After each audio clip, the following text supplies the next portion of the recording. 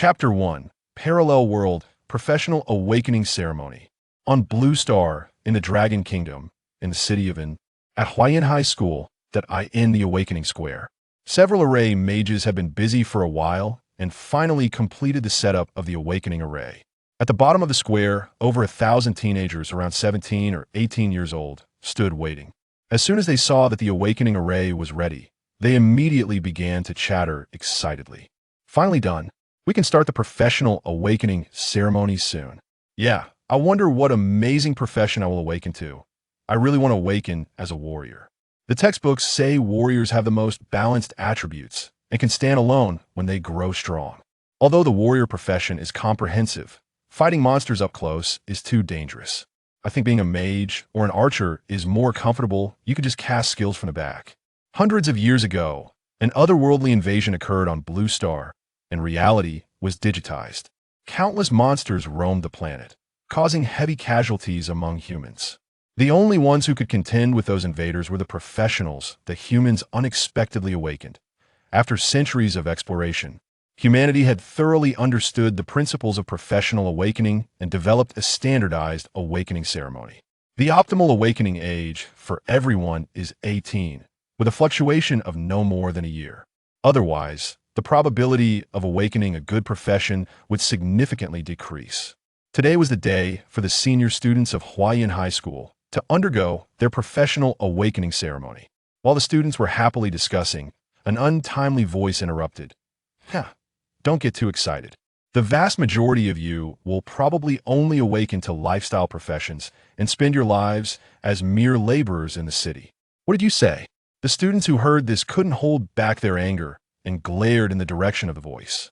However, when they saw the person, everyone was momentarily stunned, then reluctantly lowered their heads. Their eyes dimmed, and they did not continue to speak. The speaker was named Xiang, a tall and sturdy young man from a wealthy family, someone most people couldn't afford to offend. More importantly, he had received a grade potential rating during his high school career, meaning he had a high probability of transitioning into a combat profession. As Xiang had stated, most people could only awaken to lifestyle professions and end up doing monotonous work in the city, which was completely different from the status of combat professionals. Seeing that no one dared to refute him, Xiang became even more arrogant, almost wanting to look down on everyone. At that moment, a furious and melodious female voice rang out. Lifestyle professions are also very important for humanity. Since you're so capable, try living outside the city without relying on anything produced by lifestyle professions. Xiang frowned, turned to prepare for another round of mockery. But when he caught sight of the figure that had spoken up, his lips twitched slightly, and his expression became a bit awkward. In this school, there are only 2 students who can make Xiang suffer a setback. One of them is now standing right in front of him, the class monitor of senior year 1 Yi Yao. Yi Yao is not only the school beauty of Huayan High School, but also has a professional potential rating of S level. Although it is just 1 level higher than a level, the gap between the two is essentially like heaven and earth. If everything goes smoothly, she is bound to become a top powerhouse in the human realm in the future. After seeing Yi Yao teach Xiang a lesson, the surrounding students felt a sense of relief. Among the crowd, Chun watched the farce with an expressionless face, feeling no waves in his heart. People in this world are really too pretentious. They get all worked up over such a good profession. If you had to do what I did in my previous life, I bet everyone would be crying for their mothers. As another senior year student with an S-level professional potential rating at Huayan High School, Chun is not originally from this world. In his past life, he was a civil engineering student who entered the construction site to work right after graduation. Under the slogan, "Work hard during the day, work late into the night, keep working in sunny weather, keep going in the rain," Chun unfortunately died from overwork. When he opened his eyes again, he found himself in this world. Since then, relying on the inheritance left by his deceased parents, Chun has lived alone for 10 years. During these 10 years, in order to live better, he has basically figured out the situation in this world. In Chun's view, as long as he doesn't have to continue working in construction, it doesn't matter what profession he awakens to. At this moment, the principal of Huayan High School, Feng Yuan, stepped onto the Awakening Plaza and began the usual speech. Students, after so many years of study, I believe you all understand the importance of professional awakening to your lives. and even to the future of the entire human race. Today will be the day of your professional awakening ceremony. I hope that after awakening, you can all contribute your part to the rise of humanity. Finally, I wish all students can awaken to a profession they're satisfied with. After finishing, Feng Yuan walked into the newly arranged awakening formation and took out a list. The first one, Wang Su. Wang Su stepped forward, stiffly walking into the awakening formation. Feng Yuan smiled and reassured him. Don't be nervous. No matter what kind of profession you awaken to, you will have your own unique life. The formation began to operate, and a white light emerged from Wang Su's body, forming a kitchen knife. Feng Yuan skillfully announced the result. Wang Su, a level living profession, chef. Without awakening a combat profession, Wang Su walked off the awakening plaza in disappointment. His friend patted him on the shoulder. Being a chef is actually a decent profession. Though it's a bit hard, it pays well and is quite safe. No matter what people around him said, the social status of living professions was there, and awakening to a living profession really didn't bring much joy. Feng Yuan had seen this scene countless times before, but he still sighed quietly and continued reading the list. The second one, Tang San San. Tang Sansan gathered his spirits and stepped into the awakening array. A green light shot out, forming a hammer. Tang Sansan, level life profession, blacksmith. Although he didn't awaken a combat profession, Tang Sansan looked quite satisfied, as his potential rating was only a level, yet he had awakened a level profession, which was a pleasant surprise. Great. My father is a blacksmith. Now I can go back to the village and learn blacksmithing with him. The third one, Sule. Sule, a level life profession, farmer. The fourth one. Students called up one after another until the 53rd student finally awakened the first combat profession at Huayan High School. Xiao Huahua, level combat profession, warrior. It was just the most ordinary combat profession, but it was enough to make this student ecstatic. Awesome. I have an ancestral heavy ruler at home. It will come in handy. However, this left many students who had yet to awaken feeling disheartened. It took 53 people to awaken just one combat profession. The probability was simply too low. Chapter 2. SSS Level Profession, God Level Builder. Not only were the students below feeling a bit dissatisfied, but even the observing teachers shared the sentiment. This year's students lacked qualifications. Typically, one would expect one combat profession to awaken for every 30 students. Indeed, the awakened life professions were all rather mediocre. At this rate, wouldn't this graduating class become the worst one I've ever taught? Come on, you say that every year. The students' confidence is being eroded by your words. Teacher Feng Yuansheng waved his hand to signal them to be quiet. There's no need to rush. Many students with high potential haven't taken the stage yet. The 250th Xiang Wu. Finally called, Xiang Wu straightened his back and confidently walked into the awakening array. As an A-level potential professional, many teachers had high expectations for him. The array began to operate, and a red light burst forth from Xiang Wu's body, quickly coalescing into a long sword in the air. Xiang Wu, a level combat profession, swordsman. The students below were envious upon hearing this result. How wonderful! P.S. a swordsman, a key profession in resisting foreign races. If only I could awaken as a swordsman too, rising to glory would be within reach. Not to mention being a swordsman. Even awakening as a B-level swordsman would be a huge fortune for me. However, in stark contrast to others, Xiang Wu appeared somewhat dissatisfied with his awakening result. Why is it just an ordinary swordsman? I thought I could awaken a rare, enhanced profession. Except for a few extremely rare life professions, all A-level professions are combat professions. This means that, for Xiang Wu, this result was actually the worst outcome, which explains his dissatisfaction. Feng Yuan, however, felt quite satisfied and made a point to highlight. Although the swordsman is just an ordinary combat profession, its growth potential is not inferior to enhanced professions.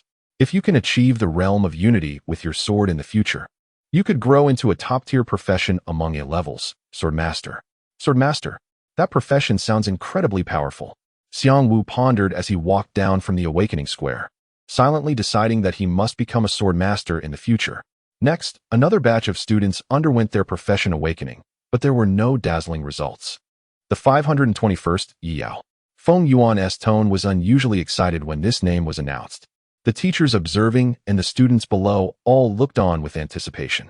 It had been many years since a student with S-level potential had appeared at Huayan High School. Yi Yao gracefully stepped into the awakening array and bowed to Feng Yuan. "Thank you, Principal, for your guidance over the years. We can begin." The array started to operate, and a golden light burst forth from Yi Yao's body. Unlike the other students, this golden light did not immediately form an object, but instead soared upward into the clouds. Immediately, a shower of golden light descended from the sky, drenching everyone present. Those who were touched by the light not only felt no discomfort, but instead experienced an overwhelming sense of power, feeling better than ever before. This was a professional anomaly. Feng Yuan was overjoyed and announced the result. Yi Yao, S-rank combat profession, Holy Light Priest. The students were equally excited. An S-rank combat profession had truly appeared. Moreover, it was a rare enhanced support class, the Holy Light Priest. This was the strongest support combat profession recorded in history. It was incredibly powerful. Such a profession would be revered wherever it went on the blue planet, and no one would dare to offend it. Xiang Wu was so frustrated that he felt like he could grind his teeth to dust. How frustrating. Why wasn't I awakened with such a profession? With extraordinary talent. Along with her good personality and relationships, Yi Yao's profession awakening ceremony was undoubtedly the highlight of the day. For a significant time afterward, the atmosphere in the venue calmed down, and the profession awakening ceremony continued in an orderly fashion. The 666th participant, Chun. When this name was read, Feng Yuan's voice was similarly filled with anticipation. Just now, Yi Yao had awakened the Holy Light Priest profession, and what kind of surprise would Chun, also rated S for professional potential, bring him? The students below were quite interested, cheering, "I'm Chun, I'm feeling the pressure. Ha, what can I do?" After all, the other S-rated goddess, Yi Yao, awakened such an impressive profession. What profession would Chun awaken to match the Holy Light Priest? Chaos Warrior, Shadow Assassin, Gale Ranger, or Oblivion Mage? Having lived 2 lives, Chun found his classmates to be too immature. So he had rarely interacted with other students and seemed like a bookworm in their eyes. Therefore, despite being a genius rated S, his popularity was far behind Yi Yao. The discussions among the students were mostly just for entertainment. Under everyone's gaze, Chun walked calmly and unhurriedly into the awakening array.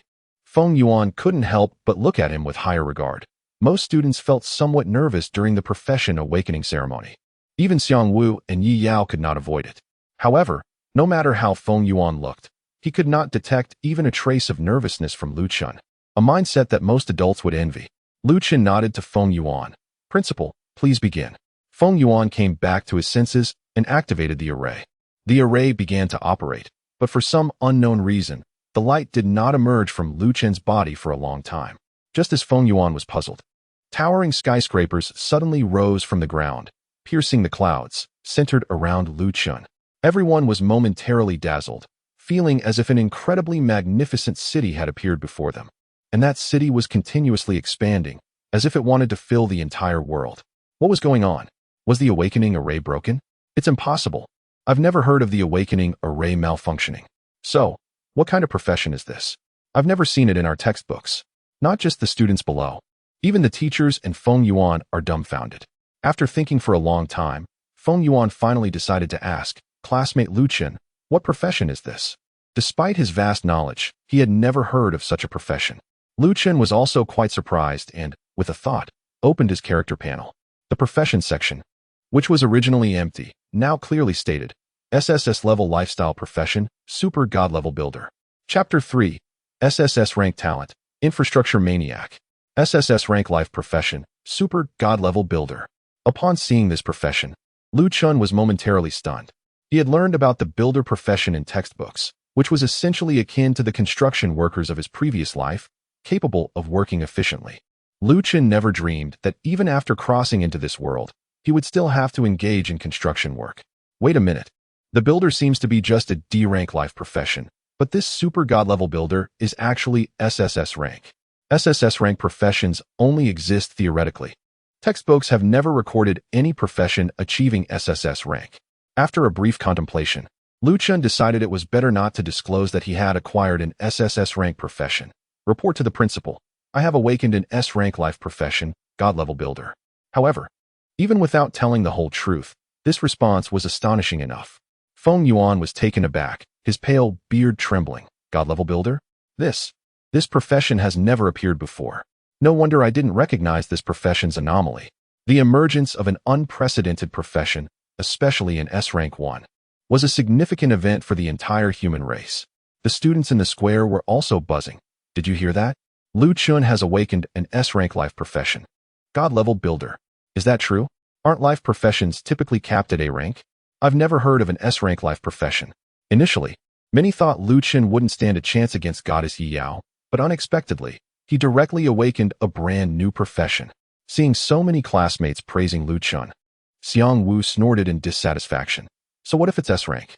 It's just a life profession, and it can't possibly compare to my A-rank combat profession as a swordsman. Unfortunately, aside from a few sycophants around him, none of the students paid any attention to him, feeling no goodwill towards him. Witnessing everyone ignore him, Xiang Wu clenched his fists, feeling deeply humiliated. Clearly, he considered himself a rare genius. Why was he not receiving the attention and adoration he deserved? Feng Yuan opened his notebook and excitedly leaned towards Chun. Chun, could you check what your professional talent is? I'll help record this new profession and later enter it into the human race's professional database. Chun nodded. Okay, Principal, please wait a moment. After that, Chun carefully examined his current character panel. Name, Chun. Occupation, SSS level life profession. Super God level builder. Level, LV1. Strength, 10. Awakened ordinary human is 1. Agility, 10. Awakened ordinary human is 1. Spirit, 10. Awakened ordinary human is 1. Constitution, 10. Awakened ordinary human is 1. Health, 110. Level 10 Constitution 10. Mana, 110. Level 10 Spirit 10. Attack, 11. Level Strength. Professional talent. Infrastructure Maniac, SSS level talent. Skills, Basic Arrow Tower, D. Basic Wall, D. During his first professional awakening, having attributes at 10 was already the maximum value. Generally, S-level professions only have one attribute maxed out, while Chun had all 4 attributes maxed, making him a true quadrilateral warrior. Without wasting too much attention on attributes, Chun directly opened the details of his professional talent and skills. Infrastructure Maniac, SSS level talent. Effect 1. When constructing buildings, as long as materials are sufficient, construction can be completed instantly. Effect 2. Has a dedicated extra-dimensional space that can infinitely store and recycle building materials and constructions. Effect 3. The attributes of constructed buildings are strengthened tenfold based on their original values. Effect 4. When taking damage, damage will be prioritized to be transferred to nearby buildings placed by himself. Effect 5. As long as there are buildings placed by himself nearby, he is immune to death and all negative effects. Basic Arrow Tower, D. Effect. Consumes any building materials to construct a basic arrow tower, with attributes determined by the building materials and level. Note: insufficient materials currently. Unable to construct. Basic Wall, D. Effect. Consumes any building materials to construct a basic wall, with attributes determined by the building materials and level. Note: insufficient materials currently. Unable to construct. Both skills appeared normal, but the effects of this SSS-level infrastructure maniac were terrifyingly powerful. Each effect alone could serve as a talent for an S-level profession, and it had a full 5 such effects. Chun thought for a moment and decided to keep his cards close to his chest, especially since he had heard that there were spies from other races hidden in human cities, specifically targeting and eliminating human prodigies who had not yet grown. Principal. My talent allows me to reduce construction time and enhance building attributes. He did not need to specify the exact values, as everyone's talent values were different. Even the same talent could have varying enhancements. Feng Yuan's face lit up with joy as he quickly recorded this talent. No wonder this unprecedented S-level life profession has 2 talent effects. This can be considered top-notch even among all S-level professions. Ha ha ha, with you and Yao here. Our school also has a chance to gain fame and be recognized as a top-tier institution. The standard of top schools is to produce supreme-level experts who have undergone multiple transformations, which is the goal that all schools aspire to. Listening to this praise, Chun felt a bit embarrassed. If I were to reveal all the effects of my talents, I might just give this old man a heart attack from excitement. After Chun, other students also completed their career awakening ceremonies one after another under Feng Yuan's guidance. Following that, there were no surprises. Most awakened life professions, while a few awakened combat professions. At the Awakening Square, Feng Yuan smiled and happily announced, "Students, I declare that today's career awakening ceremony at Huaiyun High School has concluded successfully. This year's senior class at Huaiyun High School is the best I have ever taught in my educational career.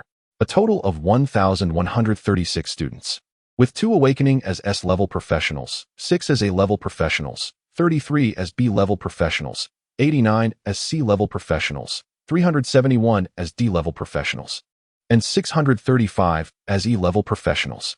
I know everyone must be tired today, so you can all go home and rest well. Tomorrow morning, the school will arrange for everyone to go to the local dungeon venue to participate in the Novice Dungeon, where you will have your first experience entering a dungeon. The Novice Dungeon is open for anyone to experience, but if any life professionals do not wish to enter the Novice Dungeon, they can choose to do their career training in the training hall next door. Although the leveling effect is not as good as in the dungeon, it is safer and more stable. Make sure to level up quickly in the Novice Dungeon, because in a week, it will be your college entrance examination. If you can get into a good university, the educational resources it can provide will far exceed those of an ordinary university." Chapter 4. Constructing Basic Arrow Towers with Tenfold Attributes. After leaving school, Lu Chun didn't go straight home. Instead, he waited for a bus and arrived at the city's building materials market. Although his awakened super god-level builder profession was incredibly powerful, like an ordinary builder, he ultimately couldn't create something out of nothing. He still needed building materials to construct anything. He had originally thought he would never have to visit such places again, but fate had other plans. The only thing Lu Chun was grateful for was having an SSS level talent for construction, which meant he didn't have to mix cement like before. He could instantly construct buildings by simply using his skills. The attributes of the buildings would be influenced by the materials used, meaning better materials would result in stronger constructions. While mumbling to himself, Lu Chun opened his wallet. He wanted to buy the best building materials, but his wallet didn't seem to agree.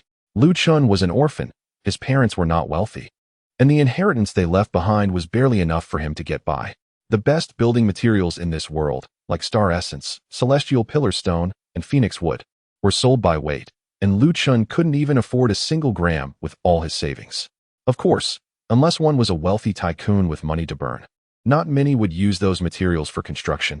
They were typically used for crafting equipment, where just a bit could significantly upgrade the item's level. After spending half an hour wandering around the building materials market, Lu Chun finally stopped in front of a stall. "Boss, can I get 2 portions of pine wood for basic arrow towers? Can you give me a better price?" "Brother, this is already the cheapest in the market. How can you still haggle? Come on, look at the quality of your wood. It's so poor. Isn't it normal for it to be cheaper than other stalls?" "Fine, you win. Just tell me, how much cheaper do you want it?" 168, for good luck.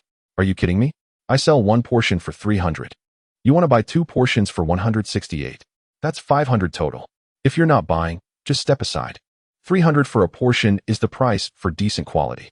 With this poor quality, isn't it reasonable to ask for a discount? Discounts don't work like that. At this price, I might as well go sell scrap at the recycling center. Get lost if you're not buying. Boss, you're not being fair.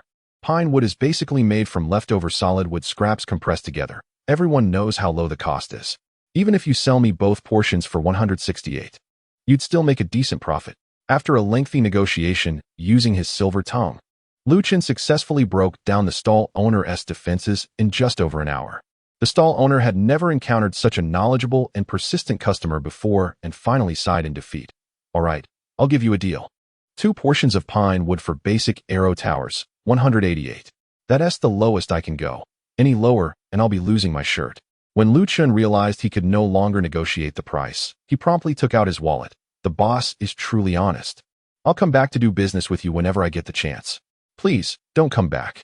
After receiving 2 pieces of pine wood, Lu Chun waved his hand and directly stored them in the dimensional space provided by his SSS level talent, which was incredibly convenient. However, this action nearly drove the stall owner, who was already on the verge of a breakdown, to the brink of a nervous collapse. "How the hell can you afford space storage equipment, yet spend over an hour haggling with me here?" Most people wouldn't associate the ability to store items with a professional talent, as only a very small number of transportation-related professions can obtain such talents at a low probability. In contrast, equipment with storage space functionality is much more common. Even a 1 cubic meter storage ring starts at a price of at least 100,000, which is beyond the means of ordinary individuals. Thanks, boss. Goodbye. With the materials in hand, Chun didn't linger any longer and waved as he left the building materials market. Upon returning home, Chun discovered that the skills Basic Arrow Tower, D, and Basic Wall, D, had been activated, with the prompt changing from insufficient materials to available for construction. Although the building materials he obtained this time were basically the cheapest and lowest quality, this was only temporary. Chun believed that with the capabilities of his SSS-level profession, he would surely acquire many high-quality materials in the future. Selecting the pine wood from the dimensional space, Chun activated the skill Basic Arrow Tower, confirming the construction. Just as the thought crossed his mind, the pine wood in the dimensional space began to construct itself, instantly forming 2 basic arrow towers. Pine wood arrow tower, quality, B, durability, 1000, attack, 50, even though he had already learned about the attributes of the arrow tower from textbooks. Chun couldn't help but feel a bit surprised when he actually checked them. The arrow towers built from pine would typically have qualities ranging from B to E, with the vast majority falling below D quality. However, thanks to the instant construction effect of his talent, every step of the building process was executed perfectly, bringing the quality of the construction to its peak. A level 1 builder's B-grade pine wood arrow tower has durability and attack values of 105, respectively. After all, it was the cheapest material, so one couldn't expect too much. Being able to exchange blows with a low-level opponent was already quite good. However, under the tenfold enhancement of the talent's third effect, the value skyrocketed to a terrifying 1050. Even someone like Chun, with maxed-out attributes, would be severely injured after taking 2 hits. If it were someone like Xiang, they would probably be done in with just 1 arrow. With these 2 arrow towers, clearing a beginner dungeon should be more than sufficient. Chun, being a high-achieving student, had a good understanding of various professions and dungeon scenarios. Just the current attributes of the pine wood arrow towers would allow him to dominate in a beginner dungeon. Not to mention that after defeating monsters inside, the attributes of the arrow tower will further enhance with the level up. First, let's focus on clearing the beginner dungeon tomorrow. Ideally, we can break the record for the city. If we manage to set a new record in the dungeon, rewards can be claimed at the dungeon hall. And the principal will surely also be pleased with the school's achievements. Chun had never considered such unrealistic matters before, but now it seems that this task might not be as difficult as it initially appeared. Chapter 5. Newbie Dungeon. Who will you team up with? Early the next morning, Chun arrived at school on time. Many buses were already waiting here, ready to take the students to the dungeon hall in city as soon as the time arrived. By the time the students from Huayan High School reached the dungeon hall, a considerable crowd had already gathered. Not only the seniors from Huayan High School underwent their career awakening yesterday, but all high schools in city held their career awakening ceremonies on the same day. After awakening their careers, the first thing all professionals did was head to the dungeon hall arranged by their schools. There are 5 high schools in city, each with a similar number of students, totaling around 5,000 seniors. As Chun lined up in the waiting area with the flow of people, he began to observe his surroundings. This was his first time entering the dungeon hall in city. Only professionals were qualified to enter. His understanding of it was mostly limited to what he had learned from textbooks. Although it's called a dungeon hall, its function is essentially to transport professionals to the corresponding dungeon areas in the Blue Star. Each dungeon hall can transport to different dungeon areas. In a small city like city, the highest recommended level for dungeons is only level 50. High-level and top-tier dungeon areas, which offer generous rewards, are generally controlled by national-level organizations or top universities, as only they can utilize high-level dungeons more efficiently. Each time someone enters a dungeon, they receive a special teleportation scroll that allows them to return to the dungeon hall from within the dungeon. While Chun was observing the situation around him, a pleasant voice reached his ears. Chun, I remember you are a life professional. Are you really going to choose to enter the dungeon? It would be much safer to go to the training hall nearby, where seniors can teach you. It would actually help life professionals better master their abilities. Turning his head, Chun saw that it was his class monitor, Yao, speaking to him. Her tone was filled with concern, likely worried that he might struggle against monsters in the dungeon. Looking around at his classmates, he noticed that they were all combat professionals. Many were sizing him up. Some were simply curious about why a life professional would come to clear a dungeon, while others thought he was naive and were waiting to see him fail. Chun, as a life professional, did stand out in the lineup. Shaking his head, Chun replied nonchalantly, You don't need to worry, class monitor.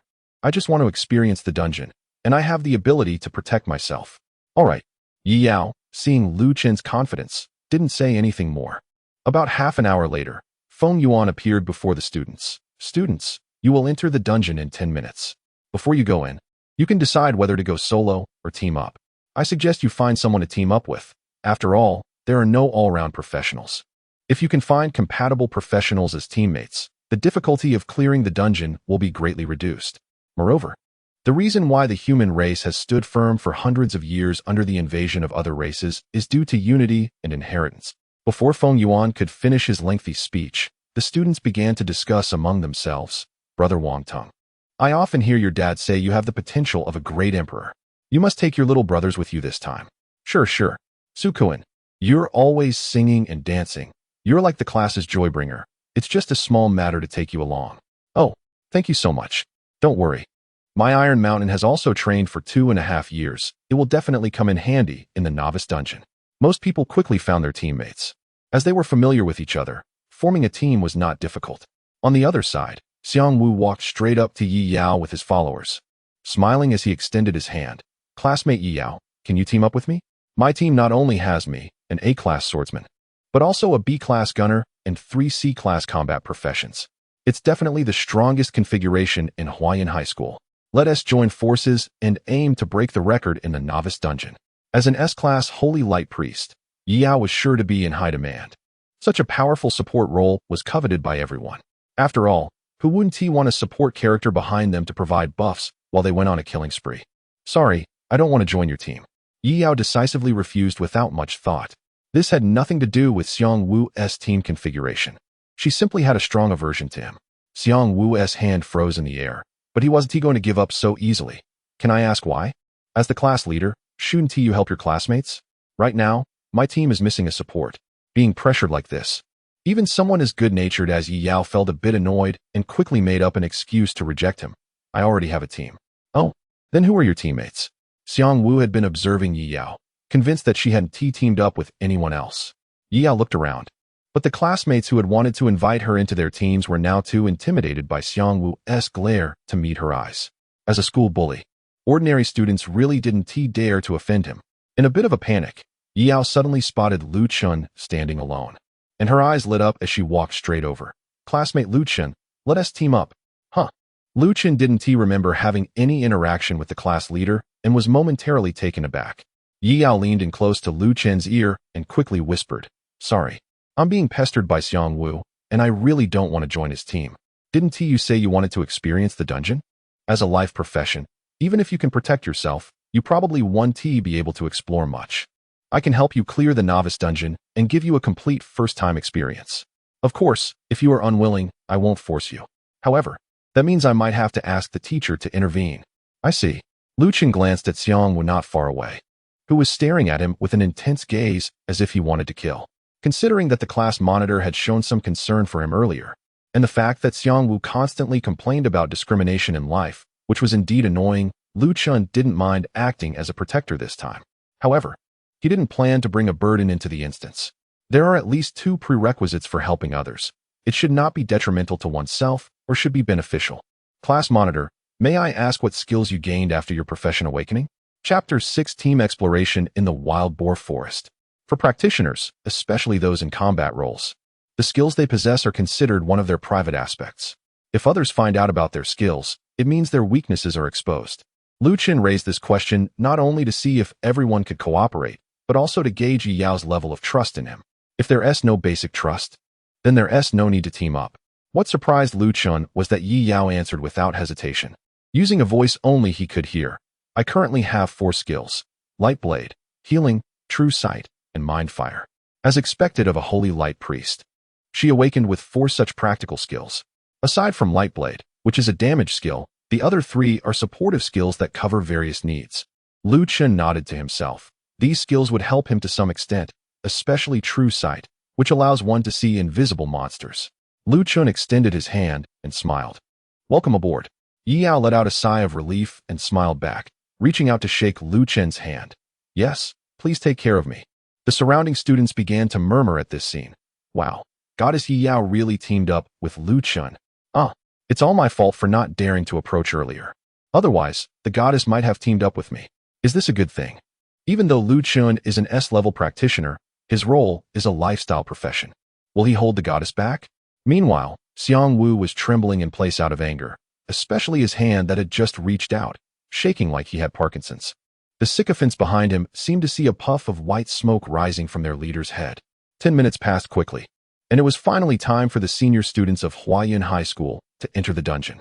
The students stood apart in different teleportation circles according to their teams. Feng Yuan reminded everyone, although this is just a beginner dungeon, you must not be careless. Use your teleportation scrolls at the first sign of danger. Always remember, safety first. After saying this, he cast a glance at Lu Chun and Yi Yao, knowing that these two S-level practitioners would surely become pillars of their race. It would be a huge loss if something happened to them here. Lu Chun remained unfazed, while Yi Yao nodded slightly, seemingly reassuring Feng Yuan. The magic array began to operate, and with a flash of light, all the students were teleported into the beginner dungeon. When Lu Chun landed, he ignored everything else and quickly set up a wooden arrow tower.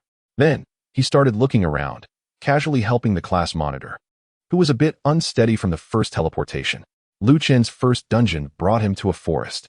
Looking around, the mountains were lush and green. Occasionally, the sound of birds could be heard, creating a harmonious atmosphere. However, Lu Chun knew in his heart that even if it was just a beginner dungeon, it was definitely not as calm as it appeared on the surface. At this moment, the dungeon introduction appeared before him and Yi Yao. Dungeon name: Wild Boar Forest. Dungeon objective: explore the forest, find the Wild Boar King, and defeat it. Recommended level 1. Difficulty: easy. Lu Chun had already learned about beginner dungeons from his textbooks. The content of beginner dungeons was very simple. The Wild Boar King sounded quite formidable, but was actually equivalent to a level 3 or 4 professional. Yi Yao thought the same way. After steadying herself, she said, Lu Chun, stay by my side, and I will protect you. Huh, what's up with this arrow tower? Halfway through her sentence, Yi Yao noticed an arrow tower standing beside them, and she couldn't help but be startled. So thick, so long. No, so big, so sturdy. Wait, that doesn't sound right, but it looks really impressive. Lu Chun reached out to touch the arrow tower and was quite satisfied with it. Don't worry. This is my arrow tower. Seeing that it hadn't attacked, Yi Yao mustered the courage to touch it. This arrow tower looks like it has a high quality. Is this what Lu Chun means by having the ability to protect oneself? Before Lu Chun could answer, the wooden arrow tower suddenly moved. An arrow shot out from it, aimed at a nearby bush. Whoosh, a damage number popped up from the bush. -50. At the same time, Lu Chun received a notification. Your wooden arrow tower has successfully killed a LV-1 wild boar, earning 10 experience points. One-shot kill. It seemed that a wild boar had been hiding in the bush and, upon entering the arrow tower's attack range, was automatically locked on. If Lu Chun remembered correctly, a level 1 wild boar had exactly 50 health. Wild boars were the kind of monsters that were tough and resilient, with thick skin and low attack power, making them generally disliked by most professionals. Yi Yao also received a kill notification, but since she hadn't participated in the battle, she didn't gain any experience. After seeing the defeated unit, Yi Yao couldn't help but be astonished. One arrow killed a wild boar? Is the damage of this arrow tower really that high? Lu Chun shrugged non-committally and changed the topic. Use your spirit fire on the arrow tower, and then we can set off. Yi Yao was taken aback. Aren't you going to collect the loot? She was referring to the corpse of the killed wild boar. In dungeons, defeating monsters not only granted experience, but also valuable resources. For instance, wild boar skin and meat could serve as food, while bones and teeth could be used to craft equipment and items. If one didn't want to handle it themselves, they could turn everything in when returning to the dungeon hall for centralized collection. Lu Chun was of course aware of these things, but still shook his head. I don't have any storage items. How can I carry it? Should I just lug it around? Even if we have to carry something back to the dungeon, it should be the Wild Boar King, not a level 1 wild boar. Storage items are too expensive. Ordinary students can't afford them. Who would have thought that Yi Yao would pull out a necklace hanging around her neck and say with a smile, It's okay, I have a storage necklace. I'll take it first and return it to you in the dungeon later. After all, these are valuable resources, and it would be a pity to waste them. The necklace was adorned with a sky blue gem, which looked quite expensive, but it had been hidden before. Lu Chun didn't expect the class monitor to be from a wealthy family. After a brief surprise, he waved his hand, then go ahead and take it. Okay. Yi Yao seemed quite happy as she walked over to the bushes and stored the wild boar's corpse in the necklace. She then returned to the arrow tower and raised her hand to cast the skill, Mind's Fire. Your Pinewood Arrow Tower has received the buff, Mind's Fire. Effect: attack increased by 10. Attack has fire attribute damage. It was a very simple yet powerful buff. Fire attribute attacks dealt 1. 5 times damage to wood-type monsters. Pinewood Arrow Tower. Quality: B. Durability: 1000. Attack: 55. Fire. Buff: Mind's Fire. Lu Chun checked the tower's current attributes and then waved to Yi Yao. Let's go. Chapter 7. Ridiculous Map Clearing Speed. Before entering the dungeon, Yi Yao had already mentally prepared herself to guide Lu Chun through the challenges. However, the arrow tower that Lu Chun set up made Yi Yao realize one thing. This S-level crafting profession seemed to be more complex than it appeared. At this moment, Yi Yao obediently followed behind Lu Chun, completely handing over the leadership of the team to him. Although the Wild Boar Forest was just a beginner dungeon, Lu Chun didn't take it lightly. With every 2 steps he took forward, he would turn back to reposition the arrow tower ahead of him, ensuring that he was always within its attack range for protection. Not long after, Lu Chun spotted 2 wild boars glaring at him up ahead. Wild Boar, Wild Monster. Level: LV1 Health, 50, Mana, 10, Attack, 5, Skills, none. Without hesitation, Lu Chun placed the arrow tower in front of him. The 2 wild boars charged forward, their tusks aimed at the human before them. Whoosh, whoosh. With a shot per second, the Pinewood Arrow Tower fired 2 consecutive arrows, hitting the heads of the wild boars. -110, weak point. -110, weak point. Your Pinewood Arrow Tower has successfully killed a LV1 wild boar, gaining 5 experience points. Your Pinewood Arrow Tower has successfully killed a LV1 wild boar, gaining 5 experience points. As the notifications popped up, the 2 wild boars collapsed on the spot. Since Yi Yao had provided a buff to the arrow tower, she also participated in the battle, and the experience was split between them. Lu Chun felt a bit emotional. Wow, this arrow tower is quite intelligent. It knows how to target weak points and doesn't waste damage on corpses. Any attack that successfully hits a weak point can deal double damage. However, no matter how skilled a professional is, it's unlikely they could target weak points like the arrow tower does unless they were exceptionally fortunate. Although Yi Yao had already seen this once, witnessing it again still couldn't hide her amazement. This arrow tower is incredible. Lu Chun, with just this tower, you could probably breeze through the beginner dungeon. If it were anyone else receiving such praise from the school beauty, they would likely feel a bit elated. But unfortunately, Lu Chun, having lived 2 lives, remained unfazed. Quickly go collect the bodies of those wild boars. Oh, with the help of the arrow tower, Lu Chun roamed the wild boar forest dominantly. He didn't let any wild boar he encountered escape. While other professionals would typically avoid wild boars due to their low experience yield and high resilience, Lu Chun was different, even from a distance. He would make a point to approach them.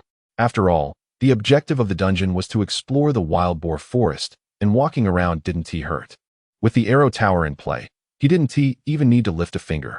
The S-level combat profession, the Holy Light Priestess Yi Yao, had only 2 tasks to accomplish from start to finish. After applying the Spirit Fire buff to the arrow tower and collecting the carcass of the wild boar that was shot down, it felt like she was doing menial tasks.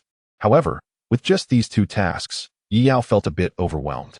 The efficiency of Lu Chun in setting up the arrow tower to take down the wild boar was incredibly high.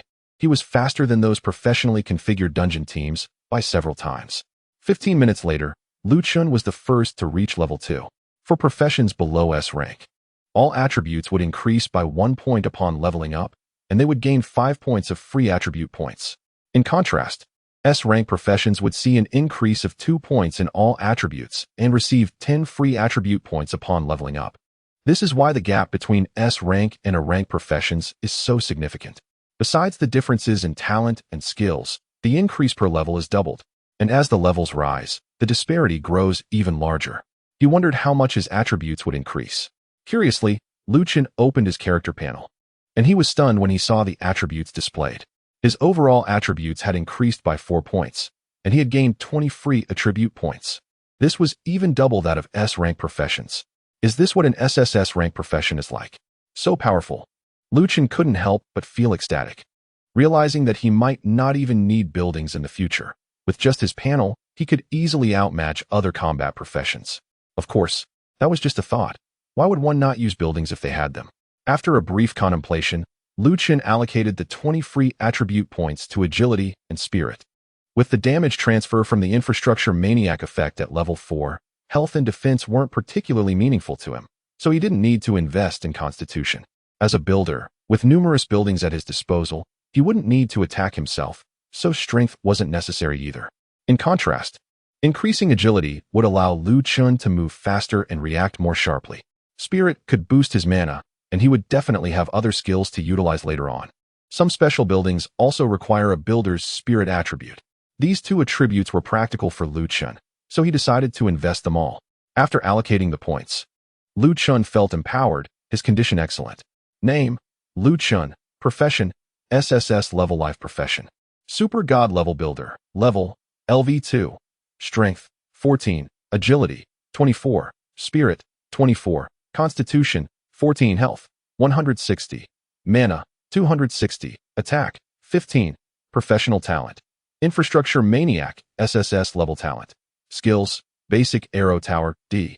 Basic Wall, D. Lu Chun also took a moment to check the attributes of the Arrow Tower. Softwood Arrow Tower, Quality, B. Durability, 1200. Attack, 66. Fire. Buff, Spirit Fire. The durability and attack of the Arrow Tower had increased by 200 points and 10 points respectively, which accounted for a total enhancement of 20%, not insignificant at all.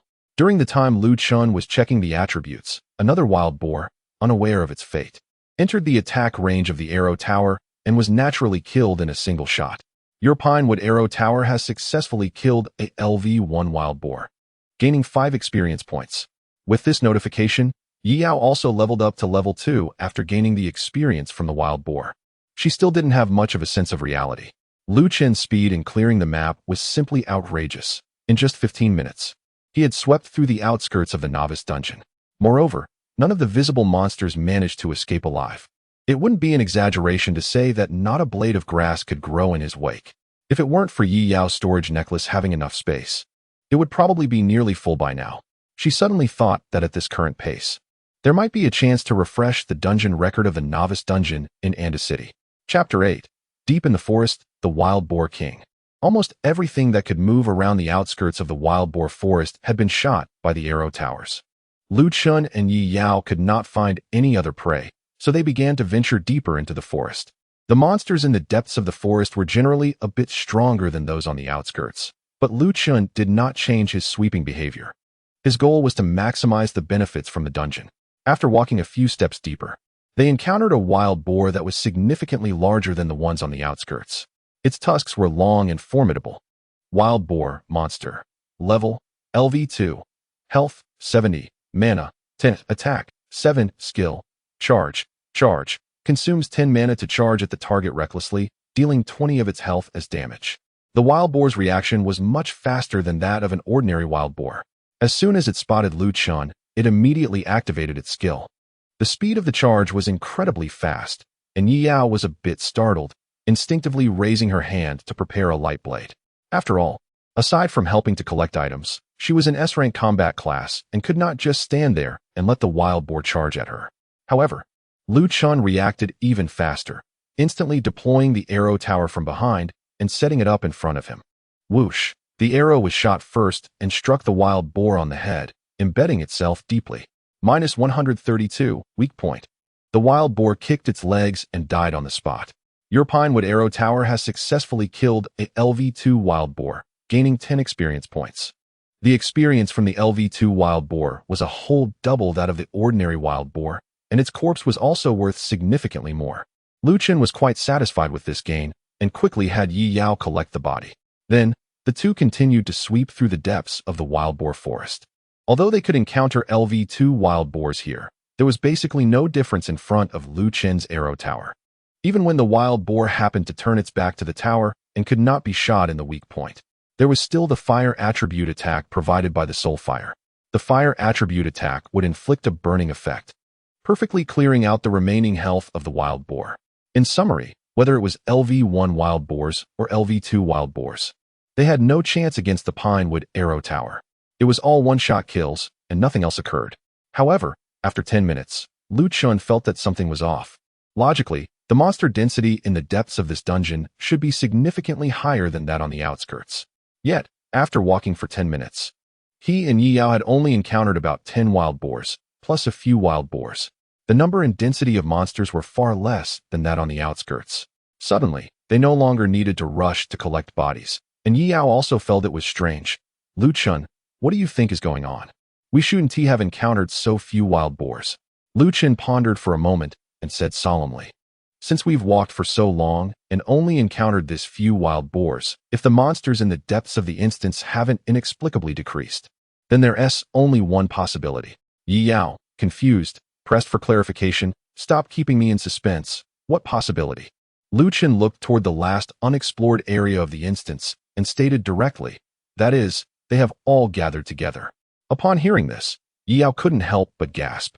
From a difficulty perspective, the novice instance was indeed quite simple. However, there are always exceptions. The textbook mentioned a situation that all adventurers would prefer to avoid, when all the monsters in the instance happened to congregate in one place. The reason humans dare to venture into instances to hunt monsters is largely because they know how to team up and cooperate. Most monsters, especially wild ones, lack this awareness. They would wander around like the wild boars they encountered earlier and be hunted down one by one. But if the monsters in the instance gather together, the situation flips entirely. The side with more numbers becomes the monsters, and the humans entering the instance end up at a disadvantage. Most adventurers would retreat upon encountering this scenario. After all, a person's life is only lived once, and there's no need to take such a big risk for a single instance run. Yao hesitated for a long time before suggesting, how about we just give up this time? Don't worry, even if we don't clear it this time, I'll find a chance to compensate you for your help later. Yao had considered this suggestion carefully. From previous experiences, although the arrow tower set up by Chun was indeed powerful enough to take down a level 2 wild boar in an instant, it could only attack one target at a time. They had been hunting isolated wild boars, so this drawback wasn't very apparent. But if faced with dozens or even hundreds of wild boars, this limitation would be magnified. With insufficient efficiency in clearing monsters, they would inevitably be attacked by the wild boars.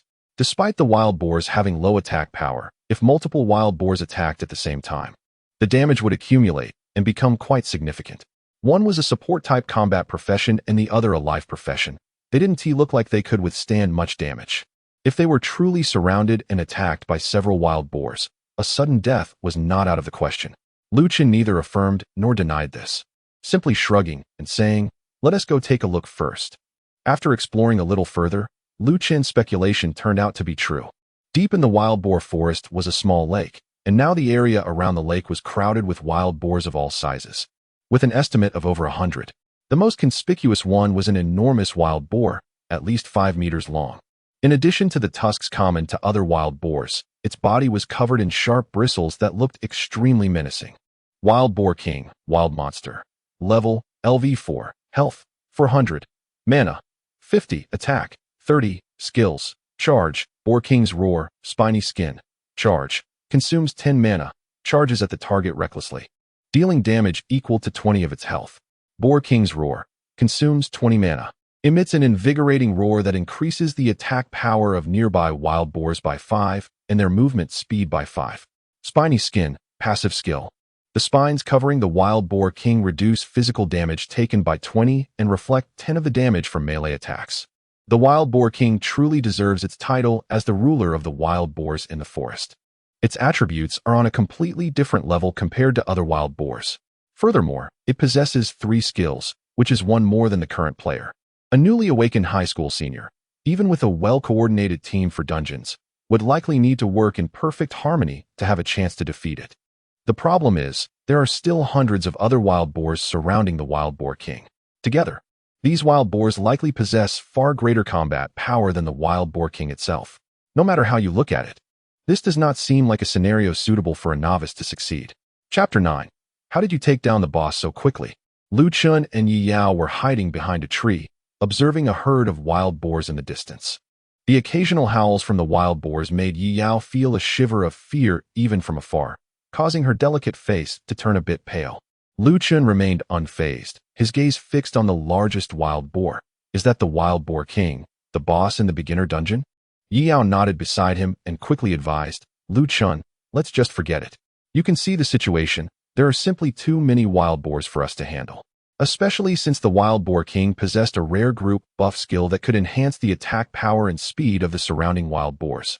The more wild boars there were, the stronger the skill became. A quantitative change leads to a qualitative change. With over 100 enhanced wild boars charging at them, even a level 5 tank-type fighter might not withstand the damage. Not to mention the two of them being only level 2 adventurers. Lu Chun withdrew the arrow tower he had set up earlier and placed another one beside him. He then patted Yi Yao's shoulder, signaling her to relax. Don't worry. Just apply a mind fire buff to my arrow tower first. This action had already been repeated many times before, and Yi Yao instinctively raised her hand to cast mind fire on the arrow tower. The next second, she realized, wait, are you really planning to go over there? Your Pinewood arrow tower has gained the buff, mind fire. Effect, attack increased by 10. Attack deals additional fire damage. Don't worry, just wait for me here. Lu Chun smiled. Without waiting for Yi Yao to respond, he dashed out. With an agility of 24, Lu Chun moved exceptionally quickly, closing the distance to the wild boar herd in just a few seconds. With so many wild boars present, a human suddenly appearing would definitely attract immediate attention. Seeing a human intruder in its territory, the Wild Boar King became furious. It turned its head and unleashed a powerful roar. The surrounding wild boars felt a surge of excitement upon hearing the roar. Lu Chun, Yi Yao, watching this unfold from behind, was extremely worried. But Lu Chun had just told her to wait here, leaving her unsure of what to do next. The Wild Boar King, right? Even as wild boars began charging at Lu Chun, his eyes were solely on the massive Wild Boar King. The Wild Boar King, feeling Lu Chun's gaze, became even angrier. It kicked off the ground forcefully and charged forward. Boom. The Wild Boar King barreled toward Lu Chun like a vehicle, creating an intimidating scene. Meanwhile, Lu Chun found the position he wanted, calmly stopping in place. He retrieved the arrow tower and set it up again. The actions he had repeated hundreds of times before were now second nature to him. However, this time there was a slight change. The setup went from 1 tower to 2. At the moment the traps were set, 2 arrow towers simultaneously shot arrows at the Wild Boar King's head. -132 weakness. -132 weakness. The damage numbers popped up, and the Wild Boar King's health dropped by more than half in an instant. -10, burning, at the same time. The burning effect from the fire attribute attack was triggered, causing intense burning pain that made the Wild Boar King shudder, interrupting its charge.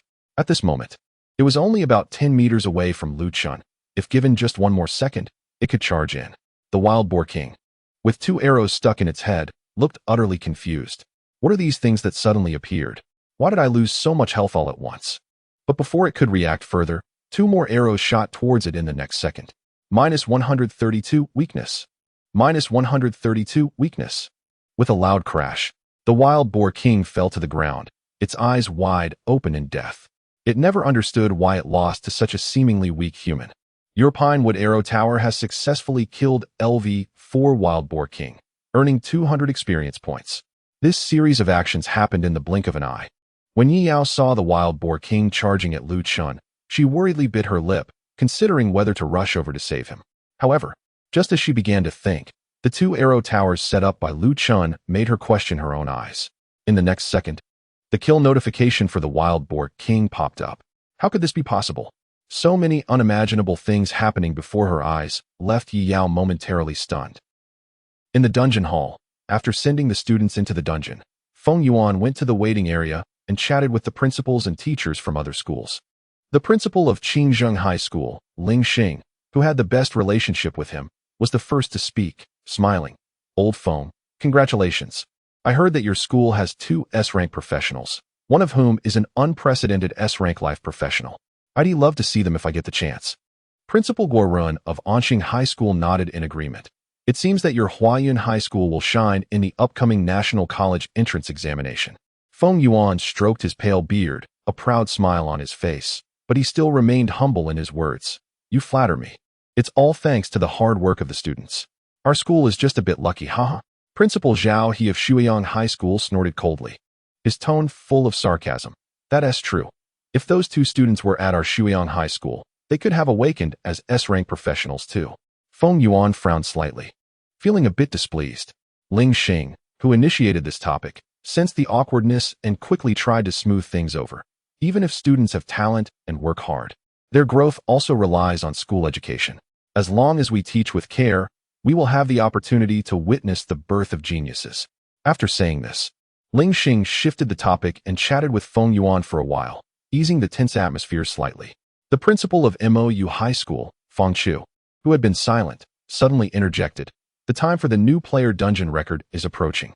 I wonder if any students will be able to break that record this time? Zhao He scoffed and bluntly replied, how is that possible? The record for the new player dungeon in the city's dungeon hall is held by my high school. He continued, back then, Li Shuiyang led 7 A-level professionals into the dungeon.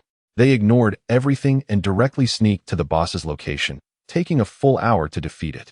2 A-level professionals even lost their lives for this record. No one can break such a record. Li Shuiyang is a renowned S-level powerhouse who graduated from this high school and has since established a powerful faction outside, making a name for himself across the region. The high school even changed its name to honor him, and Zhao He always found ways to bring him up whenever he had the chance, his tone filled with pride, wishing the whole world knew about it. Chapter 10 Breaking the Rookie Dungeon Record. The principal is shocked. The principals from other schools in city had long grown accustomed to listening to Zhao He recount the glorious achievements of Li Shuiyang every now and then. Feng Chu rubbed his forehead and helplessly reminded, old Zhao, don't forget that this year, Huayan High School produced 2 S-rank professionals. Zhao He shook his head, his tone filled with disdain. Although Huayan High School has 2 S-rank professionals, one of them is a lifestyle profession, which has no combat power at all. The other one, I've heard, awakened as a holy light priest. That profession is not bad, but unfortunately, it's more focused on support, and in terms of combat, it can't compare to Li Shuiyang's bloodthirsty berserker. Don't even talk about breaking records. Just making it through the dungeon would be lucky for them. Although Feng Yuan found Zhao He unpleasant, he had to admit that the other party was speaking the truth. Moreover, Yi Yao was in the dungeon with Lu Chun. With 1 lifestyle profession and 1 support combat profession in the team, they had neither output nor tanking capabilities. On the other hand, Xiang couldn't bear to see his friend being targeted repeatedly and sarcastically remarked, oh well.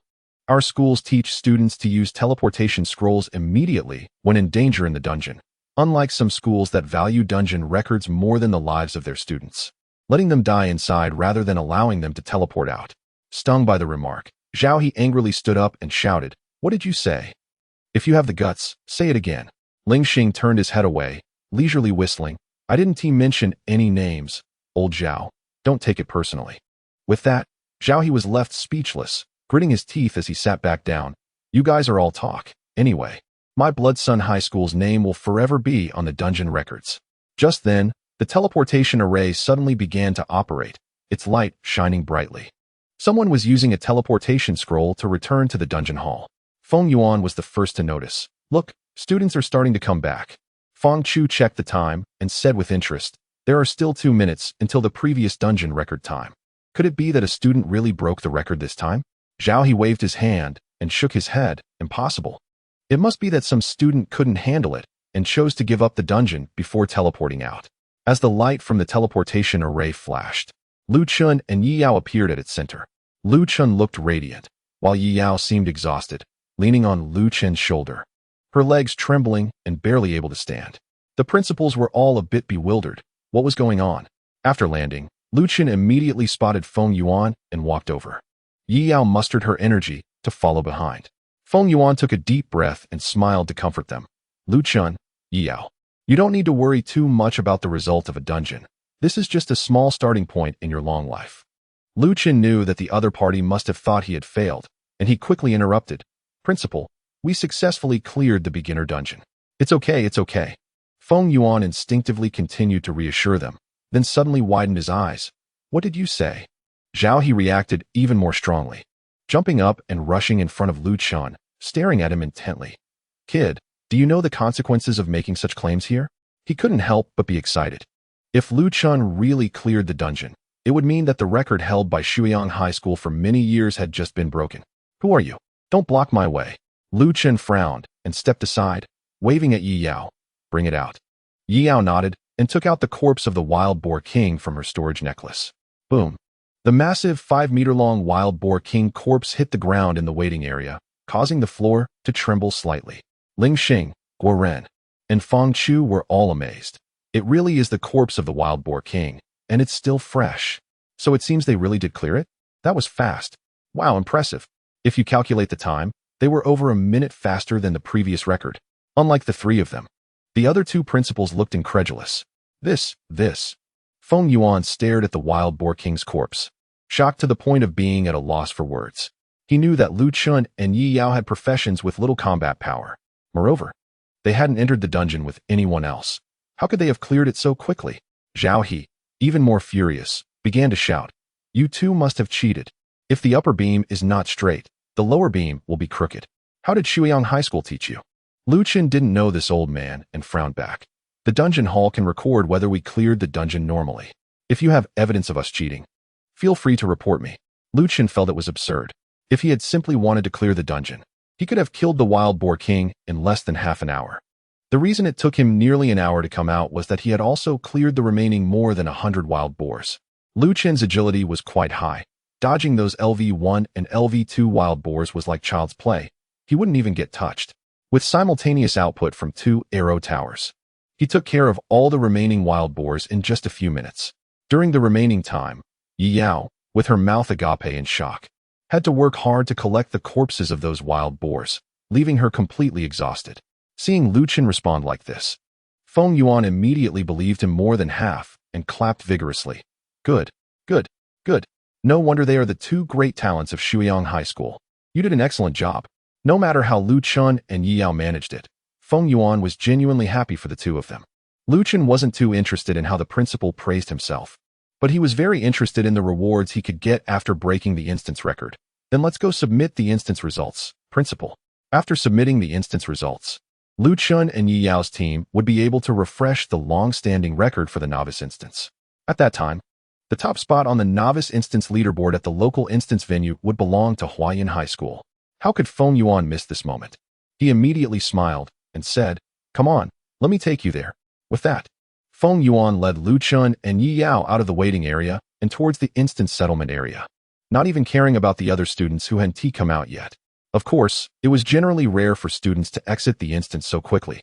Some teachers from Huayan High School also followed, leaving only students from 4 other high schools in the waiting area. Zhao He's face alternated between green and white, and he was so angry that he was gasping for breath, his eyes fixed on Lu Chen's back. Chapter 11. The leaderboard changes. Rewards are selectable. Lu Chun and Yi Yao have broken the record for the novice dungeon, shocking not only the teachers and principals, but also leaving the staff of the dungeon hall in disbelief. Generally speaking, even a fully elite and well-equipped team of professionals would need a stroke of good luck to break a dungeon record. However, Lu Chun and Yi Yao only consist of 2 people, one being a civilian and the other a support-type combat professional. This seemingly mismatched team has surprisingly surpassed the record set years ago by a group of 7 elite professionals led by Li Shuiyang. Breaking a dungeon record is a significant event, and after repeated verifications, the staff finally confirmed that Lu Chun and Yi Yao's achievements were valid. The moment their scores were entered into the network system, the record holder for the novice dungeon of the In-City Dungeon Hall changed to Lu Chun and Yi Yao, with a note indicating Huayan High School, senior year students. Feng Yuan opened the leaderboard and couldn't get enough of it, grinning widely. The other teachers were a bit worried that the old principal's dentures might fall out from all that smiling. However, they understood that having a record on the novice dungeon leaderboard would significantly enhance the school's reputation and attract more students. Ignoring the overjoyed Feng Yuan, Lu Chun approached the staff member and asked, "Since we've broken the dungeon record, we should be eligible for the rewards from the dungeon hall, right?" The staff member, a dignified young woman, nodded and replied, "Yes, the team that breaks the dungeon record can receive a reward, and you can choose the type of reward." Lu Chun, disinterested in other options, decisively said, "I want building materials as the reward." The staff member tilted her head, wondering if she had misheard. Having worked there for a long time, she had encountered all sorts of bizarre requests, even some professionals asking to take her home as a reward. However, it was normal for people to request weapons, armor, or various combat tools. Materials like building supplies or kitchen items, clearly intended for civilian use, had never been requested by professionals before. Such requests were usually more common in the training hall next door. Confused, the staff member looked to Yi Yao for confirmation. Having seen Lu Chun's arrow tower perform brilliantly in the dungeon, she readily agreed. Yes, let us go with building materials. Not wanting to assume she had misheard twice in a row, the staff member took a deep breath and replied, all right. But we don't have building materials prepared in our warehouse. Can you give us some time to arrange that? Who would stockpile such items in a warehouse for no reason? Lu Chun nodded in understanding. How long do you need? After thinking for a moment, the staff member decided it would be better to give a conservative estimate. 2 days should be sufficient. Lu Chun knew that there was no rush for this matter. So he agreed. All right, I'll come back the day after tomorrow to collect the rewards. With the most important goal of the day resolved, he felt a sense of relief. Once he was done, Yao approached him, waving a necklace in front of him. Lu Chun, how do you plan to handle those spoils? If you find it troublesome, I can take them to the recycling area and exchange everything for money. It had been mentioned before that there was a designated area in the instance hall for recycling spoils. Most professionals chose to hand over their spoils for cash, as handling them themselves could be quite a hassle. However, Lu Chun did not intend to do that. The convenience of having them recycled in the instance hall was undeniable, but their prices were notoriously low, usually about half the market value of the spoils. Given Lu Chun's character, there was no way he would let those opportunistic merchants take advantage of him. After thinking for a moment, Lu Chun suddenly asked, are you free this afternoon? Yao tilted her head in confusion. I am free. But what do you want to do? Come to this place at 2 p.m. Lu Chun sent her the location of the materials market, then turned to Feng Yuan to request leave. Principal, I'm a bit tired today. May I go home to rest? Generally, on the first day entering a novice instance, all students had to wait for everyone else to come out before the principal and teachers held a debriefing meeting before they could leave. However, today Lu Chun had set a new record for Huayan High School in the instance, so asking for leave was no problem. The principal might even come personally to send him home. Feng Yuan waved his hand without hesitation. No problem, Lu Chun, you've worked hard today. Go home and rest well. After receiving permission, Lu Chun signaled to Yao and left the instance hall directly. I don't think I ever said whether I agree or not. Yao murmured under her breath, but still followed Lu Chun's lead to ask the principal for leave. Feng Yuan naturally agreed with a smile. It wasn't until now that the teachers at Huayan High School noticed something. By the way, why does it seem like Yao's legs are a bit weak? Is clearing the instance that exhausting? Of course it's exhausting. That record had stood for years. I think it took me almost 4 hours to come out back then. They really had a tough time, especially Yao, who seems so worn out she can barely stand. I hope she gets a good rest. Another 4 hours passed, and the instance teleportation array activated once more. Xiang Wu and his lackeys appeared in a flash of light, steadying themselves. The moment they landed, Xiang Wu looked around, searching for someone's figure. By now, there were quite a few students from various high schools in the instance hall. Some had successfully cleared the instance, while many had given up and teleported out. Until he was sure he hadn't seen that person's figure, Xiang Wu put his hands on his hips and laughed heartily. Huh? I knew that if Yi Yao chose to team up with that bookworm for the dungeon, her performance would definitely be worse than mine. After saying that, Xiang Wu stood tall and walked up to Feng Yuan from the teleportation array. Principal, I successfully cleared the novice dungeon. As the top student of this year's Huayan High School, shouldn't the school reward such an outstanding student? A group of teachers from Huayan High School looked at Xiang Wu with a caring gaze, as if he were a special case. Feng Yuan, on the other hand, had a look of realization. You're right. I was so caught up in my excitement that I forgot about the reward. Xiang Wu. Chapter 12. The wool can't just be sheared by me alone, right? After leaving the replica hall, Lu Chun went home to rest for a while before arriving at the building materials market right on time at 2 p.m. To his surprise, Yi Yao had actually arrived earlier and was already waiting there. Sorry, have you been waiting long? No, I just got here too. After a brief exchange, Lu Chun led Yi Yao into the market. Yi Yao had never been to a building materials market before and was very curious about everything around her. She obediently followed Lu Chun, her eyes darting around with curiosity. Do you like it that much? It's a pity with those thin arms and legs. I doubt they'd let you work with the construction crew. Lu Chun muttered something Yi Yao couldn't understand, then squinted at a stall not far away. Yi Yao looked over in the direction of Lu Chun's gaze, seeing a stall owner in a black leather jacket with a small mustache hurriedly packing up, seemingly about to close. Lu Chun quickly quickened his pace, reaching the stall in just a few seconds. He smiled at the owner and said, "Boss, what a coincidence. We meet again." The stall owner's face stiffened, and he stammered, "Yes, what a coincidence." While speaking, he continued packing up.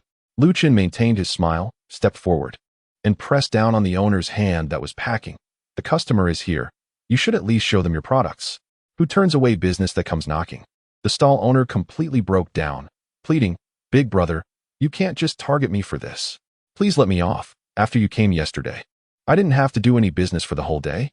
To be fair, when Chun was haggling at this stall yesterday, he kept calling the owner a shady businessman, causing many passers-by to avoid the stall altogether. In truth, the stall owner was quite innocent. His prices were not high and were even slightly below market value. At this moment, Yao hurried to Chun's side and, seeing the distressed owner, looked at Chun with confusion. Is this how you buy things in the building materials market? Chun, unfazed, calmly replied, so I'm here to compensate you this time, right? Don't worry, I promise you won't lose out. While the words sounded pleasant, the stall owner had no trust in Chun. He eyed him suspiciously. You go ahead and state a price. The stall owner promised that if this guy mentioned any ridiculous price again, he would immediately turn and leave. Refusing to talk anymore, Chun looked at Yao and pointed at the stall, saying, let us bring one out, right here. Just as the stall owner was clearing things away, a small space became available, which was quite convenient. Okay. Yao couldn't figure out what these two were up to, but the only thing she could bring out was the wild boar corpse.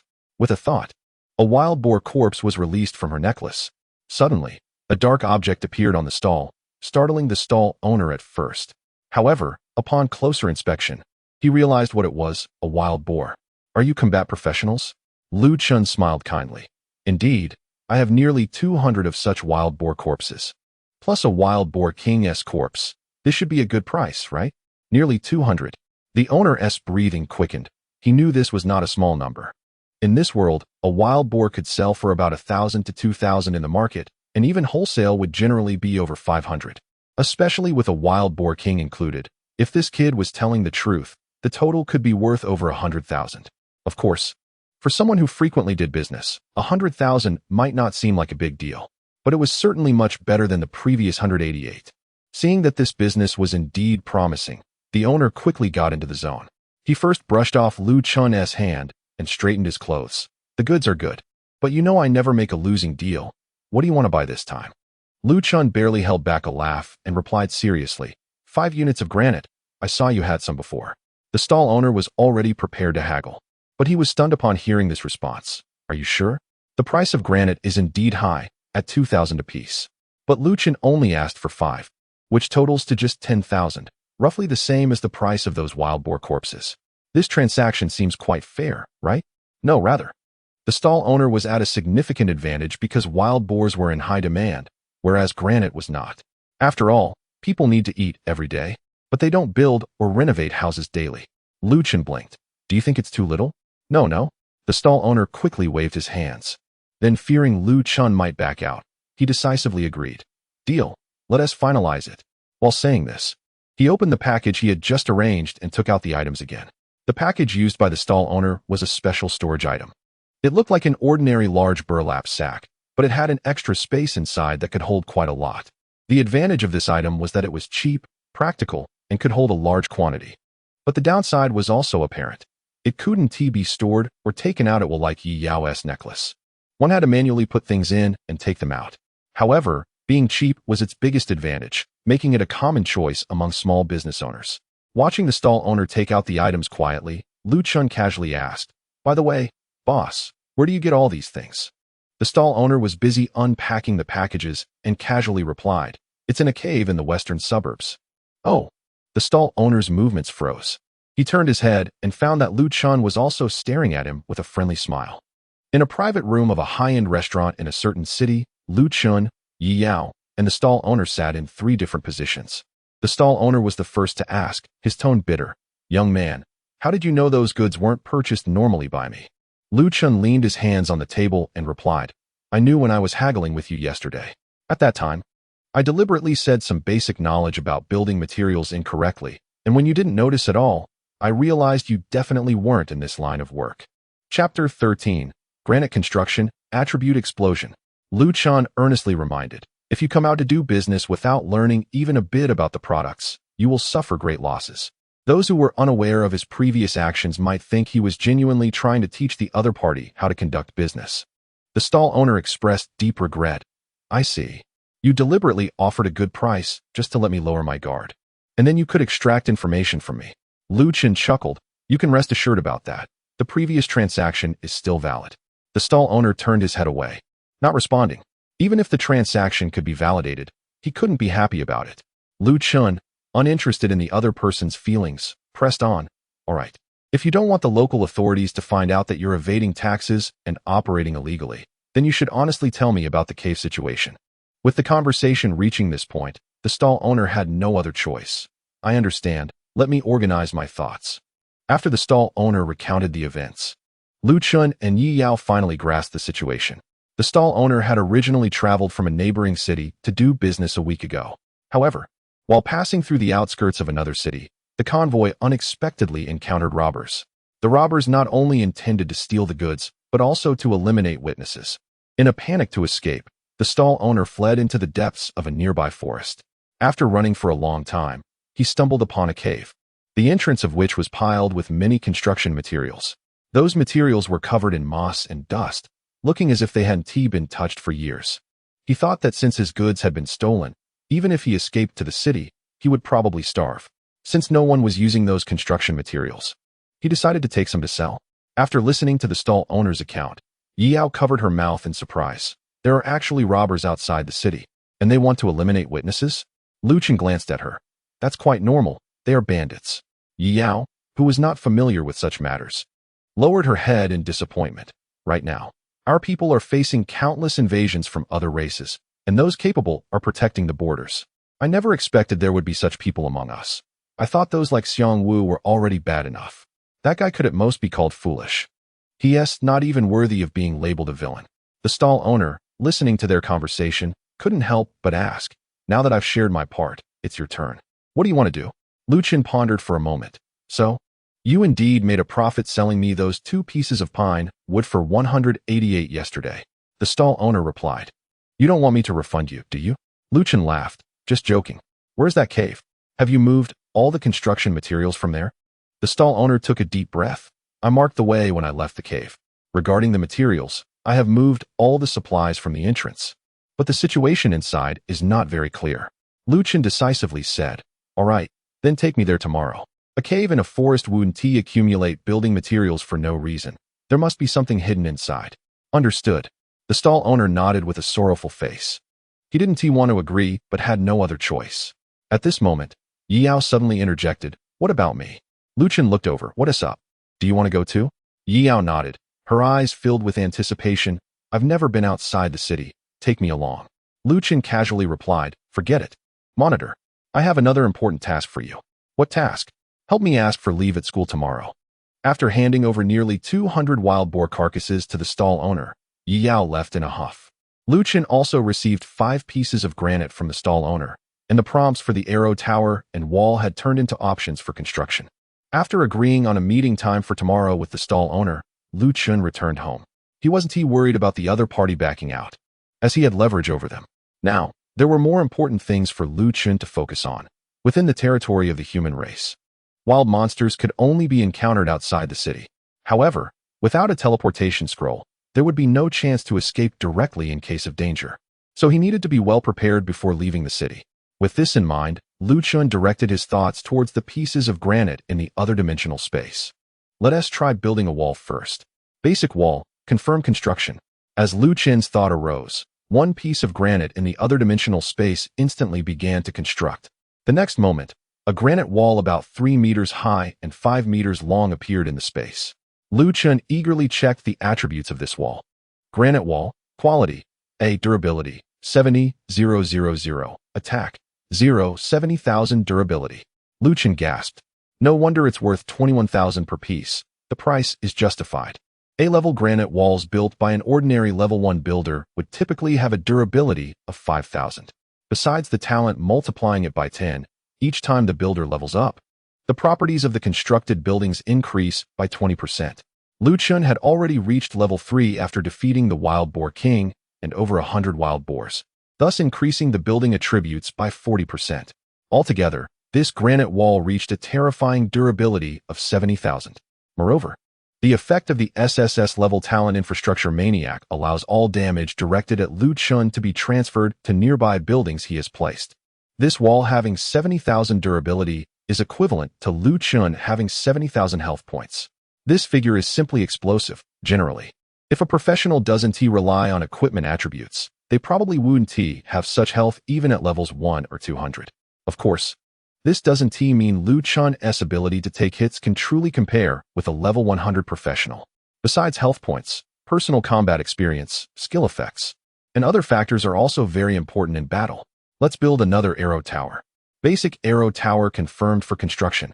Lu Chun once again had the idea, and another portion of granite began to be constructed, instantly forming an arrow tower. Compared to the pine wood arrow tower, this granite tower looked much more imposing. Granite arrow tower. Quality: A. Durability: 7,000. Attack: 630. Its attributes were similarly high, nearly 10 times that of the pine wood arrow tower. But the shock it gave Lu Chun was not as great as when he first saw the granite walls. After a moment of thought, Lu Chun used the remaining 3 portions of granite to build a wall and 2 arrow towers. Once he finished all this, Lu Chun opened his character panel. Name: Lu Chun. Occupation: SSS level life occupation. Super God level builder. Level: LV3. Strength: 18. Agility: 38. Spirit: 38. Constitution: 18. Health: 210. Mana: 410. Attack: 21. Occupation talent: Infrastructure Maniac, SSS level talent. Skills: Basic Arrow Tower, D. Basic Wall, D. Buildings in Dimensional Space. Pine Wood Arrow Tower 2, Granite Arrow Tower 3. Granite Wall 2. Lu Chun looked over it and felt quite satisfied. With such a configuration, exploring a cave near a city should be more than enough, right? Chapter 14. The Suburbs of City, Narrow Paths of Enmity. Early the next morning, Lu Chun arrived at a signpost in the suburbs of City. This was the meeting place he had arranged with the stall owner yesterday, and he could see the other party waiting from a distance. Sorry to keep you waiting for so long. Damn, how could I not wait long? You made me wait here for over an hour. Are you even human? The stall owner looked a bit irritated. However, Lu Chun didn't pay much attention to it and waved his hand, saying, "Let us go. You lead the way." The stall owner realized that there was no point in arguing, so he sighed and started to lead the way ahead. The two walked along the road and soon completely left the city. On the way, feeling a bit bored, Lu Chun decided to ask some questions. By the way, since we are going to cooperate, I don't even know your name. The stall owner replied irritably, "Hao Jian. Do your parents have a grudge against you?" "Shouldn't he have?" Hao Jian shook his head, deciding not to dwell on that question. "All right, I'm Lu Chun. What about your profession? What are your talents and skills?" Hao Jian hesitated for a moment, but perhaps thinking there was nothing to hide about his profession, he confessed, "I'm a merchant, and my professional talent is to get better prices in transactions." Lu Chun interrupted with a skeptical look. "What is the point of lying to me at this time?" Hao Jian was a bit flustered. "I'm not lying. If I didn't have that talent, I probably wouldn't have been able to negotiate that price of 188 at all. Just think back. Didn't you suddenly feel that price was acceptable and stop trying to bargain?" Lu Chun recalled the previous situation and realized it indeed seemed like that. He initially intended to stick to 168, but somehow got persuaded to 188. It seemed that although this talent was weak, it could influence others' thoughts to some extent. Seeing that Lu Chun seemed to believe him, Hao Jian continued, "As for skills, they are just some ordinary life skills, like seeing more clearly, moving faster, etc. They can't compare to your combat professions. Once someone awakens as a life profession, it's destined that they can never learn skills that can directly cause damage or participate in combat." Lu Chun was no exception. He smiled and didn't correct Hao Jian's statement. While they were talking, they had already walked quite far from the city. Hao Jian kept an eye on the forest by the roadside, and suddenly he stopped. "This is it. This is it." Lu Chun carefully observed the area in the forest, but didn't see any markings. Hao Jian noticed his confusion and walked over to a tree, pointing at a branch above. "The marking is right here." Lu Chun frowned and leaned in closer, only to finally notice that the branch had been broken off by someone. "It was hard to see unless you looked closely. I can't believe you spotted it from so far away. I couldn't see it at all. Of course, I guarantee that without my reminder, no one else would have found it," Hao Jian said, feeling a rare sense of superiority in front of Lu Chun, and he became quite pleased with himself. He then walked into the forest, continuing to lead the way. Lu Chun naturally followed him. However, The forest was quite different from the main road. They could encounter wild animals at any moment. Jin had been lucky not to run into any before, but that didn't mean they wouldn't this time. After some thought, Chun decided to set up a granite wall around them. With the granite wall in place, even if they were attacked, Chun could ensure his safety. This move startled Jin. What are you doing bringing that out? Stop complaining and just lead the way. According to Jin, the cave should be deep within the forest, and the two had already been walking for nearly 2 hours. How much longer? Soon. You said that half an hour ago. What can I do? I only made a few marks, but I can't remember how many.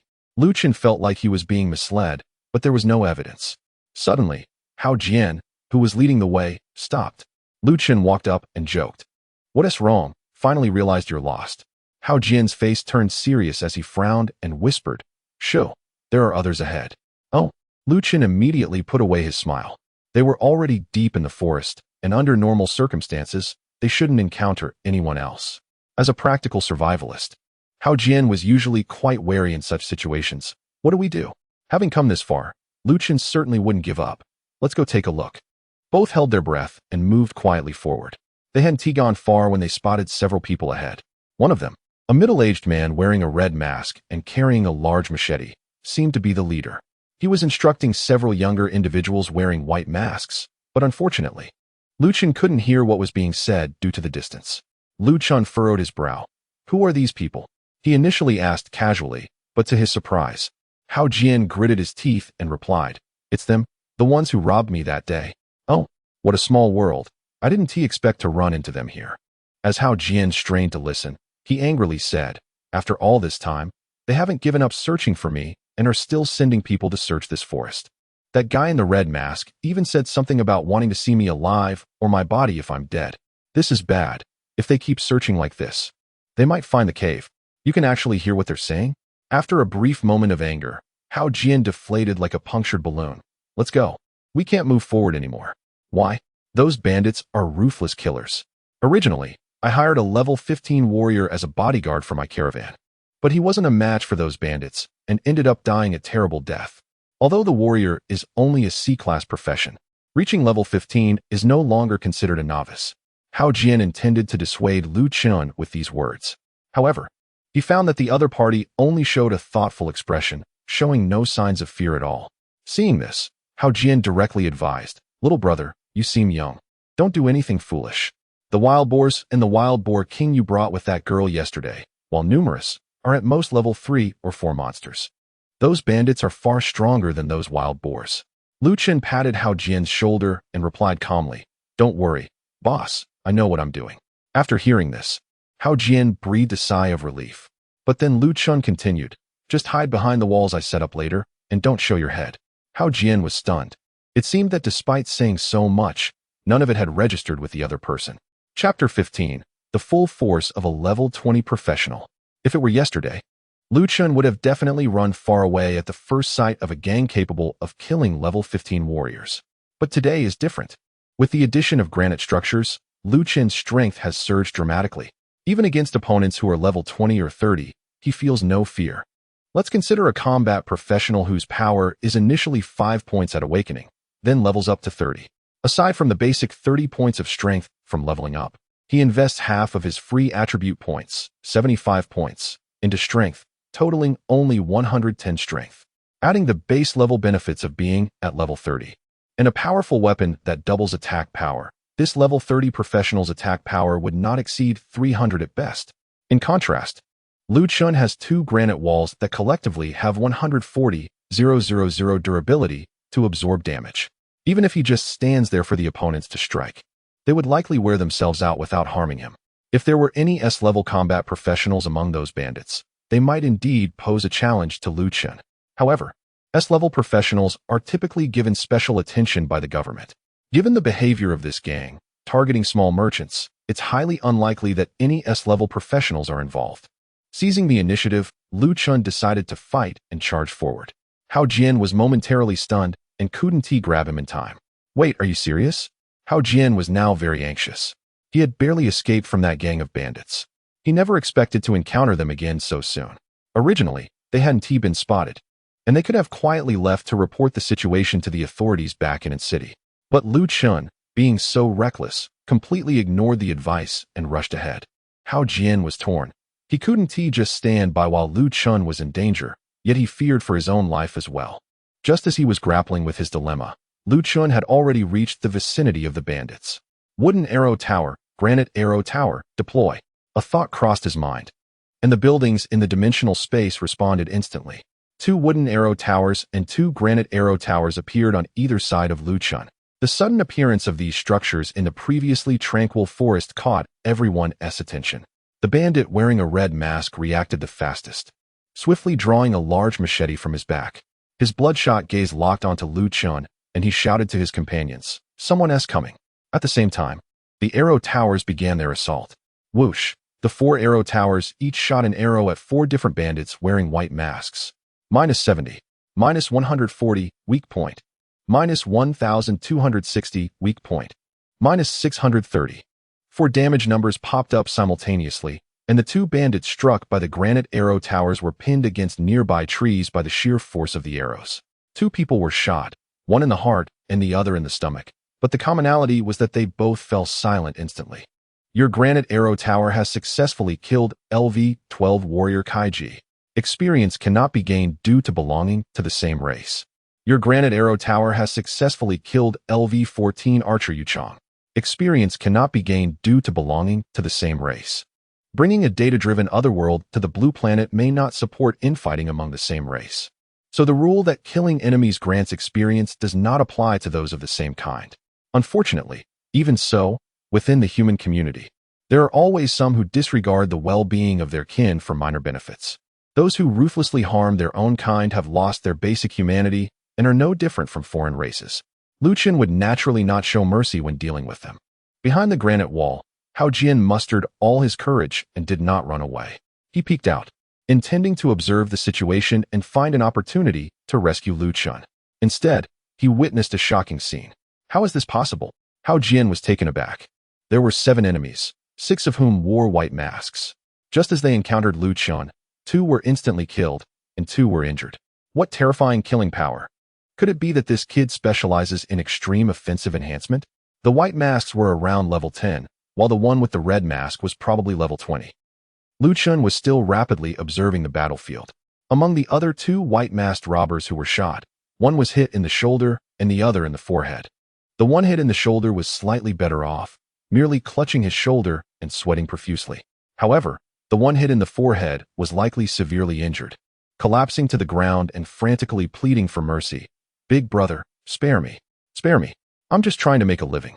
The red-masked robber didn't expect that in the blink of an eye, 2 of his subordinates had already died, and one had completely lost the will to fight. The remaining 2 uninjured white-masked robbers looked at their companion's miserable state, filled with fear. How powerful was this suddenly appearing opponent who could instantly kill practitioners of over 10 levels? The red-masked robber knew he had to go all out. Physical enhancement. He activated his skill, forcefully stepping down with his right foot, propelling himself toward Lu Chun. So fast, Lu Chun felt a strong gust of wind rushing toward him, and the distance between him and the red-masked robber closed in an instant. As a builder, Lu Chun's combat power relied entirely on the buildings he possessed. Although his attributes were not low, there was still a significant gap when facing practitioners above level 20. Seeing the opponent's reaction, the red-masked robber was certain. This unknown-level kid might have strong attack power, but at least in terms of agility, he was far inferior to himself. The red-masked robber grinned maniacally, raising his giant cleaver high with a bloodthirsty aura. Full power strike. "It's over." Hao Jian, watching from behind, couldn't bear to look any longer and closed his eyes. He recognized this move.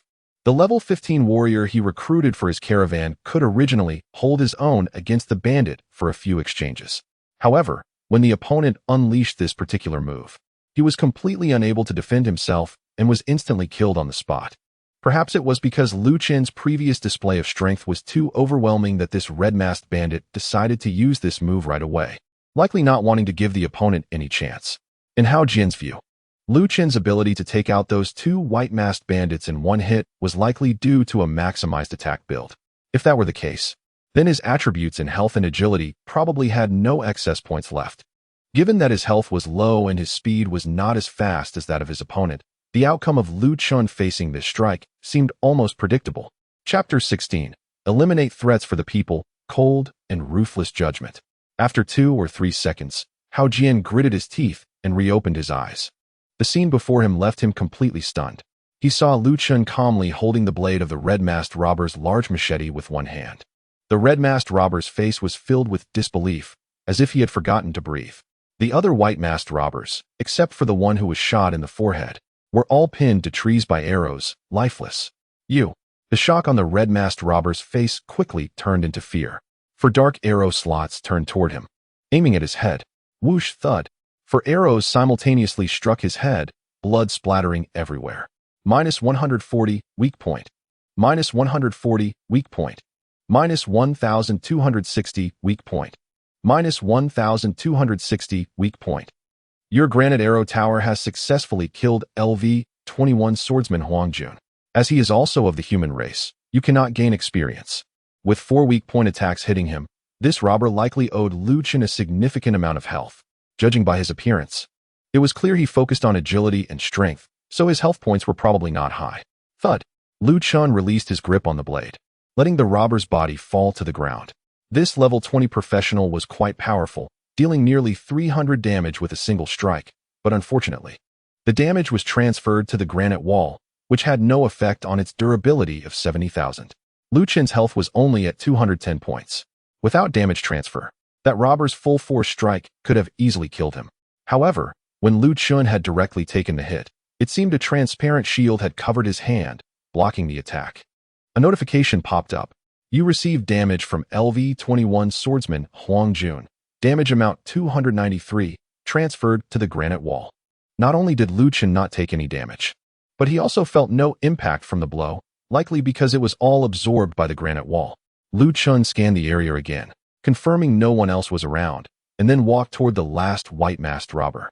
This robber had been shot in the forehead by a pine wood arrow from the tower right from the start, severely injured and mentally broken. Hence, Lu Chun had deliberately left him alive while dealing with the others. He had just been begging for mercy, but now, seeing the leader Huang Jun killed instantly, he was so frightened that he couldn't even speak. Lu Chun noticed that the robber's pants were soaked, clearly from fear.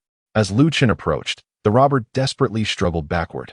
Standing above him, Lu Chun looked down and said, "I ask, you answer, understand?" The robber was momentarily stunned, then frantically nodded, completely ignoring the arrow embedded in his forehead, shaking his head as if trying to dislodge it. "How many of you robbers are there in the forest?" "There are probably around 30 or 40 people." "Wow, that's quite a lot. Where are they located?" "Besides our team, the others are likely all next to their leader, probably just a short distance ahead." "What is your leader's profession and level?" "The leader is named Meng Xing, and his profession is a brute warrior, around level 35. "Did I ask you for your name?" Lu Chun merely squinted his eyes slightly, which frightened the bandit to the point that he stopped breathing. A level 35 brute warrior. Now that's interesting. Now that a grudge has been formed, both sides are basically on a path to mutual destruction.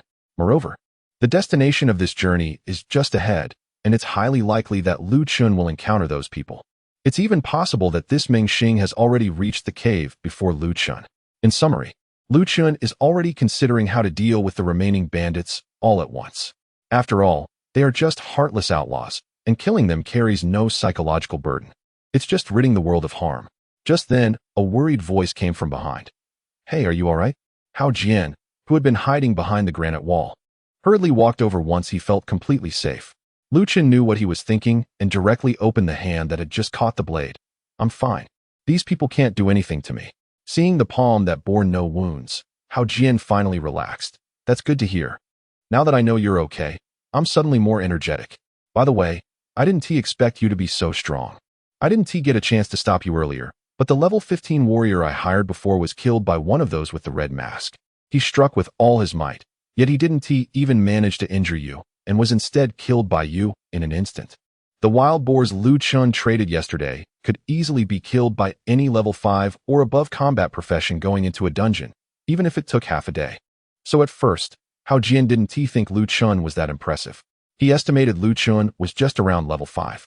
Otherwise, he wouldn't have gone out of his way to hunt boars for money. However, after witnessing the recent battle, Hao Jian's perception of Lu Chun completely changed. Resolving such a group of bandits without a scratch meant his strength was at least above level 30. However, This method of setting up arrow towers was something Hao Jian had never seen before. Lu Chun shook his head. He was just too weak. Let us continue on our way. Knowing that a level 35 brute warrior was ahead with many followers, even Lu Chun, who usually remained calm, felt a bit anxious. It was one thing for the bandits to discover the cave, but if they were to seize any potential opportunities inside, that would be a huge loss. Let us go? I've been keeping an eye on the markers. This reminder made Hao Jian remember the objective of their journey. After witnessing such an astonishing battle, he almost forgot what they were originally supposed to do. The surviving robber listened to the two men talking, feeling anxious in his heart. He tentatively spoke up, "Brothers, do you think you could spare my life?" Lu Chun glanced at him and asked lightly, "Have you killed anyone?" When he had joined the gang, the leader had asked him a similar question. So the robber thought Lu Chun was testing him and quickly flattered, "Anyone in this line of work has surely killed. Please spare my life for my obedience. I'm really useful. I can help you kill. I can fight for you. I can do anything." The robber was desperately trying to prove his value. However, what awaited him was not an invitation to join but a cold, merciless judgment. "Then I'll send you on your way." And an arrow. Whoosh, thud. Your granite arrow tower has successfully killed LV-10 warrior Yan Xiao. As you are both of the same race, no experience points can be gained. Chapter 17, How to Leave No One Behind. Let's go. Alright. After dealing with the last bandit, Lu Chun and Hao Jian continued on their way. This time, both of them moved much faster than before. The leader of the bandit group was up ahead, and they needed to hurry. They navigated through the bushes and over thick tree roots, walking for about half an hour. However, even with their urgency, the worst-case scenario still occurred. Not far ahead at the foot of the mountain, Hao Jian, with his excellent eyesight, spotted dozens of bandits wearing white masks. They stood in different positions, vigilantly observing their surroundings. In the middle, surrounded by so many bandits, was the entrance to a cave. Seeing this scene, Hao Jian's expression changed dramatically. This is bad. The cave has really been discovered by these bandits. Although Hao Jian had no idea what was inside the cave, he didn't want those bandits to get their hands on whatever it was. Don't panic. Since they are still surrounding the outside, they probably haven't started exploring the cave's interior yet. Lu Chun couldn't determine how much the bandits knew about the cave, but they needed to ensure they didn't lose their composure. For now, they only saw those bandits with white masks around level 10. Based on their previous encounter with another group of bandits, there should be a few red-masked bandits around level 20 among them. Additionally, the level 35 brute warrior bandit leader was nowhere to be seen. Lu Chun speculated that the bandit leader had likely entered the cave with a few elite subordinates to explore. What should we do now? You're strong, but dealing with so many people at once shouldn't be easy. Hao Jian sighed, feeling a bit uneasy. He wasn't aware of Lu Chun's true strength. In reality, the bandits' abilities were insignificant in Lu Chun's eyes. He wouldn't have trouble defeating them. What Lu Chun was considering wasn't how to defeat the bandits, but how to eliminate them all without leaving a trace. He had two choices before him. The first was to take advantage of the bandit leader entering the cave with his elite subordinates and deal with the weaker ones outside first. The second was to wait for the right moment, to strike when the bandit leader came out of the cave and all the bandits were gathered together, to take them all out at once. Both options had their pros and cons, and Lu Chun fell into deep thought. I didn't expect that while chasing a small merchant, I would discover such an interesting place in this forest. Inside the cave, Meng Xing, wearing a golden mask and with a hefty build, along with 4 red-masked bandit subordinates, was recklessly exploring. Meng Xing had a principle when robbing: never leave any survivors, regardless of age or gender. That was why he had been so rampant near the city without being discovered by the authorities. However, some time ago, when his men attempted to rob a small merchant convoy, they unexpectedly allowed the leading merchant to escape. When Meng Xing learned about this, he was naturally furious and immediately ordered everyone to pursue the merchant. According to information provided by a source, the merchant had hidden in this forest. As a result, Meng Xing led his team and searched for many days without success, leaving him with a lot of pent-up frustration. However, when they discovered this cave in the forest, he felt that their efforts over the past few days had not been in vain. The cave looked just like an ordinary cave from the outside, but inside it was a different world. After walking deeper for about 20 minutes, they began to see clear signs of human activity. Now, Meng Xing even started to see many buildings constructed by humans, laid out on both sides of the cave. Initially, they could only see some living areas, such as a kitchen, bedroom, and study. As they ventured further, they encountered some unfamiliar structures. To be honest, Meng Xing couldn't discern much about these unfamiliar buildings. However, one particular structure made him realize that this place was definitely not simple. It was a hot spring made of stone, and just getting a little closer made Meng Xing feel incredibly rejuvenated, as if all the fatigue he had accumulated over time had vanished in an instant. A red-masked robber who followed him also felt the magic of the hot spring and excitedly suggested, "Boss, this place is amazing. I think we can use it as a new base." Meng Xing desperately suppressed the urge to jump into the hot spring and swim around, maintaining a straight face as he said, "Stay calm. Look at you all, acting like you've never seen the world." Seeing their boss like this, the robbers began to flatter him. As expected of the boss, no matter what is discovered, he always maintains a calm demeanor. The boss is indeed the boss. This is the attitude a strong person should have. The best decision of my life was to follow the boss. No matter how many compliments he had heard, Meng Xing's vanity was still satisfied. He waved his hand. "All right, let's go out and tell the brothers not to just stand around outside." The cave was very large, with winding paths. The few of them had explored for a long time, but it seemed they had only covered a small portion. Now was the time for those outside to play their role. Splitting up to explore would be much more efficient. As for the previous target, Meng Xing had long since tossed that aside. A small merchant? If they couldn't find him, then so be it. After all, so many days had passed.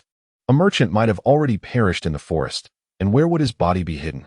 Would they really turn the entire forest upside down to search for him? Following the path they came in on, Meng Xing and the others quickly returned to the cave's entrance.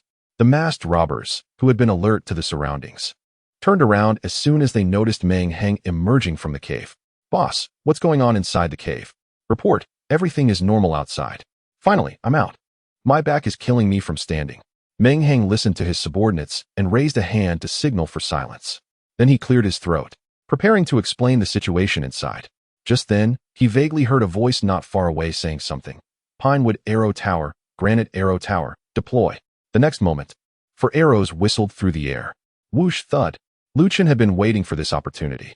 As soon as he saw Meng Xing come out and the robber's attention waver, he struck decisively. Chapter 18. Maximizing Killing Efficiency. Having previously assessed the general strength of these bandits, Chun's attack this time was clearly targeted. The 2 wooden arrow towers had relatively low damage, dealing only 70 points of damage. Even hitting a weak point wouldn't be enough to take down a low-level practitioner. However, if they attacked simultaneously, there was a chance of achieving an instant kill. Therefore, Chun chose to have the 2 wooden arrow towers focus on a bandit wearing a white mask. The 2 granite arrow towers, on the other hand, dealt significantly higher damage, a full 630 points. Regardless of whether they hit a weak point, they could eliminate those low-level white-masked bandits in one hit. However, using the granite arrow towers to kill the low-level minions would be overkill. Thus, Chun assigned the attack targets of the 2 granite arrow towers to different red-masked bandits, each at around level 20. Typically, a level 20 practitioner would have health exceeding 700. Generally speaking, a granite arrow tower would need to hit a weak point to achieve a one-shot kill. If both granite arrow towers focused on a single red-masked bandit, it would ensure a kill. However, for maximizing killing efficiency, splitting the attacks was more effective. After all, focusing fire would mean needing at least 2 arrows to take down one, whereas splitting would provide the opportunity to eliminate one with a single arrow. And even in the worst-case scenario, still require only 2 arrows to take down one. Minus 140, weak point. Minus 140, weak point. Minus 1,260, weak point. Minus 1,260, weak point. 4 arrows flew out, instantly generating 4 damage numbers. It was unclear whether the bandits were completely unprepared this time, or if luck was on Chun's side. The arrows from the 2 wooden arrow towers hit 2 bandits in the head, while the granite arrow tower's arrows struck one in the neck and the other between the legs. All 4 arrows dealt weak point damage. Your wooden arrow tower has successfully killed LV-10 Gunner Tang Ming. As they are of the same race, you do not gain experience. Your granite arrow tower has successfully killed LV-24 Mage Li Jun. As they are of the same race, you do not gain experience. In the blink of an eye, 3 bandits were eliminated, 2 of whom were elite members of Meng Xing's crew.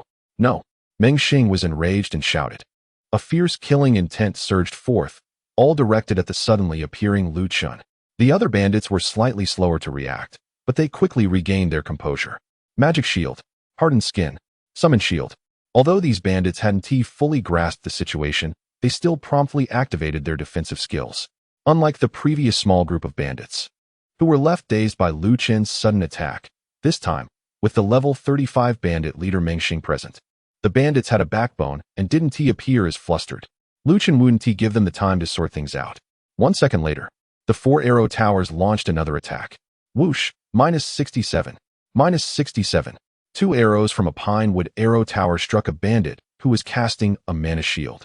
The mana shield is a mage skill that uses mana instead of health to absorb damage.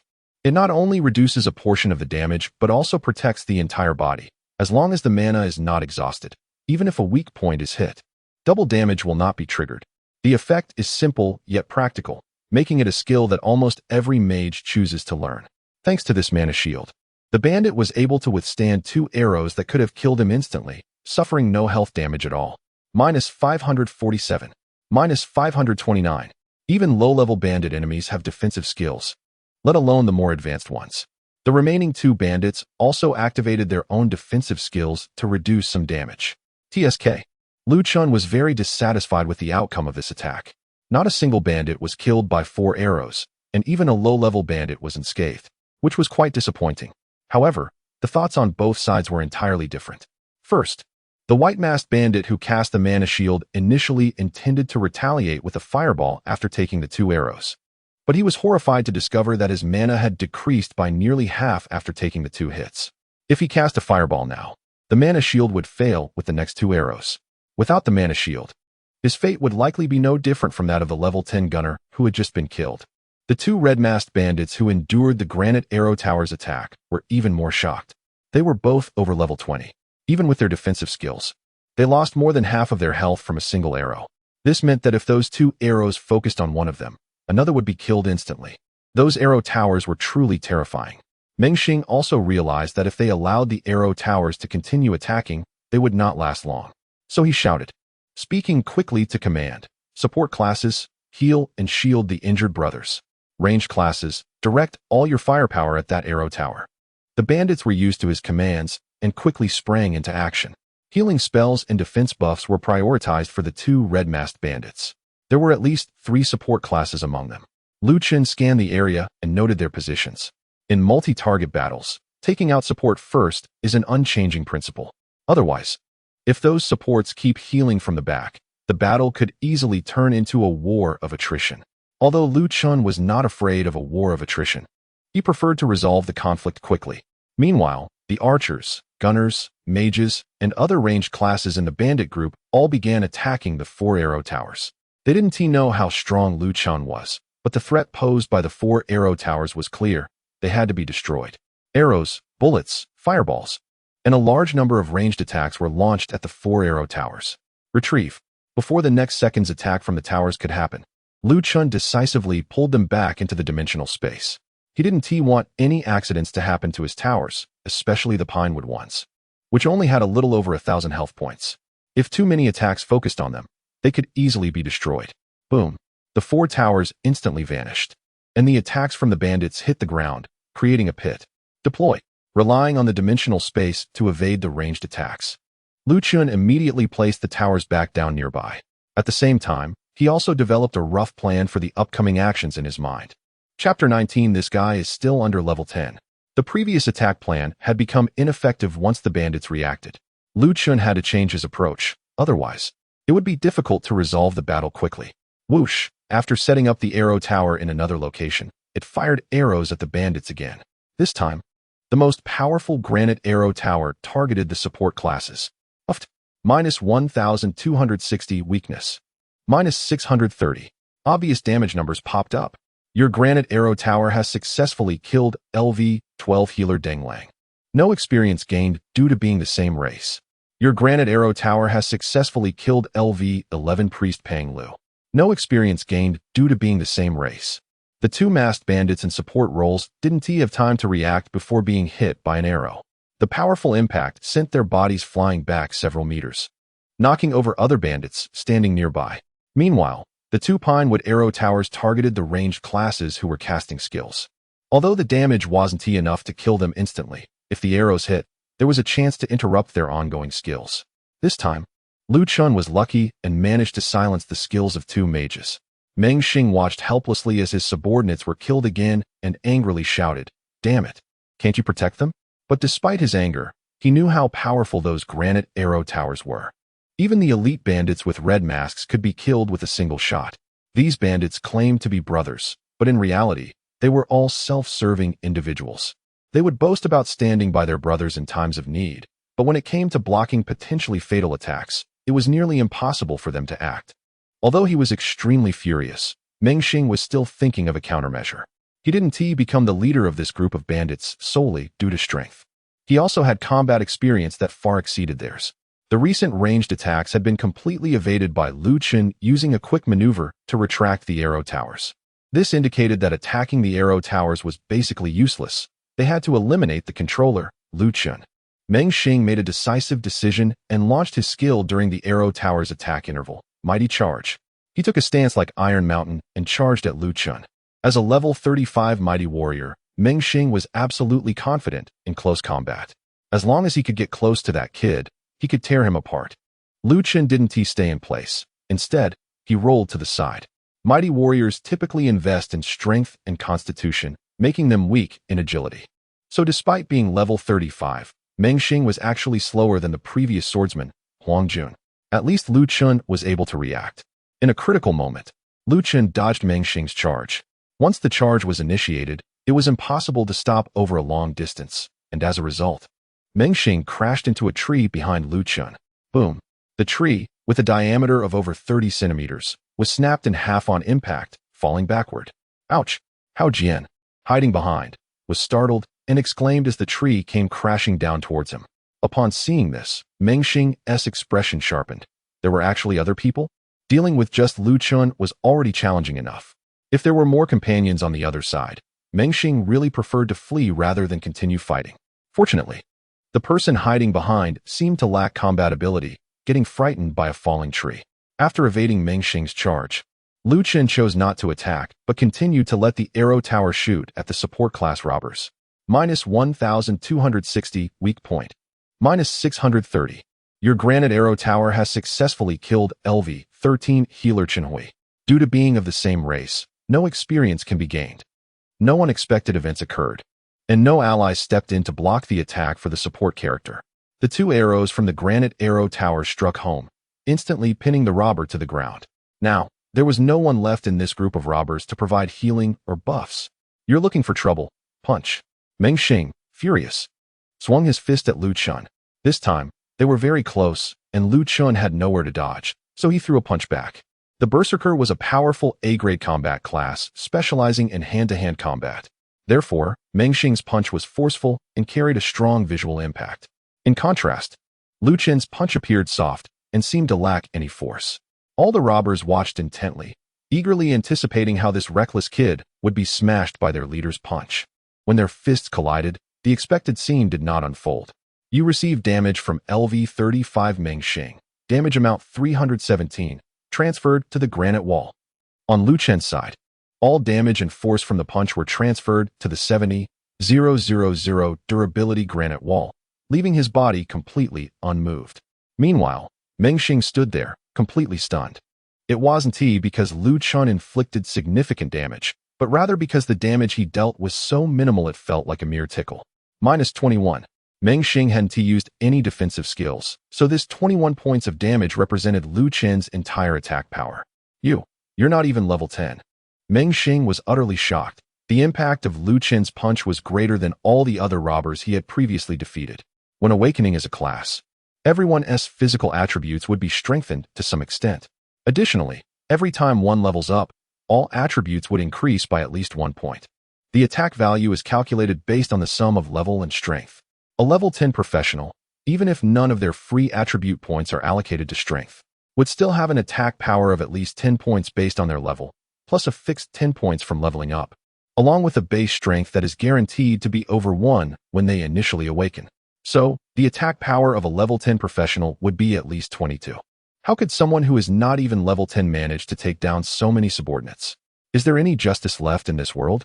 Moreover, Xing had just unleashed a punch using a skill called Rushing Fist. which is powerful enough to take out those masked bandits who are at least in their teens in level. Yet, it was effortlessly blocked by Chun, who is under level 10, without even a slight movement from the opponent's body. Xing began to question his life. Was it the world that had gone mad? Or was it him? Chun looked at Xing and smiled kindly, saying, "You guessed right. I'll reward you with an early reincarnation." Chapter 20. Not a single one left. Without taking advantage of the moment when Xing was distracted to launch an attack, Chun adhered to his previous strategy, allowing the granite arrow towers to continuously bombard those masked bandits, although there would be some overflow damage. This was the only way to ensure the instant elimination of the masked bandits using defensive skills. As for the pinewood arrow towers, they continued to harass and interrupt the bandits trying to use their skills. Your granite arrow tower has successfully killed LV-11 warrior Ling Shi. No experience gained due to being from the same race. Your granite arrow tower has successfully killed LV-10 guardian Zheng Yong. No experience gained due to being from the same race. Your granite arrow tower has successfully killed LV-12 swordsman Lu Chuan. No experience gained due to being from the same race. A series of kill notifications popped up in Lu Chen's mind.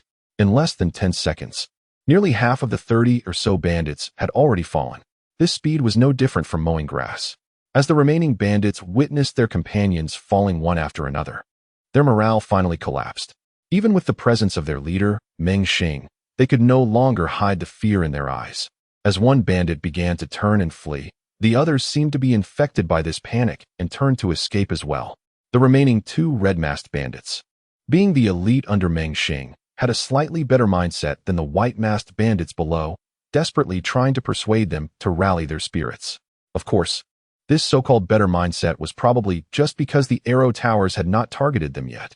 Whoosh! Another wave of attacks ensued, and two white-masked bandits fell without resistance.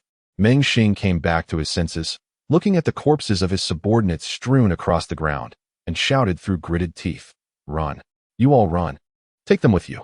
At this point, the bandit side had lost the ability to continue fighting. Xing charged forward again, trying to draw Lu Chen's attention, wanting to personally cover the retreat and buy some escape time for his subordinates. However, this time Lu Chun stood his ground, allowing Xing to collide with him. You took damage of 281 from LV-35 Xing, which is transferred to the granite wall. Hit directly by the charge, Lu Chun remained completely unaffected, continuing to command the arrow towers to attack the bandits. As another wave of arrows flew, two more bandits fell. They truly wanted to escape, but found no way out. "It's too late. I have no intention of letting you go." Lu Chun coldly glanced at Xing. "Get up, you scoundrel." Xing, furious, reached out in an attempt to grab Lu Chun. However, when he grasped Lu Chen's arm, he found that no matter how hard he tried, he couldn't pull him away. Lu Chen stood firm like an immovable mountain. "It's futile. Due to nearby structures, you are immune to the status effect." Grasp from LV-35 Xing. In just a few seconds of Meng's effort, nearly 10 more robbers who had scattered and tried to escape were killed. The arrows shot from the granite arrow tower were much faster than their movement speed. Moreover, there was no need for Lu Chen to aim. Just by mentally selecting a target, he could achieve extremely high accuracy, no matter how the robbers tried to run. It was impossible for them to escape the attack range of the arrow tower in just a few seconds. Aside from Meng, only two robbers with red masks remained standing. At this moment, the two masked robbers were completely in despair. Everything had happened too quickly. They had just emerged from the cave full of hope, ready to share good news with others. Yet, in about a minute since Lu Chen appeared, this place had turned into a slaughterhouse, and everyone else was dead. Whoosh, -1260, weak point. -1260, weak point. Two more arrows flew, and the last two masked robbers were instantly killed with headshots. Meng watched all of this, his heart bleeding. This group of robbers was the result of his hard work over a long time. Everyone listened to his commands, and he felt like an emperor here. But now, everything was gone. All his subordinates were dead. "It's your turn," he heard Lu Chen's voice in his ear. In the next second, an arrow finally came at him. Iron Shield. Meng activated his defensive skill, and his body instantly became as hard as steel. -436. -436. -48. -48. 4 damage numbers popped up, and the arrows were deflected before they could pierce Meng's body. The Iron Shield was quite effective against piercing damage like arrows. but Meng's health was still reduced by more than half in one hit. Of course, this was the best performance among all the robbers. The white-masked robbers would be killed by a single arrow from the granite tower, and the red-masked robbers couldn't withstand 2 arrows, while Meng was able to endure the attacks from 4 towers simultaneously. Damn it, remember this. You will definitely regret what happened today. Meng turned to run. With his subordinates gone, there was no point in him staying. Chun watched the robber leaders back expressionlessly. Do you think you can escape? Whoosh! As Chun spoke, the 4 arrow towers launched another attack, sending 4 arrows flying towards Meng. With the previous round of attacks, Meng's health had already dropped significantly. After this round, it seemed impossible to stop them. However, Meng felt no fear of death. Do you think I would die so easily? The arrows struck Meng, but the expected damage numbers did not appear. At the same time, a layer of red light shimmered around his body, elusive. Surprised, huh? My talent is an A-grade talent. Unyielding. After receiving fatal damage, I can enter an invincible state for 5 seconds. With these 5 seconds, I can easily break through. As he spoke, Meng began to run backward. Just as he said, no matter whether it was the wooden arrow tower or the granite arrow tower, the arrows shot at him caused no damage. It only took 3 seconds for him to dash out of the attack range of 4 arrow towers. However, before leaving, let me collect some interest first. Meng Xing was not running away aimlessly. He had a clear direction in mind, heading towards where Hao Jian had appeared earlier. Meng Xing was filled with endless resentment, but he couldn't deal with Chun, so he could only vent this resentment on others. Just moments ago in battle, Hao Jian was hiding not far behind Chun.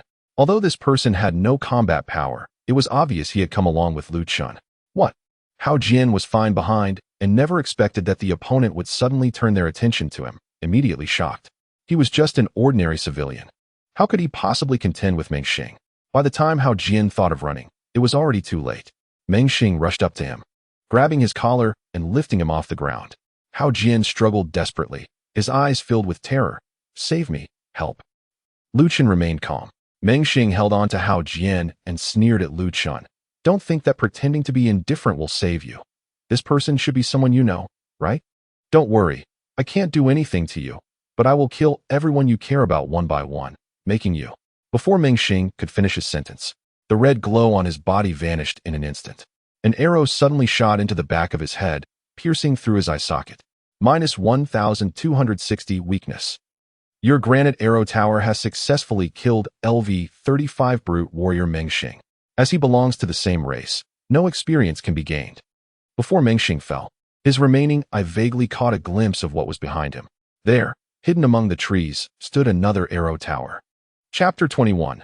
Buildings that only exist in textbooks. After Meng Xing fell, Hao Jian naturally tumbled down as well, landing on the ground with a thud. Ouch! Hao Jian gasped for breath, looking a bit shaken. This was understandable. After all, he had just brushed past danger. Chun walked over at a leisurely pace. Are you all right? Hao Jian quickly checked his body to make sure he wasn't missing any limbs. I should be fine. That's good.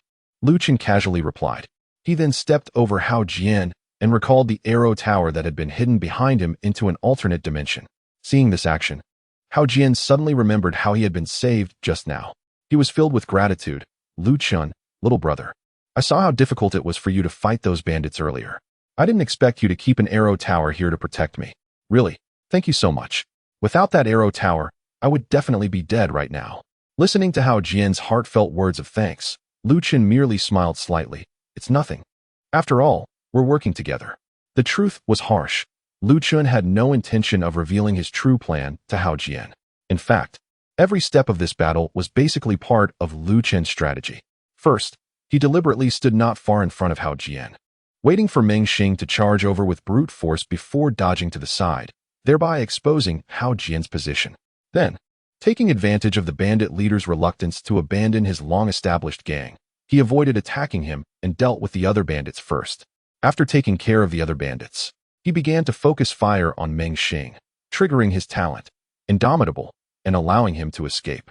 Next, Chun exploited Meng Xing's vengeful nature, who insisted on searching the forest thoroughly to kill a fleeing merchant. Using Hao Jian as bait, he lured Meng Xing to run in that direction, ultimately ending the battle with a shot from the granite arrow tower that had been positioned there. Chun was able to devise this plan not only because he analyzed Meng Xing's psychology, but also because he had just learned about the Brute Warrior class during his lessons. The skills of Brute Charge and the talent of Indomitable are standard for this class. While Meng Xing thought his opponent didn't understand him, Lu Chun had already seen through him completely. The only variable in this plan was Hao Jian's safety. If Meng Xing had caught Hao Jian and crushed him without saying a word, Lu Chun would have had no way to save him. However, plans can never be perfect, and taking some risks is normal. If Meng Xing had managed to escape, he could have learned about today's events and killed Hao Jian, and at that point, Lu Chun couldn't be there to protect him all the time. Additionally, Lu Chun had not fully trusted Hao Jian yet. The granite arrow tower positioned behind was not only there for his protection, but also to keep an eye on him. If Hao Jian were to make any suspicious moves or try to abandon Lu Chun and escape alone, the granite arrow tower would shoot him first. Naturally, Lu Chun wouldn't mention these things to Hao Jian. However, at least after this incident, Lu Chun had developed a bit of trust in Hao Jian. After all, the other party had not deceived him from beginning to end and had not made any questionable moves. Lu Chun helped Hao Jian up and said calmly, "Let's go into the cave. The battle is over, and now it's time to reap the rewards. Let's see what's in this cave and if it's worth the trip." Okay. Hao Jian initially agreed readily, but then suddenly remembered something. Wait, since these bandits are dead, shouldn't we search for what they had? Maybe the goods that were robbed from me are still in their possession. Lu Chun wasn't very interested in those things. So he casually placed a granite arrow tower at the cave entrance and said, "You can search here and keep an eye out for me while I go in alone." Hao Jian nodded, "No problem." It would indeed be a bit dangerous for him to stay alone, but with the arrow tower left by Lu Chun, there was no issue. Ignoring Hao Jian's thoughts, Lu Chun walked into the cave by himself. For some reason, the moment he stepped into the cave, he felt an inexplicable quickening of his heartbeat. This feeling was strange, as if something inside the cave was drawing him in. What was going on? Lu Chun had never heard of such occurrences, and he couldn't help but become more vigilant. However, since even someone like Meng Xing had come out of the cave unscathed, and with the granite walls to absorb damage, Lu Chun shouldn't have any reason to encounter danger. At first, the cave seemed no different from an ordinary one, just slightly more spacious and brighter. Lu Chun patiently explored for 20 minutes and finally discovered what set this cave apart. On both sides of the cave, a series of rooms had been artificially created, including facilities like a kitchen, bedroom, and various living spaces. Someone had once lived here. Lu Chun also found a study and took a few books to look through. Most of the books in the study were related to architecture and were quite old, dating back at least several hundred years. By now, Lu Chun had a basic understanding of who had once lived here. It was highly likely a high-level builder from hundreds of years ago. Closing the books, Lu Chun felt fairly pleased, thinking, "I'm lucky. I wonder what I might find that was left behind by that person." Stepping out of the study, Lu Chun continued deeper into the cave. The outer area seemed to be merely the living quarters of that unknown builder, while the thing that was inexplicably attracting Lu Chun still lay deep within the cave. Once he found this thing, Lu Chun would have achieved the final goal of his journey. After walking deeper into the cave for a while, Lu Chun suddenly saw something that left him frozen in place. He blinked and rubbed his eyes, finally confirming that he wasn't mistaken. Could this be a spring of energy? It was a small, seemingly unremarkable hot spring built with stones, emitting wisps of mist and a faint blue glow. Just getting close to the spring and inhaling the scent it released made Lu Chun feel all his fatigue vanish, leaving him in an unprecedented state of well-being. Now, he couldn't help but be shocked. He had only seen this structure in textbooks before. Once discovered, this structure would be fiercely contested by countless people and even numerous races. Chapter 22, The Legendary Builder. It shouldn't be possible to encounter an energy spring in a place like this, right? Lu Chun mumbled to himself as he took off his clothes and set them aside. Then, he leaped into the small hot spring. The moment he entered, a notification popped up in his mind. Since this is your first time using an energy spring, your attributes of strength, agility, spirit, and constitution each increase by 10 permanently. Wow, it really is. Lu Chun couldn't help but curse. Energy springs are special structures born from the essence of the world, typically only capable of being randomly formed by nature. Anyone who soaks in an energy spring for the first time receives a permanent boost of 10 to all attributes, which is simply incredible. In addition to the overall attribute enhancement, the bather can also regenerate health and energy at a rate of 2 per second.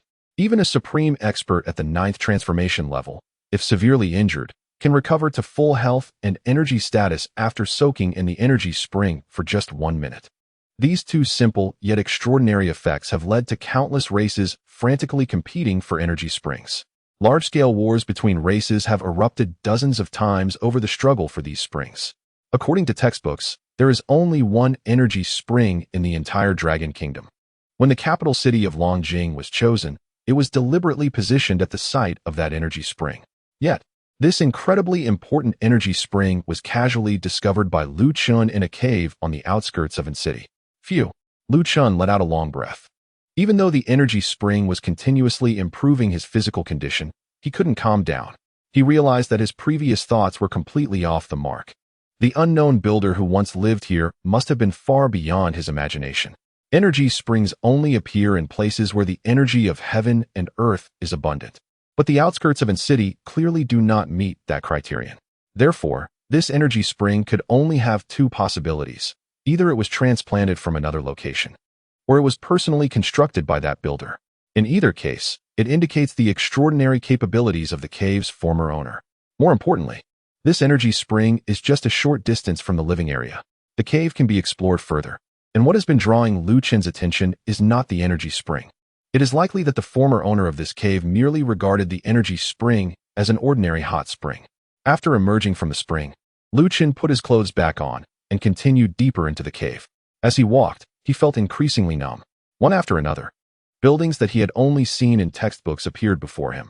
A few were special structures like the energy spring that could only be formed by nature. But most were long-lost architectural wonders.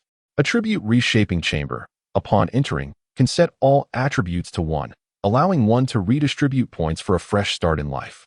World observation device. Within it one can see every corner of the blue planet, but if one spies on a strong individual, they will be detected.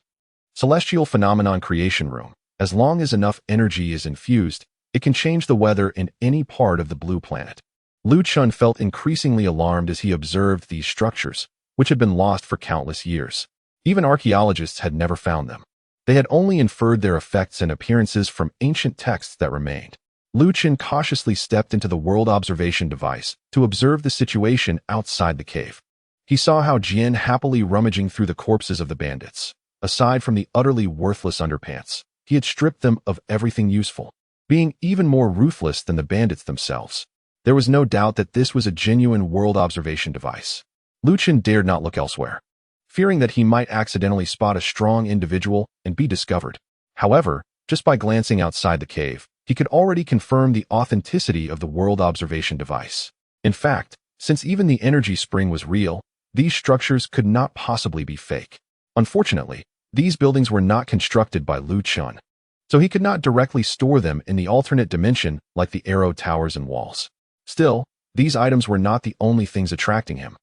Chun exited the world observation device and continued deeper into the cave. He sensed that he was nearing the end of the cave. Speeding up, he walked for about 10 more minutes, suddenly feeling as if he had passed through some kind of barrier.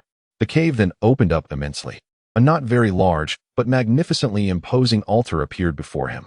The restlessness in his heart grew stronger. Chun was certain that what was drawing him in was atop the altar. He strode up to the altar and immediately saw a skeleton seated upon it. Chun paused for a moment. Was this the former master of the cave? This person had been dead for an unknown length of time and seemed on the verge of crumbling to dust. Chun cautiously approached and discovered a faintly glowing green orb at the skeleton's heart position. Upon seeing the orb, the restlessness in Chun's heart reached its peak. He tentatively reached out his hand. Is this the thing that has been attracting me all along? The moment he touched the orb, Chun felt a sudden darkness before his eyes. However, the next second, a green light began to flicker before him. Soon, that light formed the shape of an old man. Although it was only a faint phantom, the appearance of the old man was relatively clear. Dressed in a blue robe with a white beard, exuding an aura of immortality. At the sight of the old man's face, Chun couldn't help but exclaim, Confronting?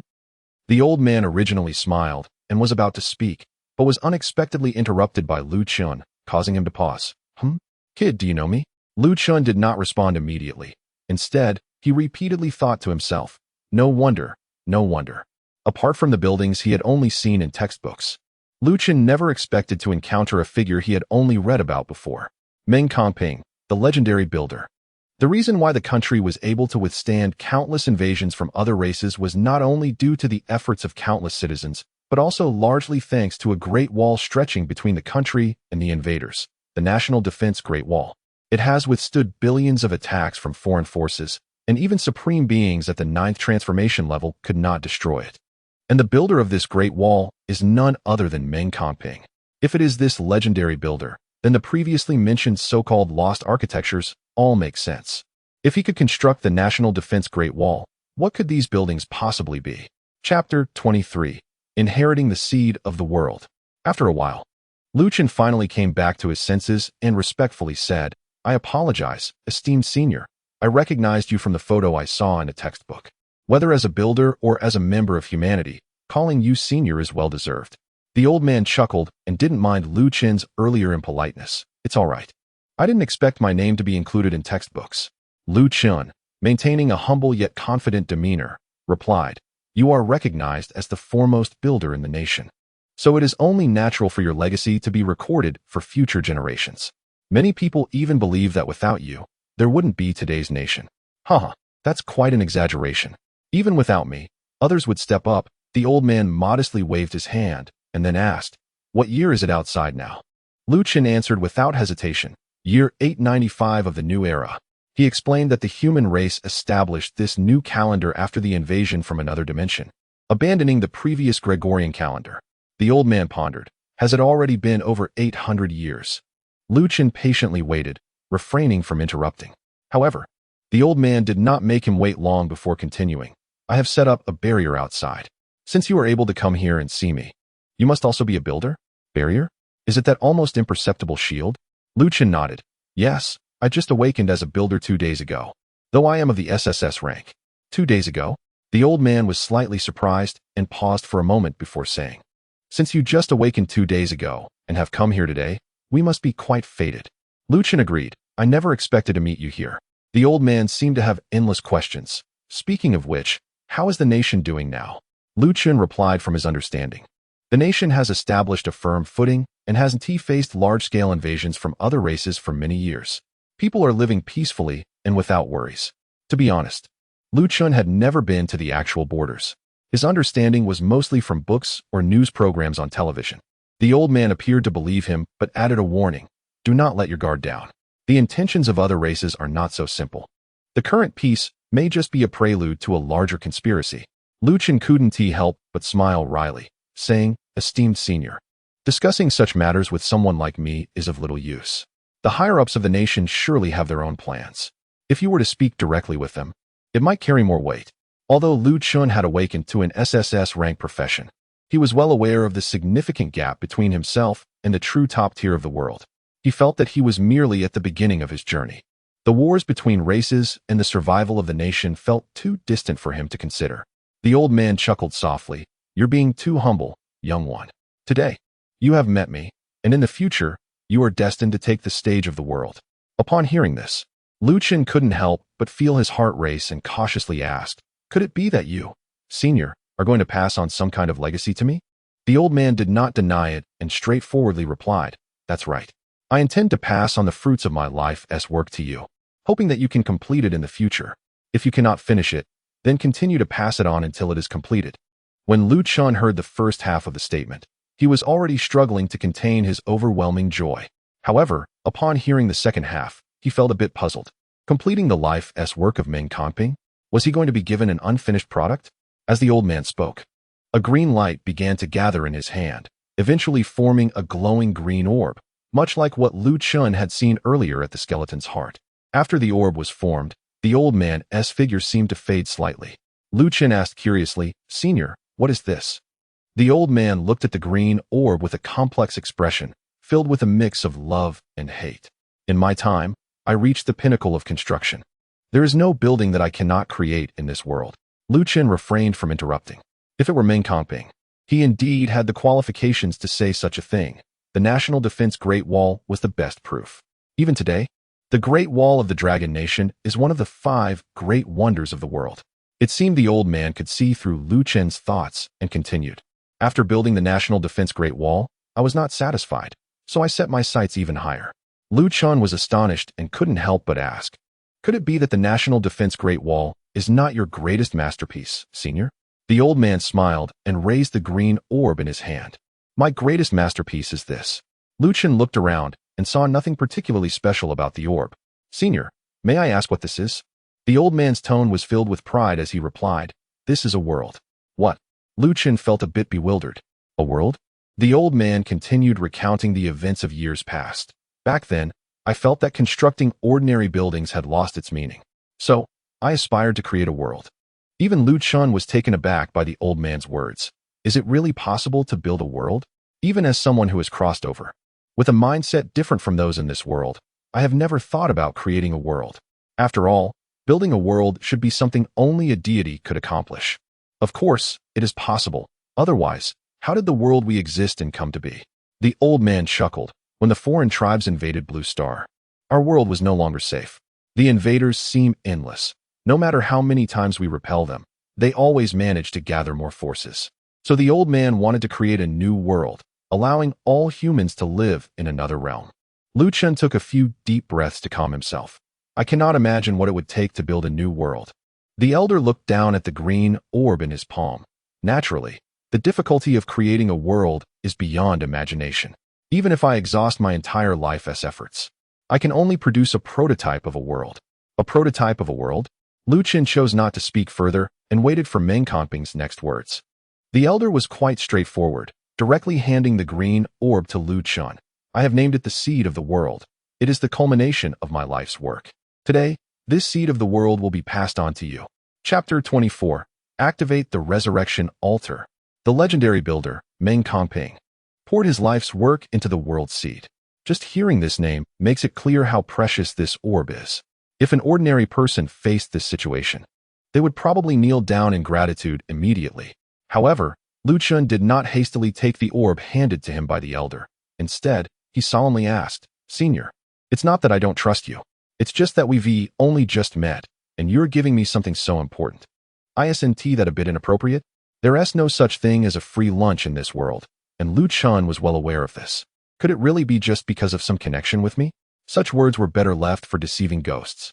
"Ha ha ha. Very good, very good." In response to Lu Chun's somewhat questioning tone, the elder was not angry, but rather delighted. "Although you've only awakened for 2 days, your mindset is already comparable to many well-established high-level professionals." Lu Chun remained silent. The elder continued, "If I were to choose, there are many capable individuals I could select. However, the one choosing you is not me, but the World Seed. The World Seed chose me." Lu Chun recalled the inexplicable attraction he felt upon entering the cave. If what Meng Kongping said was true, then it was the World Seed that was drawing him in at that moment.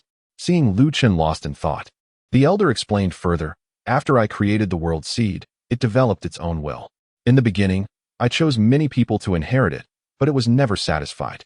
In the end, the World Seed subtly hinted to me that it would wait here for the person it wanted to choose. I never expected that it would wait for over 800 years, until my lingering soul finally encountered you. Waiting here for 800 years. Lu Chun couldn't understand why this was the case. "So, according to you, the World Seed needs me specifically?" The elder nodded. "Exactly. If it hadn't chosen you, you wouldn't have made it this far." Lu Chun still had one thing he didn't understand. That doesn't seem right. "There should have been a group of bandits that came in before me," the elder patiently explained. "It was precisely because the World Seed sensed your presence nearby that it opened the cave. Otherwise, those people wouldn't have been able to enter." By this point, Lu Chun was starting to believe, as the elder had no reason to keep explaining to him. But finding this place was purely by coincidence. I happened to discover how Jian's illegal activities at the material market just happened to uncover the cave's location and then came here to find the World Seed. The elder shook his head. "You think it's coincidence, but to the World Seed, it is inevitable. Otherwise, it wouldn't have been guarding this place for so many years."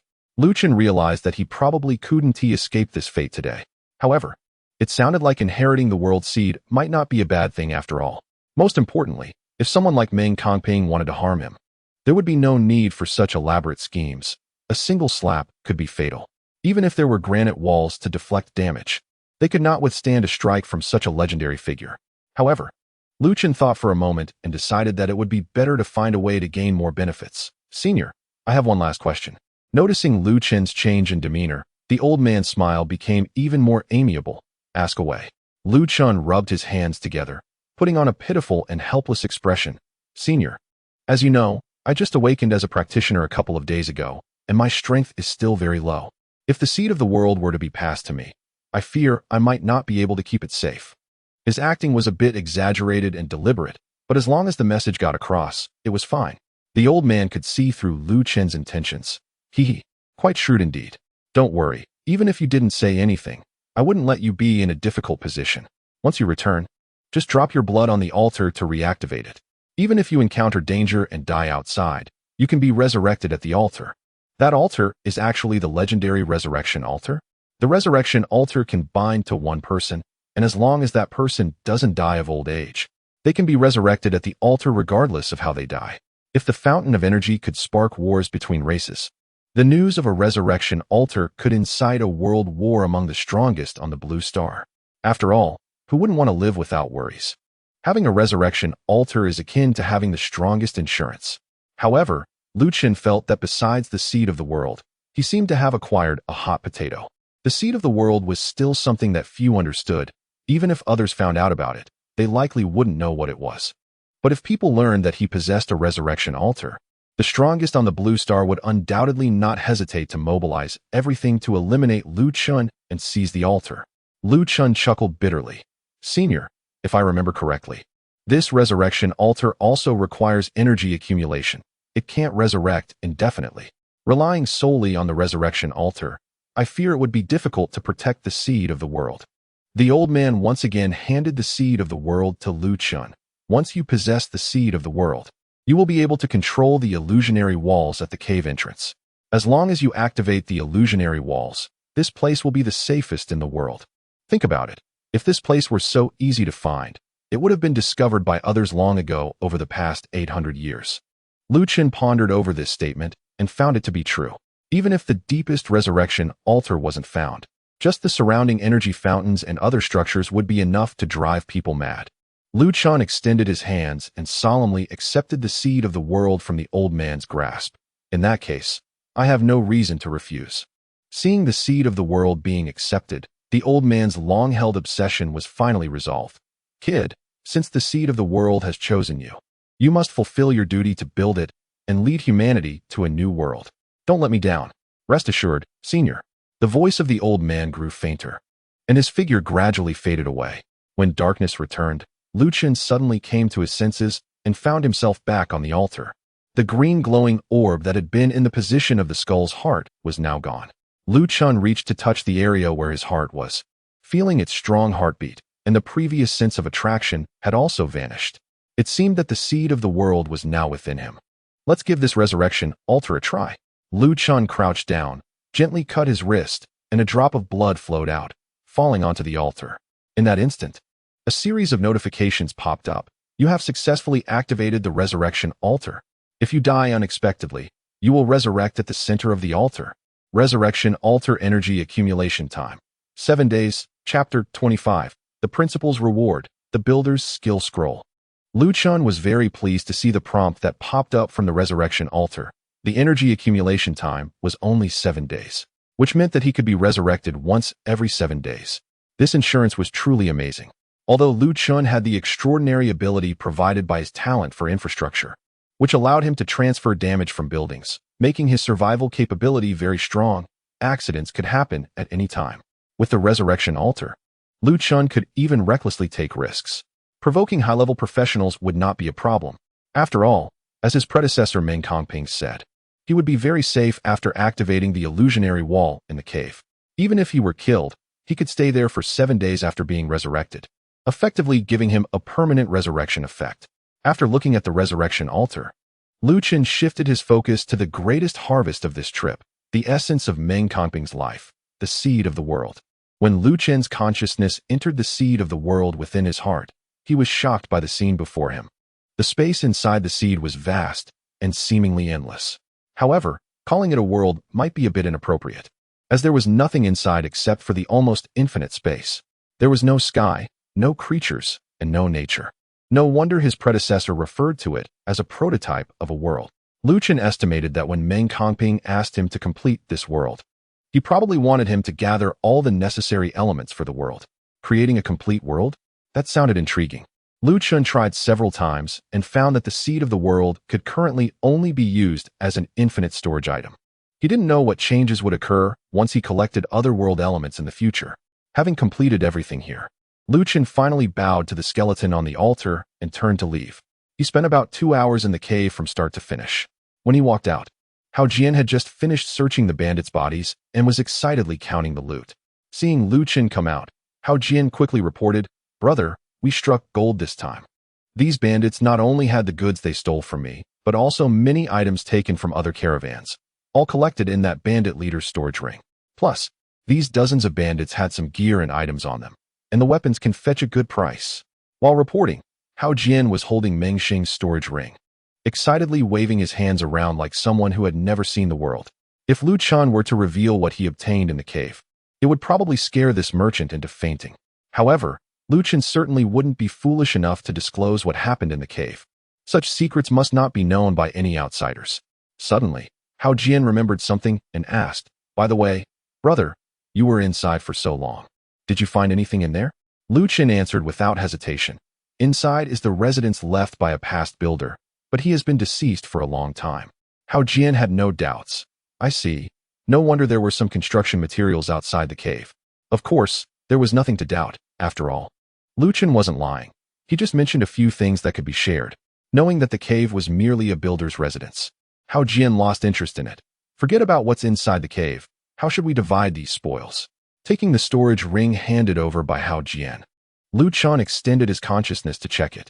There were a lot of weapons, various miscellaneous goods, and some items for health and mana recovery. The contents were hardly worth noting in the face of the world's nature. Chun found them cumbersome.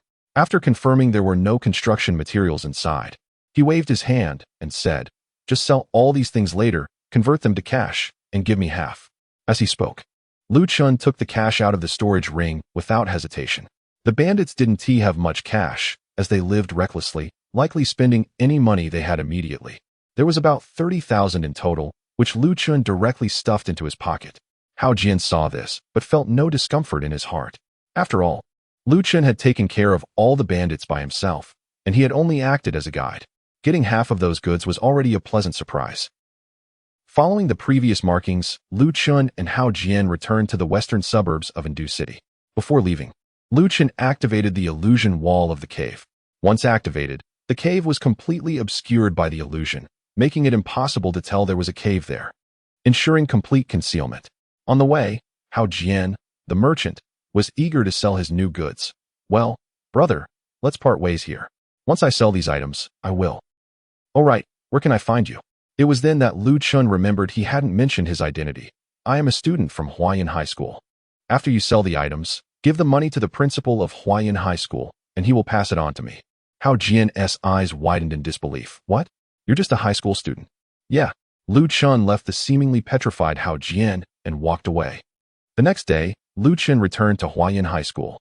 With the college entrance examination approaching, the student's daily schedule had become reviewing potential exam questions in the mornings and leveling up in the instance hall in the afternoons. This period was crucial for the upcoming exams. However, Chun had taken a whole day off yesterday and didn't even go to level up. This left his classmates curious about what he had been up to the day before while he was in class. Chun had no choice but to waste some time dismissing their inquiries. After the morning class, the class leader Yi Yao specifically came to ask Chun to visit the principal's office. "The principal is looking for me?" Chun arrived at the office with confusion and asked, "Principal, what do you need from me?" Feng Yuan smiled and pushed a beautifully wrapped gift box on the table forward, saying, "Chun, the other day you and Yi Yao brought glory to Huayan High School. The principal intends to publicly reward you both. However, since you were absent yesterday, your reward was postponed until today." Chun suddenly realized. All right, he had broken the record in the novice dungeon and brought honor to the school, so it was only reasonable to ask the principal for a reward. But at that time, he was too focused on claiming rewards from the dungeon venue and forgot about the school. Thankfully, the principal remembered, otherwise, it would have been a big loss. Chun took the gift box and casually asked, "Thank you, principal, can I open it to take a look?" Feng Yuan nodded. "Of course, it's already yours." With permission granted, Chun opened the gift box right there. Inside was a scroll. Feng Yuan smiled and introduced. This is a mid-level skill scroll for builders. After using it, you can randomly learn a C-level or B-level skill for builders. Chapter 26. New Skills, New Materials. In this world, skill scrolls are roughly divided into 3 types. Basic skill scrolls can randomly teach E or D level skills. Intermediate skill scrolls can randomly teach C or B level skills. Advanced skill scrolls can randomly teach A or S level skills. In addition to these, there are directional skill scrolls that guarantee learning the skill recorded in the scroll upon use. In a world where everyone can change professions, having an extra skill means an extra source of power, which is why the value of skill scrolls has always remained high. Even the lowest level basic skill scrolls cost at least several $100,000. As for intermediate skill scrolls, even for a lifestyle profession like a builder, they start at several million. If it were for a combat profession, intermediate skill scrolls might even reach tens of millions. Feng Yuan's gift of this intermediate skill scroll was quite generous. Chun was also taken aback by the principal's extravagance. Principal, this is a bit too precious. Although receiving valuable rewards is a good thing, he felt a bit embarrassed to accept such an expensive gift from Feng Yuan, given their teacher-student relationship. Just take it. Feng Yuan responded with a wave of his hand. Based on my years of experience in teaching, you are destined to make a name for yourself in the future. This intermediate skill scroll is not only a reward, but also a token of my best wishes for your journey ahead. Then thank you once again, Principal. With the conversation reaching this point, it would be a bit pretentious to refuse further. Chun reached out to take the scroll. Intermediate Builder Skill Scroll, for builders only. Effect. Upon use, randomly learn a C or B level builder skill. Probability details. C level skill probability is 80. B level skill probability is 20. They even clearly stated the random probabilities. This is much more considerate than those pay-to-win mobile games from my previous life. As Chun thought this, he directly used the skill scroll. You have used the intermediate builder skill scroll. Congratulations, you have learned the skill. Turret B. He directly learned a low probability B level skill. What good luck. Chun's eyes lit up as he eagerly checked the introduction of this new skill. Turret B. Effect. Consume any building materials to construct a turret. Turret attributes are determined by the building materials and level. Note: insufficient materials, unable to construct. Like the basic arrow tower and basic wall, this is another building that does not specify building materials. However, while the basic arrow tower and basic wall are only D-level skills, this turret is a B-level skill, which is a significant difference. Looking at the skill introduction, Chun couldn't help but wish he could construct one immediately. Unfortunately, he currently lacked building materials and could only wait until he obtained some good materials to build it. If the building materials are not good, then the final construction would not be very useful either. For example, the Pinewood Arrow Tower was quite powerful when defeating wild boars in the beginner dungeon at first. However, when facing bandits at levels 20 or 30, the damage was simply insufficient. Even if hitting a weak point, the damage was still less than what the healers could recover. After digesting the skill scroll, Chun reported to Feng Yuan. Principal, I have learned a B-level skill. Feng Yuan nodded in satisfaction. Haha, you are quite lucky. This afternoon, go to the dungeon hall and make sure to work hard to level up. You were absent from school yesterday, so your progress is a day behind the other students. Speaking of the dungeon hall, as soon as Feng Yuan mentioned it, Chun remembered that he was still owed a reward for breaking the record. At that time, Chun chose to receive building materials as a reward, and they said it would take 2 days to prepare, which meant he could collect it today. This was a reward for breaking the dungeon record, so it shouldn't be too shabby. At least it would be stronger than granite. It would be perfect to test out his new skill by building a turret. In the afternoon, the senior students from Huayan High School were all sent to the dungeon hall in city. Follow me. As soon as they entered the dungeon hall, Chun pulled Yi Yao and headed straight to the settlement area, causing envy among the other students. Coincidentally, the staff member at the settlement area was the same dignified lady who had assisted Chun 2 days ago. Chun approached her directly and said, "Hello. I am here to collect the reward for breaking the dungeon record." It had been decades since anyone had broken the record for the beginner dungeon, so the staff member recognized this pair of students. Please wait a moment. She looked down at a document and then stood up, saying, "Your reward is in the warehouse. Please follow me." After that, the staff member left the counter, leading the two toward the warehouse. As Chun followed behind, he pondered what building materials he might receive as a reward. Could it be star essence? No, that's too expensive. It's unlikely. Could it be spirit wood? That seems quite possible. Perhaps while Lu Chun was lost in thought, he inadvertently stared at a certain well-shaped part of the staff member's silhouette, revealing an imagined expression, which made Yi Yao's gaze toward him turn somewhat cold. However, Lu Chun was completely unaware as he walked all the way to the warehouse. The staff member brought the two to a large box in the warehouse, opened it, and revealed the building materials inside. The reward the dungeon hall has decided to give you is a whole batch of meteorite iron. This was just extracted from a meteorite not long ago, and according to the official estimate, the market price of this meteorite iron is around 3 million. While explaining, the staff member's tone carried a clear sense of envy. After all, they were still high school students, yet they could receive such an expensive reward. She recalled her own high school life, which was truly difficult to look back on. Lu Chun felt pleasantly surprised. It turned out to be a whole piece of meteorite. He didn't expect the copy hall to be so generous. Meteorite can be considered a very high-grade building material. Many wealthy individuals prioritize using meteorite as the framework for their houses, as it is said to remain sturdy for hundreds of years. Then I'll take it, Lu Chun said without hesitation, putting the piece of meteorite into his other dimensional space. Yi Yao wasn't particularly interested in this reward, but she was a bit curious. Lu Chun, what kind of building are you going to construct this time? Lu Chun rarely felt excited, smiling as he replied, I'm curious about that myself. With a new B-level skill and new high-grade building materials, I'm not even sure how powerful the building I create will be. Chapter 27, How come both of you want to take me along? After the meteorite was incorporated into the alternate dimension, the turret's prompt changed from insufficient materials to constructible. Upon seeing this, Lu Chun directly voiced his thoughts in his mind and unhesitatingly used his new skill on the newly acquired high-grade materials. Turret, construct. As Lu Chun's thoughts rose, the meteorite in the alternate dimension was influenced by the talent of a construction enthusiast and began to build itself. The next moment, a turret over 10 meters tall, gleaming black, appeared in Lu Chun's alternate dimension. Even from across the alternate dimension, Lu Chun could feel a significant sense of pressure.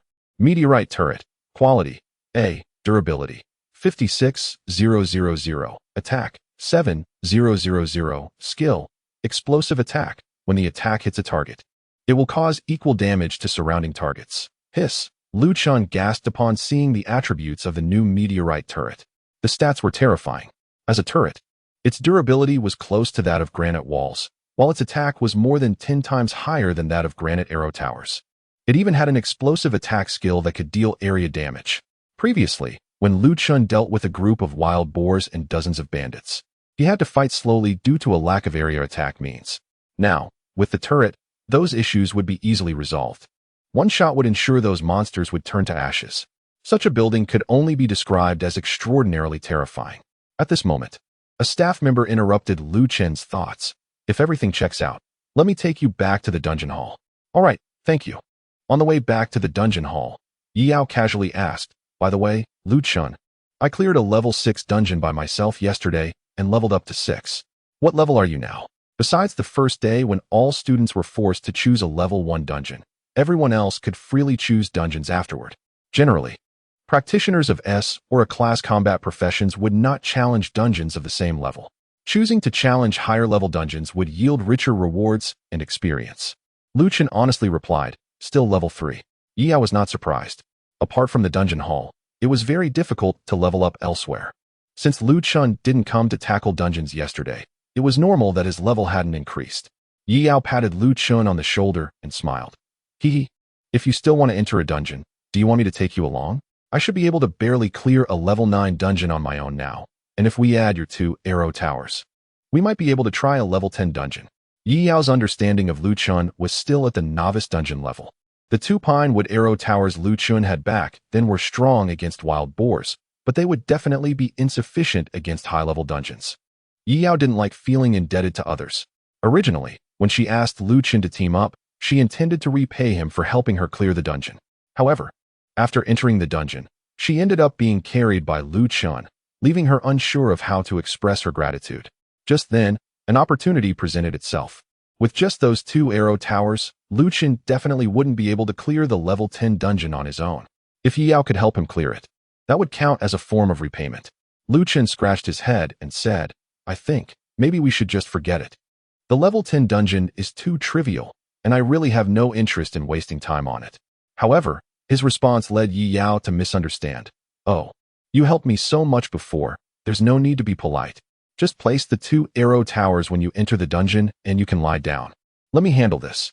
Before Lu Chun could explain, they had already returned to the dungeon lobby. The other students who had been waiting there were starting to get impatient. Feng Yuan saw Lu Chun and Yi Yao come out and quickly approached them, saying, Lu Chun, Yi Yao, hurry back to the team.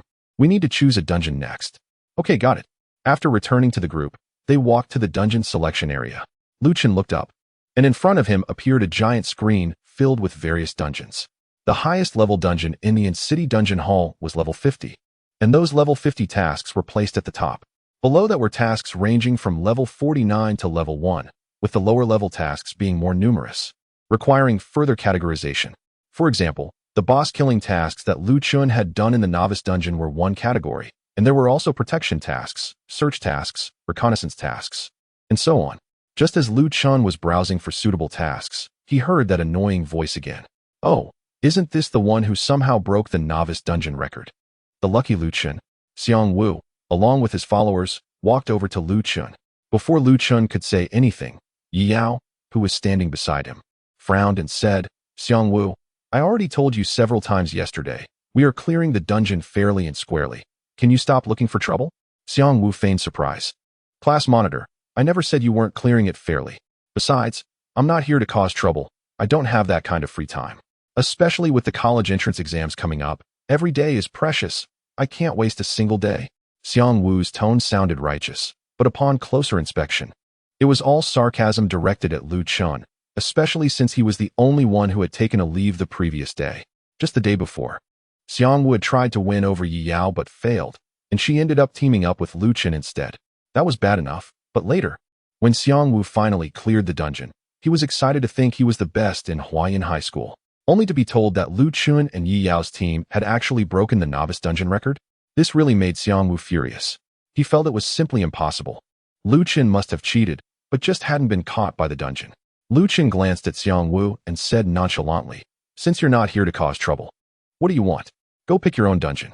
Xiang Wu smiled and extended his hand, saying, After yesterday's class, my team has all reached level 5, and our cooperation is very harmonious.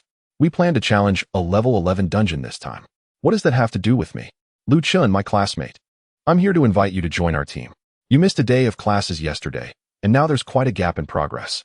I believe that as an S-level life professional from Huayan High School, it's only right for me to help you catch up on what you've missed. Chapter 28 Copy. I want to reach level 50. Upon hearing Xiang Wu's words, Lu Chun couldn't help but twitch the corner of his mouth. What are these people thinking? Why do they all want to bring me along? Xiang Wu maintained his outstretched hand, his smile growing even brighter. Lu Chun, please believe in my good intentions. Join my team, and I can definitely help you level up better. The sycophants around him sneered in unison. Lu Chun, our boss is being magnanimous by inviting you. So just enjoy it. Yes, we actually didn't want to take you along, but our boss insisted on helping you clear the dungeon. Boo-hoo, our boss is really something. He makes me cry. Of course, Xiang Wu wasn't being kind-hearted at all. What he was really thinking was, since Yi Yao Wu Ti agreed to team up with me, I might as well come directly to you. Once we enter the dungeon, I'll find an opportunity to snatch your teleportation scroll and throw you into a horde of monsters. Let us see if you dare oppose me again. In Xiang Wu's eyes, Lu Chun had no reason to refuse. His team was undoubtedly the strongest in the school, having cleared a level 7 dungeon just yesterday. Today, they were likely to clear a level 11 dungeon as well. So many people wanted to join but didn't have the opportunity. Even Yi Yao looked puzzled, not understanding why Xiang Wu suddenly invited Lu Chun. However, Xiang Wu's outstretched hand was destined to be met with rejection. Lu Chun shrugged, rejecting without a second thought. Thanks, but I'm not interested. Xiang Wu's outstretched hand, along with his smile, froze. He held back for a while before squeezing out the words, Lu Chun, could you tell me why? I'm really extending this invitation with great sincerity. Lu Chun looked up at the highest level dungeons displayed on the giant screen and replied lightly, Level 11 dungeons aren't interesting. You all can take your time playing them. This simple statement had an explosive impact. Not only were Xiang Wu and his lackeys stunned, but even Yi Yao beside them widened her eyes in shock. Her mouth agape as if she could fit an egg inside. She anxiously tugged at Lu Chun's sleeve. Lu Chun, what are you talking about? Saying something like that at this time will just give them a reason to take advantage of it. If he didn't enter a dungeon above level 11, he would lose face and be laughed at. If he stubbornly went into a level 11 dungeon, he would definitely fail. After all, even Xiang Wu's team, with a reasonable class setup and good teamwork, had a high probability of failing in a level 11 dungeon, let alone Lu Chun, who was only at level 3. Even if Yi Yao accompanied him, they probably wouldn't be able to defeat the minor monsters inside. Sure enough, what Yi Yao feared came true. When Xiang Wu came back to his senses, he burst into laughter, holding his stomach. Haha, an 11-level dungeon is boring. Lu Chun, you actually think an 11-level dungeon is uninteresting. His followers were also laughing so hard they could hardly stand. An 11-level dungeon? Even we wouldn't dare to say we could clear it easily, but Lu Chun completely looks down on it. My goodness, has he forgotten who he is after clearing a novice dungeon? Don't mention it. Of course, Lu Chun, as a casual player, finds dungeons boring. He probably figured it out and is planning to head to the training hall next door to learn how to gather resources properly. It's true, what S-rank player? Yet he's just a builder. Honestly, gathering resources is the fate of a builder. Lu Chun sighed and said, "Can you all stop buzzing around like flies? It's so noisy." Xiang Wu and the others didn't expect to be mocked at such a time, feeling both irritated and amused, unsure of what expression to show. After a while, Xiang Wu finally said seriously, "All right, since you're so confident, I want to see which dungeon above level 11 you plan to choose.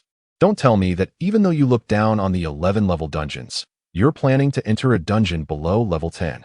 Hearing Xiang Wu's words, Yi Yao tugged at Lu Chun's clothes, anxiously scanning the level 12 dungeon tasks, muttering softly, Which level 12 dungeon is a bit easier that we might pass? Or we could search for tasks. Maybe we could find the task for the Centennial Dragon Spirit Fruit. And if we're lucky, we might find it without encountering monsters." Meanwhile, Lu Chun held his head high. Finally, he decided on the next dungeon. "Let us go with that one, the Furious Goblin." Furious Goblin, is there such a dungeon? Xiang Wu and his followers began searching the giant screen for the dungeon Lu Chun mentioned. However, after going through all the level 12 dungeons, they couldn't find any dungeon named Furious Goblin. "Hey, Lu Chun, are you messing with us?" Xiang Wu shot a hostile glance at Lu Chun, not expecting him to joke about a non-existent dungeon. They had wasted time searching for it. Yi Yao was also looking, and her search range was broader. She glanced through the level 12, 13, 14, and 15 dungeons, but also found no Furious Goblin. Looking for higher-level dungeons was pointless. Entering them at their current level would likely just result in being defeated instantly. They might not even have time to use a teleportation scroll. Anyone with a clear mind wouldn't choose to tackle dungeons several levels above their own. Are you blind? The text is so big. Lu Chun shook his head.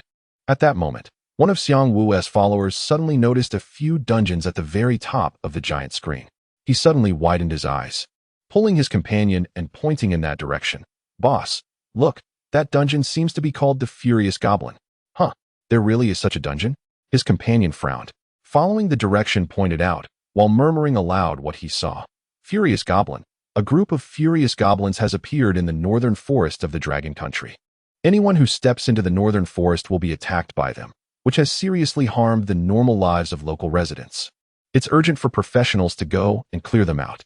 The task type is defense, recommended level 50. Level 50. By the end, his eyes were nearly popping out. The recommended level for this Furious Goblin dungeon mentioned by Lu Chun is actually level 50, the highest level dungeon in the entire city's dungeon hall. Chapter 29, the most difficult dungeon type, level 50. Xiang Wu did not lower his voice. Instead, his astonishment made it even louder than usual. Suddenly, everyone around him was drawn to his words. Someone was going to challenge a level 50 dungeon. This news spread through the dungeon hall of City at an unimaginable speed. City was just a small, relatively remote city in Long Country, with not many skilled individuals. Therefore, the highest level of dungeons available, there was only level 50. Even so, these level 50 dungeons were rarely challenged. Talented young individuals usually would not choose to develop in such a small city. Currently, in City, the only ones who could challenge level 50 dungeons were likely a few university presidents, the mayor, and the heads of law enforcement agencies, just a handful of public professionals. In total, they probably wouldn't exceed a couple of people. Moreover, these individuals were usually very busy with other work and rarely entered dungeons. For the vast majority present, aside from the dungeon hall staff, it was the first time they had heard someone say they wanted to challenge a level 50 dungeon. When they saw that the person attempting to challenge the level 50 dungeon was a young student wearing the uniform of Huayan High School, their astonishment grew even more. Hey, did I just mishear? This young person actually wants to challenge a level 50 dungeon? No way, even if you misheard. There's no way all of us could have misheard. Yes, yes, the student next to him shouted it out loud. We all heard it clearly. People gathered around, not getting too close, but standing at a distance discussing among themselves. Overall, most of them did not believe it, although they heard it quite clearly. How could a high school senior possibly challenge a level 50 dungeon? I think so too. After all, how many people in a city can challenge a level 50 dungeon? Besides, that seems to be a defense-type task, which is considered very difficult even among level 50 tasks. I'm currently level 38, but I think if I entered a level 50 dungeon, I'd probably be slapped to death by those monsters. Not just the bystanders. Even those who knew Lu Chun didn't believe it. Yi Yao was the first to look up and confirm the name of the level 50 dungeon, then grabbed Lu Chun to ask again. Lu Chun, you just mentioned the Furious Goblin. Is it really that level 50 defense task? Lu Chun nodded slowly. Yes. I think that task is quite suitable. Xiang Wu looked at Lu Chun with the gaze of someone who thought he was crazy. Wow, you really are something. Even if you want to show off, you don't have to pick the most difficult dungeon in the whole hall to do it, right? Different types of dungeons naturally have different levels of difficulty. For example, a character with an assassin profession would find it much easier to undertake a task that involves finding items compared to other professions, allowing them to tackle challenges several levels higher, because they generally possess stealth skills that allow them to hide their whereabouts while searching for items. They can avoid many battles with monsters. For instance, in the task of defeating a dungeon boss, a team with a well-balanced class configuration can significantly reduce the difficulty. As long as there is one tank class that can withstand the boss's damage in the front line, the support and damage-dealing classes in the back can continuously provide assistance, eventually wearing the boss down. If these two tasks were to be swapped, for example, if an assassin class were to attempt the boss defeat task alone while a team worked on the item retrieval task, the difficulty would instantly spike. Therefore, everyone carefully selects dungeons that are compatible with their classes, as this leads to more efficient progress. However, there is one type of dungeon that all players are reluctant to choose, which is universally recognized as the most challenging type, the defense-type dungeon. In a defense dungeon, as soon as you teleport into the dungeon area, a large number of monsters will immediately attack your position. A horde of monsters attacking from all directions is a nightmare for any player. In this type of dungeon, there are no shortcuts. The moment you enter, you must start fighting. It is either the challenger dies, or all the monsters are cleared out. Generally, other dungeons allow for the possibility of challenging at a higher level. But the defense dungeon is the opposite. If the challenger's strength is not significantly above the recommended level, they are likely to fail. Thus, the level 50 dungeon featuring the enraged goblin is undoubtedly one of the most difficult tasks in the local dungeon hall. Even the heads of major universities must prepare thoroughly before attempting it. Xiang Wu thought Lu Chun was truly insane. If he wanted to seek death, this was not the way to do it. Wasn't this just equivalent to openly telling everyone to come and collect his corpse later? No. If one died in this dungeon, they would probably end up in a situation where there was nothing left of them. Lu Chun explained to Yi Yao. But that did not mean he would explain anything to Xiang Wu. Without even glancing at Xiang Wu, he walked directly toward the selection area of the dungeon hall. Stop right there. Xiang Wu could not tolerate such an insult and mocked loudly. Don't think that by bragging here, I'll let you off. I bet as soon as you enter the dungeon, you'll use a teleport scroll to return here immediately, right? I'll be waiting for you to see how you come back in such a sorry state. Lu Chun felt his ears were starting to hurt from the noise and retorted casually, Are you done? You're like a clown. Gotham needs people like you. What did you say? Although he did not know what Gotham meant, it certainly did not sound like a good term. The onlookers around, seeing that Lu Chun was truly heading toward the selection area, were all stunned. Wow. That student really seems to be choosing that level 50 dungeon. This is going to be interesting. Indeed. I think we could place a bet on how many seconds it will take for that student to teleport out of the dungeon, or whether he might just die in there. This is probably just young people showing off their competitive spirit, right? After being teased a few times by classmates, he can't help but choose the most difficult dungeon to prove himself, not realizing that this comes off as quite immature in the eyes of others. Everyone's opinion is remarkably unanimous, believing that Lu Chun has absolutely no chance of clearing the dungeon with the raging goblins. What a joke. This is the highest recommended level dungeon in the city, combined with the most challenging type. Such a combination is simply beyond what a high school senior could handle. Chapter 30. Borrowing some money. The people present mostly regarded this matter as a farce. No one thought to stop Lu Chun. After all, it was none of their business. Only Yi Yao quickly followed Lu Chun, continuing to persuade him by his side. Lu Chun, actually Xiang Wu is deliberately targeting us. By doing this, we are just playing into their hands. Facing the only person who cared about him, Lu Chun remained quite patient. Don't worry, I really know what I'm doing. But this time, you shouldn't come with me. It might be a bit dangerous. Although a level 50 dungeon was nothing to Lu Chun, it was too much for Yi Yao. Even if the monsters there just grazed her with an attack, she would probably be killed instantly, without any chance for rescue. So, despite the good buffs Yi Yao could provide to Lu Chun's character, he still decided not to take her in this time. If something went wrong, there would be no place for regret. You know it's dangerous, so why still go? Yi Yao looked a bit angry. In her heart, Lu Chun wasn't the type to act tough out of spite. Class monitor, I'm serious. You should find out which dungeon you want to enter this time.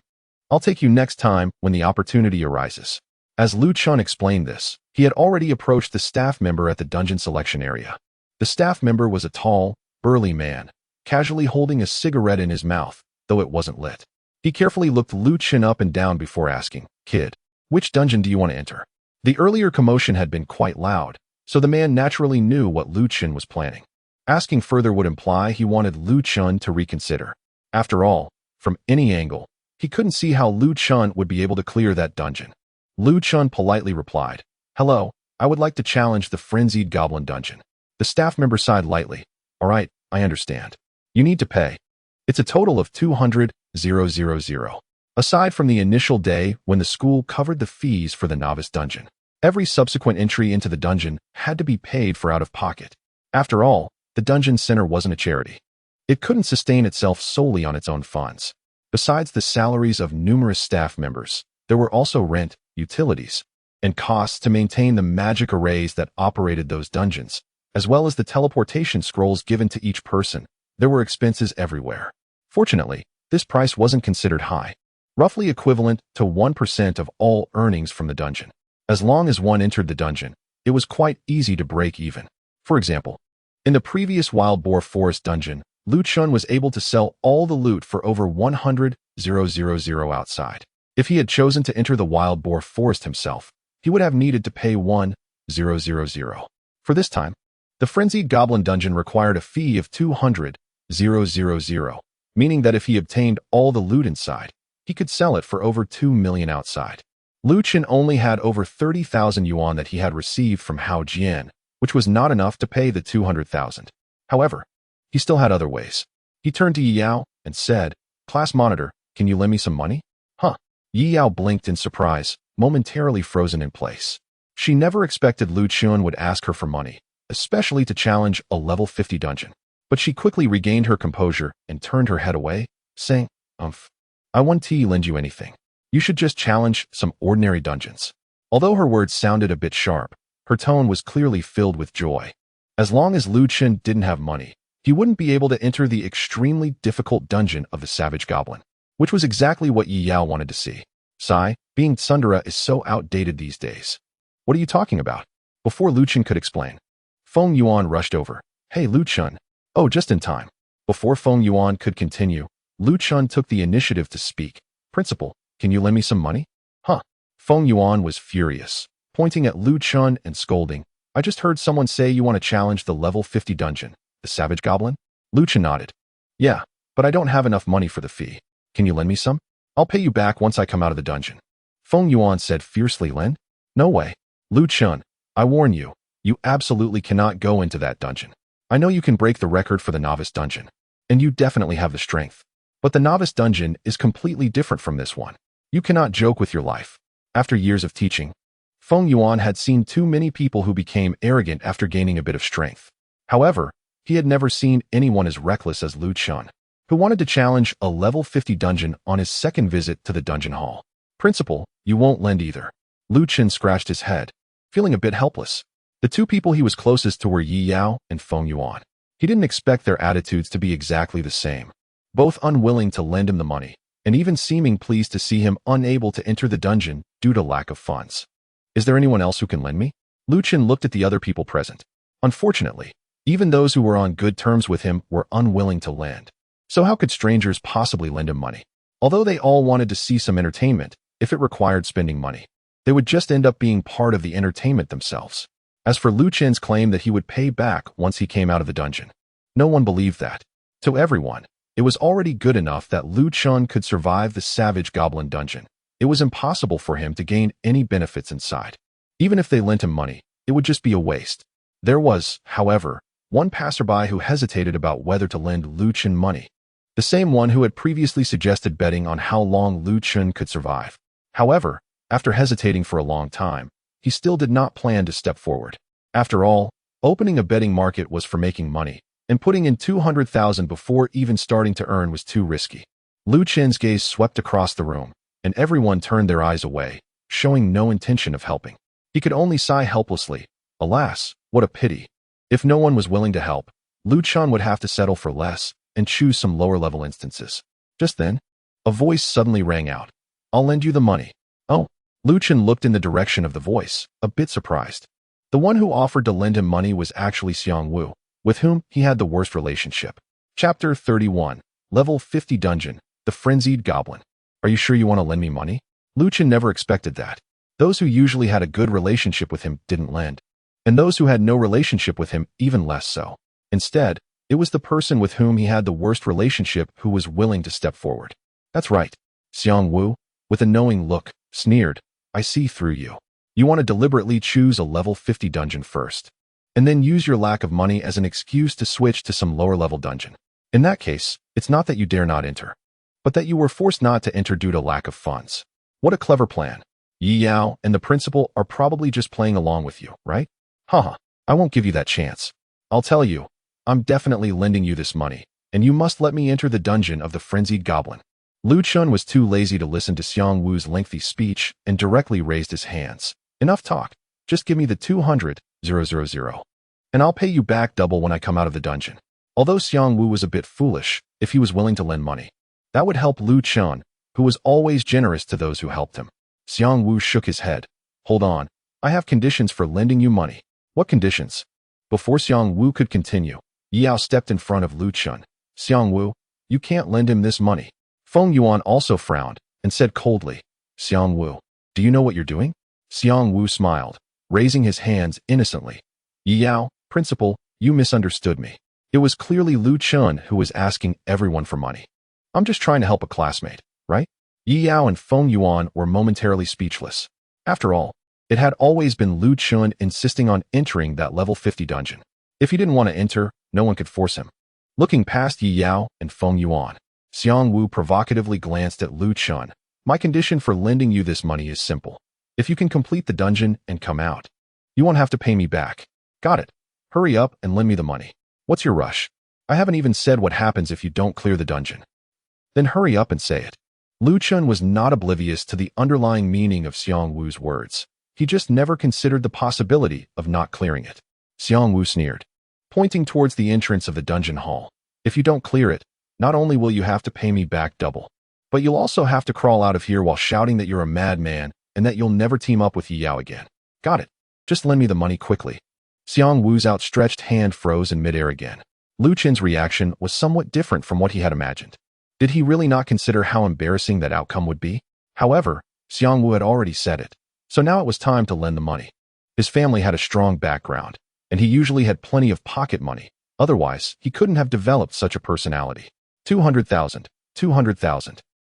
As Xiang Wu rummaged through his pockets, he suddenly realized something very embarrassing. It seemed that he didn't have enough money in hand. After turning out all his pockets, he found only a little over 160,000. His followers, who were trailing behind him, quickly came up to remind him, "Boss, did you forget? Last night, you took your buddies to a club and ordered a bunch of companions, and you even tipped them generously. Should I go get the tips back from them?" Xiang Wu's lips twitched as he cursed, "Shut up." After that, he extended his hand toward his followers. "You guys, chip in." Huh. The followers were momentarily stunned, not expecting the boss would actually ask them for money. However, after being glared at by Xiang Wu, they reluctantly took out their cash. In the dungeon hall, several followers pooled their savings together and handed it to Xiang Wu, just enough to make up 200,000. Then, Xiang Wu gave this 200,000 to Lu Chun. This scene looked somewhat tragic. Clearly, they were lending money to Lu Chun, but it almost felt like they were the ones indebted to him. Thanks, Lu Chun said sincerely as he received the money. Xiang Wu gritted his teeth and cursed. You better come out of the dungeon alive first, and then you owe me double. After handing the 200,000 to the staff member, Lu Chun gained access to the teleportation array for the dungeon raging goblins. Yi Yao and Feng Yuan tried to persuade Lu Chun several times, but he patiently explained to reassure them. In the end, the two could not dissuade him, and he stepped onto the teleportation array.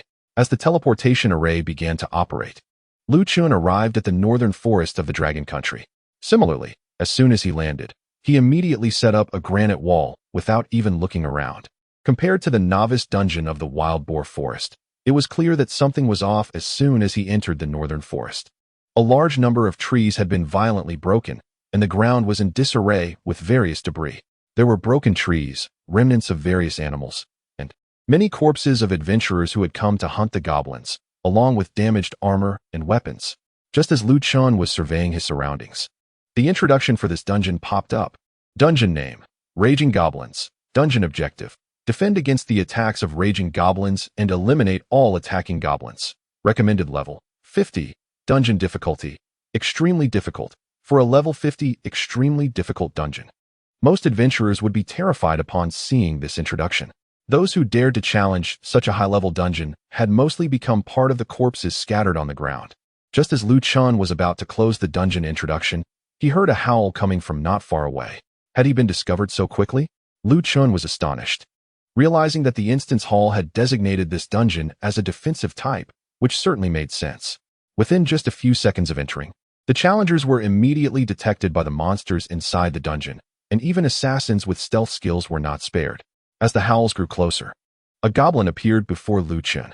This goblin was short in stature, with dark green skin, pointed ears, and wielding a short dagger and a round shield, its eyes gleaming with a bloodthirsty red light. Lu Chun calmly began to check the goblin's attributes. Enraged Goblin Warrior, Wild Monster. Level: LV 47. Health: 2000. Mana: 500. Attack: 300. Skills: Block, Bleeding Attack, Frenzy, Team Combat. Block, when attacked in close combat.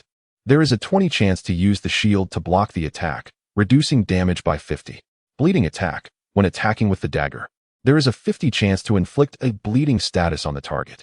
Frenzy, after entering combat, consumes 5 mana per second, increasing its attack power and movement speed by 30. Team Combat, the goblin excels in group battles, gaining an additional health regeneration speed when fighting alongside other goblins. This was merely the most ordinary goblin in the dungeon, yet it was already level 47 and possessed 4 powerful skills that could enhance its combat capabilities in every aspect. No wonder the professionals who entered this dungeon faced such dire consequences. Chapter 32. Level Up, Can't Keep Up with the Speed of Points. Just as Lu Chun was checking the attributes of the Goblin Warrior, it charged towards him and initiated an attack. It was a perfect opportunity to test the power of this new structure. Lu Chun closed the attribute panel and silently chanted, Meteorite Tower, deploy. Boom! With a thunderous cannon sound, the Meteorite Tower made its debut. A cannonball, the size of a lead ball, shot out from the barrel of the Meteorite Tower, tracing a beautiful parabolic arc in the air as it descended towards the Goblin Warrior. Roar! The Goblin Warrior raised its round shield, bravely facing the cannonball. Bang! With a loud explosion, the cannonball detonated instantly. Thick black smoke billowed out, and a shockwave from the explosion surged outward. Although Lu Chun was standing quite far away, he could still distinctly feel the ground tremble slightly beneath his feet. The next moment, a gust of wind blew through, dispersing some of the black smoke, allowing Lu Chun to see the aftermath of the explosion. However, he saw nothing.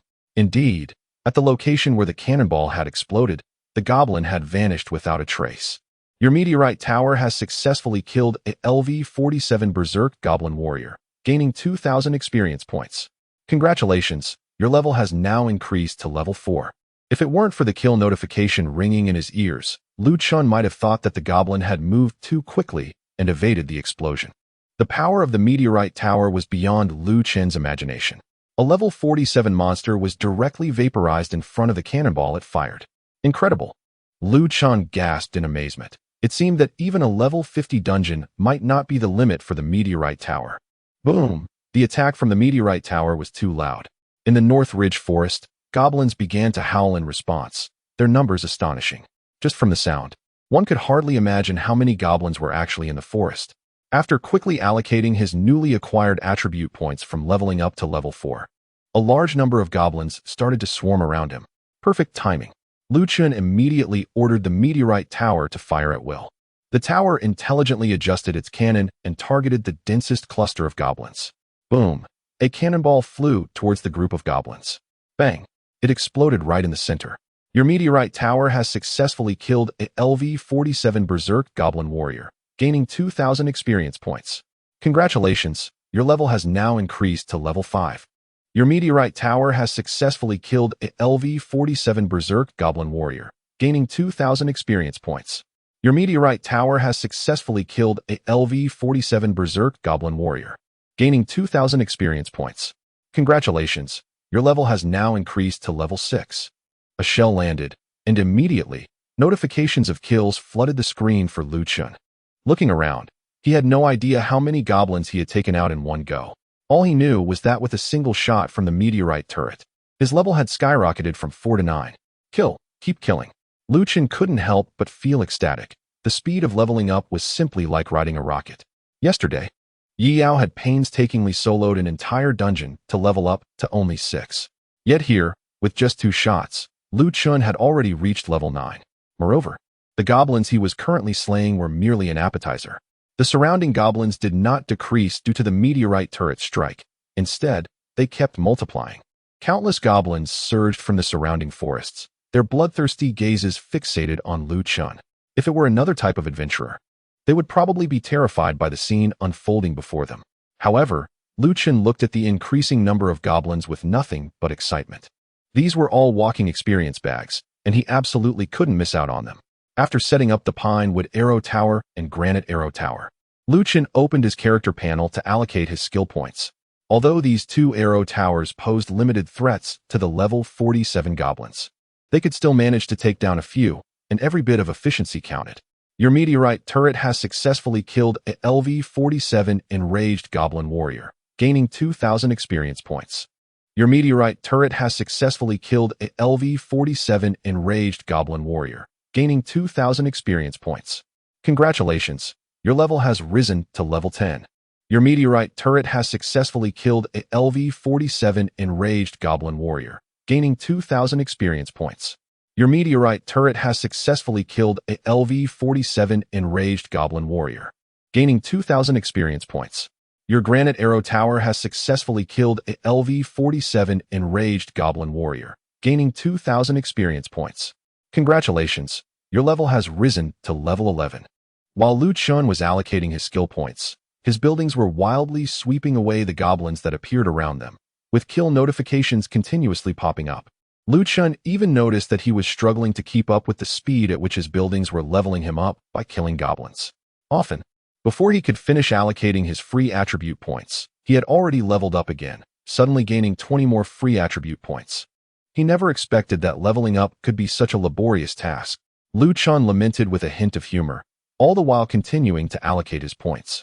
If it were the usual goblins, facing the meteorite turret that resembled a meat grinder, they would definitely avoid it. After all, their design reflects low individual combat power, making them adept at group battles and cunning strategies. Unfortunately, the goblins here had gone berserk for unknown reasons. In a state of frenzy, although one's strength is enhanced, the ability to think becomes impaired, only knowing to destroy everything in sight. Just as Chun's level skyrocketed to 17, he heard a different whistling sound. Instinctively, he paused and looked up. A goblin riding a wolf burst into the battlefield like lightning. It was clearly much stronger than an ordinary goblin, wielding only a spear and moving with incredible agility. Oh, a new type of unit? Chun curiously checked the attributes of this goblin. Enraged Goblin Wolf Rider, Wild Creature. Level, LV-49. Health, 2,200-1,500. Wolf.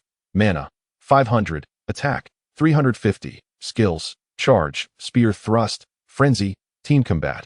Charge, consumes 50 mana. Enters a charge state, gradually increasing movement speed to double. Spear Thrust, can only be used in charge state, consumes 50 mana, delivers an unstoppable strike with the spear. ignoring 30 of the target's damage reduction. Frenzy, after entering combat, consumes 5 mana per second, increasing own attack power and movement speed by 30. Team Combat. Goblins excel in group battles, gaining additional health recovery speed when fighting alongside other goblins. Chapter 33. Coordination among buildings, a new step forward. The attributes of the Goblin Wolf Cavalry are not significantly higher than those of ordinary goblins. Logically, under the firepower of the Iron Meteor turret, they should be just as disposable. However, Chun still found them a bit tricky. This was because the Iron Meteor turret's shells were unable to hit the Goblin Wolf Cavalry. Their movement speed was too fast, even when the turret targeted them. They could always evade to another location before the shells landed. By the time the shells exploded, their blast radius wouldn't even reach them. As the Goblin Wolf Cavalry dashed around and got closer to Chun, he noticed that the ordinary goblins before them had already fallen to the ground before getting anywhere near. Although Chun didn't think the attacks from the Goblin Wolf Cavalry posed much of a threat to him, being attacked was still quite annoying. So, how about this? Temporarily disregarding the Iron Meteor turret, Chun decided to order the Granite Arrow Tower to attack. The target was the charging Goblin Wolf Cavalry. Whoosh! The arrows shot out rapidly. The Goblin Wolf Cavalry, accustomed to the slow-moving shells, suddenly faced a much faster attack, leaving it unable to dodge as easily as before. Thud! It tried hard to evade, but its mount was struck by an arrow from the Granite Arrow Tower. Having leveled up several times, Chun found that the attack power of the Granite Arrow Tower had increased significantly. The wolf let out a howl and collapsed on the spot, dying instantly. The Goblin Wolf Cavalry riding it was thrown off due to the inertia, landing awkwardly on the ground. Without its mount, the Goblin Wolf Cavalry's combat ability was even weaker than that of an ordinary Goblin Warrior. After all, the Goblin Warriors could use their skills independently, while the Goblin Wolf Cavalry relied on their mounts for their abilities. Boom! Before the Goblin Wolf Cavalry could get back on its feet, a shell from the Iron Meteor turret crashed down on its head. Your Iron Meteor turret has successfully killed a level 49 enraged Goblin Wolf Cavalry, earning you 2,200 experience points. Although the Iron Meteor turret's power is formidable, it does have the disadvantage of a slower shell flight speed. In contrast, while the two arrow towers might be losing their effectiveness, their arrows travel much faster. Only by combining various buildings can one unleash their greatest potential. After defeating the first Goblin Wolf Cavalry, Chun gained a new understanding of how to utilize his buildings. At least at this stage, he didn't possess truly versatile structures. Therefore, he had to make good use of the different characteristics of various buildings in battle to be considered an excellent builder. With the appearance of the first Goblin Wolf Cavalry, more and more Goblin Wolf Cavalry began to mix in with the attacking Goblin army around them. Chun once again employed his old tactics, using the arrow tower to shoot them down from their mounts, then finishing them off with the meteorite turret. Your meteorite turret has successfully killed a LV-47 enraged Goblin Warrior, gaining 2,000 experience points. Your meteorite turret has successfully killed a LV-49 enraged Goblin Wolf Cavalry, gaining 2,200 experience points. Congratulations, your level has increased to level 18. Your meteorite turret has successfully killed a LV-47 enraged Goblin Warrior, gaining 2,000 experience points. Your meteorite turret has successfully killed a LV-49 enraged Goblin Wolf Cavalry, gaining 2,200 experience points. Your Granite Arrow Tower has successfully killed a LV-47 enraged Goblin Warrior, gaining 2,000 experience points. Congratulations, your level has increased to level 19. With the defeat of another wave of Goblin army attacks, Chun's level finally reached a new milestone, level 20. After adding the newly increased free attribute points, Chun felt that his physical condition was at its peak. He carefully examined his current attribute panel. Name, Chun. Occupation, SSS level life profession. Super God level architect. Level, LV20. Strength, 96. Agility, 286. Spirit, 286. Constitution, 96. Health, 1160. Mana, 3060. Attack, 116. Occupation talent. Infrastructure maniac, SSS level talent. Skills, basic arrow tower, D. Basic wall, D. Turret, B.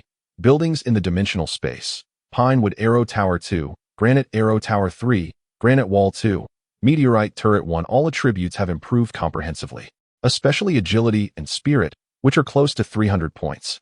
Chun was overjoyed. Choosing to enter the enraged goblin dungeon was definitely the right decision. No other dungeon could provide such immense experience points. Just as Chun was filled with joy, he suddenly sensed an attack coming his way. Granite Wall, deploy. Without hesitation, Chun immediately set up the wall in the direction of the attack. Bang! The moment he placed the wall, something hit it. Chun focused his gaze and found a stone had fallen in front of the wall. It was likely that this stone had struck the granite wall, causing a bit of damage. If it weren't for Chun's increased agility, he would have been hit by the stone just now. Who threw that? Chun furrowed his brow, carefully scanning the direction of the attack. At first glance, it was hard to tell who had thrown it. However, Chun quickly spotted a distinctive goblin among the crowd of goblins. Although it looks similar to other goblins, this one is missing a short knife and doesn't mindlessly charge forward like the others. Instead, it hides among the goblin crowd, adjusting its position while using the other goblins as cover. There is no doubt that this goblin is waiting for the right moment to throw stones. Chun's gaze is fixed on this goblin as he investigates its details. Enraged Goblin Thrower, Wild Creature. Level, LV 50. Health, 2300. Mana, 600. Attack, 400. Skills, Powerful Throw, Enrage. Team Combat. Powerful Throw, consumes 100 mana to forcefully hurl a stone at the target, increasing attack range and dealing double damage. Enrage, upon entering combat, consumes 5 mana per second, increasing its attack power and movement speed by 30. Team Combat. Goblins excel in group battles, enhancing their health recovery speed when fighting alongside other goblins. Chapter 34. Sub-Boss, King of the Goblins. Since entering this level 50 dungeon, Chun finally encountered a genuine level 50 monster. This Goblin Slinger is indeed a level 50 creature. Although it has one less skill compared to the Goblin Warrior and Goblin Wolf Rider, the threat it poses to professionals is far greater. Melee monsters and ranged monsters are two completely different concepts. When dealing with monsters that only engage in melee attacks, professionals can leverage their combat skills to kite them. For instance, they can maintain a position where they can attack the monster while remaining out of its reach, allowing them to continuously chip away at the health of melee-only creatures without taking damage. However, when it comes to ranged monsters, such tactics become ineffective, and one might even find themselves being kited by a more intelligent creature. Those unpredictable ranged attacks are difficult for an average professional to counter effectively. Just now, while Chun noticed the incoming attack, he couldn't actually dodge the stone that was thrown at him. If he hadn't set up a wall immediately, he would have been hit. Nonetheless, all of the above applies to ordinary professionals. For Chun, this level 50 Goblin Slinger is not as challenging as the previous Goblin Wolf Riders. As long as he locates its position and fires a shell from the Iron Cannon Tower towards that spot, the job is done. After all, these Goblin Slingers are not particularly fast and cannot escape the blast radius of the shell. Without hesitation, Chun ordered the Iron Cannon Tower to fire at the position of the Goblin Slinger. Boom! The shell was launched, tracing a parabolic arc as it struck the Goblin Slinger. It widened its eyes in shock, completely unaware of how it had been exposed. Bang! A loud explosion echoed, clearing yet another area. Your Iron Cannon Tower has successfully killed a level 47 enraged Goblin Warrior, gaining 2,000 experience points. Your Iron Cannon Tower has successfully killed a level 47 enraged Goblin Warrior, gaining 2,000 experience points. Your Iron Cannon Tower has successfully killed a level 50 enraged Goblin Slinger, gaining 2,500 experience points. After reaching level 20, Chun's leveling speed slowed down a bit. It was no longer as exaggerated as before, where a single shot could result in multiple levels gained. However, with the efficiency of his buildings and clearing monsters, his experience bar continued to rise at a noticeable rate. The Goblin Horde began to include several Goblin Slingers. They were very cunning, even in a frenzied state, constantly searching for the best attack positions. Fortunately, Chun's agility and spirit attributes were now very high, allowing him to cope well. If he had focused on only one of those attributes during his earlier leveling, it wouldn't be as easy now. For example, if his agility were high but his spirit low, he might struggle to notice incoming attacks in time. Conversely, if his spirit were high but agility low, he might detect an attack but not be able to react quickly enough. With Chun now aware of the existence of goblin catapults, he began to observe his surroundings more carefully. Having the experience of finding the first one made it easier to locate the rest. Many goblin catapults hadn't even launched their first stone before being blown to ashes by projectiles from the meteorite tower. A few that managed to throw stones at Chun were easily blocked by the granite wall. Unbeknownst to him, the durability of the granite wall had already decreased by about 1/3. Chun could clearly see several marks left by stones hitting the wall. This won't do. If a few hundred more goblin catapults come, they might just destroy my granite wall. Although there was another intact granite wall that he hadn't set up yet, Chun still felt a sense of insecurity. In terms of offense, he already had the tower, but he needed to find an opportunity to build a defensive structure as well. Thanks to the intermediate skill scroll given by the principal, Chun learned the B-level skill for the tower, so he didn't need to worry about offense for now. However, in terms of defense, the basic wall, being a D-level skill on par with the basic arrow tower, was already quite outdated. It could hold up against some goblins this time, but it wouldn't fare as well against other monsters in the future. Waiting until it couldn't hold up anymore to think about upgrading would be too late. Just as Chun was contemplating how to upgrade his defensive structures, he heard several dull thuds in the distance. Thud, thud, thud. Chun turned to look. A tall shadow was striding towards him. Along its path, trees were being knocked down without any resistance. It was an exceptionally tall goblin, estimated to be nearly 3 meters high. Long fangs protruded from its mouth, and its body was muscular, wielding a hefty wolf-tooth club. Compared to a typical goblin, this creature resembled more of an orc. What a formidable presence. Is this the boss of the dungeon? To be honest, Chun didn't want to encounter the dungeon boss so soon. Generally speaking, meeting the dungeon boss meant that the dungeon was nearing its end. With so many experience packages rushing in to deliver themselves, Chun was somewhat reluctant to let them go. After getting a clear look at the tall goblin's appearance, Chun checked its attributes. Enraged Goblin King, Wild Monster. Level, LV 55. Health, 5,000. Mana, 1,000. Attack, 600. Skills, Overbearing Smash, Body Hardening, Goblin Toss, Frenzy. Team Combat, Overbearing Smash, costs 100 mana, swings the wolf-tooth club down heavily, dealing 5 times attack power and damage, and inflicting half damage to surrounding targets.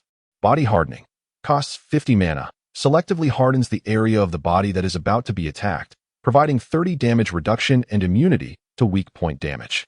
Throw Goblin, consumes 50 mana, grabs a nearby goblin, and throws it at a target. The thrown goblin will receive a temporary boost in attack and defense. Frenzy, after entering combat, consumes 5 mana per second, increasing its own attack power and movement speed by 30. Team Combat, goblins excel in group battles, and when fighting alongside other goblins, they gain an additional boost to health regeneration. Chun looked on in confusion. What? Throw Goblin. Just as he finished speaking, the Goblin King had already grabbed a nearby goblin warrior. Then, assuming a stance as if preparing to throw a shot put, he hurled the goblin warrior towards Chun. Chapter 35. Defeating the boss and clearing the level 50 dungeon. At first, Chun thought that the Goblin King's attributes were not that impressive, so he planned to wait until it got closer and let the Ironfall turret deal with it swiftly. However, he didn't expect it to have a skill that allowed it to throw its own kind at him.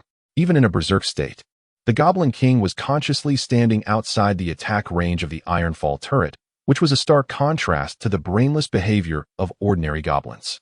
Whoosh! A goblin warrior was thrown directly toward Chun. Without hesitation, Chun commanded the granite arrow tower to shoot it down mid-air. Although the damage from the granite arrow tower wasn't enough to kill the goblin warrior instantly, hitting it would interrupt its flight. There was no other choice. Although he hadn't moved an inch since entering the dungeon, Chun knew he had to approach the Goblin King himself. Chun moved his limbs a bit, keeping his eyes fixed on the distant Goblin King while contemplating the fastest way to close the distance. The Goblin King was also on guard against Chun, grabbing another goblin warrior and preparing to throw it his way. An opportunity. The moment the Goblin King lifted the goblin warrior, Chun recalled the Ironfall turret back into the dimensional space and charged toward the Goblin King. Roar! The Goblin King never anticipated that this human would charge so decisively.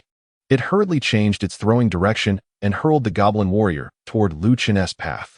However, Chun had already predicted this move and directly commanded the 2 granite arrow towers to fire at the goblin warrior. Whoosh! The arrows flew through the air and struck the goblin warrior right in the head. The concentrated fire from the 2 granite arrow towers instantly killed it. With agility boosted to nearly 300 points, Lu Chen's movements were incredibly swift. A quick sidestep allowed him to dodge the falling goblin warrior effortlessly. From the moment the Goblin King threw it to when Lu Chen evaded, it didn't even take a full second. It could be said that it posed no obstacle to Lu Chen whatsoever. After running forward for a few seconds, Lu Chen found himself face to face with a group of goblins.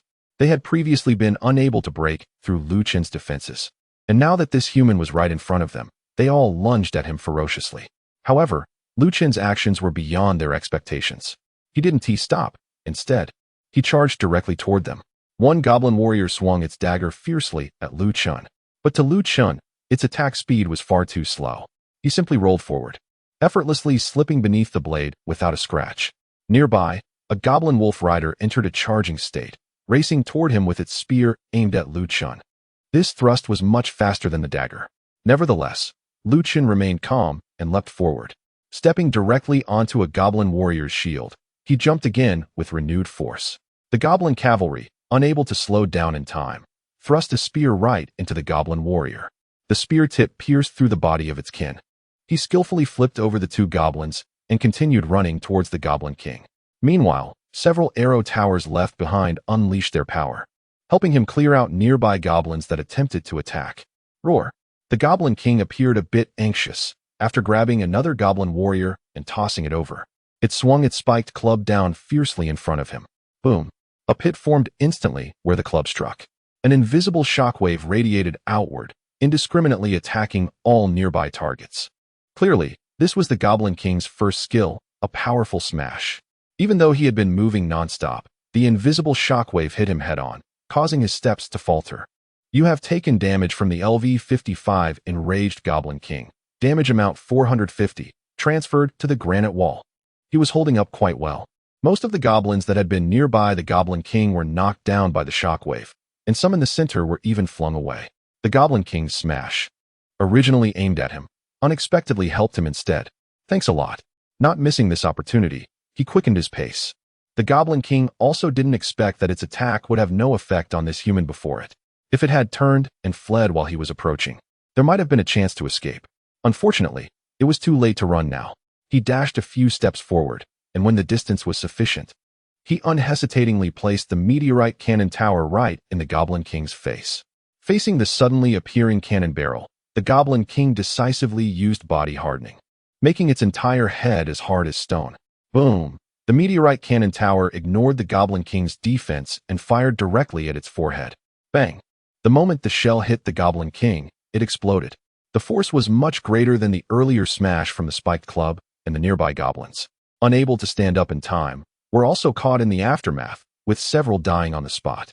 Your meteorite cannon tower has successfully killed a LV-47 Enraged Goblin Warrior, gaining 2,000 experience points. Your meteorite cannon tower has successfully killed a LV-47 Enraged Goblin Warrior, gaining 2,000 experience points. Your meteorite cannon tower has successfully killed a LV-50 Enraged Goblin Slinger, gaining 2,500 experience points. Your meteorite cannon tower has successfully killed a LV-55 Enraged Goblin King, gaining 10,000 experience points. Congratulations, your level has increased to level 21. Huh, is that it? Amidst a series of kill notifications, Lu Chen noticed the message about the Goblin King being defeated. As the thick smoke from the explosion dissipated, only the hardened head of the Goblin King remained on the ground, while its body was reduced to ashes like an ordinary goblin. It seemed that in front of the meteorite cannon, both Goblin Warriors and the Goblin King were treated equally. The massive wolf-tooth club that the Goblin King held was left on the ground, unlike other short blades and shields that were destroyed in the explosion. Lu Chen casually walked over and picked it up. Wolf-tooth club of the Goblin King. Quality B. Equipment requirement 200 strength. Effect increases attack power by 250 points, and each attack has a chance to stun the enemy. The attribute effects were quite good, but it was of no use to me. Lu Chen imagined himself swinging the wolf-tooth club and shook his head inwardly. However, even though he couldn't use it, the value of this equipment was still quite high. At this stage, most high school seniors like him were using D-grade or E-grade equipment. For instance, the group of bandits he had previously cleared out wielded various random equipment, mostly E-grade and without attribute requirements, which were not worth much. Generally speaking, the effectiveness of equipment is not entirely linked to its value. For example, an E-grade piece of equipment that requires 1,000 points of attributes to use would typically have effects much stronger than an A-grade piece without attribute requirements. However, the price might not reflect that. After all, a practitioner capable of equipping items with a requirement of 1,000 points is unlikely to choose to use E-grade equipment. This Wolftooth Club not only had a 200-point attribute requirement, but also boasted a B-grade quality with powerful effects. Selling it to strength-based combat practitioners could fetch at least several million. More than half of the revenue from the Furious Goblin Dungeon would come from this Wolftooth Club. With the Goblin King defeated, the remaining goblins posed no threat at all. Liu Chun spent about 5 more minutes eradicating the rest of the goblins. His level increased again, reaching level 22. After confirming that the dungeon was cleared, Liu Chun picked up the head of the Goblin King and activated the teleportation scroll. Chapter 36. The biggest joke of this chronicle in the sub-dungeon hall of the city. After Liu Chun entered the dungeon, most of the onlookers dispersed. Those who entered did so, and those who were going home did just that. However, a few stayed behind, including Yi Yao, Feng Yuan, Xiang Wu, and his followers. Yi Yao and Feng Yuan were naturally worried that Liu Chun might get hurt or even die in the dungeon, which is why they insisted on staying here. As for Xiang Wu, he initially wanted to complete a dungeon first. However, he had lent all his money to Liu Chun, leaving him without funds to enter a dungeon himself. If he had known, he wouldn't have stepped in. After the initial excitement, Xiang Wu was filled with regret. He had lent the money to pressure Liu Chun into entering that level 50 dungeon, but now, thinking it over calmly, if Liu Chun died in there, wouldn't he be losing 200,000? After all, he heard that Liu Chun was an orphan and wouldn't he be able to find relatives to repay the debt. The agreement between Xiang Wu and Liu Chun was that if they didn't clear the dungeon, Liu Chun would have to repay double. Assuming Liu Chun could survive and come out of that level 50 dungeon. Gradually, Xiang Wu shifted from hoping Liu Chun would just die in the dungeon to wishing he would come out quickly. Otherwise, aside from losing 200,000, he wouldn't have any money to enter a dungeon to level up today, which would be a waste of a day. With the National College entrance examination just a few days away, every day was extremely precious. Missing even one day could mean being accepted into a university that was several tiers lower. The group of followers around Xiang Wu was also extremely anxious. They had initially thought that by following Xiang Wu and flattering him, they could quickly level up and get into better universities. But now, they were no longer thinking that far ahead. They were just hoping for Liu Chun to come out quickly and repay the money. On the other hand, Yi Yao and Feng Yuan felt quite the opposite of Xiang Wu. From the beginning, they hoped that Liu Chun would hurry up and come out of the dungeon. But now that they had waited for so long, they had lost much hope. It had been about half an hour since Liu Chun entered the dungeon. In their view, if Liu Chun wanted to survive, he would have had to activate the teleportation immediately upon encountering monsters he couldn't defeat. A full half hour had passed, and it was a defensive type of dungeon. It was impossible not to have encountered monsters by now. Those level 50 monsters could easily take out high school seniors dozens of times over. Although both were very concerned for Liu Chun, they now felt the odds were not in his favor. Feng Yuan sighed. Yi Yao, why don't you just pick a dungeon to enter? The principal is here waiting. Yi Yao shook her head. I'll enter a dungeon after I see Liu Chun come out. Among all the people present, Yi Yao felt the most guilty. She believed that if she hadn't sought out Liu Chun to team up on the first day, Xiang Wu might not have noticed him. And then today's events wouldn't have happened. In Yi Yao's eyes, she bore a significant responsibility for what had transpired today. However, she had just made a great effort to persuade him and did not stop him. Now all she could do was wait silently here. As everyone was lost in their own thoughts while waiting, the teleportation array that Liu Chun had used suddenly lit up and began to operate. Xiang Wu jumped up from his seat, his face filled with joy. This guy is finally back. Yi Yao and Feng Yuan also breathed a sigh of relief. Since Liu Chun entered the instance alone, it meant he was the only one returning. Although they were unsure why it took him so long to come back. As long as he returned alive, everything else could be discussed. As the light flashed, Liu Chun's figure appeared on the teleportation array. Apart from a bit of dust on him, he hadn't broken a sweat, and his clothes were wrinkle-free. He didn't look like someone who had just been in an instance. Instead, he looked like he had just come back from a trip. Xiang Wu was the first to rush to the teleportation array, starting to demand, Liu Chun, hurry up and pay me back. Just return whatever you have now. I'm in a hurry to enter the instance. Liu Chun scratched his head. but we agreed that as long as we clear the instance, there's no need to pay back. Upon hearing this, Xiang Wu was immediately stunned. What did you say? He felt he had just heard the biggest joke of the year. Yi Yao and Feng Yuan arrived a moment later. Yi Yao looked Lu Chen up and down, and upon confirming he was uninjured, let out a long sigh. It's good that you're fine. Don't do such dangerous things again in the future. Feng Yuan even directly checked to see if Lu Chun was missing any limbs. Seems like you're okay. You're just lucky. Faced with their reactions, Lu Chun could only chuckle bitterly. I thought I had already reassured you, but I didn't expect you to wait here for me. How could we relax? Sigh. As they spoke, the two noticed something was off with Xiang Wu. The once arrogant school bully now had his eyes wide open, mouth slightly agape. With an utterly shocked expression, Yi Yao frowned and shouted, Xiang Wu, are you really disappointed just because your classmate is okay? Feng Yuan also shot a cold glance at Xiang Wu. Xiang Wu, I warn you not to do such things again. Otherwise, even if the school can't manage you now, society will take care of you later. After being scolded twice in a row, Xiang Wu finally snapped back to reality. Lu Chun, don't think you can joke around and avoid paying me back. Hurry up and give me my money. Xiang Wu didn't believe Lu Chen's words at all. Clear a level 50 instance? How is that possible? He had only been inside for half an hour at most. Even a full team of elite players above level 50 would need several hours to clear this instance.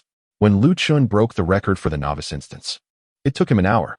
How could he have cleared a level 50 instance in half the time? Then, Lu Chun, too lazy to argue, directly took out the head of the Goblin King and tossed it at Xiang Wu. What the heck? Xiang Wu instinctively caught it, only to realize it was a severed head, causing him to drop it in shock. Thud, the head hit the ground and rolled several times before coming to a stop. Lu Chen shrugged and casually explained, it's the head of the rampaging Goblin King. I guess it's proof of completing the dungeon. What? Yi Yao and Feng Yuan were also startled by Lu Chen's words. Feng Yuan was the first to pick up the head and examined it closely. Then, he stammered, This seems to be real. How is that possible? Hearing Feng Yuan's words, Xiang Wu rushed over and snatched the head that he had just dropped. Chapter 37. Cheating, it must be cheating. Goblin is a well-known race. Even a student like Xiang Wu, who rarely attends classes, is somewhat familiar with it. He carefully observed the head he was holding. Although it was very hard, there was no doubt that this head was from the Goblin King. How is this possible? Xiang Wu was completely stunned. A high school senior entered the most difficult dungeon in the city and not only survived, but also killed the boss inside. Judging by the appearance of the head, it must have been killed while the Goblin King was using its body hardening ability. If it were Xiang Wu facing the Goblin King during that ability, even if the opponent just stood there for him to attack, he would still need to keep attacking for half an hour to defeat it. Lu Chun patted Xiang Wu on the shoulder and sincerely thanked him.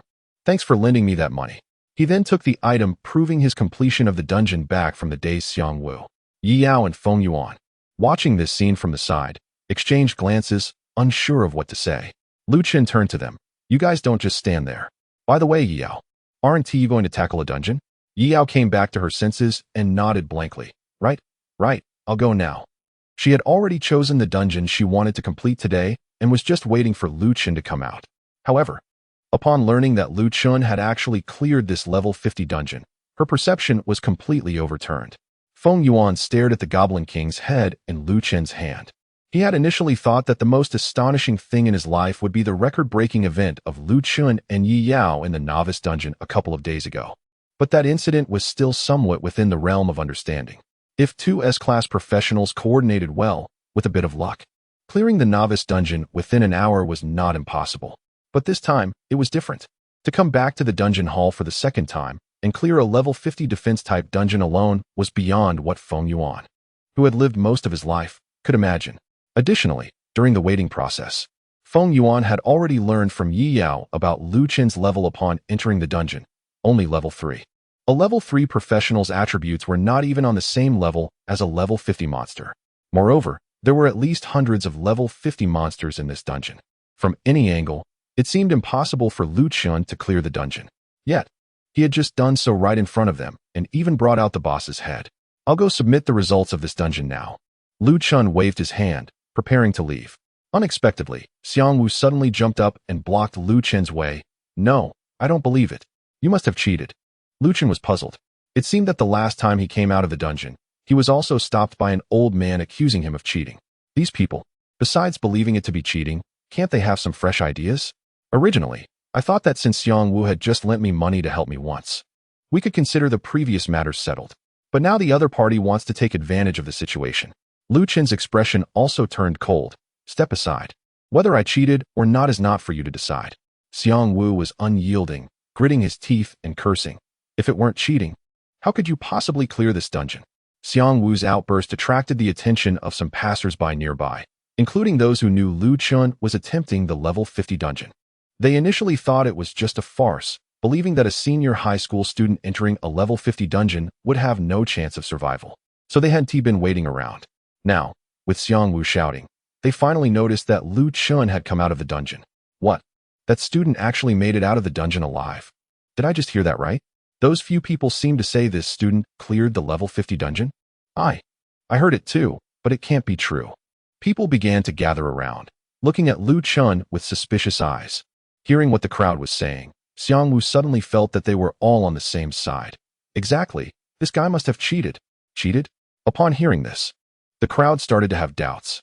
Seeing their reaction, Xiang Wu couldn't help but feel pleased and continued. Listen to me. This guy is actually a non-combat profession. What? This student is a non-combat profession? The crowd was astonished and turned to look at Principal Feng Yuan. If it was the principal, he must know what profession his student is. Feng Yuan was well aware that Lu Chun was indeed a non-combat profession, so he did not refute. This reaction seemed to validate Xiang Wu's claim, and the suspicion in the crowd's eyes grew heavier. Although neither combat nor non-combat students could clear a level 50 dungeon, if forced to choose between the two, a non-combat profession had even less chance. Most of the professionals who could enter the dungeon hall were combat professionals. The disparity in status between combat and non-combat professions was clear, and most people were thinking along the same lines as Xiang Wu. They might not openly express discriminatory thoughts, but they certainly looked down on non-combat professions to some extent. Xiang Wu continued to stir up the crowd. It's already absurd for a non-combat profession to enter a dungeon, and yet he claims he cleared the level 50 dungeon all by himself. Can you believe that? The crowd appeared to be deep in thought. Not really. Xiang Wu nodded. So someone like him clearing a dungeon must be cheating. We often come to the dungeon hall. We can't just stand by and let this happen. The crowd seemed to completely buy into it. That makes some sense. If cheating is possible, then why do we work so hard on dungeons every day? After inciting the crowd, Xiang Wu looked at Lu Chun with a provocative gaze. Lu Chun, just honestly admit that you cheated and tell us how you did it. You're going a bit too far. Feng Yuan couldn't help but step forward. Lu Chun reached out to stop him and said calmly, Principal, there's no need to rush. I can handle this. Despite being the one accused and doubted by everyone, he seemed completely unfazed. Feng Yuan sighed. Well, all right. Having such a student and causing a scene in public, I feel like I've lost all face after being principal for so many years. Xiang Wu watched Lu Chen's actions and sneered. Come on, just say it. We just want you to give an explanation. Chapter 38. You want an explanation? Then here S1, do you want me to give an explanation? Lu Chen's gaze swept over Xiang Wu and the crowd around him. These bystanders, who were originally completely unrelated to the matter, had been thoroughly stirred up by Xiang Wu's words. Each of them appeared indignant, eager to seek justice. That's right. Admit that you cheated and reveal the methods you used. Xiang Wu stepped forward, exuding an imposing presence. He felt as if he was truly standing on the side of justice. Unexpectedly, Lu Chun actually nodded. Fine, I'll give you an explanation right now. Xiang Wu couldn't help but feel ecstatic. After all, he had no evidence of Lu Chun cheating. He was just trying to use the pressure from the crowd to force him to yield. If Lu Chun remained stubborn and refused to speak, he had no better way to coerce him. To his surprise, things were progressing so smoothly. Xiang Wu smiled and said, Heh, go ahead, I'm listening. Before he finished speaking, he saw Lu Chun charging towards him. The speed was so fast that he had no time to react. A fist was already swinging towards his face. Bang! Lu Chun lunged forward simply and landed a heavy punch on Xiang Wu's face. The tremendous force sent Xiang Wu soaring into the air, flying back 5 or 6 meters until he crashed into the onlookers, finally coming to a stop. Everyone was caught off guard. They never expected Lu Chun to suddenly strike, leaving them collectively stunned. Xiang Wu tried to struggle up from the ground, but after a brief attempt, he found himself unable to stand, completely overwhelmed. He opened his mouth to speak, only to realize he couldn't articulate anything clearly. That punch had even knocked his mouth askew. He could feel blood pooling in his mouth, trickling down from the corner. You think I'm cheating merely because you perceive me, a professional in my field, as weak. Lu Chun spoke calmly as he slowly approached Xiang Wu. Although he wasn't using much force, each step sounded like a death knell in Xiang Wu's ears. He also noticed that his health had dropped significantly due to that punch. If he took another one like that, he might very well be finished on the spot. Ugh. Xiang Wu looked at Lu Chun approaching him, making indistinct sounds while struggling to crawl backward, his eyes filled with terror. But his speed on the ground was far too slow. Lu Chun reached him in just a couple of steps. Looking down at him from above, but with your level of strength, what right do you have to question me? After saying this, Lu Chun raised his hand again, clenching his fist to bring it down. Ugh. Xiang Wu, terrified, found tears and snot streaming down his face as he stared wide-eyed at the fist descending towards his head. However, just before the fist landed, Lu Chun eased his strength and merely tapped his palm lightly against Xiang Wu's face. Instead of wasting time here, you might as well go home and change your pants. Listening to Lu Chun's words, everyone suddenly noticed a strange smell lingering in the air. The source of that smell seemed to be Xiang Wu, the once arrogant bully, who was now scared out of his wits by just 2 punches. However, this was quite normal. After all, if Lu Chun had really thrown a punch earlier, Xiang Wu would have been dead by now. Lu Chun stood up and glanced at the onlookers. Do you all want any further explanation? The crowd exchanged glances and quickly waved their hands. No. What a joke.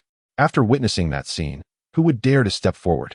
More importantly, unlike Xiang Wu, who was only at level 5, many in the crowd were professionals above levels 20 or 30. Yet, even they hadn't been able to see Lu Chun's movements clearly. It was truly outrageous. With the farce over, the crowd felt no need to linger and began to leave. Only Xiang Wu, who had been stirring up trouble just moments ago, was now lying on the ground like a dog. Lu Chun turned to Feng Yuan and smiled. Principal, see? It's all handled now. Feng Yuan forced a smile. I thought you were really going to beat a classmate to death out of anger.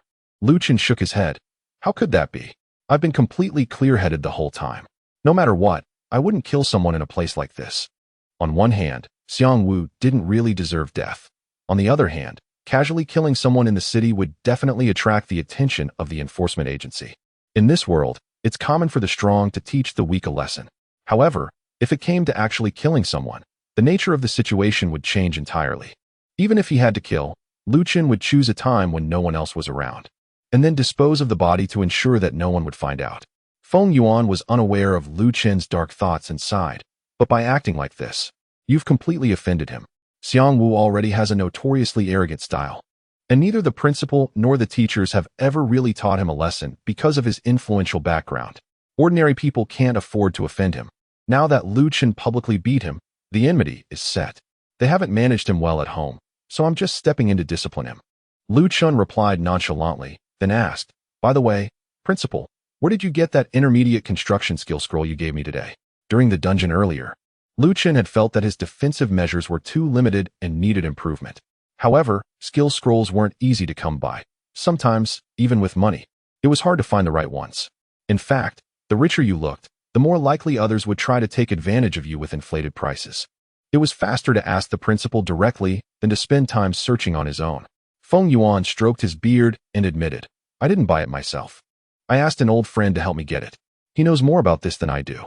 Lu Chun really needed this information. So, Principal, who is this old friend of yours? Can I go find him to help buy some more skill scrolls?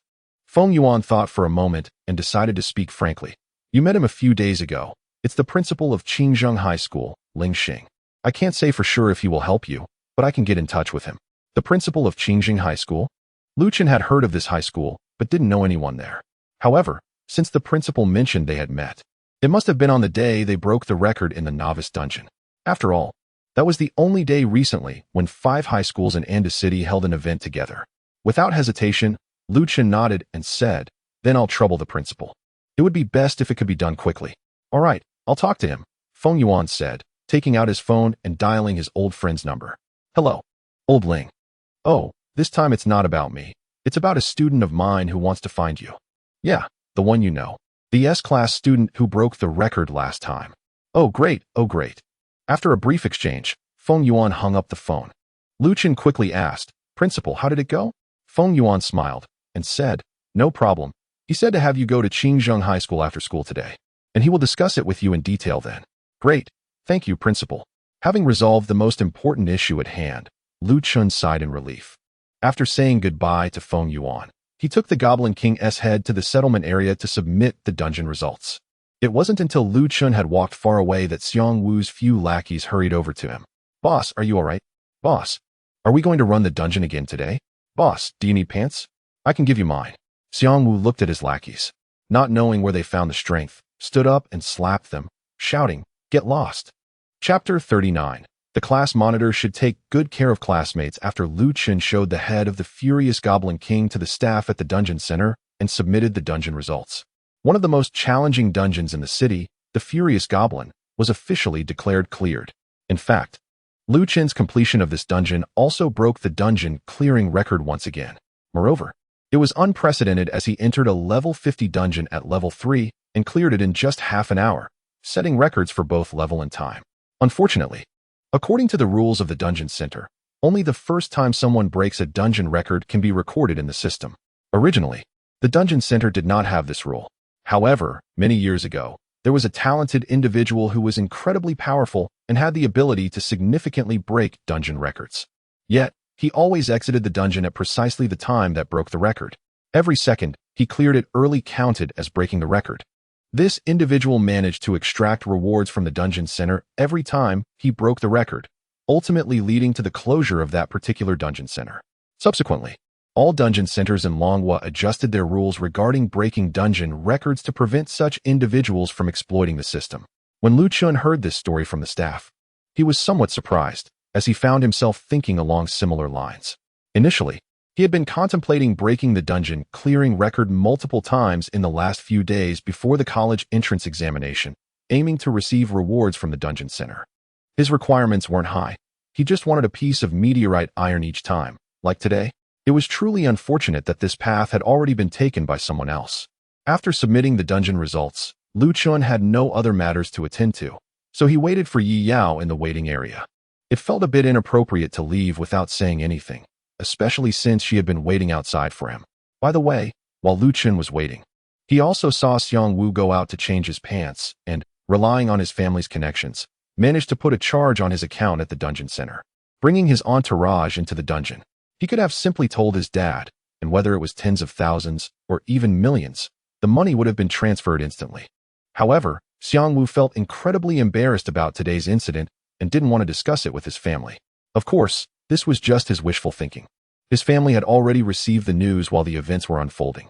About 3 hours later, Yi Yao returned to the dungeon center from the teleportation array. Her delicate face was drenched in sweat, and she looked utterly exhausted. However, she wore a satisfied smile, indicating that she had gained quite a lot from the dungeon. As Yi Yao stepped down from the teleportation array, she immediately spotted Chun sitting in the waiting area and couldn't help but be a bit surprised. "Oh, Chun, you are actually waiting for me?" Chun shrugged. "Since there's nothing else to do for now, I'll stay and see how you're doing. How's the dungeon going?" As soon as Yi Yao heard this, she quickly walked up to Chun and smiled. "Perfect clearance. I've already leveled up to level 9. Chun clapped without much emotion. "Oh, congratulations." Yi Yao then realized that she might have been showing off to the wrong person, considering he had just cleared a level 50 dungeon. No matter how she had cleared her level 10 dungeon, it couldn't compare to what he had just accomplished. But she still insisted, "You're not being sincere. Your praise is too obvious." How should I put it? Chun thought that if he told Yi Yao he had leveled up to 9 just by casually firing a few shots after entering the dungeon, it might be a heavy blow to her, so it was better to keep that truth to himself. Yi Yao didn't expect much of a reaction from him and waved her hand. "Forget it, since you've been waiting for me for so long. I won't hold it against you." After saying that, Yi Yao seemed to remember something. "By the way, what happened with Xiang Wu after I went in?" Yi Yao had been sent into the dungeon as soon as Chun came out, so she missed the exciting events that followed. Although she didn't know what had happened later, she felt that Xiang Wu was not the type to admit his failures easily. Chun's tone seemed completely unconcerned. "It's nothing. We had a friendly exchange, and he didn't ask me to pay him back." "Really?" Yi Yao expressed extreme skepticism, as that phrase friendly exchange sounded quite suspicious. However, she had nothing else to say at the moment, so she reminded him, "All right, if he comes looking for trouble again, let me know. I should be able to help you." Chun smiled. "Okay, then I'll count on you in the future." Yi Yao's cheeks flushed. and she turned her head away. I don't mean anything else. It's just that, right? I'm the class monitor, and I should take care of the students in the class, you know? Lu Chun nodded earnestly, pretending to listen. Got it. Seeing him respond so straightforwardly made Yi Yao even more annoyed. Forget you. I'm going to submit the dungeon results. After saying that, she hurried away without waiting for Lu Chun's response, her steps faster than usual, as if trying to hide something. Lu Chun watched Yi Yao's back and couldn't help but chuckle. I only knew that this class monitor was very responsible. I didn't expect her to be quite interesting to interact with. Before the professional awakening ceremony, Lu Chun had never had much of a relationship with his classmates. At that time, he viewed Yi Yao from an observer's perspective, finding her very serious, meticulous in her work, and kind to others. Thus, she was quite popular in the class, grade, and school, with hardly anyone disliking her. However, that was all her demeanor in front of others. In front of Lu Chun, Yi Yao often has somewhat different reactions.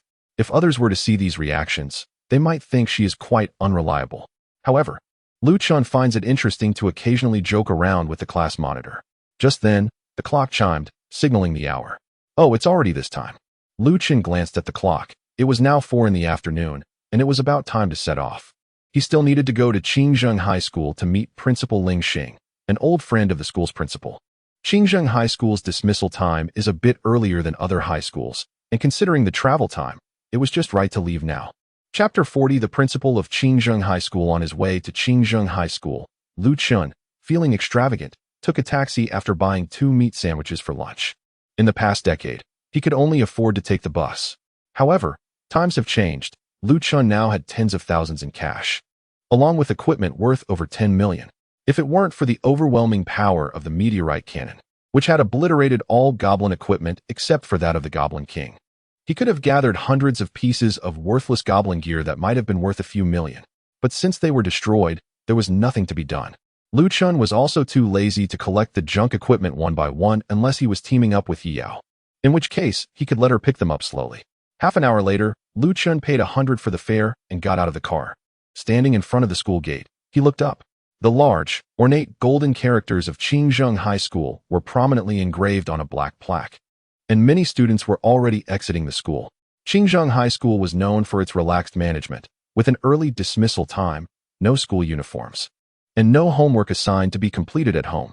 Despite this, its graduation rate was surprisingly comparable to that of other high schools, which puzzled many. Lu Chun had only heard about the school's management style, which was said to be the teaching philosophy of the principal. Today was his second, time meeting this principal. Since Feng Yuan had already made arrangements, Lu Chun didn't have to wait long. A relatively handsome young man walked out of the school gate and approached him. Hello, are you Lu Chun? Lu Chun nodded, puzzled. Yes, may I ask who you are? It was hard to believe that someone who could be an old friend of Feng Yuan could be so young. To be honest, he hadn't seen this person at the instance hall the other day. Hi, I'm Zhong Hao, a student representative of Chongqing High School. The principal specifically asked me to come out and bring you to his office. Zhong Hao introduced himself cheerfully and extended his hand. Lu Chun had a decent first impression of him and naturally shook his hand in return. Thank you for your trouble. Not at all, Zhong Hao replied. Leading the way ahead, Lu Chun followed silently. It seemed that the student representative at Chongqing High School was similar to Yi Yao's role at Huayan High School. Even while just walking normally on campus, many students greeted him. Zhong Hao patiently smiled and responded to each one. As Lu Chun walked behind him, he casually remarked, "You seem quite popular." Zhong Hao chuckled and scratched his head. It's just that everyone thinks highly of me. It's no big deal. Lu Chun nodded, not saying much more. Whether Zhong Hao was putting on an act or genuinely felt that way, he came off as likable enough, at least putting in the effort on the surface. Following Zhong Hao, Lu Chun soon arrived at the principal's office of Chongqing High School. Zhong Hao knocked on the door. "Principal, I've brought the person over." A voice full of vitality came from the office. "All right, let him in." After hearing this, Zhong Hao gestured to Lu Chun. "Please, go in." "Thank you." Lu Chun pushed the door and walked into the principal's office. At first glance, he saw Xiang sitting at the tea table. Although he was an old friend of Feng Yuan, he looked much younger, with thick black hair and appearing to be around 50 years old. As soon as he saw Lu Chun, Xiang smiled. "Hee hee, young brother, it's our second meeting." "Hello, Principal Ling, make yourself comfortable." Lu Chun didn't stand on ceremony and directly sat down at the other side of the tea table. He got straight to the point and asked, "Principal Ling, Our principal said you might have a way to help me buy a suitable skill scroll. Ling Xing poured a cup of tea for Lu Chun. Buying a skill scroll is quite easy, but Old Feng usually doesn't go out much and spends all his time in school working on lesson plans, so he wouldn't know. Lu Chun didn't want to participate in the banter between the old principals, as he had no idea what Feng Yuan usually did. Then please point me in the right direction, Principal Ling. I currently lack skill scrolls, and it would be even better if they were specific ones. Lu Chun didn't lack offensive methods, he just needed defensive ones. If he spent a lot of effort to get a random skill scroll and ended up learning a construction attack skill, it would be a bit of a waste. Specific skill scrolls? Ling Xing looked a bit surprised, then shook his head. Specific skill scrolls are quite rare. I can't guarantee if there will be any. But if there is, it probably won't be in the entire city. Lu Chun mentioned it casually and didn't really expect there to be one. Ling Xing's words were not entirely discouraging, and instead gave him a bit of hope. Where is that place? Can we go today? Ling Xing didn't beat around the bush and said frankly, that place is called Bai Yuxian, but you can't go alone because there are requirements. Not only do you need to be a certain level, but you also need to spend enough at their affiliated stores. As for levels, Lu Chun was already over level 20. Even if it required levels in the 30s or 40s, it would just mean needing to run a couple more instances. However, since Ling Xing said it, Lu Chun understood what he meant.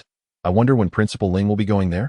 Seeing Lu Chun grasped it so easily, Ling Xing smiled even more. You're quite straightforward. Bai Yuxian has a gathering every week, and I usually go to see if there are good items. Tomorrow is the gathering time for this week, and if you're free, I can take you along. Lu Chun didn't have much else to do. He had plenty of time. Thanks for the trouble, Principal Ling. Hee, it's no trouble, just a small matter. Ling Xing waved his hand. It was not every day that Feng Yuan personally sought him out for help. Lu Chun is very important to Feng Yuan in his heart. Therefore, it is only reasonable and emotional for Ling Xing to help an old friend with this favor. After a brief consideration, Ling Xing said, come to the main entrance of Qingzheng High School at the same time tomorrow, and I'll take you with me when I go out. Lu Chun nodded, got it. Ling Xing then thought of something else. By the way, make sure to bring enough money. Even though you are Old Feng's student, I won't be covering the bill for you. Understood. Did you hesitate just now? It was just an illusion, an illusion. Chapter 41. Just need an assistant. Ling Xing had lived for more than half a lifetime, far longer than Lu Chun's 2 lifetimes combined. And he could easily see that Lu Chun was acting a bit unnatural. He patted Lu Chun on the shoulder and said kindly, if you need any help, just honestly tell your Uncle Ling.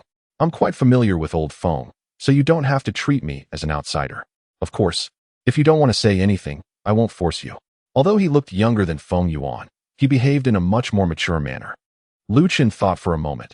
Having high-level equipment wasn't something he couldn't share, so he candidly said, actually, I don't have much cash on hand, but I do have a piece of equipment that should sell for a good price. Oh, I thought it was something serious. Ling Xing waved his hand and smiled. At the gathering, not only can we buy things displayed by others, but we can also sell our own items, or even trade them directly.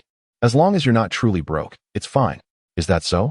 Lu Chun nodded while listening. It would be convenient to sell items on site. After all, he had been too poor before and had little experience with such transactions, so he really didn't know where to turn his equipment into cash. Feeling a bit dry from talking, Ling Xing picked up his teacup and took a sip. By the way, what kind of equipment do you have? He asked. I don't mean anything by it. I just want to help you see how much it could sell for, since you'll need to use my name when selling it. Since reaching level 50 in the dungeon wasn't a secret, and he would eventually have to mention the equipment he got from it. Lu Chun took out the Goblin King's Club from the World Seed and handed it to Ling Xing. Principal Ling, take a look at this. The Goblin King's Club didn't look very impressive. It resembled a weapon used by a barbarian. Ling Xing took it and began examining its attributes. Goblin King's Club. Equipment quality B. It's true that equipment shouldn't be judged by its appearance. This is indeed worth something. Equipment requirements. When he saw the equipment requirements, Ling Xing blinked, wondering if he had misread a 0. Equipment requires 200 points of strength, increases 250 attack with a stun effect. Ling Xing's eyes widened, and after returning the club to Lu Chun, he composed himself and took another sip of water. Lu Chun chose not to point out that there was no tea left in the cup and asked the question he was most concerned about. Principal Ling, you're the expert. How much do you think this equipment could sell for? Let me think. Ling Xing took a few deep breaths and began to contemplate. He didn't ask Lu Chun how he obtained the equipment, fearing his heart might not handle it. After about a minute of thought, Ling Xing stated what he believed was a reasonable price. Weapons are generally among the more expensive items in overall equipment. I think, given this equipment's attributes, it could sell for at least 13 million. If he encounters a professional who particularly likes it, such as a type of strong warrior, the price might be even higher. Probably around 15 million. Strong warrior? Lu Chun recalled meeting a professional who was a brute fighter before, but unfortunately, that person had already passed away. However, if that person were still alive, Lu Chun likely wouldn't have promoted this equipment to him anyway. Seeing that Lu Chun was lost in thought, Principal Ling continued, if it's 13 million, buying 2 intermediate skill scrolls for builders should be more than enough. If you're lucky enough to come across a directional skill scroll for builders, that should be enough to buy one as well. Lu Chun put away the Goblin King's spiked club back into the world seed and sincerely thanked him. Principal Ling, thank you so much. If there's ever anything you need my help with, just let me know. No need to be polite. Old Feng students are my students, Ling replied. After leaving Qingzheng High School, Lu Chun found himself with nothing to do for the rest of the day. After a peaceful night of rest at home, he returned to school. On the way back to class, he encountered Xiang Wu again. Xiang Wu jumped in surprise and instinctively shrank away when he saw Lu Chun, making way for him. However, after that, he immediately felt embarrassed and quickened his pace to walk past Lu Chun. This guy clearly hadn't gotten over yesterday's incident, which was understandable since it was a life-threatening situation. Lu Chun, on the other hand, acted as if he didn't care at all and didn't even glance at Xiang Wu as he returned to his class. During the morning class, Lu Chun noticed several glances from Yi Yao. However, when he turned to look, she would feign seriousness and pretend to be listening attentively. After the morning class ended, the senior students returned to the dungeon hall in Anda City. After 3 days of dungeon training, the students had already found their most suitable teammates and excitedly began selecting the dungeons they would challenge today. By the way, the news of Lu Chun clearing the level 50 dungeon yesterday caused quite a stir at Huayan High School. Today, several teams reached out to him, inviting him to challenge dungeons together. Of course, Lu Chun politely declined all of them. They didn't insist, and, after being turned down, went back to continue challenging lower-level dungeons. Standing in the dungeon hall, Lu Chun looked up and surveyed the remaining level 50 dungeons. Alright, which dungeon should I choose today? After easily clearing the level 50 dungeon yesterday, Lu Chun had a clearer understanding of his current strength. If the highest dungeon level in the Anda City Dungeon Hall was only level 50, he would have probably attempted to challenge dungeons around levels 60 or 70. As for those dungeons recommended for levels below 50, Lu Chun had no interest in even looking at them.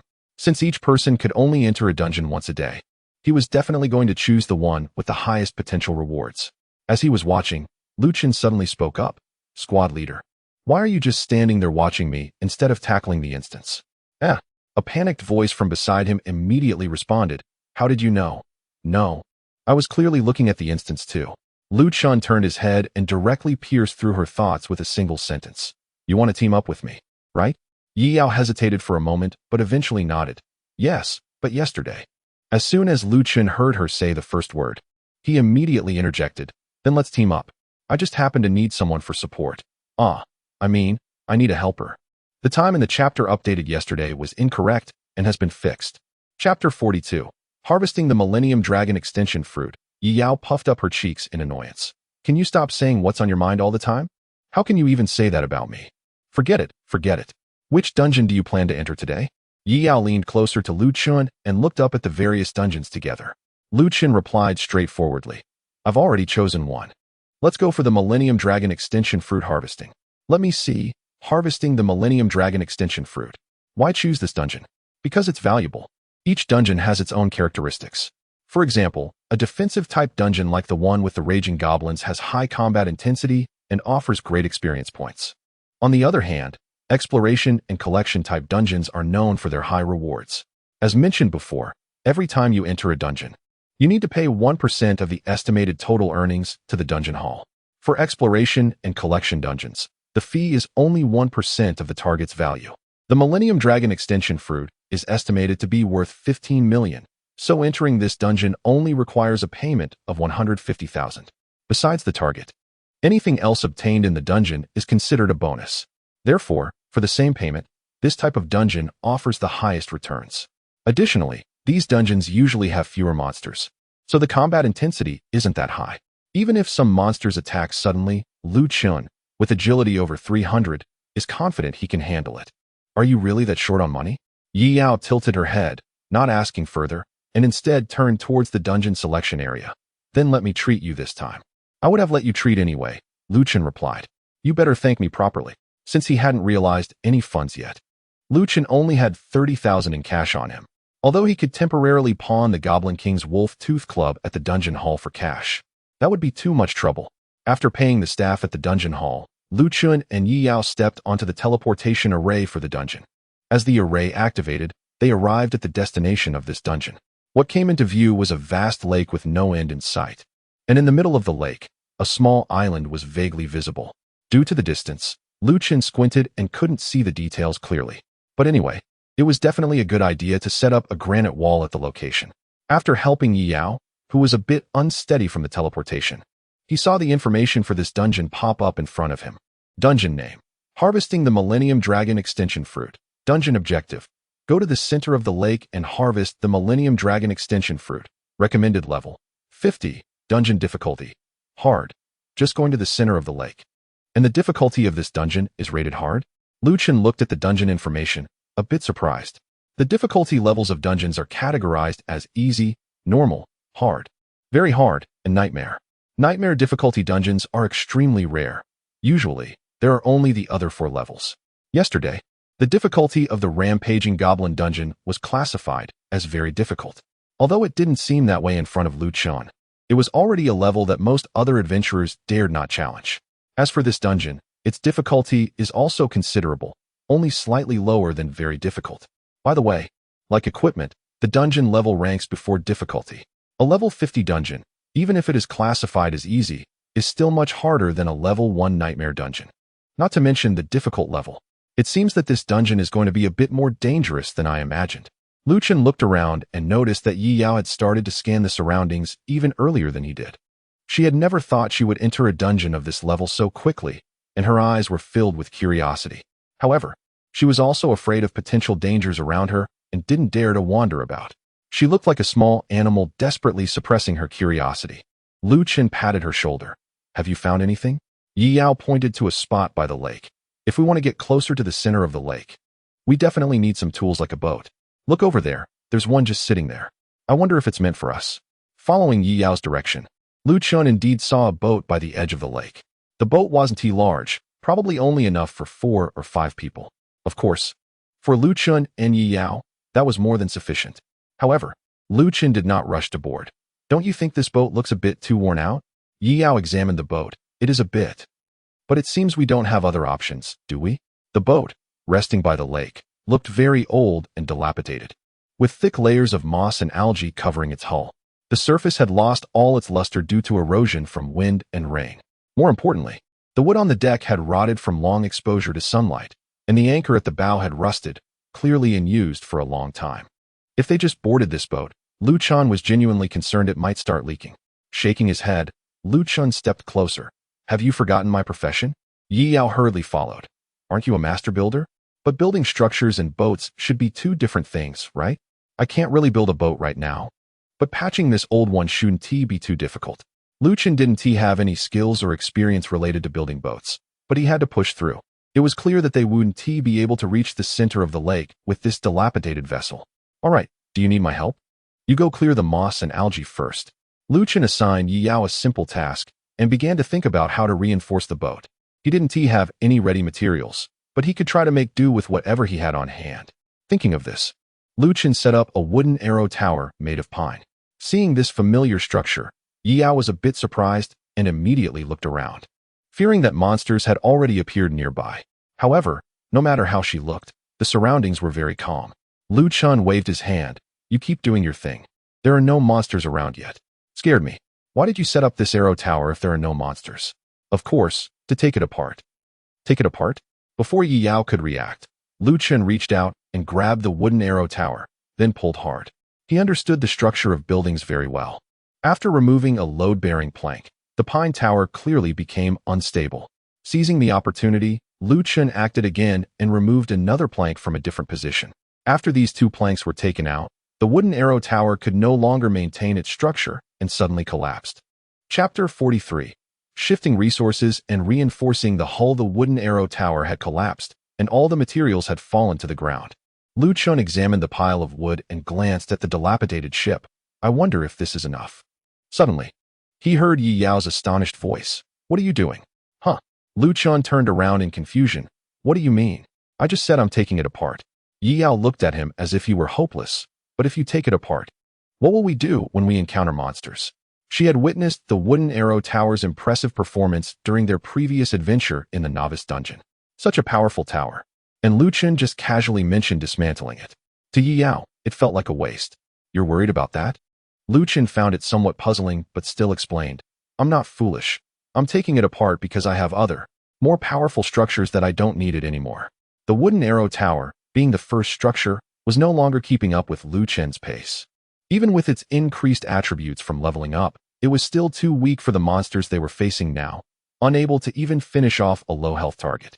Keeping such a structure was of little use. It was better to use it while it still had some utility. Yi Yao expressed her doubt. Really?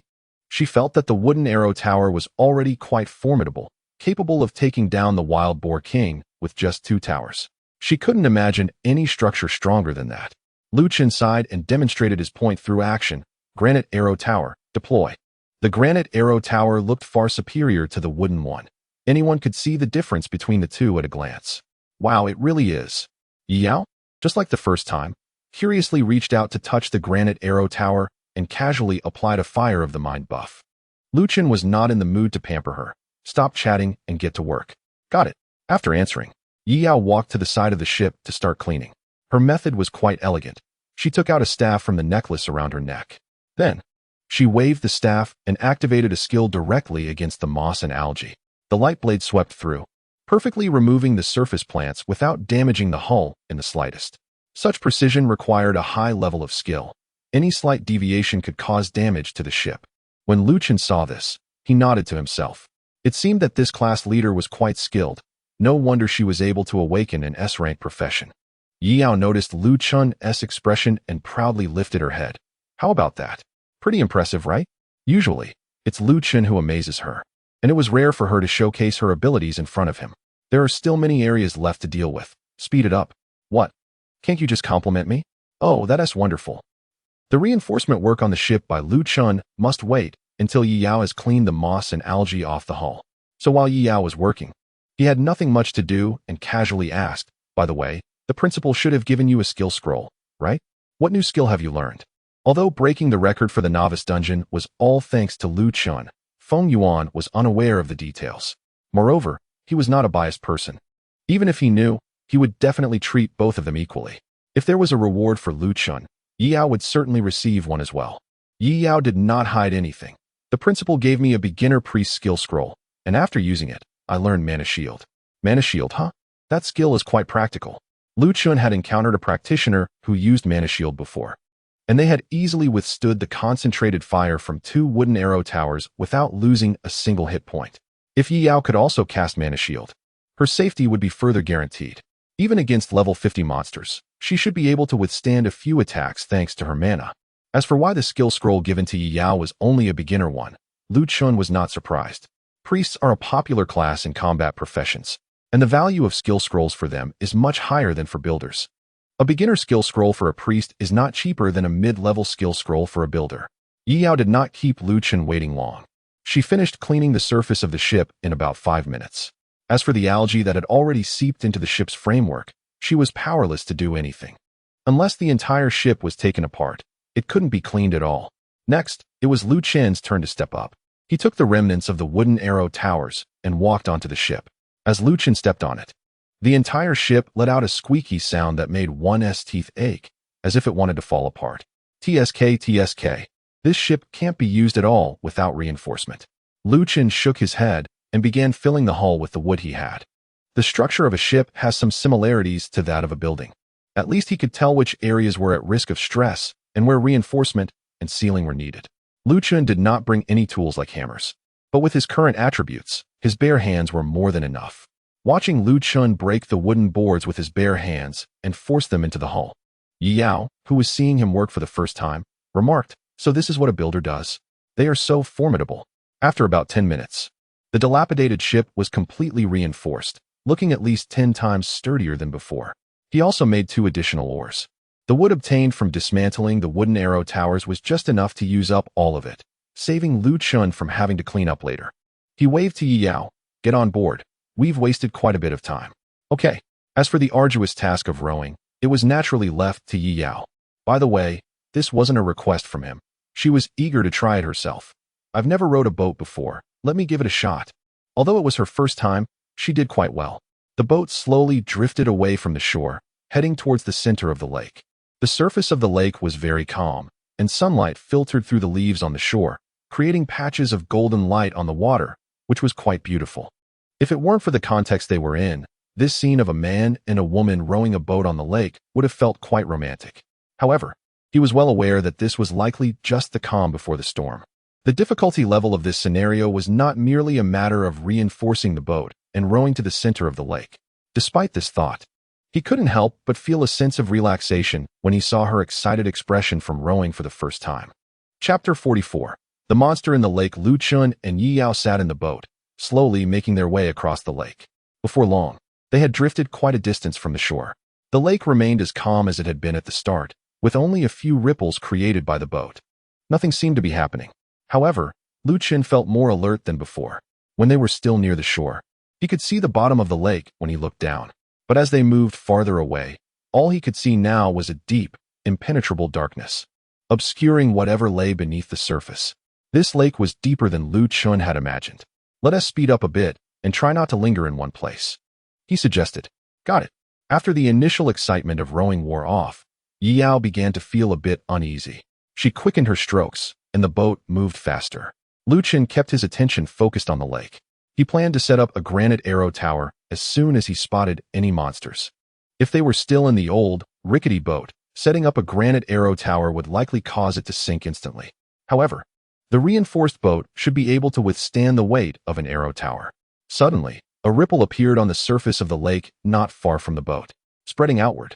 The disturbance was subtle and unremarkable, but Lu Chun noticed it immediately. Yi Yao followed his gaze and saw it too, stuttering, "What is that?"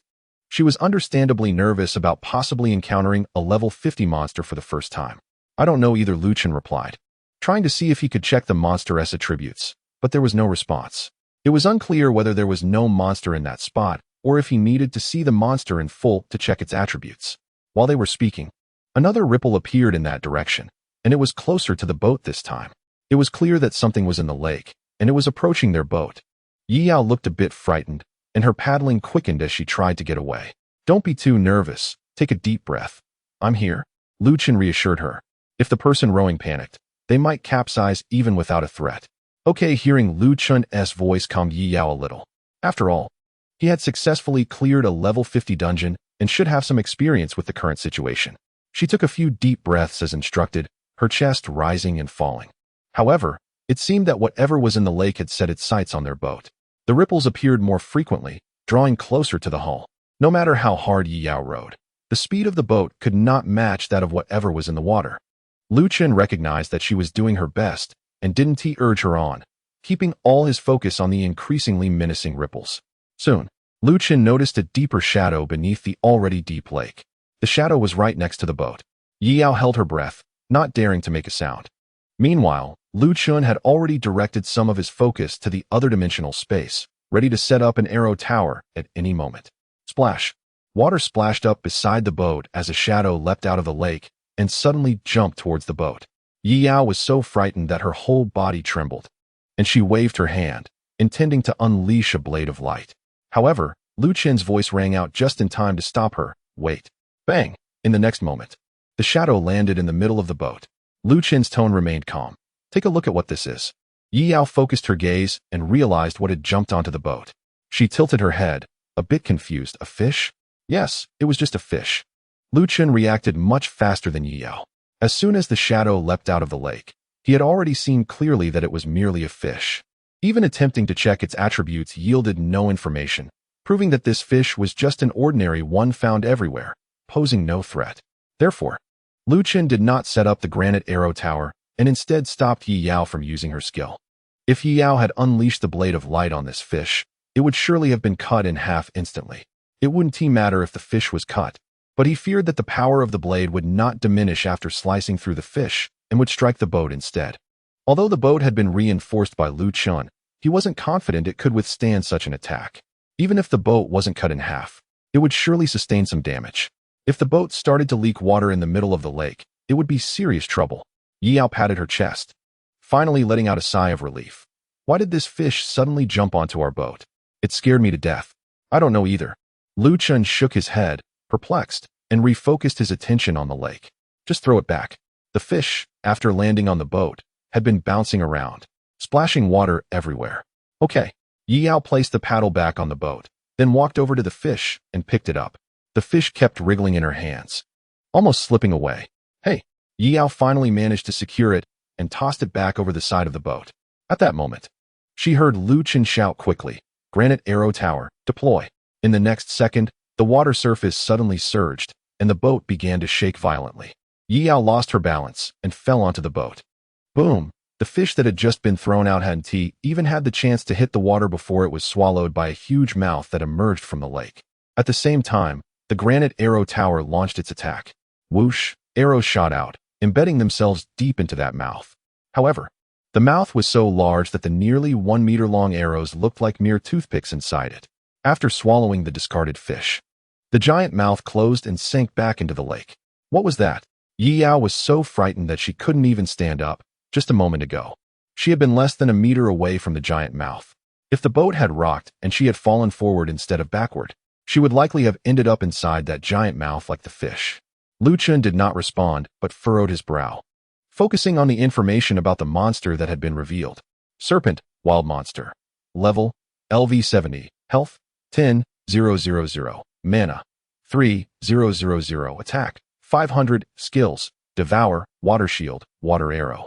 Water Flow Control, Devour, consumes the target, draining 10 mana per second, dealing 2 of the target's maximum health as damage. Water Shield, consumes 500 mana to summon a layer of water shield covering the surface, reducing damage taken by 50. Water Arrow, consumes 200 mana to shoot an arrow made of water at the target, dealing 5 times attack damage as water attribute damage. Water Flow Control, passive skill that allows the user to freely manipulate the direction of surrounding water flow, greatly increasing their agility in water while significantly reducing the target's agility in water. Chapter 45. Underwater Combat. Lu Chun really didn't expect that the monster in this lake would be a serpent dragon. He had studied knowledge about dragon-like monsters in school. Naturally, the strongest of the dragon monsters would be the dragon itself. However, other species also had the potential to evolve into dragons, with serpents being the most common. High-level and powerful serpents would first slowly transform into jiaos, a type of dragon, and then evolve from jiao into dragon. This serpent dragon was a monster in the process of transforming from a serpent to a jiao, possessing a trace of dragon power. More importantly, this serpent dragon's level was an astonishing 70, far exceeding the recommended level for the dungeon. Lu Chun didn't say anything but shared the information about the monster with Yao. Yao was shocked by the attributes of this serpent dragon, unable to believe it. Why does this monster have a level of 70? Isn't the recommended level for this dungeon 50? Perhaps it was because the dungeon's information hadn't been updated for a long time, and the giant serpent that had been hidden in the lake began to transform, only to be stumbled upon by them. Lu Chun provided the most reasonable answer, his gaze fixed on the lake's surface. The giant mouth that had suddenly appeared had vanished, and the lake returned to its previous depth. Apart from the lingering ripples on the water's surface, everything that had just happened felt like an illusion. However, now that Lu Chun calmed himself to sense, he could imagine that there was an enormous serpent dragon swimming in the lake. Just the mouth that had emerged was already twice the size of a boat that could seat 5 people. If that serpent dragon wanted to, it could easily swallow the boat whole. However, it seemed that the arrow from the Granite Arrow Tower had made it unable to gauge the situation on the boat, so it had not attacked yet. After Lu Chun's level increased, the attributes of the Granite Arrow Tower also rose, and its current attack power exceeded 2,000. Although the arrow seemed small lodged in that giant mouth, the damage dealt would not be minimal. Facing a monster that was over level 60, Yao had lost the will to paddle the boat. She took out her staff from her necklace, gripping it tightly as she nervously looked around. Are we really that unlucky? What should we do now? Lu Chun didn't even look up as he retracted the Granite Arrow Tower. What else can we do? We can't reach the center of the lake without dealing with that monster. The granite arrow tower was too heavy, and after being placed for a while, the boat's water level was already very precarious. If it was lowered again, the boat might capsize. Is it even possible to deal with this monster? Yi Yao had mustered all her courage to refrain from directly using a teleportation scroll, but she didn't expect Lu Chun was already considering how to deal with the monster. Lu Chun shrugged. Of course, don't be scared by this monster. It's just for show. There was probably no one else in the entire city who could say such a thing to a level 70 monster except for Lu Chun. Hearing such an outrageous statement, Yi Yao surprisingly felt less tense. She had no basis for her belief, simply feeling that Lu Chun wouldn't deceive her. While waiting for the serpent to reveal its vulnerabilities, Lu Chun began to explain. This creature has two main characteristics. It has a very high health pool and excels in aquatic combat. Its drawback is that its attack is quite low. Even the level 55 Goblin King I defeated yesterday had a significantly higher attack. As the first high-level monster you face, this serpent might be a good choice. Yi Yao nodded seriously. What should I do then? After a moment of thought, Lu Chun quickly devised a plan in his mind. This serpent is clearly a water-type monster, so you shouldn't use Mind Fire, as that would actually reduce the damage dealt. Stay on the boat and use Light Blade to distract the creature and draw its attention. Remember to manage your mana well, and use a mana shield to protect yourself in time. Yi Yao listened attentively and memorized her task. I understand. Lu Chun looked at Yi Yao's face and said calmly, if anything unexpected happens, activate the teleportation scroll immediately. Before Yi Yao could respond, he added, don't worry. I'll be fine. After saying this, Lu Chun walked to the edge of the boat and looked down at the lake. What are you planning to do? Yi Yao felt an uneasy premonition and reached out to grab him. Granite walls, set up. Lu Chun waved his hand, and the granite walls instantly appeared on the boat, perfectly blocking the space between him and Yi Yao. Lu Chun. Before Yi Yao could react, she heard a splash. Something had fallen into the water. Stepping around the granite walls, Yi Yao could no longer see Lu Chun's figure. As he jumped into the lake, Lu Chun's vision went dark for a second, but quickly returned. Before him was the serpent he had seen earlier. Its body was even larger than Lu Chun had imagined, coiling round and round within the lake. The serpent had two slightly bulging bumps on its head, and several scales shimmered with silver, full of vitality. These were traits indicating its evolution toward a dragon. At that moment, the serpent's head was not far below the boat, and just as Lu Chun was observing it, it was also sizing up this human who had suddenly jumped into the water, unable to speak underwater. Lu Chun did not linger and swam directly toward the bottom of the lake. Fighting on the boat would only allow for a temporary structure, greatly affecting Lu Chun's capabilities. So he chose to jump into the water, placing the structure on the lake bed, which would better ensure his strength could be utilized. Glub, glub, with a breath. A large number of bubbles escaped from his mouth, and a notification appeared. Due to the nearby structure, you are immune to negative environmental effects. Suffocation. As Lu Chun had anticipated, all negative buffs that appeared in the status bar could be immune to the effects of the building setup. This feeling is somewhat hard to describe. Clearly, as soon as I breathe, water rushes into my nostrils, yet there is no discomfort at all, and it feels no different from being on land. The serpent creature didn't understand what this human was trying to do, but cautiously launched an attack. Water arrow. The lake water in front of it coalesced into a defined arrow and shot toward the human. Originally, the human, with over 300 agility points, had the ability to dodge. However, just as he attempted to turn, he suddenly felt a significant resistance from the water around him, preventing him from changing direction. This was the creature's passive skill, water control. With the combination of these two skills, the human could not evade the attack. You have taken damage of 750 from a LV-70 serpent creature. Damage has been redirected to the granite wall. Of course, he actually had no real need to dodge. Chapter 46. The class monitor is truly capable. As the creature coiled in the lake began its attack, noticeable ripples appeared on the water's surface. At that moment, Yi Yao on the boat could also see the creature underwater through the lake's surface. Its massive serpent head was quite terrifying. She knew that the monster had started attacking Lu Chun and felt an overwhelming sense of urgency. Lu Chun had just mentioned that the creature was adept at fighting in water. Now, however, he had jumped into the lake, going into the monster's territory. Would this really work? Yi Yao scanned the water carefully. After a while, she finally spotted Lu Chun's figure in the lake, following the flow of the water. Compared to the creature, his body seemed far too small. It also looked like he had just been hit by the creature's attack. Yi Yao's heart tightened. Fortunately, it seemed that Lu Chun was unharmed, and he was trying to swim towards the bottom of the lake.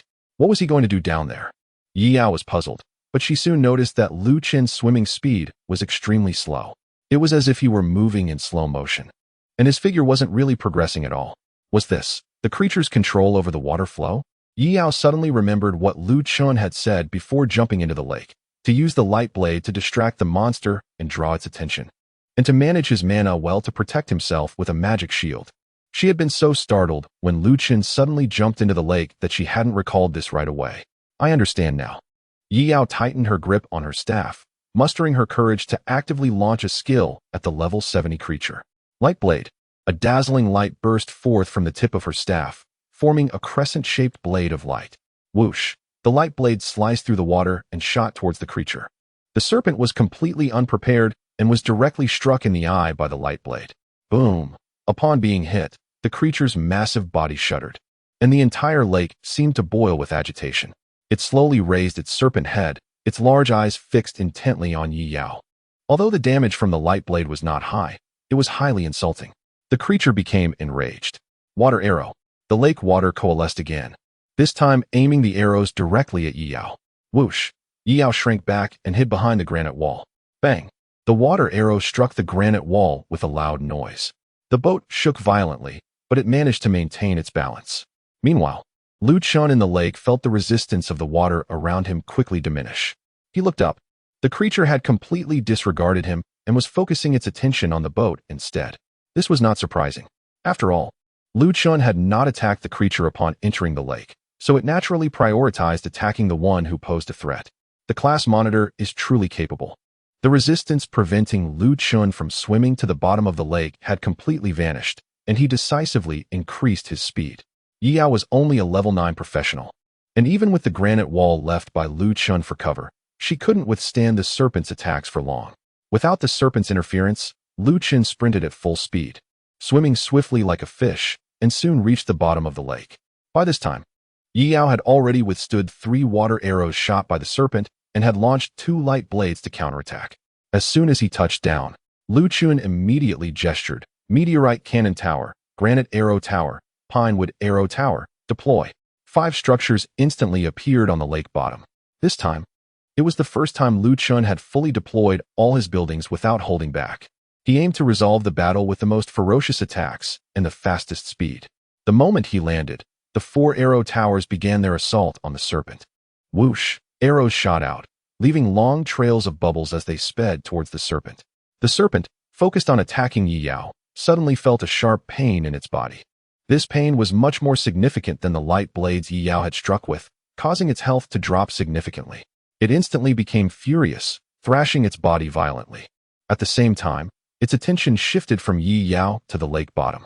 TSK, the arrows were too hindered by the water, and their damage was insufficient. Lu Chun was not very satisfied with the attack's effectiveness. Moreover, something unexpected had just happened.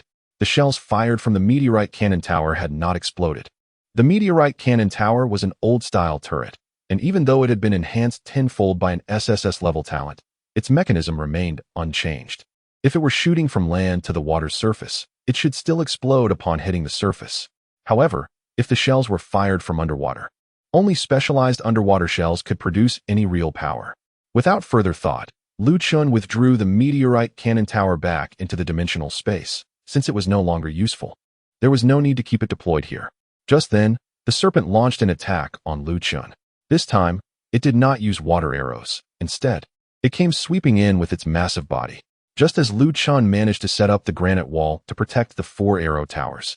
He was solidly struck by the serpent's tail. You took damage from LV-70 Serpent, damage amount 500, transferred to granite wall. Keep attacking. Lu Chun did not miss the opportunity to retaliate. Taking advantage of the serpent's tail being next to the arrow towers, he ordered them to concentrate their fire. The less water the arrows passed through, the less their damage would diminish. Even though the Meteorite Cannon Tower was ineffective underwater, the combined power of the 3 granite arrow towers was still quite terrifying. Whoosh! Arrows shot out once again. However, this time the serpent was prepared, and a shield formed from condensed water covered its surface.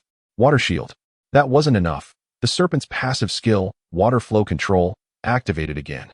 But this time, The target was not Lu Chun but the arrows that had been shot. Under the influence of water flow control, the speed of the arrows significantly slowed down. After the speed of the arrows was weakened, their damage barely reached 1/10 of the original. The serpent creature had a health of 10,000, completely disregarding such minor damage. This control over water is truly frustrating. Lu Chun rarely felt that things were a bit tricky. The serpent creature naturally lived in water, making this lake its home ground. In contrast, Lu Chun was significantly weakened, unable to exert the necessary lethality. A new plan had to be devised.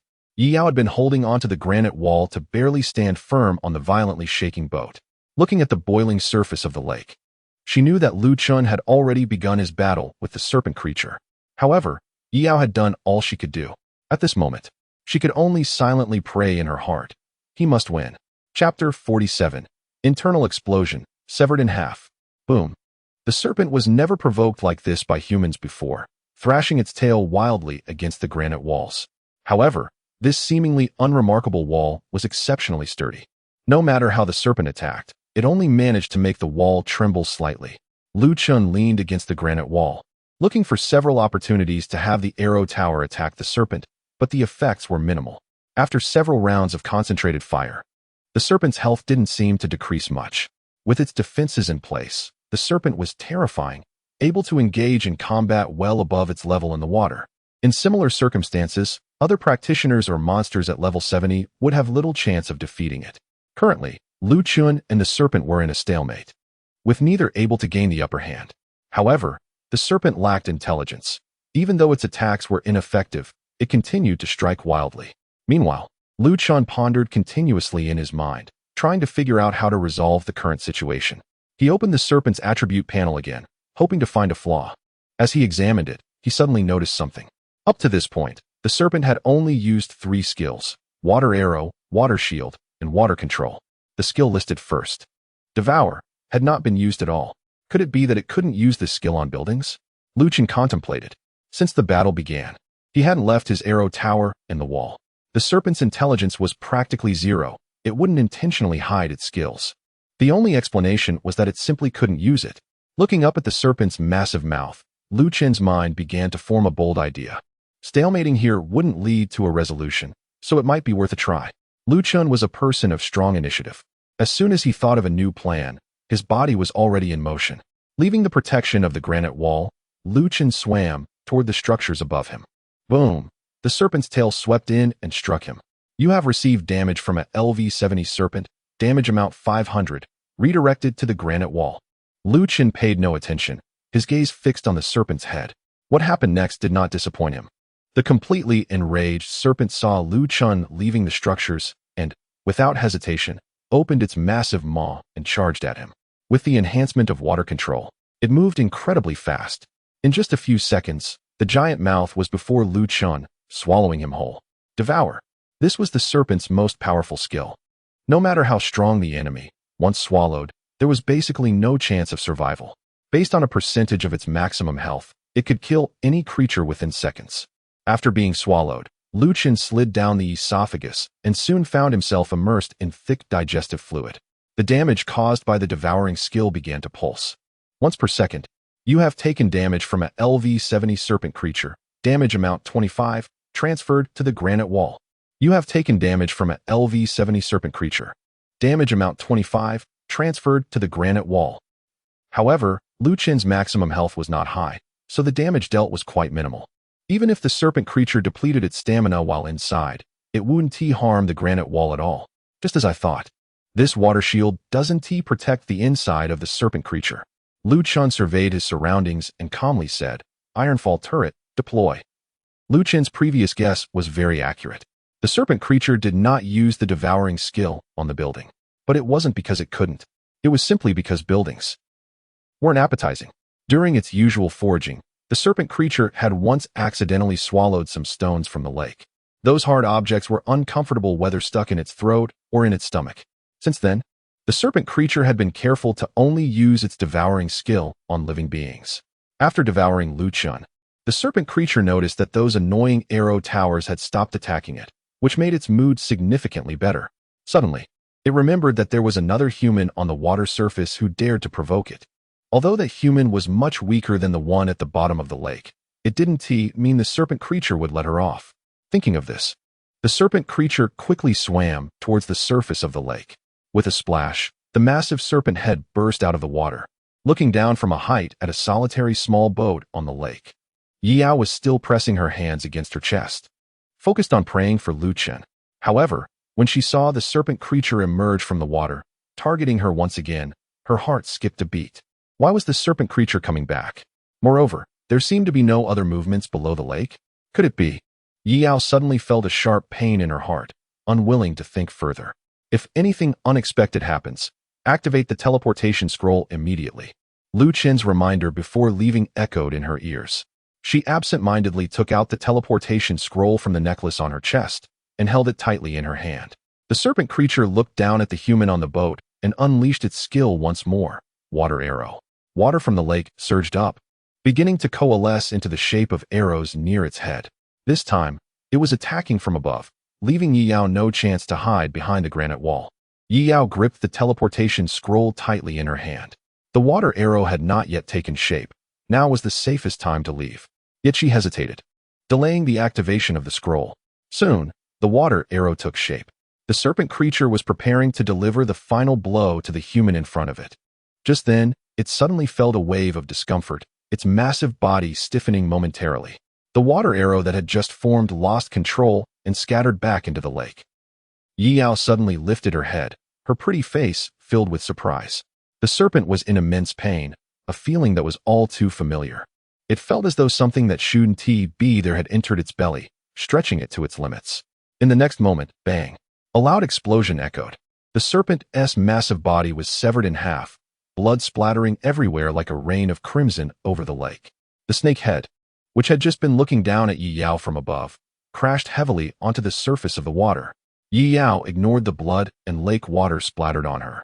Her tear-filled eyes fixed on the point where the serpent's body had been severed. She saw Lu Chen standing there, reaching out to support a shiny black cannon turret. Your meteorite cannon turret has successfully killed LV-70 serpent, gaining 20,000 experience points. Congratulations, your level has increased to level 23. Chapter 48, Clearing the Dungeon. Abundant rewards. After dealing with the serpent dragon, Lu Chen unceremoniously stored its massive body into the world seed. This creature, which was in the process of transforming, could be said to be a treasure trove. Compared to the dungeon's target, the Millennium Dragon Fruit, the value of the serpent dragon was likely much higher. Fortunately, this was a collection-type dungeon. Otherwise, he would have to pay a hefty sum to the dungeon hall. When Yao first saw the serpent dragon, she said they were unlucky, but now it seemed that their luck was quite the opposite. After retrieving several arrow towers and granite walls from the bottom of the lake into his dimensional space, Lu Chen swam back to the boat. Just as he climbed aboard, he felt a warm and soft figure rush towards him. Lu Chen sighed with a wry smile, and didn't he dodge? Thud! Yao tightly embraced him, her body slightly trembling. With her head buried in Lu Chen's chest, her voice was tinged with a hint of tears. I thought you. I'm fine, aren't I? Lu Chen gently rubbed the top of Yao's head and softly comforted her.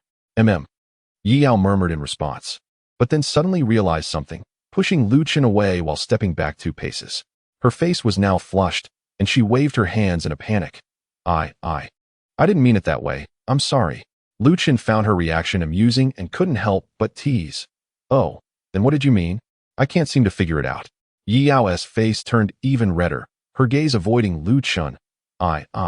She stammered for a long time without managing to utter a word, looking as if her brain had short-circuited, worried that she might actually be overwhelmed. Lu Chen took the initiative to change the subject. You should have gained quite a bit of experience after defeating the serpent dragon, right? Let me see. Hearing Lu Chen's words, Yao let out a sigh of relief and hurriedly opened her attribute panel to check. She had been so focused on Lu Chen's situation that she hadn't considered her own. Upon seeing the level section, Yao's mouth dropped slightly.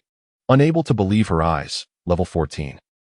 Before entering the dungeon, she had only been level 9. She never expected that defeating just one monster would elevate her by a full 5 levels. Yao was astonished by how quickly she had leveled up. However, Lu Chen wasn't entirely satisfied with the result and shook his head. Is that all you gained? But then again, there was only one monster here. So the experience is too little.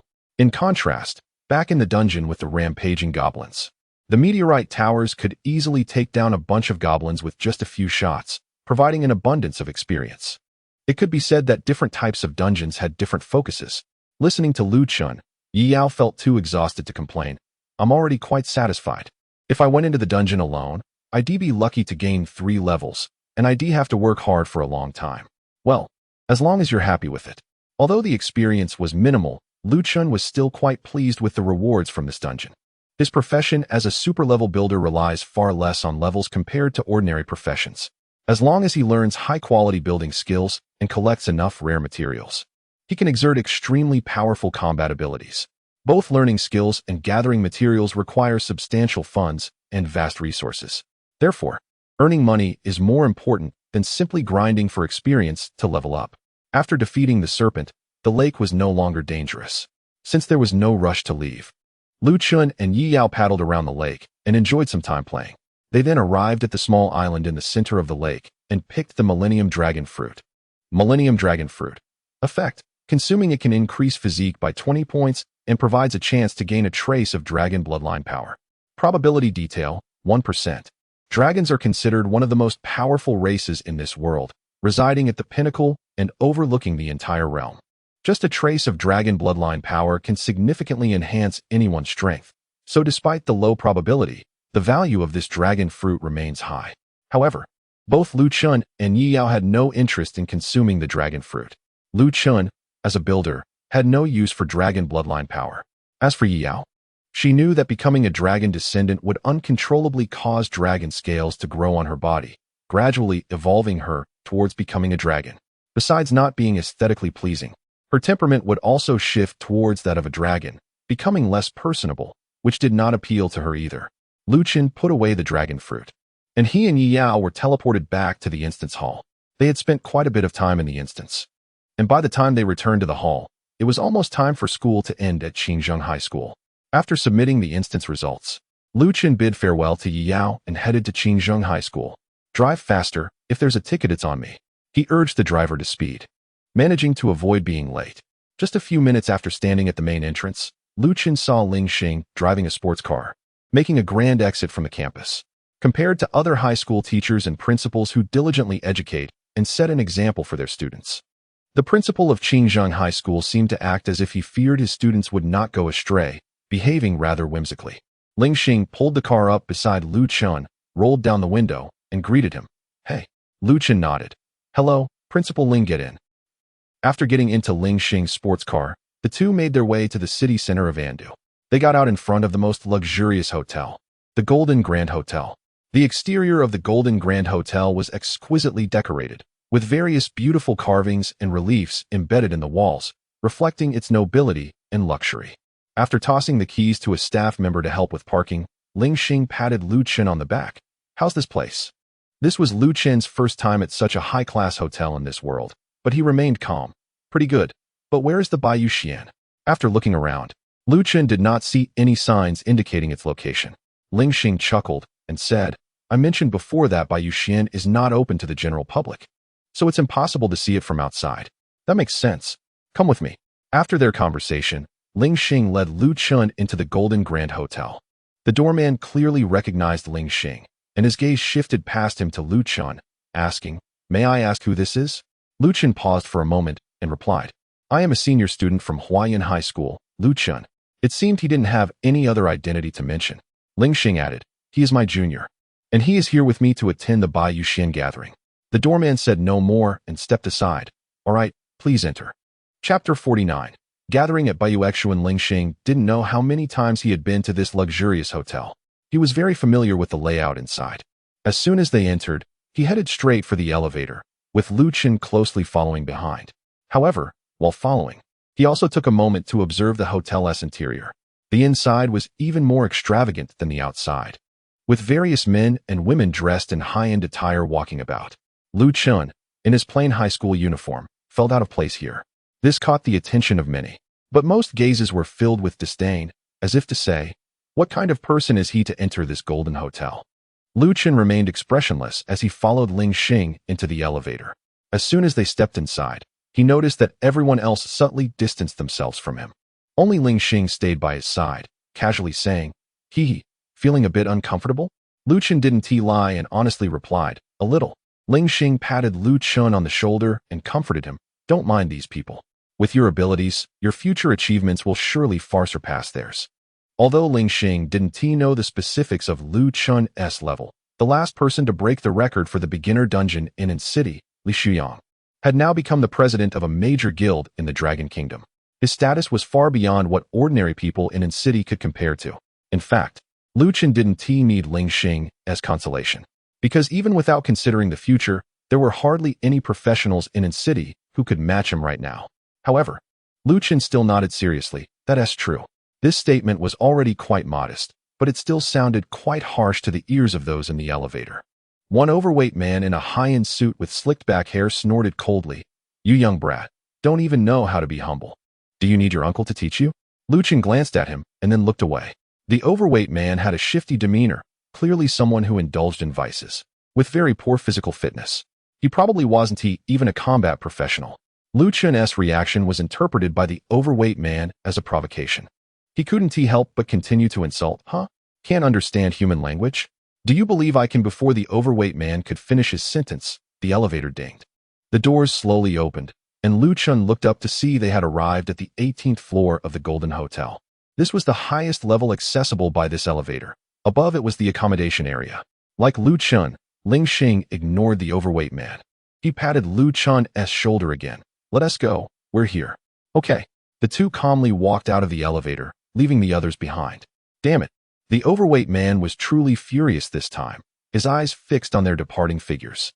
A young woman dressed as a secretary approached and reminded, "Mr. Wang, the clients are still waiting for us." The overweight man, referred to as Mr. Wang, was about to respond when he suddenly saw Ling Xing and Lu Chun standing in front of the Imperial Hall of the Golden Hotel, which was the venue for today's Baiuxuan gathering. He changed his mind and, with a gloomy expression, said, "Tell him I'm busy today, and we can discuss that business another day." "Huh, but..." Without answering the secretary's question, the overweight man stepped out of the elevator and headed towards the Imperial Hall. Ling Xing took out a membership card and handed it to the staff guarding the entrance of the Imperial Hall for inspection. After confirming its validity, the staff allowed him and Lu Chun to enter. Once inside the most upscale Imperial Hall of the Golden Hotel, Lu Chun habitually looked around. Compared to the luxurious exterior and lobby of the hotel, the Imperial Hall appeared somewhat less impressive at first glance. However, Lu Chun quickly realized that the Imperial Hall was not as simple as it seemed. Although it didn't look particularly extravagant, once he entered, he felt an indescribable sense of comfort wash over him. His state of mind became inexplicably calmer, and the discomfort from earlier, when he was scrutinized with disdainful looks, faded away. This feeling was reminiscent of when he was near the energy spring in the cave, though it was nowhere near as intense. After surveying the surroundings, Lu Chun shifted his focus to the gathering known as Baiuxuan. Although it had been referred to as a gathering throughout the journey, Ling Xing had mentioned that it was actually a meeting. Now it seemed that was indeed the case. In a space roughly the size of half a football field, numerous stalls were neatly arranged, resembling a regular market outside. However, the goods being sold were far from ordinary. Weapons, armor, bracelets, rings, necklaces, and other equipment were just the beginning. Various scrolls, potions, materials, and props were also in abundance. Lu Chun even noticed a stall displaying several cages with runes flowing along iron rods. Inside the cages were some tamed wild monsters. He casually checked the attributes of one monster, and to his surprise, it was already at level 30. Its combat power was quite impressive. If an ordinary practitioner could obtain such a monster to fight alongside them, their strength would undoubtedly soar. Seeing Lu Chun surveying the area, Ling Xing laughed heartily. "Huh? How do you find it here?" Arriving at the Baiuxuan gathering had indeed opened Lu Chun's eyes. "This place is great. It feels like you can buy anything here." Ling Xing nodded. "You're right. As they say here, there's nothing you can't buy at Baiuxuan, only what you can't think of." He added, "Of course, that doesn't apply to illegal items." Lu Chun scanned the stalls around him and inquired, "Are all these stalls part of Baiuxuan?" Ling Xing walked up to a stall, eagerly picking up a ring to examine it. "It's not like that. Most of the stalls are set up by individuals themselves. As long as you pay a small fee to the organizer after a sale, anyone can set up a stall here."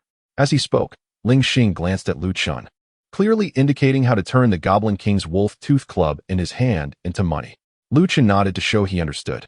This place not only gathered the best goods in the city, but also attracted many of the strongest consumers. Selling products here is indeed a great choice.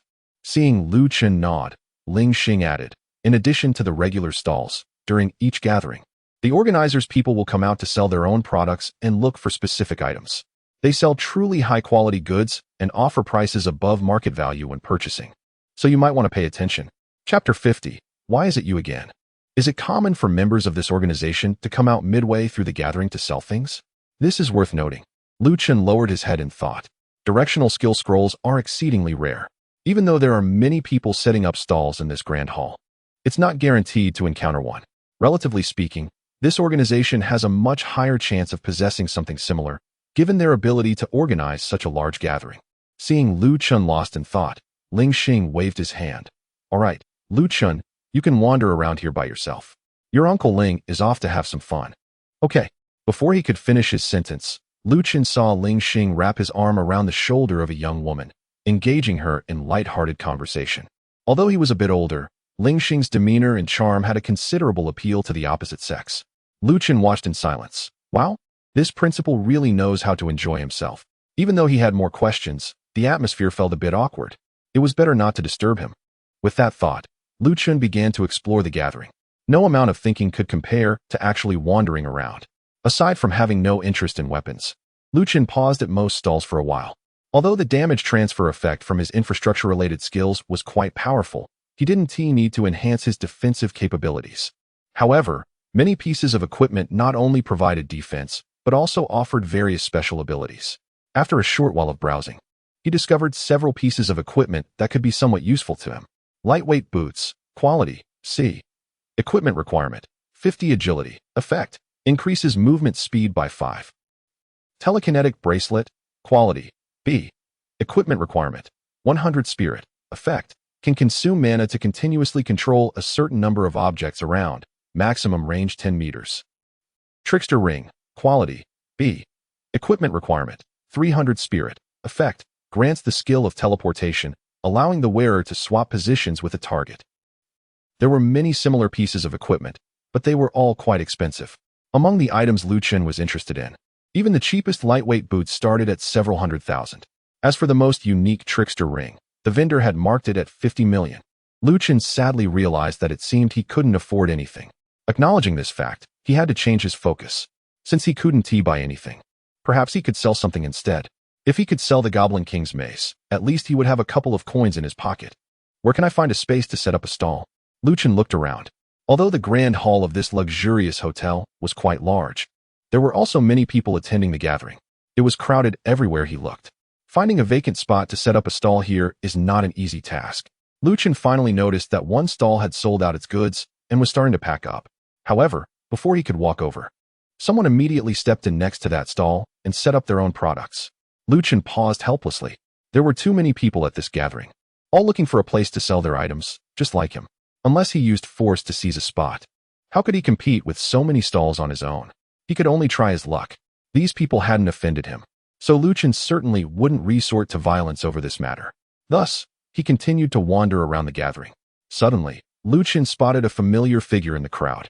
A young man wearing a black leather jacket and sporting a small mustache was cheerfully introducing his products to customers in front of his stall. Lu Chun was a bit surprised and walked straight over.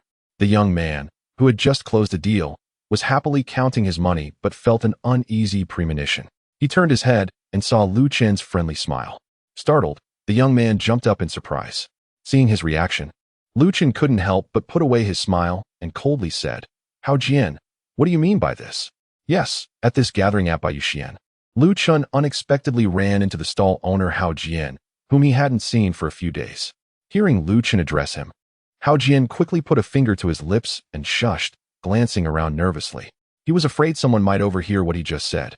Once he confirmed that no staff were paying attention, Hao Jian sighed in relief and whispered, "Lu Chun, don't call me by my real name here." Lu Chun was a bit puzzled. Why not? Hao Jian looked around again before explaining, "After you dealt with those bandits, I took everything they left behind. Do you remember?" "Of course, so you're selling those things here now?" "Yes, but as my original identity, I wouldn't qualify to enter this place. However, the leader of those bandits had a membership card for this place in his storage ring.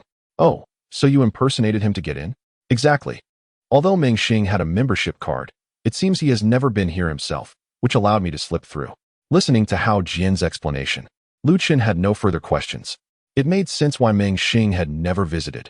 As a bandit leader, he surely wouldn't dare to flaunt himself in such places. He probably received the membership card as a reward for spending enough in the stores under Bai Yuxian. Lu Chen glanced at Hao Jian's stall, which was mostly filled with the spoils from the bandits. So, should I call you Meng Xing here? Hao Jian nodded eagerly. Yes, just call me that. Lu Chen was not very concerned about a title and instead said, let's not talk about that. Since you are here setting up a stall, I have something I need your help with. What is it? Hao Jian asked, somewhat puzzled. He wondered what a figure like Lu Chun could possibly need his assistance for. Without further ado, Lu Chun took out the Goblin King's spike club from the World Seed and said, I'm planning to sell this weapon for some money, but I can't find a place to set up a stall. Hao Jian quickly understood. I see. You want to sell it here with me? Exactly. This is when I need your help. Lu Chen nodded and handed the Goblin King's spiked club to Hao Jian. Chapter 51. What do you want to do? Huh. If it's this kind of thing, just leave it to me and rest assured. Hao Jian smiled confidently, reaching out to take the Goblin King's spiked club. Continuing to boast, I'm not bragging. I've been in the business world for years, and what I'm best at is selling these. Before he could finish his sentence, when Hao Jian checked the attributes of the spiked club, he couldn't help but gasp in shock. Wow. This equipment's attributes. I'm suddenly a bit worried. Seeing Hao Jian's naive expression, Lu Chun just wanted to turn away, unable to bear the sight. If others knew he was acquainted with him, it would be too embarrassing. Hao Jian took several deep breaths before calming down a bit. I just wasn't mentally prepared. It's just selling something, right? The more powerful the item, the more excited I get. I didn't realize you had such hidden talents. In any case, you can trust me to handle it. I'll definitely get a good price. Hao Jian patted his chest in assurance, his expression resolute. Although Lu Chun found it somewhat unreliable, he had no other choice at this point. If he didn't hand it over to Hao Jian, he wouldn't even be able to find a stall. Then I won't disturb your business. Do your best. Lu Chun waved his hand and turned around. The moment he turned his back, Hao Jian's expression couldn't be contained any longer. His gaze intoxicated as he caressed the Goblin King's spiked club, as if admiring a rare beauty. Honestly, it was quite strange for a grown man to do such a thing. However, as a businessman, Hao Jian had never handled such a valuable item. Although it wasn't his, touching it for a thrill was still acceptable. Huh. Lu Chun felt a chill run down his back and couldn't help but turn his head. But he only saw Hao Jian wearing a confident smile, placing the spiked club right in the center of his stall. At that moment, his reaction speed surpassed Lu Chun, who had over 300 agility points. Forget it, it's better to slip away. Lu Chun decided not to dwell on it and continued to wander around the Baiwa Pavilion gathering. During his previous stroll, he had focused on equipment since he was preparing to sell the Goblin King's spiked club. This time was different. Once he sold the spiked club, he would have money to buy what he needed. Therefore, his focus this time was to look for his goal, skill scrolls. Previously, he had introduced the grading system of skill scrolls and the differences between random and directional scrolls. Now, he would also mention the types of skills that different professions could learn. First and foremost, there were the professional skills of each profession, which could only be learned by corresponding practitioners. Of course, the upgraded versions of the corresponding professions could also learn skills from the lower tiers. For example, Yi Yao, as a Holy Light Priest, could learn not only Holy Light Priest skills, but also skills from the priest profession. For example, Lu Chun, as a superclass builder, has been continuously learning the skills of builders. In addition to these professional skills, there is also a type of skill called universal skills. The learning scope of universal skills is much broader than that of professional skills. As long as certain conditions are met, even completely different professions can learn them. For instance, professions such as mages, priests, and sorcerers can all learn the mana shield as long as they meet the conditions of having magic damage for normal attacks and mental power as their main attribute. Another example is the skill Full Power Strike, which was previously used by a bandit. Any profession can learn it as long as it meets the condition of having a melee attack range. Lu Chun had already studied relevant knowledge in school. Therefore, this time he was browsing around, looking at skill scrolls.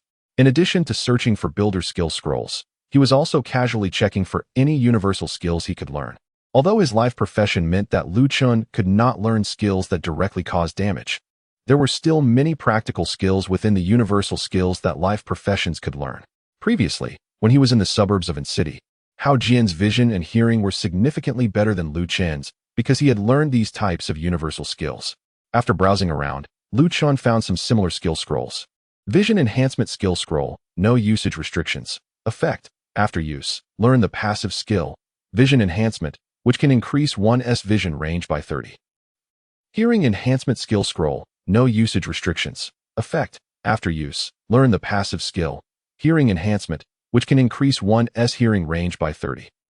Stamina Enhancement Skill Scroll, No Usage Restrictions. Effect: after use, learn the passive skill, Stamina Enhancement, which can reduce one's stamina consumption by 10. These skill scrolls are very easy to produce and are quite common, so they are also very affordable, costing only 100,000 for one. Lu Chun noted the locations of these stalls, planning to buy them all when he had the money. Unfortunately, he had not found any skill scrolls specifically for builders. Suddenly, Lu Chun sensed that something was off. It seemed that someone had been following him while he was browsing. However, because there were too many people at the gathering, he hadn't noticed earlier. Does anyone else here know me? Lu Chun felt a bit puzzled and casually glanced back as he turned a corner. Among the crowd behind him, there was only one person he recognized, the overweight man who had offered to teach him how to write the word humble in the elevator. The overweight man was accompanied by a secretary who looked quite helpless. This guy also entered by Xiang. By the way, why is he following me? Lu Chun thought for a while, but couldn't figure out why. However, he decided to continue wandering around the gathering for a bit longer to determine whether the person following him was a coincidence or intentional. After wandering around a few more stalls, Lu Chun glanced back as usual. To his surprise, he still saw that overweight man and his secretary trailing behind him from a distance. It was now clear that these two were indeed following him. The fragility of these people's pride was quite baffling. Lu Chun shook his head, unable to understand. He had simply ignored the man in the elevator. Yet it seemed the other party held a grudge. Whatever, they were just a bunch of clowns, and he couldn't be bothered with them. Lu Chun decided to continue ignoring them, as they posed no threat at all. At that moment, he realized he had made a large circle and had returned near Hao Jian's stall. He might as well check how well his goods were selling. Chapter 52, A Great Grievance? A good person. The crowd at this gathering in by Xiang was enormous, and those who could enter and exit had significant purchasing power. Of course, Lu Chun was the exception. He had spent quite some time browsing in other areas. If all went well, the Goblin King's mace should have been sold by now. After all, the attributes and effects of this weapon were quite impressive. Unfortunately, that was just a beautiful imagination of Lu Chun. When he arrived at Hao Jian's stall, he found that many of the other items had been sold. Yet the Goblin King's mace remained in its place, unsold. Hao Jian's face turned sour upon seeing Lu Chun approach. What was going on? Why hadn't it sold? Lu Chun picked up the mace and asked, "Isn't this equipment good enough?"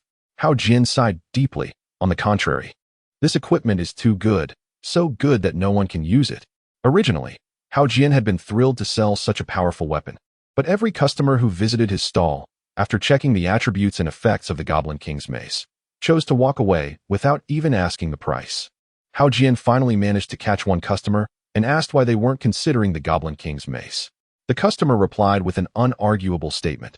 This equipment is indeed impressive, but I simply don't have the attributes to use it. Listening to Hao Jian's explanation, Lu Chun finally realized the serious issue. The Goblin King's mace dropped from a level 50 recommended dungeon and required 200 strength to wield, excluding S-rank professionals. Considering the attribute points obtained per level by A rank and below, it would take at least a level 40 professional to use it. In reality, no professional would allocate all their points solely into strength, meaning the level requirement needed to be higher. It would likely take a level 50 or even 60 professional to have enough attributes to wield the Goblin King's mace. Now, here's the problem. In the entire city, there were only a handful of professionals above level 50. Narrowing it down to those who used blunt melee weapons, it could probably be counted on one hand. The odds of those individuals visiting by Xiang and stopping at Hao Jian's stall were incredibly slim, no matter how good the attributes of the Goblin King's mace were. If no one could use it, it was all for naught. Lu Chun, I've really tried my best to promote it, but Hao Jian, who had previously boasted, now felt embarrassed to face Lu Chun. It's all right. You can't be blamed for this, Lu Chun said as he lifted the mace in his hand. Feeling regretful, he had initially thought selling this weapon at the gathering would be easy, but it hadn't gone as smoothly as he had imagined. If it couldn't be sold here, he would have to find out who could use this weapon and go door to door to promote it. Sigh, that's too troublesome. Just as Lu Chun was lost in thought while looking at the spiked club, a voice suddenly rang out beside him. Boss, how much is this spiked club? Huh. Lu Chun raised his head. He saw the overweight man who had been following him for some unknown reason now standing right in front of the stall. He was directly asking Hao Jian while casting a provocative glance at Lu Chun out of the corner of his eye. Hao Jian was a bit confused and instinctively replied, 15 million? As soon as he said it, he regretted it. He usually quoted a higher price in business to allow room for negotiation, making it easier to get a good deal. However, this time was different. The spiked club of the Goblin King had no inquiries at all. Now that someone finally asked for the price, what if he scared them away by quoting too high? To his surprise, the overweight man scoffed and waved his hand at his secretary. I'll give you 20 million if you sell me this thing. Lu Chun and Hao Jian surprisingly had the same thought, and both exclaimed, huh? The overweight man took the check from his secretary, filled it out for 20 million, and handed it to Hao Jian. As long as you don't sell this spiked club to that kid, I'll buy it for 20 million. Hao Jian looked at the 20 million check, swallowing hard. He then cast a pleading glance at Lu Chun, as he had no idea what was going on. To the overweight man, this scene only appeared to be the stall owner struggling with whether to violate the principle of first come, first served to sell the item to him. He mockingly looked at Lu Chun. Heh, it must feel terrible to see something you fancy being bought by someone else, right? Upon hearing this, Lu Chun finally understood what this guy was up to. He was trying to annoy him because Lu Chun's earlier words in the elevator had upset him. Lu Chun's guess was spot on. As a well-known wealthy individual in the city, the overweight man had never been so openly ignored by others. Lu Chun's behavior in the elevator had offended him, which was why he had been following closely behind, ready to buy whatever Lu Chun was interested in. In the end, Lu Chun had no money in his pocket and had been browsing for a long time without buying anything. It was only now that he stood in front of Hao Jian's stall, examining the spiked club of the Goblin King. By the way, the overweight man's target also included Ling Xing. However, he did not have the membership card for Bai Yuxian due to insufficient level, so it took him some time to use connections to get in. When he finally entered, he only found Lu Chun wandering around, while Ling Xing was nowhere to be seen. After figuring this out, Lu Chun barely managed to suppress a laugh. He put the spiked club of the Goblin King back on the stall with a conflicted expression and said regretfully, fine. You're impressive, I won't buy it, okay? Upon hearing Lu Chun's words, the overweight man felt that his plan had succeeded and burst into laughter. Ha! If it had been like this earlier, it would have been fine. Remember, I am the president of a certain group, and my name is Wang Cheng. From now on, when you see me, pay some attention. While speaking to Lu Chun, Wang Cheng threw a check at Hao Jian's face, then bent down to pick up the Goblin King's mace. The unexpected weight made his body sway slightly, and his secretary hurriedly stepped forward to support him. Oh, Mr. Wang, take it easy, be careful not to hurt your back. Watching the secretary help Wang Cheng leave, Hao Jian picked up the check, still looking perplexed. Wait, where did this guy come from? Lu Chun gave him a light knock on the head, looking serious. What are you talking about? This is clearly a good person. Chapter 53. The purchasing segment of Bai Yuxian with the sales of the mace stagnant. The president of Tianqing Group, Wang Cheng, stepped in to help. He seems like a genuinely good person. Lu Chun snatched the check from Hao Jian's hands and casually asked, by the way, do you have any impression of this Tianqing Group? Hao Jian thought for a moment. It seems to be a quite famous group in a certain city, probably ranking among the top few. Oh, I see. Then this check should be usable. Lu Chun glanced at the check in his hand. He was just confirming this matter. Initially, he only expected to sell it for around 13 million, but unexpectedly, it sold for a full 20 million at a high price. However, Hao Jian hadn't considered that aspect and lowered his voice, saying, it should definitely be usable, because I've heard that if someone deceives in Bai Yuxian, the consequences will be severe. The last person who sold counterfeit goods seems to have been fed to the fish in the river. Is Bai Yuxian really that powerful? Lu Chun was a bit surprised. Logically, even if someone sold counterfeit goods, it should be managed by the local enforcement agency. But from Hao Jian's words, it was clear that Bai Yuxian had dispatched people to carry out their own justice. This place, which he had never heard of before, turned out to have quite a bit of influence. It seemed his understanding of this world was still lacking. Hao Jian nodded with emotion. Yeah, I wish I could do business with such prestige someday, but it seems unlikely in this lifetime. You seem to have casually said something quite hurtful. Bang, just as the two were chatting, the lights in the Imperial Hall suddenly went out. What's happening? Just as Lu Chun was puzzled, he noticed that the originally noisy surroundings had all quieted down in unison. A spotlight lit up, shining in the center of the Imperial Hall. The booth that had been there was gone, leaving only a tall, handsome man in a Zhongshan suit standing there. He wasn't holding a microphone, yet his words could be heard clearly by everyone present. "Hello, friends. I am Tang Ming, the manager of Bayuxian." Upon hearing this self-introduction, Lu Chen immediately understood. Previously, Ling Xing had mentioned that the person in charge of Bayuxian would come out halfway through the gathering to showcase their products and seek specific items. And now, it seemed to be that time. As expected, Manager Tang Ming of Bayuxian continued, "For this gathering, we have brought you." While introducing, he asked the staff to bring one item after another to the center of the Imperial Hall. Lu Chen listened carefully for a while. There were indeed many good items. The average quality of the goods far surpassed those at other booths. The variety was also extensive, covering weapons, armor, accessories, and various kinds of props. This made the products from Bayuxian extremely sought after. Almost every item that came out would immediately attract bids. However, Lu Chen wasn't particularly interested in these items. Coupled with the high prices, he hadn't spoken up at all. Instead, Hao Jian had raised his hand a few times at the beginning, hoping to pick up a bargain for resale. Unfortunately, he was quickly outbid by other wealthy individuals. Items sold one after another, and soon, the selling segment at Bayuxian came to an end. After bowing to thank the buyers, Tang Ming began the second segment. Next, we at Bayuxian would like to purchase some items. Once this purchasing segment began, the atmosphere in the Imperial Hall became even more enthusiastic than during the selling segment. After all, when Bayuxian sold items, everyone knew they would be snapped up by the wealthy. Many who lacked financial resources were merely there to enjoy the spectacle.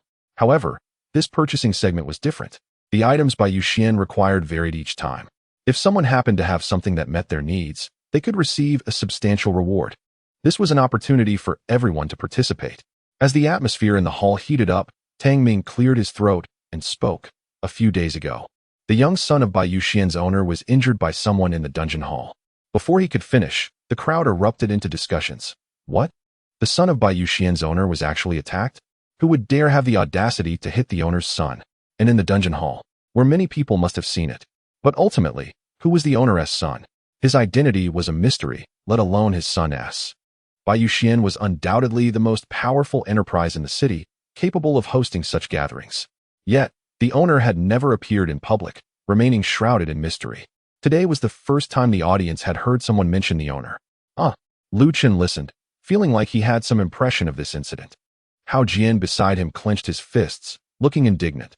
This person is truly audacious, daring to attack the son of Bayuxian's owner in the dungeon hall.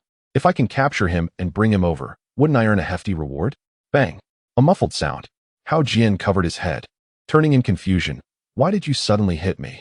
"Sorry, I just felt a bit restless." Lu Chen shrugged, refocusing his gaze on the center of the Imperial Hall. Tang Ming was quite patient. After the crowd's discussions gradually quieted down, he continued, "The items we are looking to purchase are related to this incident. We hope everyone can provide items or tools that can enhance the abilities of lower-level professionals." It was a straightforward request. However, after Tang Ming finished speaking, the hall fell into a brief silence. Items that could help lower-level professionals enhance their abilities? That's quite a lot. Even a single usable piece of equipment or item can enhance things. However, how could something that could be seriously requested for purchase by Bayuxian possibly be just those common items and equipment? This requirement sounds simple, but in reality, it is very demanding. If it were just some ordinary things, the others would feel embarrassed to step forward and offer them. The silence didn't last long. Soon, a strong man stood up. He walked confidently towards Tang Ming, holding a piece of armor in his hand. "Hello, this is an A-grade armor, made entirely of high-quality steel. It has very low attribute requirements and can provide strong defensive capabilities, perfectly meeting the needs of your Bayuxian." Chapter 54, Battle Beast, Shadow Tiger. Listening to the introduction from the strong man, everyone gasped in surprise. It was just the beginning, and someone had already stepped up to offer an A-grade armor. S-grade equipment is rare and hard to come by. 99.9% of professionals have only ever seen A-grade equipment at most in their lifetime. Unexpectedly, someone came forward with A-grade equipment right away, but I just walked around for a long time and didn't see anyone selling A-grade equipment, did I? Are you silly? Things like this are never in short supply. Do you think they need to set up a stall here to sell it? That is true.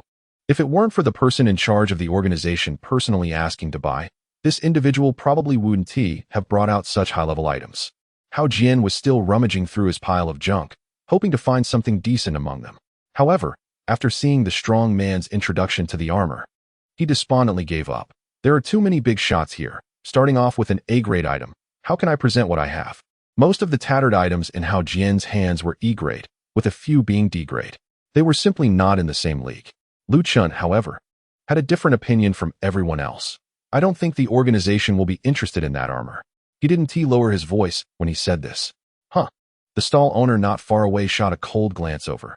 Brother, do you know what you're talking about? That's A-grade armor. For low-level professionals, it can at least double their combat power. How could the organization possibly overlook it? Hao Jian was also very puzzled. Brother Lu, I know you're impressive, but you should also understand the power of A-grade equipment. Lu Ching glanced at the two. Do you really think the organization would lack an A-grade item like this? The two were taken aback. What he said seemed to make sense. Indeed, as Lu Chun said, after Tang Ming checked the attributes of the armor, he shook his head. Sorry, we're not interested in this piece of equipment. The strong man widened his eyes, unable to accept the result. He stepped forward with the armor. No, please take another look. This equipment is definitely suitable. Sir, please calm down. Tang Ming signaled for the security to take the strong man away. Once the man was escorted out, he addressed everyone. Everyone, if it's just equipment of this level, we don't need it. What the organization requires is something more effective that can significantly enhance our strength. Tang Ming spoke in a gentle tone, but it left everyone present dumbfounded. Wow, they don't even have an eye for A-grade steel armor. What on earth does the organization want? This is too exaggerated.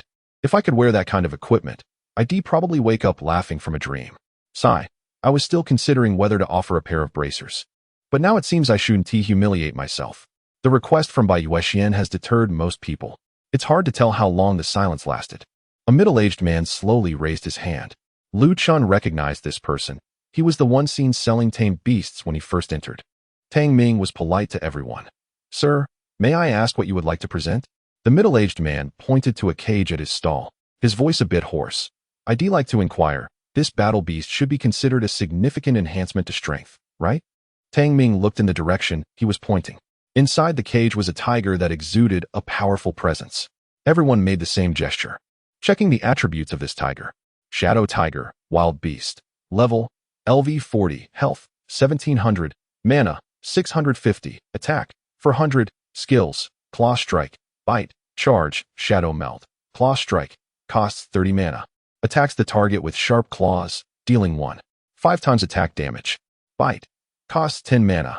Tears at the target with sharp teeth, causing the target to bleed. Charge, costs 50 mana. Charges at the target with its strong body, dealing 30 of health as damage. Shadow Melt, costs 100 mana. The body merges into a nearby shadow and can emerge from other shadows. The attributes and skill set are exceptionally powerful. This Shadow Tiger is stronger than most professionals present. Tang Ming couldn't help but nod. I'm personally quite satisfied with its strength. But my boss's young son isn't at a high level yet, so it might be difficult for him to handle a beast of this level. You can rest assured about that. My profession is beast tamer, and I guarantee this Shadow Tiger has been completely tamed. Moreover, even if it shows signs of losing control. The middle-aged man said, pulling out a brown token from his storage item. As long as this beast soul token is present, anyone, regardless of their strength, can instantly subdue it. Lu Chun furrowed his brow upon hearing this. The textbooks describe the profession of beast tamer as one that establishes a deep bond with their battle beasts, akin to partners. Only then can they unleash their full power in battle. Such forced control through a token has never been considered a respectable means. However, Tang Ming clearly didn't care about these matters. His task was merely to collect items to enhance the strength of his boss's young son. This Shadow Tiger obviously met the requirements. Tang Ming decided to purchase it.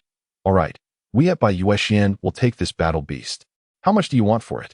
The middle-aged man had already thought of a price. 100 million. At this price, everyone was in an uproar. 100 million? Isn't that too high? Although the Shadow Tiger is strong, can it really be worth that much? Even hiring a level 40 professional as a bodyguard shouldn't cost this much. Perhaps they want to set a high price and then negotiate? Everyone felt this price was inappropriate, but to their surprise, Tang Ming agreed without a second thought. Deal. As soon as he finished speaking, Staff members came over and took the beast's soul order from the hands of the shadowy figure and the middle-aged man. Hiss! They actually closed the deal at this price. Everyone witnessing this scene couldn't help but feel envious. That's 100 million, enough to splurge for who knows how long. At this moment, everyone regretted not being able to provide something valuable to Bai Yuexian. Lu Chun saw this and said calmly, "All right, now I roughly know what they want." Chapter 55, Requirements and Conditions. Transaction completion. In the purchasing phase initiated by Bai Yuexian, everyone was trying their best to participate. Lu Chun was no exception. However, he did not rush to act, but instead observed quietly what Bai Yuexian truly desired. After careful observation, he had a general understanding. Ordinary weapons and equipment, even if they were of A-grade quality, did not seem to interest Bai Yuexian much. With such wealth, it was likely that they already had plenty of these items in stock. What Bai Yuexian needed had to be not only unique, but also capable of stacking in terms of power. For instance, weapons and equipment, no matter how many one had, could only be used one at a time. In contrast, the battle beast, the shadow tiger, was different. Such external entities did not limit their effectiveness. The more one possessed, the stronger they became, much like the structures Lu Chun had. Thinking of this, Lu Chun raised his hand, signaling that he also wanted to sell an item. His companion, Hao Jian, was startled and quickly advised, "Lu Chun, can you really part with such valuable items? Trust me, it might be better not to step forward." Before Hao Jian could finish, Tang Ming had already noticed Lu Chun. He paused for a moment upon seeing the school uniform Lu Chun wore, then asked, "Sir, what do you have to offer?" This reaction caught Lu Chun's attention. He sighed and replied to Hao Jian, "In business, the most important thing is to cater to the preferences of others. The most expensive items are not necessarily the best." With that, Lu Chun walked to the center of the Imperial Hall, standing before Tang Ming. He decisively took out a recently obtained item from the World Seed, a red fruit with intricate patterns on its surface. "Oh, is this a dragon's fruit?" Tang Ming, as Bai Yuexian's manager, had a keen eye and immediately recognized the fruit. Lu Chun nodded and handed over the dragon's fruit, saying, "Indeed. Consuming this dragon's fruit provides a chance to gain a fragment of dragon lineage power. It will significantly enhance the strength of both high-level and low-level practitioners." Upon hearing this, the crowd began to murmur among themselves. Dragon's fruit? While it's decent, it pales in comparison to a battle beast like the shadow tiger. Not to mention, even when compared to the rejected A-grade armor, the value of this dragon's fruit is far inferior. This kid is just a novice, completely oblivious to the situation. How could Bai Yuexian be interested in something like this? It's simply a waste of everyone's time. The consensus among the crowd was strikingly uniform. The dragon's fruit did not meet Bai Yuexian's requirements at all. Tang Ming took the offered dragon's fruit and examined the item description. 1,000-year-old fruit? That's quite rare. Lu Chun was not swayed by the crowd's jeers and directly asked, "So, what do you want?"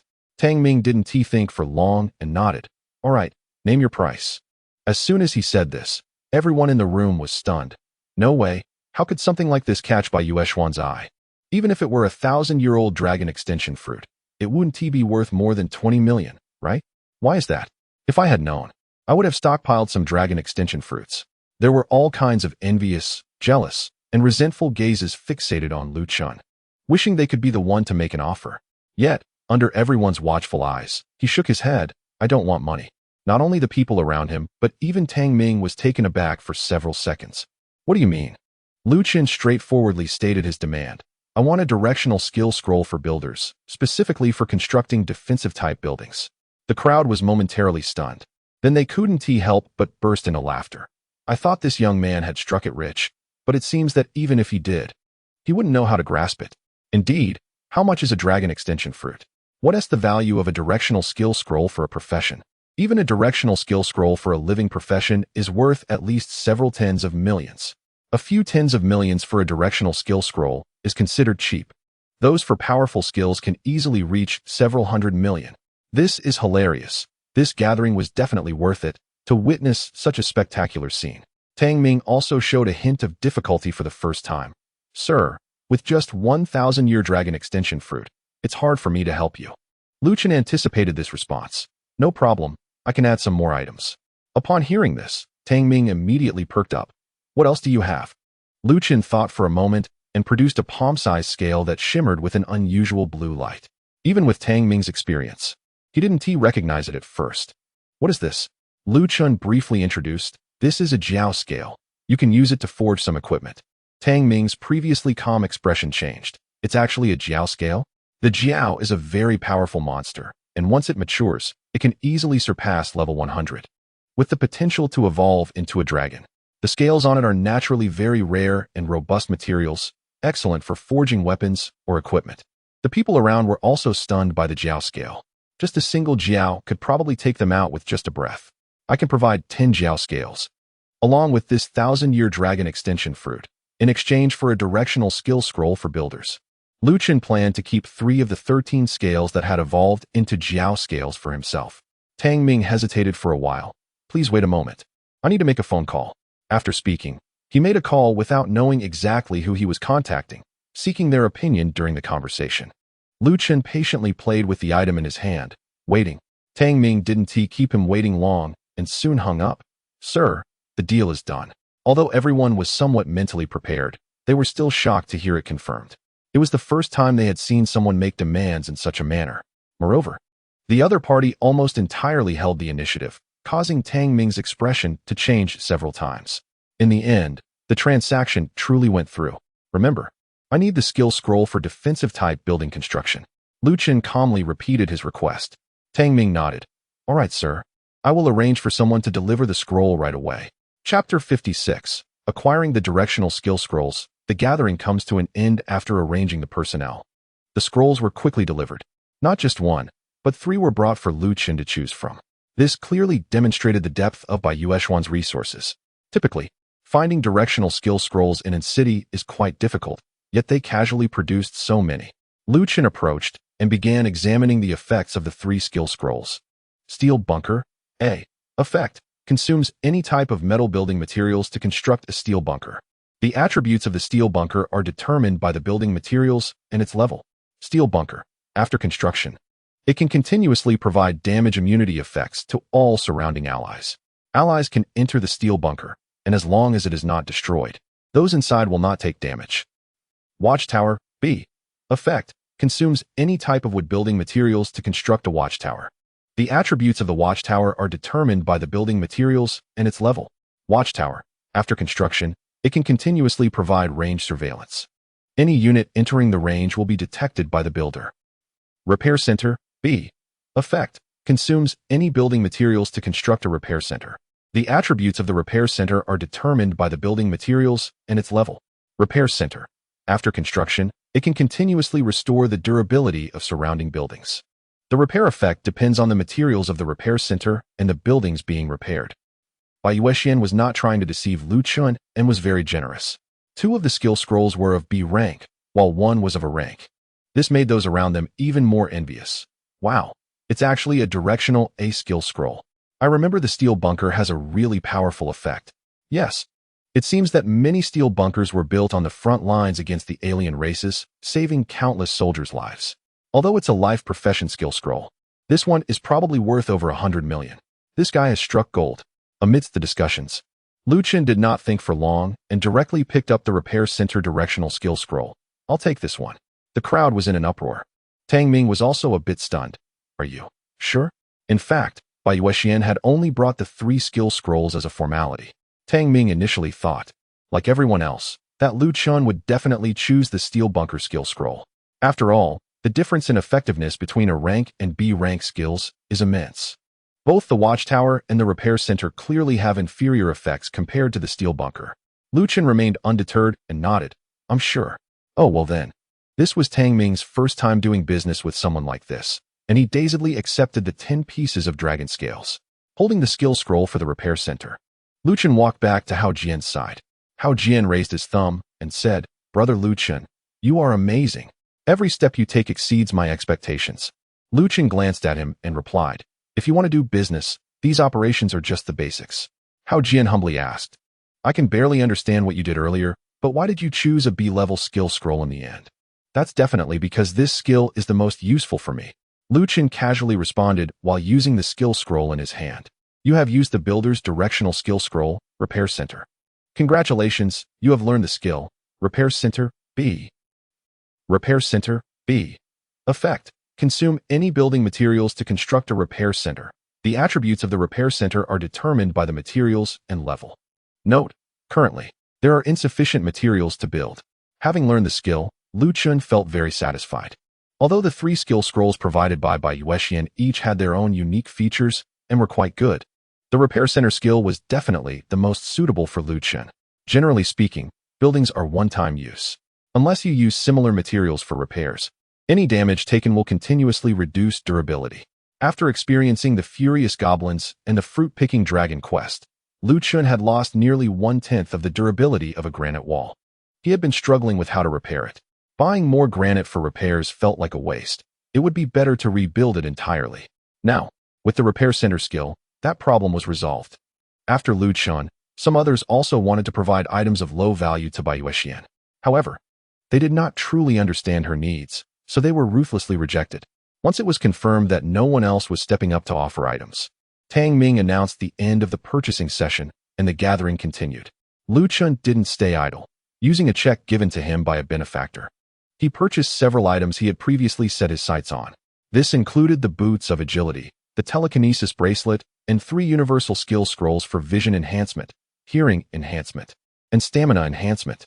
The total cost was only a few million, which wasn't expensive for Chun at this point.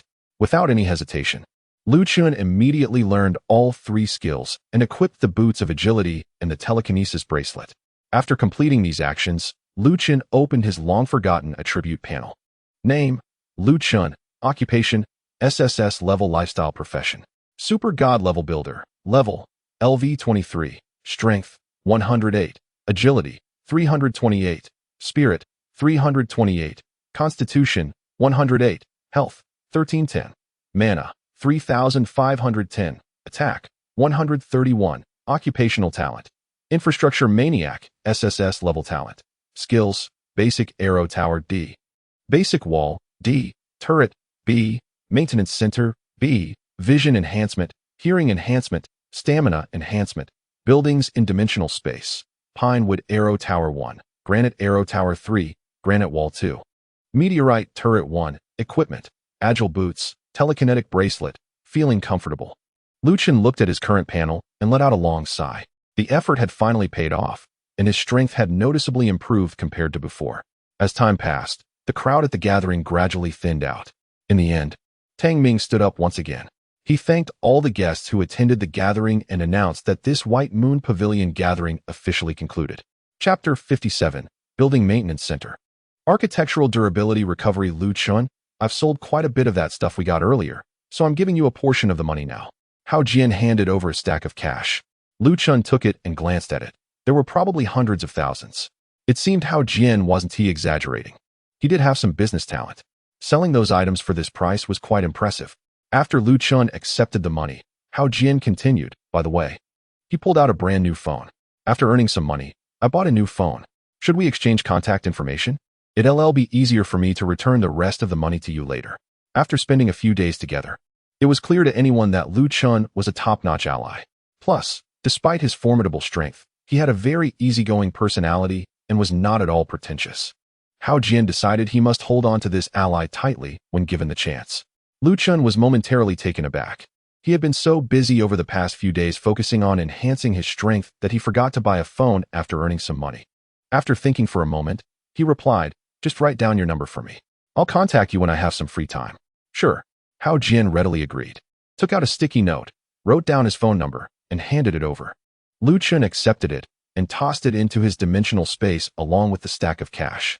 "See you next time." With that, he left without looking back. It wasn't until Chun left the Imperial Hall that he spotted Ling Xing, who had brought him over, in the corridor. The last time Chun saw Ling Xing, he was flirting with a beautiful young woman, and then he seemed to have vanished. Chun didn't feel like asking what he had been up to, but out of goodwill, he coughed lightly and reminded him, "Principal Ling, your zipper is still down." Just acquiring the maintenance center skill wasn't enough. Chun still needed to get some building materials to construct it. So after leaving the Golden Hotel, he took a taxi straight to the building materials market. This time, with money in hand, his choices were much broader. Since it was already getting dark, Chun didn't think for too long. He bought a piece of spirit wood from one of the shops for about 4 million. To be honest, that price was on the high side, but Chun didn't want to waste time haggling. In this world, spirit wood is considered excellent building material, comparable to fallen iron in quality. It's durable and sturdy, though not as strong as fallen iron, but it begins to possess a hint of natural spirit. It is an entry-level material for spiritual building supplies. Using it to construct buildings with skill effects can slightly enhance those effects. For building arrow towers or turrets, fallen iron would definitely be better, but for constructing a maintenance center, spirit wood was clearly the superior choice. He stored the spirit wood in his dimensional space. The materials indicated by the repair center as insufficient have turned into something that can be constructed. Chun didn't even wait to get home. While still on the road, he directly used the skill, repair center, build. A spirit wood began to assemble, instantly forming a brand new building. The repair center is only 1 story high, resembling a large matchbox. It is adorned with a wrench pattern carved from spirit wood, exuding a vibrant green hue. Spirit wood repair center. Quality: A. Durability: 22,000. Attack: 0. Skill: building repair continuously restores the durability of surrounding buildings owned by the user. The repair effect depends on the materials of the repair center and the buildings being repaired. After reviewing the attributes of the spirit wood repair center, Chun suddenly noticed that within the dimensional space, the slightly damaged granite wall had begun to slowly recover its durability. As long as it is placed in the dimensional space, can it restore other buildings? Chun felt a bit surprised. Initially, he thought the durability of this spirit wood repair center was not very high, making it easy to be destroyed during battles. He had some reservations, but now it seems there is no need for concern. As long as it remains in the dimensional space, it will be fine. He stopped to buy a new phone before heading home. Upon arriving, Chun found that the durability of the granite wall had fully recovered. The surface damage had completely disappeared, looking as good as new. Although the recovery speed isn't very fast, it continuously restores over time. In the future, he won't have to worry about any building being damaged during battles. Just placing it in the dimensional space will easily restore its durability. The next day, Chun followed his routine and arrived early at Huayan High School. Before entering the classroom, he encountered Xiang again. This time, Xiang did not avoid him as he had the previous day. Instead, he stood directly in front of Chun, blocking his way. "Hey, Chun, what is up?" Chun lowered his head, silently staring at the shadow on the ground. He was originally checking something, but this gesture made Xiang feel pleased. "Good. You're being smart today. From now on, whenever you see me, keep your head down, got it? Idiot." Chun threw out the comment and continued walking forward. "What did you say?" Xiang immediately became furious and reached out to push him. This action caused his sleeves to lift, revealing a faint layer of scales hidden beneath his skin. Ah, what a coincidence. It was almost certain now that his suspicions were correct. However, Chun had no intention of changing his approach. Even Bai Yuexian seemed just like any other person in his eyes. Previously, he had nearly beaten Xiang to death, yet there was no reaction from the other side. Presumably, that mysterious boss also knows how foolish his son is. With a swift motion, Chun grabbed the outstretched wrist and tossed Xiang aside, sending him crashing to the ground. How is this possible? Xiang was completely stunned. He had consumed the dragon extension fruit and, by sheer luck, gained a trace of draconic power, significantly boosting his combat ability. Why was he still so easily thrown aside by someone like Chun, who was merely a commoner? Boss. Xiang followers dared not confront Chun and hurriedly squatted beside him to help him up. Damn it. Xiang felt a burning sensation on his face. He had already embarrassed himself in front of Chun more than once. He took out a token from his storage ring, his eyes fixed intently on Chun's back. At the same time, the shadow beneath him seemed to writhe as if it were alive. Just then, Principal Feng Yuan happened to pass by and couldn't help but shout, "What are you all doing?" Chapter 58, the third level 50 instance. Frozen Mountains. Feng Yuan knew about the discord between Chun and Xiang As the principal, he felt a headache watching these matters unfold every day. Xiang glanced at Feng Yuan, then put away the token. He coldly snorted at Chun, saying, "You're lucky this time." After that, he quickly left with a few followers. Feng Yuan walked over to Chun's side and said, "Chun, don't worry. If he does anything else, just let me know. I will back you up." It seemed that the principal hadn't seen the scene where Xiang was thrown to the ground. He only noticed that Xiang wanted to make a move. Chun nodded. "I understand. Thank you, principal. Just make sure you know. Now, let's hurry back to the classroom for class." After finishing today's lessons, Lu Chun went to the instance hall in Indu City to choose the instance he would tackle today with Yi Yao. There were only 2 days left until the National College entrance examination, so they could only run through instances a couple more times. Since money was no longer a concern for him, Lu Chun began to select instances that suited him best, particularly those that aligned with his professional expertise. Naturally, he focused on defensive-type instances. The previous encounter with the enraged goblins had brought him significant gains, allowing him to level up nearly 20 levels and sell the loot for 20 million. Unfortunately, there were too few defensive-type instances available. After all, it wasn't always the case that a bunch of frenzied monsters would appear.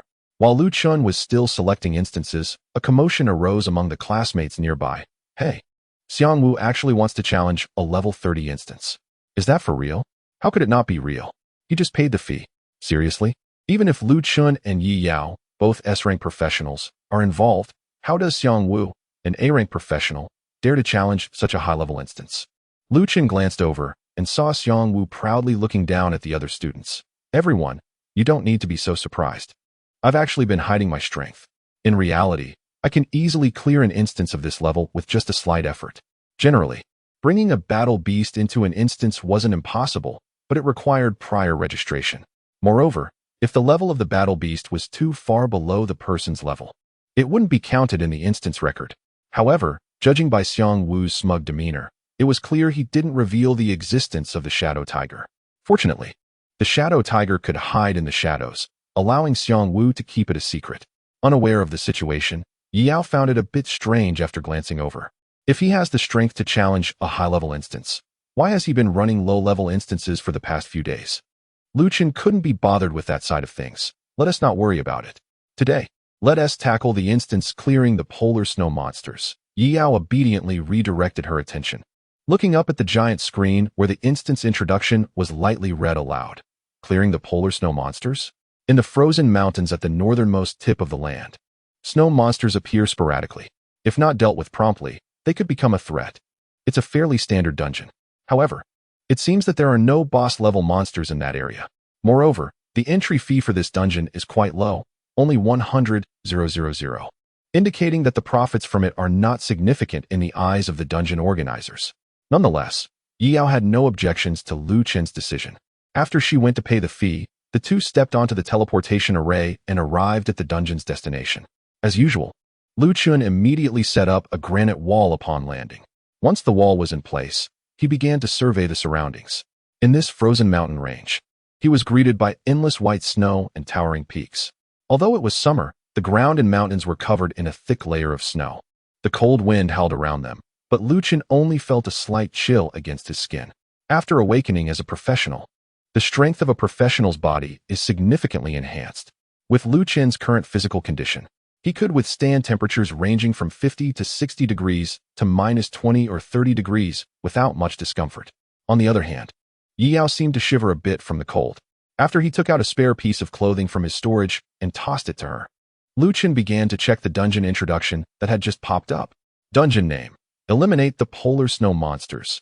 Dungeon objective: Explore the frozen mountains, find all snow monsters, and defeat them. Recommended level: 50. Dungeon difficulty: Normal, just normal difficulty? Lu Chun scratched his head.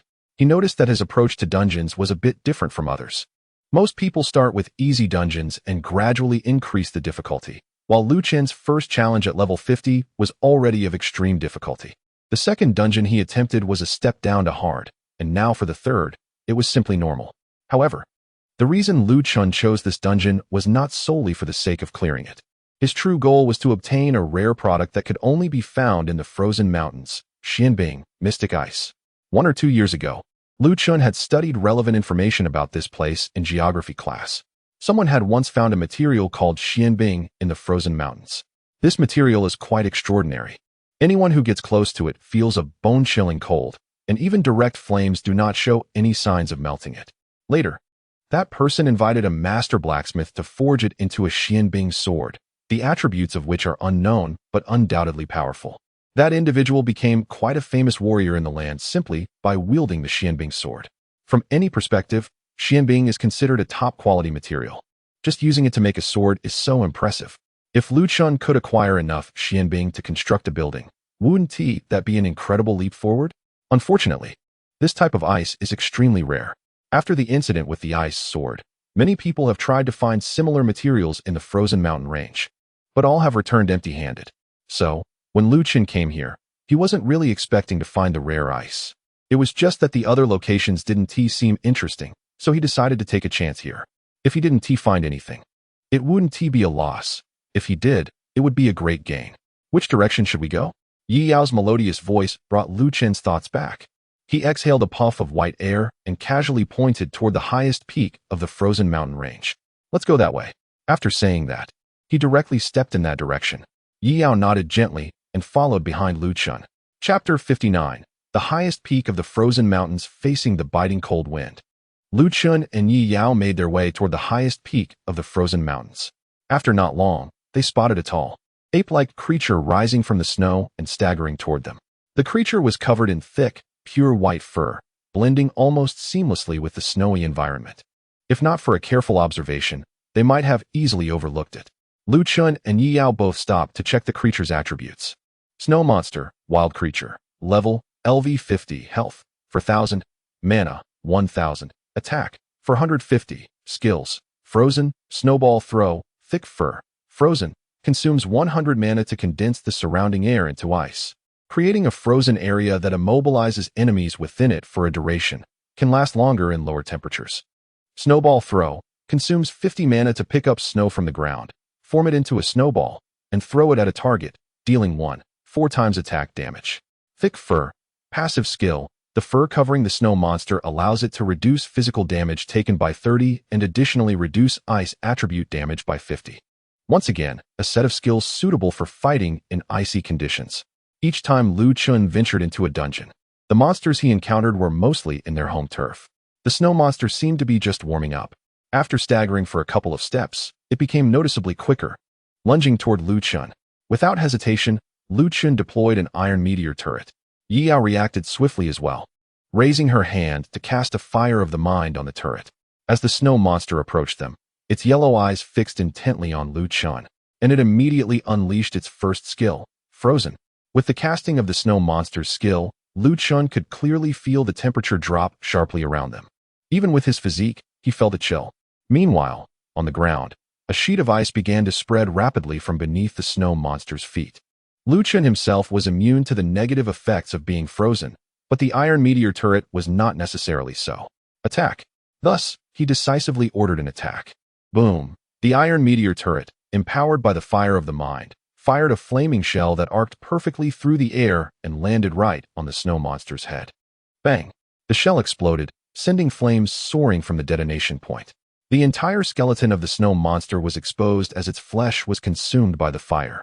With the enhancement from the fire of the mind, the turret's attack was converted to fire attribute. Fire attribute attacks deal 5 times damage against ice attribute creatures, instantly obliterating it. Your meteorite turret has successfully killed a level 50 snow monster, gaining 1,300 experience points. At the same time, the shell not only eliminated the snow monster instantly, but also left a large area engulfed in flames at the explosion site. The temperature around them rose sharply. The ice-covered area that had been spreading outwards just moments ago came to an abrupt halt. The snow was completely evaporated into steam by the intense heat, transforming into wisps of white smoke drifting upwards. Before long, not only was the frozen area gone, but even the snow that had been covering the ground melted away, revealing the original dark brown soil beneath. Wow, I didn't expect the effect to be this powerful. Lu Chun hadn't anticipated that the combination of the soul fire and the meteorite turret could yield such results. The original shell could only be considered a grenade, but after being enhanced by the soul fire, it was upgraded to an incendiary shell. It was clear that the flames left in the explosion area could continuously inflict damage on enemies within that zone. No matter how many times she looked, it felt incredibly impressive. Yi Yao glanced at the meteorite turret and then at the raging sea of flames, covering her mouth in astonishment. The chill from before had completely dissipated. Lu Chun recalled the meteorite turret back into the dimensional space. This is nothing. I can show you even more powerful things in the future. Yi Yao tilted her head in confusion. She sensed something was off, but couldn't quite put her finger on it. All right, let's keep going. Avoiding the burning sea of flames on the ground, Lu Chun continued toward their target. They made no effort to conceal their movements, striding boldly across the snowy landscape. From any direction, they were very conspicuous. Consequently, the number of snow monsters attacking them along the way was quite substantial. When Chun faced the snow monsters for the second time, he chose not to use the meteorite turret again. Instead, he set up a granite arrow tower for the attack. With the fire attribute attacks provided by the soul fire combined with the weak point strikes to the head from the arrows, the granite arrow tower could also eliminate the level 50 snow monsters in one hit. The reason he didn't use the meteorite turret again was that its power was simply too great. Any creature struck by it would hardly remain intact. In this quest to clear snow monsters in the frozen mountain range, the main reward was the thick pelts obtained from killing the snow monsters. These pelts made excellent clothing with great warmth and could be crafted into good quality leather armor that provided resistance against ice attribute attacks. As a result, they were highly sought after and valued considerably. If the meteorite turret were used to attack, they wouldn't be able to obtain these thick pelts at all. Under the arrows from the granite arrow tower, all the snow monsters that stood up to attack Chun and Yi Yao turned into experience points. By the time they reached the foot of the highest peak of the frozen mountain range, they had already killed nearly 100 snow monsters. Chun's level has risen by 2 more levels, reaching level 25. Yi Yao, on the other hand, is at a much lower level and requires less experience to level up, so she quickly leveled up 4 times to reach level 18. Standing at the foot of the mountain, Chun looked up. The peak of this mountain is quite high, with its top already above the clouds. The misty mountain body looks rather mysterious. The reason Chun chose this place is naturally because he believes that if there is really a chance to find the mysterious ice in the frozen mountains, this peak is undoubtedly one of the most likely places to find it. Are we going to climb this mountain? Yi Yao also looked up and asked. She gazed at the towering peak, feeling it was incredibly high. If they were to climb it step by step, she couldn't imagine how long it would take. Chun set up a meteorite cannon at the spot and replied, I initially planned to do so, but now I've changed my mind. Chapter 60, Crazy Ideas at First? Now, Yi Yao didn't understand Chun's meaning and asked, what do you want to do now? Chun didn't answer directly, but first patted the iron cannon turret. Let us give it a buff. Yi Yao nodded obediently and then raised her hand to cast Mind Fire on the iron cannon turret. Your iron cannon turret has received a buff. Mind Fire. Effect. Attack increased by 10%. Attack adds fire attribute damage. Seeing the notification pop up, Chun directly commanded the iron cannon turret to start attacking. The target was the highest peak of this frozen mountain range. The cannon barrel was raised to the highest angle. Boom! Flaming shells shot out from the cannon barrel of the iron turret. Bang! The shell probably landed about 1/3 of the way to the mountain top and exploded, just like when they killed that snow monster before. Besides the explosive power itself, the shell also created a sea of flames at the explosion site. Yi Yao was startled by what Chun did and hurriedly asked, what are you doing? While commanding the iron cannon turret to continue attacking, Chun turned his head to explain, I plan to blow up this mountain completely, so we don't have to climb it. He explained, but Yi Yao was even more confused after hearing it. Why do you want to blow up the mountain? Chun countered with a question, do you know about Xianbing? Yi Yao, being an academic powerhouse like Chun, was naturally familiar with this material. Xianbing? I know. It seems to be something that only exists in this frozen mountain range. But what does it have to do with what is happening now? Chun continued to ask, do you know what the characteristics of Xianbing are? Yi Yao didn't have a deep impression of these things, but still tried to recall. It should be very low in temperature, extremely solid, and it doesn't melt when it encounters fire. As she was saying this, Chun interrupted, yes, that's it. Yi Yao was momentarily stunned, then looked up at the sea of flames created by the iron cannon turret. She suddenly realized, Chun, you can't be thinking. Exactly. Chun grinned. Since Xianbing doesn't melt when it encounters fire, I might as well melt all the other ice. Then what's left will just be Xianbing, right? Yi Yao was startled by Chun's crazy idea. However, upon further thought, this idea actually seemed somewhat feasible. But if we blow up the peak like this, will it have any negative effects? It's fine.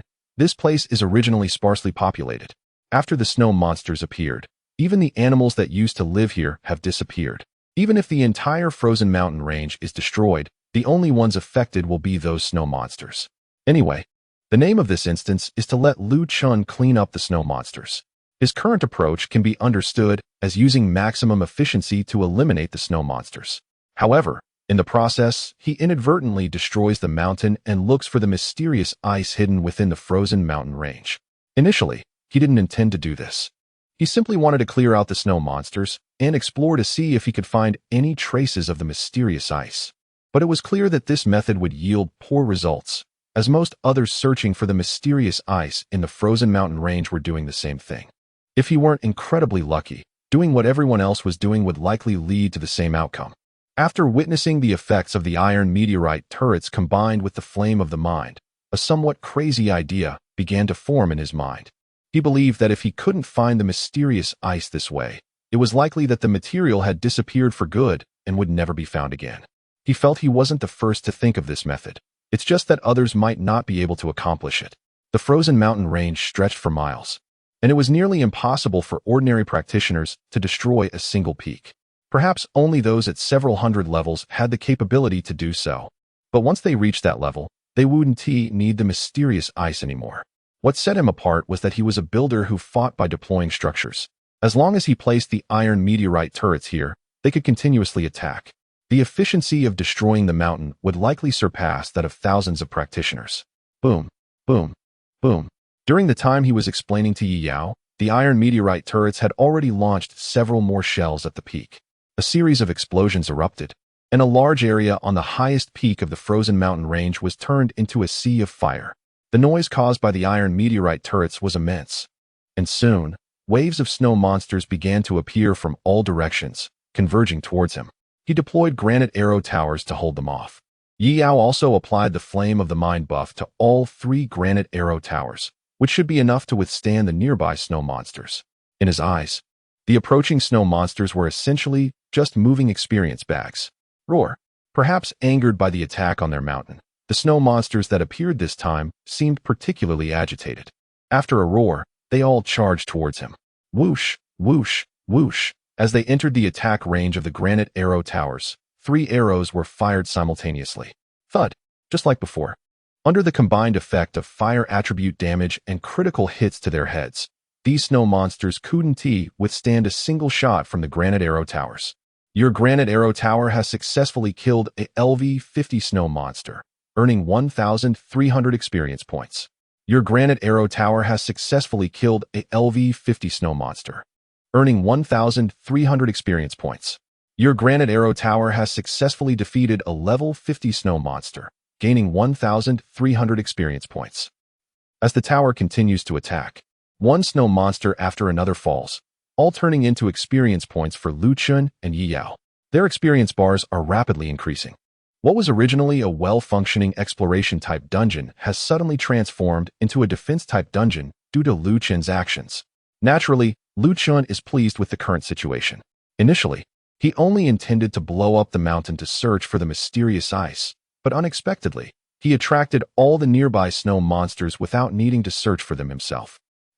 While Chun was surveying the highest peak of this frozen mountain range, wondering when it would be destroyed, he suddenly sensed something amiss. Chapter 61. A little story after the avalanche. The highest peak of this frozen mountain range towers at least 1,000 meters high. Even with the immense power of the meteorite cannon, it would be difficult to destroy it in a short time.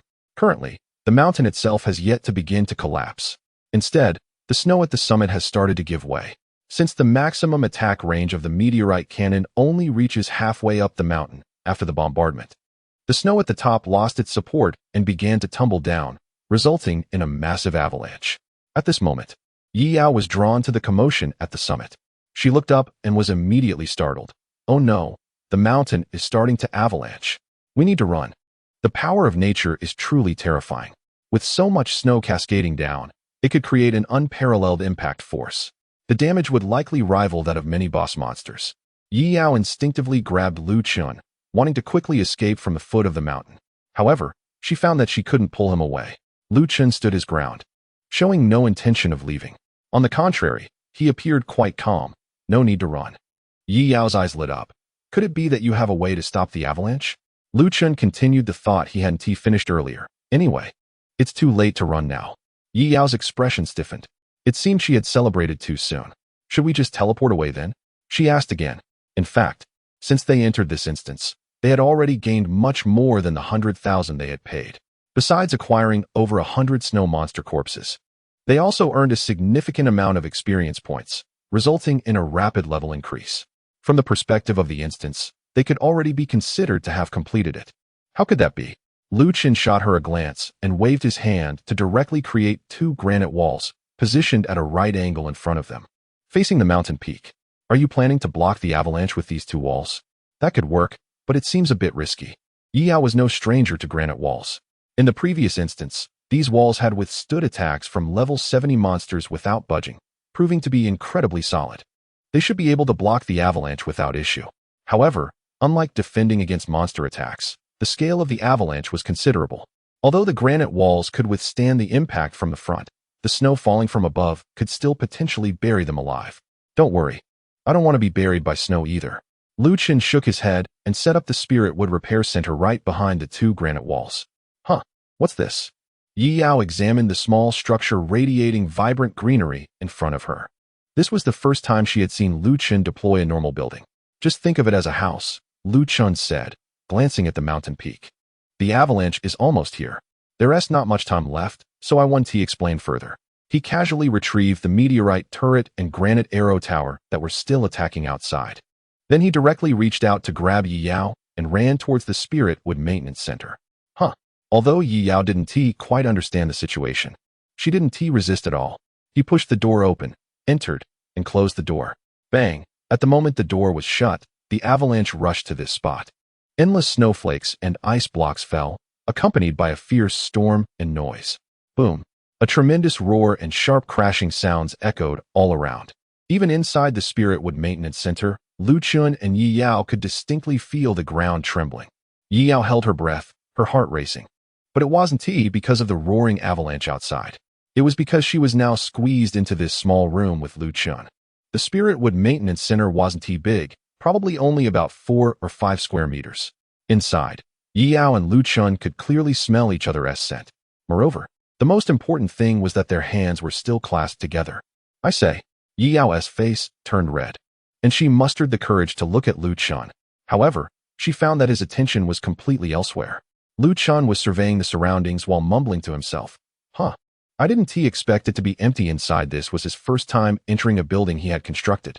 Although the outside was covered in snow and no light could come in, the Spirit Wood itself emitted a faint green glow, enough for him to see the entire interior clearly. Even though there was nothing inside the Spirit Wood Maintenance Center, it still worked to continuously restore the durability of the surrounding buildings. One could only say that this world was truly remarkable. After surveying the entire interior of the maintenance center, Lu Qin finally remembered that Yao was also there. He released her hand and sat down on the ground. Then he turned to her and said, "Don't worry, the avalanche won't last long. We should be able to get out in about 10 minutes. Got it." Yao puffed out her cheeks and also sat down on the other side. The 2 of them sat facing each other in the Spirit Wood Maintenance Center, remaining silent for a long time. Lu Qin felt that the atmosphere was a bit strange and rather uncomfortable. So he took the initiative to start a conversation. This place is called a maintenance center. As long as it's set up, it can continuously restore the durability of the surrounding buildings. After hearing this, Yao recalled some knowledge from her textbooks. Then she responded listlessly, "So this is called a maintenance center? It's quite comfortable sitting here." Lu Qin became animated when talking about buildings. "Of course. I specially bought some spirit wood to build this yesterday. This material not only enhances the effect of the building, but also naturally emits a breath of nature. Something that steel, concrete, or metal can never achieve. In my opinion, when it comes to housing in the future, it's best to use materials like this for construction. Although they might be a bit expensive, they are very comfortable, and I estimate that even ordinary people living in such homes could maintain good health and longevity." Yao looked at Lu Qin, who had suddenly become more talkative. She suddenly burst out laughing. What are you laughing at? I'm just speaking the truth. If you want to live comfortably in the future, remember what I said. All right, I got it." Yao smiled at Lu Qin, making him feel a bit uneasy in another way. However, living comfortably shouldn't be that complicated. It's clear that. As Yao spoke, her voice trailed off. Even Lu Qin, with his enhanced hearing, couldn't catch what she said at the end. "What did you just say? Is there an easier way than using this material?" "I won't tell you." Chapter 62. The collapsing peak and the giant snow beast. After waiting for about 10 minutes, the roar of the avalanche outside finally came to a complete stop. Lu Qin immediately got up and opened the door of the Spirit Wood Maintenance Center. With a whoosh, the accumulated snow outside all slid in through the door.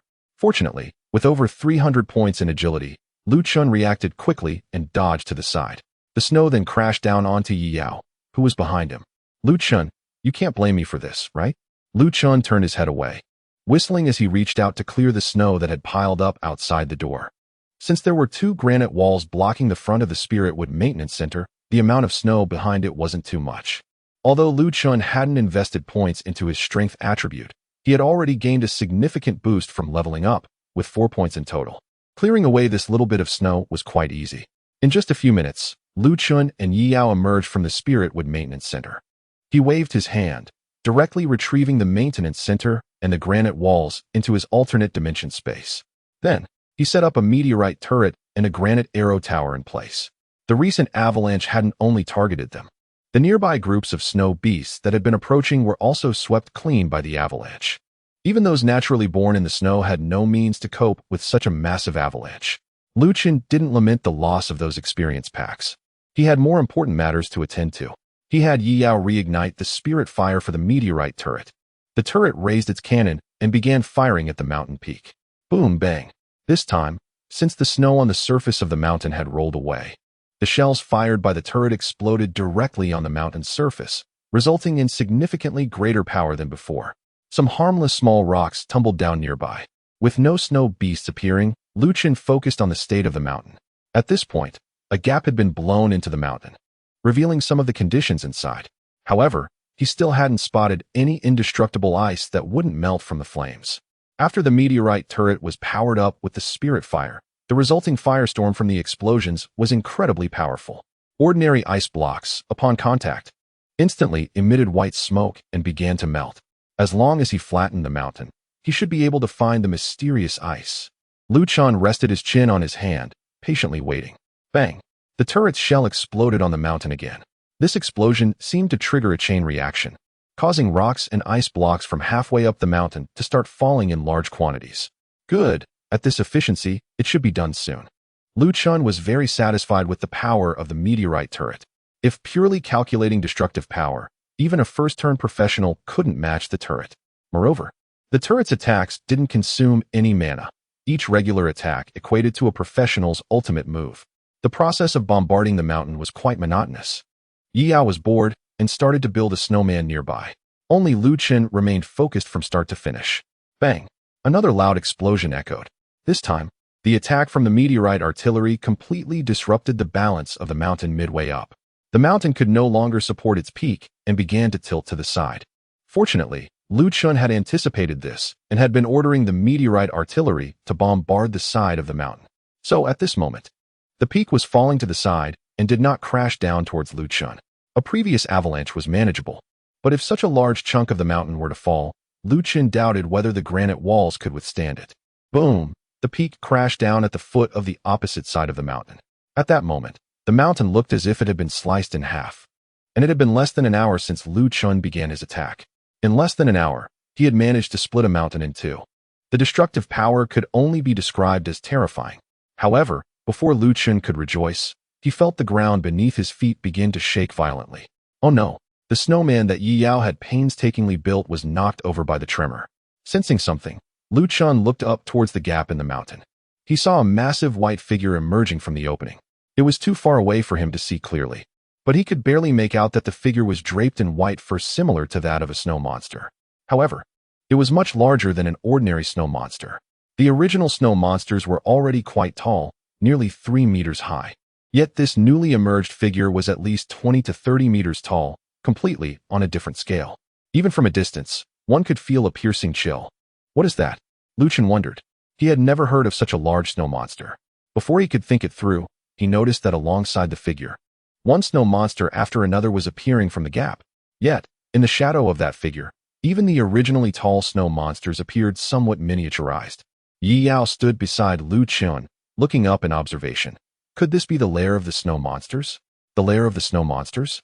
In response to Chun's question, Yao nodded affirmatively. That's right. Because the frozen mountains frequently have snow monsters appearing sporadically, which are impossible to completely eliminate. Some scholars from the Dragon Kingdom speculate that there might be a lair hidden somewhere within the frozen mountains. The reason snow monsters seem endless is that this lair continuously spawns them. Chun was also aware of the concept of monster lairs. The specific mechanism was unclear, but as long as the lair existed, there would be a steady stream of monsters emerging from it. However, this was the first time he had heard that snow monsters might also have a lair. Chun grinned. Then we really struck gold. If we can eliminate the snow monster lair, wouldn't that be considered an overcompletion of the quest? Yi Yao reignited a spark of inspiration in the meteorite cannon. Shouldn't we consider what to do now? What else can we do? Just fire. Chun waved his hand. Boom! The meteorite cannon roared again, firing a flaming shell straight at the group of snow monsters. However, that towering figure, about 20 to 30 meters tall, suddenly raised a hand towards the shell. A faint blue protective shield appeared with its movement, enveloping the snow monsters. Bang! The shell collided with the shield and exploded. The power of the meteorite cannon was undeniable. With just one shot, it shattered the shield. But that was all it accomplished. The explosion occurred a bit too far from the snow monsters, so its force did not reach them. This snow monster is extraordinary. Chun remembered that ordinary snow monsters did not possess such abilities. Chapter 63. You call this a snowstorm? The giant snow monster let out a roar after withstanding the attack from the meteorite turret and led the horde of snow monsters charging down from the mountain peak. Chun took a glance and estimated that there were nearly 1,000 snow monsters. Although the sheer number of them charging together was quite impressive, Chun's eyes lit up. That's a lot of experience points. More importantly, it was surprising to find so many snow monsters hidden within this mountain. It seemed that the highest peak of this frozen mountain range was indeed not as simple as it appeared. The mystical ice he sought might very well be found inside.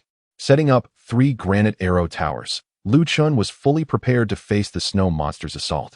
Yi Yao quickly applied the mind fire buff to these 3 arrow towers. With fire attribute attacks dealing effective damage, dealing with this group of snow monsters would be much easier. The steps of the giant snow monster were significantly larger than those of the ordinary snow monsters. It didn't take long for it to charge down from halfway up the mountain to a spot not far from Chun. At this point, Chun was finally able to check the attributes of this giant snow monster. Snowstorm, Wild Monster. Level, LV 80. Health, 13,000. Mana, 5,000. Attack, 700. Skills, Ice Barrier, Frost Shield. Freeze, Sacrifice, Ice Barrier. Consumes 200 mana. Gathers ice attribute energy at the target location to form an ice barrier, preventing targets in the area from moving or attacking for a short duration. Frost Shield. Consumes 200 mana. Gathers ice attribute energy to form a frost shield in front of itself, capable of withstanding damage equal to 20 of its health. When the shield breaks, it slows nearby targets. Freeze. Consumes 100 mana. Condenses ice attribute energy towards a single target, freezing it in place, preventing movement, attack, or skill use for an extended period. Sacrifice. Passive skill. When the snowstorm's health reaches 0, it allows a nearby snow monster to die in its place, restoring 50 of the snowstorm's health. This thing is actually called Snowstorm? Chun looked at the monster's attribute panel and then at the towering snow monster standing 20 to 30 meters tall, feeling a strong urge to complain but not knowing where to start. Forget it, let's study its skills instead. Shaking his head, Chun brushed away the unnecessary thoughts. The skill set of this snowstorm was clearly an enhanced version of the ordinary snow monsters. Moreover, the focus of the skill effects was on control. Chun himself could completely ignore those control effects. He just wondered what would happen if the turrets or arrow towers were controlled. Additionally, the last skill, Sacrifice, was quite formidable. Chun had just estimated that there were nearly 1,000 snow monsters. Therefore, if he continued to fight with the snowstorm, he would have to kill it nearly 1,000 times to truly defeat it. If it were other professionals, they would probably feel despair upon seeing this skill. Such a thick health pool, and needing to be defeated nearly 1,000 times? Not to mention whether it can even be defeated, just the effort alone would be exhausting. Fortunately, this skill doesn't have a particularly significant impact on Chun. The attacks from the meteorite turret are area damage. And as long as there is a chance to gather those snow monsters together, it's entirely possible to eliminate a large number of them in one go. As long as he can clear out most of the snow monsters first, dealing with the boss afterward would render this skill nearly useless. Just as Chun was contemplating, the boss had already charged nearby. Boom! The meteorite turret reacted instantly, firing a shell. The boss raised her hand to use an ice shield for protection, just like before. Bang!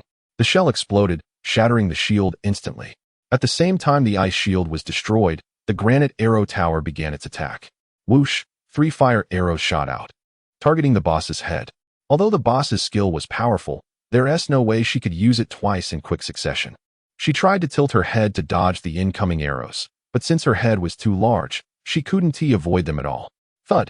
The 3 fire arrows hit simultaneously, instantly depleting the boss's health. The combination of restrained damage and weakness damage was overwhelming. Your granite arrow tower has successfully killed LV-50 Snow Monster, gaining 1,300 experience points. At the same time, a kill notification popped up in front of Chun. The boss's health also restored to half. In this first clash, her death replacement skill had already been triggered.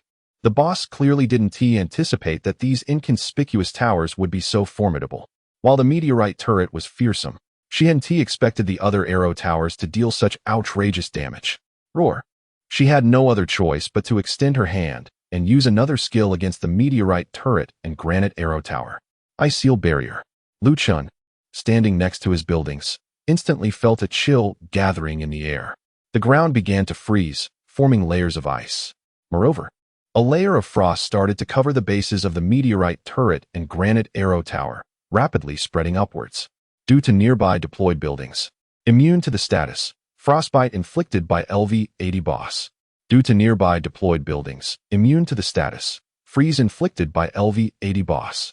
2 notifications popped up in front of him, causing Chun to furrow his brows. The boss's Ice Seal Barrier was more powerful than he had imagined. Besides the immobilizing and freezing attack effects, there was another frostbite effect not mentioned in the skill description.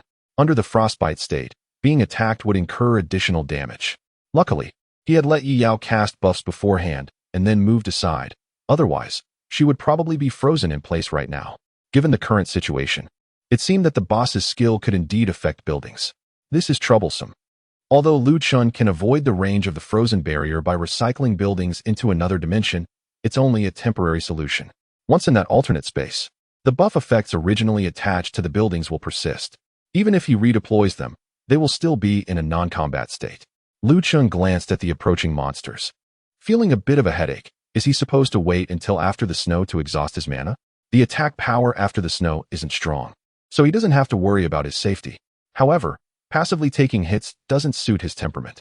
As his mind raced with thoughts, Chun caught a glimpse of Yi Yao hiding nearby. He then looked back at his alternate space and suddenly had an idea. Chapter 64. Target Conversion Pinewood Arrow Tower. Setup.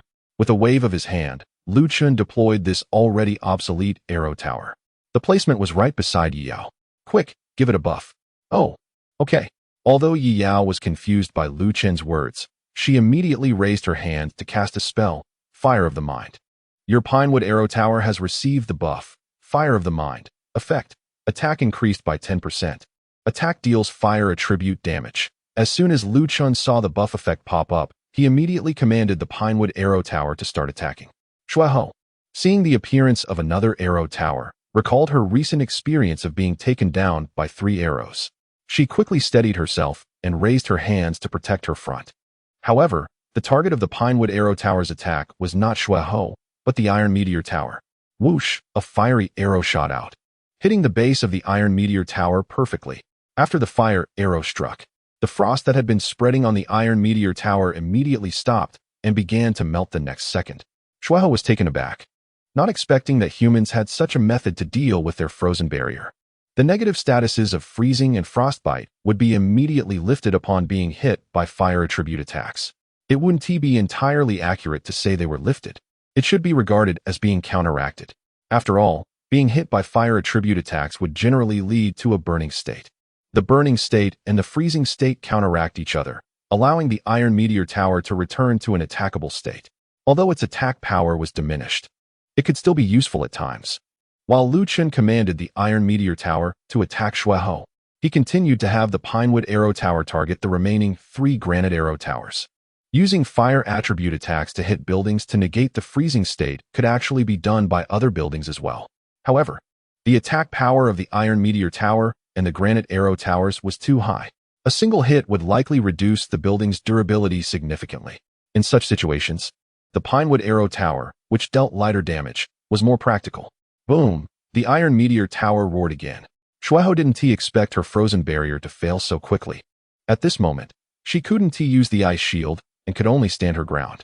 Your Iron Meteor Tower has successfully killed LV-50 Snow Monster, gaining 1,300 experience points. Without a doubt, another shot triggered her death substitution skill. With her body charred black from the blast, Shueho, in a fit of rage, used her last skill against the Pinewood Arrow Tower. Freeze. As a single target skill, Freeze was several times stronger than the frozen barrier. In the blink of an eye, the entire surface of the Arrow Tower was covered in frost. The entire structure was instantly frozen. It couldn't attack, nor could it even turn its arrowhead. It was futile. Once you realized you could attack yourself to dispel the freezing state, your control skill became a joke. Lu Chun shook his head. This time, she didn't need anyone to remind her. Yi Yao had already given herself a mental boost and struck the wooden Arrow Tower with her staff. Hey, her swinging of the staff had poor attack effectiveness. However, it was only the attribute of the attack that mattered. The damage was negligible. Moreover, there was no time to pay attention to the situation over there right now. The Iron Cannon Tower and the 3 Granite Arrow Towers opened fire, attacking her in turns. Your Iron Cannon Tower has successfully killed a LV-50 Snow Monster, gaining 1,300 experience points. Your Granite Arrow Tower has successfully killed a LV-50 Snow Monster, gaining 1,300 experience points. Your Iron Cannon Tower has successfully killed a LV-50 Snow Monster, gaining 1,300 experience points. Congratulations, your level has risen to level 26.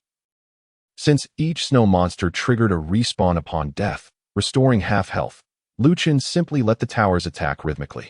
Each round of attacks coincided perfectly with the respawn of the snow monster. Roar. After having her health reduced to 0 more than 20 times, the snow monster no longer cared and charged towards Lu Chun wildly. After all, she still had plenty of minions and was not afraid of death in the short term. Lu Chun did not want to engage with such a fierce snow monster. He decisively recalled the buildings and began to retreat while attacking. His agility far exceeded that of the clumsy, giant monster. As long as he was determined to run, the opponent definitely could not catch up. The snow monster quickly realized this. She stopped and turned to look at another human present. Suddenly being targeted by such a massive creature made Yi Yao break into a cold sweat. This snow monster was at a higher level than the previous snake creature and was much stronger. Heaven knows why Lu Chun always managed to pull out monsters with such high levels in the level 50 dungeons. Of course, the dungeon probably didn't expect someone to blow up the peaks of the frozen mountains. Upon seeing the snow monster turn her head, Lu Chun also stopped abruptly. Although Yi Yao had not attacked the snow monster, it was no wonder the monster would shift its target since he was not allowing it to touch him at all. Granite walls, set up. Just as the snow monster was about to step towards Yi Yao, she stumbled and fell to the ground. Turning around, she saw that an unexpected wall had appeared and tripped her up. The snow monster was too massive. The 3-meter-high granite wall looked like a toy in front of her. At most, it just tripped her a little, unable to effectively block her advance. But that was enough. Lu Chun took this opportunity to quickly rush towards Yi Yao. By the time the snow monster got back up, he had already reached her. He directly lifted Yi Yao onto his back and ran in the opposite direction. Sorry for dragging you down. Yi Yao leaned against his back, filled with guilt. It was unclear whether Yi Yao was light or Lu Chun had gained strength. Anyway, carrying her felt effortless and did not affect his movements at all. With no time to pay attention to the softness behind him, Lu Chun glanced back at the furious giant creature and casually reassured, "It's fine, I wasn't really interested in dealing with that snow creature anyway." After his recent actions, he had only managed to defeat the snow creature a few dozen times. Although he could eventually wear her down by continuing this way, the efficiency was just too low. He decided to change his target and eliminate the snow monsters used as substitutes first, saving the snow creature for last. Just as Lu Chun was thinking this, the snow monsters that had been following the snow creature finally descended from the peak, coming into view not far ahead. It was a perfect opportunity. Lu Chun wasted no time and set up a meteorite cannon in front of him, starting to bombard the group of snow monsters. Chapter 65, Slaughtering the Snow Beasts. Killing the Snow Queen originally, the corpses of these snow beasts were worth quite a bit. However, Lu Chun had no time to consider how to preserve them now. Boom! The meteorite turret roared and began its relentless attack. Your meteorite turret has successfully killed a LV-50 snow beast, gaining 1,300 experience points. Your meteorite turret has successfully killed a LV-50 snow beast, gaining 1,300 experience points. Your meteorite turret has successfully killed a LV-50 snow beast, gaining 1,300 experience points. With one shot, a series of kill notifications flooded the screen. At least 10 or more were killed at once. Due to the charge led by the Snow Queen, the density of snow beasts gathered this time was much higher than before. Thus, the meteorite turret, with its area attack capability, greatly increased its lethality. Seeing so many of her subjects being killed in an instant, the Snow Queen was instantly furious. She waved her hand and, in a language that Lu Chun and Yi Yao could not understand, commanded the snow beasts to disperse. The area attack of the meteorite turret was terrifying. However, it also had its drawbacks. Its attack speed was not very fast, and if the snow beasts spread out enough, its efficiency would be significantly reduced. It was a nice thought. Lu Chun could not just watch the snow beasts disperse. He decisively raised his hand and set up granite walls. In the past, he had set up granite walls to resist enemy attacks. This time, however, it was a bit different. Lu Chun directly placed the granite walls on either side of the group of snow beasts, perfectly blocking their intended direction of escape. The granite walls stood 3 meters tall. Although they seemed a bit small in front of the Snow Queen, they were more than enough to block these snow beasts. Unfortunately, Lu Chun only had 2 granite walls, which could only block a small portion of the snow beasts. If he had enough walls to set up at once, it would be no problem to create a maze right there. Bang! The trapped snow beasts were furious and punched the granite wall. However, aside from hurting their own fists, it was of no use. Boom! At that moment, the second wave of attacks from the meteorite turret arrived. Those snow beasts that did not disperse in time naturally became casualties under the barrage. After killing this group of snow beasts, Lu Chun's level rose again, reaching level 27. He still needed to deal with the others. Lu Chun glanced at the snow beasts that had already begun to spread out and waved his hand to retract the 2 granite walls.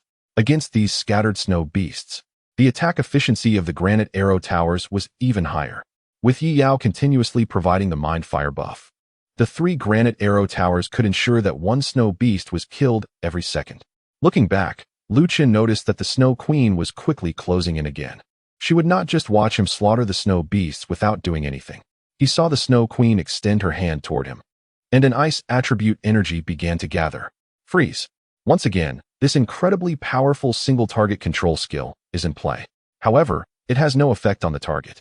Due to the nearby structures, immunity to the freezing status caused by the LV-80 snow beast is activated. Glancing at the prompt that popped up, the protagonist felt a bit of a chill, but nothing more.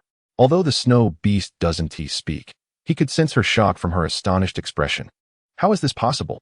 Previously, he managed to counter the freezing state using flame arrows shot from a wooden arrow tower. But now, it seems he can't even get frozen at all. Is this cheating to the point of not even pretending anymore? Boom! The meteorite cannon tower attacks again, this time targeting the snow beast. After all, attacking the scattered snow monsters would yield great results. It's better to use it to hinder the snow beast's movement. Bang! The cannonball exploded on the snow beast's face. The powerful shockwave knocked her to the ground, triggering her passive death substitution ability once more. Taking advantage of this opportunity, the granite arrow tower took out several of the chaotic snow monsters. Watching one after another fall into a pool of blood, the snow beast finally began to feel fear. She had used all her skills and summoned all her kin, yet she had no way to deal with these 2 humans. Struggling to rise again, the snow beast no longer charged at him, but instead ran towards the mountain peak where she had appeared earlier. Want to escape? Too late. He would not let the snow beast go. He sprinted after her, extending his left hand to reveal a bracelet he had just acquired. The telekinetic bracelet. This was its first appearance in battle.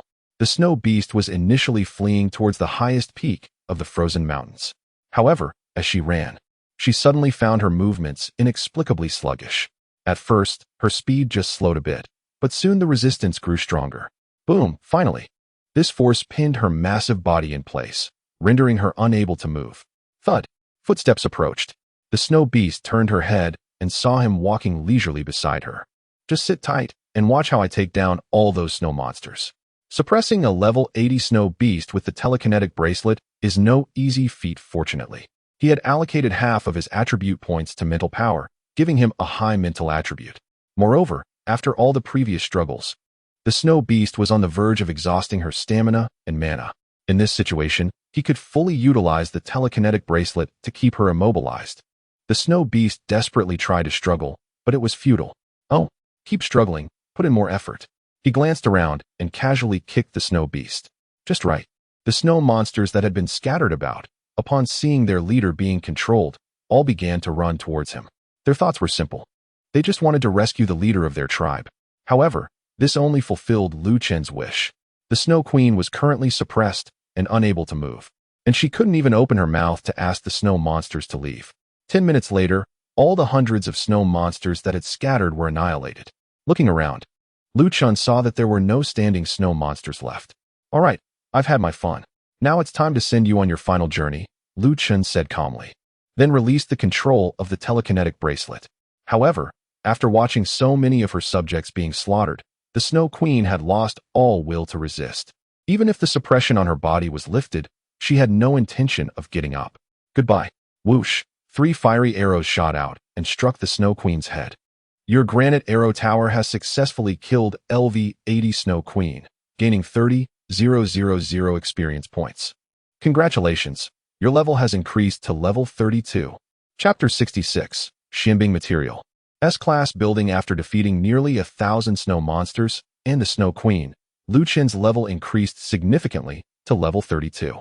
After allocating his attribute points, Lu Chen opened his current attribute panel. Name, Lu Chun. Profession, SSS Level Life Profession. Super God Level Builder. Level, LV32.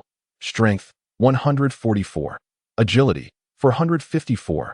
Mentality, 454. Constitution, 144. Health, 1760. Magic, 4,860. Attack, 176. Professional Talent. Infrastructure Maniac, SSS Level Talent. Skills. Basic Arrow Tower, D. Basic Wall, D. Turret, B. Repair Center, B. Vision Enhancement, Hearing Enhancement, Stamina Enhancement. Buildings in the Otherworldly Space. Pinewood Arrow Tower X1, Granite Arrow Tower X3. Granite Wall X2, Meteorite Turret X1. Equipment, Light Spirit Boots, Psychic Bracelet. Compared to yesterday's attributes, Lu Chen's stats had surged again. Agility and mentality reached a terrifying number of 454. Even S-Class assassins and mages of the same level could not compare with him in these two attributes.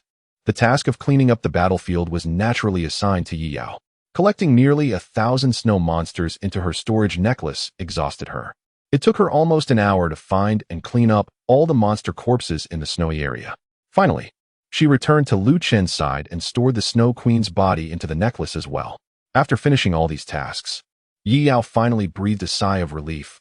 I'm exhausted. Good job. Lu Chen rarely complimented her.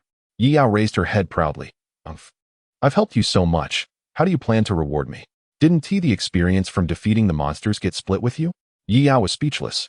Sometimes she suspected that Lu Chen was deliberately changing the topic. However, he was right. The experience provided in the last dungeon was not much.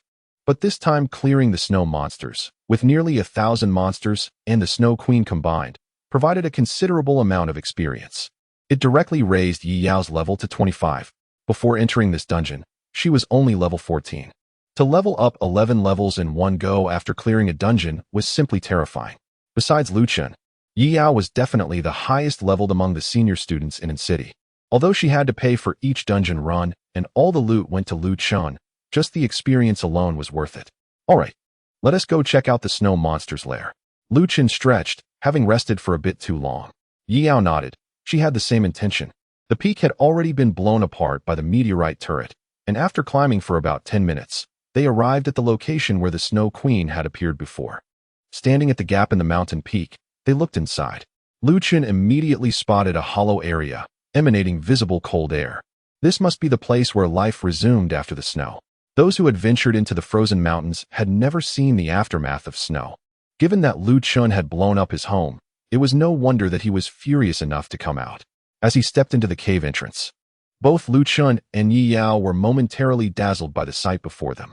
What greeted their eyes was a breathtaking display of dazzling ice crystals, truly magnificent. Besides the cold air, there was also a surge of energy radiating from the crystals. Just standing nearby, Chun felt his recently consumed energy gradually recovering. Generally, energy depletion requires special potions for recovery. However, there are exceptions. As long as one is in a place rich in energy, recovery can begin naturally. It was no wonder that the escape from the snow had led here, rather than randomly fleeing in any direction. Although he had never seen it with his own eyes, Chun was now quite certain.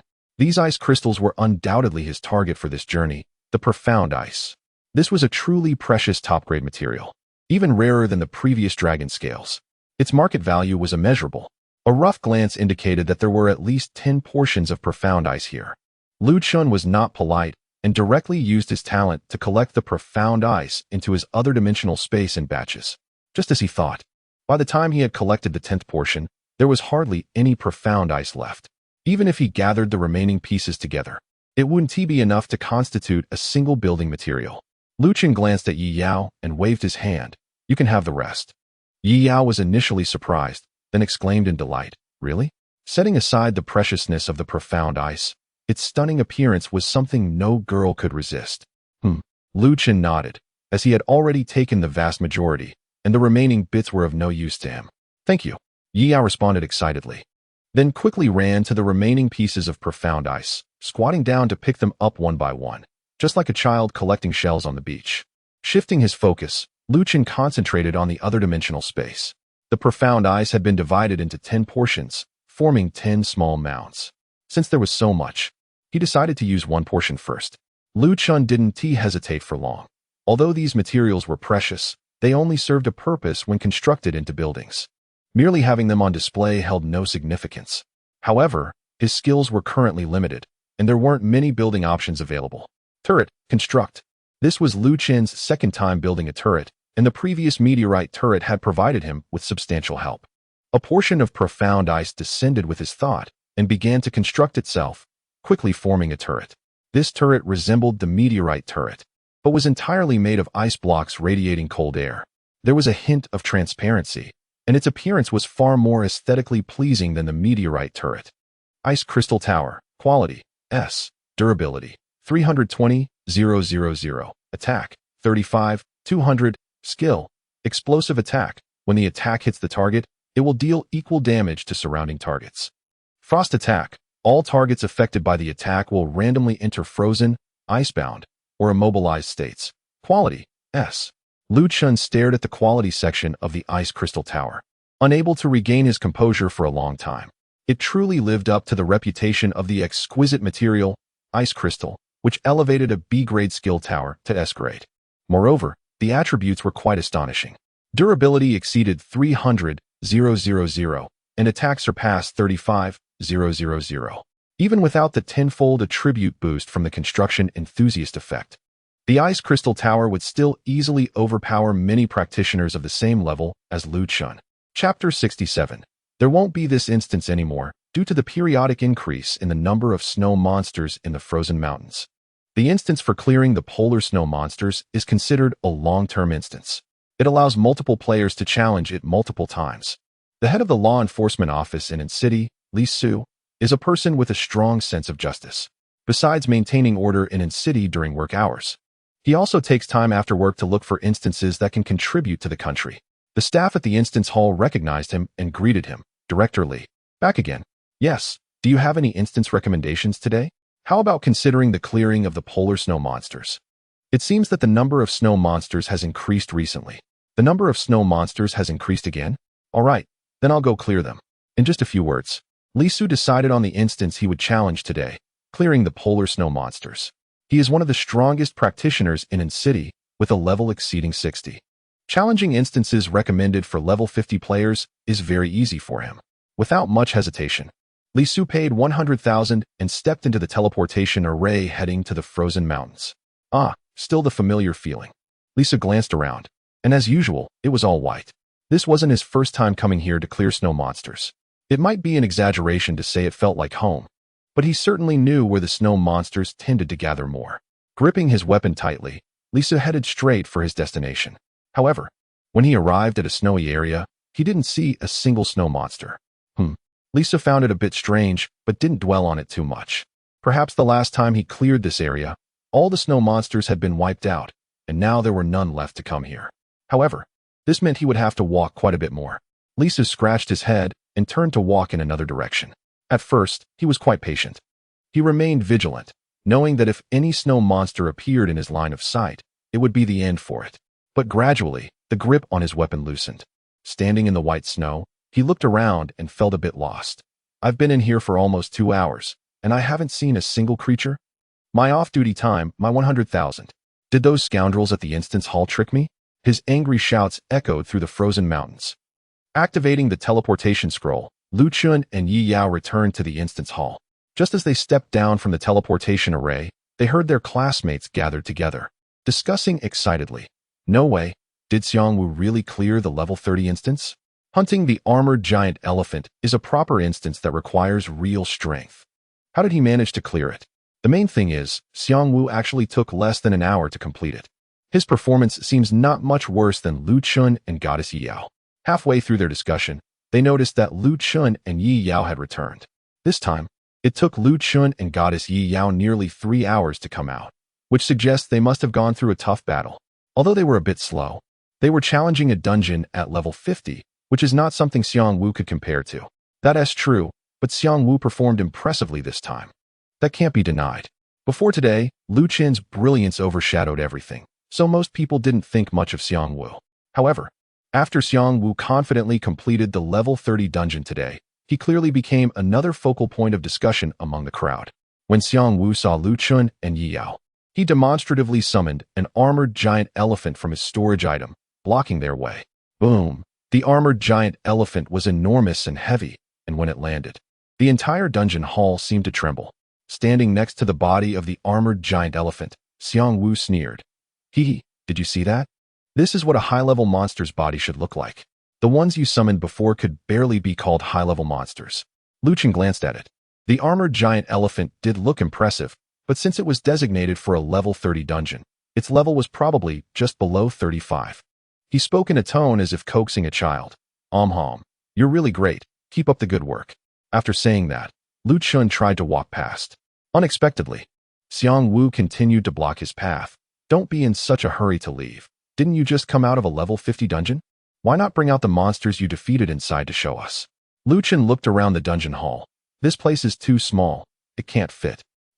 Xiang Wu was taken aback, then burst into laughter, clutching his stomach.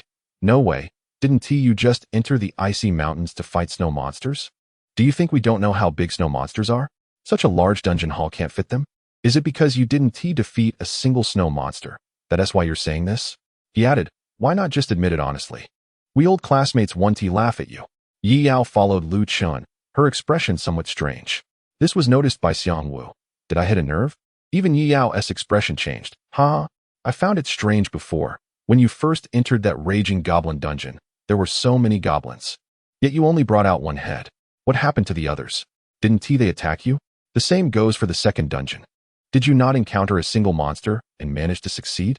Facing the increasingly enthusiastic Xiang Wu, Lu Chun's expression remained unchanged. Then come and see for yourself. After saying that, Lu Chun pushed past Xiang Wu and walked directly towards the dungeon settlement area. Xiang Wu furrowed his brow, following behind with a hint of skepticism. The other classmates, feeling it was not their business, eagerly followed along to watch the fun. The settlement area was quite spacious since it often accommodated adventurers hunting giant monsters. After Lu Chun arrived here, he turned to Yi Yao and said, "Release that creature." Xiang Wu and a group of classmates were hearing this term for the first time and were all taken aback. At the same time, Yi Yao nodded, and the necklace on her chest emitted a burst of light. In the next moment, a massive corpse appeared in the center of the instance settlement area. Just its head was larger than a person. When this corpse was placed on the ground, the entire instance hall shook violently. A few people even lost their balance and fell to the ground. In the instance settlement area, there was a deathly silence. Not only Xiang Wu and his classmates, but even the staff of the instance hall were wide-eyed and frozen in place, unsure of what to say. This was the first time they had witnessed such a scene. This was the leader of the Snow Monster clan, the Snow Queen. After she was killed, the Icebound Mountains would likely no longer have any snow monsters. Lu Chun calmly said, "From now on, you can cancel this instance." Chapter 68, Refund. This. Compared to the corpse of the giant armored elephant just released by Xiang Wu, The body left behind after the snow was nothing more than a mini figurine. Meanwhile, all the classmates were completely stunned. Wow, I thought Lu Chun would just summon a bunch of snow monsters. But I didn't expect him to have killed the leader of their tribe directly. Wait, just because he said it was the leader, does that mean it is? What if this is just an ordinary snow monster? Are you silly? Have you ever seen such a large snow monster? One of these is worth dozens of them. This must be the king among snow monsters. While a group of people was discussing this, the staff of the dungeon hall finally came to their senses. All right. We will verify the specific situation of the frozen mountains. If you really have wiped out the entire snow monster tribe, that would count as exceeding the dungeon task. And we will establish a new record for you and provide a reward. Although the staff was much older than this student, there was a tone of respect in their voice, using polite language in every sentence. What a joke! This student, despite their young age, had cleared 3 level 50 dungeons in a row. Now they have directly annihilated an entire tribe. That's ruthless. However, Lu Chun was not interested in the respect. His focus was on something else. Another reward to claim for free? When can I get the reward?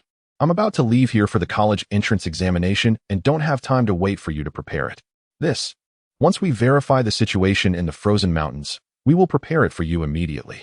It should be ready by tomorrow, at the latest the day after. Alright, please hurry. I want the builder's skill scroll this time. Lu Chun had only used 1 portion of the mysterious ice to make a turret, and now he still had 9 portions left. This mysterious ice was a top-notch material that couldn't even be bought outside, far superior to meteorite iron and spirit wood. So, he wouldn't be lacking building materials in the short term. It would be better to get some skill scrolls to see if he could learn some new constructions.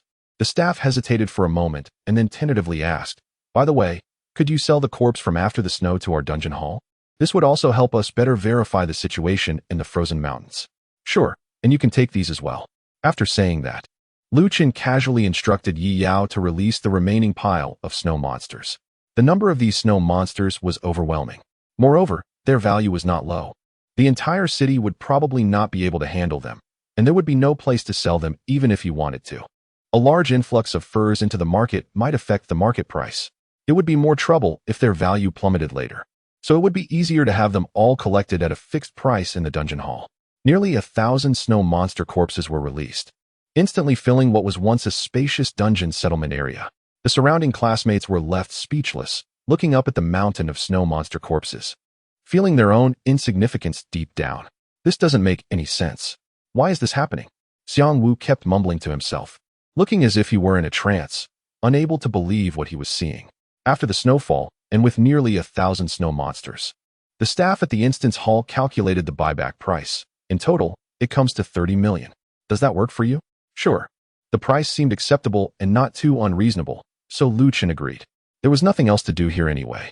After receiving the money, Lu Chun bid farewell to Yi Yao and left the instance hall. About an hour and a half after Lu Chun had just left, the teleportation array heading to the frozen mountains began to operate and lit up. After the light flashed, an angry middle-aged man appeared in the array. As soon as he landed, he strode towards the instance settlement area. On the way, the middle-aged man saw a staff member walking past him. He directly reached out and grabbed the person. The staff member was taken aback at first, and then recognizing the man, said, "Oh, Director Li, what is going on?" It was better if he hadn't said anything. As soon as he spoke, Li Su became even angrier. "How can you even ask what's going on? You said that the number of snow monsters in the frozen mountains had increased and recommended that I go clear them out. I ended up spending 2 whole hours inside and didn't see a single creature." "Oh, about that, I was just about to mention. What is there to talk about? Whether it's a problem with your teleportation array or whatever, I not only wasted my time, but also paid 100,000. How do you account for this loss?" By the end, Li Su directly shouted, "Refund me." As the head of the law enforcement department and a powerful practitioner himself, it had been years since anyone dared to deceive him. So this time, he was truly furious. The staff member smiled wryly. "Don't worry, we will definitely refund you." This was really an exceptional situation, and we didn't expect it to turn out this way. Li Su furrowed his brow. "Exceptional situation? I want to see what explanation you have. If it doesn't make sense, then your instance hall should change staff starting tomorrow." The staff member sighed. "Just follow me, and you'll find out." After hearing this, Li Su hesitantly released his grip. "This way." The staff member landed and immediately started walking, gesturing for him to follow. "This is the way to the warehouse." "Are you trying to bribe me?" Li Su's tone was icy. His job was to combat these illegal activities. Of course not, the staff member replied helplessly. Soon, they entered the warehouse of the instance hall. As soon as they entered, the staff member picked up a storage bracelet from inside. Then he immediately used it to release the items stored within. I want to see what you're using to convince me. Li Su had been maintaining a cold expression, but upon seeing the items released from the storage bracelet, he was stunned. The entire warehouse was instantly filled with the corpses of nearly 1,000 snow monsters. More importantly, in the very center, there lay a giant snow monster that was over 10 times larger than a normal one. Even as a mere corpse, it exuded a terrifying aura. Even Li Su, whose level exceeded 60, felt a wave of unease. Chapter 69. The attack as the staff released the corpse of the snow monster from the storage bracelet. One of them said, "By the way, we were planning to send someone to check the situation over at the frozen mountains. Now that you, Li, have brought back the information, it saves us the trouble of sending someone there." Li did not understand the implication. "What are you talking about?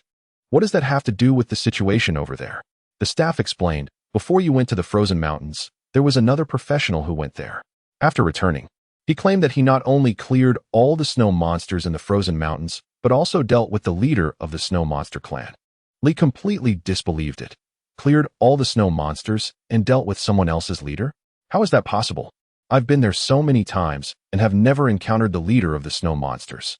However, despite saying this, his gaze could not move away from the giant snow monster. It was evidently much stronger than the other snow monsters, so it seemed reasonable to call it a leader. To be honest, if he hadn't seen that person bring out these snow monster corpses with his own eyes, he wouldn't have believed it either. The staff understood Li's thoughts well. This person has cleared a level 50 dungeon 3 times in a row over the last 3 days. I really don't know how he did it. Li was surprised. Cleared a level 50 dungeon 3 times in a row for 3 consecutive days? When did such a strong person appear in the city? How come I didn't know about it? The city was small, and high-level professionals usually knew each other. Moreover, there were often connections among them, but Li had never heard of any of his old friends continuously running dungeons for several days. The staff was also curious. You haven't heard about it? After thinking for a moment, they reasoned that since the law enforcement office had a lot of work, it was normal for him not to keep up with the gossip if he had been busy with other matters. He's a senior student from Huayan High School who just awakened his profession not long ago. I've heard it's an unprecedented S-level lifestyle profession. Huh. Li doubted whether he had heard correctly. An S-level professional is indeed impressive, but how is it possible to clear a level 50 dungeon shortly after awakening?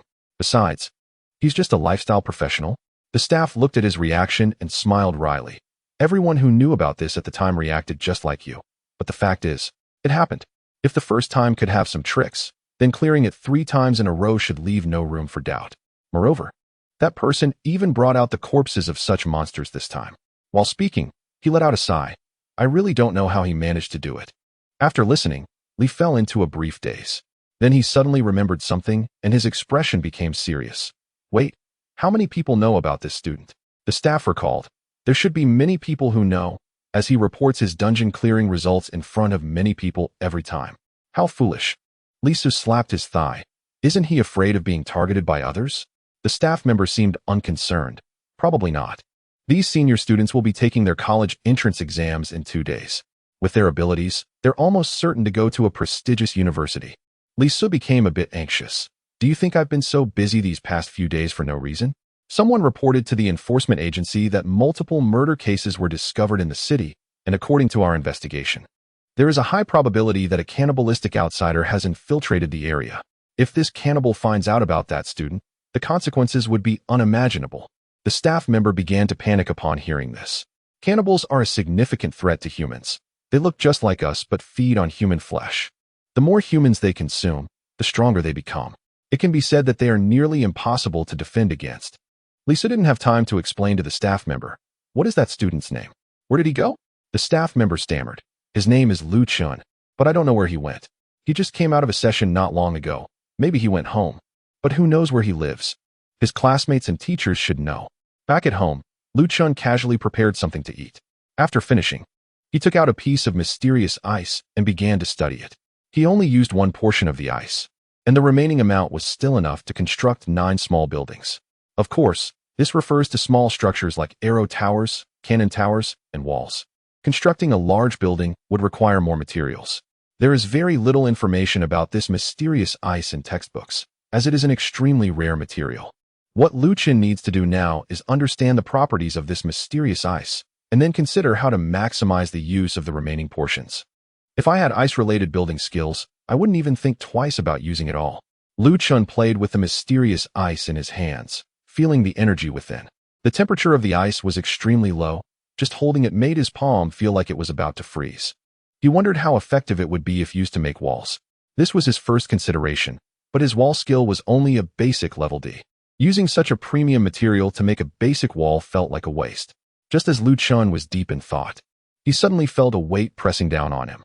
It wasn't a psychological feeling. There was a tangible force of gravity pressing on him. Granite walls, set up. Without thinking, Lu Chun directly deployed his building. He looked around. The dilapidated old house already had many cracks. Now, under this inexplicable pressure, those cracks were widening. The whole house was starting to sway precariously. Is someone targeting me? Lu Chun wasn't startled. He just had a contemplative expression. In the next moment, boom, this building was overwhelmed and began to collapse. On the road outside the house, a young man in casual clothes lifted his hand from the ground. He looked very ordinary, both in clothing and appearance, the kind you wouldn't recognize if you were lost in a crowd. At this moment, the young man wore a satisfied smile as he surveyed the masterpiece he had created, a pile of rubble nearly crushed to pieces. Indeed, the effect was better than I had imagined. The crowd passing by, startled by the sudden collapse of the building, scattered in panic. However, there were also some thrill-seekers who were not afraid and moved closer to see what was happening. But just as they approached, an invisible pressure slammed them to the ground. Their bones cracked and broke, and in less than 2 seconds, their bodies were crushed into a pulp, blood splattering everywhere. Chapter 70. The cannibal tribe mage. The young man looked at the miserable state of these individuals and could only shake his head in mockery. I didn't expect that someone would dare to step into the gravity formation I set up. He thought to himself that such a person's mind must not be functioning properly. Eating them would probably affect his own intelligence. While he was speaking, a faint sound suddenly emerged from the ruins of a house that had already collapsed. A hand reached out from the debris, pushing aside the nearby rubble and rebar. The young man was not surprised at all. Instead, he watched with great interest. The gravity formation might be powerful against ordinary practitioners, but it had no decisive effect on the prey he had in mind. Lu Qin pushed aside a pile of construction debris and stood up from the ruins. He then glanced around and immediately spotted the young man who was also assessing him. Without further thought, he chose to probe the other party. Sheer, cannibal tribe. Lu Chun was a bit taken aback by the probing result that popped up. There are 2 scenarios when checking a target's panel. The first is when examining mindless wild creatures.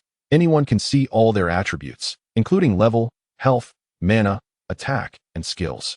The second is when checking beings that belong to a race and form groups. In this case, aside from the name and race, nothing else can be seen. After all, specific attributes and skills are considered private information, which makes sense. So, cannibals have infiltrated this city. Lu Chun had learned a bit about cannibals in biology class and had a general impression. Shifting his gaze, he took a quick look around. Besides the collapsed house, there were a few bodies on the road crushed into a pulp. Feeling the invisible pressure on him, Lu Chun quickly made a judgment. A gravity-type formation? This guy is a formation master. Sheer, the cannibal tribe's formation master, was rather pleased to see Lu Chun remain so calm after being ambushed. Just like that. Someone like him will be delicious to eat. If he was panicking, he wouldn't qualify as a genius. As a cannibal, Sheer had standards for food. His favorite dishes were various young geniuses from human society. Not only did they enhance his strength considerably, but they were also quite tasty. So, when he heard that a genius had appeared in the city, he hurried over from another location without delay.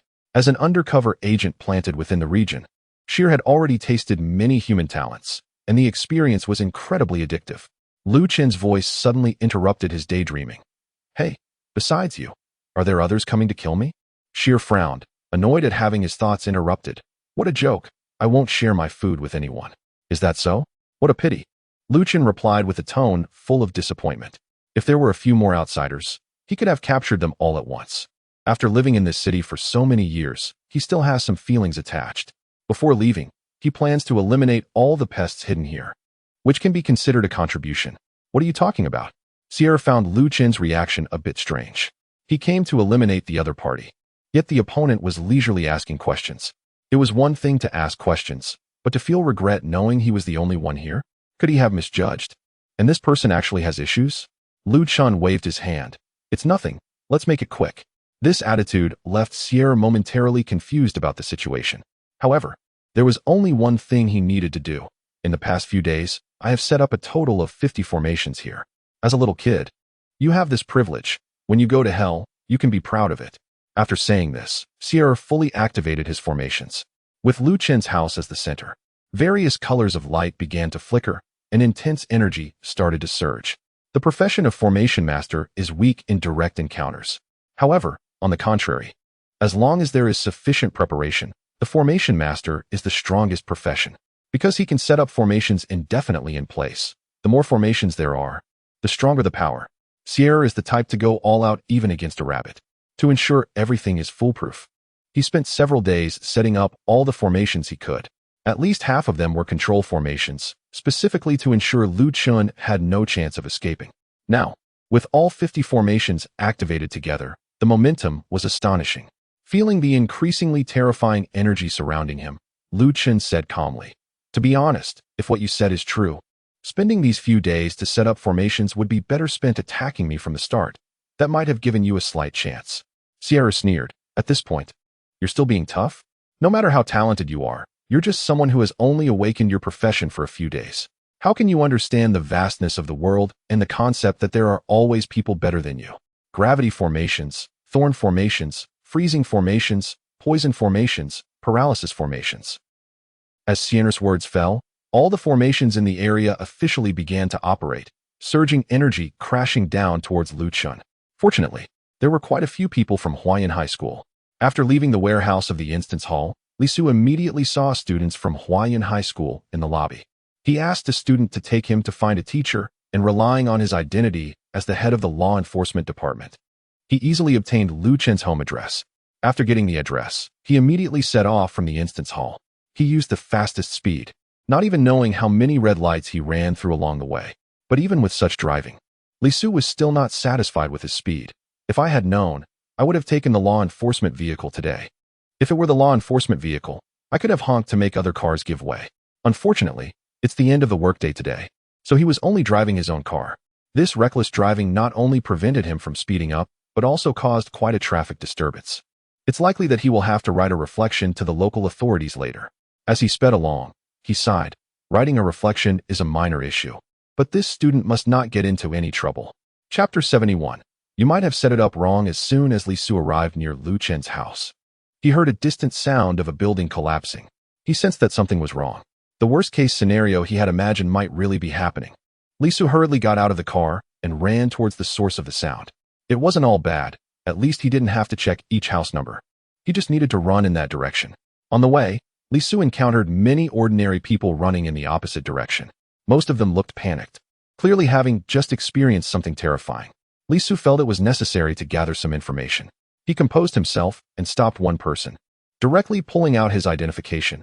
"I am the director of the enforcement agency, Li Su. I need to ask you something." The person stopped upon seeing Li Su's identification. Immediately looked like they had found a savior. The enforcement agency meant something significant to ordinary people. They pressed their hands on Li Su's shoulders, gasping for breath. Before Li Su could ask further, the person volunteered. "Over there was a murder. Be more specific. How many casualties? How did it happen?" Li Su pressed on. I first saw a small house across the street collapse. Then I saw 4 or 5 people trying to see what was going on. But somehow they got crushed to the ground, flattened. Was it a gravity-based skill, a magic formation, or something else? The enforcement agency director could tell the general situation from this. Li Su's heart sank further. Are there other people at the scene? Those who weren't crushed? Yes. There was a young man standing in the street, looking at the collapsed house, and he was just laughing for some reason. "Sir, that must be the murderer." "All right, I understand." Li Su shook off the person's hands and continued running in the previous direction.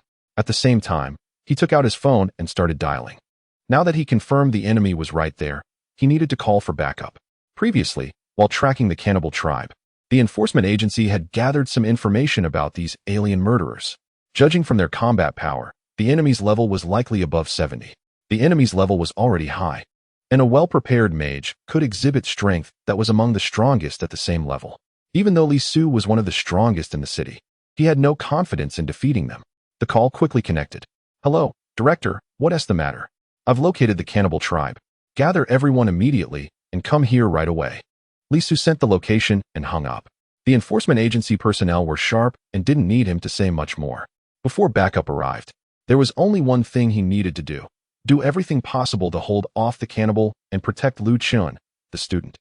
Due to the buildings set up nearby, immunity was granted against the status effect, entangle caused by LV-71 Xiang.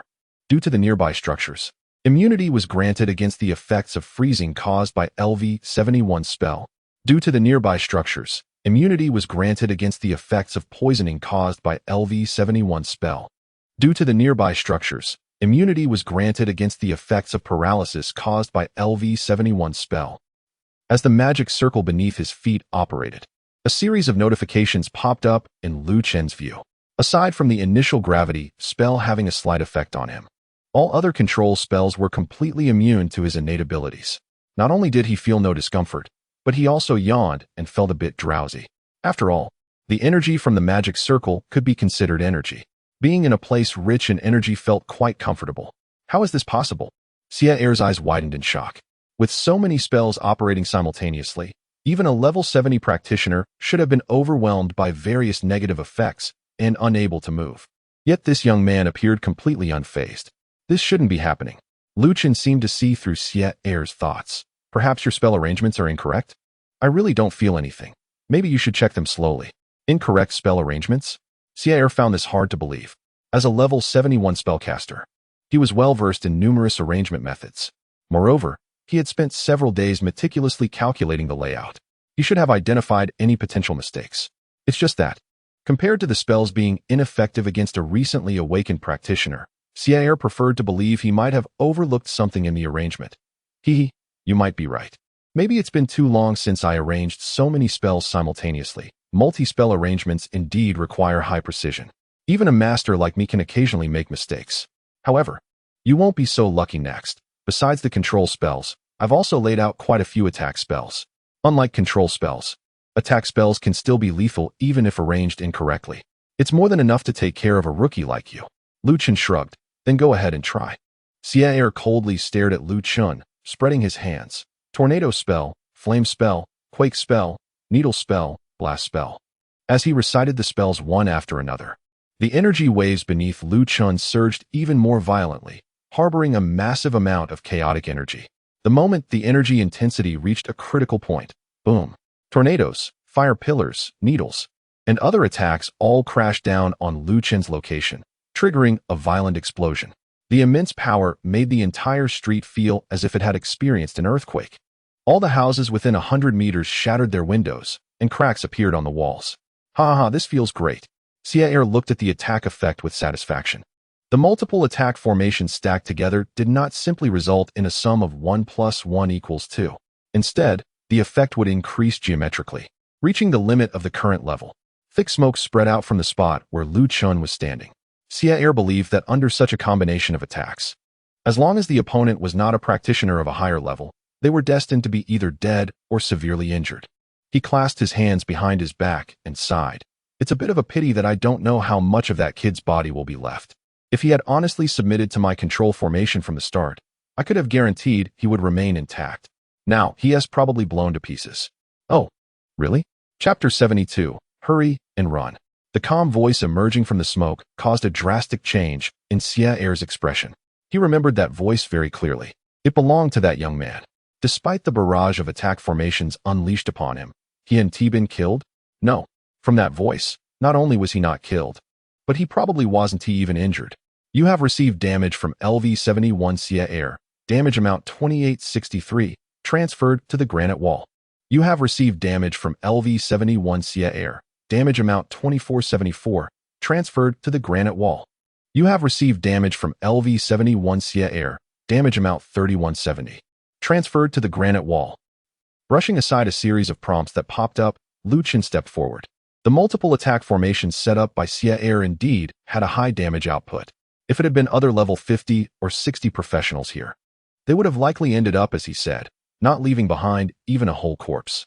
Unfortunately, Xiang's opponent this time was Chun. The terrifying cumulative attack of the multiple formations only left him with a bit of dust on his body. The damage was absorbed by the granite wall, not even dislodging a single brick. Patting the dust off his clothes, Chun walked towards Xiang. Seeing his prey approach, Xiang instinctively took a step back, a chill running through him. He shouted, his voice laced with fear of the unknown. Who are you? Clearly, just an unremarkable student from any angle. How could such an ordinary student withstand all of his formation attacks without even a scratch? Xiang felt that his worldview, built over many years, was shattered in that moment. Were there any formations he hadn't activated yet? He might as well use them all to avoid waste. Chun stopped about 10 meters away from Xiang, not advancing further. Don't go too far. Xiang's words were only half finished when bang. A gunshot rang out. Xiang's head was struck hard, tilting to the side as blood sprayed from the bullet wound. Before Chun could react, a loud male voice came from the direction of the gunfire. Over there. Hurry and escape. I'll buy you time. When Li Su arrived at the scene, he saw Chun and Xiang facing each other. There were countless formations operating on the ground, with various energies clashing violently. Without time to think, he immediately drew his weapon, a golden revolver. Li Su was an A-class professional, an eagle-eyed gunslinger, especially skilled in long-range combat. Over the years, the number of criminals who had fallen under his gun was beyond counting. The body instinctively reacted, aiming at Xiang's head. Bang! A shot hit the target. Although it struck a vital part of the man, Li Su did not dare to relax for a moment and quickly urged Chun to leave the area. A mage with a level exceeding 70, who was well prepared and had set up numerous formations, would definitely not be easily killed by him. If it weren't for the urgent situation, Li Su would never have acted so recklessly. However, in his eyes, Chun was about to be attacked. Even Li Su had no confidence facing Xiang, let alone a senior high school student. Li Su's current thought was simple. Let that kid escape first. Then I will fight to keep this criminal here until reinforcements arrive. He was already prepared to face Xiang with the mindset of certain death. To his surprise, after he shouted, Chun did not immediately flee at top speed, but stood still, not moving at all. What are you doing? Hurry up and run. Li Su shouted. He was genuinely anxious this time. If Chun didn't take the chance to escape, wouldn't Li Su's action be meaningless? Who is this? Chun's vision had been enhanced by a universal skill, and he quickly spotted Li Su standing around the corner not far away. He didn't recognize the other party, but it seemed like he was on his side. Xiang, who had just been suddenly hit hard, finally regained his senses. This bullet wasn't going to take his life, it just hit him in the head, making him feel like his head was about to explode. Xiang instinctively activated all the formations in the area. In an instant, a surge of energy seemed to become tangible, thickening the air. Attacks, defenses, control, various formations began operating simultaneously, indiscriminately attacking all nearby targets. Some pedestrians who hadn't escaped were caught in the energy waves of the formations. Before they could even scream, they were instantly torn to pieces, turning into a rain of blood. The surrounding buildings fared no better. They had already been shaken by the pressure of the attacking formations and were on the verge of collapse. Now, with all the formations operating together, large sections of buildings could no longer bear the burden and crumbled. The entire street turned into a vast wasteland, and it was unknown how many people were trapped under the rubble. Hey, you over there. Hurry and run. After all, the other party was there to help him. Chun kindly waved his hand to Li Su, indicating for him not to get in the way. Li Su doubted he heard correctly, feeling a bit bewildered. How did this kid steal his lines? Ice cannon tower, set up. Chun gently clapped his hands, deploying his strongest structure at that moment. A tower made entirely of ice appeared in everyone's view. The size of this tower was not particularly eye-catching, but anyone who glanced at it found it hard to look away. As all the various formations operated together, the increasingly violent energy in the air paused for a moment when the ice cannon tower appeared. It wasn't just a feeling of stagnation. The energy in this entire area truly paused for a moment. The numerous active formations all dimmed as well. An extreme chill spread out from the ice cannon tower. And even without launching an attack, its presence was already overwhelming. Boom! Under Chun's command, the ice cannon tower fired a projectile, just like its structure. The projectile was also made of ice. Xiang sensed a deadly threat from this projectile. His instinct for survival prompted him to activate all the formations in front of him. At the same time, he turned around, backing away from his previous target, intending to escape. However, with 50 formations operating together, they were as ineffective as nothing in front of the ice cannon tower. When the projectile struck the formations, it shattered all the barriers effortlessly. Chapter 73. The strongest in the city. The array mage is a very special profession. Until he activates all his formations, no one knows what other formations he might be hiding. Chun has studied some formations. They might not be useful in everyday situations, but they could be quite disadvantageous when facing off against them. For example, the arrow deviation formation and the trajectory control formation are specifically designed to counter long-range attacks. Chun's arrow towers and artillery would likely be restrained by such formations. That's why he had been urging Xiang to activate all the formations he had set up as soon as possible, worried that similar formations might exist. If he were to be countered, he could rely on his talent to transfer damage. However, if the artillery shells were controlled and directed towards others, that could be quite troublesome. It wasn't until just now that Xiang activated all the formations at once. Only after confirming that there were no such formations among them could Chun feel at ease and unleash his full power.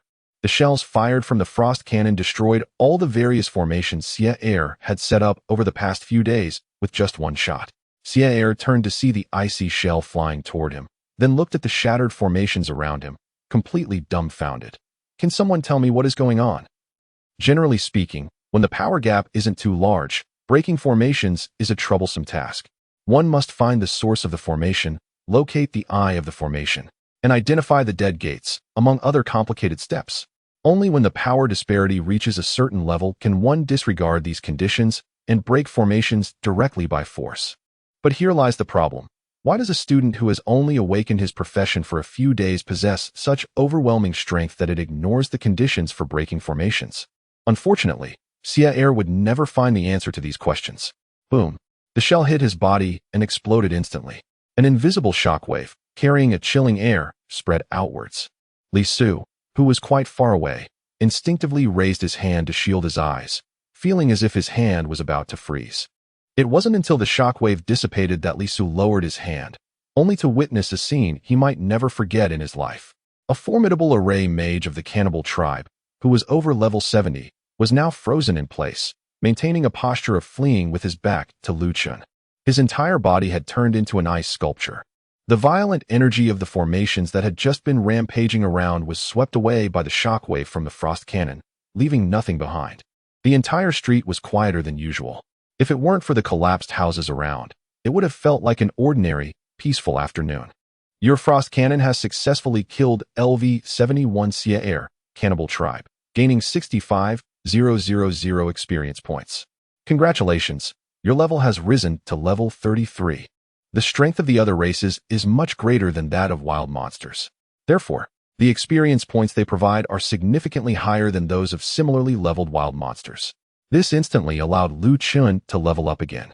At this moment, Chun noticed Su's expression. The man over there seems quite capable.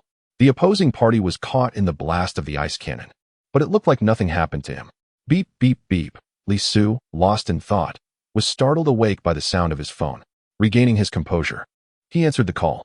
An anxious voice from the other end said, "Director, all 360 members of the enforcement department are nearby. Please instruct us on the next course of action." "Director? Please speak up." Other voices chimed in. "Oh no. Could it be that the director has been taken out, and now it's that cannibal on the phone? I've seen that plot in dramas before. I was wondering why you were so slow to answer the call." "Oh, quick, contact the engineering department to track the phone signal. We can't let that cannibal escape." Just a few seconds of silence, and these subordinates had already imagined themselves as glorious martyrs. Lisa couldn't help but smile wryly. "No need for that. Just come to the address I sent you earlier and prepare to clean up the scene." "Huh? What do you mean? That cannibal is already dead." As soon as Lisa finished speaking, a chorus of shocked exclamations erupted from the other end. "What? Wow, Director, amazing. You single-handedly took down such a powerful cannibal. Incredible, Director. Our entire enforcement department spent so much time trying to catch him, and you managed to solve it all by yourself. That cannibal was over level 70. How did you defeat him at such a high level? It seems like the title of the strongest in city is already settled." Faced with the flattery from his subordinates, Lisa didn't know how to respond. However, one thing they said was not wrong. The title of the strongest in city might indeed have been decided. At the moment Li Su started answering the call, Lu Chun was already walking toward him. He had overheard most of the conversation. So, you're the director of the enforcement department? Lisa nodded quickly, like a younger brother meeting an older brother. Yes. The other party could easily take down someone like Xiang, so it was probably even easier for him to deal with Li Su. At that moment, Li Su was worried about saying something wrong and unintentionally hanging up. You don't need to be so nervous, Lu Chun chuckled. You probably saw that it was the other side that attacked first. I was just acting in self-defense. There shouldn't be any trouble, right? Such a good self-defense. Li Su could only complain inwardly. No, absolutely not. That was a cannibal we were investigating, with many lives on his hands. Even if it wasn't self-defense, it would still be a service to the public. You won't have trouble. You'll even receive commendations and rewards. Oh, you mentioned rewards, and now I'm interested. Lu Chen's eyes lit up. What kind of rewards? As long as it's not $500 and a banner, I'm good. Li Su didn't expect to be suddenly pressed on this. We haven't made up our minds yet. After saying that, he worried that Lu Chun might be displeased, so he quickly added, but don't worry, it will definitely satisfy you. All right, just contact me when you're ready. Lu Chun was usually easygoing and didn't dwell on such matters. As for the shaman of this tribe, I'll have you investigate the case first, and later bring me those valuable items from him as well. This approach was actually against the rules. Those items were evidence, and some of them might need to be returned to the victims' families. But at that moment, Lisa couldn't find the words to refuse. Okay, no problem. At most, it will take 2 days, and the items will be in your hands. Then you all take your time to tidy up here. Good luck. With the house collapsed, Lu Chun now had to find another place to stay. Chapter 74. No more pretending. After Lu Chun bid farewell to Li Su, a large group from the enforcement agency arrived almost immediately. Director, we're here. Where are the bodies of the cannibals? Wow, the battle here was intense. As they saw the street reduced to ruins, everyone couldn't help but swallow hard. Is this the clash between the strong? The destructive power is astonishingly immense. Over there. Li Su weakly raised his hand to point. The crowd followed his gesture and saw the frozen figure of Xiang. Even after such a long time, the ice sculpture showed no signs of melting. Hey, how did he get frozen? I remember the director doesn't have ice skills, right? Could it be a one-time skill scroll? Facing his subordinate speculations, Li Su sighed and recounted what had just happened. After he finished speaking, everyone present was left stunned. Their first reaction was disbelief. How is that possible? A high school senior killed a cannibal over level 70? Li Su didn't respond, his expression showing no sign of joking. Is this really true? The crowd exchanged glances. Most of his colleagues, having worked with him for a long time, knew his character well. It was unlikely he would joke about such matters. Moreover, they had been puzzled about how Li Su, who was just over level 60, could defeat a cannibal over level 70 in a one-on-one fight. It's important to note that winning and killing are two different concepts. When the strength gap isn't too large, even if one side is defeated, escaping is usually easy. But the idea that a high school student killed a cannibal was even more far-fetched. Li Su shook his head. Stop overthinking it. Just clean up the scene. If you find any injured, call the medical team over. Lu Chun didn't think about whether Li Su would expose his secrets. Even if it got out, it wouldn't matter. Initially, he had wanted to keep a low profile purely because he had just awakened his profession and lacked the ability to protect himself. Now, however, not to mention the various structures in the other dimensional space, making him invincible below the first transition. Just the resurrection altar activated in Senior Menkomping's cave was enough for him to act without any worries. After all, if he died, he could resurrect at the altar. What was there to be afraid of? If he wasn't even afraid of dying, what else could he fear?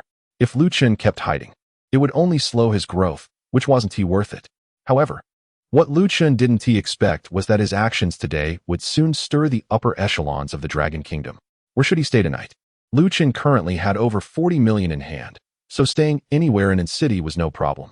After staying overnight at the Golden Grand Hotel, Lu Chun followed his usual routine and went to school the next day. Coincidentally, he ran into Xiang Wu at the school gate again.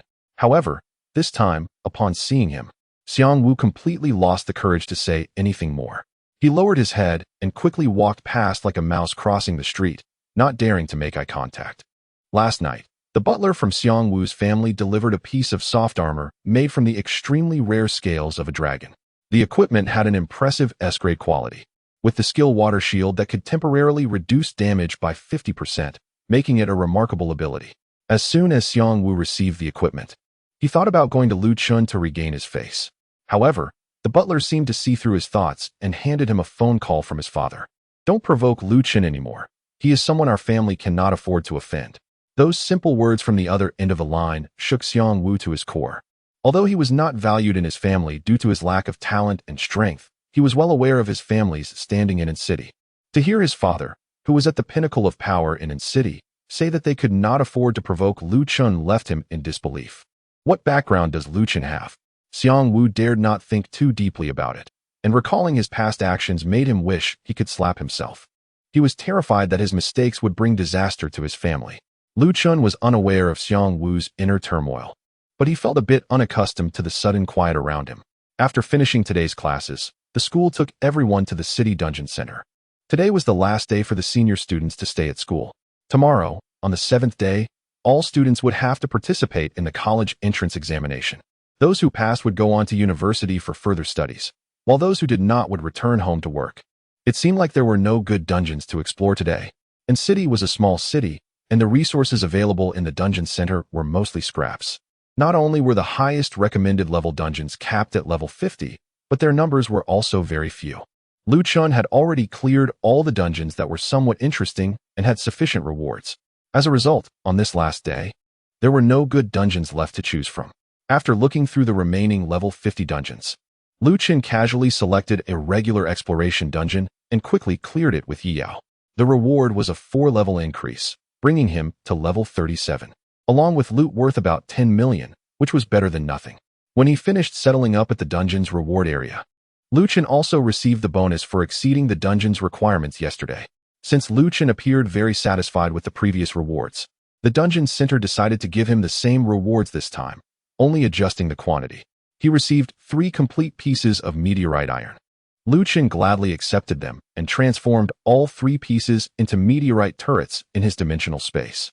Now, the number of meteorite turrets had increased to 4, significantly boosting his damage output against groups of monsters. At the moment of parting, Yi Yao returned to her usual role as the class monitor and reminded, "Make sure to rest well after you get back today. I know you have strong abilities, but you can't be careless for tomorrow's exam. The content is not just about strength." Lu Chun looked at Yi Yao and suddenly raised his hand to ruffle her hair, saying, "Don't worry. We'll see each other in our class at Chongqing University." Chongqing University is the most prestigious university in the region, and all students regard it as their dream school. For both Lu Chun and Yi Yao, their top choice is definitely set there. Startled by the sudden intimate gesture, Yi Yao instinctively wanted to step back. But the next moment she stood her ground and looked up with a happy smile, saying, "All right, it's a deal." Chapter 75 Report to the Authorities. City of City Council Chamber. 10 individuals are seated around a large, elongated round table, all in neat order. If someone familiar were to see them here, they would likely be quite astonished. At the head of the table sits an elderly man with white hair and a kind smile. He is none other than the most powerful person in the entire city of the president of the SSS Professionals Association, Zhang. Flanking him are others: Li Su from the Law Enforcement Office, Du Qi from the Engineering Department, Zhou Shi from the Municipal Department, and Pei Tao from the Taxation Office. Each one is a department head. Since the beginning of the job transition era, the primary power authority in every area has been the Professionals Association, with various departments under it handling specific affairs. It can be said that the most powerful group in the entire city of is gathered here. They usually perform their respective duties and rarely have the opportunity to meet together. The fact that so many of them have convened indicates that something significant has occurred. Judging by the thoughtful and puzzled expressions on everyone's faces, this is indeed the case. One person present might be a bit surprising. Tang Ming from Baiyuxian is also in attendance. Seated directly across from Zhang Xian on the opposite side of the table. Looking around the table, Zhang Xian lightly cleared his throat, breaking the silence. "Ladies and gentlemen, I believe you have all reviewed the report submitted by Li Su yesterday." He noticed everyone nodding silently. Zhang Xian continued, "Then, do any of you have anything to say about this matter, or about the student Lu Chun? Today's agenda is to clarify the situation regarding Lu Chun and decide on our next steps." Zhou Shi was the first to speak, a wry smile on his face. "To be honest, when I first saw this report, I thought it was a prank. It wasn't until I saw the stamp from the Law Enforcement Office on the last page that I realized If everything written in that report is true, then Lu Chun may be a once-in-a-century or even once-in-a-millennium genius. The so-called S-level professionals simply cannot explain his strength. Although none of those present are S-level professionals, they have certainly encountered many throughout their lives. Each one has seen at least dozens of S-level professionals, but has never met anyone with such overwhelming power. Just 5 days after his professional awakening, Lu Chun's combat ability was enough to single-handedly defeat a level 71, fully prepared ogre formation mage. Among those present, perhaps only Xiang would have a reasonable chance of defeating that version of Xiang, and even then, it would likely only be a defeat, not a kill. Pei Tao raised his concerns. I have one point of confusion. The report states that Lu Chun killed the ogre using a turret he set up. Therefore, it is crucial for us to determine whether this is truly his own strength. If he is merely a hidden second-generation individual with a background and connections, then this matter would be entirely unremarkable. Many people nodded subconsciously after listening. Indeed, if Lu Chun had a strong background, it would be normal for his family to provide him with some equipment and protective gear. Given that Lu Chun's profession is an S-rank god-level builder, it makes sense that his family would supply him with formidable structures. At least it's more reasonable than a student who just awakened his profession 5 days ago being able to defeat a level 71 formation master. However, Li Su slowly shook his head. I stayed up all night last night to find out that Lu Chun's parents died when he was young. He has been living on a small inheritance and humanitarian aid from the association. He usually takes the bus to school, so saying he is impoverished is not an exaggeration. Otherwise, he wouldn't be living in such a poorly secured neighborhood for a long time. Everyone exchanged glances, seemingly finding Pei Tao's hypothesis overturned. Li Su thought for a moment and added, however, since he first entered the dungeon and broke the novice dungeon record, his impoverished situation has greatly improved. Plus, he has cleared several level 50 dungeons at the city dungeon hall, so he should have quite a bit of money now. I also found his accommodation record at the Golden Hotel last night. While speaking, he glanced at Tang Ming. The Golden Hotel is an asset owned by Xiang, and Lu Chun's accommodation record could only have been accessed with Tang Ming's assistance. However, the latter was looking down, fiddling with a pen, and didn't make eye contact with him at all. Zhang patiently listened and, while pondering, said, if that's the case, he indeed seems to have suddenly risen after his profession awakened. The crowd fell silent, implicitly agreeing with this statement. Zhang considered for a moment before turning his gaze to Du Qi. Du Qi, you are more knowledgeable about construction. Can you see any tricks in the turret Lu Chun set up? Upon hearing Zhang question, everyone also turned their attention to Du Qi. As the director of the engineering department, he was responsible for much of the construction in the city. Moreover, his own profession was also a builder, making him quite relevant in this matter. However, everyone was puzzled that Du Qi had not expressed his opinion and seemed somewhat dazed. Seeing all eyes on him, he reluctantly spoke up. No, I can't see any tricks in that turret at all. I've never built a structure of that level in my life. If I had to say, from just the description, I think that turret is somewhat similar to the defensive structures used at the border to fend off foreign invaders. A gasp echoed through the city council chamber. The border, fighting against foreign invaders. In terms of combat intensity, anywhere in the territory, whether in dungeons or various competitions, doesn't even compare to the border. At the front lines of the Dragon Kingdom's fight against foreign races, there are basically brutal bloodbaths occurring every day, with each battle involving at least several third transformation professionals. Even battles between supreme-level experts can happen from time to time. A single major conflict can last for dozens of days, leading to earth-shattering consequences, with one side ultimately facing devastating defeat. In such situations, one can imagine how formidable the defensive structures set up at the borders must be. Is it true? Since Du Qi said so, it must be reliable. This guy is very particular about architecture. So this Lu Chun can actually construct border-level buildings. Is he defying the heavens? Everyone looked astonished, frozen in place. The only ones who could still maintain their composure were Zhang, Li Su, and Tang Ming. Zhang had seen a lot in his life. Li Su had personally witnessed the power of the Xianbing Cannon Tower, and Tang Ming was the earliest among them to know Lu Chun, having already been shocked several times in his office. After pondering for a moment, Zhang sighed and said, it seems that Lu Chun's matters are beyond what we can handle at our level. Let's organize all the information we currently have and report it to the higher-ups. Let them decide. Chapter 76, College Entrance Examination. Today is the day of the college entrance examination. Lu Chun rarely got up early and took a taxi to the high school. However, he found that the school gate was already crowded with other third-year students. They all wore tense expressions. The principal was personally motivating the students before the exam. Today is one of the most important moments in your life. As long as you get into your ideal university, it will greatly benefit your future development. The exam is divided into several stages, and even if you make mistakes in the earlier tests, you must maintain your mindset and absolutely cannot bring any negative feelings into the next exam.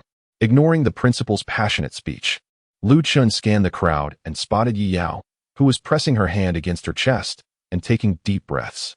"Good morning." Chun walked over and greeted her. Aside from Yi Yao, he had no one else to chat with. "You're here? Good morning." As soon as Yi Yao saw Chun, she immediately came over. For some reason, her tension completely vanished when she was beside him. The surrounding students couldn't help but show envious expressions at how close the two looked. However, other emotions were absent.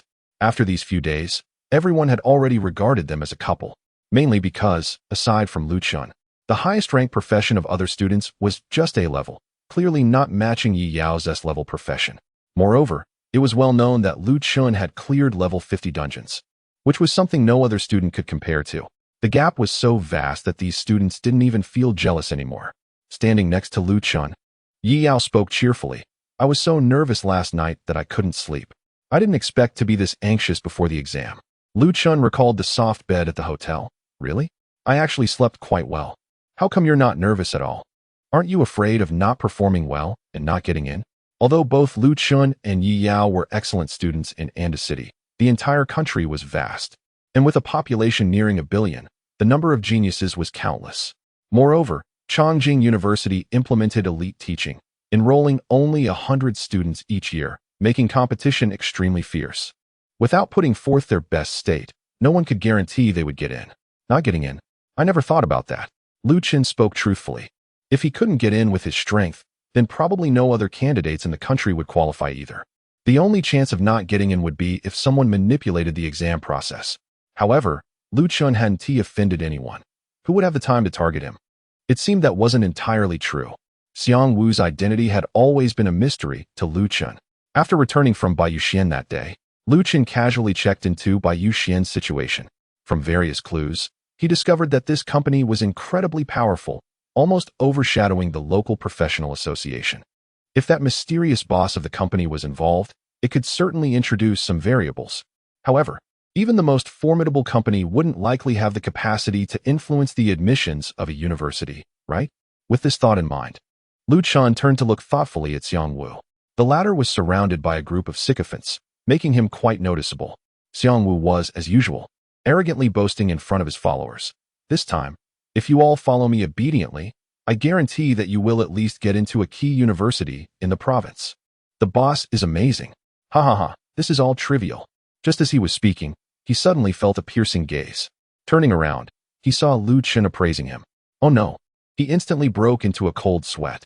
Was Chun still thinking about him? What could he possibly do to earn his forgiveness? Could he start slapping himself now? Thanks to his enhanced hearing, Chun barely caught Xiang Wu's words. From this guy's tone, it seems his family really has the ability to influence exam results to some extent. I wonder if it directly affects the exams or the school admissions. Chun, what are you thinking? Coming back to reality, Chun saw Yi Yao puffing her cheeks in anger. "You must give it your all. If you don't get in, you will be in big trouble." It sounded like a threat, but combined with her expression, it had no intimidation factor at all, making her seem quite adorable. All right, don't worry. If I don't get in, I'll come back to this city and find a dead-end job." Chun declared what he thought was the most dreadful vow. So what exactly does find a dead-end job mean? Yi Yao tilted her head, looking confused. Anyway, it sounded like a terrifying prospect. Chun hadn't finished speaking when Principal Feng Yuan clapped his hands, drawing everyone's attention. "Everyone is here. We can set off now." The students around, who had been tense, all tightened up at this announcement. In this era of job transitions, the college entrance examination process is always the same each year. First, all third-year students from various cities must head to the Provincial Examination Center on the day of the college entrance exam. Then, senior professionals dispatched from the local area personally supervise the exams to prevent any cheating. The examination lasts for 3 days, covering various professional qualities required for different occupations. Among all existing human nations, the standards of the college entrance examination in the Dragon Country can be considered the strictest. Professional qualities not only encompass the professional abilities of the individuals, but also include cultural levels, moral values, and more.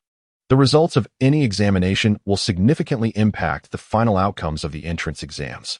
This initiative by the Dragon Country aims to cultivate a large number of well-rounded professionals without any obvious shortcomings, especially in the face of constant threats from external forces.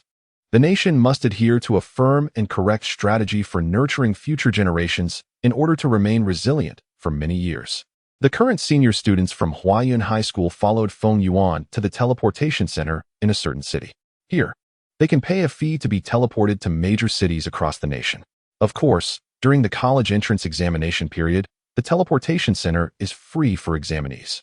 With the students standing on the large teleportation array, Feng Yuan once again counted the number of students and nodded to the staff. It can begin. Chapter 77. Major General of the Military District. Before them, light flickered as the teleportation array began to operate.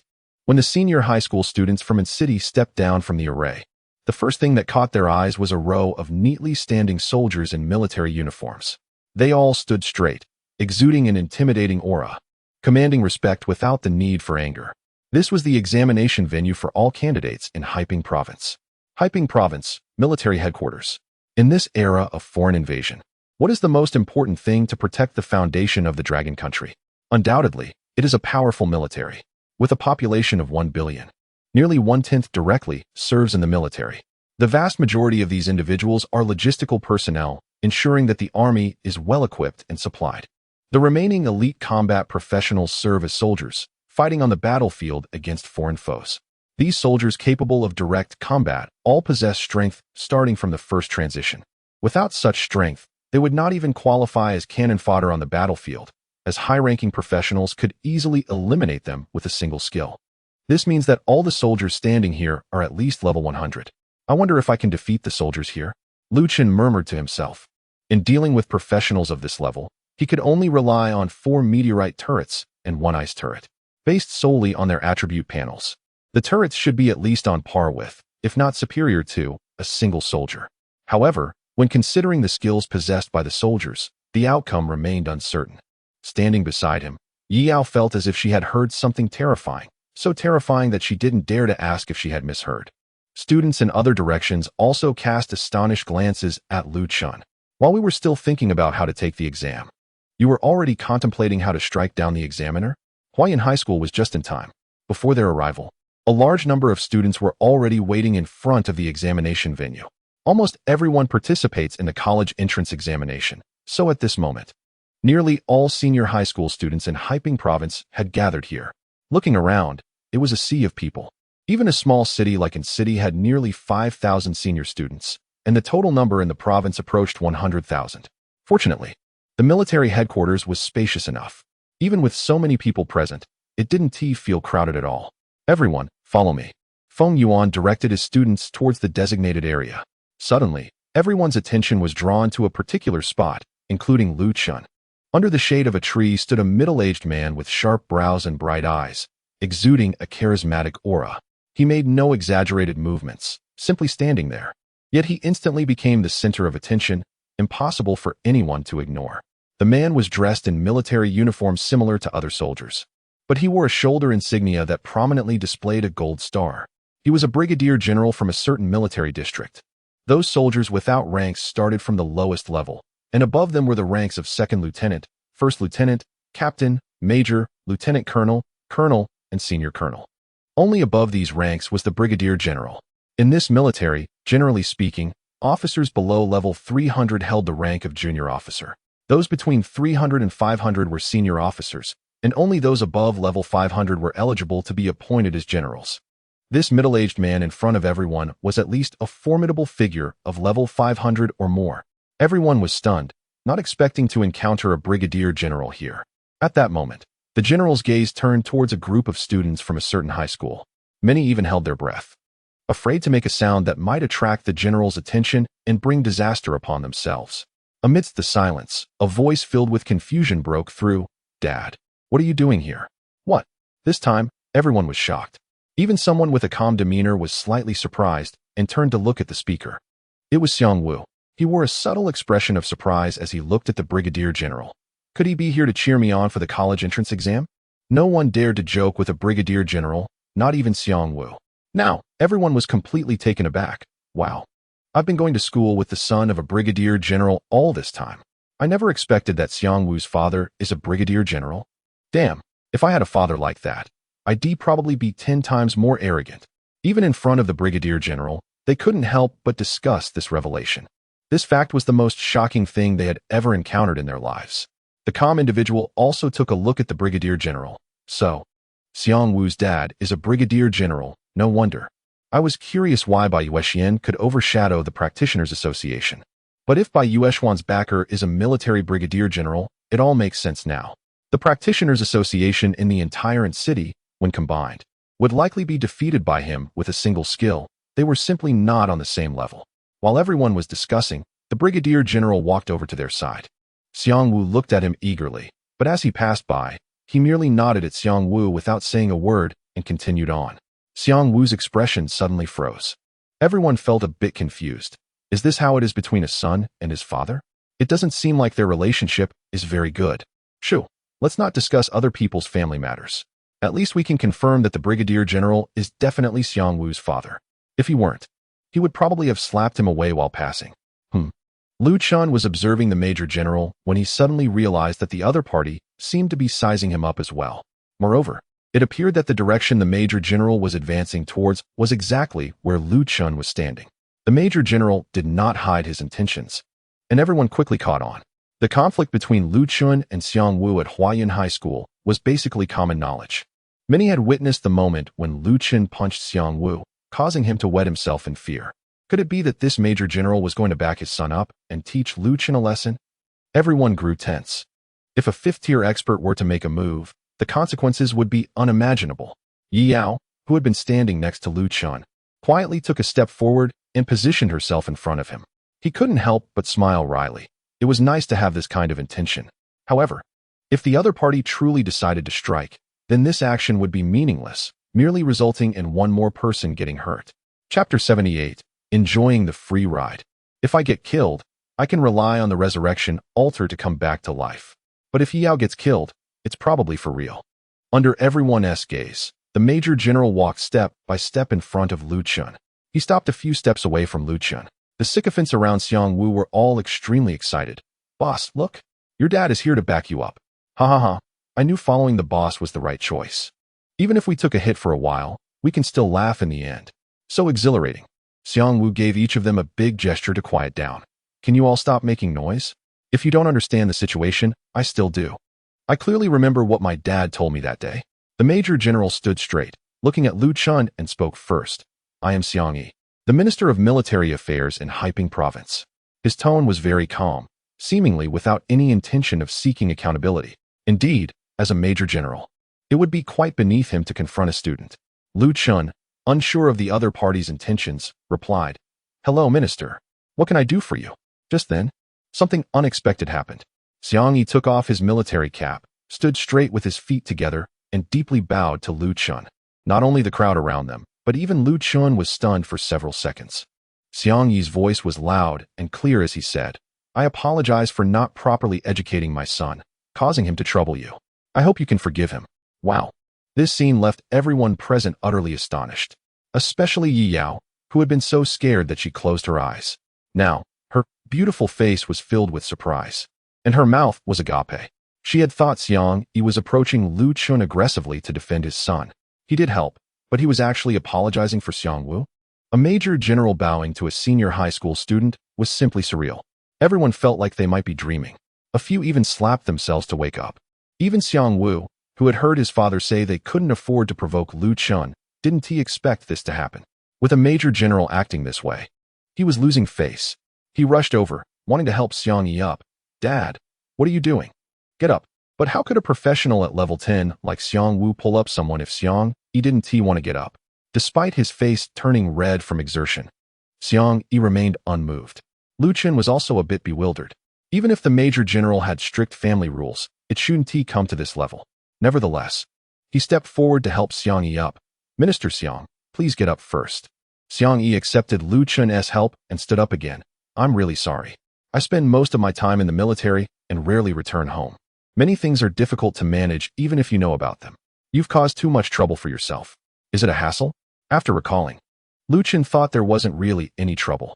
The one who got beaten was Xiang Wu. The one spending money to be a scapegoat was also Xiang Wu. And the one losing face was still Xiang Wu. Lu Chun didn't suffer any loss. Instead, he gained a bit. Don't worry, I didn't take it to heart. There's no need to talk about forgiveness or anything. Xiang Yi shook his head, then took out 2 scrolls from his storage ring and handed them to Lu Chun. Regardless of the circumstances, doing something wrong is still doing something wrong. I hope you can accept these as an apology. Lu Chun glanced at them. They were the 2 directional skill scrolls he hadn't chosen during the gathering app by Xiang. The skills recorded were Steel Bunker and Watchtower. He didn't take them. These are too valuable. I appreciate the gesture but can't accept them. Having beaten someone's son and then accepting an apology gift would require a thick skin beyond measure. Xiang Yi maintained his position of offering the scrolls. Unmoving, just take them as a greeting gift from your uncle. Besides, you'll soon find these things insignificant. How could they be considered valuable? What do you mean? Lu Chun was confused. The 2 directional skill scrolls combined were worth at least over 100 million and were hard to come by. How could they possibly be seen as insignificant? It seemed that if he didn't take the scrolls, Xiang Yi would keep that position indefinitely. With no choice, Lu Chun had to take the scrolls, then I'll accept them. After all, for someone like Xiang Yi, a major general, this isn't much. Perhaps he was just looking to give something casually for his peace of mind. Lu Chun couldn't tell if it was just his impression, but after he accepted the scrolls, it felt like Xiang Yi sighed in relief, his tense body relaxing a bit. I have matters to attend to, so I'll take my leave now. After leaving that remark, Xiang Yi shot a glare at his son before departing. Xiang Wu's face turned crimson, feeling like he had lost all his dignity. Once Xiang Yi completely left, everyone erupted in excitement, gathering around Lu Chun. Wow, Lu Chun, you're so lucky to encounter such a reasonable big shot. We thought there would be a big issue, but instead, you ended up gaining 2 scrolls. So envious. Why wasn't he at me who got a bow from the Major General? Now that everyone knew Xiang Yi wasn't the type to unconditionally cover for his son, they had no fear regarding Xiang Wu's identity. In fact, a few classmates who had awakened A-level professions were eager to try their luck, thinking about whether to give him a beating, hoping to score a scroll afterward. Come on, you guys should say less. I didn't expect it to turn out this way either. Let us focus on preparing for the college entrance examination and not get distracted. Lu Chun waved his hand and conveniently used the 2 scrolls he had just received. You have used the Builder Directional Skill Scroll, Steel Bunker. Congratulations. You have learned the skill, Steel Bunker, A. Steel Bunker, A. Effect. Consume any type of metal building materials to construct a steel bunker, with attributes determined by the materials and level. Note: current materials are insufficient for construction. You have used the Construction Master Directional Skill Scroll, Watchtower. Congratulations, you have learned the skill, Watchtower, B. Watchtower, B. Effect. Consume any type of wood building materials to construct a watchtower, with attributes determined by the materials and level. Note: current materials are insufficient for construction. Although I don't know why, I got 2 directional skill scrolls for free. It can only be described in one word: awesome. Chapter 79 Exam Rules. The brief interlude was over, and the college entrance examination was set to continue. Everyone followed Feng Yuan to the designated area. Along the way, the atmosphere among the group was noticeably more relaxed than at the beginning, filled with chatter and laughter. After all, they had seen a bit of the world now. A general from the Dragon Kingdom, a 5th-tier professional. Most students would never have dreamed of encountering such individuals before. Of course, except for Xiang Wu. He was currently so furious that he felt like he might grind his teeth to dust. Xiang Wu rarely had a chance to see his father. This was supposed to be a great opportunity for him to show off in front of everyone. Yet, all the attention was snatched away by Lu Chun. However, no matter how unwilling he was, he didn't dare to show it. Someone whose father had to bow and apologize was far beyond the realm of someone like Xiang Wu, who was just a spoiled rich kid. In the designated area, Lu Chun saw people from other high schools in the city. The principal of Qingzheng High School, Ling Xing, even greeted Feng Yuan and him. They didn't wait long before a kind-looking elderly man with white hair appeared. Protected by numerous soldiers, he walked to the center stage. The old man moved slowly, appearing harmless. However, the first words he spoke upon reaching the podium made everyone present stand in respect. Hello, candidates. I am Xiao Shuo, a professor from Chongqing, and I will be the chief examiner for this college entrance examination. Being appointed as the chief examiner meant that the old man was certainly not as simple as he appeared. Following this, Xiao Shuo began to explain the rules of the college entrance examination to the candidates present. Even though these rules had been thoroughly discussed by teachers at school countless times, the candidates listened attentively. The evaluations of professional skills and cultural knowledge required no elaboration. Professional skills involved combat professionals entering special dungeons to fight monsters, while life professionals performed their specific jobs. Cultural knowledge was even simpler, regardless of the profession. Candidates would take written tests on various subjects. This included, but was not limited to, the history after the new era, the characteristics of various monsters, the distribution of different races, chemical reactions between various materials, and international situations, among others. One point worth mentioning was the final moral and ethical assessment.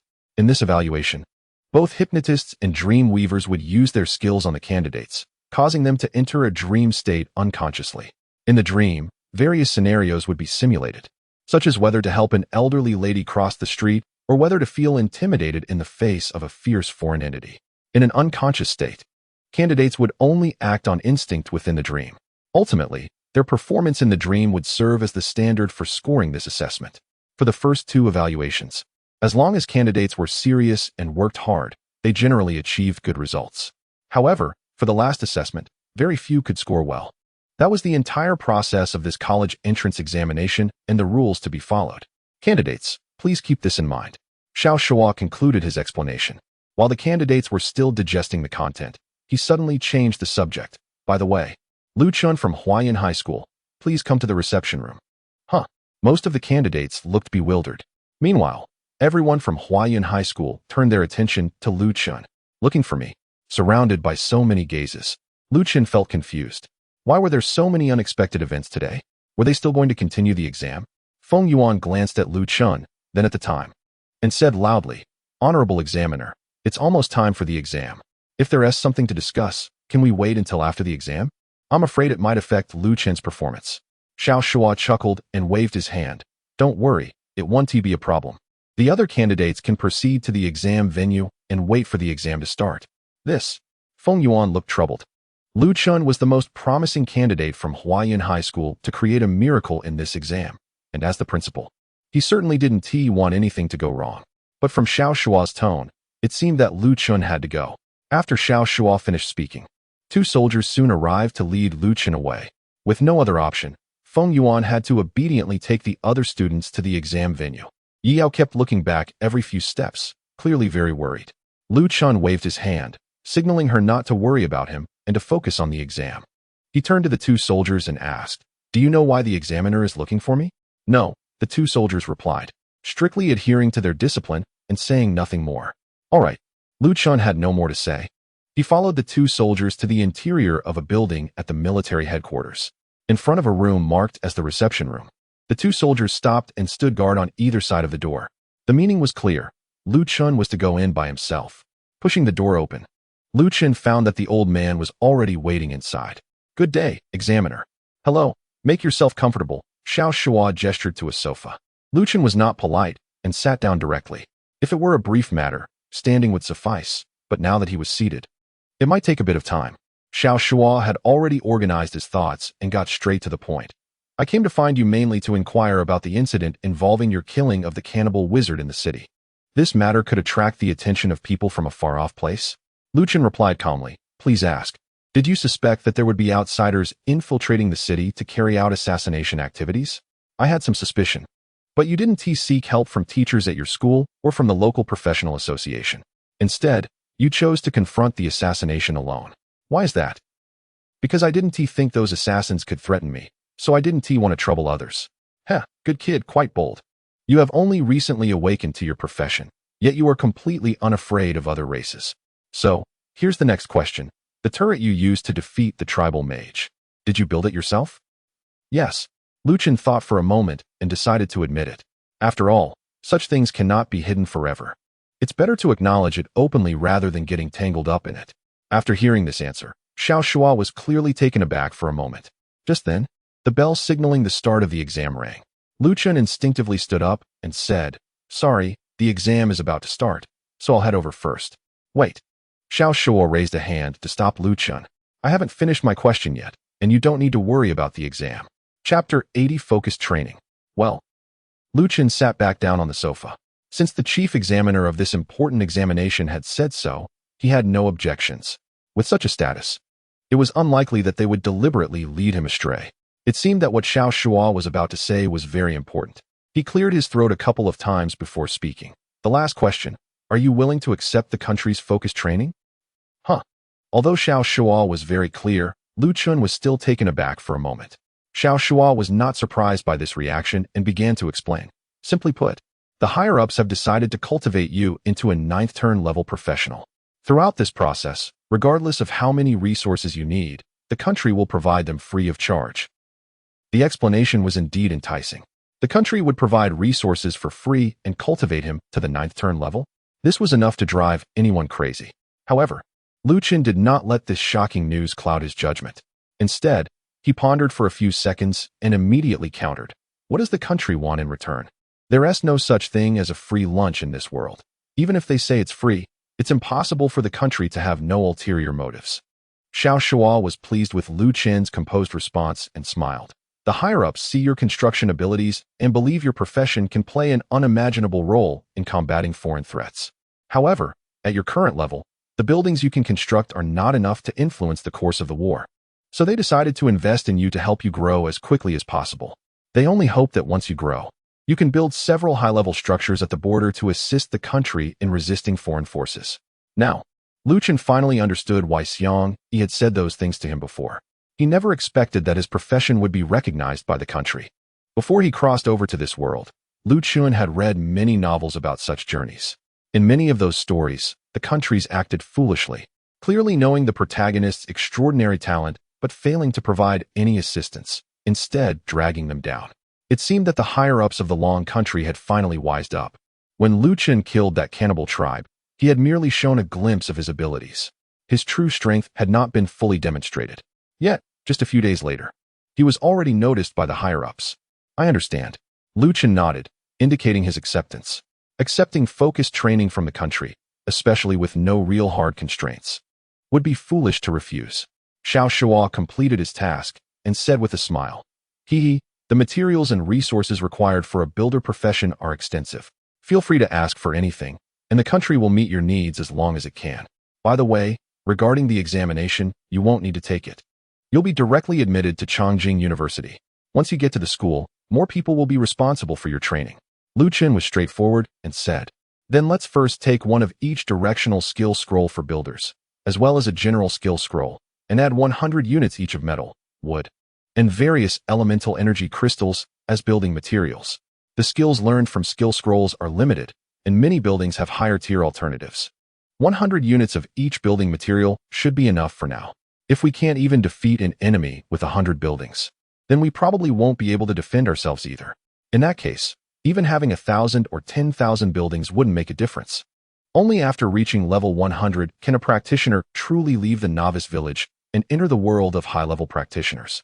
At that point, all practitioners can begin to comprehend and create their own exclusive skills. In battles among high-level practitioners, the strength of exclusive skills is crucial. After all, skills learned from scrolls can't be as intuitive as self-created skills.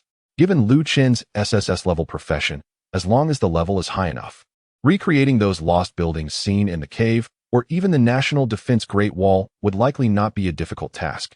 All right, no problem. I'll arrange for someone to prepare that. Do you need anything else? Such as equipment, battle beasts, potions, feel free to ask. Xiao Shuo didn't think Lu Chun was being overly demanding. In fact, he was worried that Lu Chun might not be asking for enough. Since it was free, Lu Chun said, "From my profession's perspective, those things aren't very useful to me, but if there's a suitable set of equipment, that would be great." Xiao Shuo nodded. "What level are you at now? And what are your 4 attributes roughly? Just give me an approximate value so I can arrange an equipment set for you. Powerful equipment has requirements, so I need to ask these questions." Lu Chun replied generously, "I'm currently level 37, with strength and constitution over 100, and agility and spirit over 500. Oh, you're already at level 37, leveling up pretty quickly. Strength and constitution over 100, decent attributes. Agility and spirit over 500, very good. Suddenly, Xiao Shuo realized something was off with those numbers. He jumped up from his seat. Why are your agility and spirit so high? That is almost on par with a level 100 practitioner. After completing the first job transition, a practitioner's attributes would receive a significant boost. Otherwise, a first transition practitioner generally wouldn't have such high attributes. Having these attributes at level 37 was simply outrageous. Before Lu Qin could explain, Xiao Shuo sat back down. Oh, I almost forgot. Besides leveling up, there are many ways to improve attributes. Sorry, I got a bit too excited. For example, eating a dragon yen fruit can increase constitution by 10 points. Besides that, there are many treasures that can enhance attributes. However, given Xiao Shuo's level, the effects of those external items on his own attributes would be extremely limited. It's been a while since I last used it, and I momentarily forgot. Seeing the old man looking like he might have a heart attack, Lu Qin thought for a moment and decided it was better not to mention that he had never eaten anything like this before. After discussing some specific benefits with Xiao Shuo, such as how to quickly level up after arriving at Chongqing University, Lu Qin left the reception room. Although he had already received the examiner's recommendation and could be directly admitted to Chongqing University without taking the entrance exam, he still wanted to experience the entrance exam of this world a little. After all, most of the candidates facing the exam were around the 10th grade, and this level of difficulty was no different from playing for Lu Qin. He took out his phone to check the time. It had already been over an hour since the entrance exam started. He needed to hurry. Chapter 81. Fully automated examination. Lu Qin's profession is a builder. Therefore, the content of the college entrance examination should logically involve constructing buildings within a specified time and then scoring based on the quality of the construction. However, it is impossible to actually engage in construction. That is something he will never do in his life. Lu Qin directly walked towards the examination venue designated for combat professionals. As for the subjects of this first exam, they do not strictly adhere to the awakened professions. Candidates can choose freely. After all, even if one awakens to a different profession, it is possible that the candidate has talents for another profession. However, the assessment criteria are uniform. Those who do not awaken to the corresponding profession and still take the exam will only find it to be a disadvantage. Since Lu Qin was called away by Xiao Shuo under the watchful eyes of many, the examiners at each testing site, regardless of whether they knew the details, did not make things difficult for him. They merely reminded him, "This student, there is less than an hour left before the first exam ends. If you really want to participate, I think it would be better to fill out some paperwork and attend a special makeup exam. It's fine, there's enough time." Lu Qin waved his hand and walked into the exam room. Although it was called an exam room, it was actually just a small room with a teleportation array meant for one person. Through this array, candidates could enter the special dungeon for the first exam. The examiner said nothing more and handed Lu Qin a teleportation scroll, saying, "Since you are so determined, please step onto the array." Once Lu Qin took the scroll and stepped onto the array, the examiner quickly activated the teleportation array. The long-awaited college entrance examination officially began. The special dungeons used for the examination were opened up by certain professionals in the Dragon Kingdom who had expertise related to space. The principle is somewhat similar to storage space, but with some internal logic modified to allow living beings to enter. Upon entering the special dungeon, Lu Qin habitually set up a granite wall. Then he began to observe his surroundings. This special dungeon had no decorations. The walls were transparent and filled with a sci-fi vibe, emitting a faint glow. Outside the walls was darkness, and nothing could be seen clearly. Squeak! A very faint sound rang out. Lu Qin turned to look and saw a rat with sharp teeth staring at him from the ground. A quick scan revealed. Mouse, wild creature. Level, LV1 health, 20, mana, 0, attack, 5, skills, none. The monsters in the special dungeon appear from low to high levels, and the level of the monsters that can be sustained is the basis for scoring the candidates. It has been a long time since I've seen such weak monsters. Lu Qin sighed. Then, he deployed for iron meteor turrets. The mouse stared in shock at the 4 dark structures that suddenly appeared before it. Boom! Your iron meteor turret has successfully killed LV1 mouse, gaining 3 experience points. Not a trace left. There's experience in the special instance? Not bad. Although the experience is minimal, it's better than nothing. After all, there will be other monsters appearing later. Before Lu Qin could finish speaking, the void not far away twisted, and the next level of monsters began to coalesce, about to appear. Boom! Your iron meteor turret has successfully killed LV2 Chicken, gaining 6 experience points. Chun hadn't even clearly seen what the newly spawned monster was before it was obliterated. The next moment, boom. Your iron meteor turret has successfully killed LV3 Goose, gaining 9 experience points. Boom. Your iron meteor turret has successfully killed LV4 Snake, gaining 12 experience points. Boom. Your iron meteor turret has successfully killed LV5 Dog, gaining 15 experience points. The 4 iron meteor turrets fired in succession, killing the newly spawned monsters at a dazzling speed. At first, Chun was somewhat focused. However, gradually, he yawned and started to feel overwhelmed, while others were fighting fiercely in the examination hall. Hoping to break their limits for better results, Chun was doing fine. With the 4 turrets set up, he didn't even have time to see the monster's shadows before they were instantly eliminated.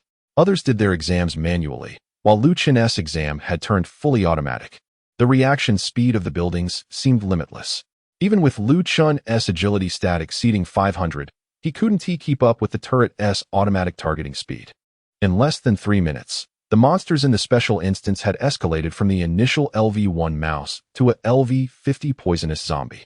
However, even the LV50 poisonous zombie didn't give Chun time to see it appear before it was annihilated by the iron meteor turret. The only reason he knew it was a poisonous zombie was because of the kill notification. Your iron meteor turret has successfully killed LV50 poisonous zombie, gaining 3,000 experience points. In front of the iron meteor turret, there was no distinction between LV1 and LV50 monsters. After defeating this LV50 poisonous zombie, no new monsters spawned for a while. Chun patiently waited, feeling a bit strange. What is going on? If there were no higher-level monsters, the exam should have been declared over. Just as he pondered, the space of the special instance suddenly began to shake. The Sci-Fi-like walls all around were clearly unstable, trembling constantly. What is happening? Is this space about to collapse? Frowning, Chun activated the Seed of the World and took out a teleportation scroll. Although his strength was formidable, able to transfer all damage received to the buildings. If a spatial collapse really occurred and he got caught in the turbulence, he had no idea what would happen next. However, if he actively uses the teleportation scroll, it would be equivalent to giving up the exam. Therefore, Chun did not plan to use it so soon. At this moment, he suddenly noticed something unusual. Oh, so that's how it is. The surrounding walls were only trembling, but the ground of this special instance was already covered with numerous cracks. Chun had a strong memory and clearly recalled that those locations had been repeatedly attacked by the meteorite turrets. He immediately assessed the current situation. The advanced professionals who designed this special instance did not consider that high school seniors would have the output capability of meteorite turrets. As a result, the overall sturdiness of the instance space was insufficient. After a few shots, it was on the verge of being breached. Chapter 82. Why am I the one to blame? Since the monsters do not respawn next to the examinees, the large area beneath Chun's feet remained relatively intact. Showing no signs of cracking, he decided to stay put and see what this space would transform into next. Such occurrences are rare and not something one can experience even with money. After waiting a little longer, a loud bang. Suddenly, a small patch of ground not far away shattered, revealing the unfathomable darkness beneath. With a snap, a pale, decaying hand reached out from the darkness, resting on the ground. It then pulled itself up with effort, revealing a head. Its eyes were hollowed out, and its rotting face was infested with maggots and oozing pus. It tried to crawl out from the darkness, but the gap in the ground was too small. No matter how hard it tried, it couldn't squeeze through. A poisonous zombie? Another one appeared? Chun was a bit surprised. Seeing how hard it was trying, he decided to lend a hand. Boom! Your meteorite cannon has successfully killed a LV50 poisonous zombie, earning 3,000 experience points. Aside from the poisonous zombie being instantly killed, the already cracked ground had even deeper fissures around it. With a bang, soon, a large area of the ground space completely shattered. Chun had formed a guess in his mind. However, to understand the specifics, he needed to wait and see what would happen next. The dark space outside the special instance initially showed no difference from before, but gradually, the darkness began to stir. It visibly twisted before his eyes. Roar! Suddenly, a fierce tiger leaped out from the darkness. It was a creature that had recently been killed by the meteorite cannon. If Chun remembered correctly, its level was around 20. This tiger was just the beginning. One after another, Creatures that had previously been killed by the meteorite cannon began to appear. Moreover, each monster was not alone. Many duplicates emerged from the gap in the ground. I guessed correctly. The darkness outside this space is actually where the monsters from the first exam are being stored. Whenever an examinee defeats a monster of the previous level, the next monster from the darkness is teleported into the space. It seems that not far away is where other examinees are taking their exams. If one has enough strength, they could even enter someone else's examination area. Chun shook his head. He merely contemplated this and did not take action. After all, that would be a clear act of cheating, and with Yi Yao's strength, achieving a good score would be easy. Chun focused on the continuous stream of monsters pouring out from the gap in the ground. The creatures in the darkness seemed endless, appearing one after another. This was quite normal. In the entire Haiping province, there were nearly 100,000 examinees.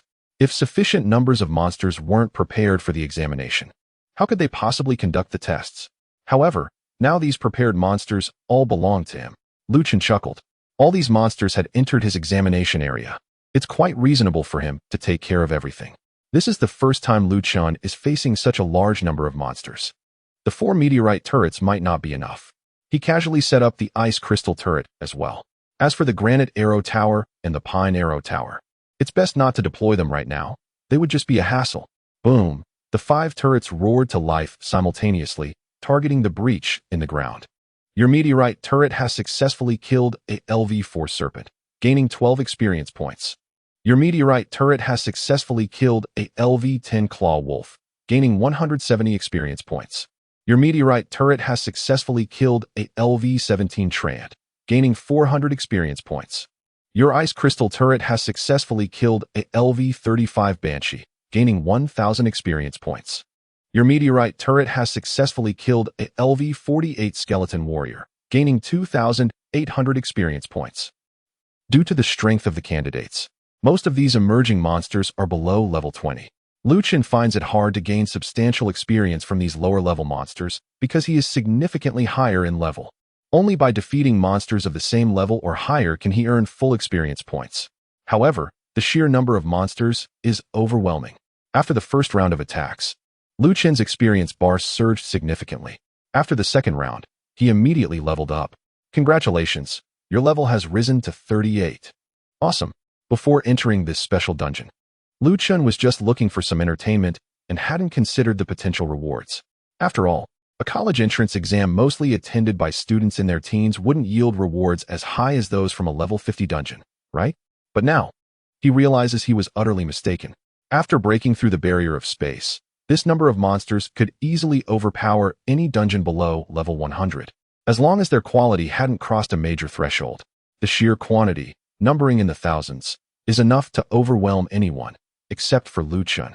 The 5 turrets unleashed their full firepower, bombarding that breach in space. Many monsters that just showed their heads were obliterated before they could pose any threat to Chun at all. After several more rounds of attacks, Chun's experience bar was rapidly increasing. Congratulations, your level has risen to 39. He felt a sense of nostalgia reminiscent of that chaotic goblin dungeon. Meanwhile, in another special dungeon at a different examination site, Xiang looked at the treant lying at his feet, wiping the sweat from his forehead with satisfaction. His current level was only 15, yet he had managed to defeat a level 17 treant in a one-on-one battle. This achievement was quite impressive. The reason he was able to achieve this was largely due to the dragon scale armor he was wearing. With the water shield activated, he reduced damage by 50%. In the face of these low-level monsters, he was practically invincible. The treant's attacks barely dealt any damage. Although Xiang didn't inflict much damage on the treant either. However, after consuming endless health and mana potions, he spent a whole half-hour defeating the level 17 treant, leveling up twice in the process. With more than half an hour left in the exam, it should be enough time for me to take down another level 18 monster. Xiang glanced at the clock. The exam doesn't care whether you pass by defeating quickly or grinding it out, as long as there's no cheating. Your final score mainly depends on the highest level of monster you can withstand. This level of monster posed no threat to Xiang, and he could easily continue the challenge. However, after waiting for a while, he still didn't see the next level of monster appear. Something's off. Where are the monsters? Xiang held his sword, looking completely bewildered. Chapter 83. The scoring instruments have crashed. The situation with Xiang Wu was not an isolated case. Apart from him, all the candidates who defeated monsters at this point in time had not refreshed any new level monsters. What is going on? Can the special exam instance really malfunction? There's still more than half an hour left. What am I supposed to do about my score if no monsters are appearing? This is driving me crazy. I just took a potion that increases strength by 30 points for 10 minutes, and now this happens? The candidates were certainly complaining, seeking help from the invigilators. However, the invigilators waiting outside the special instance were just as confused. They were only there to supervise. They had not set up the special instance, so how could they know what was happening inside? Normally, the special instances used for exams are rigorously tested, so such a serious malfunction should not occur. Unable to handle the situation, the invigilators quickly called for the chief examiner, Xiao Shua. "Old Xiao, what is going on?" "Don't worry, let me take a look," Xiao Shua said as he approached one of the exam sites where a candidate reported that monsters were no longer appearing. He used his instruments to check, but after a while, he couldn't find anything abnormal with the special instance. Something's not right. Other than the lack of monster spawns, everything else is functioning normally. It's as if all the monsters inside have already been cleared. Cleared? That can't be true. Before each exam, there are dedicated personnel to check, and there were no issues then. Forget it. Let us have those candidates come out first, and we will consider how to make up for this later. Understood. Meanwhile, outside in the chaos, Lu Chun was still continuously clearing the monsters that charged into his exam site. In less than 10 minutes, his level skyrocketed, reaching level 60 in no time. This upgrade speed was simply astonishing. However, it made sense. With 100,000 candidates in Haiping province, even if only a small portion participated as combat professionals, the number of monsters required would exceed 1 million. Even if many were low level, each could still provide dozens of experience points. Adding up, that would amount to tens of millions of experience points. Moreover, some monsters had levels higher than Lu Chun's initial level. Each of these monsters could yield over 1,000, even thousands of experience points, allowing for rapid leveling. Unfortunately, after reaching level 60, he had a significant level gap with the monsters that were still appearing. The experience he gained was penalized, and his leveling speed slowed down considerably. Even though there were still a large number of monsters left, after clearing them all, Lu Chun's final level was only capped at 69. It was a bit disappointing not to reach level 70 in one go. However, this gain was already enough to surprise Lu Chun. This is great. Today marks exactly the 7th day since my awakening, averaging 10 levels a day. This leveling speed is likely a miracle in the entire region, or even in the world. Generally speaking, even skilled professionals can only level up 3 to 4 times a day, and achieving 4 levels is already quite good. Moreover, this is only at the beginning. Once they reach around level 20 or 30, the leveling speed slows down significantly. Even for an S-rank professional, it would take several months to reach level 70. However, Lu Chun managed to shorten this time by dozens of times, which is truly astonishing. He opened his current attribute panel. Name: Lu Chun. Profession: SSS Rank Life Profession. God Level Builder. Level: LV 69. Strength: 292. Agility: 972. Mental: 972. Constitution: 292. Health: 3,610. Mana: 10,410. Attack: 361. Professional talent: Infrastructure Maniac, SSS rank talent. Skills: Basic Arrow Tower. D. Basic Wall. D. Turret.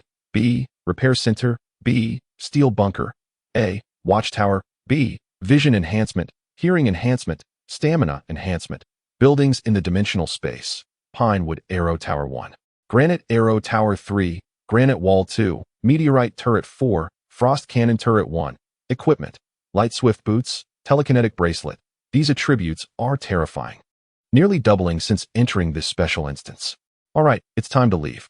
Lu Chun glanced at the chaotic special instance and then looked at the current time. There were only 20 minutes left in this exam, the time to submit papers and finish. Lu Chun took out the teleportation scroll and activated it directly. Outside the exam hall, Xiao Shua was trying to calm the emotions of the many examinees. "I'm really sorry. This was a mistake on our part that caused this exam to not proceed smoothly. The college entrance examination is a significant event for students." Even Xiao Shua, who came from a distant city, found that a few words didn't help much. "Stop with the empty words. Just tell us what you plan to do." "Exactly. This concerns our exam results. If this affects our scores and we can't get into a good university, will you take responsibility? There are also losses. How do you account for the equipment, items, and potions I used during the exam? Xiao Shua, didn't he expect the examinees to calm down easily? Don't worry. I will present 2 solutions for you to choose from. The first is to wait for us to prepare for 2 more days and hold this exam again after the 3rd exam finishes. The second is to grade you based on the level of the monster you finally defeated, increasing it by 1 level for your scores. It's still fair. Listening to Xiao Shua's proposals, the examinees stopped their uproar and began to think. In the end, most of the examinees chose the second option. Because during the malfunction of the special instance, the exam time had already passed more than half. Many examinees had already pushed themselves to their limits to finally defeat that monster. Not only were they exhausted, but they also used up many disposable items. If they were to attempt the exam again and face monsters of the same level, they might not be able to succeed. However, directly raising the monster level they need to defeat by 1 level can be seen as advantageous.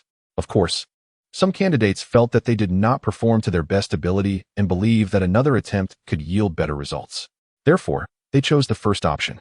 In summary, Xiao Shua's plan satisfied both types of candidates.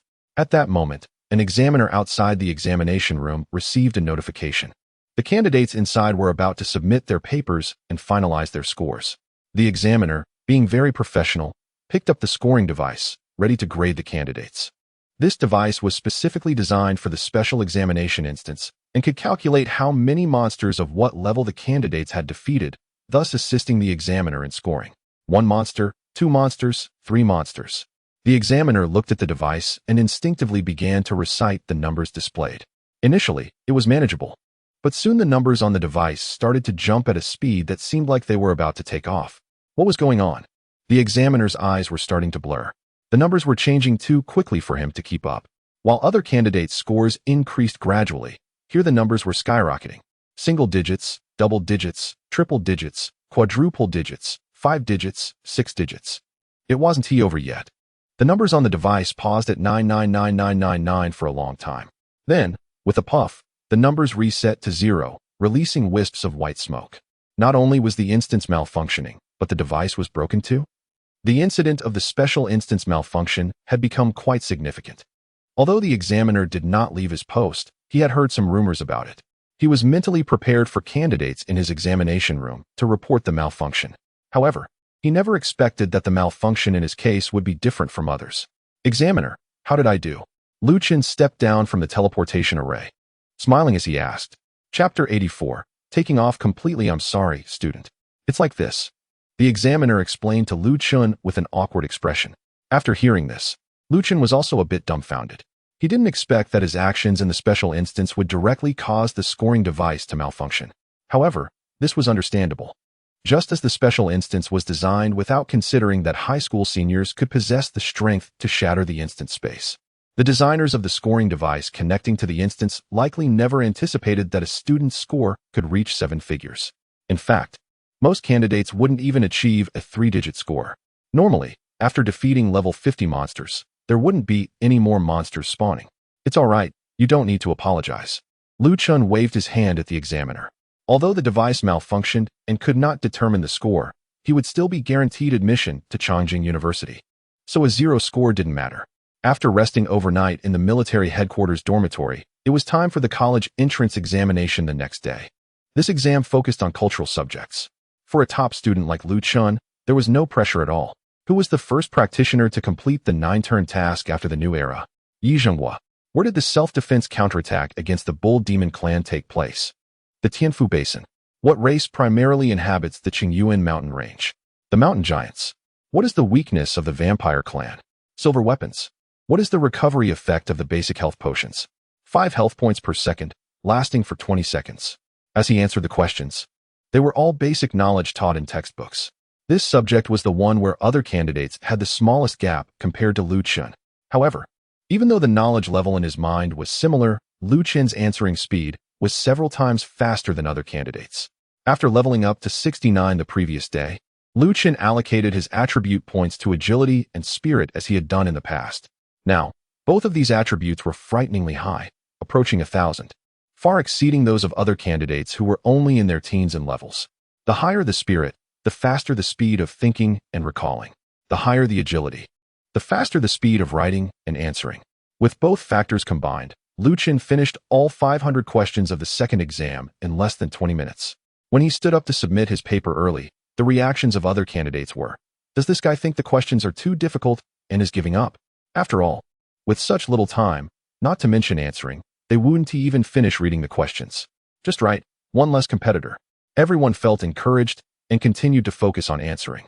When the examiner saw Lu Chun's paper filled with correct answers, he was completely stunned. Who on earth is this? Just after leaving the examination room, Lu Chun saw Xiao Shuo waiting outside, clearly waiting for him. "Old Xiao, do you need something from me?" Lu Chun greeted Xiao Shuo with a raised hand.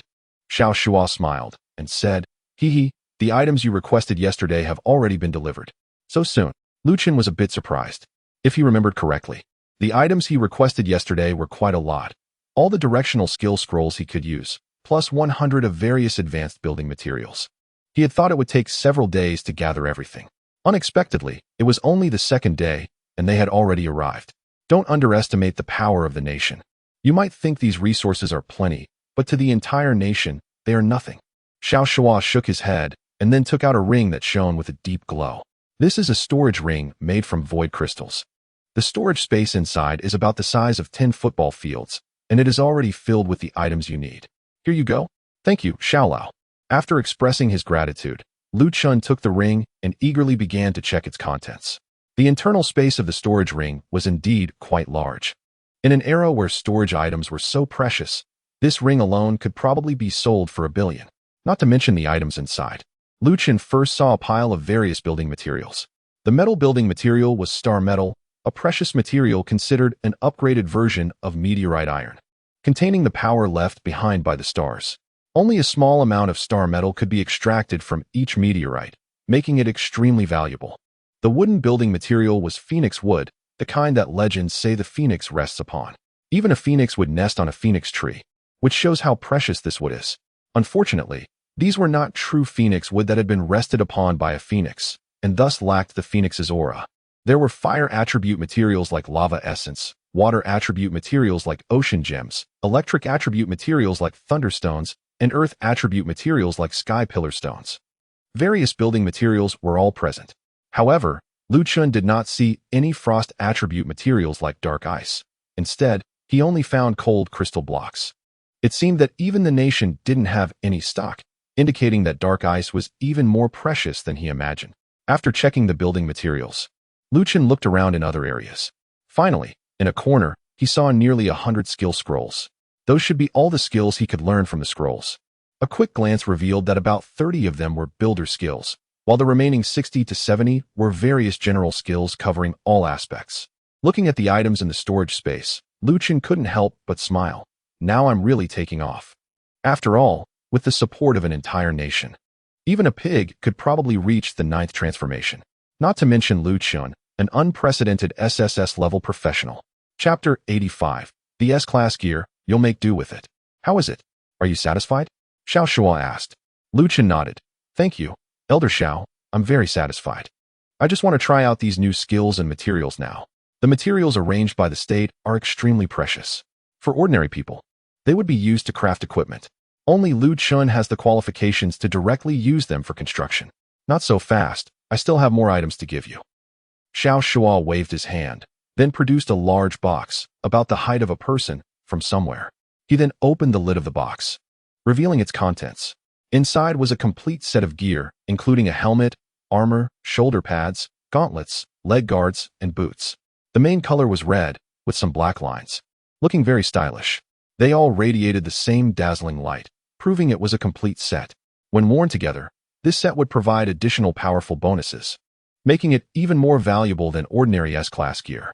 This is the S-Class set I picked out for you, named Crimson Rhythm, one of the rarest and strongest sets below the first transition. However, its minimum requirement is level 40, so you'll need to level up a bit more to use it. Xiao Shuo proudly introduced the gear set from the box, but was interrupted by Lu Chun. Thank you, Elder Xiao, but I'm already level 69. Oh, level 69, then you can equip it right away. Wait. As Xiao Shuo spoke, he suddenly felt something was off, his eyes widening. Weren't you just level 37 yesterday? How did you get to level 69 today? In fact, Xiao Shuo was considered a respected elder in the region. However, he had lost composure in front of Lu Qin more times than he could count. It's like this. Lu Qin scratched his head and truthfully explained how he had cleared all the monsters in the special dungeon yesterday. There was no point in hiding such matters. His entry into the special dungeon wasn't a secret, and the results had even caused the scoring device to crash. If Xiao Shuo looked into it even a little, he would easily uncover the truth. Lu Qin had originally thought he had messed up the first exam and caused trouble for the examiners, expecting at least some criticism. However, to his surprise, Xiao Shuo simply laughed heartily. So that's how it is. You're really bold to continue hunting monsters even after breaking the space. Lu Qin curiously asked, Elder Xiao, you're not angry with me? Later, I found out that many people were quite unhappy about this. Xiao Shuo shook his head. Let's not mention that it was a mistake by the designers of the special dungeon. Now, you are someone the state has specifically chosen to cultivate. What does hunting a few monsters matter? He paused, speaking with authority. As long as you want. You can choose any dungeon or secret realm in the entire region. No one can compete with you. Lu Qin never expected that his current status would be so high. Xiao Shuo closed the box and patted the door, saying, since you've leveled up to 69, this Crimson Rhythm set might not be that powerful anymore. Just make do with it for now, and I'll find you another set of equipment later. Generally, the strongest equipment circulating in the market is at most A level. If any S-level equipment were to emerge, regardless of its level, a crowd of professionals would exhaust their wealth to compete for it. Not to mention an S-level equipment set. S-level equipment sets are 100 times rarer than individual S-level items. If an S-level set were to appear, ordinary professionals wouldn't even be qualified to take a glance. Many top forces and professional guilds would go to great lengths to acquire it. Yet, for Xiao Shuo, this S-level equipment set was just something to make do with. If other professionals heard this, they would probably question their life choices. Lu Qin did not decline and confidently stored the equipment box in his storage ring. Xiao Shuo had finished delivering what he brought, but he still had more to say. I also applied for a training room for you at the military department, where you can try these things out. After receiving a nod from Lu Qin, Xiao Shuo personally led him to the training room at the military department. Before entering, Lu Qin caught sight of Xiang Yi's name on the doorplate. This training room was reserved for Major General Xiang, with all materials, structures, and defensive arrays at the highest specifications, capable of withstanding the destructive power of 7th-turn professionals. You can safely try things out here. 7th-turn professionals? Indeed. It would be easy to create something there. No matter how extraordinary Lu Qin was, he could not possibly match the destructive power of a 7th-turn professional. After introducing the room, Xiao Shuo left promptly, recognizing Lu Qin's eagerness. He left Lu Qin alone in the training room. Lu Qin first opened the equipment box and donned the S-level equipment set, Crimson Rhythm. The textbooks from middle school hardly mentioned S-level equipment. So Lu Qin was quite curious about what attributes an S-level equipment set would possess. Set, Crimson Rhythm, Quality, S, Equipment Requirement, Level 40 and above, Total Set Effect, Strength 500, Agility 500, Spirit 500. Constitution 500, Skill, Rhythm. Every 100 meters moved generates a shield equal to 1 of health, capped at 100 of total health. While the shield exists, movement speed increases by 50 and attack damage increases by 50. When the shield is absent, movement speed increases by 100. After putting on the Crimson Rhythm set, even the usually composed Lu Qin was taken aback by its attributes and effects. For a level 40 professional, even an S level 1 would typically only have around 200 in each attribute on average. Yet this Crimson Rhythm, which could be worn at level 40, provided a boost of 500 to all attributes. Just this attribute increase alone. It's like directly multiplying the combat power of a level 40 S-rank professional by 3 or 4 times, which is simply exaggerated. And the skill rhythm below is also incredibly powerful. With the shield in place, it increases movement speed and damage, enhancing combat effectiveness. Once the shield is broken, it boosts movement speed completely, accelerating the shield's refresh rate. The charm of skill synergy is fully demonstrated here. It's just too intense. Lu Qin felt the surge of power throughout his body, and it was exhilarating. Although he relied on buildings for combat and didn't depend on various attributes, having more attributes is always better. You might not need them, but you certainly can't do without them. I doubt any professional would complain about having too high attributes, right? However, the Deep Crimson Rhythm equipment set is too flashy, so Lu Qin decided to set it to hidden. This way, the bonuses remain. But others can't see that he's wearing this set of equipment. After doing all this, Chun turned his attention to the real highlight. Chapter 86. Bulk Wholesale of S-Class Buildings. One-Person Army. Although the deep red rhythm is powerful, Chun is ultimately a builder who relies on construction for a living. He took out all the scrolls from his storage ring without bothering to look at them one by one. He directly used them all. Skills, level up for me. You have used the Builder's Directional Skill Scroll, Advanced Arrow Tower. Congratulations, you have learned the skill, Advanced Arrow Tower, B. You have used the Builder's Directional Skill Scroll, Advanced Wall. Congratulations, you have learned the skill, Advanced Wall, B. You have used the Builder's Directional Skill Scroll, Advanced Turret. Congratulations, you have learned the skill, Advanced Turret, A. You have used the Universal Directional Skill Scroll, Pain Tolerance.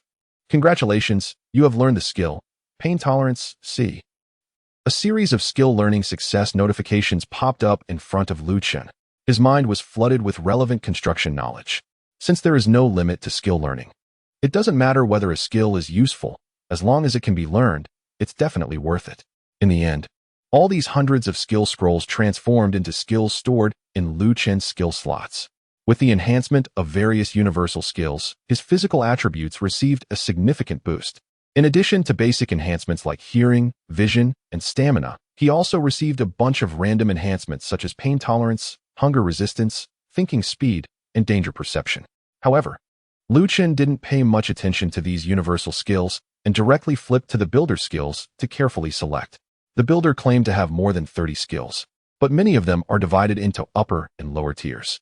Upper tier skills can completely outclass lower tier skills in every aspect.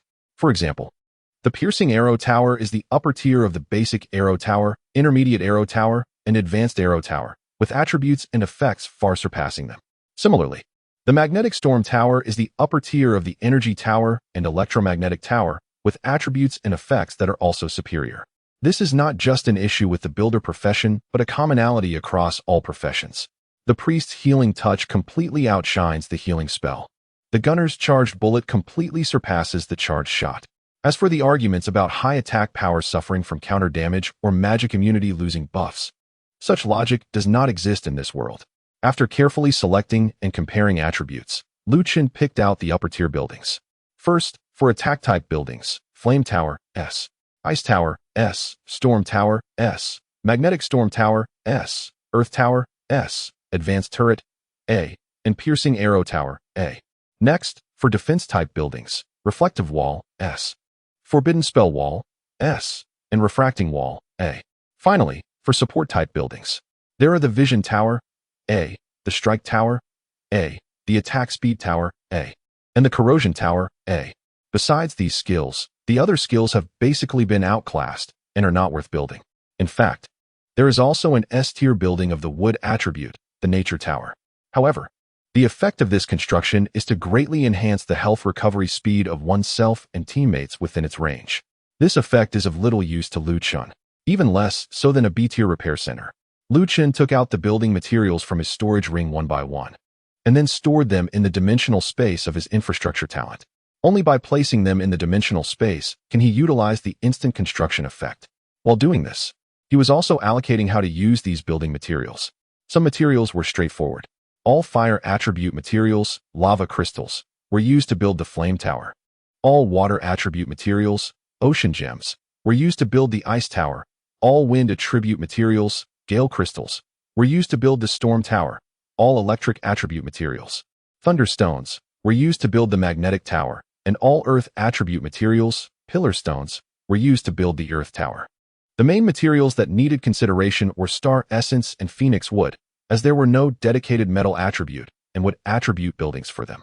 After careful thought, Chun decided to use 100 units of star essence to build advanced turrets, piercing arrow towers, reflective walls, forbidden spell walls, and refractive walls. He would build 20 of each, perfectly utilizing the 100 units of star essence. Phoenix wood, as an upgraded version of spirit wood, can also enhance the effectiveness of buildings, so it would be used to construct the Vision Tower, Strike Tower, Attack Speed Tower, and Corrosion Tower.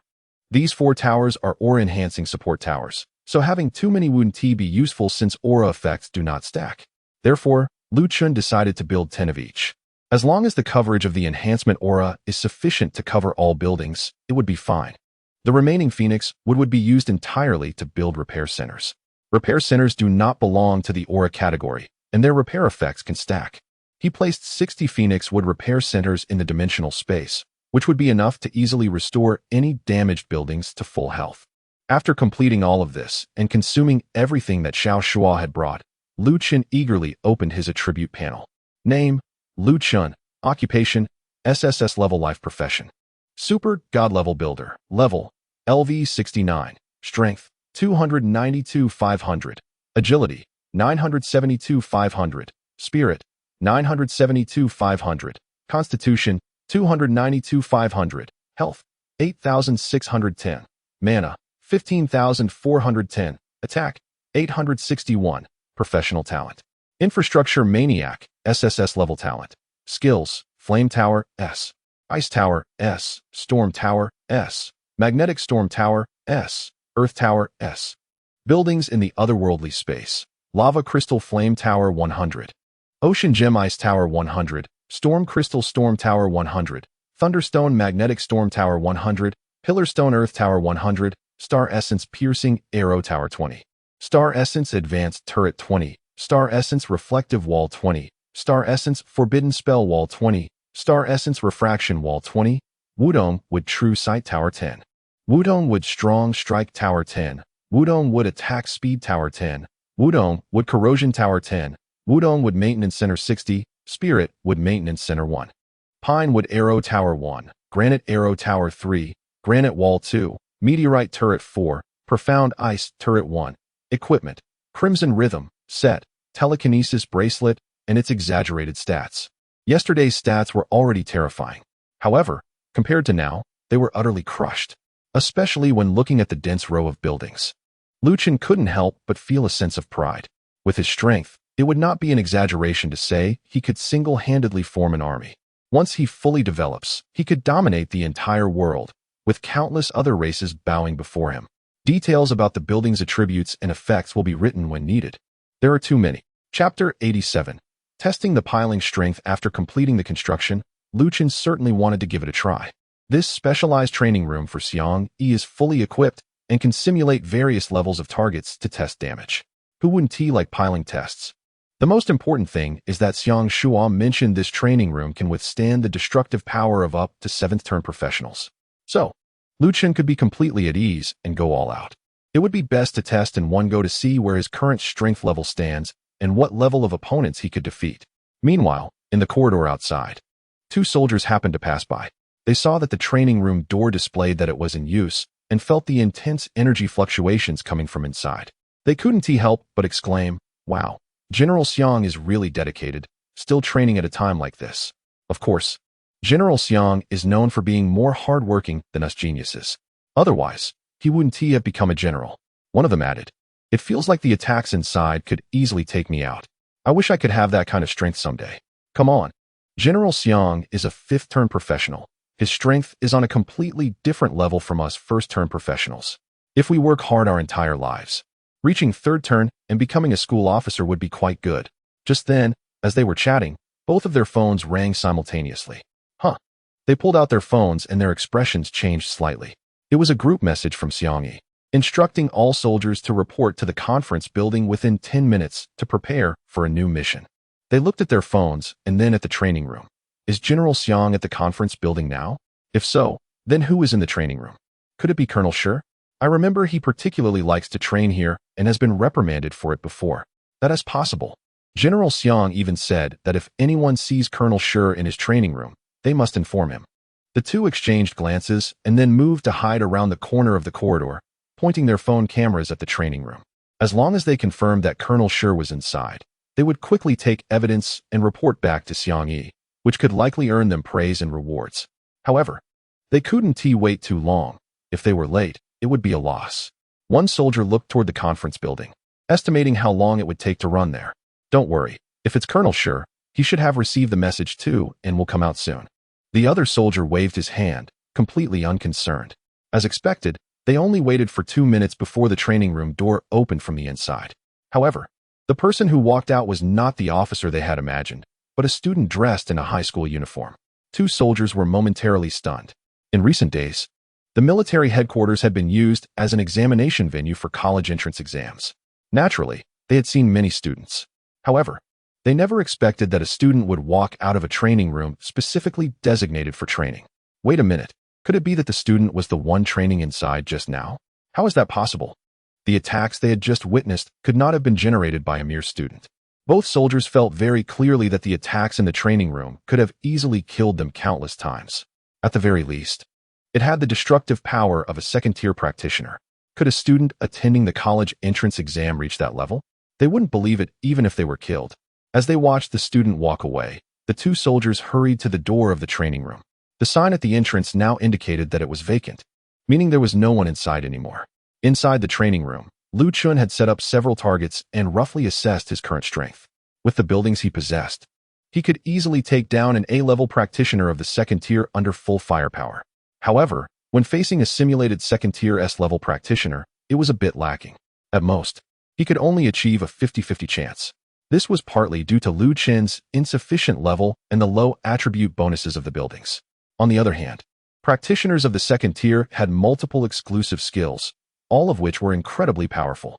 Even skills learned from scrolls, even if they were S-level, had a significant gap. Nevertheless, Chun was quite satisfied with this result. Even though he was constantly leveling up, many people would only reach the second or third tier in their lifetime.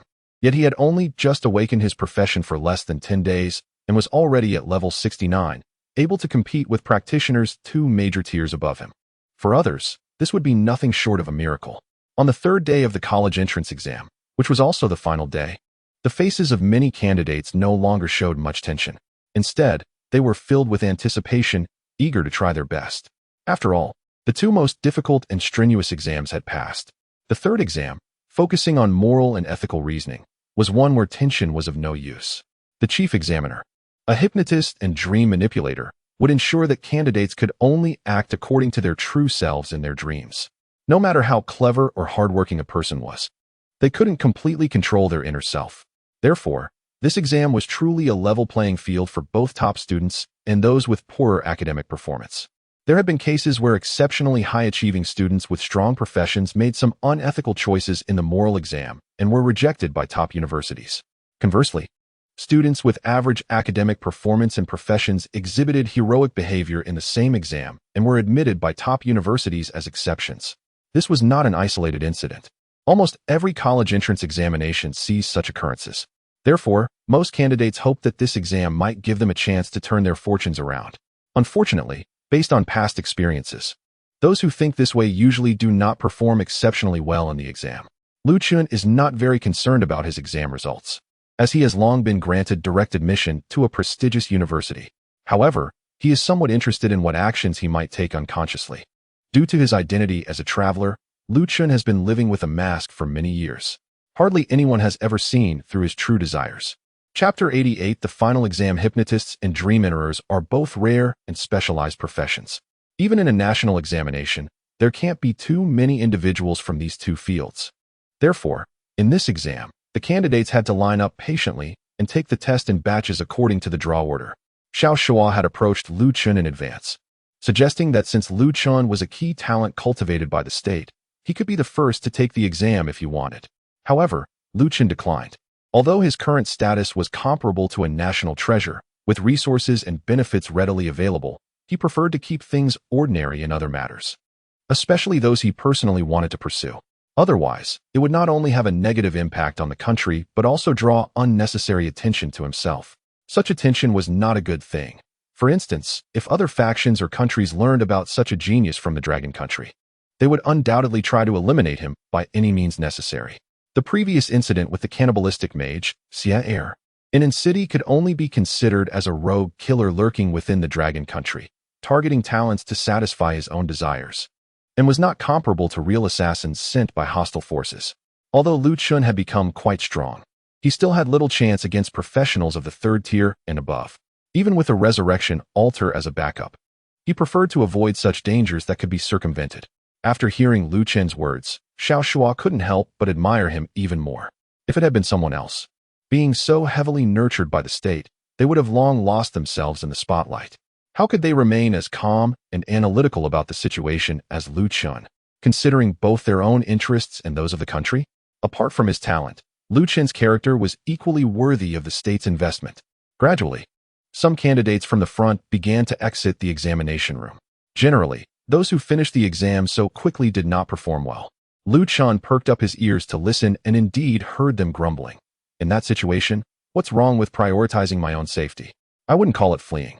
It should be a strategic withdrawal. I was really overwhelmed. Now seeing someone collapse on the road, who would dare to help? I don't have any resources at home. That old man wants my help. When I ask what the benefit is, he can't say anything. Why should I help him if there's no benefit for me?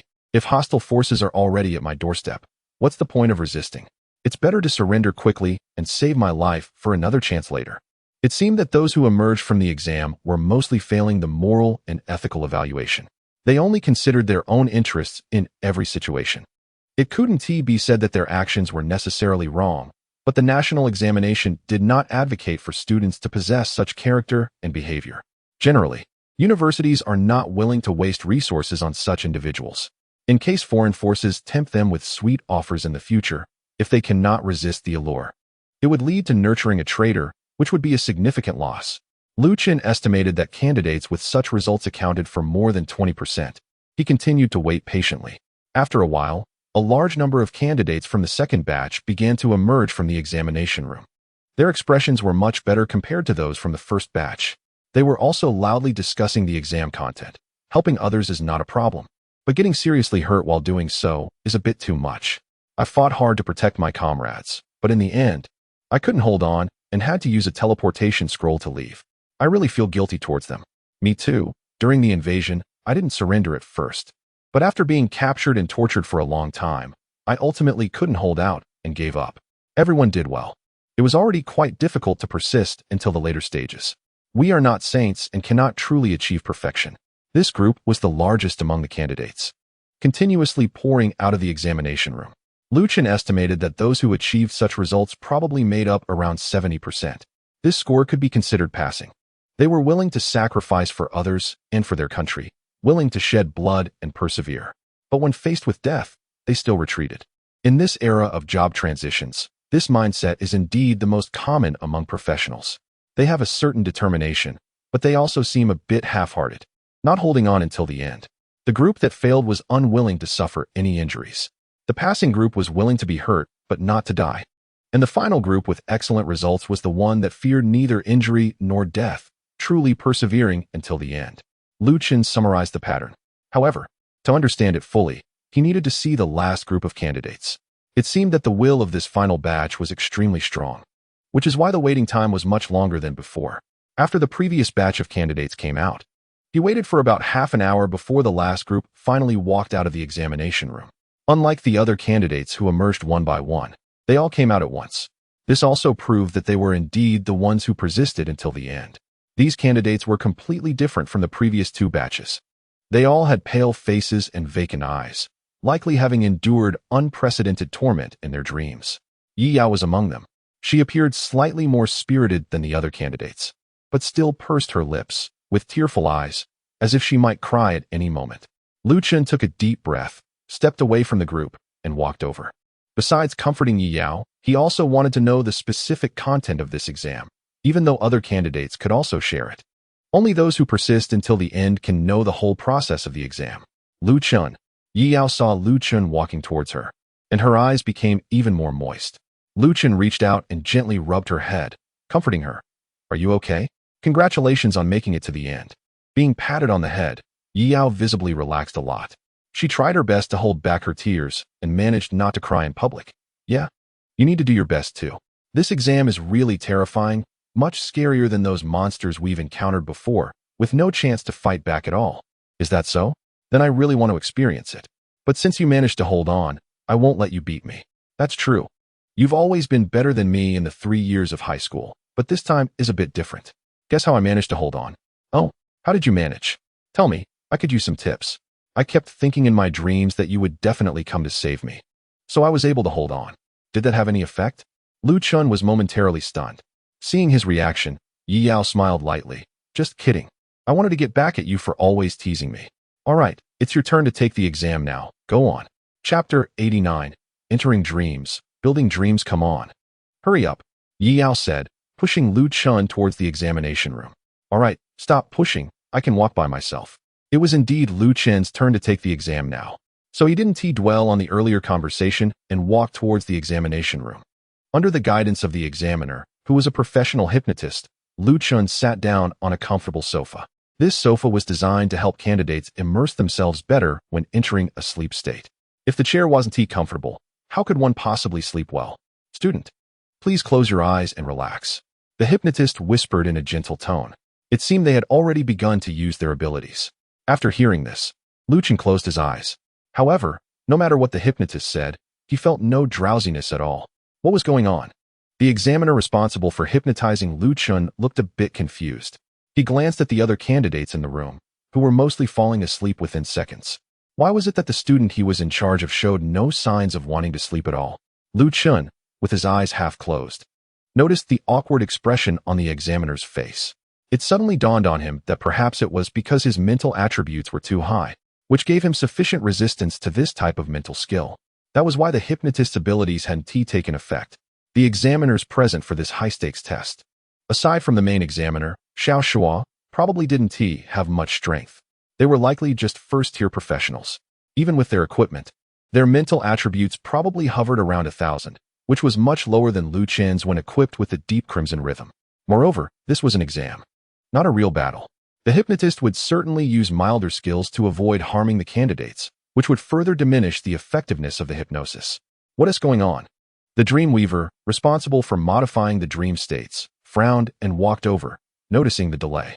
I don't know either. The hypnotist looked aggrieved. This was not his first time overseeing an exam, but it was the first time he encountered such a situation. Lu Chun quietly deactivated his deep crimson rhythm set and stored it away in the seed of the world. After hearing the hypnotist's explanation, the Dreamweaver was also puzzled. How about this? Let us have a few more people join in the hypnosis. If that doesn't work, we can just give him a sleeping pill. After saying this, he called over several other hypnotists who had already completed their tasks to come and help hypnotize Lu Chun. With multiple hypnotists launching their skills together, the cumulative effect would still be quite considerable. Lu Chun soon began to feel drowsy. However, the prerequisite was that he had deactivated the deep crimson rhythm equipment, allowing his mental attributes to drop. Otherwise, even with more hypnotists, if their mental attributes weren't higher than his, it would be futile. Gradually, with the combined efforts of several hypnotists, Lu Chun fell into a deep sleep.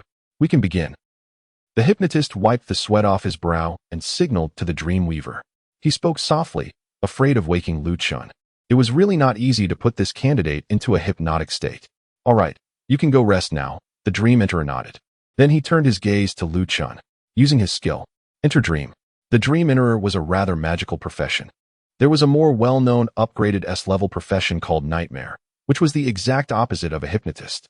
A hypnotist could deeply hypnotize the target and command them to execute orders in reality.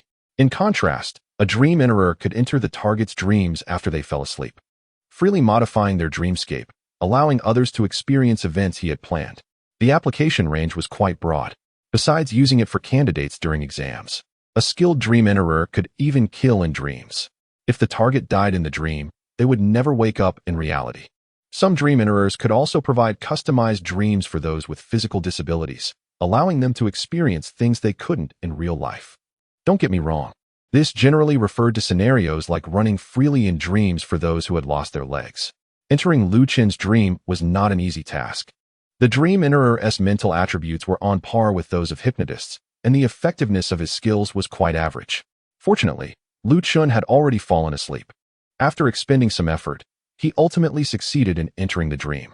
Once in the Dream Enterer quickly searched for the candidate's figure. He found it quite fast. The candidate was floating in a void, which was normal. As long as dreaming hadn't begun, the dream world would appear this way. So, the Dream Enterer unhesitatingly used another skill of his, dream construction.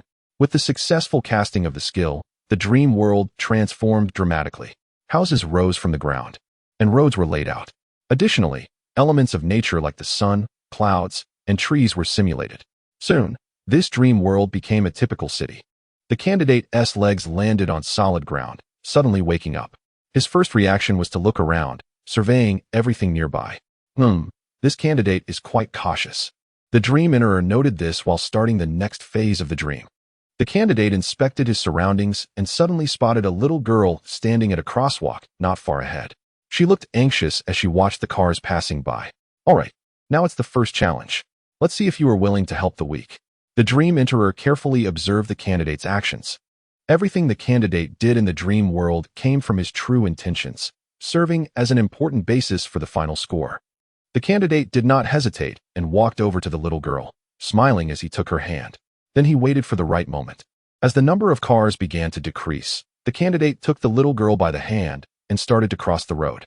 Well, the first hurdle was passed. The examiner was not surprised by the candidate's actions. Most people would help at this stage. However, the real assessment would begin in the next phase.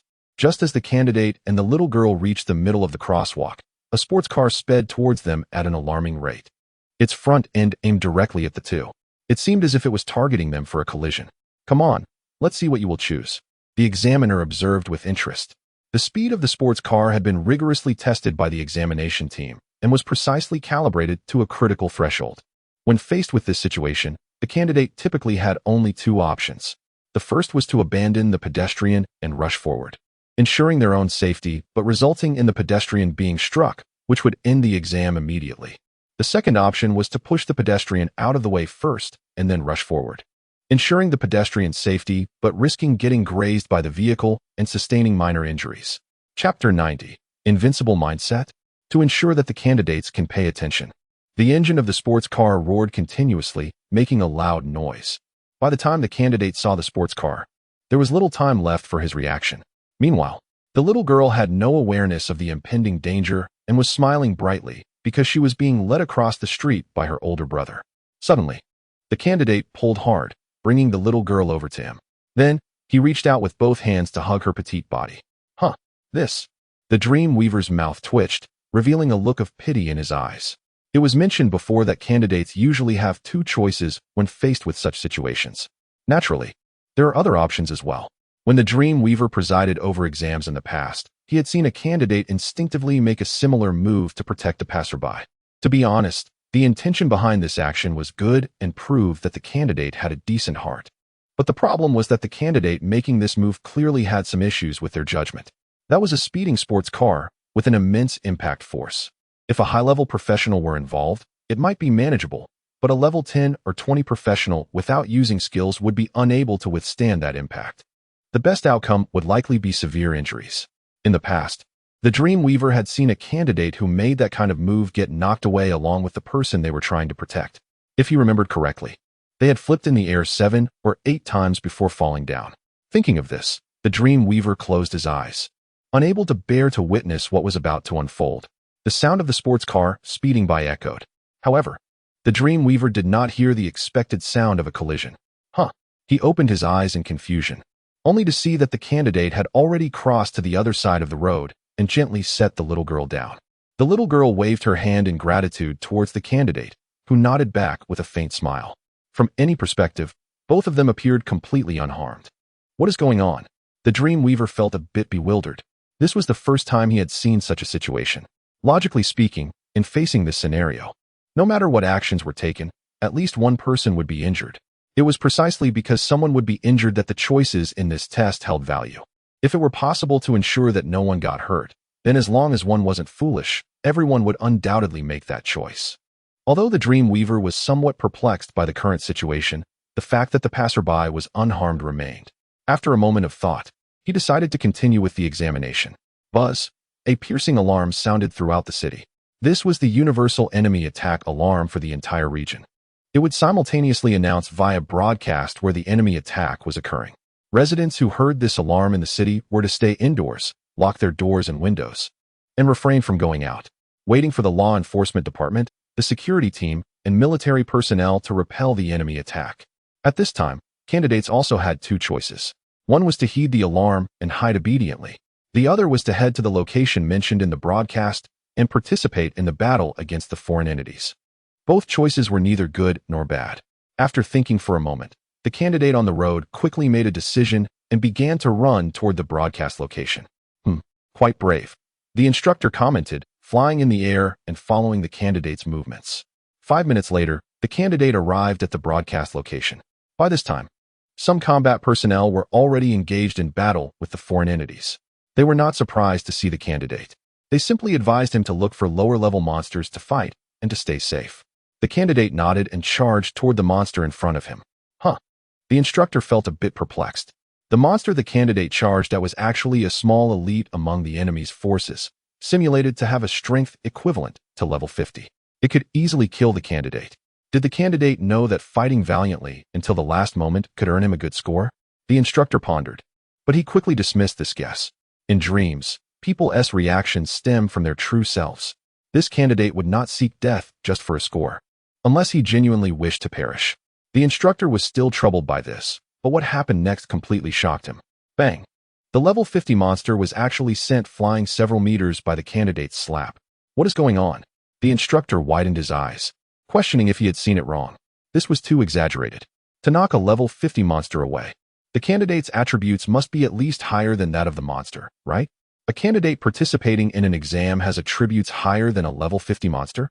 That shouldn't be, the instructor murmured. He began to direct other high-level monsters to approach the candidate. Generally, this kind of situation would wait until the battle was nearing its end, preparing to test how the candidate would face life and death. But this candidate clearly was not normal. The instructor decided to advance this stage. The candidate glanced at the monsters surrounding him, showing no signs of fear. He boldly struck again, moving so fast that even the instructor in the sky couldn't see clearly. Bang! Bang! Bang!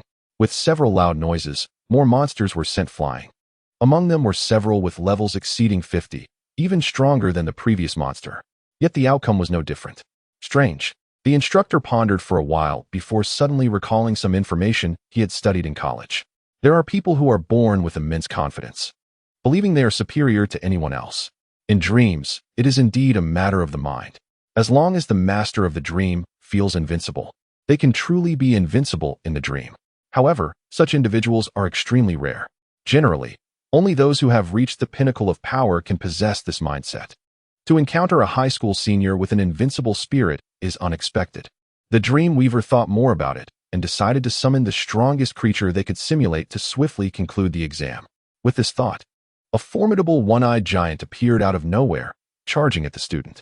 During the dream construction process, the Dream Weaver could only simulate creatures of a similar level to themselves.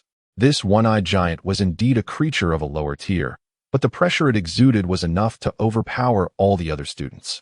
The Dream Weaver intently watched the student they were responsible for, eager to see how they would respond.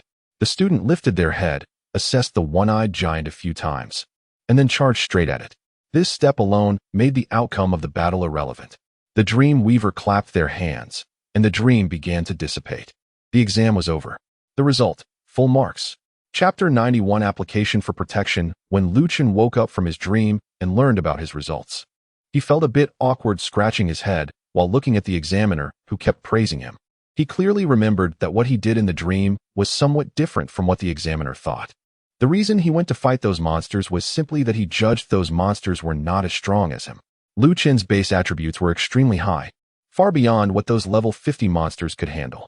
As for the final monster at the transitional level, its attributes might be about equal to Chun's. In a situation where victory was possible, he certainly wouldn't turn around and run away. He would at least try first. In reality, considering the skills used in battle, Chun was unlikely to defeat that Cyclops. However, he certainly didn't intend to explain that to anyone. If the examiner wanted to misunderstand, so be it. At this point, Chun's 3 exams were over. Aside from the first exam, where the number of monsters he killed caused the scoring device to go off the charts, he scored full marks in both the second cultural exam and the third moral exam. This was quite astonishing in the history of the Long Kingdom, which had spanned several hundred years. Achieving high scores in the college entrance examination was one thing, but getting full marks, especially in every subject, was almost impossible. No candidate had managed to do so in the past few hundred years. Even Xiao Shuo, upon seeing Chun's report card, was amazed and remarked, "Good kid. It seems the recommendation slot I gave you is unnecessary. As long as you take the exams normally, this year's top student in the Long Kingdom will undoubtedly be you." Xiao Shuo was also considering whether to include Chun's unrecorded scores from the first exam, but Chun declined. There was no need for that. And if it accidentally got leaked, it would be embarrassing for the country to be seen as altering scores. Xiao Shuo thought it made sense and decided against it. Next, Lu Chun first returned to Anda City with a large group from Huayan High School. He tidied up his belongings while waiting for the admission notice from Chongqing University. Once everything was settled, he would be leaving the city he had lived in for over a decade. Not long after, the exam results for everyone were announced. Lu Chun was a bit surprised to find that Yi Yao did not achieve the top score in Haiping Province. Her scores in both the cultural and moral exams were quite high, and in the first professional strength test. Having gone through several instances with Lu Chun and being over level 30, she surely wouldn't perform poorly. It was disappointing that she didn't make it. But the provincial top student was instead represented by a student from Qingzheng High School, Zheng Hao. Lu Chun had only met him once and didn't realize he was so impressive. During the 2 days of waiting for the results, Li Su from the law enforcement agency also delivered Xia Air's belongings and the rewards for eliminating threats to the people. Most of the items in Xia Air's belongings were materials needed for setting up formations, along with a bit of money and some potions. In Lu Chen's eyes, these things were of no use at all. He couldn't even be bothered to sort through them, and simply tossed everything into the seed of the world. The reward sent by the enforcement agency was the trick ring that Lu Chun had seen at the Baiyu gathering, but couldn't afford at the time. This ring had a skill that allowed the wearer to swap positions with a target. At certain moments, it might prove to be highly effective. Lu Chun was a bit surprised when he saw the ring. He had almost forgotten about it. However, upon reflection, it was likely that Li Su had inquired about what rewards to offer at Baiyu, and the other party provided this information. The people at Baiyu must have been well aware that he had haggled with the owner of the trick ring several times. Although Lu Chun could directly ask Xiao Shuo for similar equipment now, what he received was still somewhat different. Without further thought, he equipped the trick ring. The aforementioned items were not particularly important. What mattered was that Li Su brought a piece of news. During the past few days of tracking Xia Air's movements, the enforcement agency discovered that this cannibal tribe had previously made contact with Zhao He, the principal of Blood Sun High School. They were unclear about the specifics of their communication. By the time the enforcement agency arrived, Zhao He had already disappeared. Lu Chun recalled that he indeed hadn't seen the principal of Blood Sun High School back when he was at the military headquarters. Currently, Blood Sun High School had been sealed off, and the students inside were being interrogated one by the enforcement agency. Lisa solemnly advised, in my personal opinion, Zhao He is very likely to have provided your information to Xia Air. Otherwise, Xia Air wouldn't have ambushed near your residence so early. You must be careful. Sometimes, those who want to harm you aren't necessarily from other tribes. Li Su, relying on his age, adopted a mentor-like demeanor to educate him. However, if considering both of Lu Chen's lives, he probably wasn't much younger than Li Su. Lu Chen nodded, don't worry, I understand.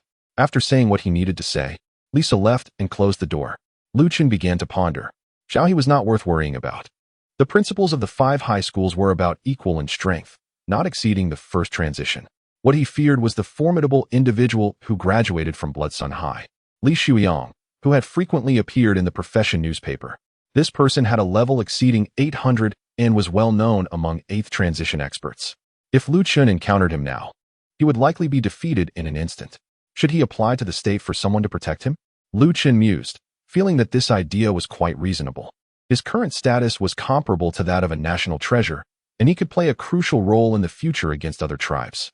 Requesting a few 9th transition supreme-level experts for protection wouldn't be excessive, right?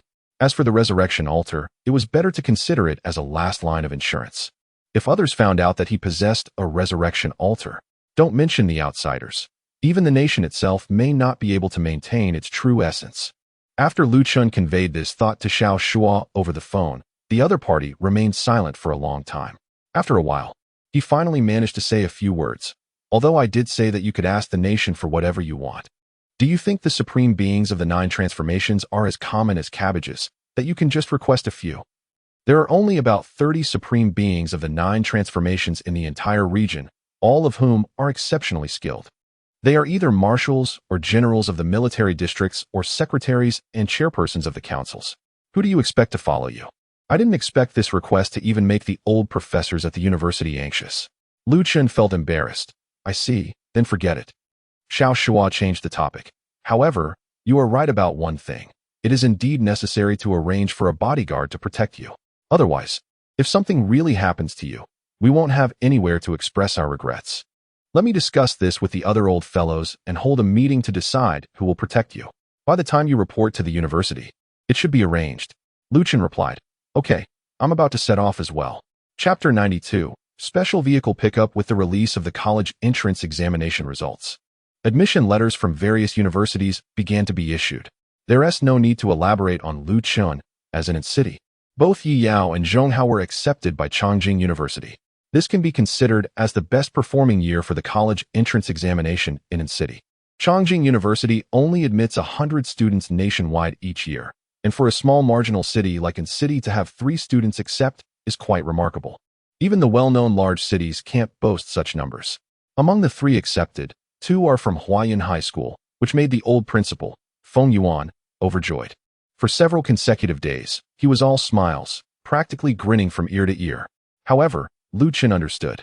As long as the slogan stating that 2 students from their school were accepted into Chongqing University is placed at the admissions office, the number of students applying to Huayan High School this year will definitely multiply compared to previous years. Moreover, with the number of high schools in its city reduced to 4, Huayan High School is poised to see unprecedented enrollment. For an old principal who is solely focused on teaching and nurturing students, nothing could be more delightful than this. The day after receiving the admission letters, Lu Chun and Yi Yao expressed their gratitude to the principal.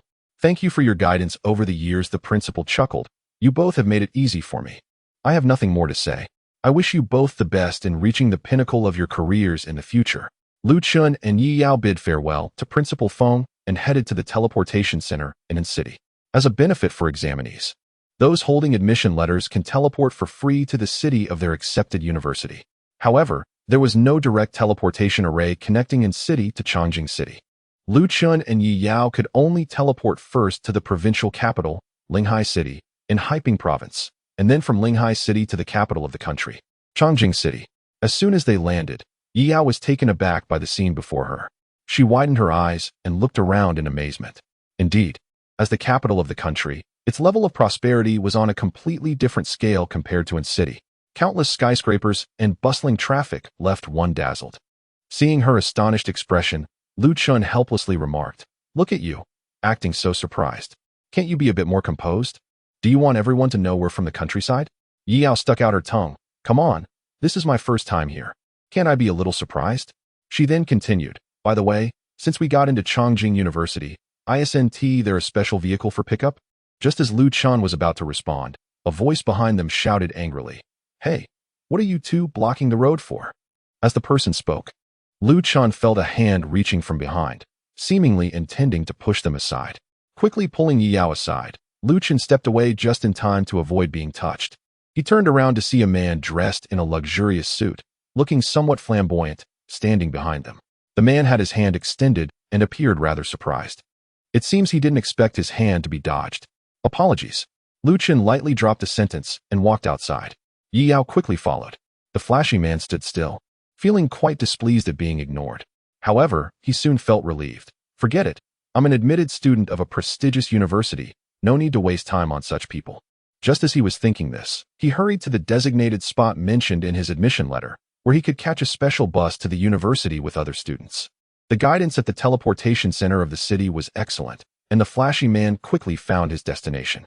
A very luxurious bus was already parked there, with the name of the university prominently displayed in gold letters on the front. Obviously, this bus was responsible for taking admitted students to the university. Coincidentally, he saw the same man and woman from earlier again. The woman pointed at the special bus and asked, Is this the one we are taking? Oh, these two are actually students of the university too? The flashy man was surprised. People really can't be judged by appearances. They looked like they came from some rural place, yet they were classmates. In that case, he might have overreacted earlier. They were all exceptional students. Even if they were blocking the path, they surely wouldn't want to be pushed around by others, since they were all freshmen of the same university. Considering the years they would spend together, the flashy man thought for a moment and decided to apologize for his earlier behavior. But just as he stepped forward, he heard the man reply, No, we are not taking this one. Huh. The flashy man's footsteps suddenly stopped. So, you guys aren't students of the university at all? What a waste of time. How frustrating. He couldn't help but speak out again. If you're not from the university, can you move aside? Lu Chun turned around and saw him again. After you. Lu Chun gestured towards the bus. You're quite perceptive. The flashy man felt very good about himself as he walked into the bus. Lu Chun ignored him and turned back to look around. Yi Yao tugged at his sleeve and whispered, "But isn't it written on the front of the bus?" Lu Chun shook his head. "No, the bus picking us up is another one." "Of course, if you want to take this one, that's fine too." Yi Yao thought for a moment. "No, I'd rather stick with you." It was still early, and the special bus to the university was quite empty. With not many people around, the flashy man found a good seat by the window in the back. Not bad, not bad. This is the spot a main character should have. He sighed contentedly while gazing out the window. He suddenly saw a scene that left him wide-eyed and astonished. The man and woman from before were now bending down to get into another luxury sedan.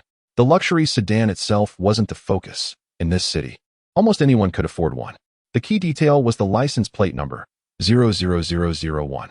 The entire plate was red. This was a vehicle from the local military district, and it was the very top vehicle of the district. The flashy man was completely bewildered. Who had he just been talking to? Why did the other party get into the vehicle of the military district's top leader? It seemed that the top leader himself had personally come to pick them up. Chapter 93: The Nation's Sharp Blade. Starry Sword. Since getting into this special vehicle, Yi Yao has felt a bit uneasy. She had only heard Lu Chun mention that another car would come to pick them up. However, she never imagined that the car that arrived would belong to the top leader of the military district. On the other hand, Lu Chun, who sat beside her, appeared relatively calm. He smiled and greeted, "Hello, everyone." The luxurious car was very spacious. Besides Lu Chun and Yi Yao, who had just taken their seats, there were 5 other people inside.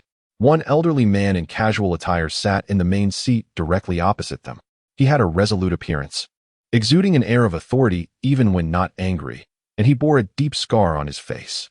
On either side of him sat 4 soldiers dressed in immaculate military uniforms. On the left side were 2 men. One was tall and robust, with visible muscles even through his clothing. His expression was very serious, and he did not glance away. The other was quite handsome, with a physique similar to Lu Chen's, but he was currently looking down, lost in thought. On the right side were 2 women. One had a tall and slender figure, and even in military attire, her striking physique could not be concealed. She seemed to be the most relaxed among the 4, curiously observing Lu Chun. The last one was petite, appearing even shorter than Yi Yao. She cautiously stole glances at Lu Chun, but whenever their eyes met, she quickly looked away. "Hee, young man, hello." The elderly man in casual attire smiled, but the scar on his face twisted with his smile, making it look quite menacing, as if he wouldn't settle down without a few people being taken care of. "You should know who I am, right?" In response to this question, Lu Chun quickly nodded and replied, "Of course, you are Senior Yang Xinghua." Though Yi Yao was somewhat prepared, she still straightened her back upon hearing this name. He was a figure well known to every citizen, the last existing 5-star marshal of the military district. Nearly a century ago, he was already a 9th-level powerhouse, having led the military to victory in numerous battles against foreign tribes. Despite his casual demeanor now, over the years, Yang Xinghua must have countless foreign blood on his hands. His various achievements and battle records could take days and nights to recount. He was considered a living legend of the nation, unmatched in both strength and merit. Lu Chun appeared quite composed, but he was deeply shocked when he learned that such a significant figure wanted to meet him. Attending university in Chongqing and being picked up by the top leader of the military district. What kind of treatment was this? If he were to tell others, they would probably think he had gone mad. However, upon further reflection, he found solace. Unlike when he was in Anong City, he had now arrived in Chongqing, where opportunities awaited him at every turn. Those big shots must be quite curious about themselves. After all, the information they had about Lu Chun came solely from various lower-level reports. Although these reports were certainly detailed, they ultimately couldn't compare to seeing for oneself whether this person could truly take on the future of the nation. Just as Lu Chun thought. Since he got in the car, Yang Xinghua had been sizing him up. To be honest, it was a bit uncomfortable to be stared at by those sharp eyes. However, Lu Chun still tried to present his best self. This wasn't out of concern for being looked down upon, but rather out of respect for a hero of the nation. "Well, you kid are neither humble nor arrogant, quite impressive." After observing Lu Chun for a while, Yang Xinghua felt somewhat satisfied. Although he couldn't compare to seasoned generals, he was definitely outstanding among his peers. There were no faults to pick at, whether in appearance or temperament. Yang Xinghua held a very high position but was quite approachable, even chatting casually with Lu Chun and asking about what he usually did. After some small talk, Yang Xinghua had a general understanding of Lu Chun as a person. This young man was worth the nation's effort to cultivate. Having spent a lifetime in the military, Yang Xinghua had a keen eye for people. He appropriately interrupted the casual conversation and said, "Besides coming to meet you, I have another matter to discuss. Please go ahead, Yang Laoji. Previously, you applied to the government for some people to ensure your safety." Yang Xinghua gestured to the 4 soldiers inside the vehicle. "After discussion among us old fellows, we have arranged it for you. Come, introduce yourselves." Upon hearing Yang Xinghua's order, the 4 who had remained silent finally spoke up. They were clearly well-trained and didn't need to defer to one another, simply turning to face Lu Chun. The burly man spoke first. "Constellation Divine Sword Special Forces, Xuanwu." The handsome man, appearing somewhat nonchalant, quickly followed with "White Tiger." The tall woman smiled gently and was the third to speak, "Vermilion Bird." Lastly, the petite one, sounding a bit shy, said, "Azure Dragon." "Hello. Constellation Divine Sword Special Forces?" After hearing this, Lu Chun recalled what he had learned and was soon taken aback. This was not something taught in textbooks. However, he had once seen some introductions about military districts in a military magazine. Although the nation had a vast number of troops, with nearly 10 million combat personnel, among this massive army, there were 7 special forces composed of absolute elites. These 7 special forces were nightmares for foreign enemies, having undertaken countless dangerous missions. Every year, military magazines would publish a new ranking of special forces. Among these 7 special forces, the competition for second place is quite fierce, changing almost every year. However, the position of first place remains unshakable. The name Starry Sword has dominated the rankings for countless years, representing the top special forces unit in the region. At the same time, it is the strongest elite force in the entire area. If someone like Yang Xinghua is considered a key asset for the nation, responsible for maintaining stability everywhere, then the Starry Sword is the nation's sharp blade, tasked with eliminating all threats to its security. From Yang Xinghua's words, it seems that the country is actually arranging for such a unit to protect itself. Although I know I hold significant importance in their eyes, I never expected that a legendary unit would be directly assigned. For a moment, I was at a loss for words. Seeing Lu Chun's reaction, Yang Xinghua smiled and said, "It seems you have heard of their name before, so I don't need to introduce them further." Chapter 94 Arrival at Chongqing University. The Starry Sword Brigade is directly under the Chongqing military region. The 4 of them have always been my personal bodyguards, and they usually have no other tasks. That said, Yang Xinghua still gave a brief introduction. He then added, "Since you are applying for protection from the state, consider it a new task for them." Yi Yao, equally shocked, couldn't help but ask, "Then, Elder Yang, won't you be left without bodyguards?" "Oh." Yang Xinghua seemed to have heard something amusing. "Little girl, do you really think I need someone else to protect me?" "I'm sorry." Yi Yao immediately realized her slip of the tongue. Indeed, Yang Xinghua himself is a supreme powerhouse at the 9th transition level. His strength is enough to dominate the region. If someone could truly threaten him, then the so-called bodyguards would be of no use at all. There is one thing that the outside world might not be very clear about. Yang Xinghua didn't mind Yi Yao's faux pas and continued, "In fact, I am the captain of the Starry Sword Brigade, codenamed Qilin. So, while they say they are my bodyguards, they are actually my subordinates. Watching them loaf around all day, I've long wanted to find something for them to do." Listening to Yang Xinghua's words, Bai Hu and Qing Long exchanged awkward glances. Xian Wu and Zhu Ke, however, maintained their demeanor as before. It was unclear whether it was due to their thick skin or something else. "I understand." Lu Chun nodded at the 4. "Then I look forward to your guidance in the future." Yang Xinghua waved his hand at Lu Chun. "You don't need to be so polite with them. You are their officer now." After saying that, he spoke coldly. "From now on, whatever Lu Chun says will be an order from the military region, and you must execute it." The sudden intimidation startled both Lu Chun and Yi Yao. However, the 4 members of the Starry Sword Brigade seemed to be used to it, responding in unison, "Yes." This atmosphere lasted only a moment. Yang Xinghua quickly returned to his previous tone, smiling. Of course, exceptions apply for things that are impossible to accomplish. All 4 of them are currently at the same level, all at level 899, stuck on the advancement task for the 9th transition. Most likely, it's because they have been following me around all day and have had no training, which is why they are so weak. His words were quite blunt. Even Xian Wu, who had always been resolute, lowered his head slightly upon hearing this. To say that 899 level peak 8th transition practitioners are that weak. and those few didn't dare to retort. Probably only Yang Xinghua could say such things in the region. Level 899. Both Lu Chun and Yi Yao were surprised to hear the levels of the four. This time, amidst Lu Chun's astonishment, he also felt a warmth in his heart. A few days ago, when he asked for protection from Xiao Shuo, he had requested for a few ninth transition powerhouses to protect him, but was immediately shot down and left speechless. At that time, Lu Chun felt it might be a good idea to arrange for oneself to become a 7th-tier professional. After all, a 7th-tier professional can already serve as a major general in the military and possesses formidable strength. However, although Xiao Shuo mentioned this at the time, he still attended a meeting with the higher-ups. In the end, he arranged for himself to be an 8th-tier peak professional, the strongest guardian below the 9th tier, and even secured 4 of them at once. While they may not compare to 9th-tier professionals, the number of 8th-tier peak professionals in the entire region is estimated to be no more than 100. Those who can be matched with guardians of this caliber can probably be counted on one hand. This clearly shows the level of importance the state places on him. The distance between the teleportation center and the university is not far.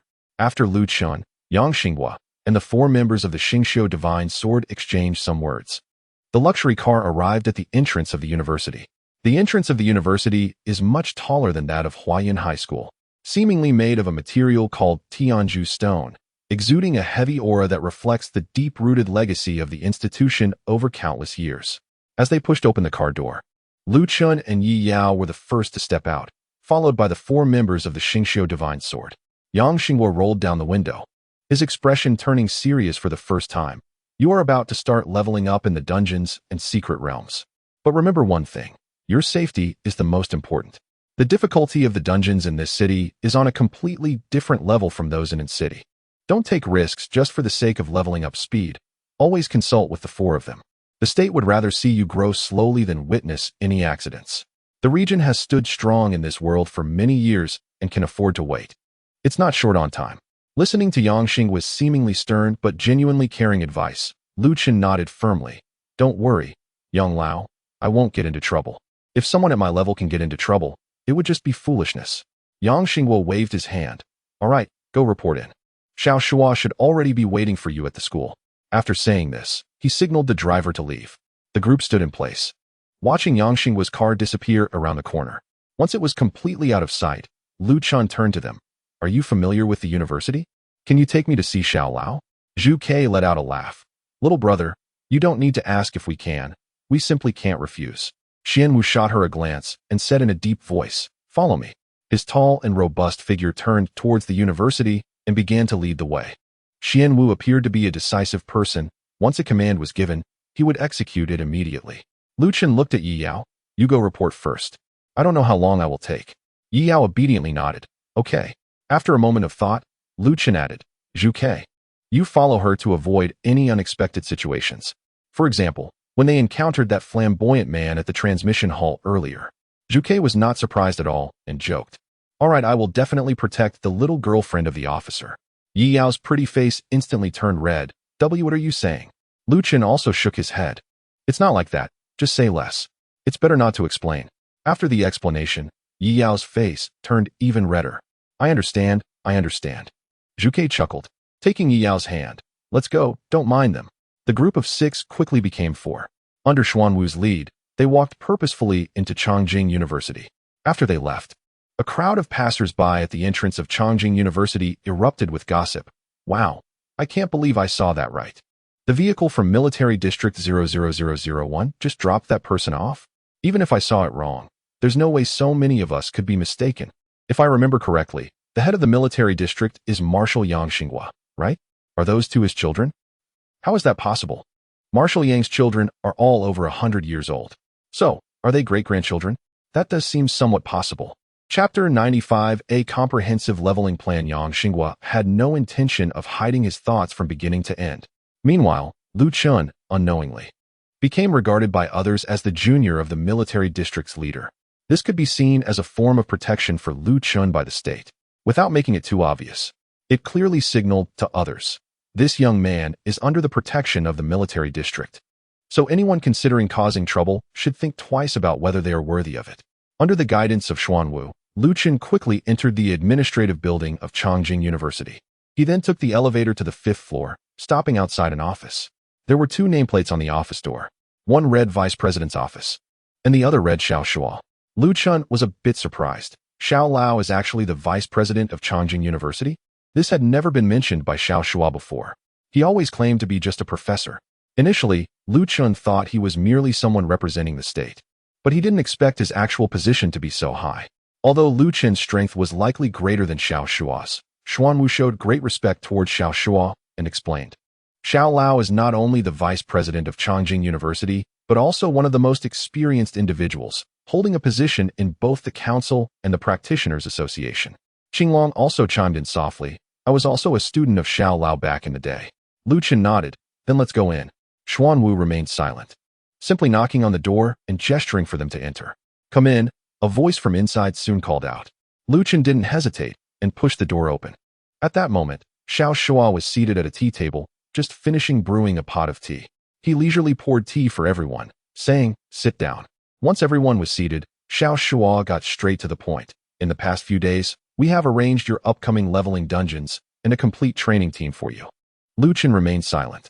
Xiao Shua clearly had more to say. You should know that within a major stage, experience can only be gained by defeating enemies of the same stage, right? Lu Chun nodded. I know. I've read about it before. This knowledge wasn't exactly common in middle school, since not everyone is willing to risk their lives to farm monsters for experience. The vast majority of practitioners, especially those below A grade, would never exceed their first advancement in their lifetime. Therefore, knowledge beyond the first advancement wasn't heavily taught in schools. Fortunately, Lu Chun was quite interested in these topics and had learned about them elsewhere. Upon hearing his response, Xiao Shua continued, So, we have reserved all level 99 dungeons within Chongqing University for you. Additionally, we have assembled a training team of 20 level 99 practitioners to help you level up, aiming for you to reach level 99 within a week.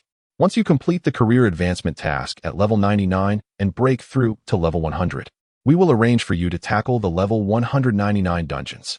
The training team will be arranged later, and they will all be level 199 professionals. As for the secret realms, they are usually quickly strategized by various professional associations right after they refresh, so I can only apply for you first. Let's see if there are any unexplored secret realms in the domestic regions, and we can keep them for you to explore later.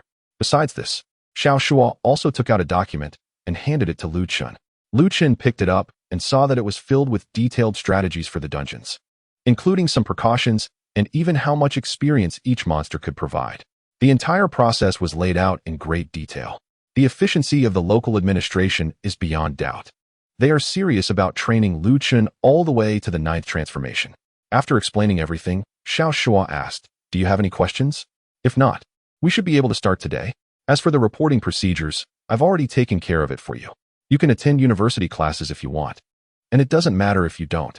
If you have any questions, just ask them. The them here naturally refers to Lu Chun's several bodyguards.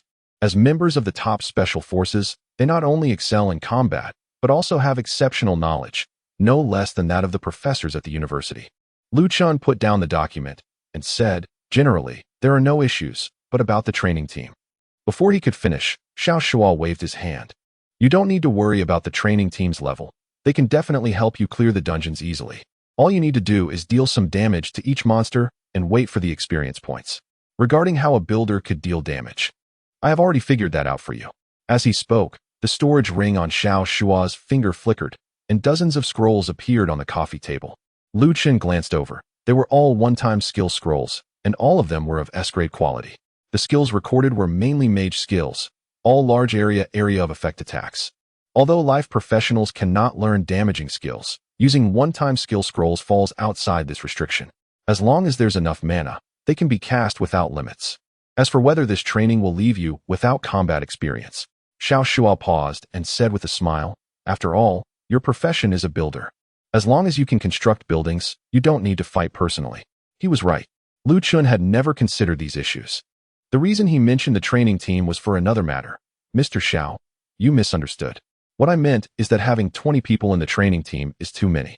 With so many people sharing experience, my leveling efficiency will be too low. Although Lu Chun didn't have to fight and could lie back comfortably, the experience gained from killing monsters would be divided into 21 parts. For every 10,000 experience points, he would only receive 500. How long will this upgrade take?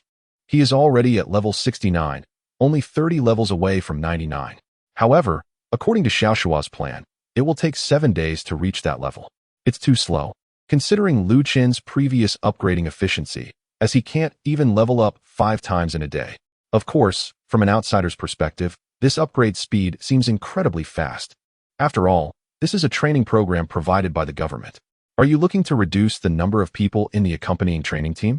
Xiao Shua understands Lu Chen's thoughts. However, the dungeons I've arranged for you are quite challenging.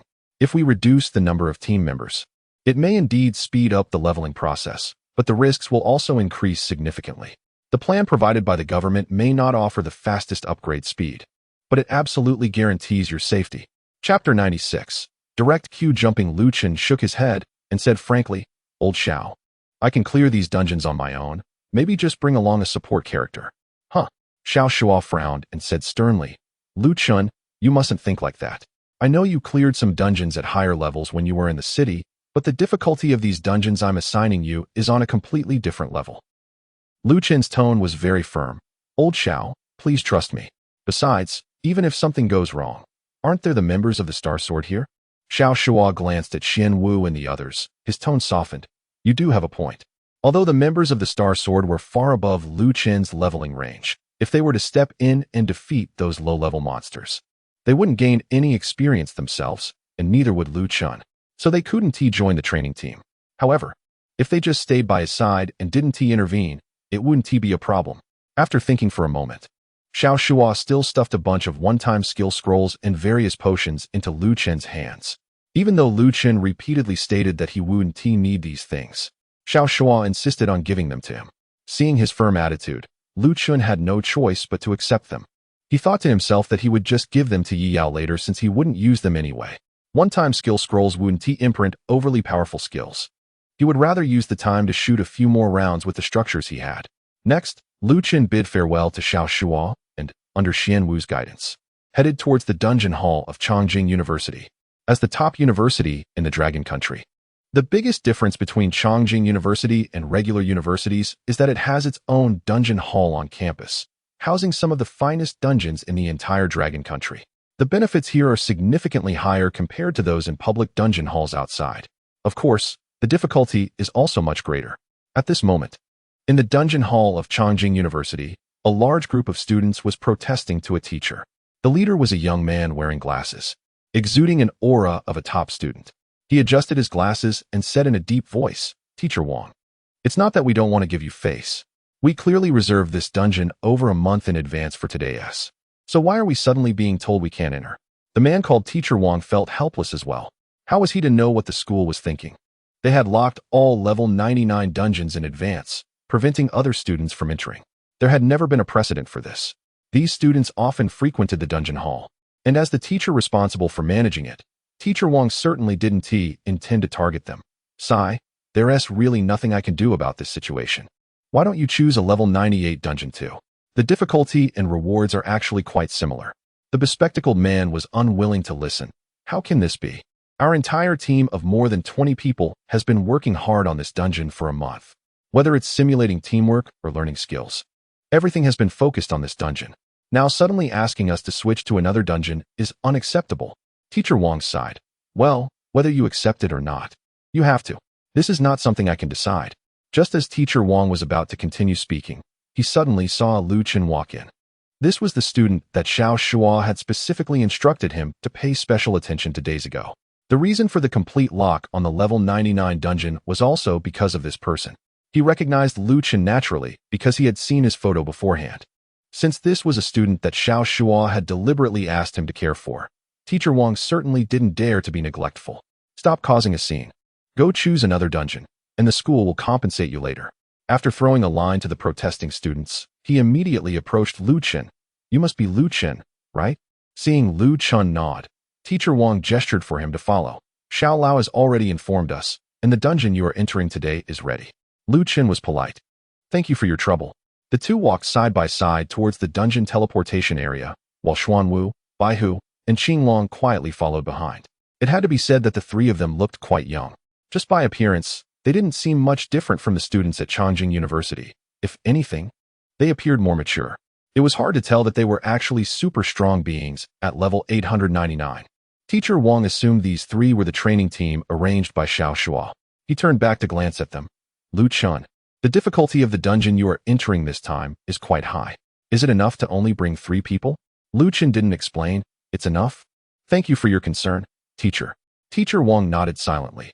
These matters didn't concern him much. He was just mentioning it in passing. However, others didn't think so. The bespectacled man who had just protested quickly walked in front of the two, blocking their way. Lu Chun looked at Teacher Wang in confusion, as it was his first time meeting this person.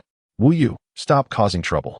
Teacher Wang called out the bespectacled man's name, his tone already showing signs of anger. After explaining for so long, why couldn't the other party understand? You cut in line and took the dungeon I reserved? Wu Yu ignored Teacher Wang's words and stared directly at Lu Chun. That should be the case. Lu Chun thought for a moment and nodded. The person in front of him looked like a second-year student, so he could be considered a senior. I've never seen you before. Are you a new student at Chongqing University? Wu Yu was confident in his memory. Today was the day for newly admitted students to report, so the identity of the person in front of him was clear. Yes, Lu Chun directly asked, so you really want to conquer this dungeon? After all, the other party started off by saying that he had taken the dungeon that was reserved for him. Wu Yu nodded seriously. That's right. There is a precious herb called Sha Mu Gan in this dungeon, and I really need it. You have the ability to make the school's dungeon hall prioritize you. And I know I don't have that background or ability to compete with you. However, your team only has 4 people, and even if you can clear this dungeon, it will be quite challenging. Can we join your team to conquer the dungeon together? As for the reward, just having that Sha Mu Gan will be enough. After listening, Lu Chun finally understood what was going on. The other party was being reasonable, so he naturally would be reasonable too. He stepped forward and patted Wu Yu on the shoulder, saying, Don't worry, I'll keep an eye out in the dungeon. Once I clear it, I can give you a few of those herbs, no problem. Chapter 97. On restraint. Although Lu Chun had never heard of any desert plants, he intended to clear the entire instance anyway. If he encountered one later, offering a small favor to make up for taking someone else's instance wouldn't be too difficult. Can you send us a few? Wu Yu's expression brightened instinctively upon hearing this. Such materials were quite rare and could only be found deep within that instance. Even though he had formed a strategy team and prepared for a long time, he wasn't entirely confident about obtaining them. However, he quickly regained his composure. Wait, didn't I just say this instance is highly challenging? With just a few of you, you definitely won't be able to clear it. I'm a second-year student and already at level 98. Plus, I've researched this instance for quite a while. Bringing my team will significantly increase our chances of success. Increase the success rate from 100% to 200%. Lu Chun had already stepped onto the teleportation array while Wu Yu spoke. He waved to the senior. Just wait here for a bit. I'll be back soon. With that, Lu Chun signaled Teacher Wang. You can start now. Teacher Wang glanced at the 4 on the teleportation array, hesitated for a moment, but ultimately activated the array. Since the other party could come here, Xiao Shuo must be aware of it. If he wasn't worried, then as a teacher, there was no need for him to worry either. Wait. Wu Yu stared in shock at the teleportation array, reaching out as if wanting to say something. But in the next second, the figures of Lu Chun and the others vanished from the array. Brother Wu, what should we do now? Another student approached and asked. Wu Yu turned to look at the strategy team he had formed and sighed deeply. You all go find another instance to play. There's no need to waste time with me. And you, Brother Wu? Me? Of course, I'll wait here. Although he knew the hope was slim, he couldn't bear to leave without trying. After the teleportation was complete, the 4 landed lightly on the ground. Lu Chun first observed the surroundings as usual. All he saw was endless yellow sand. The destination of the teleportation array was right in the middle of a desert. At the same time, the instance introduction popped up. Instance name, Sweep the Desert Scorpions. Instance objective, eliminate as many scorpions in the desert as possible. Recommended level, 99. Difficulty, Nightmare. This was the first level 99 instance assigned to Lu Chun by Xiao Shuo. It started off at Nightmare difficulty. However, Lu Chun felt no concern at all. If the monsters in this instance saw the pile of buildings in his alternate dimension, they would likely kneel down and beg him for a quick end. Since the scorpions primarily used melee attacks, Lu Chun first set up a star essence reflection barrier right where he stood. He currently possesses 3 types of walls: reflective, forbidden spell, and refraction. Each is designed to counter melee, skills, and ranged attacks, respectively. Reflective wall of star essence. Quality, S. Durability, 1, 380. 000. Attack. 0. Skill. Reflective. When this structure takes damage, it will reflect 5 of the damage back to the source, with the reflected damage being true damage. And the effect is doubled against melee attacks. Stellar power, exclusive to star essence structures. When this structure inflicts damage, it will additionally deal 10 of that damage as light attribute damage. The size of the reflective wall of star essence is comparable to that of a granite wall, but it appears radiant and colorful, resembling more of an artwork than a building. Its attributes are exceptionally powerful, with unconditional true damage reflection and additional damage. Coupled with its durability of over 1 million, it could likely take down a group of enemies without restoration skills with just one wall. In Lu Chen's alternate dimension, there are as many as 20 such walls. Against foes above level 300, it is estimated that Lu Chun could simply stand still and let them attack, and they would exhaust themselves trying to break through. As Lu Chun was examining the effects of the building, Xuanwu, Baihu, and Qinglong were also assessing the suddenly appearing wall. Xuanwu remained relatively composed, while Baihu and Qinglong did not hide their curiosity. They genuinely wanted to know why Lu Chun was so highly regarded by the nation, worthy of being protected by Yang Xinghua's envoy. Lu Chun paid them no mind and continued to recall the information from the documents. The primary attribute of these desert scorpions is poison, with the secondary attribute being earth. If I had a wooden attribute attacking structure, I could counter both of its attributes simultaneously. Unfortunately, wooden attribute attacking structures are subpar, so I didn't choose to build them. That leaves only one option. Lu Chun gently raised his hand and deployed another building. A tall tower, entirely sky blue and approximately 3 meters high, appeared before him. This structure is exquisitely crafted, adorned with intricate patterns that emanate a chilling aura. The most intense energy fluctuation from the entire building comes from the top of the tower, where a floating blue crystal is located. Ice-binding tower of ocean gem. Quality, S. Durability, 276,000. Attack, 55, 200. Ice water. Skill, ice. When the attack hits the target, it will cause a sharp drop in temperature nearby. Bind, when the attack hits the target, there is a significant chance to freeze the target. The ice-binding tower originally had only an ice attribute. However, due to the building material being ocean gem, it also gains a water attribute. Although ice and water attributes do not counter poison, they can effectively counter earth attributes, making them quite effective against the scorpions. Although, based on the properties of the panels of Lu Chen's buildings, he actually doesn't need to think about these things at all now. Even if he were to use a certain type of advanced building that is weak against earth attributes, like a storm tower, to attack the poisonous scorpion, he could probably just rely on firepower to overwhelm and defeat them. However, Lu Chen currently possesses buildings of multiple attributes, which is a significant advantage compared to others. When others encounter opponents that counter their attributes, they can only flee in embarrassment. Lu Chun, on the other hand, does not face this issue. No matter what enemy he encounters, he can deploy buildings that counter them. In other words, he only has to counter others. This makes battles much more efficient for him. Lu Chun plans to start with every small battle and maintain this excellent habit. Otherwise, if his mind doesn't engage for too long, it will likely deteriorate. After setting up 2 buildings, Lu Chun took out a disposable skill scroll that was given to him from his storage ring. Chapter 98. Exceptional effect. After Lu Chun took out this one-time scroll, he activated it without hesitation. Xuanwu frowned and reminded him, "Commander, are you sure you want to do this? The number of monsters in this desert may be even more than you imagine. If we act now, this trip will be in vain." Lu Chun chuckled brightly. "No problem, you just watch from there."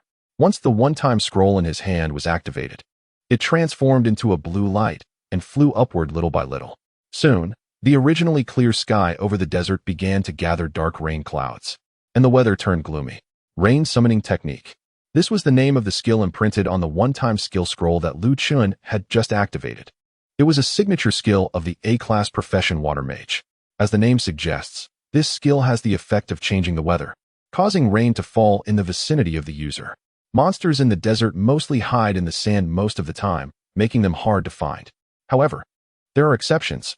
Once it starts to rain, the desert monsters hidden in the sand will all emerge to enjoy the rare rainfall and replenish their moisture. By using the rain summoning technique, Lu Chun could maximize the efficiency of drawing out the hidden monsters in the vicinity. Drip, drip. 1 drop, 2 drops, 3 drops. Perhaps the desert was too arid, and at first, the rain was very light. However, it quickly turned into a torrential downpour, pouring down onto the desert. Lu Chun stood in the rain, his gaze filled with considerable anticipation.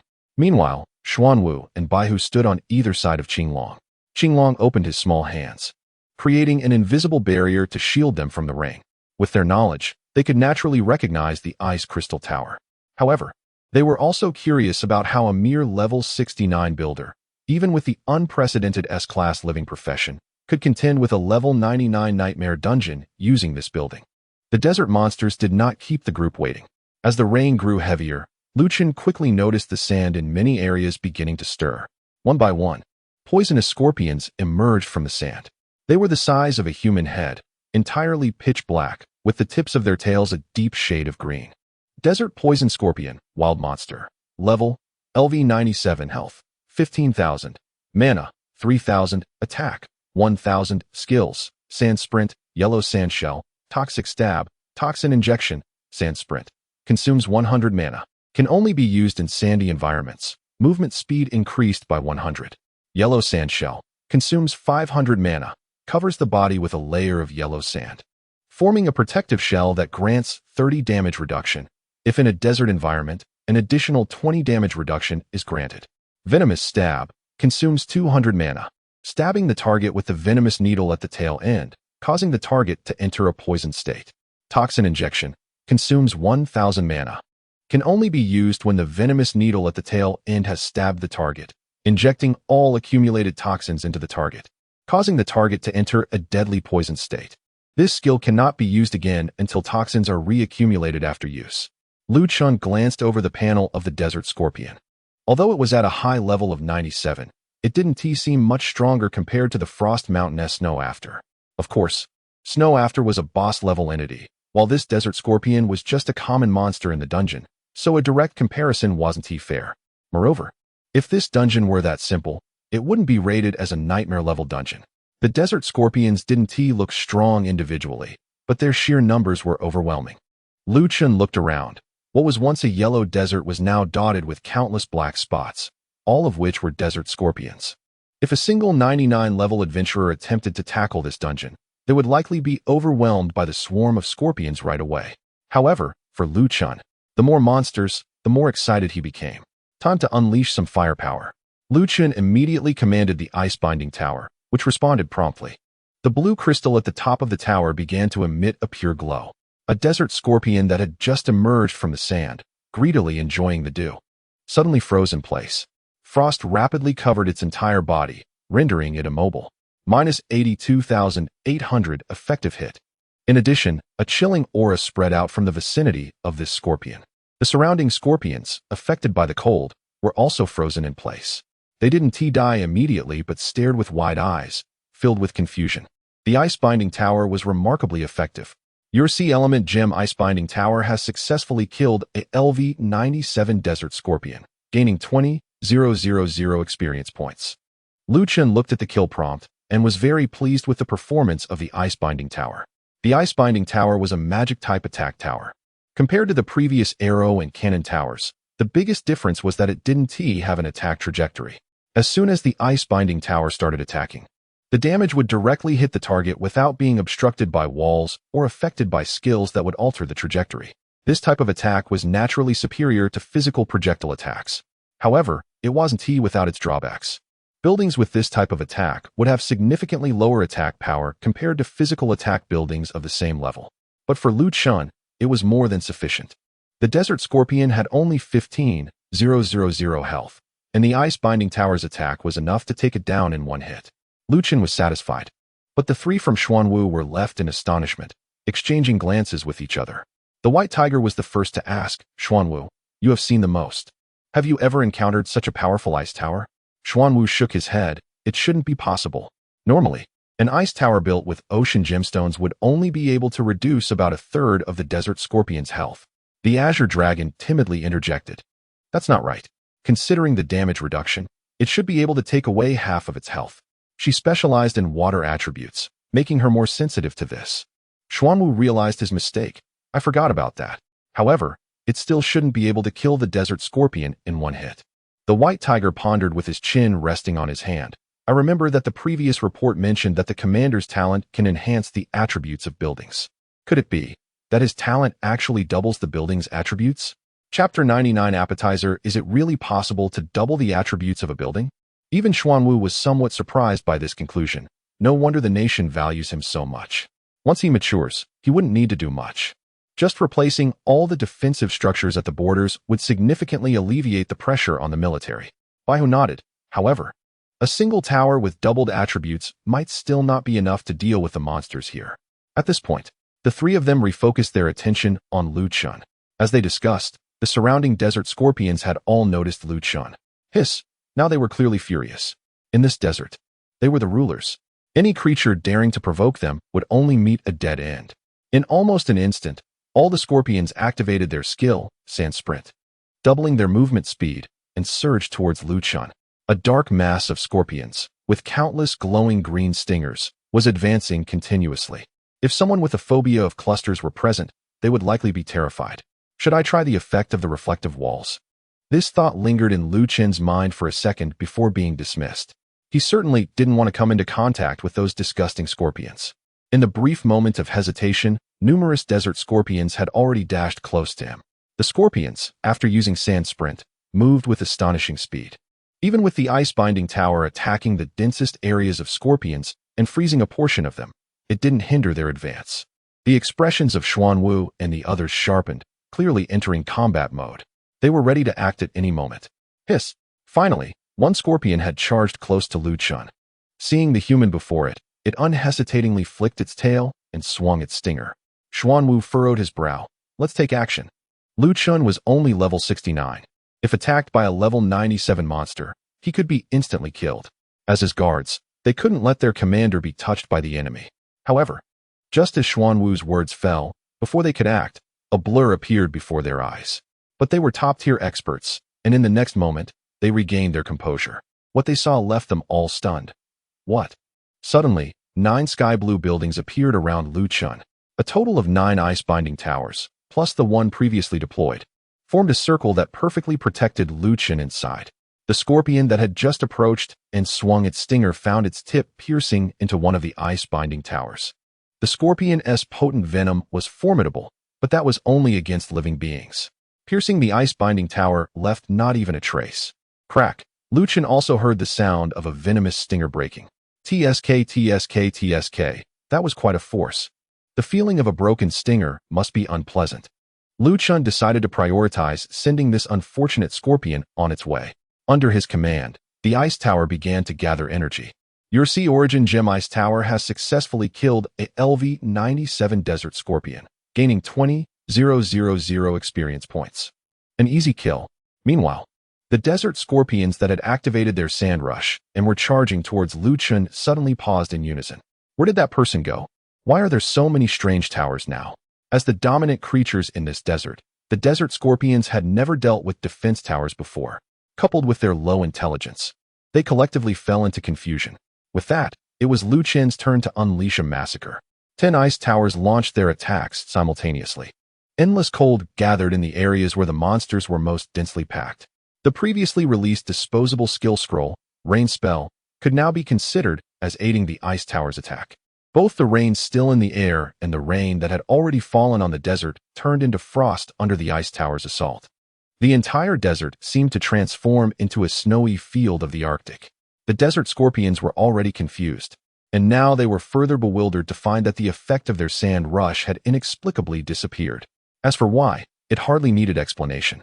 Under the combination of the rain spell and the ice towers, the terrain had been drastically altered.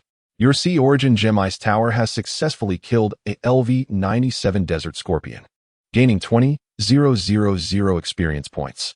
Your Sea Origin Gem Ice Tower has successfully killed a LV-97 Desert Scorpion, gaining 20,000 experience points. Your Sea Origin Gem Ice Tower has successfully killed a LV-97 Desert Scorpion, gaining 20,000 experience points. At first, the ice tower's kill efficiency wasn't particularly high, as their attack targets were single entities. Each attack would only result in the death of one desert scorpion. However, apart from targeting its chosen victim, the ice tower would also drastically reduce the temperature in the target area, freezing nearby scorpions as well. When frozen, their health would continuously deplete. Given that scorpions have an earth attribute, this damage would be amplified due to the elemental disadvantage. After about a minute or two, large groups of frozen scorpions succumbed to their depleted health. Since it was the ice towers that inflicted this state, Chun could also reap the full experience. It must be said that slaughtering level 97 wild monsters resulted in a rapid increase in experience. Almost instantaneously, Chun's level broke through the 70 mark, and it was still on the rise. Congratulations, your level has risen to 70. Congratulations, your level has risen to 71. It finally stopped at level 76. The few remaining scattered poisonous scorpions nearby were clearly not enough for him to continue leveling up. Awesome.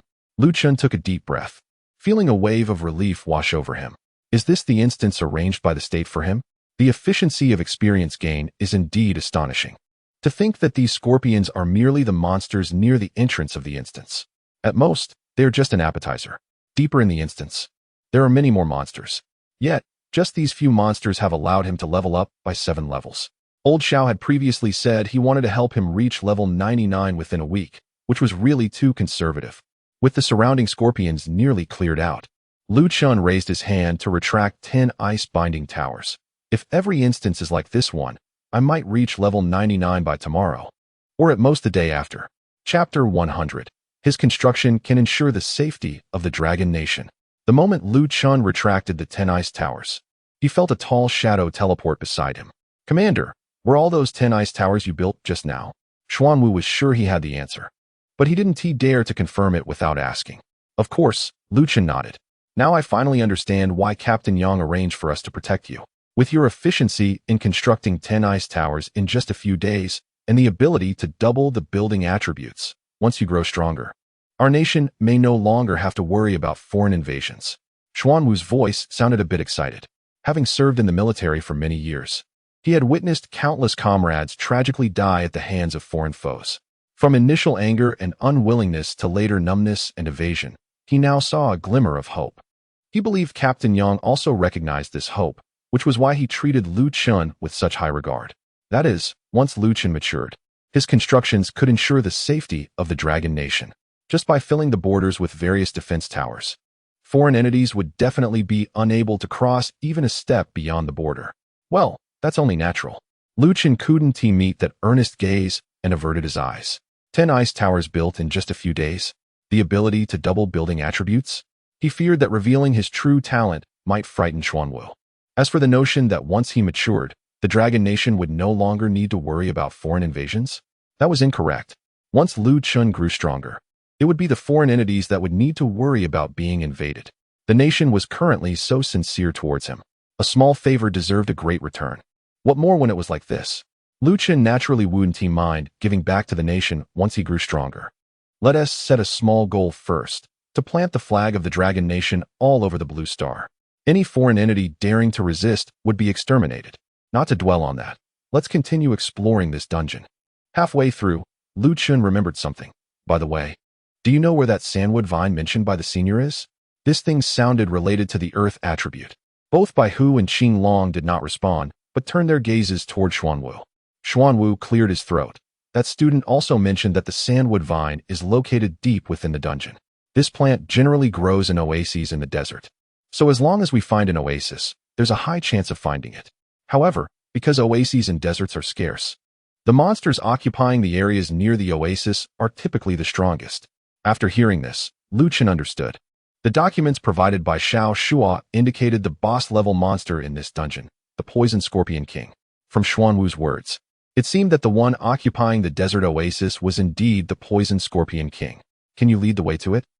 Chun did not want to waste time and headed straight to the place with the most and strongest monsters. All right, Xuanwu nodded. His professional attribute was mainly earth. Sensing the direction of the oasis in the desert was right up his alley and couldn't be easier. Let's go then. Under Xuanwu's guidance, Chun indeed saved a lot of time. It was easy to get lost in the desert, as it was surrounded by yellow sand on all sides, with no reference points at all. This was also why Wu Yu prepared for a long time and formed a specialized strategy team, yet still had no confidence in finding the sandwood scorpion. However, with Xuanwu leading the way, Chun didn't have to worry about direction at all. It was a straight path all the way to the destination, not wasting a single step. The scarlet rhythm that Xiao Shuo had given Lu Chun before was now proving to be very useful. When equipped with the scarlet rhythm, Lu Chun clearly felt much lighter. His running speed was also very fast, although it was still not comparable to the 3-level 899 experts. They had to slow down to ensure Lu Chun could keep up. However, it was already much faster than the previous poisonous scorpions that activated the sand running ability.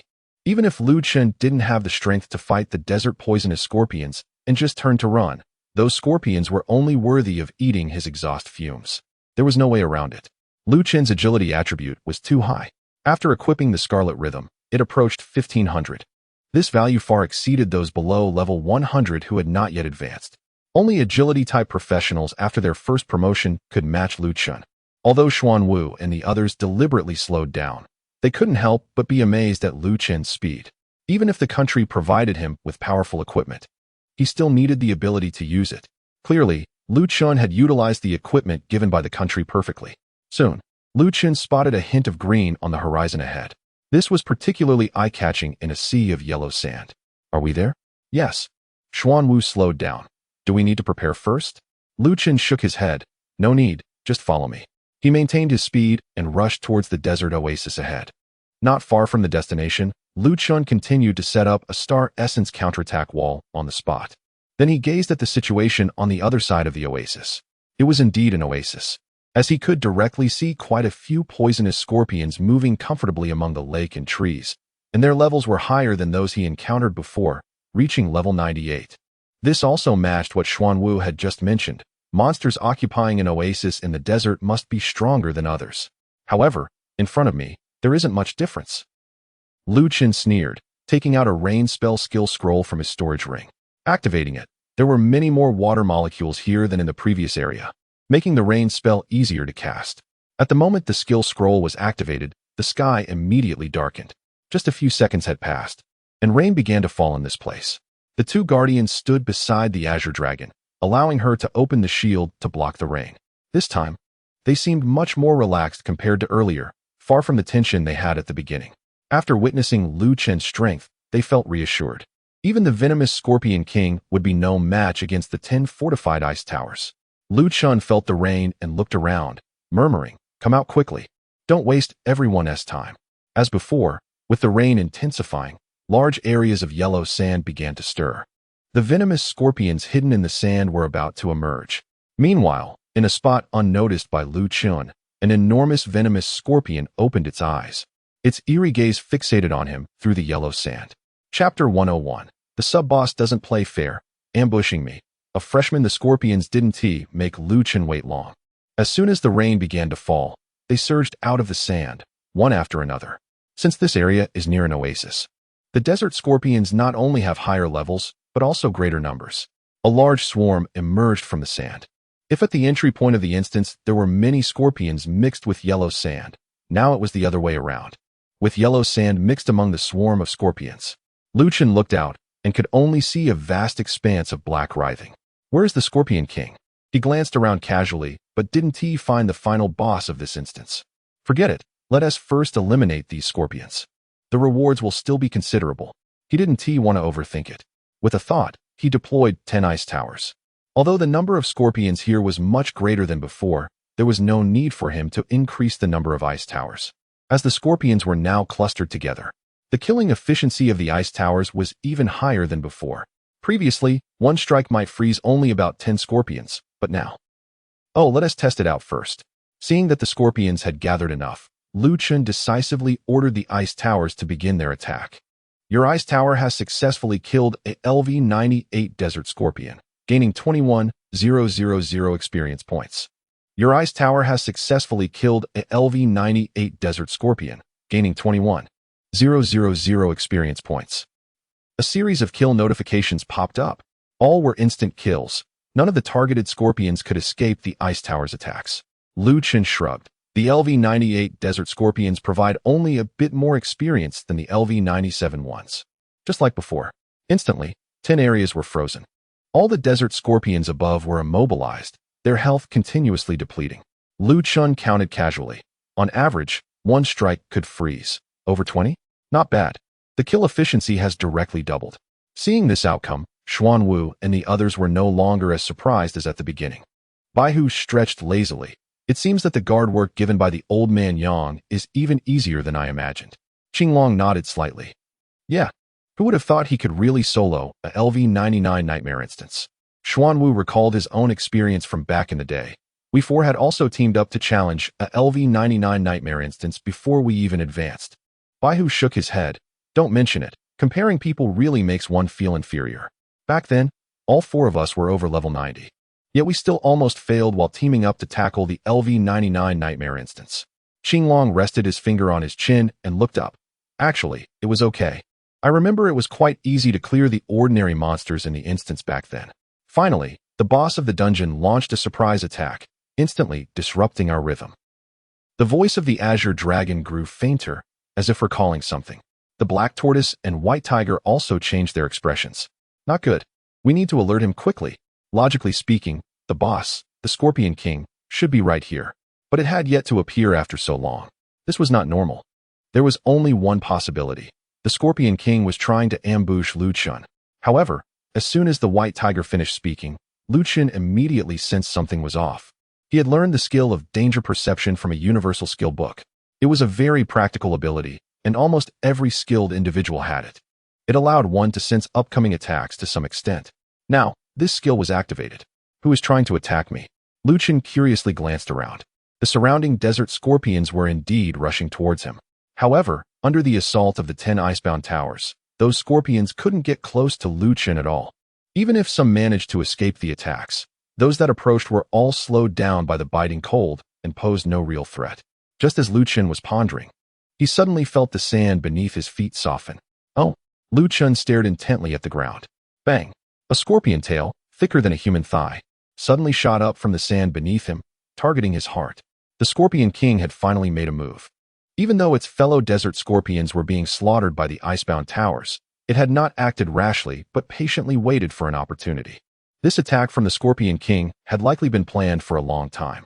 Without attracting anyone's attention, it had navigated through the sand and reached Lu Chun's feet. Moreover, the attack was so swift that it left no time for the enemy to react, targeting a vital spot. The Scorpion King had dealt with many humans and knew the most efficient way to handle them. The heart is the blood supply system for humans. As long as poison is injected into the heart, it will spread throughout the body in a short time. This attack from the Scorpion King was too sudden. No one expected it. Oh no, the Black Tortoise couldn't get there in time and could only raise his hand to try to cast a shield on Lu Chun. The heavy earth element began to gather. A shield cast by a level 899 Earth-type practitioner would easily block the Scorpion King's attack.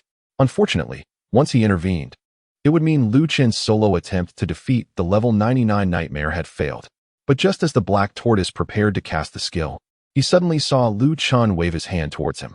The Black Tortoise was momentarily stunned. The shield skill he was about to cast was delayed by a moment. In that moment, he could only watch helplessly as the Scorpion King's attack landed on Lu Chun. What are you doing? The White Tiger suddenly grabbed the Black Tortoise's collar, anxious. Wait, I can still use my healing skills.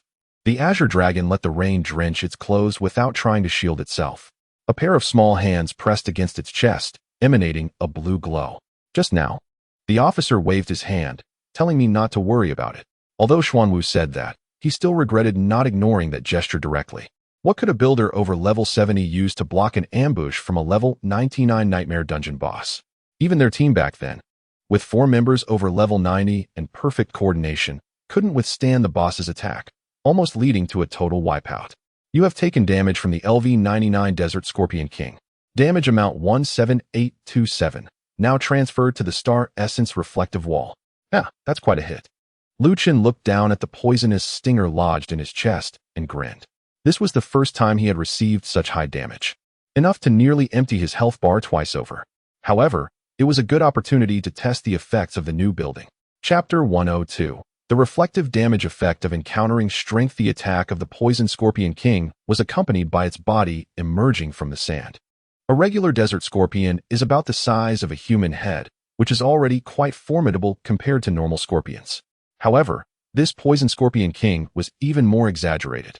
It stood nearly a meter tall, with a body length of several meters. Its entire body was golden, almost blending in with the yellow sand. When its thick tail swung, it resembled a whip, full of power. At this moment, it felt quite pleased. Humans were truly weak. It had successfully executed a sneak attack, striking its poisonous stinger right into the heart. The Poison Scorpion King had never encountered anyone who could survive such an attack. However, just then, it suddenly felt a sharp pain in its body, and its health dropped significantly. What was happening? The Poison Scorpion King was bewildered. It hadn't noticed anyone attacking it. Upon closer inspection, it realized the pain was coming from its tail, but it was supposed to be attacking that human. Why was it the one getting hurt? Moreover, its attack had clearly succeeded. Why hadn't the human collapsed or even screamed? Instead, the human was looking down at it with interest. The reflective damage wall received damage from the Desert Poison Scorpion King amounting to 17827, triggering building skill. Reflective damage. Due to the damage type being melee, the reflective damage effect is doubled. The reflective damage wall dealt damage to the enemy, triggering building skill, stellar power. Additional damage applied. Minus 1960. Seeing the damage numbers pop up from the Poison Scorpion King's tail, Chun felt somewhat satisfied. Although this number wasn't very high compared to other defensive towers, the attacks from defensive towers were directly amplified by 10 times, so it couldn't be simply converted. The damage dealt by the reflective damage wall depended on the opponent's strength. Regular defensive towers were weaker against strong foes, while the reflective damage wall grew stronger in such situations. More importantly, it dealt true damage, which most damage reduction effects would not lessen. In the future, if faced with opponents boasting exceptionally strong defenses, the reflective damage wall might yield unexpected results. Desert Poison Scorpion King, Wild Monster. Level, LV99 Health, 50,000. Mana, 7,000. Attack, 4,500. Skills, Sand Sprint, Yellow Sand Shell, Venomous Sting, Venom Injection. Stealth Charge. Taking into account feedback from reviews, I won't describe monster skills in detail anymore, which saves me time pondering. Chun glanced at the attributes of the Desert Poison Scorpion King. Quite strong, but still not strong enough. The Poison Scorpion King saw that Chun had taken a hit from its attack without any consequence, and had even inexplicably lost some health, which made it feel wary. It quickly used the yellow sand shell and began digging into the ground with its pincers, showing no intent to fight back, and instead aiming to escape. However, if the Poison Scorpion King had never intended to sneak attack Chun from the beginning, hidden in the yellow sand, it is estimated that no one can discover it yet. It's too late to think about running now. Chun, regardless of being right next to the Poison Scorpion King, ordered all the ice crystal towers to attack the Poison Scorpion King together. 10 times the ice element gathered, and the temperature dropped instantly. The Poison Scorpion King could struggle at first, but ultimately, it ended up no different from the ordinary scorpions around it. In front of Chun, it turned into a giant ice sculpture of a poison scorpion. Due to nearby structures, you are immune to the status effect caused by the ice crystal towers, frostbite. Your ice crystal tower has successfully killed LV99 Desert Poison Scorpion King, earning 100,000 experience points. Congratulations, your level has risen to level 77. A series of prompts popped up. Chun felt a wave of relief. He leveled up again. And this Poison Scorpion King was the first monster he defeated to earn 6-digit experience points. It was simply exhilarating. Just as Chun had defeated the Poison Scorpion King, Xuanwu, Baihu, and Qinglong appeared between the 10 ice crystal towers in an instant. Qinglong was still holding a blue water ball, eager to rush over. However, when they saw the giant ice sculpture of the Poison Scorpion King, they were all stunned. What is going on here? Facing their question, Chun naturally answered honestly. The 10 ice crystal towers attacked together and took it down in an instant. Qinglong, holding the water ball, was at a loss, but we clearly just saw that boss attack you. Back when they were fully armed with buffs, they had nearly been killed by a hit from a level 99 nightmare boss. Yet here was Chun, a builder in his 70s, looking completely unharmed? Even his shirt wasn't torn. What do you mean? Chun waved his hand casually and said, I told you long ago. Monsters of this level pose no threat to me. You've seen my speed. My agility is much higher than that of the scorpions in this dungeon. Dodging an attack is not difficult at all. You were too far away and misjudged. In fact, that attack didn't hit me at all. Unlike the speed boosts and enhancements to building attributes, the damage taken was completely transferred to the structures. This effect had never been seen in history. Even the high-level priest's soul link skill could only share damage with others. As long as Lu Chun didn't reveal it, others were unlikely to guess the truth.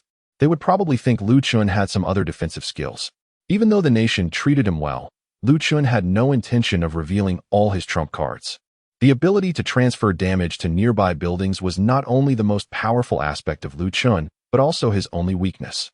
If this secret were to leak out, others would know how to fight him. Do we really have to launch a surprise attack while there are no buildings set up? Otherwise, I wouldn't have the energy to wave at you, would I? Lu Chun smiled at Xuanwu, his tone relaxed. After hearing this, Xuanwu nodded in agreement, recalling, indeed. At that time, I felt like the commander was quite at ease. If it hadn't been for that, Xuanwu wouldn't have hesitated about whether to deploy the shield. Although this matter seemed quite absurd, after Lu Chen's explanation, the three of them felt that it might actually be true.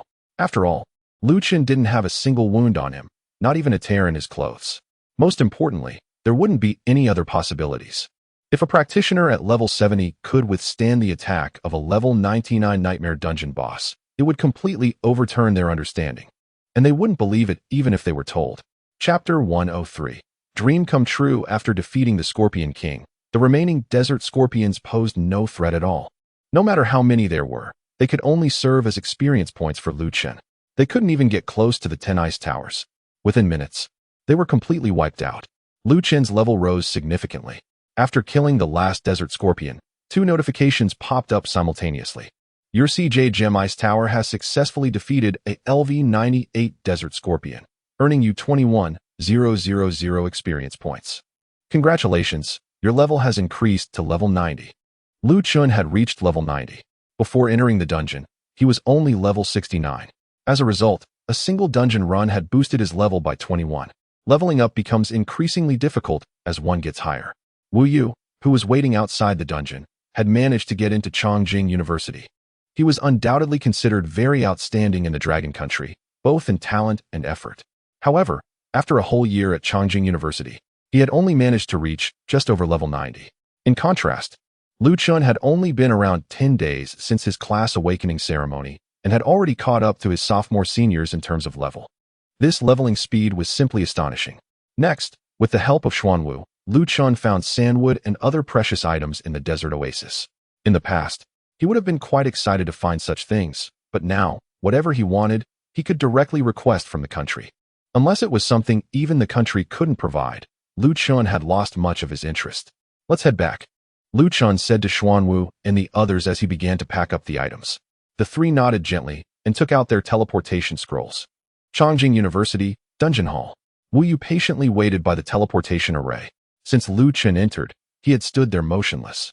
Teacher Wang couldn't bear to watch any longer and approached to advise him. Wu Yu, you don't need to wait here all the time. That dungeon is at Nightmare difficulty level 99, and their team only has 4 people. It will likely take at least 7 to 8 hours to clear. And if they encounter strong enemies, it could even take a day. You can't just keep waiting here, can you? Wu Yu refused, but I really need that herb. What if I miss it? Teacher Wang shook his head. It's okay. I'll be here, and when they come out of the dungeon, I can help you collect it first. Wu Yu thought about it and realized that made sense. He had already waited for about half an hour. If he continued waiting, he didn't know how much longer it would take. What the teacher said makes sense, so I'll just. Before Wu Yu could finish his sentence, the teleportation array beside them suddenly lit up. It seemed the team in the dungeon had activated the teleportation scroll. Hey, they're back? Teacher Wang looked at the teleportation array in surprise. Wu Yu's words caught in his throat as he let out a silent sigh. What a pity. Those 4 had only been in the dungeon for half an hour. This was a level 99 Nightmare dungeon. It shouldn't be possible to finish so quickly. Even the most professional teams, with a full squad of level 99 professionals, would need several hours to clear it. Thinking this way, there was only one conclusion. They must have failed the dungeon and activated the teleportation scroll early. Teacher Wang also understood the implication of Wu Yu's words. Don't be discouraged. If they didn't clear the dungeon, you can try again tomorrow. You've waited this long. What's one more day? Wu Yu nodded, feeling re-energized. You're right. Usually, failed dungeons don't allow for a re-challenge. It's just a pity for that junior. He had offered to help before, but now he wasn't successful. I should comfort him a bit later. As the teleportation array flickered with light, the figures of Lu Chun and the other 3 appeared within it. Wu Yu cleared his throat and prepared his words. Junior, don't be disheartened. This level 99 Nightmare dungeon Lu Chun, seeing the senior approaching, had a thought and took out 3 sandwood plants from his storage ring, tossing them over. Is this what you need? Wu Yu instinctively caught them, his mind blank. Is this enough? Yes, it's enough. Then that's good. Lu Chun felt a bit guilty for taking someone else's reserved dungeon. Helping out a bit now feels nice. Teacher Wang, I might need to trouble you again tomorrow. Oh. Lu Chun greeted the dazed Teacher Wang and then stepped out of the dungeon hall. The 3 from Xuanwu also nodded slightly at them and followed out. After the 4 left, Wu Yu and Teacher Wang took some time to snap back to reality. Wu Yu held the 3 sandwood plants. Did they clear the dungeon? Probably. In just half an hour? It should be. Just the 4 of them? Maybe. Teacher Wang, though back to reality, still found it hard to believe. What kind of team was this? Earlier, when he received orders from the school's higher-ups to lock down all level 99 nightmare dungeons for Lu Chun, he was puzzled, wondering what the school was thinking. Every time they tackled such high-level nightmare dungeons, it always required assembling a large team and careful preparation. Even if they kept all the dungeons, it would take a lot of time to clear them one by one. Yet now, the reality slapped him in the face. Just a handful of people could clear a dungeon in half an hour. Until now, Teacher Wang finally began to understand why the school's higher-ups would grant this student such a level of treatment. After leaving the copy center, Lu Chun's next destination was naturally his dormitory at Chongqing University. Under Xuanwu's guidance, Lu Chun arrived at the back mountain of Chongqing University. The environment here was very beautiful, nestled between mountains and rivers, and there were hardly any other students around. At most, he might occasionally see a few elderly professors taking a walk. Standing in front of a 3-story villa, Lu Chun was a bit surprised and asked, "Are you sure I will live here?" Xuanwu checked the location on his phone and confirmed, "That's right. It was arranged by Elder Xiao. If you have any dissatisfaction, you can mention your thoughts to him." Lu Chun shook his head. How could he possibly be dissatisfied? In the expensive Chongqing city, being able to live in such a villa was like fulfilling a dream he had before his journey began. Chapter 104, Luxury. Too much luxury. Upon entering the small villa and arriving in the living room, Lu Chun was surprised to see someone. Zhuke? Zhuke was lounging on the sofa, stretching and displaying a graceful curve. Her tone sounded quite lazy. "Why did you take so long to come? We've been waiting for a while." "We?" Lu Chun was taken aback for a moment. He then turned to look to the side, where Yi Yao was just stepping out of a room. Her sleeves were rolled up, indicating she had been busy with something. "Sister Zhuke, I've already tidied up the kitchen, and next." As she spoke halfway, Yi Yao noticed Lu Chun standing in the living room and quickly greeted him. "Ah, Lu Chun, you're here."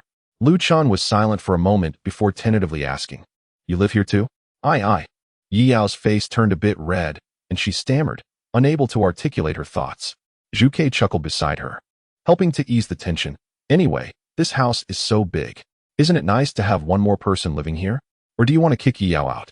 At this point, it was noticeable that Yi Yao's body tensed up, and she cast a slightly anxious and expectant glance at Lu Chun. Lu Chun shook his head. "That's not it. If you want to live here, go ahead." As soon as he finished speaking, Yi Yao's eyes widened. Really? But Lu Chun changed his tone, causing Yi Yao to feel nervous again. "But what were you doing just now?" "Huh, I was tidying up the kitchen." "Do you really need to do that yourself?" Lu Chun glanced at Zhuke. "You could have just had her do it." The other 3 members of the Xingqiu sword were quite obedient. It was just Zhuke who was always thinking of causing trouble, either teasing him and Yi Yao or slacking off. He definitely needed to find her something to do. Under the watchful gaze of Lu Chun, Zhuke chuckled and retorted, "Don't you think that having Yi Yao tidy up gives more of a feeling of a little wife moving into a new home? If I were the one doing it, it wouldn't be any different from a regular housekeeper." That was a fallacy. However, Lu Chun had to admit, it did seem to have a bit of logic to it. But seeing Yi Yao's face turning as red as boiling water, he figured it was better not to agree. "Forget it. You all come together and tidy up this house." This small villa was specially arranged for Lu Chun by Xiao Shuo, while the 4 members of the Xingqiu sword were staying in another dormitory nearby. After everything was settled, Lu Chun told them they could leave. Just as they were about to leave, Zhuke wanted to make another joke about them enjoying their time as a couple, but was covered by Baihu's hand and dragged away. Once the door was closed, only Lu Chun and Yi Yao remained in the house. The atmosphere became somewhat awkward. Although Lu Chun had lived 2 lives, it's also the first time living together with someone of the opposite sex. "I don't know what to say. It's strange. The atmosphere was pretty good when we were together in the instance." Lu Chun murmured to himself. It must be because Zhuke said too many odd things. In the morning, she called him little girlfriend, and in the afternoon, little wife. Who wouldn't he feel awkward about that? Lu Chun was still pondering what to say when Yi Yao took the initiative to speak up.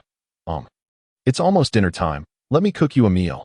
Lu Chun glanced at the sky outside. Indeed, it was already dusk. Can you even cook? Besides, do we have any ingredients here? This was only the first day in Chongqing for Lu Chun. He had come unprepared. If his home hadn't been destroyed by that man-eating tribe-S mage, he might have brought some luggage. But unfortunately, there are no hypotheticals. We have some ingredients that Elder Xiao sent over before you arrived. Yi Yao puffed out her chest. As for cooking, I've been living alone. So if I couldn't cook, I would have starved long ago. Living alone. Lu Chun was a bit puzzled. Yi Yao had a storage necklace with a large capacity. It wouldn't be easy to afford unless from a very wealthy family.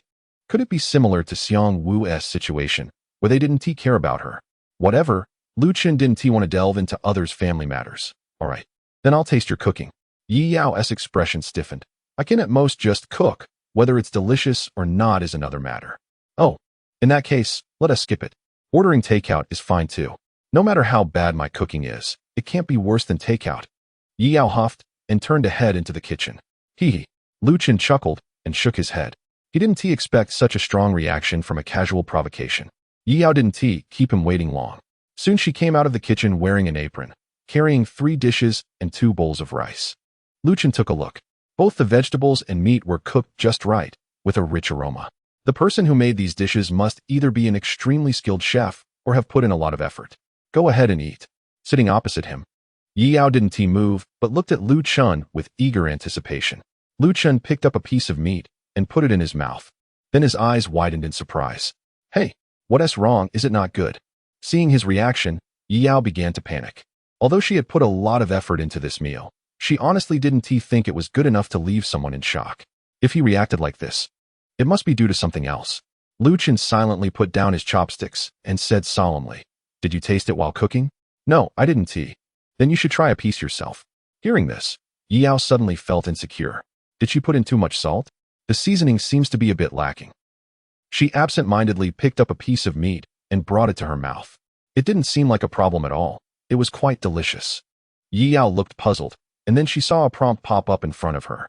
Because you consumed a dish made from a special beef, Physique 1. This. Like Lu Chun just now, Yi Yao was also shocked. What kind of ingredient is this that can increase attributes just by taking a bite? You mean these ingredients were sent by an elder? Yi Yao nodded. Although she had already heard from Zhuke about how much the nation values Lu Chun now, she was only truly feeling it at this moment. It was obvious. Ingredients that could enhance attributes after consumption would definitely be extremely expensive on the market. Yet now they were provided to Lu Chun just like ordinary ingredients for his daily meals. It was simply too extravagant. Chapter 105. Unlimited credit card. In addition to the meat from this special cow that can enhance physical attributes, all the other ingredients also boost various stats. After this dinner, Lu Chun's strength increased by 3 points, agility by 2 points, spirit by 1 point, and constitution by 5 points, totaling 11 points.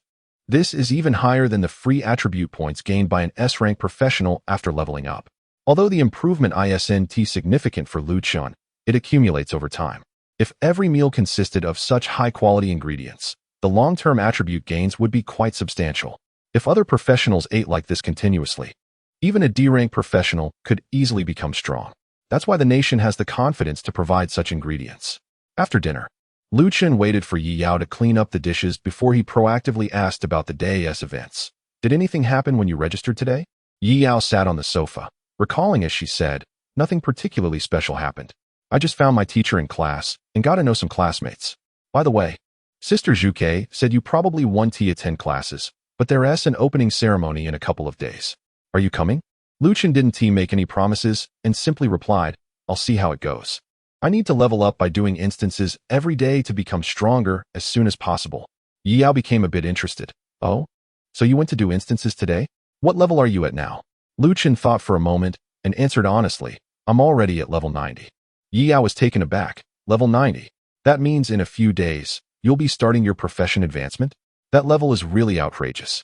Yi Yao had cleared a few level 50 instances with Lu Chun and later defeated quite a few monsters during the college entrance examination. Her current level was only 36, which is already high for this stage. Among the new classmates she met during registration, most were below level 30, with only a few surpassing that. This reflects the situation of most freshmen entering Chongqing University, and Lu Chun, as another freshman, had already reached level 90. Describing him as a standout would be an understatement. He was like a giraffe among chickens. Lu Chun nodded. Maybe tomorrow or the day after. Anyway, it should be in the next few days. I just want to say, class monitor, you should level up quickly too. Yi Yao felt a bit discouraged. Of course I want to level up quickly, but how could I possibly keep up with your speed? Not just her. Even looking back over the hundreds of years of the new era, it would be hard to find a second person like him. Lu Chun took out a pile of disposable skill scrolls and potions from his storage ring. Take these. They should help a bit. He also considered whether to bring Yi Yao into the level 99 Nightmare instance to level up like before, but after some thought, he decided against it. First of all, the level 99 Nightmare dungeon is extremely dangerous. For instance, a boss like the Scorpion King can launch sneak attacks that even Lu Chun wouldn't be able to detect in time. With Yi Yao's current level, even a mere brush from such a powerful monster would result in her being taken out instantly. Secondly, while leveling up efficiently by oneself is beneficial, it may not necessarily be a good thing for Yi Yao. Unlike Lu Chun, who is a builder, a support role in combat requires consideration of many factors. Where to apply buffs, where to heal, where to provide support. These can only be honed through real combat experience. I can't accept this. Yi Yao glanced at the scrolls and potions, realizing they must be quite valuable, and quickly declined. Take them. Consider it your payment for cooking for me every day in the future. Lu Chun did not give Yi Yao a chance to refuse. He had also been forced to accept this pile of items by Xiao Shua during the day.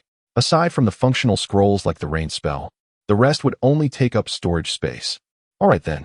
Yi Yao's neck flushed a light red as she lowered her head and hurriedly put all those items into her storage necklace. Cooking for Lu Chun every day? Is that what she meant? The next morning, after finishing the breakfast made by Yi Yao, which was made from those precious ingredients, Lu Chun found that his 4 attributes had increased a few points again. At that moment, the doorbell rang. When he opened the door, he was surprised to see Xiao Shua standing outside. Xiao Lao, what brings you here? Hee. I came to check on how you're doing here and to bring you something, Xiao Shua replied as Lu Chun welcomed him into the living room. Thank you for your concern, Xiao Lao. It's quite comfortable here. By the way, the ingredients you sent are really delicious. I never thought that eating could also make me stronger. Xiao Shua smiled and said, I'm glad you like it. Those ingredients were carefully cultivated by high-level pastoralists and farmers, specifically supplied to the higher-ups of the Dragon Country. From now on, every meal you have will be of this quality, though I won't be the one delivering it personally anymore. Lu Chun nodded in understanding. Although it appeared quite leisurely, after all, he was a vice principal and couldn't just run errands all day. Speaking of which, wasn't that what he had been doing all along? Unaware of Lu Chun's impolite thoughts, Xiao Shua pulled out a card imprinted with a 5-clawed golden dragon from his pocket and handed it over. This is what I've applied for you.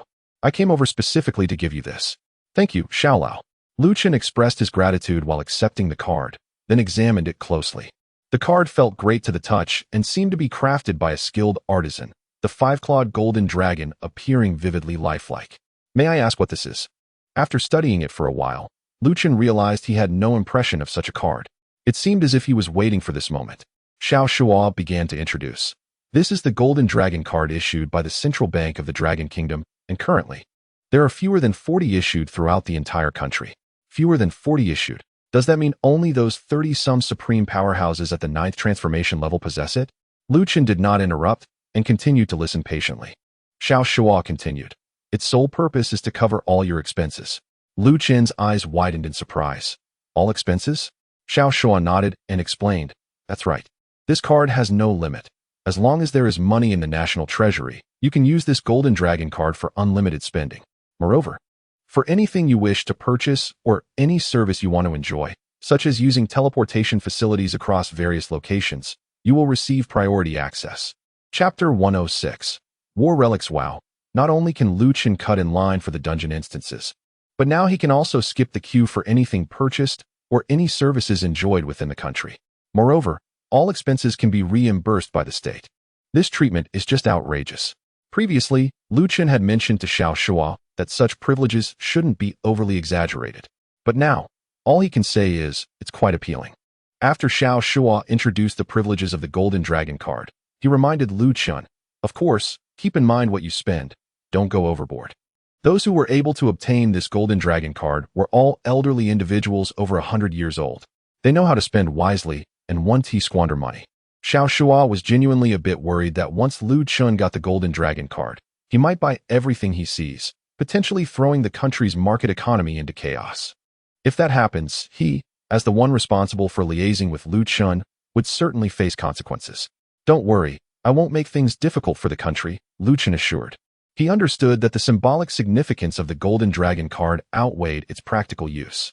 It represented the state's investment in him, affirming that his future status would not be weaker than that of the more than 30 top-tier individuals at the 9th transition level. However, spending a few billion on his part shouldn't be a problem. Lu Chun then asked, "Is there anything else, old Xiao?" Xiao Shua thought for a moment and replied, "There's one more thing. Yesterday, Xian Wu handed me a report saying that you've reached level 90. Is that correct?" Lu Chun nodded. "That's right." Xiao Shua wasn't as surprised as others might have been. After all, the experience gained from soloing a level 99 nightmare dungeon is quite substantial. Reaching level 90 isn't unusual.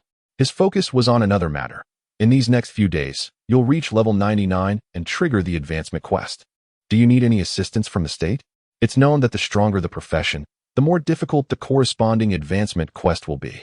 Given the strength of your profession, it's hard to predict what kind of advancement quest you might encounter. Advancement quests have always been a significant hurdle in many practitioners' lives. Based on the experiences of those who have gone through it, the difficulty of these quests adjusts according to the practitioner's strength, making it feel challenging regardless of their capabilities. Even the 4 from the Starry Divine Sword, who are quite strong, are not necessarily weaker than some 9th transition practitioners. Together, they could even defeat some of the weaker 9th transition practitioners. However, correspondingly, their advancement quests are extremely difficult, which has kept them stuck at level 89 for quite some time, unable to progress further. Lu Chun was also quite curious about this advancement quest. If past experiences are any indication, these quests will certainly present challenges to the practitioners. Given his current strength, just how difficult could the advancement quest be? It should be noted that with all his buildings deployed and all firepower unleashed, he could contend against 3rd transition practitioners across 2 major stages. He shook his head. "I can't think of anything I need help with for now." Everything that could be useful to him had already been requested during the first ask. All the skills before the first transition had been fully learned, and all the buildings were completed. There was no further improvement in strength. If he wanted to enhance his abilities further, it would depend on the skills he could comprehend and create after the first transition. Xiao Shua wasn't surprised by Lu Chun's response. "All right, feel free to contact me anytime if you need anything in the future. Just remember one thing. The nation will always be your strongest backing." After saying this, he left. After Xiaolao left, Lu Chun didn't idle. He gathered the 4 with the starry sword and headed to the dungeon hall, preparing to start today's challenge. Dungeon name: War Ruins. Dungeon objective: withstand the attack of the resurrected souls and free the final resurrected spirit that appears. Recommended level: 99.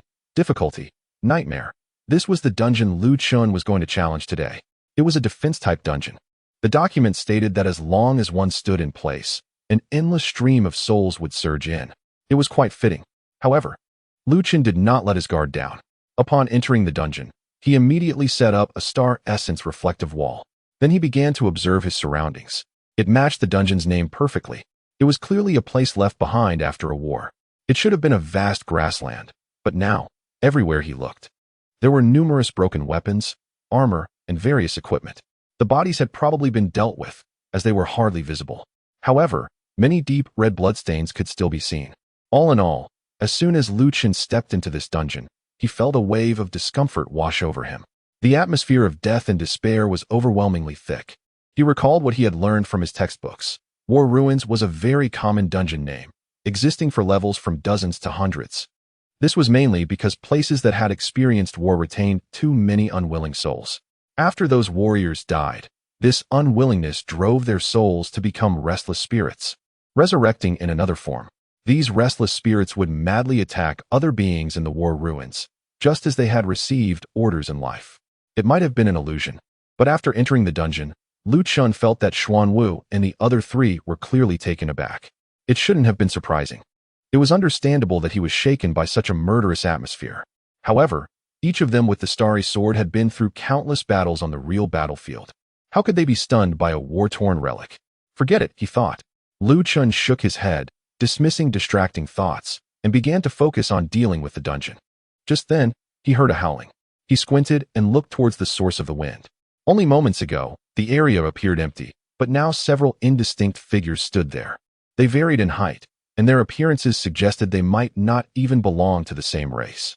However, once transformed into spirits, their goals became aligned. A low, mournful howl echoed as these spirits began to charge toward Chun. Chun casually selected one of the spirits to examine its attributes. Revived Spirit, Monster.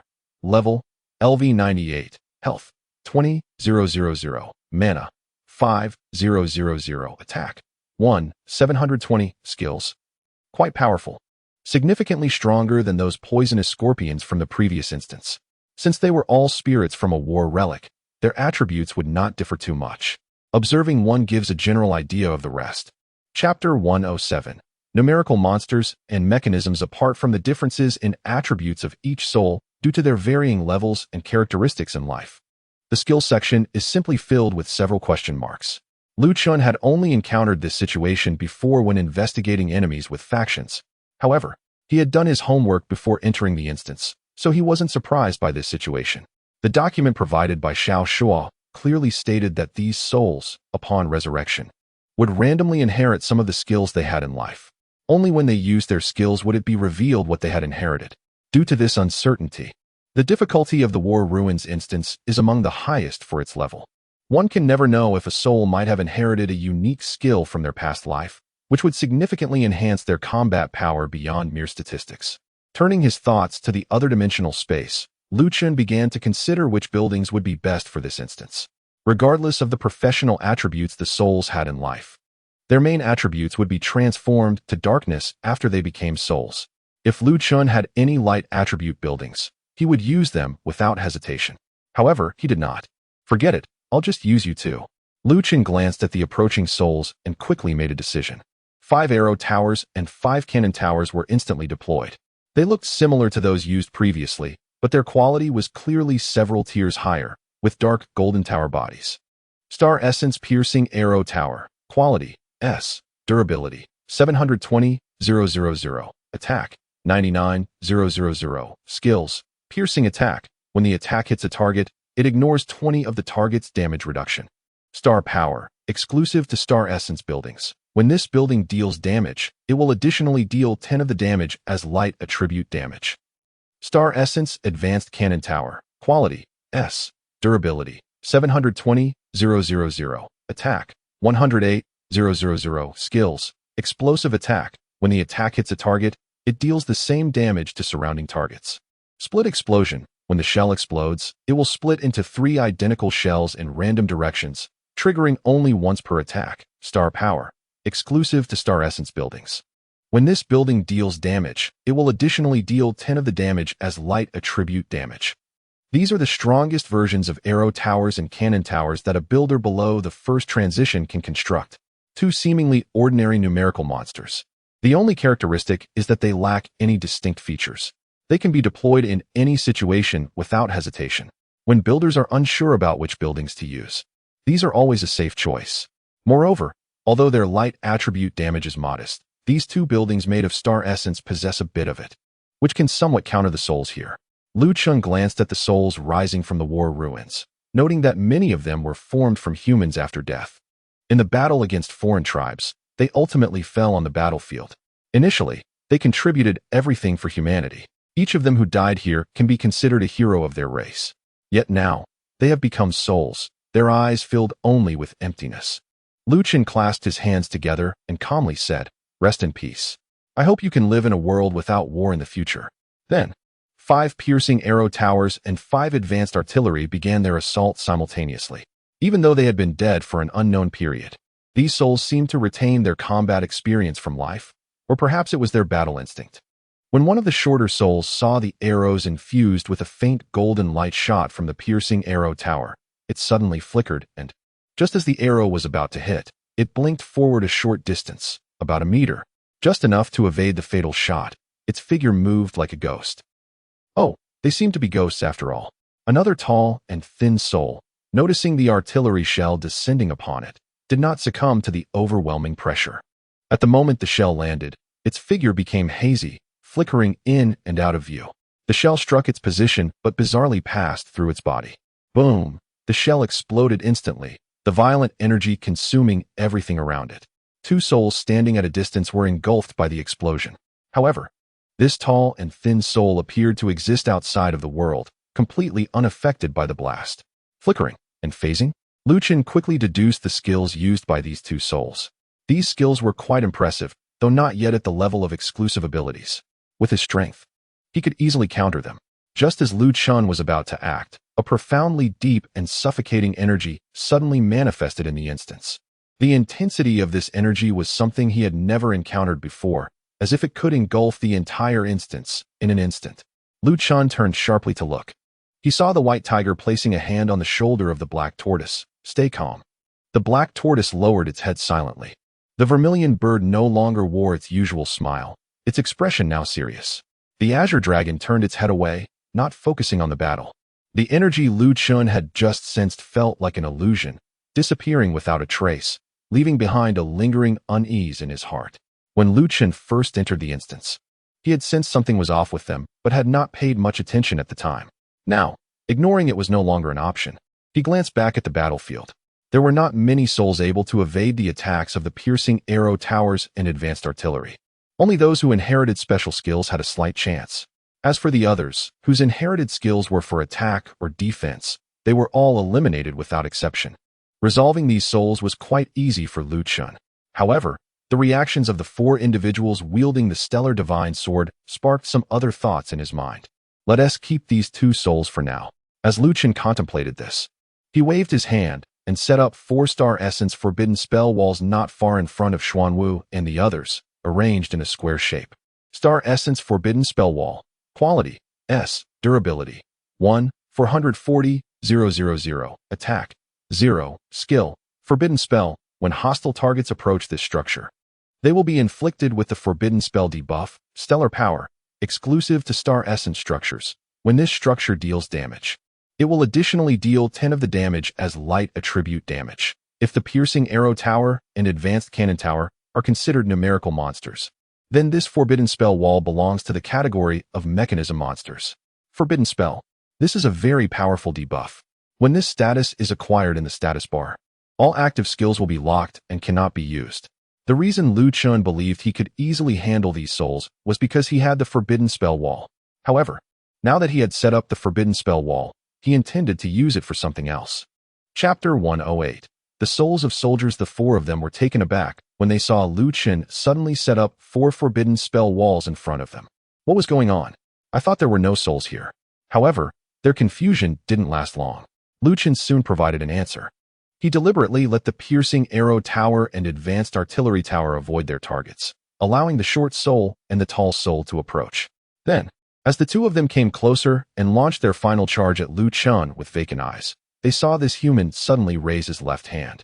On his left hand, he wore a bracelet emitting a faint green light, filled with a sense of technology.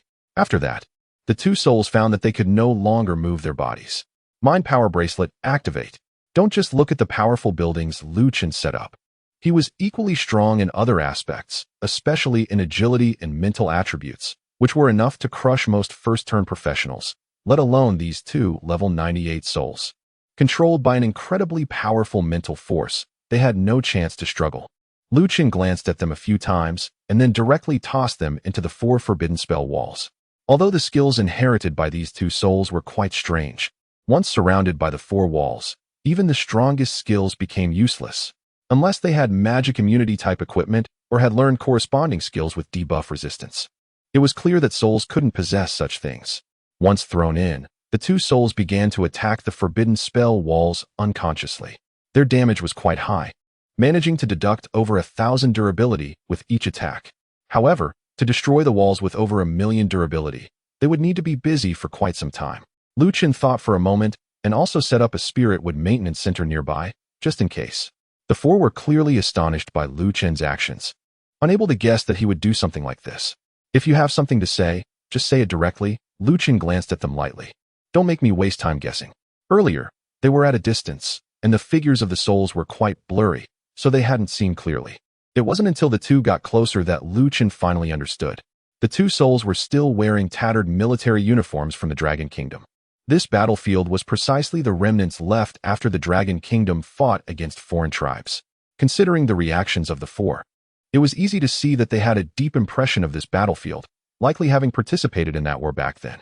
"I'm sorry, Commander, Xuanwu was a bit at a loss for words, feeling very complicated. "Oh, I didn't expect you to notice?" Zhuge looked at Chun with some surprise. Chun twitched the corners of his mouth. "With such a big reaction from you all, it would be strange if I didn't notice.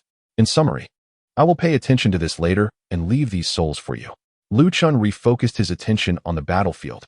"If there's anything you want to do, let us do it later." Xuanwu's myriad words ultimately condensed into two. "Thank you." Before this, Chun had not considered distinguishing between the souls. After all, whether they were from the human race or other races, they had all been dead for an unknown time. In his eyes, they were all the same experience points. However, the souls of those who died here were not the same for Chun as they were for others. Since Xuanwu and the others cared so much, he might as well lend a hand.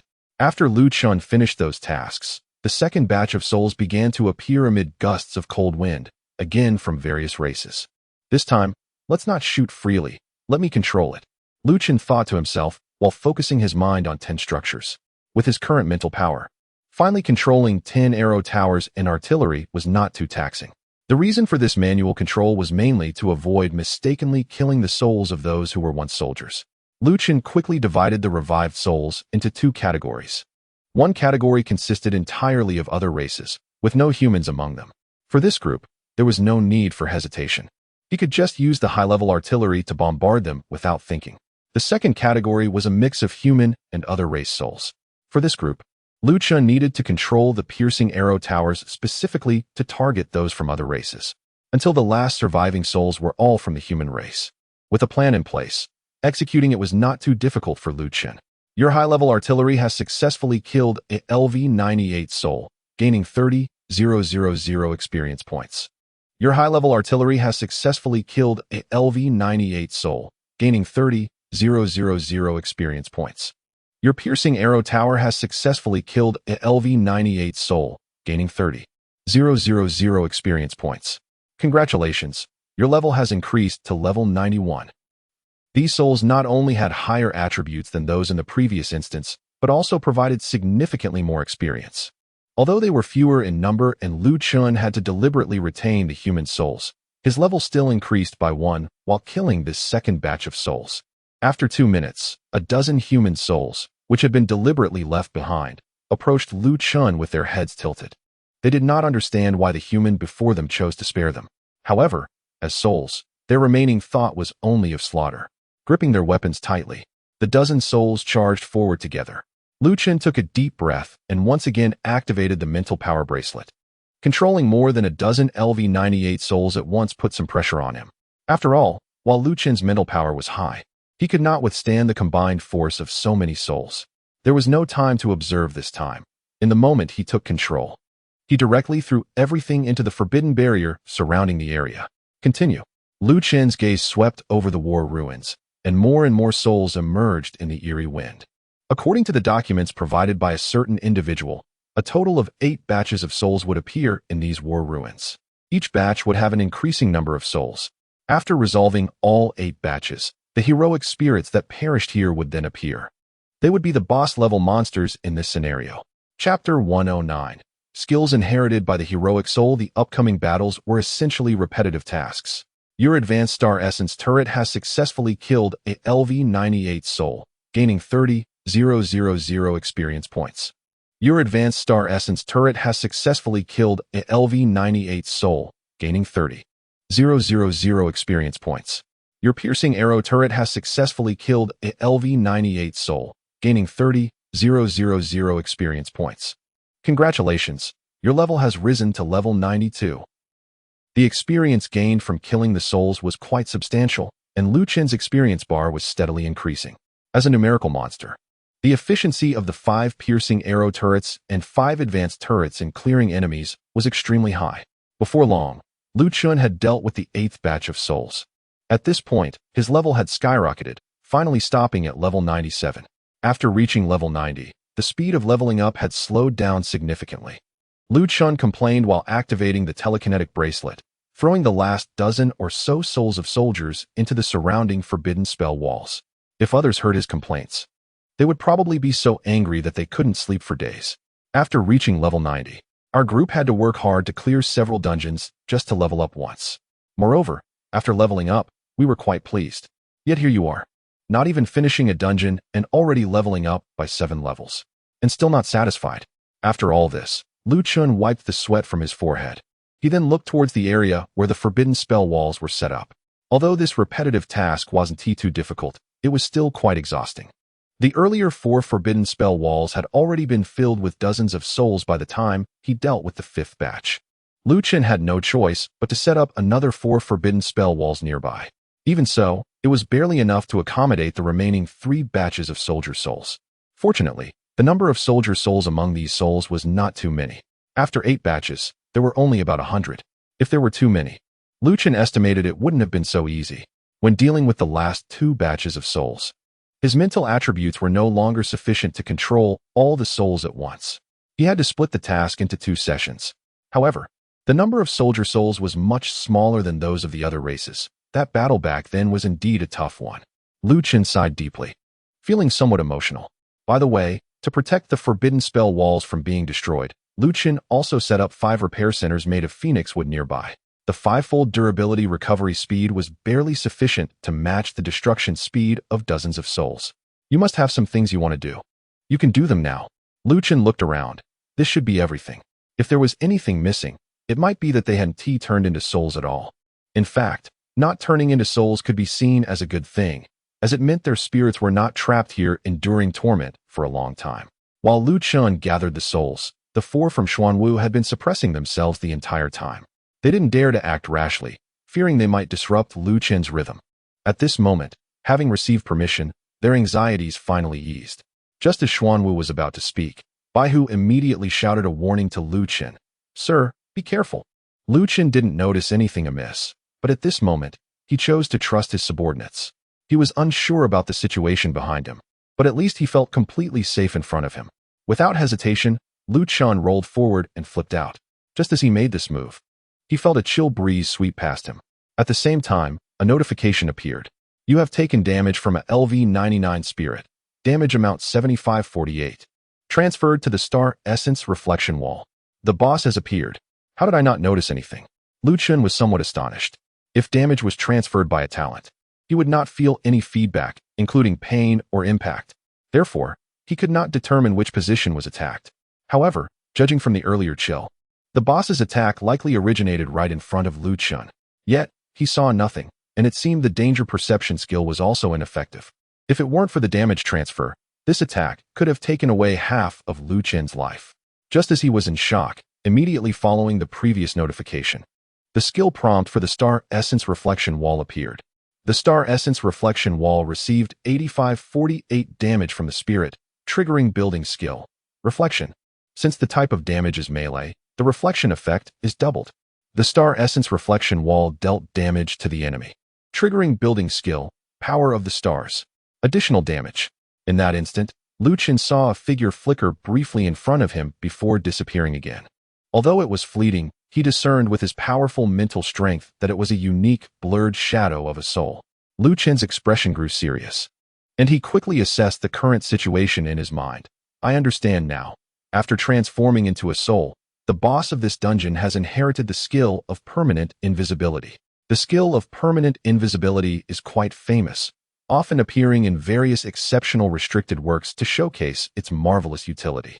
Therefore, Chun had deliberately learned about this skill in some extracurricular books. In this world, it is a super strong skill unique to assassin-type professionals. Moreover, it surpasses S-level skills and is an exclusive level skill obtained only after the first transition. Every assassin who gains the permanent invisibility skill becomes a terrifying and sinister presence on the battlefield, adept at executing reconnaissance and decapitation missions. To think the final boss of this dungeon could inherit such a high-level skill. Chun glanced at Xuanwu and the others. After the dungeon boss appeared, they had all immediately entered a combat stance, ready to strike at any moment. This is a very normal reaction, after all. No one could guess what skills the copy soul would inherit. And the current soul that inherits permanent invisibility is undoubtedly a very tricky boss. The previously set up forbidden spell barrier only works on active skills. Permanent invisibility is a toggleable passive skill, and even placing the barrier right in front of it would be of no use. Naturally, they are worried that Lu Chun might not be able to handle it. Don't move around. However, this situation is not particularly difficult for Lu Chun to resolve. Not to mention that he can easily deploy all 20 high-level star essence turrets and use explosive attacks and split explosions to indiscriminately force this spirit out. In his other dimensional space, he has a building that can specifically counter it. Chapter 110. Nothing but variety. After stopping a few individuals, Lu Chun selected and arranged a building from a different dimension. It was a tall round tower, about 5 meters high, constructed from beautifully grained wood. The top was engraved with a complex magic array, radiating a faint golden light. Although this light wasn't very bright, it seemed to spread continuously outward without diminishing. Wutong Wood True Vision Tower. Quality S. Durability 97,000. Attack 0. Skill True Vision. This building can observe nearby invisible units. This unpretentious effect was just what was needed at the moment. Once the True Vision Tower was set up, Lu Chun finally saw the copy boss that had just attacked him. Although the figure looked a bit blurry, it was still possible to make out that it was another soldier from the Dragon Nation. He had a buzz cut and was wearing tattered military attire, holding a tactical dagger in his right hand, likely the weapon used to attack Lu Chun. If this were a truly high-level assassin, they definitely wouldn't be so easily observed by the True Vision Tower. They could quickly escape its range and might even have learned or equipped skills that counteract True Vision, such as rendering nearby True Vision ineffective or completely ignoring its observation effects while invisible. Of course, that doesn't mean there's no way to observe those top-tier assassins.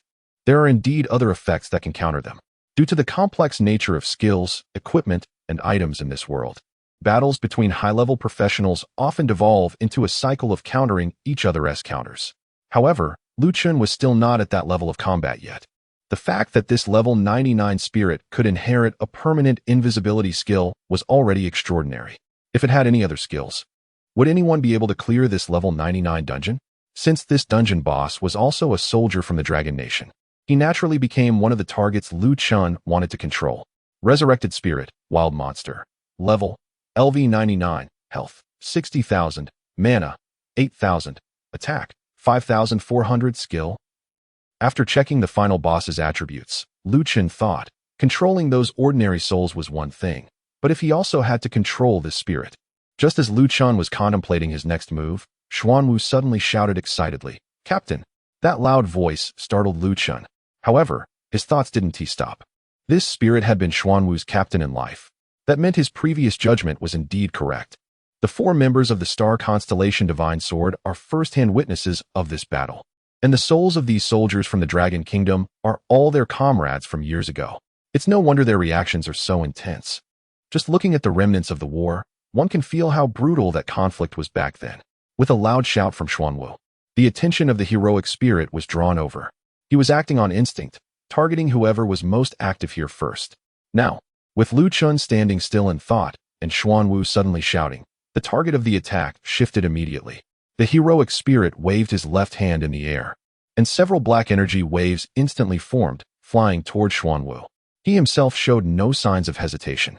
With a fluid motion, he lowered his center of gravity, gripping the tactical dagger horizontally across his chest, and dashed out at an extremely fast speed. Given the abilities of the 4 members of the star constellation Divine Sword, even a level 99 Nightmare Dungeon boss would feel like an ant in their hands. However, when they saw the actions of the heroic spirit, all 4 were stunned on the spot. Xuanwu, a tall and burly man, even had his eyes welling up with emotion. Baihu and Zhuke bit down hard on their lower lips, clearly showing signs of emotional instability. Finally, Qinglong raised her small hands, seemingly wanting to stop the heroic spirit. But after glancing at the reactions of the other 3, she ultimately refrained from intervening. The black energy waves reached Xuanwu first. He didn't even move an inch. Yet, when those attacks struck him, it was as if they had hit a black hole, instantly being swallowed up, disappearing without a trace. The heroic spirit naturally wouldn't stop just because his attack was ineffective. He charged toward Xuanwu, thrusting the tactical dagger with deadly precision, aiming straight for his heart. Lu Chun felt he could no longer just watch. However, the distance between him and the heroic spirit was too great for the telekinetic bracelet to be effective. But there were other methods. Lu Chun had plenty of tricks up his sleeve. He set up 4 walls of forbidden magic around himself, encircling himself in the center. Then he activated a ring he wore on his right hand. It was a reward for being a 5-star citizen sent by Li Su from the law enforcement office of its city, a trick ring. Once worn, it granted a skill called Shift and Swap. The effect of using it was to exchange positions with the target, since the effect lasted only an instant. Using the trick ring placed less mental strain on him compared to the telekinetic bracelet. The heroic spirit swung the tactical dagger, his expression hollow as he aimed it at the human before him. Meanwhile, Xuanwu stood still, his gaze fixed on the heroic spirit. In the next second, crash, the tactical dagger struck fiercely against one of the walls, the recoil nearly breaking the dagger. This attack was the heroic spirit's full effort. When the target suddenly became a wall, he was completely bewildered. Looking around, he realized he was trapped. On the other side, the person who appeared before Xuanwu had instantly shifted from the heroic spirit to Lu Chun. He glanced faintly at Xuanwu and said, "If you have anything you want to do, just hurry up. This time, there shouldn't be any other monsters coming out." Xuanwu had been staring at that spirit all along. Now, suddenly shifting his gaze to Lu Chun, he didn't look away, as if he was completely frozen. Just when Lu Chun felt the atmosphere was a bit awkward and couldn't help but want to turn around, Xuanwu finally spoke, his tone complicated. "Commander, do you want to know what happened here before?" Baihu, Zhuke, and Qinglong all changed their expressions, as if they hadn't expected Xuanwu to say that. Lu Chun hadn't planned to ask, but since the other party brought it up, he straightened his expression and said, "Go ahead." Chapter 111. Rebirth. After hearing Lu Chun's words, Xuanwu took a deep breath and began to slowly recount the events that took place in this place many years ago. The story was not much different from what Lu Chun had previously guessed. Back then, Xuanwu, Baihu Zhuke, and Qinglong were not yet members of the Starry Sky Divine Sword Special Forces. They were part of a special operations group within the military of a certain nation. One day, the group received an urgent mission, as signs of an impending invasion by foreign entities had been detected in a certain area. The group's task was to scout the location, gather intelligence, and confirm the specific positions and troop strength of the foreign forces. However, as the group approached the foreign troops, they inadvertently revealed their presence and were met with a heavy ambush. At that time, they were still quite weak, having just achieved their second transformation, and lacked the ability to determine the outcome of the battle. They could only resist desperately alongside other members of the Special Operations Group to buy time. The leader of the group, whom Xuanwu respected the most, and who was the strongest, was close to level 500. Given the nature of his profession, he could have easily escaped on his own if he wanted to, as the foreign forces would not have been able to detain him. However, if he had left, the Special Operations Group would have been left leaderless, leading to certain annihilation. Therefore, the group leader chose not to flee but instead organized a strategic retreat for the entire team. In the beginning, things were manageable, but gradually the foreign forces realized his concerns and began to attack the other isolated members. It was at this moment that Xuanwu was surrounded by numerous foreign entities, and the leader personally came to his rescue, falling right into the enemy's trap. A large number of high-level foreign beings launched a full-scale assault. The leader managed to take down several of them, but ultimately succumbed to exhaustion. Xuanwu lowered his head, his tone heavy. In the end, out of hundreds of participants in the operation, only a handful survived. Lu Chun didn't know what to say. No wonder Xuanwu had the strongest reaction when he saw that heroic spirit. It turned out that this spirit had died saving him. Of course, the other 3 were not in a much better state. They remained silent while listening to Xuanwu recount the past, not uttering a single word. Even though they had become incredibly strong, now serving as the nation's sharp weapon, the events of that time remained a lifelong regret for them. After a long silence, Lu Chun finally managed to say, "It's not your fault." From what he heard, even if it weren't to save Xuanwu, the group leader would likely have fought to the death to save others. Once that person made such a decision, the outcome was already sealed. "I understand the reasoning, but I can't forgive myself." Xuanwu shook his head, looking at the circle of forbidden spell walls containing the dungeon boss. "I returned here over a decade ago, brought the leader back for burial, and completely eradicated that foreign race. Unfortunately, it was all too late. Back then, this place had not yet turned into a war relic, and I never expected to have the chance to see them again." Lu Chun decided to steer the conversation back. By the way, I have managed to control these spirits, but I still don't know what you can do about it. Do you have the ability to resurrect them? This world has resurrection skills, and Lu Chun himself has activated a resurrection altar. However, the cost of resurrection is generally quite high, and it must be used shortly after death. These spirits have been dead for many years, and they no longer have bodies. Lu Chun had never heard of any means to resurrect such spirits. How could they possibly resurrect? By who? Who was listening nearby? Couldn't help but speak up, but we have a one-time skill scroll and are just considering whether to use it here. Lu Chun was a bit surprised. A one-time skill scroll? At the level of the 4 from the Starry Sword, what kind of skill would require a one-time skill scroll? Ching Long took out a skill scroll radiating a faint golden light from his storage ring and said softly, "It's this one, Commander. You can take a look." A one-time skill scroll that even a level 899 expert would want to collect. Could it be some world-destroying forbidden spell? But now shouldn't be the time for those kinds of skills. Lu Chun hesitated for a moment, reached out to take it, and began to examine it. This skill. The skill recorded on this one-time scroll is very simple. The effect description is just one sentence. Transcendence, special, effect, to help the deceased spirit transcend. Zhu Ke explained. This skill scroll was given to us by Elder Yang not long ago, and he said it was obtained from an epic-level secret realm. However, we haven't quite understood the effect of this skill, which is why we've been hesitating. People in this world may not understand, but Lu Chun had seen these two terms in his previous life. Transcendence, helping spirits. These are all terms used in Buddhism, seemingly meant to help the deceased find liberation. The spirits from his previous life and the souls in this world should be the same kind of entity. Lu Chun returned the scroll to Ching Long. You guys use it. It should have the desired effect. He didn't speak definitively, as he wasn't very familiar with these matters. Xian Wu sighed gently. Commander, aside from hesitating because we don't know the effect, we are also hesitating for another reason. No matter what the effect of this skill is, once we use it, it would mean interfering in your battle. In that case, you won't be able to gain any experience from them, which is the main reason for our hesitation. Otherwise, we wouldn't have to think so much. So that's how it is. No wonder you didn't let me keep those spirits at first. You were probably still conflicted about whether to speak up. Lu Chun finally understood everything and pondered. What if I use that scroll? Ching Long shook his head. Using this skill scroll requires a significant amount of mana, which is far from enough for your level. I see. So I have to choose between using it for resurrection or gaining experience. Previously, Xuanwu hadn't encountered that spirit. If Lu Chun chooses to gain experience now, he could still receive the full amount. He is currently at level 97, and the experience from nearly 100 souls and one spirit might be enough to reach level 99. However, Lu Chun didn't hesitate between the two options and directly said, "Then you all use it, don't worry about me. It's just a bit of experience. I can farm dungeons every day." There was one more thing Lu Chun didn't say. However, the affection level of U4 from the Starry Sword ISN is something that can be farmed every day. Chapter 112. Rebirth after these 2 days, especially after this incident. Lu Chun has gained a preliminary understanding of the personalities of the 4 members of the Starry Sword. First is Xuanwu, who initially gave Lu Chun the impression of being very steady and reliable. However, he later realized that Xuanwu is probably the most impulsive one among the 4. He usually seems calm, but becomes quite agitated when faced with issues. Next is Baihu, who at first appeared to be rather carefree, seemingly not paying much attention to Yang Xing's words.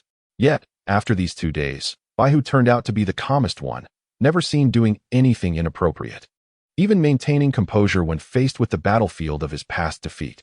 Then there is Zhu Ke, who frequently teased Yi Yao and joked about their relationship, exhibiting a lively personality. However, from this incident, it seems that Zhu Ke is someone who is warm on the outside but cold on the inside. Her thinking remains calm over time, and she doesn't easily express her true thoughts. Finally, there is Ching Long. At first, Lu Chun thought she was younger than him due to her appearance.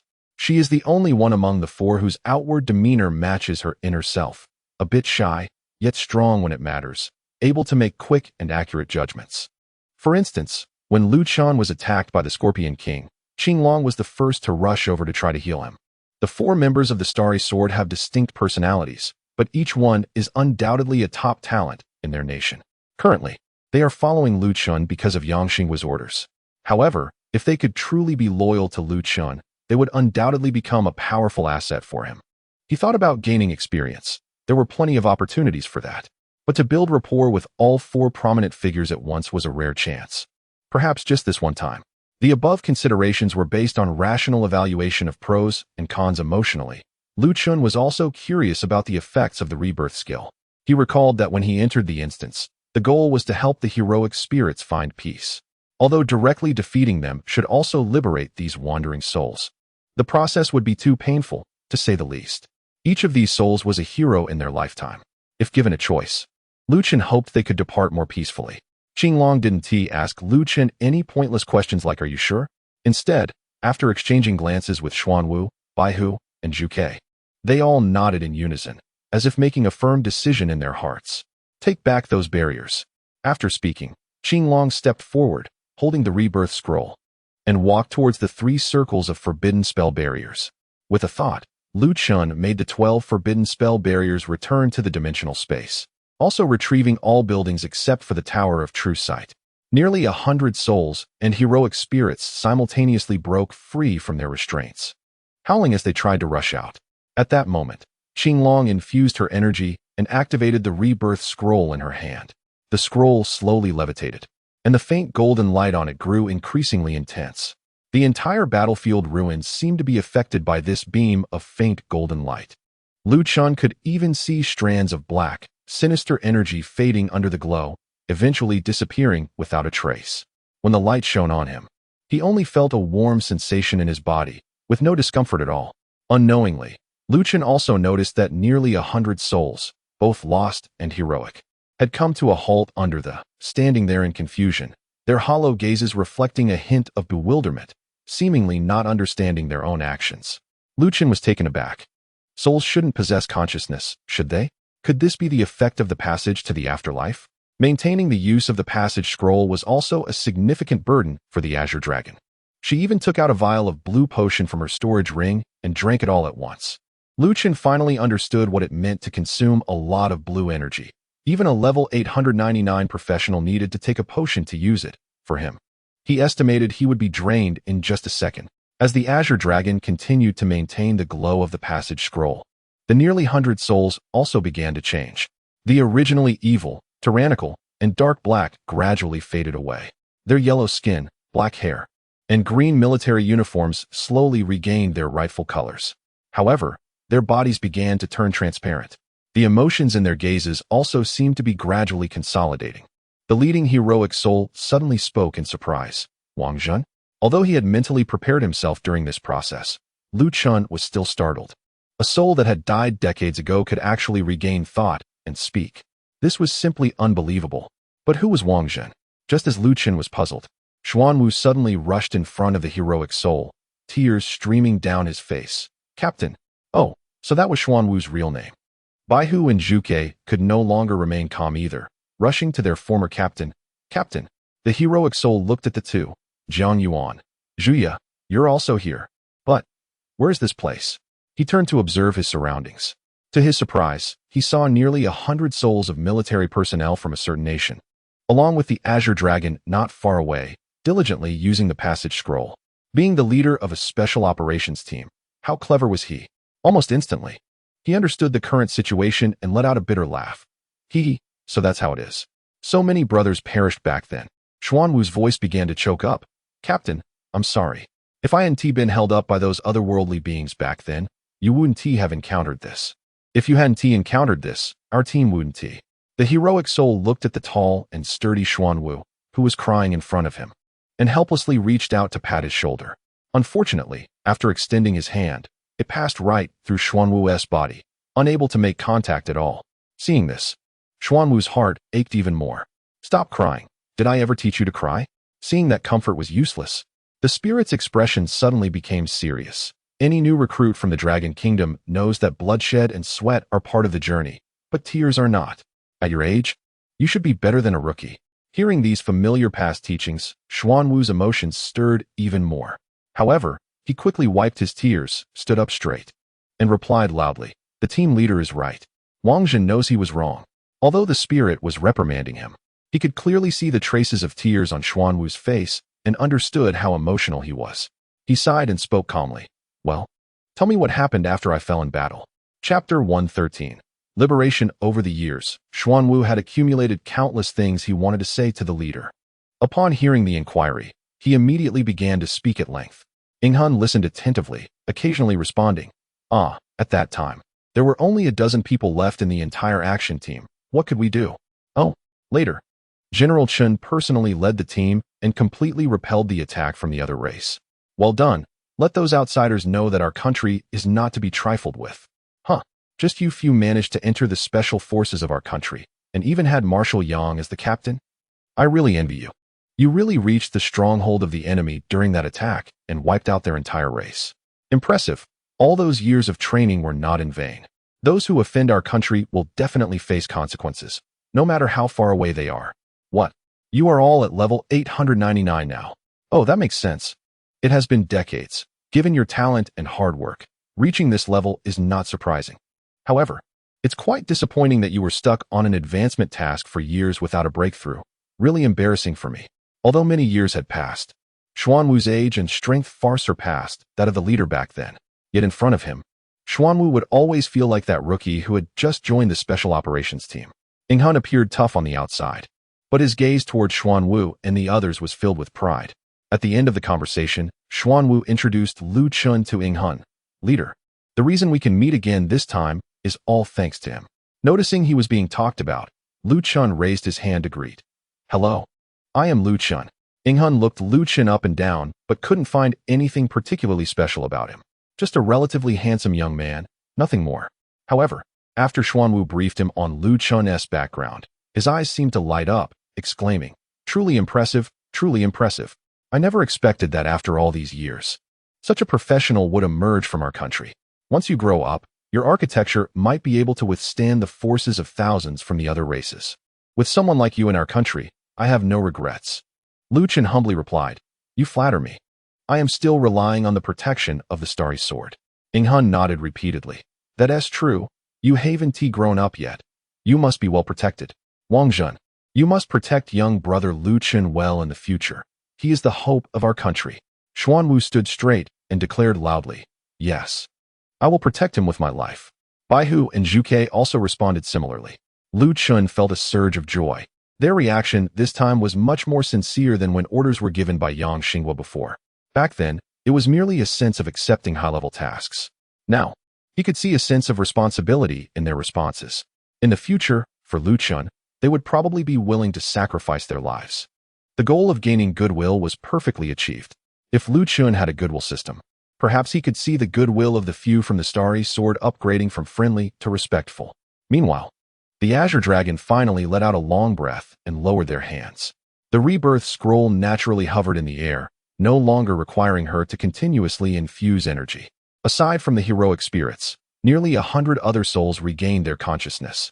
They all looked around in astonishment, their faces filled with confusion. The four from the Black Tortoise, upon seeing familiar faces from their memories, could hardly hold back their emotions. It must be said, as members of the Special Operations Group from the Dragon Nation, they truly lived up to their reputation. Upon realizing they had been dead for decades, their first reaction was not regret or blame, but rather concern for the future of their homeland, just like the heroic spirits.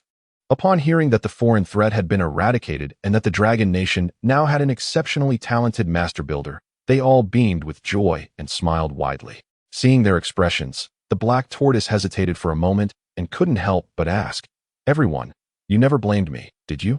The crowd was momentarily stunned. Then they all laughed in unison. Why would we blame you? The ones who killed us were those damned outsiders. What does that have to do with you? Come on, Wangzhen, you're a grown man, and you still can't let go of this after all these years? You later wiped out those outsiders, and we should thank you for avenging us. Many others spoke up, but the common thread was that none of them held any grievances against the Black Tortoise. As he listened, tears streamed down the Black Tortoise's face once again. Thank you. Thank you all. The knot that had troubled him for decades, the biggest regret of his life, gradually dissipated in the words of his comrades. The duration of the rebirth scroll was quite long. The heroic spirits and nearly 100 souls chatted happily with the four from the Black Tortoise for quite a while. They talked about everything from state affairs to family matters, including pleasant topics like partners and children. At such moments, the Vermilion Bird and Azure Dragon naturally became the focus of everyone's teasing. Lu Chun also witnessed for the first time how flustered the two became when questioned.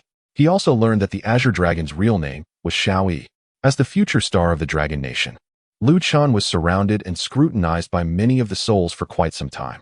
Some even asked him to showcase the enhanced buildings, and he satisfied each request. These souls, who had died fighting for the Dragon Nation, were all filled with goodwill towards Lu Chun, making him even more certain that he had made the right choice. However, the duration of the rebirth scroll was not infinite. No matter how joyful the reunion, there would ultimately come a moment of parting. As time flowed on, the bodies of the heroic spirits and nearly 100 souls became increasingly transparent. Yet, unlike at the beginning, the Black Tortoise and the others showed genuine smiles as they bid farewell to these old friends. The spirit gazed at the life scroll still suspended in the air, expressing hope. I've heard from young brother Lu Chun that the effect of this scroll might allow us to re-enter the cycle of life and death. If there is a next life, I hope to be reborn in a land where there will no longer be invasions from foreign tribes. A place where no one will suffer the pains of war. You all need to work hard towards that direction. Lu Chun nodded, his tone filled with strong confidence. Don't worry, you will definitely see it. As soon as the words were spoken, the light emitted by the scroll began to dim, and it gently floated down to the ground. Chapter 114. The final step this time. It took a bit longer to complete the dungeon. By the time they exited, it was already evening.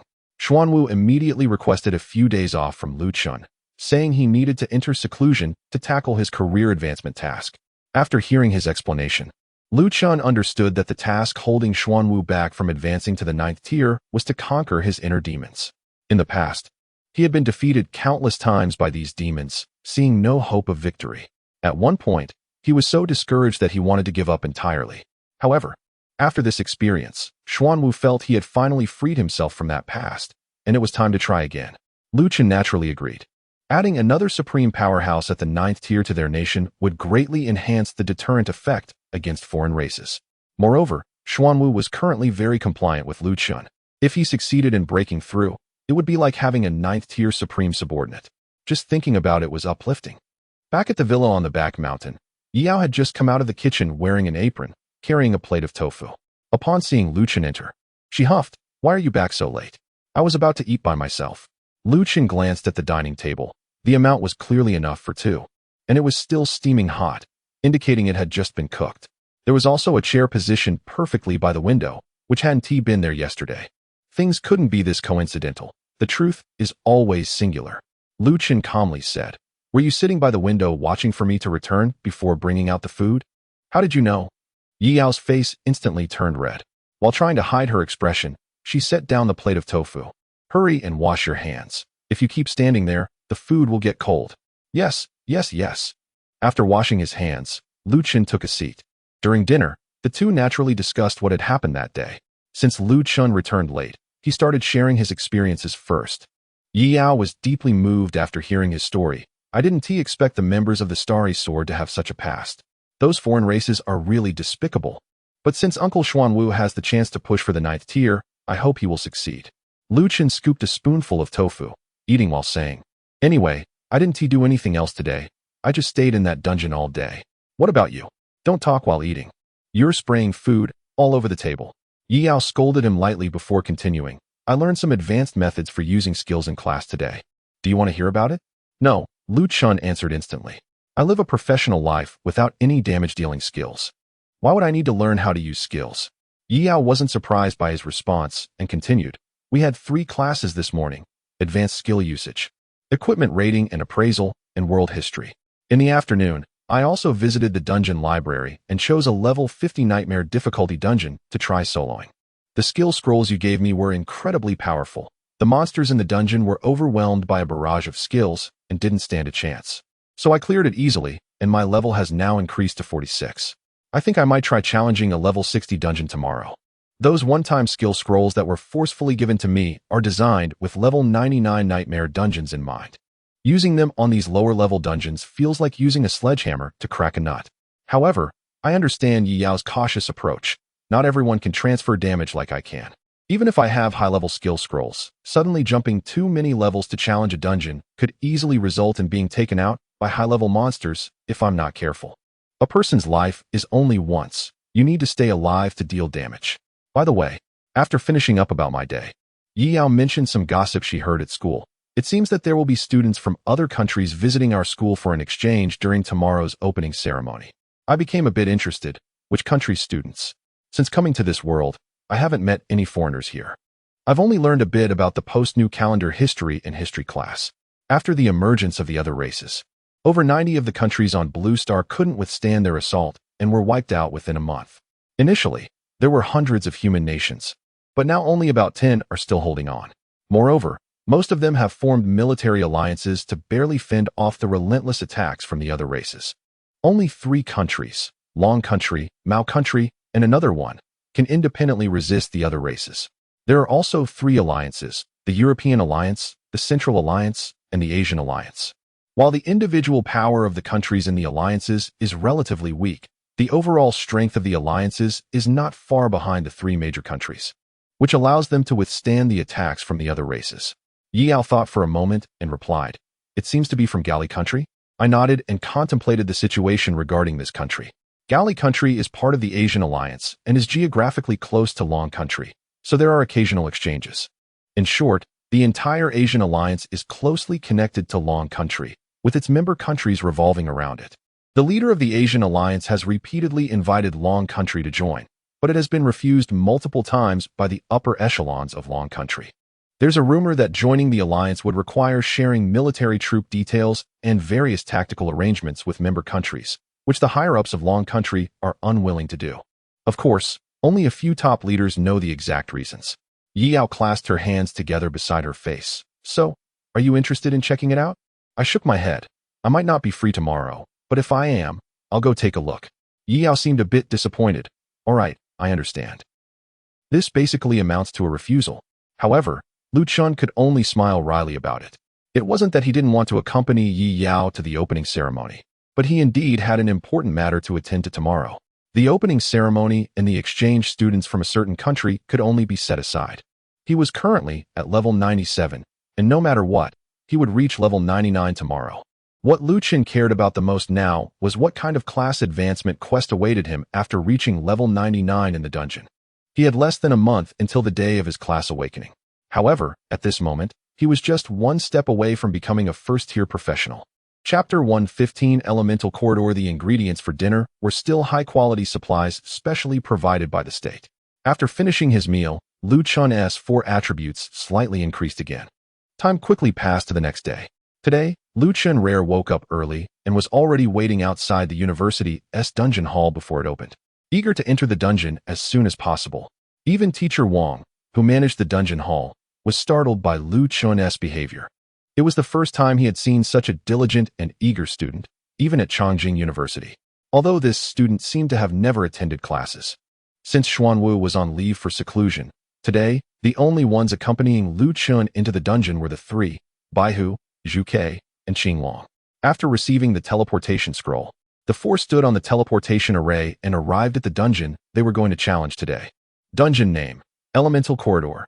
Dungeon objective: eliminate all elemental entities appearing in the corridor. Recommended level: 99.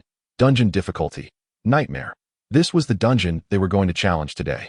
Since Chun's level had already reached 97, he was just one step away from level 99. After discussions among Xiao Shuo, Xingxiu, and others, they decided to bring this dungeon, which should have been scheduled a few days later, forward. The main reason was that if they followed the specifications of the previous dungeons, Scorpion and Wraith, Chun would definitely gain an excessive amount of experience today. Normally, if one reached level 99 without completing the job advancement task, any excess experience would be wasted. It is well known that thriftiness is a traditional virtue of the people of Longhua, and wasting is considered shameful. Thus, Xiao Shuo chose this dungeon. As long as Chun eliminated all the elemental entities in the elemental corridor, the experience provided would be just enough to raise his level to 99.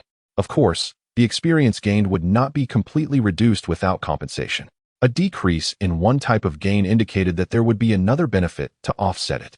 In the elemental corridor, defeating elemental entities would have a certain probability of granting corresponding elemental resistances. This is a passive skill coveted by every practitioner. Having elemental resistance allows one to reduce damage from corresponding elemental attributes, which is extremely practical. That's the introduction for now. After entering the dungeon, Lu Chun habitually set up a star essence counterattack wall in place. He then began to observe the environment within the dungeon. Compared to the previous dungeons he had experienced, this one was completely different. The four were in an ancient large arena. Surrounding them were 5 tall doors, each engraved with different symbols. Lu Chun could vaguely discern that they seemed to represent the 5 elements: metal, wood, water, fire, and earth. It looked like ancient writing from this world. With Xuanwu absent, Zhuke took on the role of communicating with Lu Chun. She stretched and reminded him, "Be careful. This dungeon is not as easy to handle as the ones you challenged before.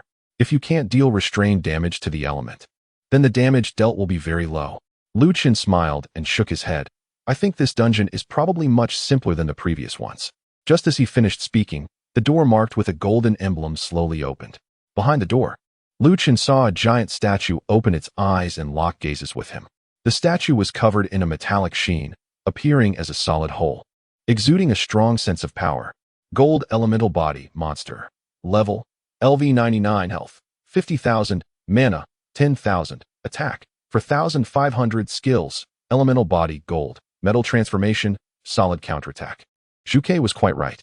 This elemental corridor features the first elemental body, and its panel attributes have already reached the boss level of previous dungeons. From this perspective, the elemental corridor is indeed much more challenging than the others. As the door opened, the gold elemental body fully awakened. It wasted no time and charged out towards Lu Chun. The latter was resting his chin on his hand, mumbling, "What element counters gold again?" The White Tiger, Zhuke, and Qinglong collectively felt embarrassed. "Big brother, could you please think it through first instead of starting to ponder when someone is already rushing at you?" The gold elemental body approached Lu Chun and raised its right hand high. As it did, the hand quickly transformed into a giant steel hammer, ready to smash down with great force. Just then, "I remember now, fire counters gold. Lava crystal flame tower, deploy."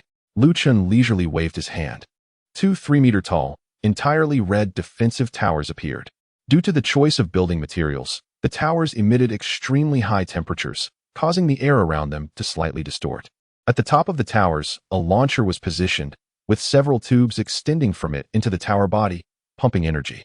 Lava crystal flame tower, quality, S, durability, 388,000, attack, 7,765, fire, skills, flame jet. When an attack hits a target, it will continuously stack burn status on the target.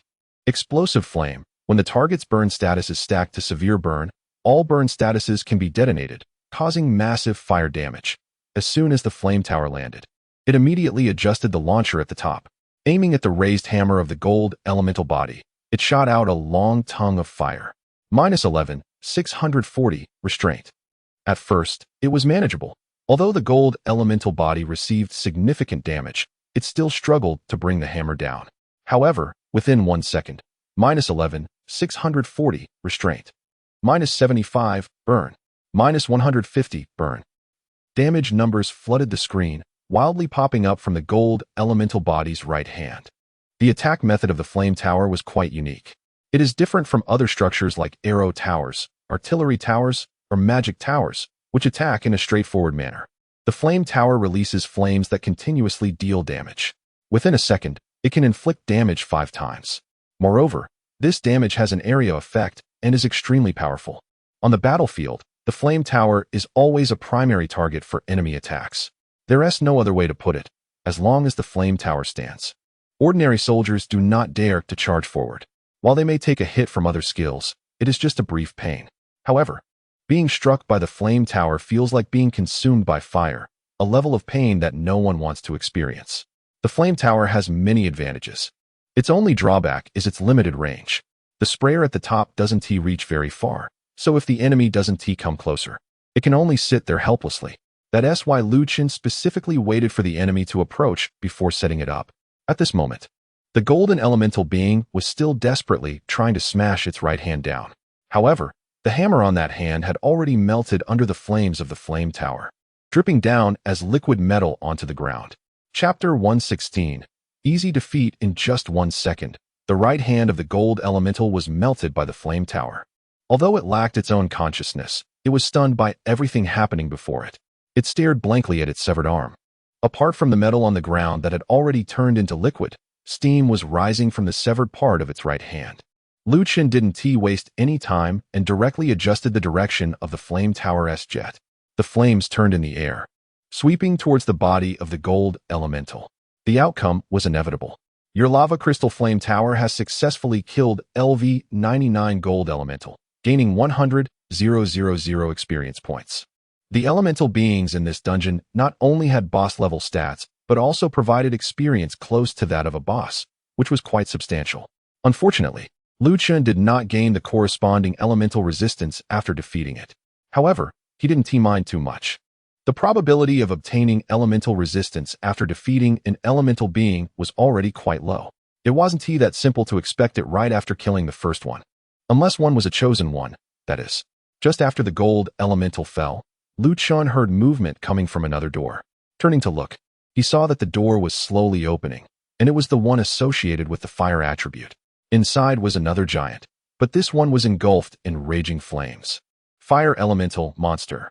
Level, LV-99 health, 50,000, mana, 10,000, attack, 500 skills, elemental body, fire, flame healing, flame roar. Zhuke was not surprised that Lu Chun had dealt with the gold elemental. He merely laughed and said, "Humph, you just said this dungeon was easier than before. Now I want to see how you plan to handle this. As long as you used a certain type of damage to defeat the elemental, the next door that opened would correspond to that same attribute. If you attack the elemental with the same attribute, not only would you deal no damage, but you would also enhance the elemental's attributes. The sister who counters fire has already thought it through for you. It's water. If you can't handle it, just say so, and we will help you." Lu Chun glanced at Zhuke with a look that suggested he was dealing with a fool. Beside him, the white tiger facepalmed, while the azure dragon turned away, unable to watch. Long before, in the first dungeon where they cleared the desert scorpions, Lu Chun had already set up 10 ice towers. The attack attribute of the ice towers was a combination of ice and water, which perfectly provided half of the necessary resistance, making it very easy to deal with the fire elemental. Not to mention, there were a full 10 of them. Lu Chun waved his hand. The flame tower was retracted, and the ice towers were deployed. In one breath, 10 ice towers appeared, and the arena, which had just become a bit warm due to the flame tower's attack, instantly turned extremely cold. Your ice crystal tower has successfully defeated a LV-99 fire elemental, gaining 100,000 experience points. Congratulations, your level has risen to 98. The fire elemental didn't even get a chance to leave the gate before being instantly taken down by concentrated fire. The phoenix was stunned, her lips slightly parted, unable to close for a long time. There's no way around it. She didn't participate in the first dungeon and had no idea that Lu Chun had 10 ice crystal towers. Lu Chun ignored the phoenix, allocated his upgraded attribute points, and continued to prepare for the next elemental. He had just defeated the fire elemental and didn't gain any elemental resistance. He could only pin his hopes on the next elemental. The door inscribed with the water symbol opened, and an elemental made entirely of water flowed out. Water elemental, wild monster. Level, LV-99, health, 50,000, mana, 10,000, attack, 500 skills, elemental body, water, water flow, water tornado. This was likely the most troublesome elemental in this elemental corridor, while other types of elementals could be taken down with physical damage even if they lacked weaknesses. The water elemental, aside from being immune to water damage, could also negate physical damage. However, for Lu Chun, it still posed no difficulty. Earth Pillar Tower, quality, S, durability, 392,000, attack, 78, for 100 earth. Skills, Rockfall, after dealing damage, will generate rocks above the target to crush down, causing significant earth damage.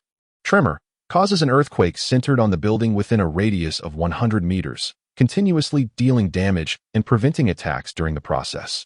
As soon as the earth tower appeared, the heavy sense of oppression stunned the water elemental, stopping it from flowing in all directions. However, Lu Chun certainly wouldn't show mercy just because the opponent was immobile. He directly commanded the earth tower to attack. The earth tower's attack method was similar to that of the ice crystal tower, creating an earth-based shockwave at the target location. The heavy shockwave easily scattered the water elemental's body. Although Lu Chun didn't quite understand the difference between earth damage and regular physical damage, the result was that the water elemental was defeated instantly. Your Earth Pillar Tower has successfully defeated the LV-99 Water Elemental, gaining 100,000 experience points. Next up was the Earth Elemental. Since Lu Chun didn't have any wood attribute attacks to counter it, he forcefully chose to focus fire with 10-star essence piercing arrow towers. After all, the Earth Elemental had high damage resistance, so using piercing arrows that ignored certain damage resistance seemed fitting. Your Star Essence Piercing Arrow Tower has successfully defeated the LV-99 Earth Elemental, gaining 100,000 experience points. Finally, the Wood Elemental made its appearance. Theoretically, metal counters wood, but there were other options available. Lu Chun took out the Flame Tower once again and directly burned the Wood Elemental to ashes, leaving only a pile of black residue.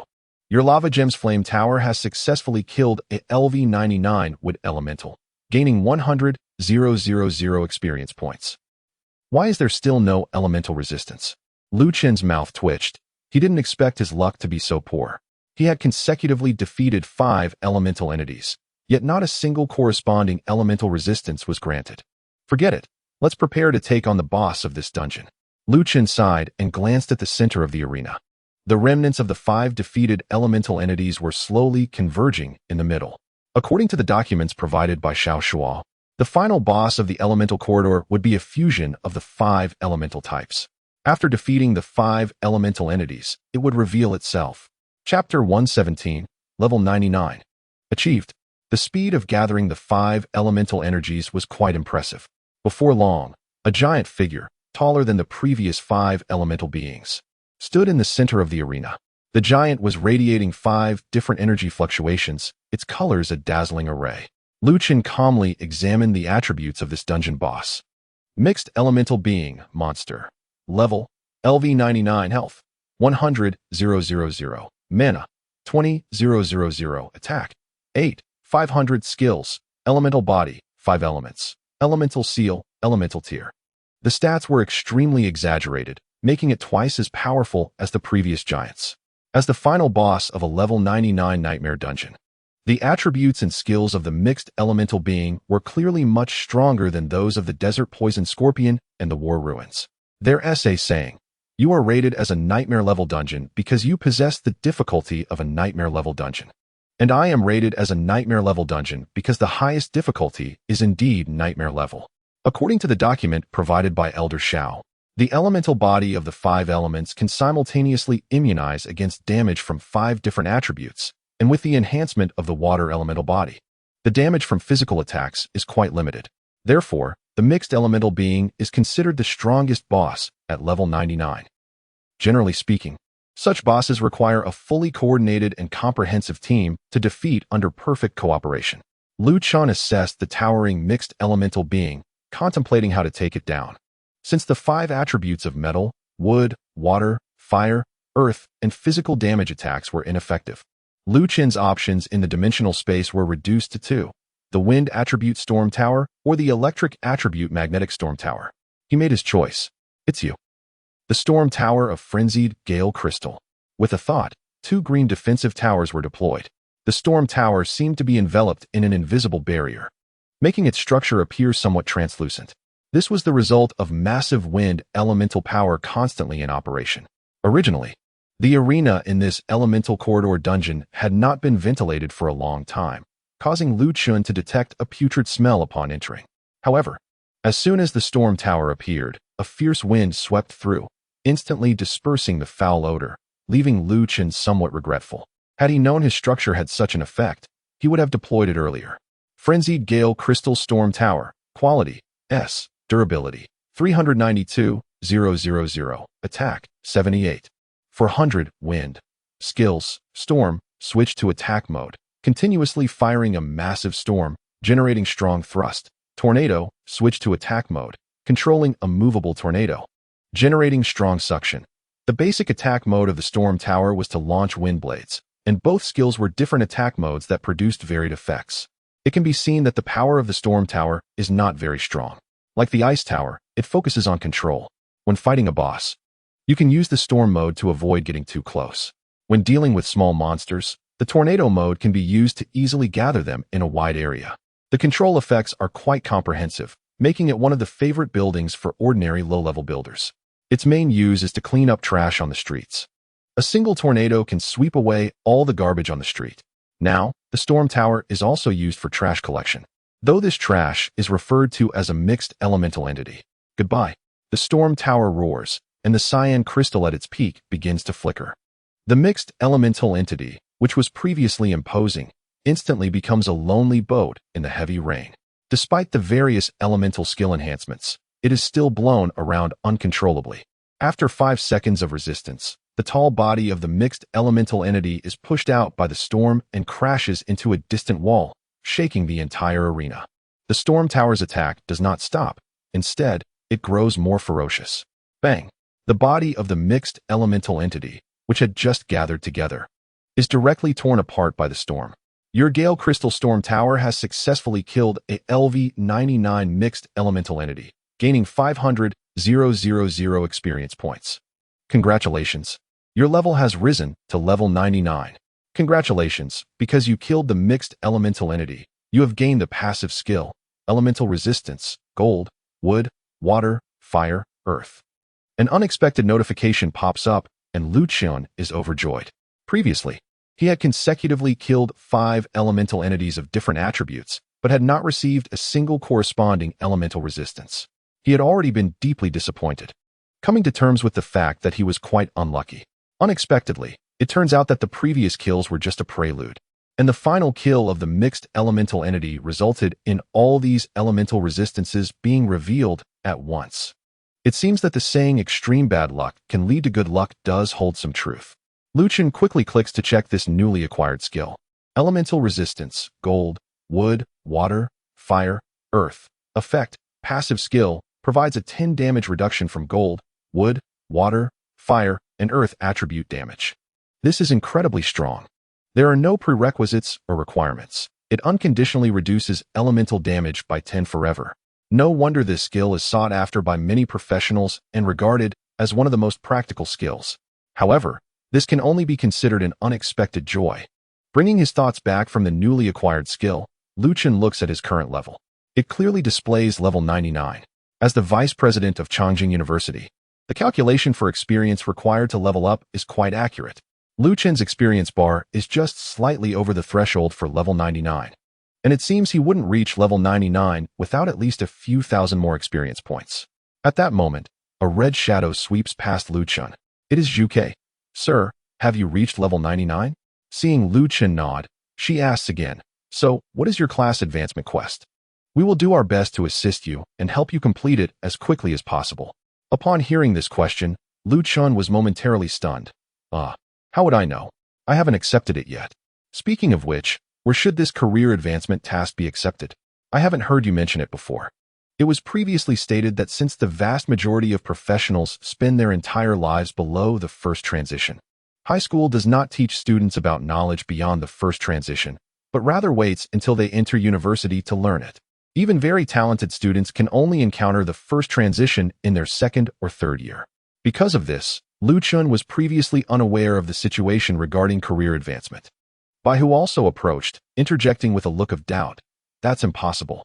As soon as you reach level 99, you will automatically receive your career advancement task. Everyone's career advancement task is different, and only a mysterious alternate space can determine it. Chapter 118.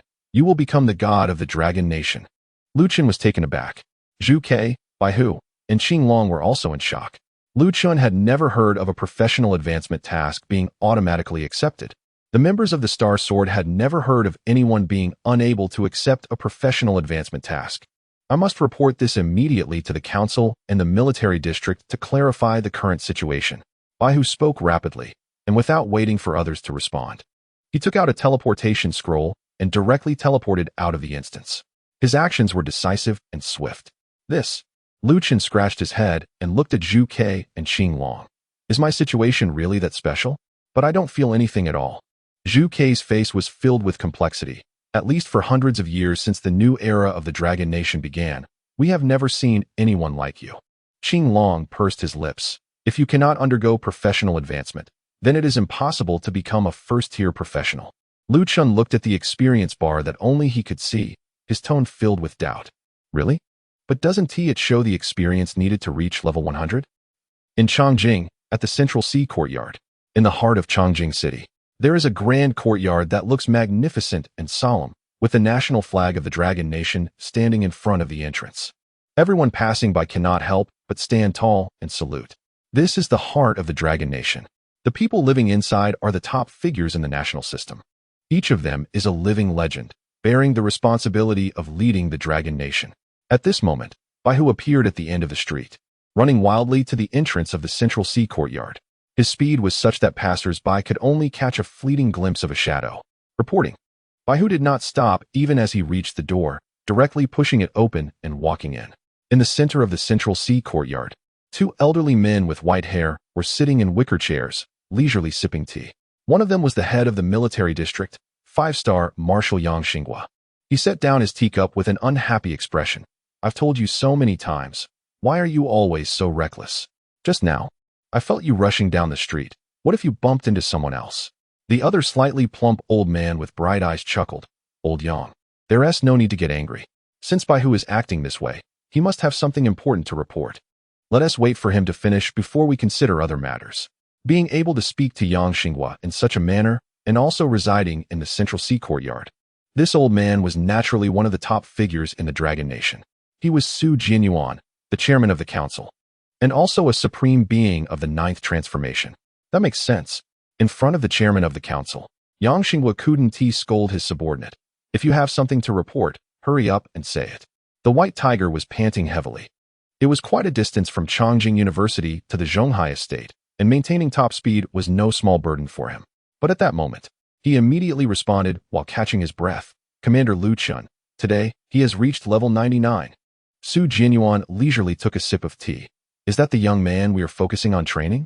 He reached level 99 so quickly. That's impressive. When I was his age, I think I was only around level 40.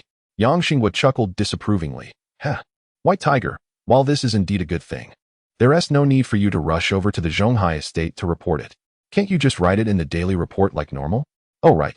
Since Lu Chun has reached level 99, you all need to fully assist him in completing the advancement tasks. There must be no mistakes. White Tiger tried to speak several times, but was interrupted by the two old men. And he didn't dare to raise his voice to interrupt the two giants of the Long Kingdom.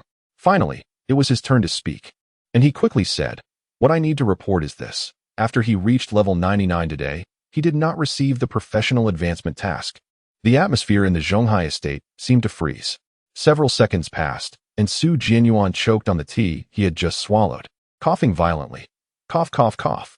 What did you just say? Lu Chun did not receive the professional advancement task? How is that possible? Yang Xinghua, someone seasoned and accustomed to the grand world, also looked doubtful. Could it be that you misheard? Or that Lu Chun overlooked it, and didn't he notice his professional advancement task? The initial reaction of the two top giants of the Long Kingdom was disbelief. White Tiger forced a smile. Old Yang, Old Su, do you really think Commander Lu Chun would miss something like the professional advancement task? As for mishearing, Zhu Ke and Qing Long were also present at that time. We all heard the same thing. I just happened to be the fastest and came to report first. Is it really true? Yang Xinghua and Su Jianyuan exchanged surprised glances, both seeing profound shock in each other's eyes. The astonishment regarding Lu Chun not receiving the professional advancement task was no less than that of the few individuals from the Starry Sword. However, having lived for nearly a century, their experiences and understanding far exceeded that of ordinary people.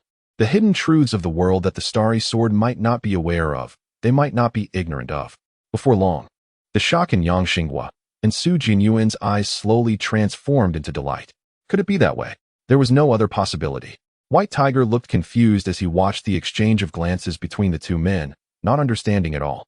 Could the riddle maker just leave Gotham? Leave Chongqing? Facing the two giants, White Tiger could only helplessly ask, have you figured out what is going on with Commander Lu Chun? Yang Xinghua waved his hand. Stop talking nonsense. Quickly go bring that young man Lu Chun over here. We need to see him right away. Su Jianyuan even hastily put down his teacup. No need. Let us go see him. That would be faster. After he finished speaking, his piercing eyes stared at the White Tiger. Quick, tell me, where is Lu Chun now? The White Tiger felt a chill from the stare. He should have just come out of the copy library at Chongqing University. Before the words were finished, the figures of Yang Xinghua and Su Jianyuan instantly disappeared. Even the level 899 White Tiger couldn't catch their movements. Come on, you two, is it really necessary? Just a moment ago, you were acting so nonchalant, saying I was running too fast and being overly cautious. If there was a Sichuan opera face-changing performance, I, Zhang Yuan, would be the first to contest against you two. Lu Chun had just come out of the library when he suddenly saw a flash in front of him. Yang Xinghua and an unfamiliar old man appeared in front of him. Zhu Ke and Qing Long, two women of different ages, were both stunned to see the newcomers. Hello, Elder Yang. And who is this? Facing Lu Chun's question, Su Jianyuan immediately introduced himself. At this moment, Lu Chun was also taken aback. What is going on? The top leader of the military district and the top leader of the council, two of the highest figures in the nation, specifically came to find me? Is it really such a big deal just because I didn't receive the career advancement task?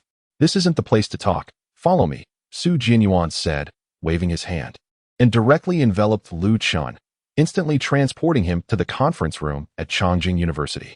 As a conference room, this space had excellent soundproofing. However, Su Jianyuan still set up a soundproof formation on the spot, as his profession seemed to be that of a formation master. At this moment, the conference room only had Lu Chun, Yang Xinghua, and Su Jianyuan.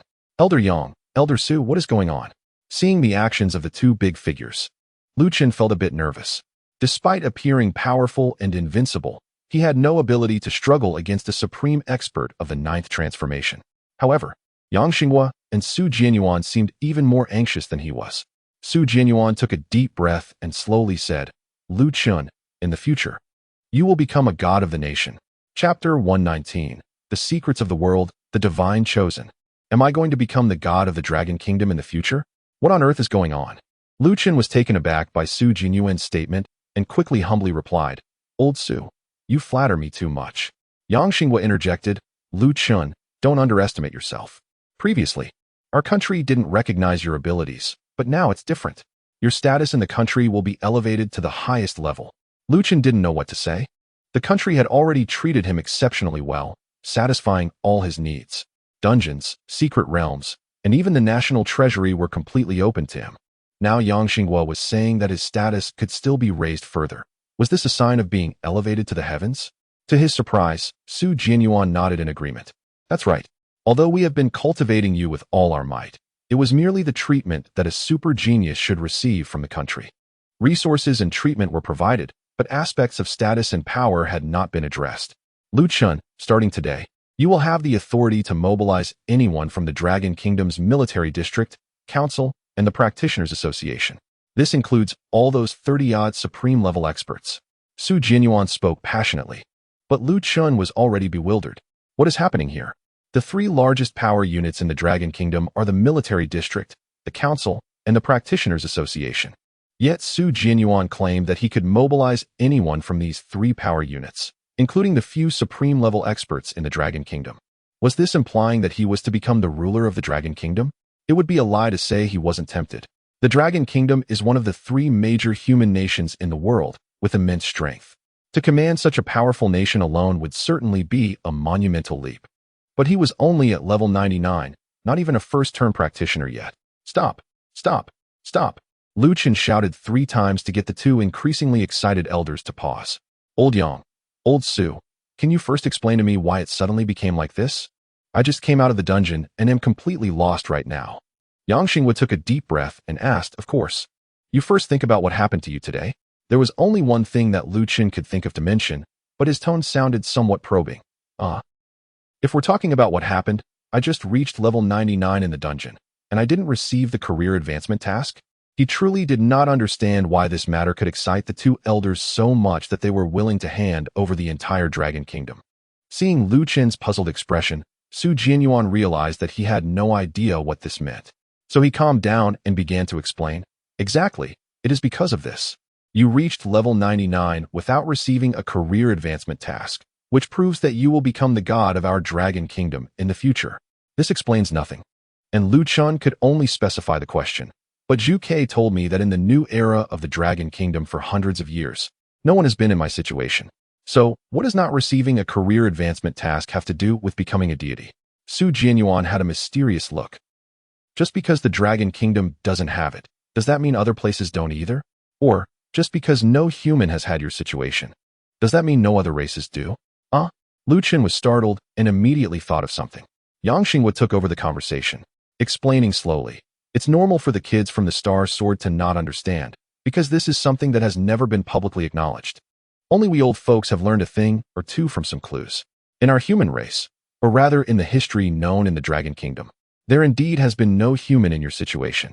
However, among other races in this world, especially some particularly powerful ones, like the Dragon race, Titan race, Demon race, etc., there have been speculations that some special beings have been born among them.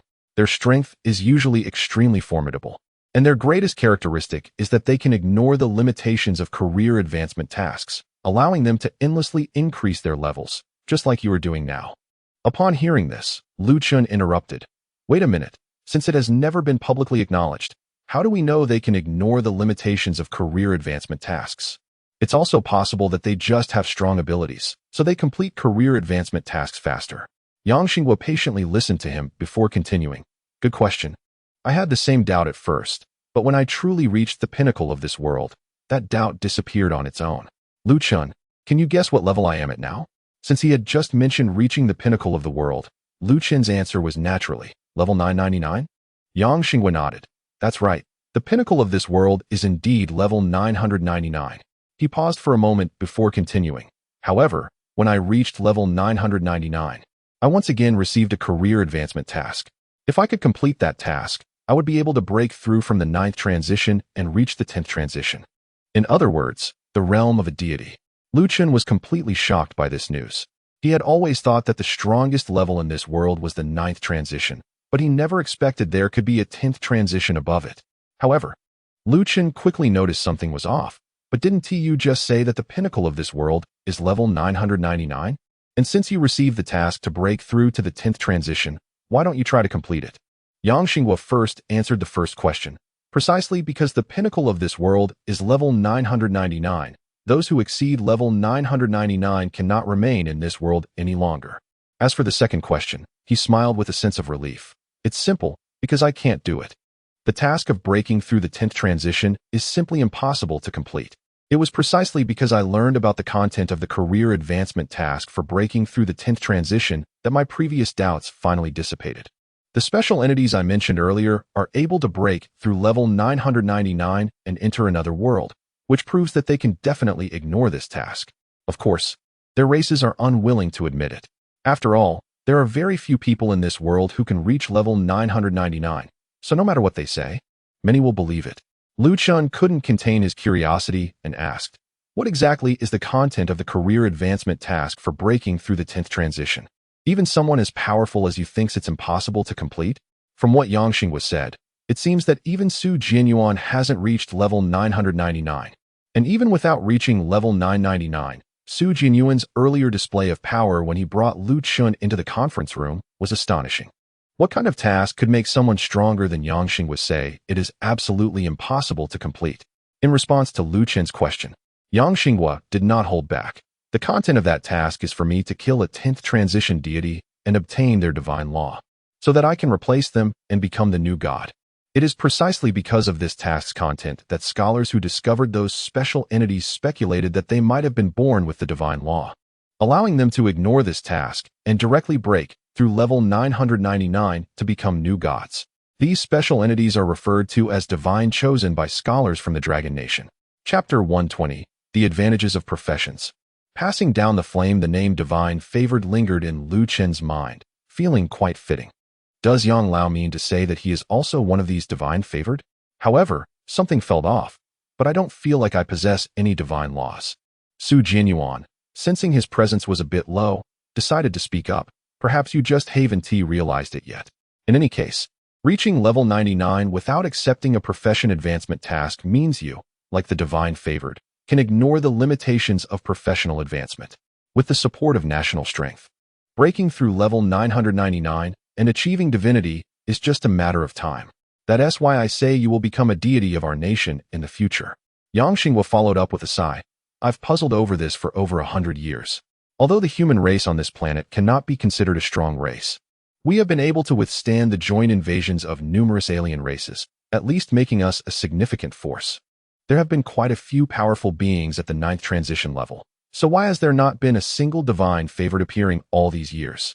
But now there is no need to wonder anymore. The human race also possesses divine favored, and they were born in our nation. Actually, after the White Tiger left the instance, Chun had also contemplated why he hadn't received a profession advancement task. His conclusion at the time was that his current SSS level architect profession could no longer become stronger. Generally speaking, after completing an advancement task, a profession becomes more powerful. Additionally, the profession's name changes at the 3rd, 6th, and 9th transitions. For example, taking Xiang Wu as an example, his initially awakened A-level profession was called Swordsman. After reaching the 3rd transition, the profession's name changes to Sword Hero. Upon reaching the 6th transition, it becomes Sword Sect. As for the 9th transition, Principal Feng had already mentioned it, the Sword Person, who embodies the unity of man and sword. Even seemingly powerful S-level professions will change upon advancement. For instance, Yi Yao's S-level profession, Holy Light Priest, becomes Blessed Holy Spirit upon reaching the 9th transition. But what about Chun? His awakened SSS level profession was already called Super God Architect. How could this profession advance further? Planet Creator? Universe Builder? World Creator? It sounds impressive, but it seems quite off topic and doesn't appear to be much stronger than Super God Architect. Therefore, Chun believed that the reason he hadn't accepted a profession advancement task was that his current profession was already top tier. However, after hearing the comments from the two big shots, Yang Xinghua and Su Jinyuan, he felt a bit uncertain. Perhaps he really is one of those divine favored? Although he couldn't think of any aspect of himself that deserved such favor. Could it be that his qualification as a first-level architect from his previous life is what is looking out for him? It's not impossible. Just as Chun was lost in thought, letting his imagination wander, Yang Xinghua's voice brought him back to reality. Ahem, Chun. The reason we are so excited is that you have an advantage that no other divine favored ones can match. With this advantage, perhaps our nation can forever be free from threats from other races, even become the dominant power on this planet. Chun raised his head, puzzled. Advantage? What advantage do I have? Su Jinyuan smiled wryly. The advantage is your profession. Although the divine favored ones are powerful, once they break through level 999, they go to another world and cannot affect this planet. Therefore, even if other races have produced deities, they cannot dominate this planet. But you are different. Before you break through level 999, you can completely construct several divine-level buildings in our nation. Even if you become a deity and go to another world, the buildings you leave behind here will exist forever. Listening to Su Jinyuan's words, Chun couldn't help but recall the senior Meng Tongping, who built the National Defense Great Wall and the Resurrection Altar. Although he did not break through to level 999 to achieve divinity and passed away after several hundred years, the buildings he created have been passed down for hundreds of years and are still protecting the entire nation today. Perhaps the reason our nation has stood firm in the era of foreign invasions is due to this spirit of passing the torch. Chun nodded. I understand. Yang Xinghua and Su Jinyuan exchanged glances and finally cautioned. Chun, the fact that you can ignore the limitations of professional advancement will be classified as the highest national secret. You must never mention it to anyone. If someone is curious, just say you easily completed the task with the help of the nation. If this information leaks, you will certainly face overwhelming assassinations from foreign races. Remember, having learned so many secrets of the world, Chun naturally wouldn't be foolish enough to let this information slip. If he hadn't been unaware before, he probably wouldn't even tell a few people about the celestial sword. Don't worry, I'll keep it in mind. After confirming that Chun understood, Su Jinyuan waved his hand to lift the soundproof barrier. After saying their goodbyes, the two prominent figures from the nation left swiftly. Only Chun remained in the conference room, quietly digesting the news he had just learned. He didn't know how much time had passed when Zhu Ke and Qing Long finally arrived.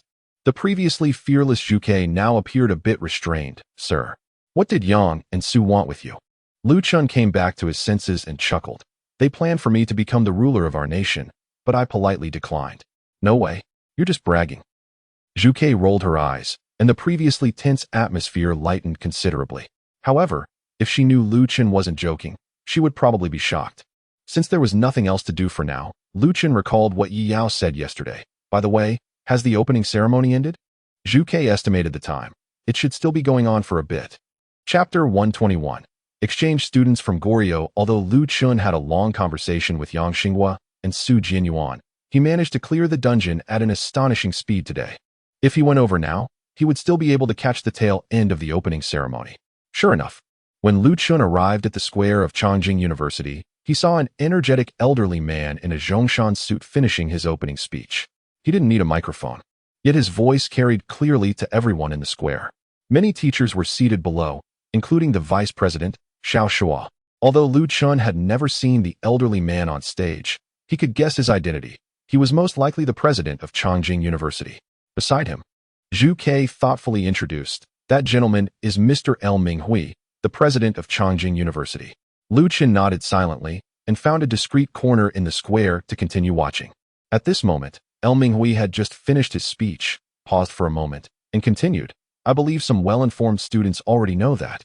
In the spirit of mutual assistance among humanity, Boar University from Goryeo has sent a group of new students today to hold an exchange activity with us at Chongqing University. Everyone can learn from each other and make progress together. Now, let us invite the exchange students from Goryeo to the stage for a brief introduction." As soon as El Minghui's words fell, 5 students in different school uniforms, led by a teacher, walked onto the stage with smiles on their faces. Although they were all university students, these individuals appeared significantly younger compared to the freshmen at Chongqing University. Chun couldn't help but feel a bit nostalgic. He hadn't expected that in another world, this country still adhered to the aesthetic of youthful looks. However, in this era of job transitions, strength was paramount.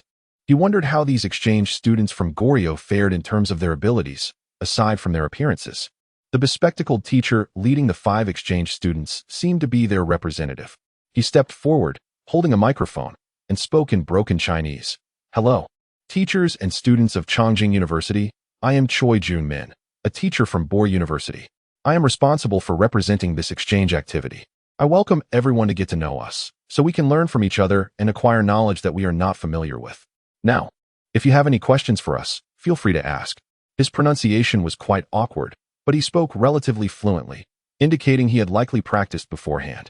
Chun was somewhat surprised. Did the sun rise in the west? These individuals were behaving surprisingly normally. A freshman from Chongqing University raised his hand and shouted, "I want to ask, do the people of Goryeo awaken professions like we do?" Choi Jumin smiled kindly and replied, "Of course. However, due to the smaller population in Goryeo, no matter what profession one awakens to, everyone must participate in combat training. For example, Boar University recruits a group of practitioners with lifestyle professions every year. Unlike your Chongqing University, which can exclusively select combat practitioners to join." The speaker's tone is gentle, but the content seems to carry a hint of sarcasm. Zhu Ke and Ching Long sit on either side of Chun, directing their gaze toward him. Based on previous years, what Choi Junmin said is indeed correct. The students recruited by Chongqing University are mostly awakened to S-level professions, with a few awakening to A-level professions, all being combat practitioners. This is understandable, as Chongqing University implements elite education, selecting the most talented individuals from the entire Longhua. However, this year is different. Chun is the only lifestyle practitioner who has been granted admission. If he stands up now, it would be a perfect opportunity to slap this person from Goryeo in the face. Let's just watch. Chun waved his hand. He didn't want to attract attention over such trivial matters. Next, many students curious about Goryeo raised their hands to ask questions. The questions included, but were not limited to, what kinds of foreign invasions do people in Goryeo usually deal with? Do Goryeo's girls have particularly good figures? What is the proportion of combat practitioners in Goryeo? Some strange questions mixed in. However, Choi Junmin patiently answered them all, avoiding sensitive topics, and at least on the surface, his responses were impeccable.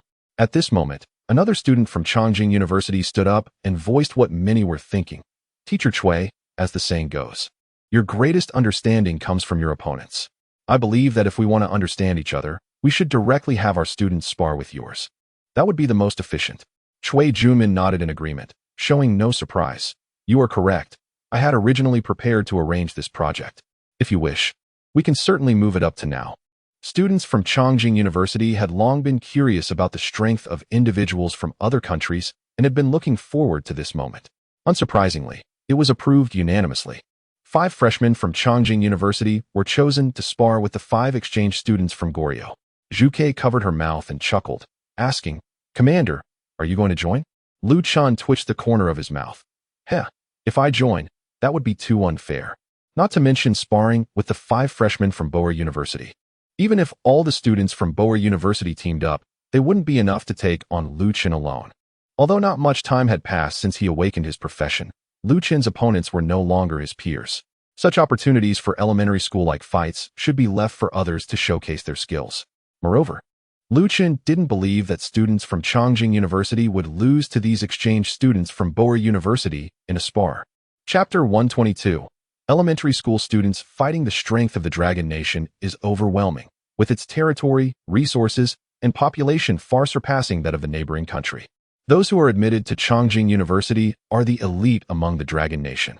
From this perspective, their overall quality is undoubtedly superior to that of Boar University. To put it simply, the top scholar from the neighboring country would only be at the level of a provincial top scholar in the Dragon Nation. Even if, in this exchange, a student from the neighboring country has a sudden burst of energy and unexpectedly defeats a student from Chongqing University, it would still be a rare occurrence.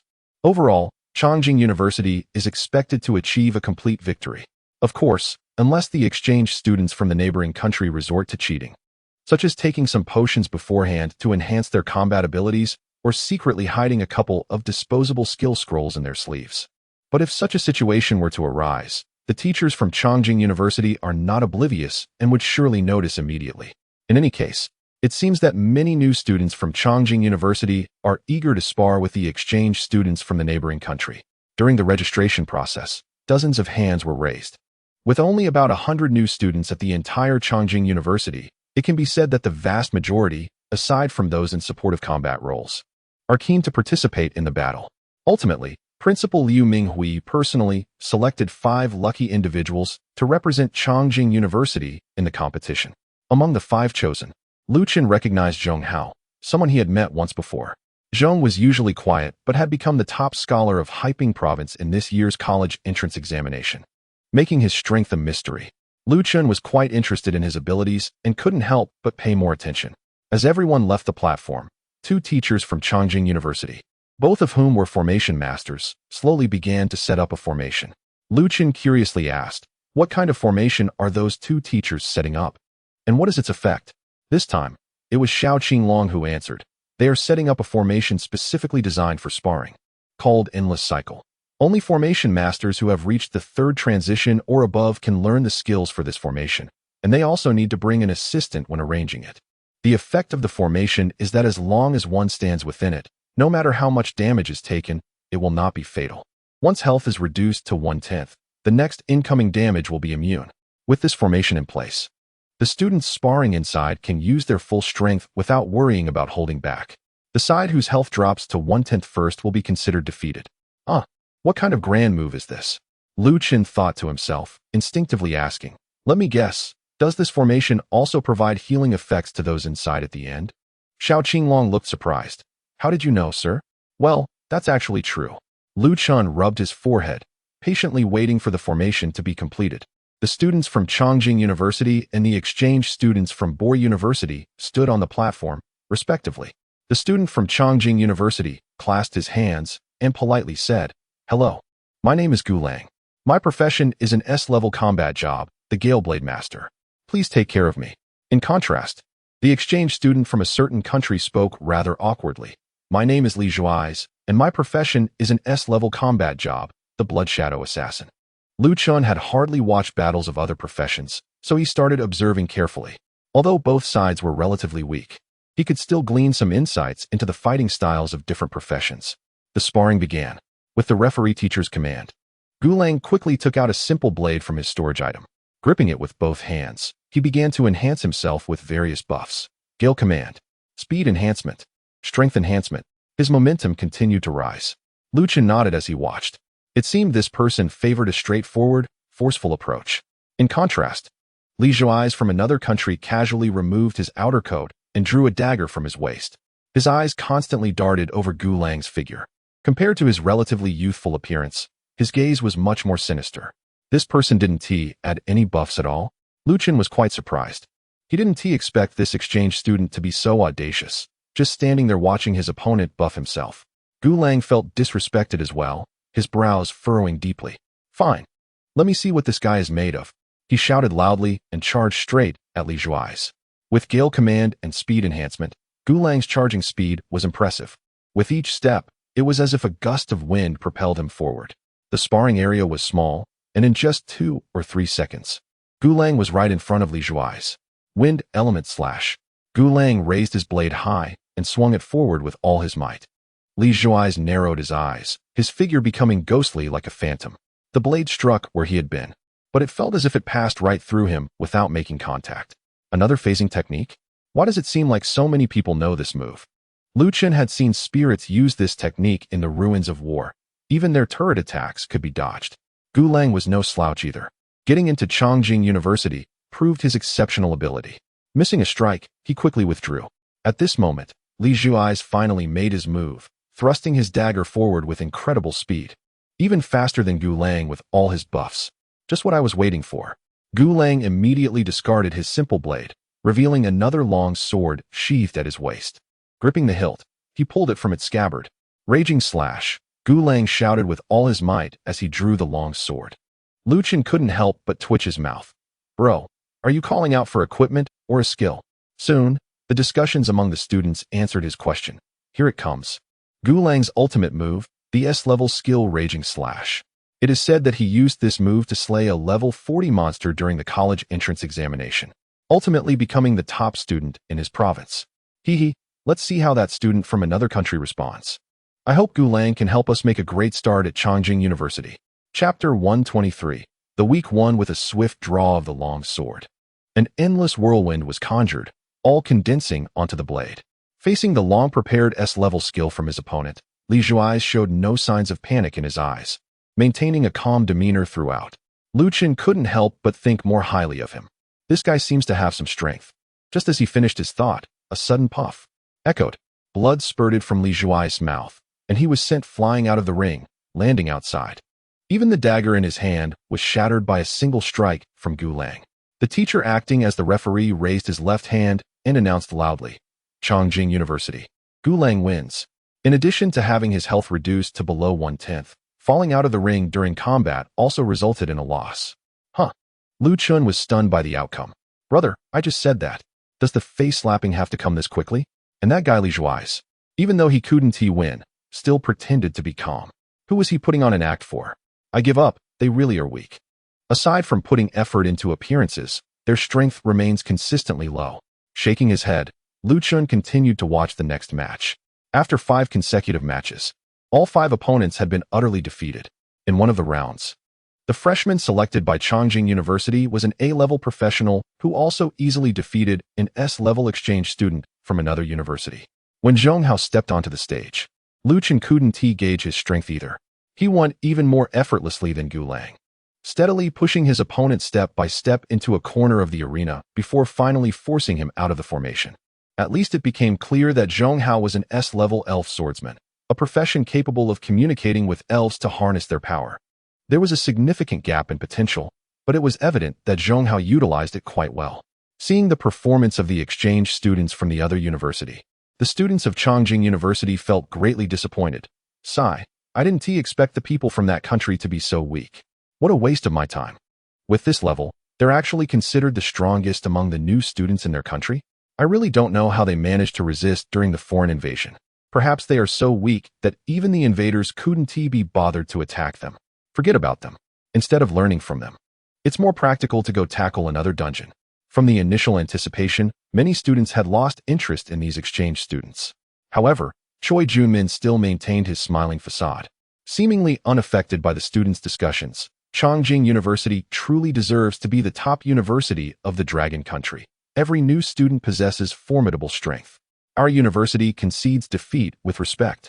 The exchange group will likely stay at Chongqing University for about another week. I hope everyone will have the opportunity to guide our students more. Feel free to come to us, we are staying at. Though his words remained gentle as before, the number of responses he received this time had significantly dwindled. What a joke, your school's people are weak, asking us to help teach. It's not like our country owes you anything. Oh, Lu Chen, when did you arrive? I've been here for a while, just in time to catch the exciting scene from earlier. After finding Yi Yao in the square, Lu Chen accompanied her back to the villa on the back mountain. Along the way, Even Yi Yao expressed her disappointment with the exchange students from the neighboring country. She felt that as an assistant, she could probably defeat those exchange students. Lu Chun smiled and didn't say much. At night, in the exchange student dormitory at the university, Choi Junmin checked the room, confirming there were no listening or surveillance devices before plopping down on the bed. He glanced at 2 of the 5 exchange students and said in Korean, "Number 2, Number 4, you 2 performed a bit too fake today." Lee Ji-suk shrugged. "What can we do? That student was too funny, shouting so loudly with such lousy moves." "Boss, do you know how painful it was for me to hold back my laughter?" Choi Junmin rubbed his forehead. "When someone uses skills to ambush you, you should act a bit more panicked, not so calm. If others notice, they might get suspicious. And number 4, stop laughing on the side. You performed the worst. They sent out an A-class professional, and you still lost to him. Are you worried others wouldn't know you're acting?" Another exchange student helplessly replied, "Boss, it was you who insisted we must lose. You said that was the only way to make the university lose interest in us. Today seems pretty successful, right? Didn't you hear those kids booing us the whole time?" Choi Junmin said angrily, "It was successful, but that's because I worked hard. Our country has always been heavily guarded, and it's hard to infiltrate the university using ordinary methods. Opportunities like this exchange program are rare. We must do our best. If the plan fails, we won't get another chance. I think number 3 performed the best, getting defeated steadily, so they wouldn't be suspicious." Number 4 raised his hands in surrender. All right. We know you're a perfectionist, boss. But what's done is done. Let's see what we should do next." Choi Junmin nodded and spread out a map on the ground. "Our operation this time must be quick. We can't give our target any reaction time. Once we succeed, we will immediately head to the previously buried long-range one-way teleportation array to return home. The specific action plan is as follows. Chapter 124, First Advancement Achieved. A day has passed. After having breakfast and dinner, Lu Chun has once again enhanced his 4-dimensional attributes. When he stepped out during the day, he was filled with anticipation for today's dungeon. If all goes well, he would reach level 100 today and officially become a first-tier professional. After achieving first-tier status, not only would his attributes be further improved, but more importantly, he could randomly comprehend his first exclusive skill. Exclusive skills are much stronger than S-rank skills. Unlike regular skills, exclusive skills have a limited quantity. Each time a professional advances, they can randomly comprehend one, and at each stage, they can create one on their own. From 1st tier to 9th tier, a professional can obtain a total of 18 exclusive skills, 9 randomly and 9 self-created. Of course, the creation process isn't about freely inventing any absurdly powerful skills. It requires the professional to create based on their own abilities and insights, ultimately determined by the systems panel whether the creation is successful. Well, the creation of skills is a topic for later. For now, Lu Chun brought the White Tiger, Vermilion Bird, and Azure Dragon to the dungeon hall. By the way, Yang Xinghua is meticulous in his work. He has given strict orders to the members of the Xingqiu Divine Sword. They must not disclose that Lu Chun has not accepted the professional advancement task. However, the members of the Xingqiu Divine Sword are also unaware of the Divine Favored Ones, so they vaguely accepted the orders without much thought. After greeting Teacher Wang in the dungeon hall and receiving the teleportation scroll, the 4 of them stepped onto the teleportation array and entered today's dungeon. Dungeon name: Land of Tree Demons. Dungeon objective: find and eliminate the tree demon hidden in the forest. Recommended level: 99. Dungeon difficulty: Nightmare. Today marks Lu Chun's last challenge of a dungeon below the 1st tier. He leisurely set up a star essence reflective barrier and began to observe the scenery of this dungeon. What came into view was an endless forest, filled with towering trees, so numerous that they were beyond counting. "The air here is quite refreshing," Lu Chun casually remarked. He then started examining the trees, carefully observing the differences among them. It was clear from the dungeon requirements that these tree demons are very adept at concealment, their appearances hardly differing from ordinary trees. The difficulty of this dungeon being rated as Nightmare is largely due to the challenger's difficulty in discerning the locations of the tree demons. If one accidentally overlooks them during exploration, they are bound to be ambushed when their back is turned to a tree demon. A branch swinging out can immediately remind one of the sting of being whipped by a rattan as a child.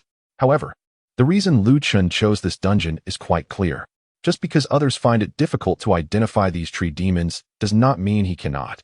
Smack! Lu Chun snapped his fingers. "You all, quickly mark the location of the tree spirits." By who? Zhu Ke and Qing Long immediately responded, yes. Yes, yes. After saying that, the three figures vanished in place, each instinctively spreading out to different locations to begin their search. Meanwhile, Lu Chun relaxed and waited. Indeed, finding these tree spirits might be quite troublesome for practitioners below level 99. However, for the group at level 899, it was as simple as eating and drinking.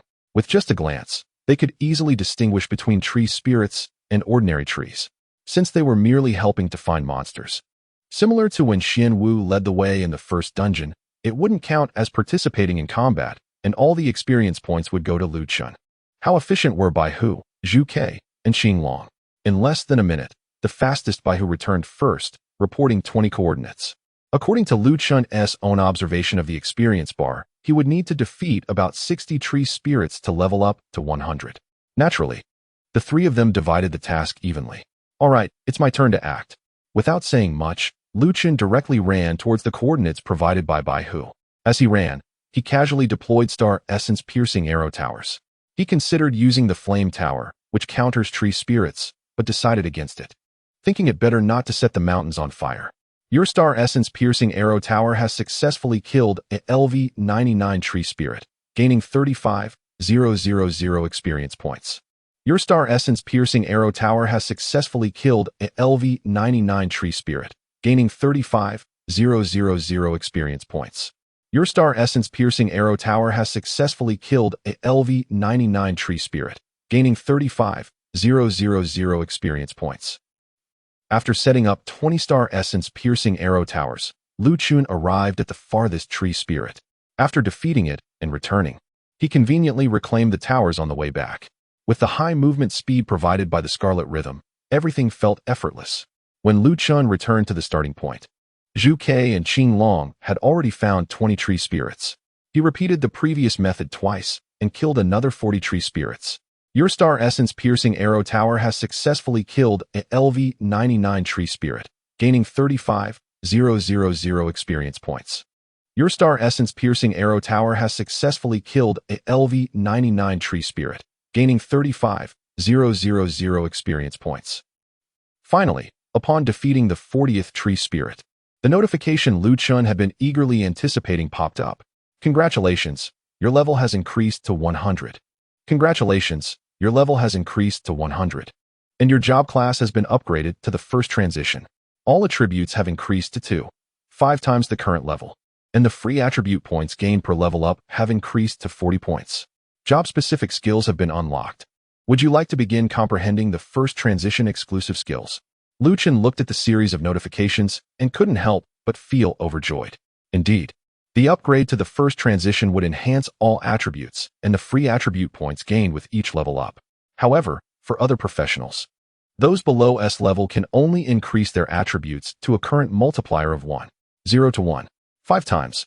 For those with weaker abilities, such as those who can only follow and practice groups, their attributes remain stagnant, resulting in little progress.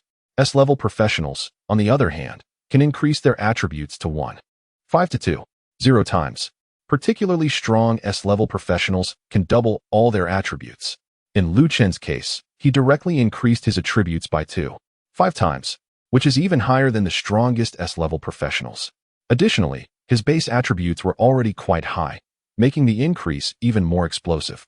Although he had anticipated this when he first saw his attributes surpass those of S-level, he was still pleasantly surprised when he truly witnessed the surge in his attributes.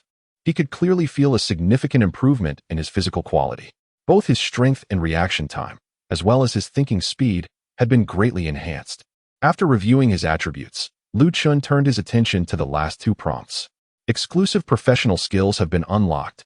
Would you like to begin comprehending the first tier exclusive skill? Chapter 125. The first exclusive skill, Building Trait Bestowal. Holding back the urge to immediately select the option, Lu Chun turned to the group of Xingxiu Shenjian and said, I've reached level 100, so I can leave this dungeon now. Bai Hu Zhu Ke and Qing Long nodded in agreement without any surprise. Although there were probably hundreds of tree spirits still to be found in the dungeon, leaving now would count as a failed challenge. However, Lu Chun had already advanced to the first transition, and the only way to gain experience from here on was by defeating enemies of the same transition level. Killing these tree spirits would just be a waste of time. It was better to leave them for others to challenge. After collecting 20-star essence-piercing arrow towers along the way, the four activated the teleportation scroll and exited the dungeon. The reason Chun didn't choose to comprehend the exclusive skill in the forest was that the process of gaining an exclusive skill would continuously flood his brain with knowledge, causing a painful sense of swelling. If possible, it was best to find a safe and comfortable place in advance. After leaving the dungeon hall, Chun hurried back to the villa on the back mountain, which was the most comfortable place for him. With several members of Xinjian guarding outside, it was safe enough. Do you want to begin comprehending the first transition exclusive skill? Start. As Chun made his choice, a vast amount of professional knowledge surged into his mind like a tide. Perhaps the profession of super god-level builder was too extraordinary, as Chun's sensations were much stronger than those described by others. His head felt like it was about to explode from the pain. But this was a necessary process. He gritted his teeth and endured for nearly a minute before he finally began to recover, almost forgetting what pain felt like. Wiping the cold sweat from his forehead, Chun let out a long sigh and turned his gaze to the prompt that had just appeared. Successfully comprehended the first transition exclusive skill. Congratulations, you have learned the exclusive skill, Building Trait Bestowal, Attribute Plunder. Building Trait Bestowal? Attribute Plunder? Chun was momentarily stunned, not immediately understanding what this exclusive skill meant. He had briefly studied exclusive skills related to builders under the guidance of Xinjian, but he had never seen a skill like this. Chun quickly clicked on the detailed description of the skill to take a look. Exclusive skill, Building Trait Bestowal, Attribute Plunder. Effect: all buildings you possess will be endowed with the building trait, Attribute Plunder. Building Trait, Attribute Plunder. Effect: when a building deals damage and kills a target, there is a certain probability to plunder one of the target's attributes, strength, agility, spirit, or constitution, at a conversion rate of 1%, increasing the builder's attributes. Hiss. After reading the introduction of this exclusive skill, Chun couldn't help but gasp. No wonder he had never seen a skill like this for builders. This attribute plunder ability, can it really be obtained by defeating enemies to acquire their attributes? I fear that among all professions, there might not be any that possess such a skill. The only somewhat similar one is the necromancer. I've heard that this profession can draw power from corpses, but the conditions must be quite harsh. Unlike this attribute plunder, which allows the possibility of stealing attributes just by killing the target, the effect can only be described as extraordinary. In other stories, this skill could serve as a protagonist's golden finger, enabling them to dominate the world. Yet for Chun, it is merely a newly acquired skill. The timing of gaining this skill is also quite excellent. The earlier such a growth-type skill is obtained, the greater the future benefits. Skills like dog heads and small mages, once stacked, can make one invincible. Although my combat methods mainly rely on buildings, having high attributes can also allow for better utilization of those structures. Chun reflected. His current feeling can be summed up in one word: exhilarating.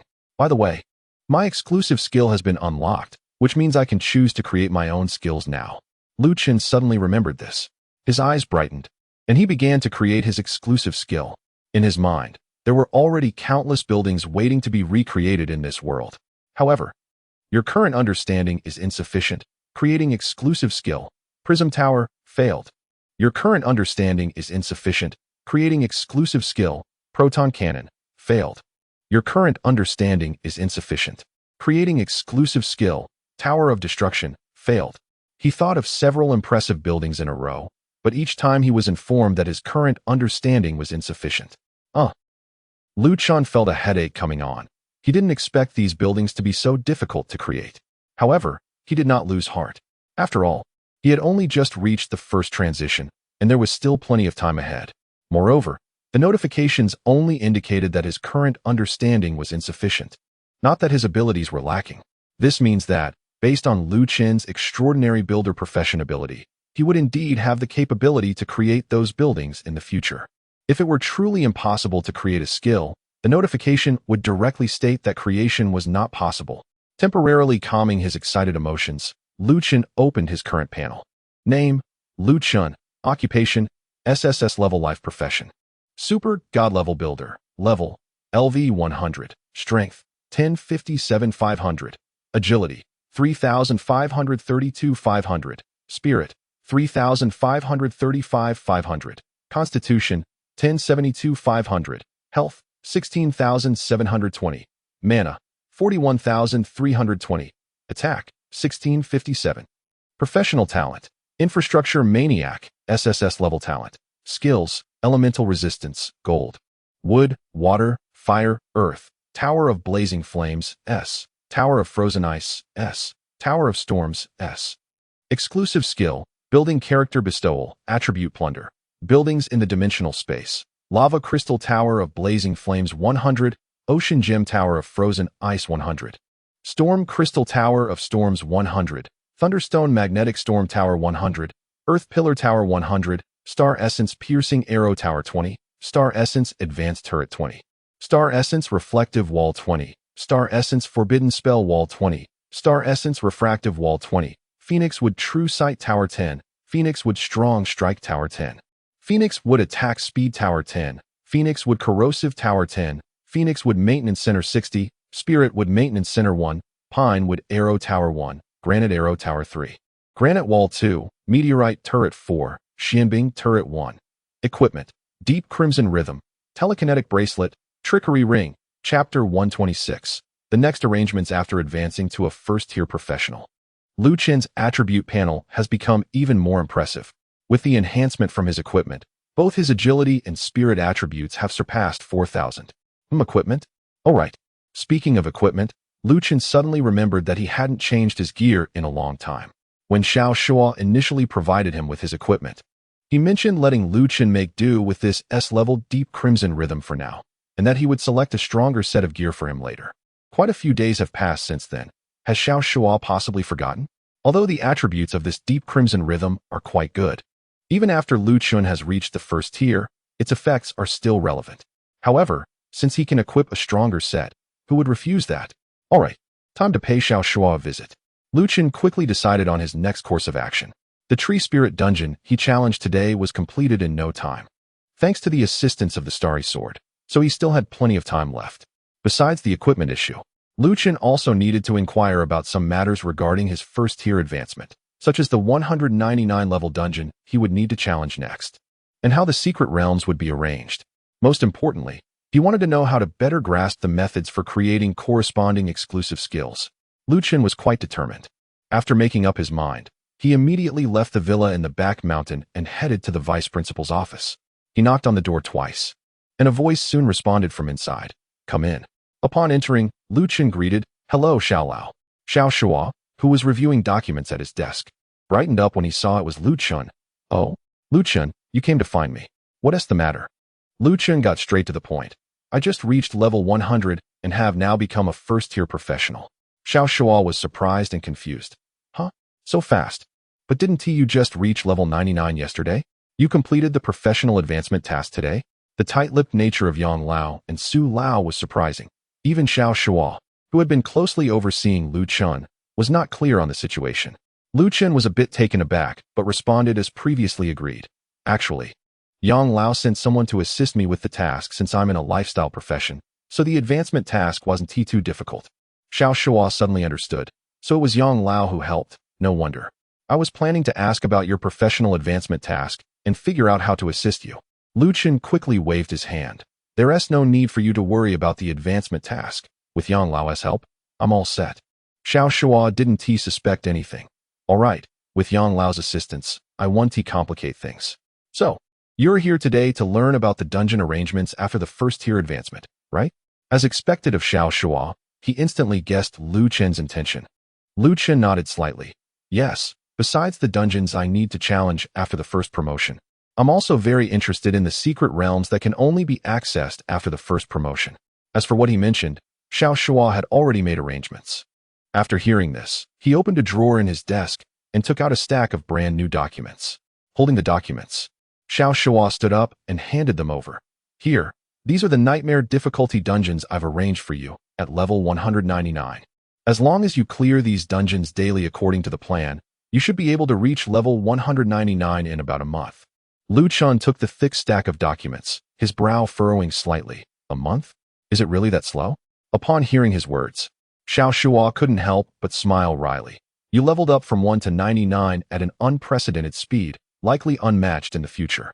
That took more than 10 days. Moreover, leveling from 100 to 199 is even more challenging. You should have seen a senior from Longjing University, right? He spent a whole year just to surpass level 90. And that speed is considered pretty fast. Was he referring to the senior, Wu Yu, who he cut in line on the first day? Xiao Shua was right. The senior had worked hard for a year, while he surpassed that level in just over 10 days. Seeing Lu Chen nod, Xiao Shua continued. Reaching level 199 from level 100 is naturally much more difficult than previous levels. Achieving this in 30 days is thanks to your strong ability to solo dungeons. If you relied on the national boosting team, it might take several times longer. Speaking of this, the strength of monsters after the first promotion will be much stronger. Do you still have the ability to solo them? Lu Chen nodded. No problem. Even before the first promotion, he could easily defeat second promotion enemies, let alone now. Seeing that he understood, Xiao Shua continued. As for the secret realms, there currently aren't any suitable ones for you to challenge in the region. If there are any new secret realms, they will be immediately sealed off, and you will be notified to challenge them. If there are secret realms, perhaps your leveling speed could increase further? Secret realms are a very special type of dungeon with extremely high difficulty. The difficulty levels of dungeons include easy, normal, hard, very hard, and nightmare. The difficulty of secret realms starts at an epic level, which is higher than nightmare, and there are even legendary and mythic difficulties beyond that. The biggest difference between the two is that when challenging dungeons, the locations will be within the known world, while secret realms will transport challengers to another world. According to various studies, the so-called secret realms are likely to be from the invading otherworld. As the invasion from the otherworld deepens, the number of secret realms appearing in the known world will gradually increase. The difficulty of secret realms is extremely high, but the rewards for successfully clearing them are immensely desirable, not to mention the substantial experience gained.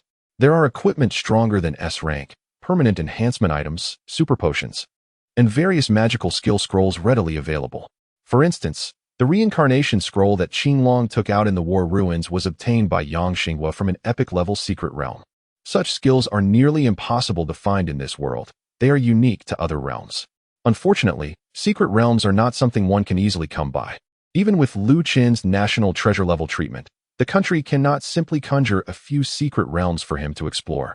Lu Chen is not someone who acts without reason, and he understands this. Next, he wanted to discuss exclusive skills with Xiao Shua, but the latter said, regarding exclusive skills, you can directly ask the ones from the Starry Sword. They have been on the battlefield for a long time, executing dangerous missions, and their understanding of skills is definitely stronger than an old man like me who is stuck in a school. Chapter 127, Invasion Operation. Alright. Xiao Shua's words made sense, and Lu Chun had nothing to retort. He raised a finger, hesitated for a moment, and then said, there's one last thing. Xiao Shua smiled. Go ahead. Lu Chun adjusted the crimson rhythm to a visible state. My equipment should be updated now, right? Xiao Shua was taken aback for a moment, then immediately reacted with a hearty laugh. Of course, I've been preparing it for you all along. In a few days? No? Tomorrow I'll have it delivered to you. It was obvious he had forgotten, right? Lu Chen could only nod, feeling a bit helpless. Perhaps his display of strength had made Xiao Shua overlook the need to upgrade his equipment. Just then, there was a knock at the door. By who? Surprised by the sound, spoke up. Commander, my soldiers followed your instructions to check the overall system, and they actually found some issues. Xiao Shua had initially wanted the people outside to wait, but this statement left him puzzled. What is going on? The situation changed quite rapidly. Did they actually hook something? Lu Chen raised an eyebrow. He had only intended to take a chance, but it seemed he had indeed caught something. He waved his hand and walked towards the door. Xiao Lao, I'll be leaving now. I'll contact you again if anything comes up. At the exchange student dormitory of Boar University, Cui Junmin had specifically waited with a few other exchange students for half a day. During this time, not a single faculty member or student from Chongqing University came to find them, clearly showing no interest in these weaker individuals. This situation was exactly to their liking. If they were to carry out any operations in Chongqing, it was essential to avoid drawing attention. If it weren't for the lack of other means to infiltrate Chongqing, they wouldn't have chosen to come in as exchange students. Cui Junmin took one last glance outside the dormitory and turned back. Lao Wu, it's about time. You should start infiltrating the military intelligence system of Longhua and find out the exact location of the Jiuzhou sword. Besides the specific location, also check the shifts of the guards to identify when the defenses are weakest. Lao Wu, the one being addressed, was a relatively short man with glasses. He adjusted his glasses and responded succinctly, "Understood." With that, Lao Wu took out a computer and began to operate quickly. Cui Junmin felt reassured seeing Lao Wu's skilled movements. The brothers he brought this time were all elite agents from Goryeo. Each had their own strengths and held important positions in the plan. Their ages were naturally much older than they appeared. The reason they looked so young was due to the dark arts and cosmetic procedures in Goryeo. In fact, when Cui Junmin was answering students' questions in the square earlier, he had lied. After entering the transitional era, Goryeo had indeed developed a unique national profession, which was that of a cosmetic surgeon. Unlike past cosmetic surgeries, the advanced cosmetic surgeons in a certain country can change a person's appearance from the inside out. This professional skill is clearly a strategic-level capability, which is why it has been kept as a national secret for a long time. Initially, the plan was to use this ability to disguise themselves as citizens of another nation to infiltrate a major city. However, they were caught off guard when the other side implemented unexpected measures, including DNA testing at checkpoints, resulting in immediate consequences for those who raised suspicions.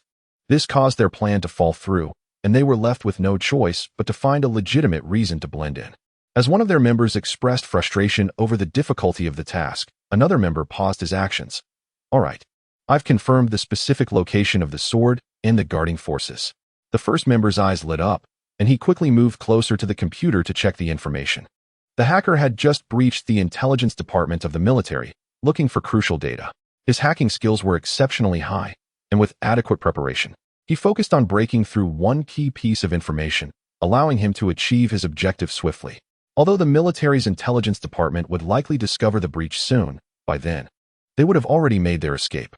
It turns out that the target was hidden in a secret storage base on the outskirts of the city. This was indeed a stroke of luck for them, as their teleportation array was in that direction. The first member looked at the information on the computer and couldn't help but feel overjoyed.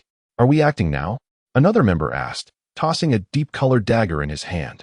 "Not yet. Let me check the guards' shift times," the first member replied, signaling for patience. As the leader of this operation, he had to think carefully before making any decisions. The guards here worked 8-hour shifts, rotating 3 times a day at 8 a.m., 4 p.m., and midnight. Since it was already past 4 p.m., they decided to act at 11 p.m. At that time, the next shift would not have arrived yet, making the guards the most vulnerable after 7 hours of patrolling, and they would likely be in a relaxed state. After some contemplation, the leader quickly made his judgment. Time was of the essence. They needed to secure the sword as quickly as possible. Following a certain individual to the intelligence department, another member was curiously surveying the surroundings. The personnel there noticed, but said nothing. Typically, a student wouldn't have the qualifications to be in such a place, let alone wandering around. However, there was no choice. The student's high status allowed him free access to any area within the military. "Commander, how did you know our system would be breached today?" One member couldn't help but ask. "Just a guess," the student replied without hesitation. This wasn't an attempt to deceive. It was simply because he had no concrete evidence. When the exchange students from a certain university were completely defeated while sparring with the freshmen of another university in the square, Chun began to have his doubts. Logically, people from that country are not fools. How could they come all the way here to be bullied by individuals from another nation? It's unlikely they have a tendency for masochism. Furthermore, Chun's impression of that country has never been good, as it was known for often causing trouble in his past life. So, he had reminded by who the night before to use his connections to check on the intelligence system of the other nation.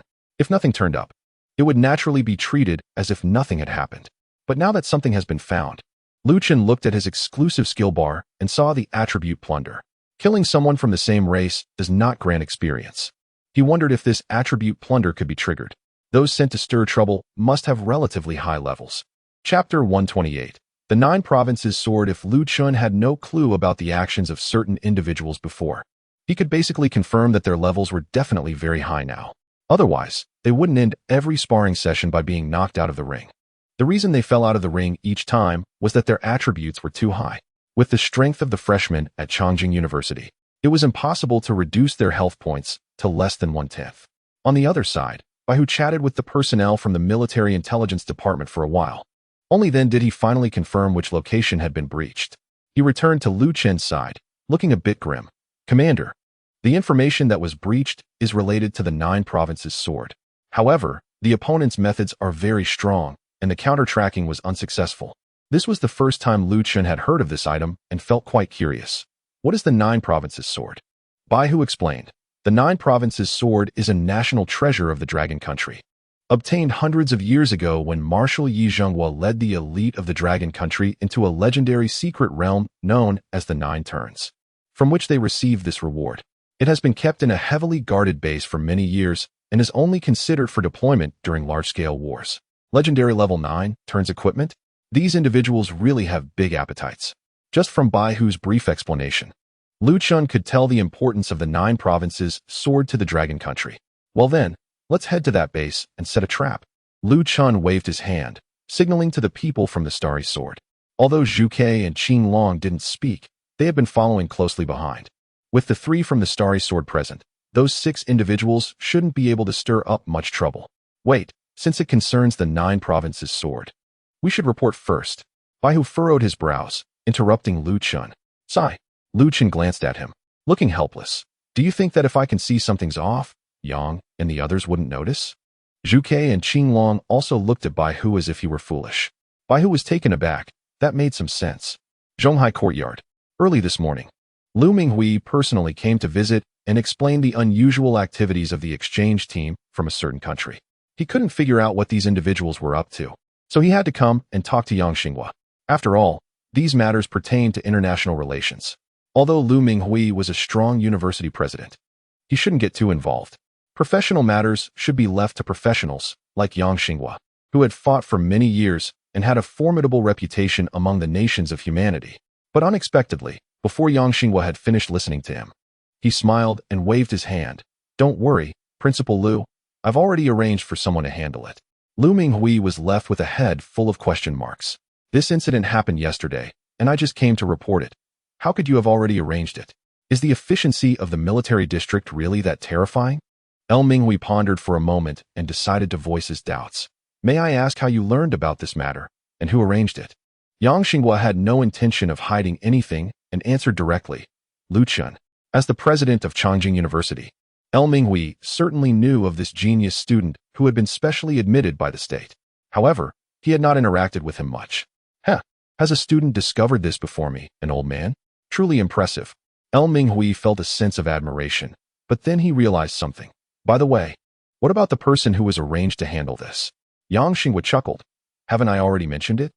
Chun is responsible for informing. Minghui was halfway through his sentence when he suddenly widened his eyes. You can't be saying that Chun is the one arranged to deal with those people, right? We don't even know their strength. What if there's danger? Yang Xinghua shook his head. It's fine. He has the Starry Sword with him. Unless those 2 old fellows from that country have infiltrated, there won't be any danger. Minghui was still uneasy, but we still don't know what those people are plotting. If it's just a student handling this, what if they succeed? We would have no place to express our regrets. Principal L, I think you've misunderstood something. Yang Xinghua narrowed his eyes, and his previously gentle tone suddenly turned stern. You don't really think those people can run rampant on our land, do you? After leaving the Military Intelligence Department, Chun, along with Baihu, Zhu Ke, and Qing Long, arrived at a secret base in the eastern suburbs of Chongqing. Everyone, you can clock out early today, go back home, and do as you please. Chun clapped his hands, drawing the attention of the soldiers guarding the base. The soldiers were puzzled, with some even questioning him. However, when they saw Baihu take out the badge specifically used by the Starry Sword, they had no objections. That was the top special forces unit in the country. Their words carried more weight than many generals. Not to mention just letting them leave early. Even if they were ordered to immediately attack a foreign stronghold, they would likely comply without hesitation. Yet, before leaving the base, the soldiers still cast curious glances at Chun. This young man looked to be under 20. Why was he able to have the Starry Sword members follow him, even treating him with respect? Dismissing the guarding soldiers was part of Chun's plan. Since those people dared to target the Jojo sword, their strength must be significantly higher than that of the guards here. Keeping them around would only increase casualties. It would even hinder Chun's actions. It was better to leave just the 4 of them in the entire base. Can I take a look at the Jojo sword first? Chun asked. Of course. Baihu nodded. Don't even mention just taking a glance. With Chun's current status, even if he directly presented the 9 Provinces sword, both Yang Xinghua and Su Jianyuan would likely agree. However, The 9 Provinces sword can only be wielded by practitioners of level 9 or above, so it would be useless for Lu Chun to take it. Furthermore, his profession is a builder, not a swordsman. With Zhu Ke leading the way, Lu Chun passed through numerous checkpoints and finally arrived at the location where the 9 Provinces sword was kept. The place was extremely spacious, at least the size of 2 football fields. On the ground, a dense array of unknown formations was laid out, all operating and emitting intricate, dazzling brilliance. At the very center of countless formations, a long sword floated in midair, occasionally swaying up and down. Chapter 129, Tower Defense Game? Is that the Jojo sword? Lu Chun looked at the sword, which seemed rather ordinary. In fact, it was even less captivating than the surrounding formations. However, the members of the Xingqiu Divine Sword were clearly in awe of this sword, Baihu's eyes sparkled with the fervor of a devoted fan. And he was quite excited. That's right, I once saw Elder Yang wielding it, and he killed a level 9 lich with a single strike. Honestly, my biggest dream right now is to just touch the Jojo sword. Lu Chun was puzzled. You can't even touch it? Baihu shook his head, his tone becoming a bit heavy. No, only a supreme powerhouse at the 9-turn level can withstand its power without being backlashed. It's not just the Jojo sword. Any powerful legendary equipment cannot be touched without sufficient strength. Otherwise, one could be lightly injured or severely turned into a puppet of the equipment. Such incidents have happened in the Dragon Kingdom before, where a 9-turn weapon was touched by an 8-turn practitioner. It turned into an evil weapon, controlling that practitioner to wreak havoc, and it took several 9-turn supremes to suppress it. Even now, that weapon remains in an uncontrollable state, unusable by anyone. That dangerous? Lu Chun was somewhat taken aback. Fortunately, he didn't need to rely on equipment. Otherwise, having a divine weapon in front of him while restraining himself from using it would be unbearable. All right, the observation part is over. Lu Chun shrugged and began to walk back. Actually, I didn't come specifically to see the Jojo sword. I just wanted to understand the route here and the structure of the base. Next, I need to set something up to prepare a surprise for those people. The members of the Xingqiu Divine Sword were all astonished upon hearing this. Zhu Ke raised her arm, blocking Lu Chun's path. Wait, what are you setting up? Although we plan to catch someone red-handed when they come, it doesn't mean we need you to do it. Once they arrive, the 3 of us can just subdue them directly. Lu Chun shook his head. No, don't act when they arrive. Just like in the past in the dungeon. Let me handle it first. If I can't manage it, then you can help. I just reached the first turn and want to test my current level in a real fight. Zhu Ke immediately refused without a second thought. No way, that's too dangerous. We don't even know their strength right now. If they are much stronger than you, we won't have time to intervene. Baihu and Qing Long didn't speak, but seemed to share Zhu Ke's sentiment. Lu Chun rolled his eyes. Why do you think I want to confront those people head on? Don't forget, I'm not a combat class. That night, in the eastern suburbs of Chongqing, Cui Junmin, along with 5 subordinates, sneaked out of their dormitory under the cover of darkness and arrived here. Their actions were very discreet and drew no attention. A specialized simulation puppet used for the mission was left on the bed, allowing for some time to handle any unexpected visitors. The 6 individuals crouched low and moved stealthily, venturing further into the secluded area. Gradually, an inconspicuous house appeared before them. We have arrived. One of them whispered, momentarily halting their steps. Based on prior intelligence, this was the secret base where the treasured sword was hidden. The unremarkable exterior was merely a disguise. Inside lay a different world. The second member's eyes brightened. He had waited too long for this moment. So what is the next step? Should we proceed as planned? He asked. The leader nodded and replied solemnly, exactly. Just like before, stay alert and avoid any mistakes. This mission is more important than any previous ones. The 5 others silently nodded in agreement. The most robust member, the third, stepped forward first, wielding a large shield that had appeared in his hands. The leader and the 5th member followed closely behind, maintaining a distance that allowed them to avoid simultaneous coverage by area skills while still being close enough for support. The 4th member drew a large hand cannon, while the 6th produced a longbow and strapped on a quiver of arrows, positioning themselves at the back of the group. As ranged attackers, they were responsible for engaging any enemies that might appear. The 2nd member, a shadow assassin, had already faded from view, becoming invisible. Maintaining their formation, the 6 began their operation. Upon entering the house, they paused in front of a wall covered in moss. After the 3rd member confirmed that there were no traps in the vicinity, the 5th member took out an electromagnetic field imager and began hacking into the base's system. The leader stood expressionless nearby, while the others remained vigilant, fully alert to their surroundings. After approximately 10 seconds, the wall began to slowly slide open. The fifth member, grinning, raised the imager and said, "This imported device is really effective." Just as the words left his mouth, an arrow suddenly shot out from behind the wall. The fifth member's expression froze, surprise filling his eyes. He hadn't noticed any traps behind the wall. However, despite his surprise, he remained calm and didn't move. The leader swiftly reached out and caught the flying arrow, crushing it with a firm grip. With a snap, the arrow broke in two. In the next moment, the sixth member drew his bow, placing 5 arrows on the string, and released them at the moment the bow was fully drawn. The arrows flew out with explosive sounds. "The structure you set up, Pine Arrow Tower, has been destroyed." In the monitoring room, a prompt popped up, and the observer glanced at it, nodding in approval. Not bad. These individuals do have some strength, he thought. Today seemed to be the first time a structure of his had been destroyed. The previous instance of destruction occurred during a battle with a giant creature and didn't count. However, this pine wood is just to test you. There are many more buildings waiting for you. Chun looked at the 6 individuals on the monitor, a slight smirk appearing at the corner of his mouth. He felt like he was playing a tower defense game from a past life. These individuals were the enemies. The objective to protect was the sword, and the buildings he set up were the defense towers. It was simply a perfect match. Let's see if you fall first under my strategically placed buildings, or if you manage to break through to the room where the sword is placed.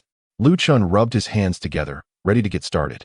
The white tiger, vermilion bird, and azure dragon behind him had never seen Chun so excited before. They all sighed in unison. Let's hope nothing goes wrong today. Chapter 130. Those who built this must be significant figures. After shooting the arrow, the sixth one glanced at the individual beside him and said in a deep voice, "It's an arrow tower, and I have already destroyed it." The third one furrowed his brows. Could it be that our actions have been exposed? The other individual remained expressionless. Don't overthink it. It might just be the guard set up here by the local forces. We're already here, and there's no turning back. Complete the mission quickly and retreat immediately. Everyone nodded silently and began to enter through the open wall in the formation they had previously arranged. The third one, wielding a large shield, strode ahead, noticeably quickening his pace. Since they had encountered an attack, it meant that at least the guards inside the base were aware of the intruders. They had little time left. If they waited until reinforcements arrived, they wouldn't just be trapped, but would definitely fail the mission. According to the intel they had received earlier, the location of the target was quite a distance from this entrance. The third one advanced quickly while keeping an eye out. Although his defensive capabilities were strong, that didn't mean he could act recklessly. His current position was clearly the front line of the team. The mission was to lure out the enemy and absorb their firepower. Suddenly, the third one's pupils constricted. He saw a shell rapidly flying toward him from the front. In the darkness ahead, he could faintly see the barrel of a cannon. Faced with the incoming shell, the third one had only one choice: raise the shield. The large shield slammed onto the ground, and at the same time, a light blue barrier rose, enveloping his entire body. Boom! The shell struck the front of the shield, resulting in a violent explosion. Minus 4,396. A damage number appeared that only one person could see. He was psychologically prepared, but was still slightly surprised. This shield wielder's damage reduction is so high? Although the Iron Cannon Tower was an early structure, lacking flashy effects, it was not inferior in terms of attack power. With his level and talent bonuses, the tower's attack reached as high as 100,000. Yet, the opponent merely held up the shield without using any powerful skills, and it had already reduced over 90% of the damage from the Iron Cannon Tower. Is this what high-level professionals are like? He pondered. Others might not see it, but this shield wielder's level was at least over 500. With his equipment and skill enhancements, he could be considered a tank. No worries, there's a checkpoint ahead specifically designed to eliminate tanks like you. He picked up a bag of popcorn prepared by a teammate and continued to watch the monitor with great interest. After blocking the shell, the third one's expression showed no signs of change. It seemed that the damage didn't affect him at all. After deflecting the shell, he suddenly surged forward, further increasing his speed. The meteorite turret standing in the middle of the road had just fired its second shell when it was already forced close by the third one. Bang! The second shell hit the large shield once again. Due to the proximity, this explosion also affected the meteorite turret itself.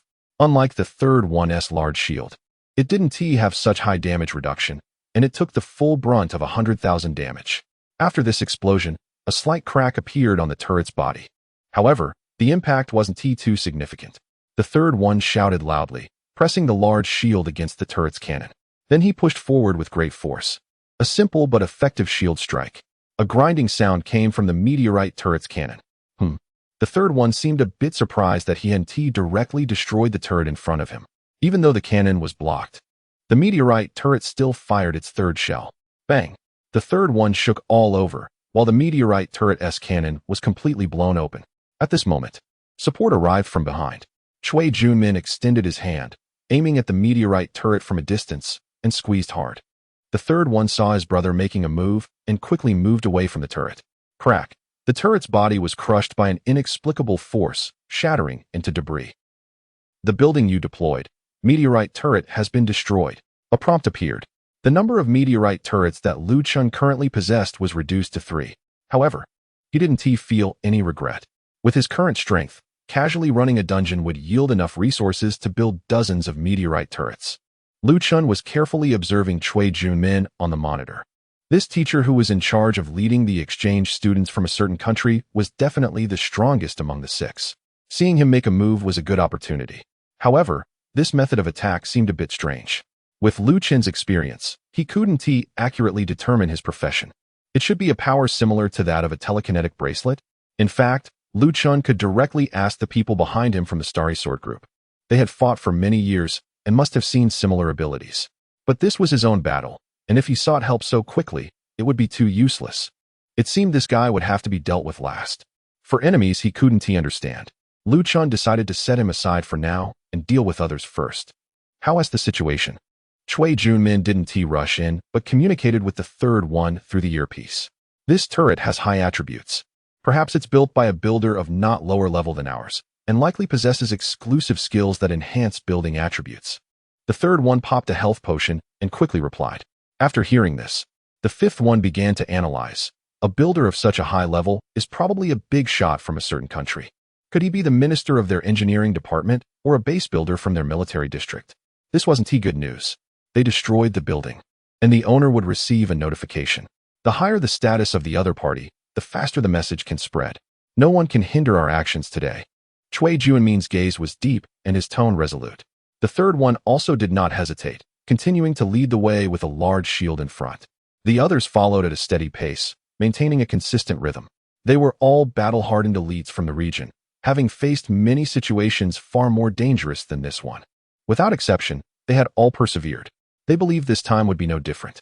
What surprised them a bit was that during the next stretch of the journey, they encountered no obstacles at all. Whether it was the previously appearing arrow towers, artillery, or the soldiers on guard, there was nothing to be found. This situation was clearly unusual. The group would rather face fierce resistance from enemies than encounter such a bizarre scenario. Chapter 131, The Tower of Corrosion. Maximum output against tanks. Ahead lies the second checkpoint. The third member of the team stopped, reporting information through his earpiece. According to the intelligence received, this secret base of the nation is intricately designed with numerous paths and checkpoints, seemingly constructed like a maze. Typical intruders who enter here usually get lost, wandering around for hours without grasping their location. Of course, such a large base cannot serve just one piece of equipment.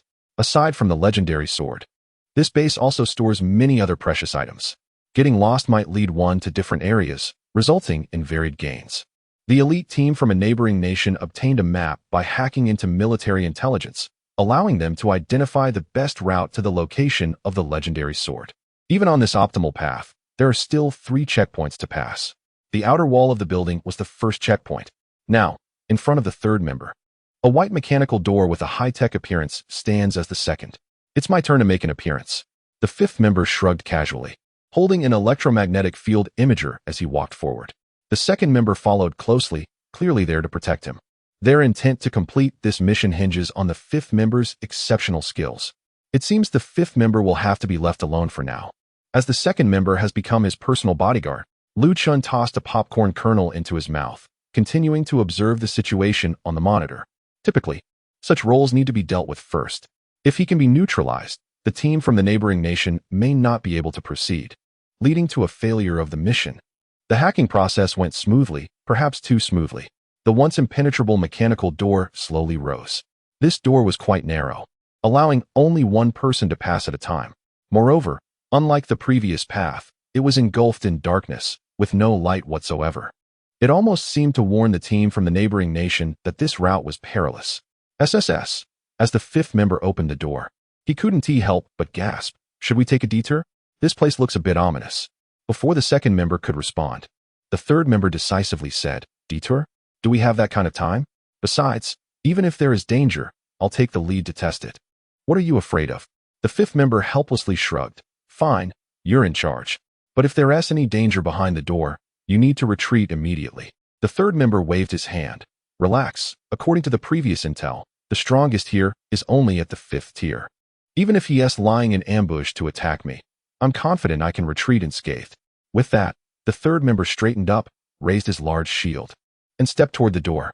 Before entering, he hesitated for a moment. He took out several potions from the storage items and swallowed them all at once. Steel potion, stone potion, regeneration potion. These were all powerful potions with very short durations, typically used only in the most dangerous situations. Although he claimed not to care, he knew full well that what lay beyond the door was undoubtedly perilous. However, there was no choice. Their time was limited, and as long as they could gain some time, this risk had to be taken. Moreover, what if they took another route and encountered the same situation? Would they continue to detour? That would be never-ending. Just as he was about to step through the door, someone pointed at him. The latter didn't react and walked straight through the door. The situation behind the door was pitch black. However, having learned the universal skill of night vision, he quickly adapted to the dark environment. So, he didn't linger and continued to advance in the darkness. 1 step, 2 steps, 3 steps. In the silent environment, each footstep sounded exceptionally clear. His vision gradually began to adjust. As he took the 5th step, just as his foot landed on the ground, a prompt suddenly popped up. Warning, you have entered the coverage area of the building, corrosion tower. Damage reduction effect reduced by 20%. What? His expression changed. It was indeed the corrosion tower. What frightened him was not the tower itself, but the fact that being within its coverage area meant the fiercest wave of enemy attacks was about to arrive. At that moment, his eyes finally adapted to the darkness, allowing him to vaguely see his surroundings. To his shock, he found himself surrounded by arrow towers. In front, to the left, and to the right, aside from the way he came, he was completely encircled by numerous arrow towers. Whoosh! As he stepped into the range of the corrosion tower, the previously silent arrow towers began to attack simultaneously. Damn it! He was startled, and his hair stood on end as he quickly planted his large shield into the ground. Just like before, a faint blue light illuminated him, enveloping his entire body. Not only that, but his body quickly hardened, and his defense peaked at that moment. However, at this moment, he was facing his nemesis, the corrosion tower, along with the empowered star-piercing arrow towers from the strong strike tower and attack speed tower. Minus 18,671. Minus 19,756. Minus 20,421. Puff, puff, puff. A total of more than 20 arrows hit him instantly, with 20 of them coming from the star-piercing arrow tower and 3 from the atmospheric group granite arrow tower. The arrows almost immediately pierced through the faint blue shield, striking his body. The first few arrows were deflected by his hardened skin, causing minimal damage. However, the subsequent dozen arrows all firmly embedded themselves into his body. A strong young man turned into a hedgehog in an instant. Meanwhile, the third one spat out a mouthful of blood. The damage he sustained was too severe, and his health was almost completely depleted in a split second. If he hadn't protected his vital points at the last moment, he would surely have been dead by now. Damn it, there really was an ambush. The fifth one jumped up in excitement, his eyes wide open. They had been through life and death together countless times, and their bond was deep. Seeing the third one in danger now made him anxious. Cui Junmin narrowed his eyes slightly and pulled back his finger. The heavily injured third one, already on the brink of collapse, had no strength left to escape. However, with Cui Junmin's action, his body was rapidly propelled back towards the mechanical door. Just as he seemed about to escape, a star-core-piercing arrow tower suddenly shot an arrow. Whoosh! The arrow hit the third one's chest, pinning his entire body firmly against the mechanical door. Chapter 132 Strange Walls. As the third member was pinned to the ground, a kill notification popped up in front of Chun. Your star essence piercing arrow tower has successfully killed LV 526 Guardian Knight Jin Xinqi. As both belong to the same race, experience cannot be gained. I guessed right. This guy is indeed over 500 levels. Chun was very satisfied. The fact that he could take this person down in a short time was largely due to the element of surprise. The events unfolded too quickly for the opponent to utilize any particularly strong exclusive skills. Coupled with the dual penetration effects of the Corrosion Tower and Piercing Arrow Tower, it led to a swift kill. At that moment, another additional notification caught Chun's attention. Your Star Essence Piercing Arrow Tower dealt damage and successfully killed the target. Triggering building characteristic, Attribute Plunder. You have plundered one of the killed target's strength attribute. Value, 314. Seeing this sudden notification, Chun couldn't help but feel overjoyed. It really can be triggered, and this is just the first person he killed. According to the description of the Attribute Plunder exclusive skill, its effect is not guaranteed to trigger, and the probability should be quite low. After all, the effect of plundering attributes is quite extraordinary. What Chun didn't expect was that the first person he killed after obtaining this effect would yield such a result. He plundered a total of 314 strength. It should be noted that Chun's own strength attribute was just over 1,000 at the moment. This boost was nearly a third of his total. It was simply exaggerated. Unfortunately, judging from this big shield guy's profession, his highest attribute was definitely Constitution, and he probably didn't invest many points in strength. But Chun was satisfied. At least it was better than getting nothing. Who will be next? Looking at the remaining few opponents on the monitor, Chun felt it was no different from watching a few large health potions. Noticing the life force of the third member fading, Cui Junmin stopped and did not pull his body back. The remaining four looked at the pinned third member in horror, and the atmosphere became extremely tense. What should we do next? The fifth member breathed heavily, glancing at the open mechanical door, feeling as if it was a mouth of a deep abyss ready to consume them. Cui Junmin decisively turned around. We'll take a detour. Even if I can get through this place, I can't take you all with me. As the leader, he couldn't afford to hesitate for a moment. Staying here was obviously not an option. They had to change their route. As for retreating, not to mention they were only about 10 minutes away from their mission target. Just the loss of the third member here made Cui Junmin swear that the others must pay a price. All right, no one objected, and everyone silently followed Cui Junmin. As they were leaving, the second member, relying on his speed, went to put the third member's body into the storage item.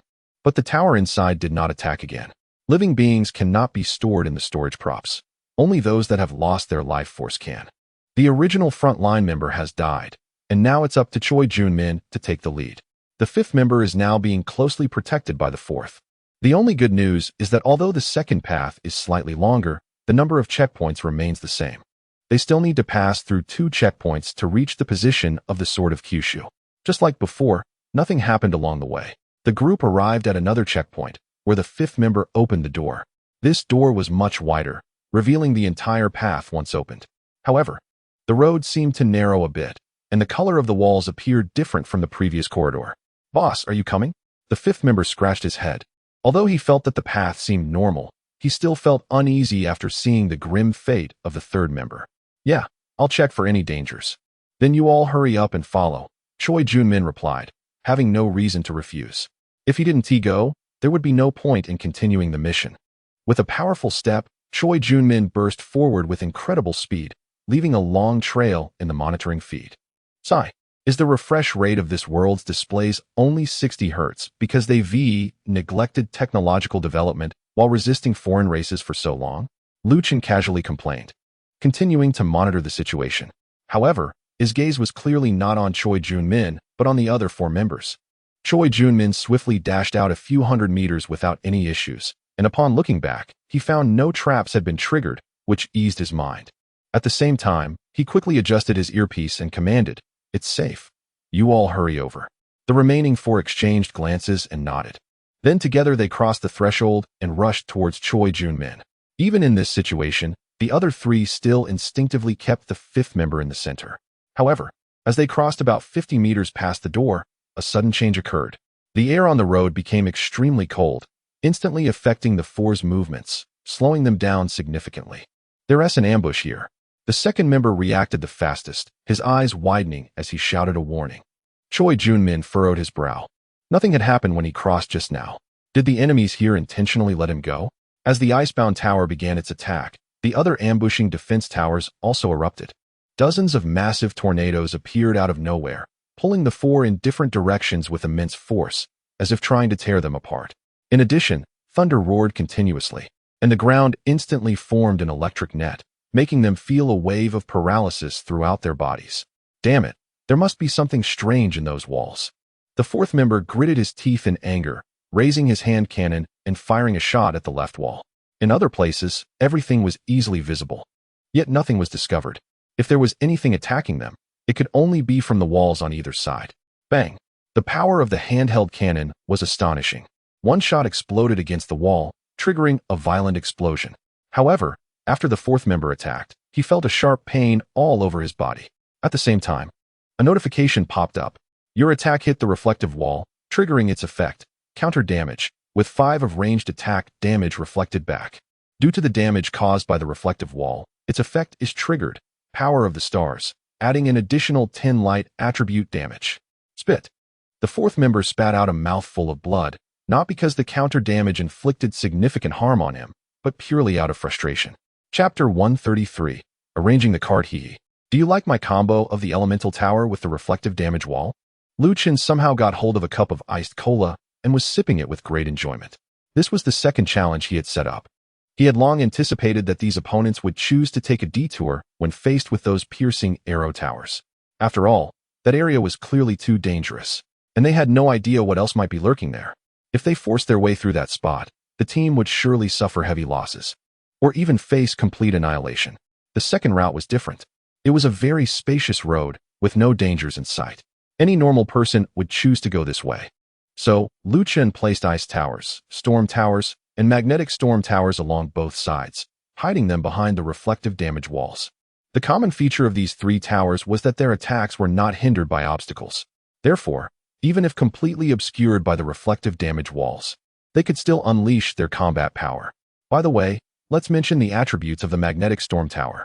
Thunderstone Magnetic Storm Tower, Quality, S, Durability, 400, 000, Attack, 80, 000, Electric. Skills, Electromagnetic, creates an electromagnetic field, causing paralysis to enemies within range. Thunderstorm, drops a lightning pillar on the target, dealing massive electric damage. With these 3 towers in place, this route had become even more terrifying than the first. Their control effects were substantial, and the damage was equally impressive. It might not have been enough to handle the previous tank-type profession, but it was more than sufficient for the remaining 4. After all, there were also strike towers and attack speed towers providing support, significantly increasing the output efficiency. Cui Junmin pressed his earpiece and shouted, "Forget about those things." Charged through immediately. He had not been affected by any attacks and estimated that his position was already out of the attack range of those structures.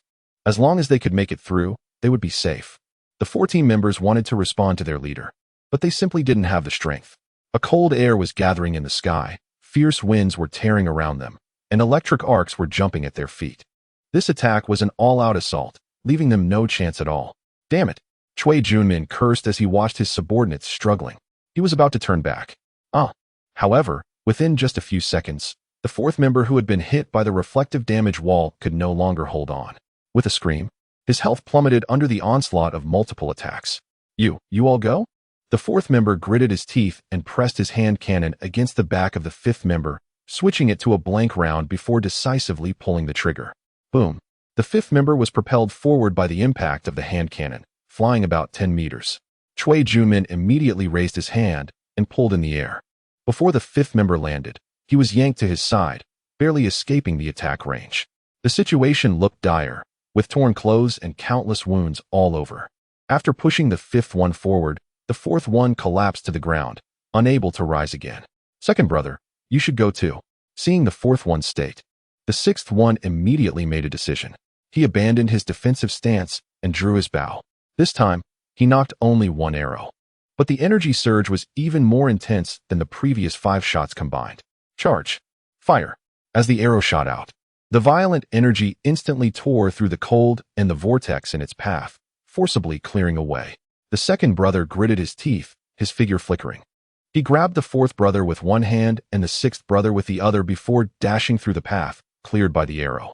However, the next second, the cold and the vortex reformed, blocking the second brother's way.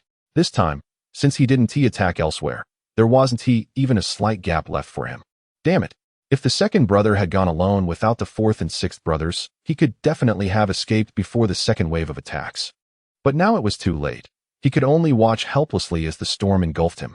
On the other side of the vortex, someone protected the fifth brother behind him, frowning as he stretched out both hands for the first time. He quickly made a gesture in the air as if pulling something apart. As his hands moved apart, the raging vortex also shifted to the sides, forcibly creating an opening. The second brother stumbled out. However, the fourth brother he was pulling with his left hand had already frozen solid. The sixth brother he was pulling with his right hand had only an arm left. The rest of his body had been torn apart and consumed by the vortex. The second brother's eyes were filled with blood and tears. Despite being severely injured, he roared at the top of his lungs, "People of that nation, we will not rest until one of us is dead. Then you should hurry up and die." In the monitoring room, someone listening to the second brother's roar couldn't help but twitch his mouth. He hadn't expected these individuals to be so foolish, clearly coming to invade a military stronghold, yet blaming him for their deaths. However, he also hadn't anticipated their professionalism, willing to sacrifice themselves to help their companions complete their mission. Initially, he thought this checkpoint would wipe out everyone except for one person, but only half had been eliminated. He shook his head, feeling it was a bit of a pity. Moreover, the two ranged attackers killed this time did not trigger any attribute plundering. Such ranged physical attack professions would likely allocate most of their attribute points to strength. If he could have plundered their strength, it would have significantly boosted his attributes. Now only the final checkpoint remained.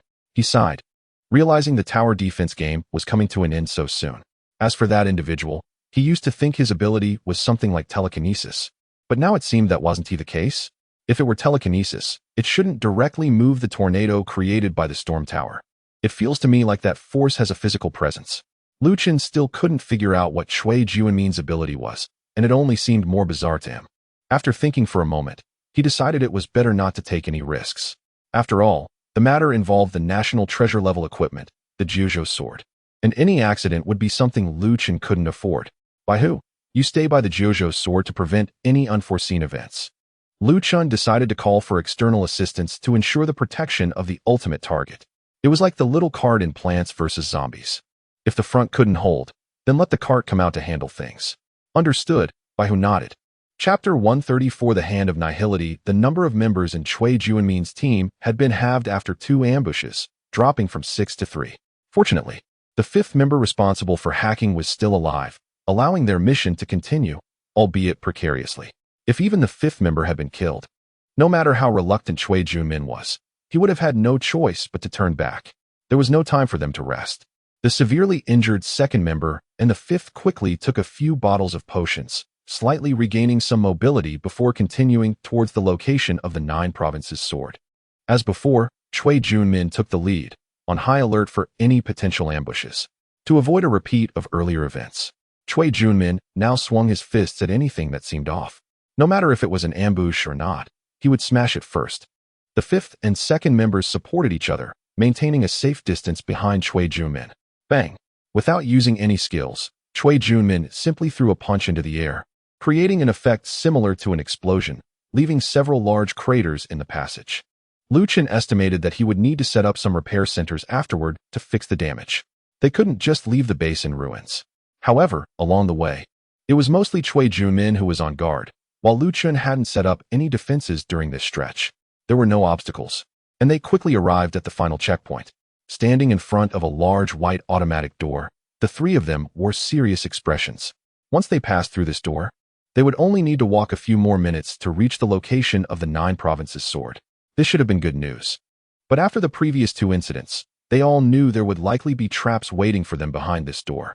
With Cui Juanmin's permission, the 5th member steadied himself, took out the electromagnetic field imager again, and aligned the interface with the motor connected to the large door. The sound of crackling electricity filled the air. As before, they quickly hacked into the control of the door, and it began to rise slowly. Cui Juanmin immediately pulled the 5th member behind him, his gaze sharp as he focused on the situation behind the door. They could not afford any more losses. They needed to uncover what tricks the opponents had in store this time. However, when the door opened halfway, Cui Juanmin had already seen the scene inside. After taking a moment to process what he saw, he erupted with an astonishing killing intent, causing the second and fifth members to involuntarily take a step back. Behind the large door was a neatly arranged array of buildings, including turrets, flame towers, and earth towers. In front of the attacking structures was a row of walls. There was no pretense here. All defensive forces were laid bare. However, the real reason Cui Junmin exuded such killing intent was because standing among those buildings was a young man. He was observing Cui Junmin and his team with great interest, as if he were appraising a few pieces of prime pork at a market. At such a time, there could only be one identity for this person. Lu Chun was a very merciful individual. He decided to let these individuals understand their fate in their final moments. Thus, he stepped out of the monitoring room to personally oversee this last hurdle. Well, actually, it was mainly because the monitors in the monitoring room were of poor quality, and he wanted to see for himself and experience the real deal. After all, given the strength these individuals had displayed previously, he had no reason to be afraid with so many buildings around. Cui Junmin didn't utter a word. He suddenly erupted with energy. He dashed forward, extending one hand toward Lu Chun, making a grabbing motion. Lu Chun murmured to himself, having wanted to see what this move was all about. He stood still, intending to actively receive this attack from Cui Junmin. Immediately, a prompt appeared. Due to the presence of buildings nearby, immunity activated against the status effect. Grabbing. Lu Chun looked at his body in confusion, seeing nothing unusual. He had no idea what skill Cui Junmin had used. In any case, it didn't take effect. By the way, this guy had actually surpassed level 600, making him a 6th-tier professional. Lu Chun didn't dwell on this status any longer and shifted his focus to Cui Junmin's level. He was somewhat surprised. The three individuals he had previously defeated were only slightly above level 500. Yet, their leader had directly exceeded them by a full 100 levels. After reaching the first tier, Lu Chun felt completely confident against second and third-tier professionals. Even if he couldn't defeat them, they wouldn't be able to do anything to him. However, facing a 6th-tier professional, Lu Chun wasn't as confident. The main reason was that the power gap between 3rd, 4th, and 5th-tier professionals wasn't that significant. They had only undergone their first upgrade. Even though there were notable differences in attributes, there wasn't an essential change. In contrast, 6th-tier professionals had undergone a second upgrade. Along with further improvements in attributes, their talents and skills would evolve, significantly enhancing their strength. While Lu Chun was surprised by Cui Junmin's level, Cui Junmin was utterly shocked by Lu Chun. His profession was a special one, independent of all ordinary professions, and his newly upgraded title was Invisible Hand. This allowed him to extend and freely manipulate hands that others could not perceive. Due to the peculiar nature of his profession, which was particularly hard to defend against, Cui Junmin was recruited into a special task force, engaging in various missions. Recently, he successfully completed a 6th-tier task, evolving his profession into Void Hand. When in use, he could appear directly at the target's location without the need to extend slowly. Initially, Cui Junmin believed that his ability had received an epic enhancement, allowing him to achieve remarkable results against anyone. However, the young man before him left him utterly astonished. The hand of Void extended out, initially intending to directly grasp the opponent and crush them. It managed to grasp, but that was all. It could not proceed any further, no matter how hard he tried. The hand of Void could not inflict any harm on the young man. This couldn't entirely be blamed on him. If he had simply slapped the young man, it could have caused normal damage. However, he insisted on first grabbing Lu Chun and then trying to crush him. Due to the immunity to negative status effects from a certain ability, the grabbing state he wanted to inflict could not take effect.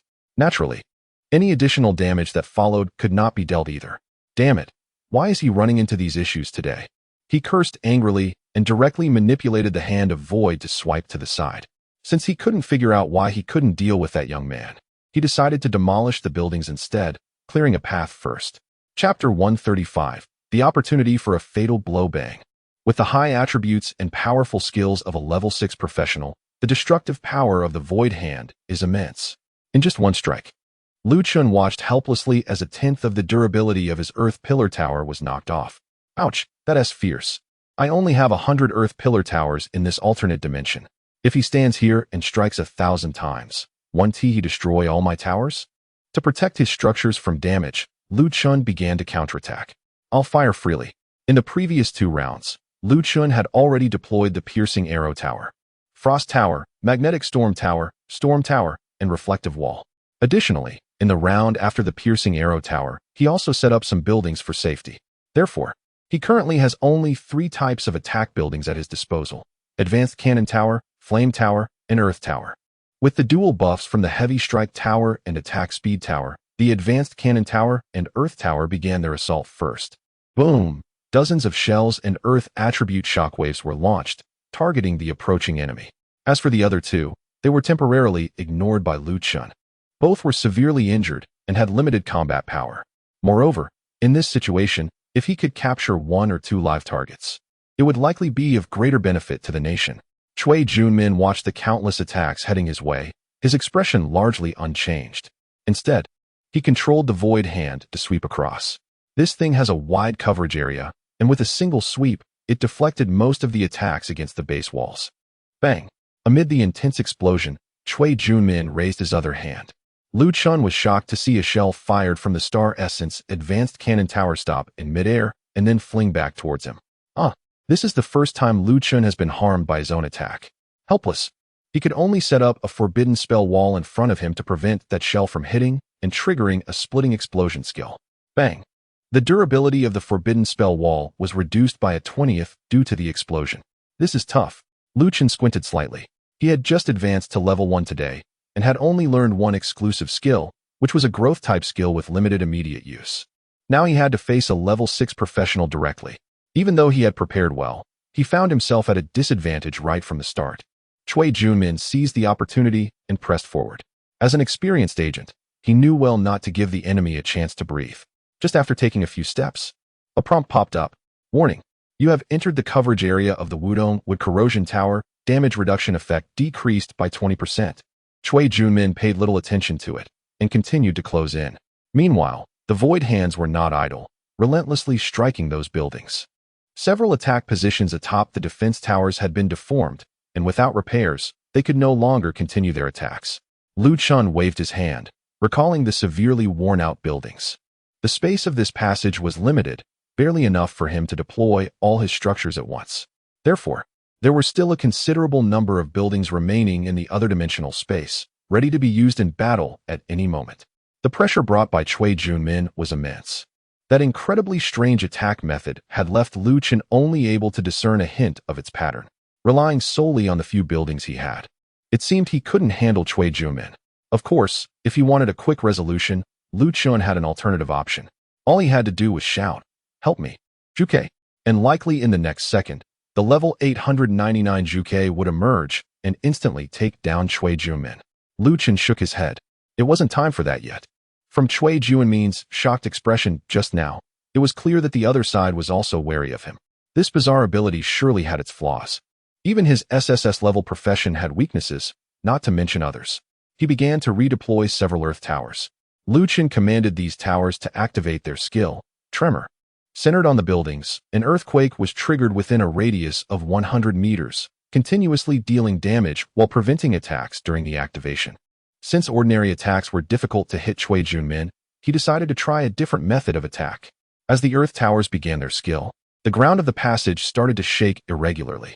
Although the affected area was small, Cui Junmin happened to be right within it. Caught off guard, he staggered and nearly fell.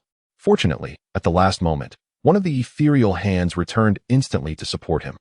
Chun observed Cui Junmin, who seemed to be performing the moonwalk, and glanced at the frequency of attacks on his buildings, nodding to himself. It appeared that Cui Junmin's strange methods could only manage 2 areas at once. Therefore, theoretically, if he could make him unable to manage both, he could find an opportunity to attack him. With his mind racing, Chun quickly devised a battle plan. He was determined to eliminate the level 6 Cui Junmin today by maintaining the tremor effect of the Earth towers. If Cui Junmin wanted to continue advancing, he would have to use one of his ethereal hands to protect himself. Gritting his teeth, Cui Junmin's face took on a fierce expression, no longer calm as before. The other ethereal hand continued to frantically attack the buildings ahead, attempting to clear a path. However, no matter how hard he attacked, the young man always managed to retrieve and redeploy a new building just before the current one was destroyed. This left Cui Junmin feeling increasingly frustrated. How many buildings could this constructor possibly have? Generally, such a level of defensive tower would take months to build. Yet, judging by the current situation on the field. He had already deployed hundreds of buildings, and he looked like he was barely 20 years old. Could it be that they awakened from birth and started constructing buildings? No, it can't be like that. Judging by the attributes of these buildings, this builder's level is at least above the 5th rank. Yet they look so young. Could it be that the advanced cosmetic techniques from a certain region were leaked and learned by another country? Cui Junmin couldn't help but let his mind wander. He had no choice now but to rely on exhausting the buildings of this builder in front of him. Otherwise, as long as this builder completely blocks the passage with buildings, there would be no way to get through. Lu Chun was both retracting and arranging the buildings while observing the expression on Cui Junmin's face. He was waiting for an opportunity, a chance to strike decisively. Chapter 136. Freeze. Maintaining the status quo was not meaningful, so Lu Chun decided to take the initiative to change it. Cui Junmin manipulated the void hand, wildly striking the buildings ahead to clear a path. Has this guy finally run out of buildings? Gradually, he noticed that the structures Lu Chun had rearranged were becoming sparser. Initially, the buildings here were densely packed, blocking the entire road completely. However, after Cui Junmin's frenzied attacks, many structures were reclaimed by Lu Chun due to insufficient durability. Although he was also rearranging intact buildings to fill the gaps, the number of buildings had already decreased significantly. Cui Junmin could even see the complex formations behind the gaps between the buildings. That was where the Jiuzhou sword was placed. Good, it should have been like this earlier. I almost thought you had an infinite number of buildings. Cui Junmin sneered inwardly, activating his exclusive skill and increasing the frequency of his attacks. Boom. Another Star Marrow advanced turret was knocked askew, and Lu Chun naturally reclaimed it. However, the next moment, his expression changed drastically. He no longer rearranged buildings as he had before. This was completely within Cui Junmin's view. Finally out of buildings. He was overjoyed. Too much time had been wasted here. Cui Junmin had to rush to the place where the Jiuzhou sword was located immediately. As for this builder who, for some reason, couldn't be harmed, he would be left alone for now. Once he got the Jiuzhou sword, a casual swing would be enough to obliterate him hundreds or thousands of times. Getting ready. He dashed forward. Cui Junmin took out a blood-red glove from his storage item and put it on his right hand. The blood-red glove seemed to have a life of its own, constantly rising and falling as if it were breathing. This was a special piece of equipment granted to Cui Junmin by the supreme being of a certain kingdom, known as the Hand of Greed. It was crafted from the remains of another supreme being and absorbed the essence of that being's life. There were no requirements for wearing it, nor any other attribute bonuses, but it continuously absorbed the wearer's life force, or health points. Therefore, Cui Junmin hadn't worn it during previous battles. Its greatest and only function was to ignore the level gap of equipment, allowing the wearer to use gear of Jiuzhou level and below. Although the attribute bonuses would be reduced to 1/10, and the equipment effects could not be used. The Hand of Greed was the key item for Cui Junmin's journey to the Dragon Kingdom. Without it, he wouldn't be able to wield the Jiuzhou sword. Controlling the Void Hand, he smashed another Earth Tower and began to sprint forward. As a 6th-tier professional, his attributes were extremely high. Moreover, it seemed that a considerable portion of his attribute points had been allocated to agility, making his movements exceptionally swift. Lu Chun reclaimed the toppled Earth Tower, looking panicked. Cui Junmin let out a cold laugh, swiftly darting between the gaps in the buildings. Young people are just young people. Although I don't know why you have so many structures, it's already over. His words abruptly stopped mid-sentence. A wall suddenly appeared, blocking his path. You are right, Lu Chun said. The panic on his face now vanished, his acting skill at a level worthy of an award. It is indeed over. Cui Junmin remained silent, and immediately turned to break through from another direction. However, walls had now appeared on both the right and left sides, completely blocking his escape.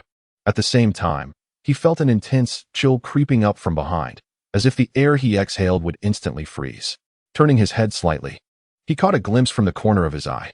Cui Junmin saw a crystalline turret standing behind him, its barrel pointed directly at him. The ice crystal turret. If one were to ask which structure Lu Chun possessed was the strongest, none of the new structures he had acquired could compare to the ice crystal turret, as it was superior in terms of materials alone. It was the only turret that, as long as its attack affected the enemy, could apply a debuff to the target with a 100% success rate, even though the debuff was random. Just give me either freeze or immobilize, either one will do. Lu Chun thought to himself as he ordered the ice crystal turret to attack. The freeze effect would immobilize the target, while the immobilize effect would prevent any actions. As long as he got one of them, he could ensure that Cui Junmin would have to endure all the attacks from his structures. After all, he was already trapped in that position. While strange tactics could fend off distant attacks, it was impossible to block close-range attacks, right? Boom, bang. The ice crystal turret fired its shell, directly hitting Cui Junmin and erupting in a cloud of thick white smoke. Soon, the smoke cleared, revealing Cui Junmin, now encased in ice, with only one eye still moving. Every other part of him was completely immobilized. Great. Jackpot. Lu Chun couldn't help but feel a surge of excitement upon seeing the result. He quickly retracted the ice crystal turret and deployed the most powerful Star Essence high-level turret. Now in a frozen state, Cui Junmin was unable to resist and could only watch helplessly as the dark barrel aimed at him. At that moment, a hoarse shout echoed. Boss! Lu Chun saw a figure, engulfed in flames, rapidly charging toward him. It was the previously injured fifth brother. He had somehow donned powered armor, and the engine of the nitrogen acceleration gear was roaring. Ignoring his own injuries, he was using maximum power. The fierce wind tore open his wounds, blood spraying out. This guy is a mechanic? And he can still move? Lu Chun frowned, having been so focused on fighting Cui Junmin that he had forgotten about everyone else. Just as he was about to wave his hand to casually set up a wall to block the fifth, the scene before him suddenly turned crimson. Since the fifth had already moved, the second of the Blood Shadow assassins would certainly not sit idly by. He unleashed his strongest exclusive skill, transforming into a flash of blood that instantly surged towards Lu Chun. A dagger, seemingly perpetually dripping blood, shot out from the bloodlight, targeting Lu Chun's forehead. This strike posed no threat to Lu Chun, as the damage of over 200,000 was entirely transferred to the forbidden spell wall. However, it caused him to miss the opportunity to block the fifth. The fifth maintained his speed without slowing down for even a second and directly crashed into Cui Junmin. Boom. His body was left in ruins after the explosion. The gasoline from the powered armor leaked, instantly igniting into flames. The cold air that had originally frozen Cui Junmin began to melt under the glow of the fire. Chapter 137. Disparity in strength. Seeing that Cui Junmin had escaped, Lu Chun couldn't help but click his tongue. He had finally managed to trap a 6th-tier practitioner and was about to achieve the feat of single-handedly defeating one, only to have it ruined by the intervention of others. As Cui Junmin broke free from the frozen state, he didn't pause for even a millisecond. His figure moved like a wraith, swiftly bypassing the blockade of 3 surrounding barriers. His target was directly aimed at the location of the Jojo sword. Now, Lu Chun was completely at a loss. His agility was already far inferior to that of Cui Junmin. Previously, he could rely on the barriers to block his opponent, mainly because he had taken advantage of the element of surprise. Now, as Cui Junmin advanced, he executed a serpentine maneuver, making it impossible for Lu Chun to predict his landing point. Cui Junmin, do you still not understand the situation? Grabbing hold of the already weakened second-in-command, Lu Chun decided to start talking tough. Your actions have already failed. The entire team has only you two left alive. It's pointless to resist stubbornly. If you continue to be so obstinate, I'll take out your last remaining brother first, then deal with you.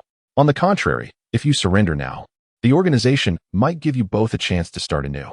Just provide important intelligence about your homeland, redeem yourselves, and perhaps you'll have the opportunity to begin a new life in another land. You two seem to be quite popular with the younger ladies. You might even become little stars in the future. Lu Chun spoke with great sincerity. After all, he hadn't revealed everything. He used terms like perhaps and maybe. If they turned out to be of no use later on, he could consider how to handle them then.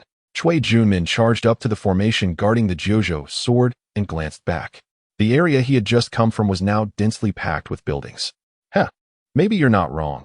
Cui Junmin let out a self-deprecating chuckle. At this point, his mission had already failed, not to mention taking the Jojo sword out. It was unlikely that Cui Junmin himself could escape. He took out a small green orb and held it in his hand. Turning to look at the Jojo sword within the formation, Lu Chun, having received some tutoring from a few practitioners earlier, recognized it as a precious array seed. Only practitioners of the 9th tier or above could create such a thing, and once activated, it could disrupt formations within a certain range temporarily, preventing them from triggering. These individuals had indeed invested heavily to complete their mission. Since Plan A has failed, Cui Junmin slowly said, seemingly stealing his resolve. He took off the greedy hand that had been on his right hand and casually tossed it to the ground. Then let's go with Plan B. Lu Chen was taken aback. Plan B? Cui Junmin crushed the array seed in his hand, his tone suddenly becoming hysterical. If we from my homeland can't obtain it, then neither will you. The formation was activated, and the array surrounding the sword of the 9 provinces trembled, with its operation clearly becoming unstable. Cui Junmin rushed in without hesitation, and his body was instantly scratched by the array, leaving countless wounds. Although the formation had become chaotic, it only meant a weakening of its effects, not that it had disappeared. In fact, because of the disorder, the energy within might become even more violent, increasing the danger significantly. Yet, Cui Junmin completely ignored everything else, his eyes fixed solely on the sword of the 9 provinces. His speed was astonishing, and within seconds he reached a point not far in front of the sword. At this distance, he could use his ethereal hand. He reached out to grasp the sword, but suddenly realized that his hand had disappeared without him noticing. Confused, he turned his head, only to find a smooth, mirror-like cut remaining on his shoulder. Blood dripped from the wound, falling drop by drop. Lowering his head, he saw 2 severed arms lying on the ground, having appeared there at some point. It was only then that the excruciating pain hit him, and he couldn't help but scream in agony. Sigh, I should have used the cart. Lu Chen sighed softly, gazing at the scene from a distance. From his vantage point, he could see everything clearly. As Cui Junmin approached the sword of the 9 provinces and attempted to raise his hand, the white tiger appeared behind him in an instant. With Lu Chen's keen eyesight, he could only catch 2 movements, drawing the sword and sheathing it. In the next moment, Cui Junmin's arms fell like a disconnected kite. The difference in strength was simply unbelievable. Although Cui Junmin had fought Lu Chen for a while, he hadn't sustained much damage. Only the attack from the ice cannon had truly struck him, leaving him nearly at full capacity.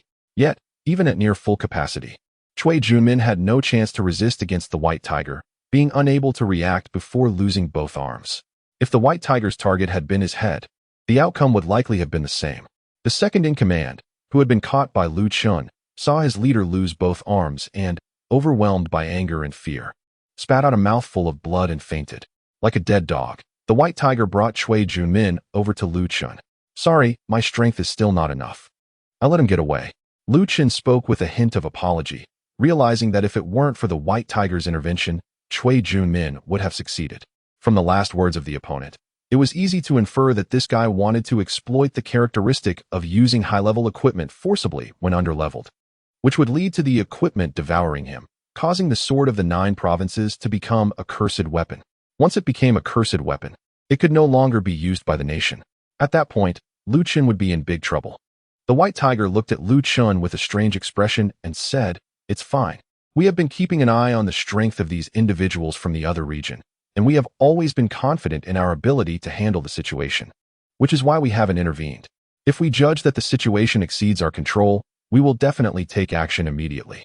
On the contrary, I truly didn't realize how strong you have become, Commander. You can actually contend with a 6th-tier professional. Several times, I thought you were about to lose and was ready to intervene, but in the next moment, you immediately turned the tide of the battle. Up until just now, I wondered if you still had some tricks up your sleeve, which is why you waited until the last moment to act." Bai Hu was well aware that Lu Chen only became a 1st-tier professional today. Yet that very night, he was already able to confront a 6th-tier professional head-on, even with half of the structures set up in another passage. If he had brought those structures into play, would Lu Chen have been able to defeat that 6th-tier individual on the spot? After all, it can't really be considered a loss for Lu Chen, at most. It can only be seen as letting Cui Junmin successfully break through, and that was with the assistance of 2 others. This terrifying 1st-tier strength, if he grows for a bit longer, could soon surpass me, right? Chapter 138. Attribute Domination. The Special Operations Team from the neighboring country consisted of 6 members. 4 were killed, and 2 were captured. The losses on our side included a wooden arrow tower and a meteorite cannon tower. With the battle concluded, it was time to start the cleanup. Lu Chen began to collect the structures scattered around and stored them in a dimensional space, in areas that were severely damaged. He set up a repair center using sycamore wood to gradually restore them. It is worth mentioning that he acquired 2 new pieces of equipment during this battle. Electromagnetic Field Imager. Quality: A. Equipment requirement: 5,000 points of spirit. Effect: can hard crack into any electronic device. Hacking time depends on the user's spirit power. Electronic information technology. and the level of the device being hacked. Greedy Hand. Quality S. Equipment requirement none. Effect absorbs 1 of maximum health 500 of the user's health per second. The hand wearing the Greedy Hand can use equipment items of level 9 and below without meeting the equipment requirements, but cannot utilize the special effects of the equipment, and the attribute bonuses will be reduced to 1/10. Both pieces of equipment belong to special types. Chun unceremoniously stored them in his world seed. Though they seemed of little use at the moment, they might come in handy in the future. As for the 2 captured individuals, they were handed over to the White Tiger. The military's interrogation department would have countless methods to extract information from them, so Chun didn't need to worry about that. Once everything was taken care of, it was already the next day. Despite staying up all night, Chun was still full of energy.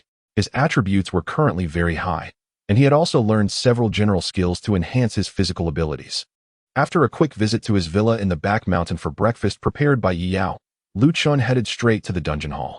Today marked the first day of his challenge against the level 199 Nightmare Dungeon.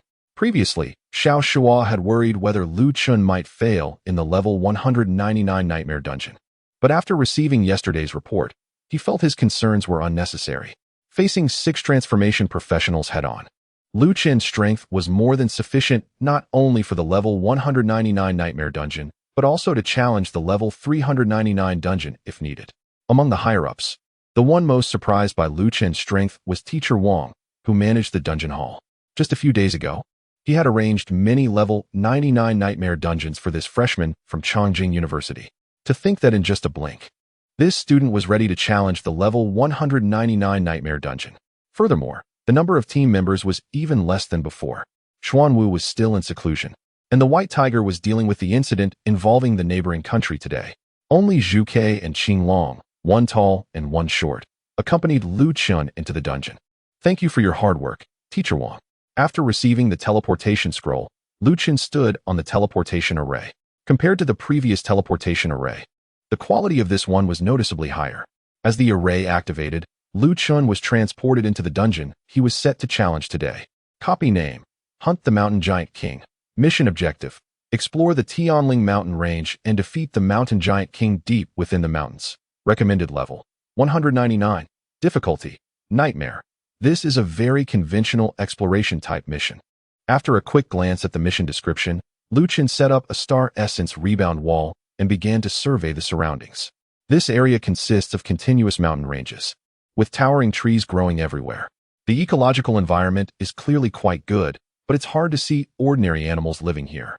Even if there are any, they are just inconspicuous insects, birds, and reptiles. This is because the mountain giants have a strong territorial awareness, refusing to allow any other creatures to enter their domain. Whether humans or wild boars, monkeys or tigers, anyone who steps into the mountain giant's territory will be driven away. Initially, some scholars analyzed this behavior as being due to the mountain giant's origin in the depths of the forest, which made them love nature and worry about their living environment being harmed.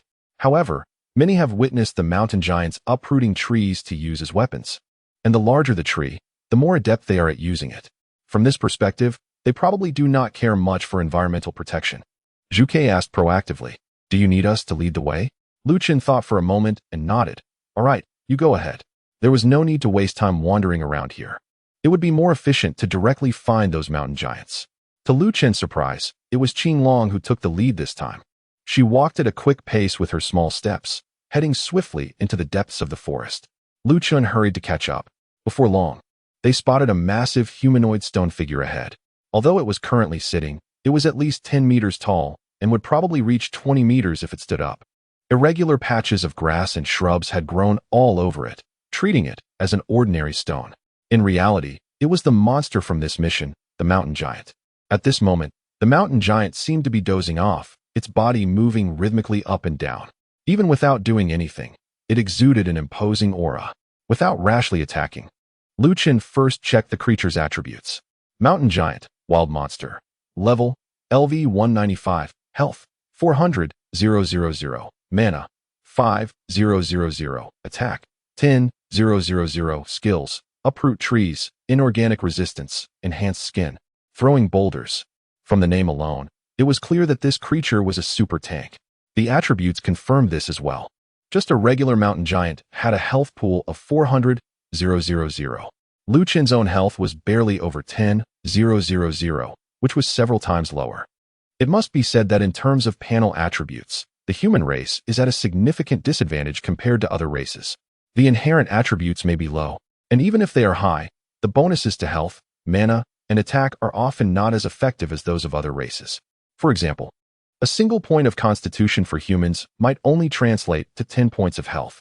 In contrast, a race like the mountain giant, known for its incredible durability, might convert 1 point of constitution into dozens or even hundreds of health points, which is simply overwhelming. The only advantage humans have is their significantly higher intelligence.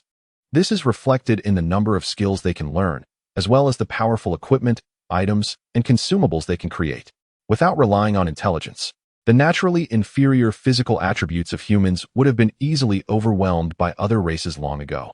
However, it seems that in the future, there may be a human with attributes that could turn the tables and overpower other races. Lu Chen glanced at the attribute plunder skill in his skill bar, a smile creeping onto his face. Chapter 139. A turn in the offensive. It is evident that the mountain giant is a creature with both strength and physique. In this instance, when Lu Chen killed the mountain giant in the dungeon, triggering several attribute plunders would be highly beneficial. If he could plunder one of its strength or physique attributes, it would be a significant gain. Without further thought, Lu Chen sprang into action.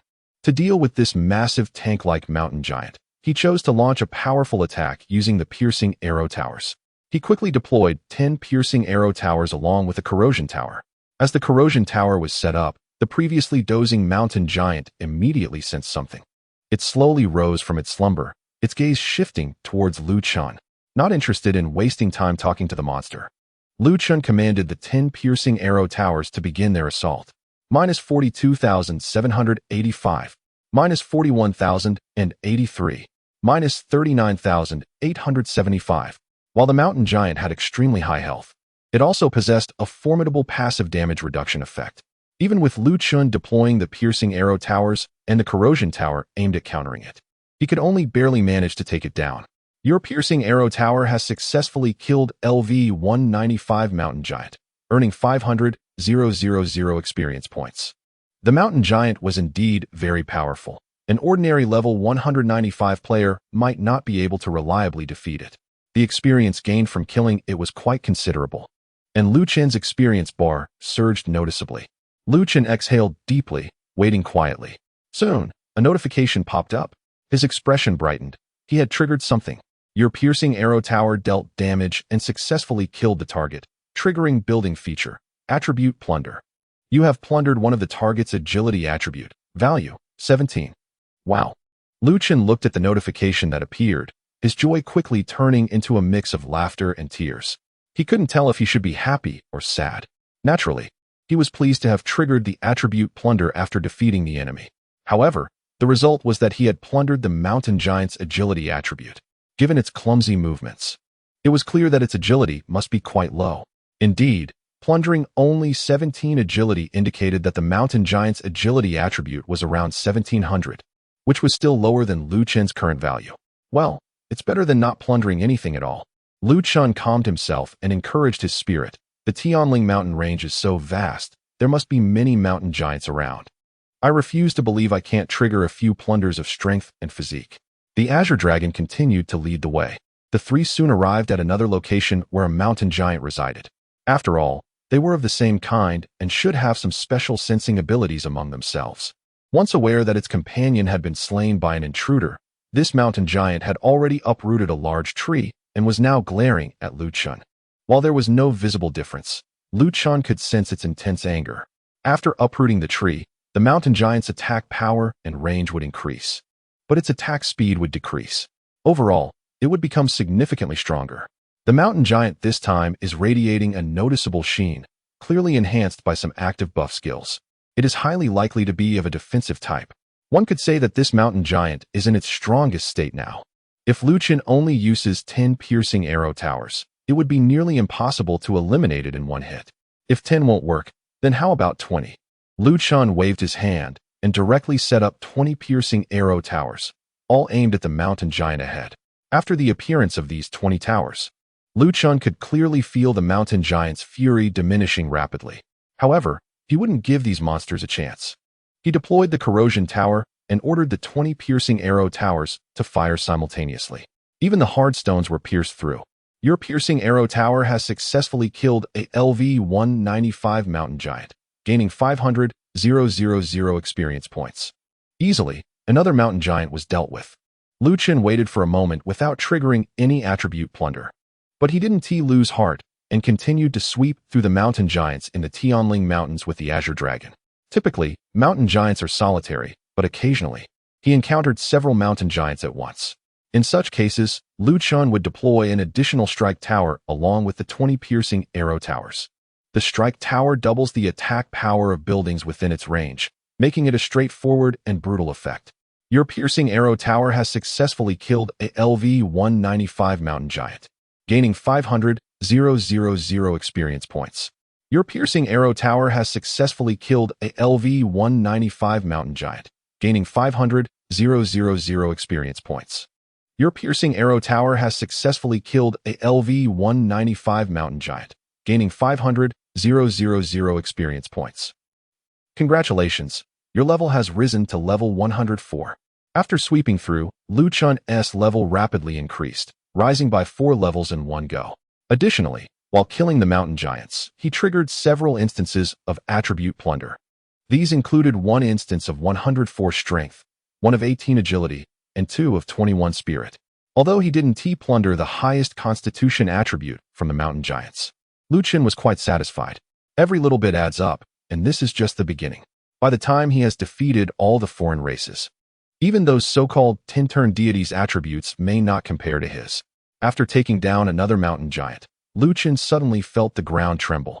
He almost lost his balance and had to steady himself by holding onto a nearby tree. Leaves shook loose from the tree and fell onto his head.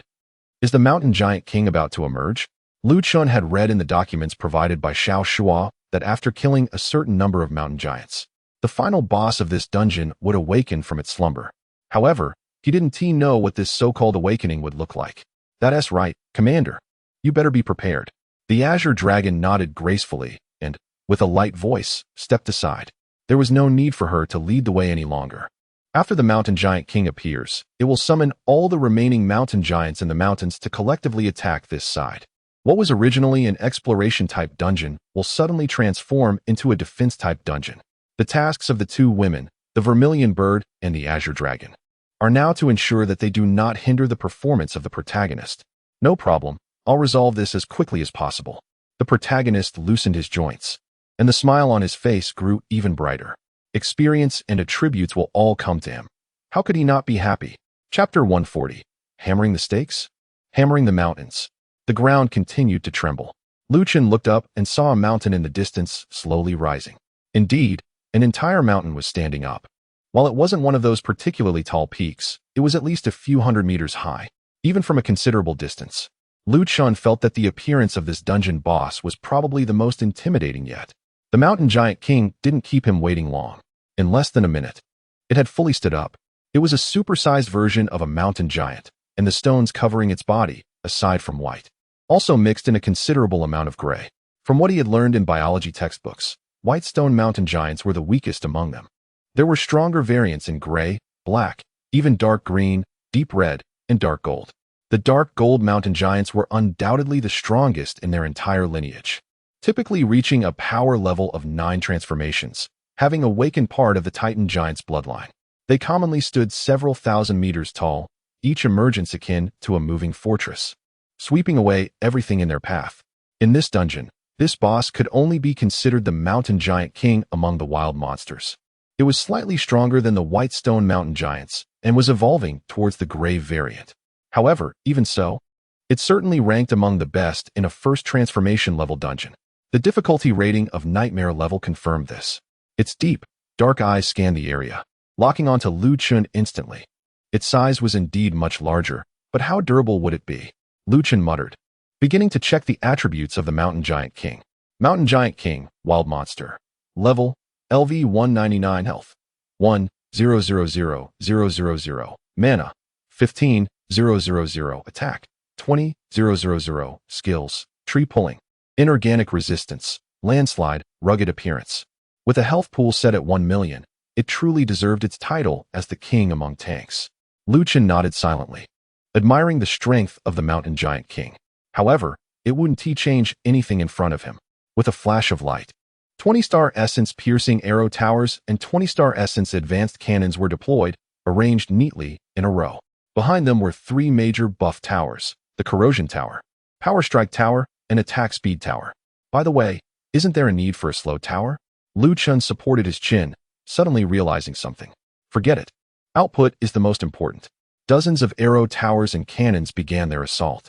The sound of booming cannon fire and whistling arrows filled the air. The mountain giant king couldn't just sit back and wait.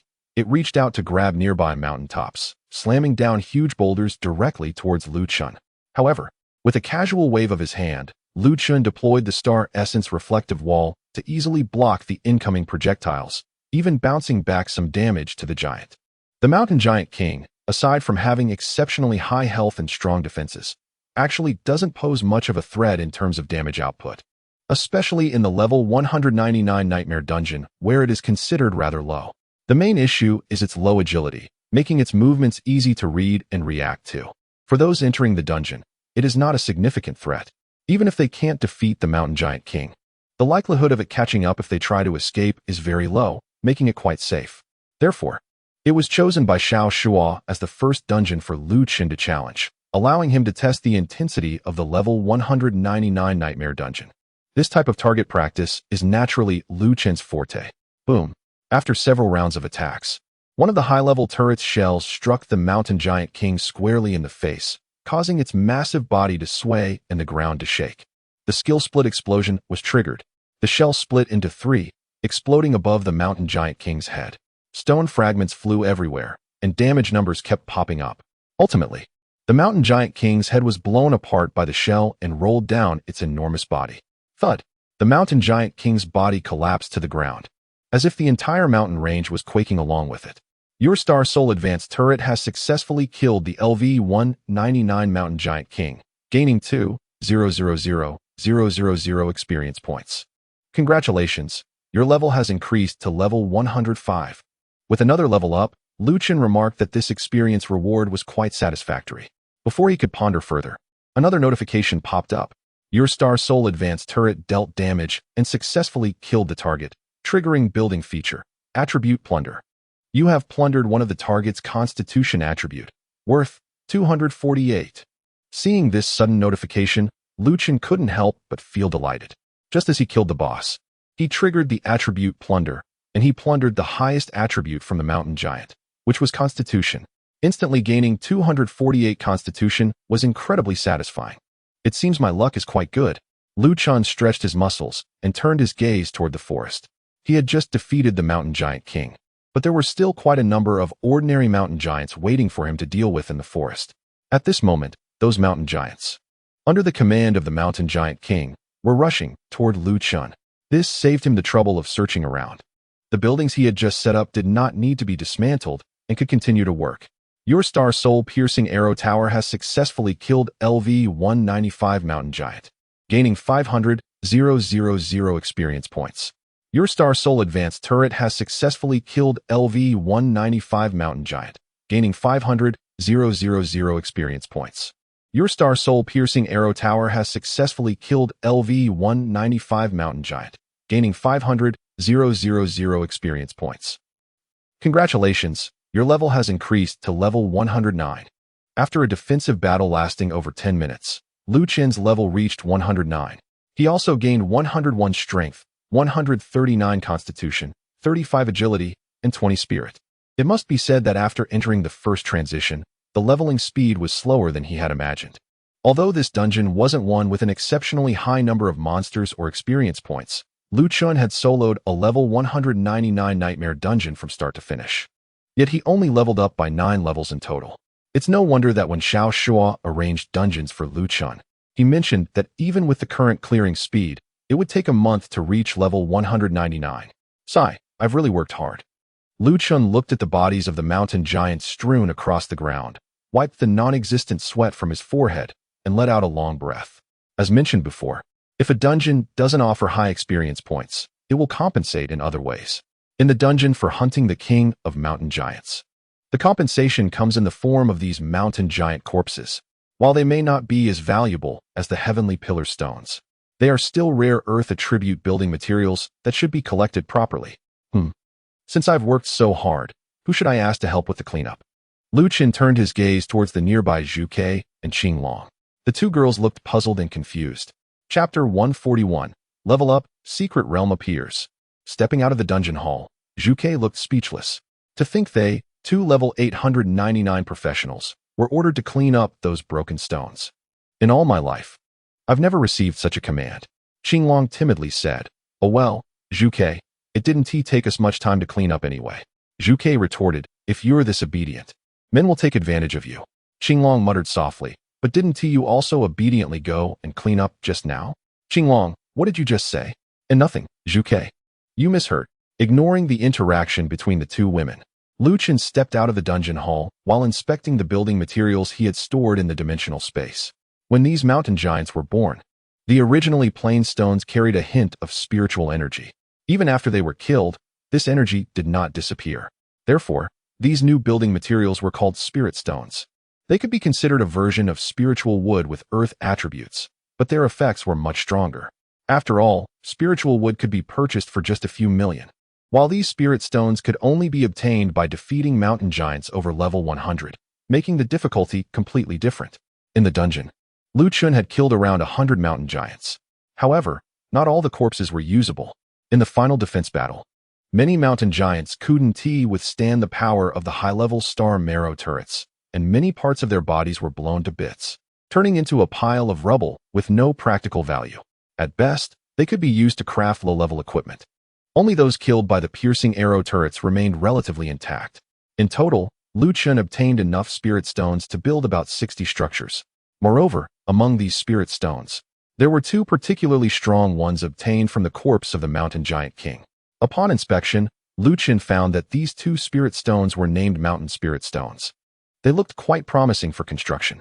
Overall, the harvest was not bad. However, Lu Chun did not rush to build them, instead leaving them in the dimensional space for now. His combat power was already quite sufficient. It would be better to hold on to them and build when needed. After all, he could complete the construction instantly thanks to his talents. After a busy half-day, Lu Chun returned to the mountain villa for a nap. That afternoon, Baihu returned to the team. The efficiency of the military's interrogation unit was quite high. He informed Lu Chun that they had extracted information from Cui Junmin's mind. As for how they did it, Lu Chun thought it was better not to ask. He didn't inquire, and Baihu naturally didn't elaborate. He simply handed over a report. A few months ago, a certain country approached us, wanting to borrow the Jiuzhou sword to fend off an invasion from foreign races. But what exactly is the Jiuzhou sword? That is indeed one of the country's key assets, and it is absolutely impossible to lend it out. Therefore, the military district at the time refused. However, it was unexpected that these individuals from the neighboring country would resort to such desperate measures, attempting to steal it when they couldn't borrow it. Interestingly, when we examined the memories of Cui Junmin, we found that he had undergone deep brainwashing. He believed that the sword originally belonged to their country and that we had stolen it from them. Commander, isn't that ridiculous? The sword was clearly brought out by Marshal Yi from a secret realm, and these individuals are simply talking nonsense. Lu Chun chuckled and took the report to review. This is typical behavior from them. If we take it to heart, we've already lost. What I care about now is how you plan to handle this situation with the neighboring country. By whose side? The council, the military district, and the higher-ups of the professional association have convened an emergency meeting to discuss this incident. According to our military district's perspective, since these individuals are causing such trouble, they certainly need to be taught a lesson. However, based on past practices, it's likely that it will end up being inconclusive. The professional association only handles domestic matters and generally maintains neutrality, while the council has always opposed such actions. Lu Chun was somewhat surprised, but isn't the relationship between Elder Su and Elder Yang quite good? Why would they oppose him? Baihu shook his head. Having a good private relationship doesn't affect their differing positions on this issue. Elder Su has always believed that the greatest enemies are external forces. If our country were to go to war with other human nations, the biggest beneficiaries would be those outside our race. If internal conflicts lead to suffering and waste, it could undermine our resistance against external threats, which would be a loss for a small gain. This reasoning makes sense, and Lu Chen couldn't find fault with it. But we can't just pretend this didn't happen, right? If we do that, wouldn't these individuals become even more arrogant? By who was taken aback? Arrogant individuals? That term does suit them quite well. He sighed again. In fact, if it were just the neighboring country, with our strength, we could easily crush them without affecting our resistance against external forces. However, since the neighboring country is a member of the regional alliance, any military action against them would not go unnoticed by other member states. Although our country is strong, going against the entire regional alliance would inevitably drag us into a quagmire of war. At this point, Baihu lowered his voice. Moreover, according to our military district's intelligence, member states of the regional alliance have clandestine connections with other nations. If the situation draws in external powers, we would find ourselves at a disadvantage in a conflict with half of the human nations. Not only those nations, but it seems that the European alliance is also closely connected with them. Lu Chen silently complained. It appears that although our country is very powerful, there are still many underlying issues that need to be considered. However, this situation won't last for long. Lu Chen believes that once he grows up, he will be able to seek justice through absolute strength. The incident involving the neighboring country has temporarily come to an end. All that the nation could do was to publicly condemn the neighboring country. The neighboring country offered a token apology and a small compensation, and on the surface, the matter was considered resolved.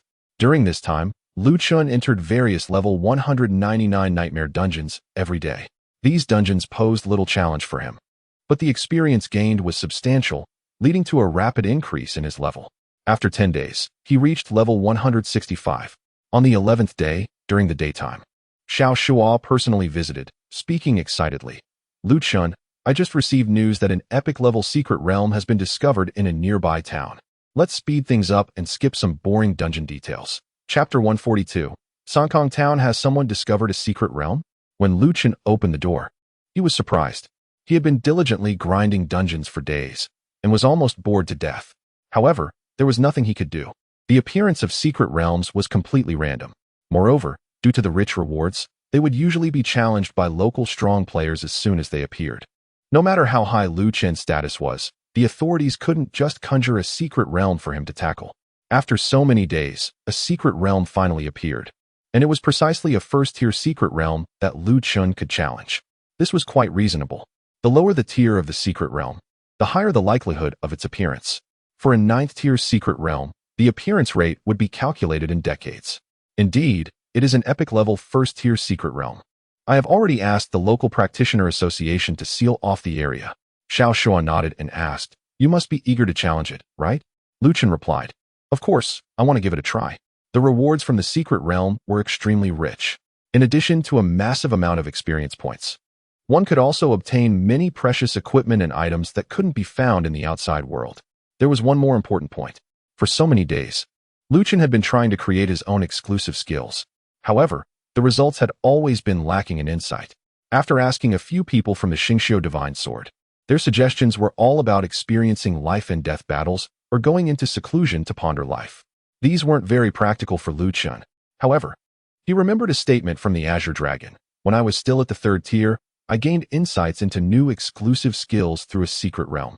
Indeed, because secret realms were different from the outside world, one could gain insights that were not obtainable elsewhere, thus creating exclusive skills. Therefore, Lu Chen was very much looking forward to this secret realm. Xiao Shuo seemed a bit hesitant, but still asked. The difficulty and type of the secret realm are different from dungeons. Sometimes, even strong individuals may encounter unexpected challenges upon entering a secret realm.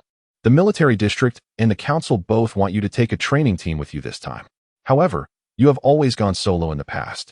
So I wanted to ask your thoughts on whether you want to bring anyone along.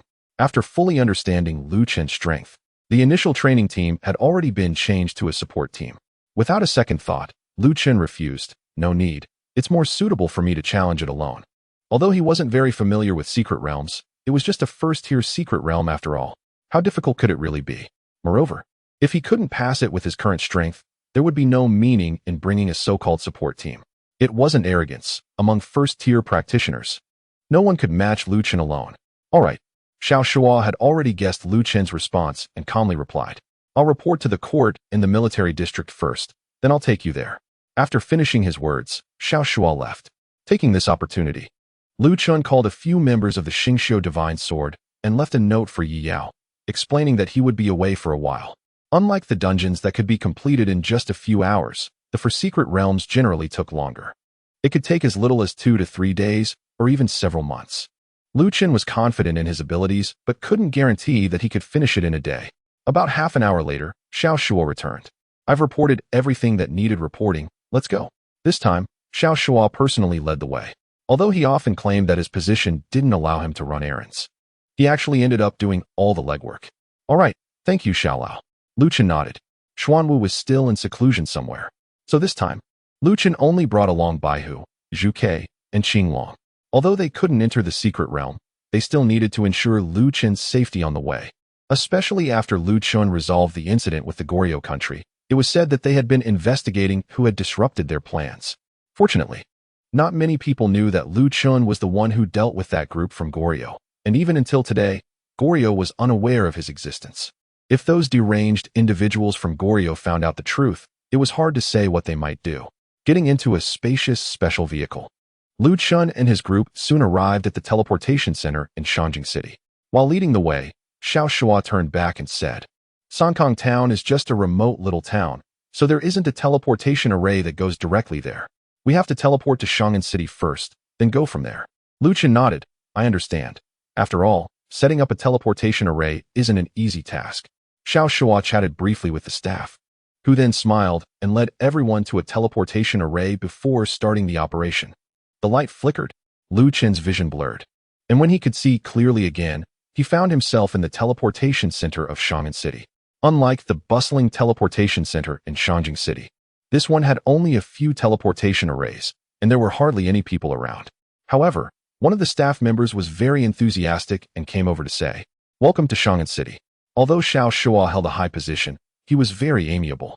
He first exchanged pleasantries with the staff before asking, We're planning to go to Chongqing Town. Do you know the fastest way to get there? The staff member, being a local, was naturally well informed and quickly explained the route to Chongqing Town. Thank you very much. Xiao Shuo smiled and then turned back. Let's go. Lu Chun replied, Okay. Following the route provided by the staff, the group proceeded without any unexpected incidents. Chongqing Town was located by the sea and was known for its abundant fishery resources. However, due to the appearance of a mysterious realm along the coast, all fishing activities here have been temporarily halted. The fishermen look gloomy, as they are uncertain how much their earnings will drop with each day of suspension, not to mention the indefinite duration of this halt. Waves crash relentlessly against the shore, creating a tumultuous scene.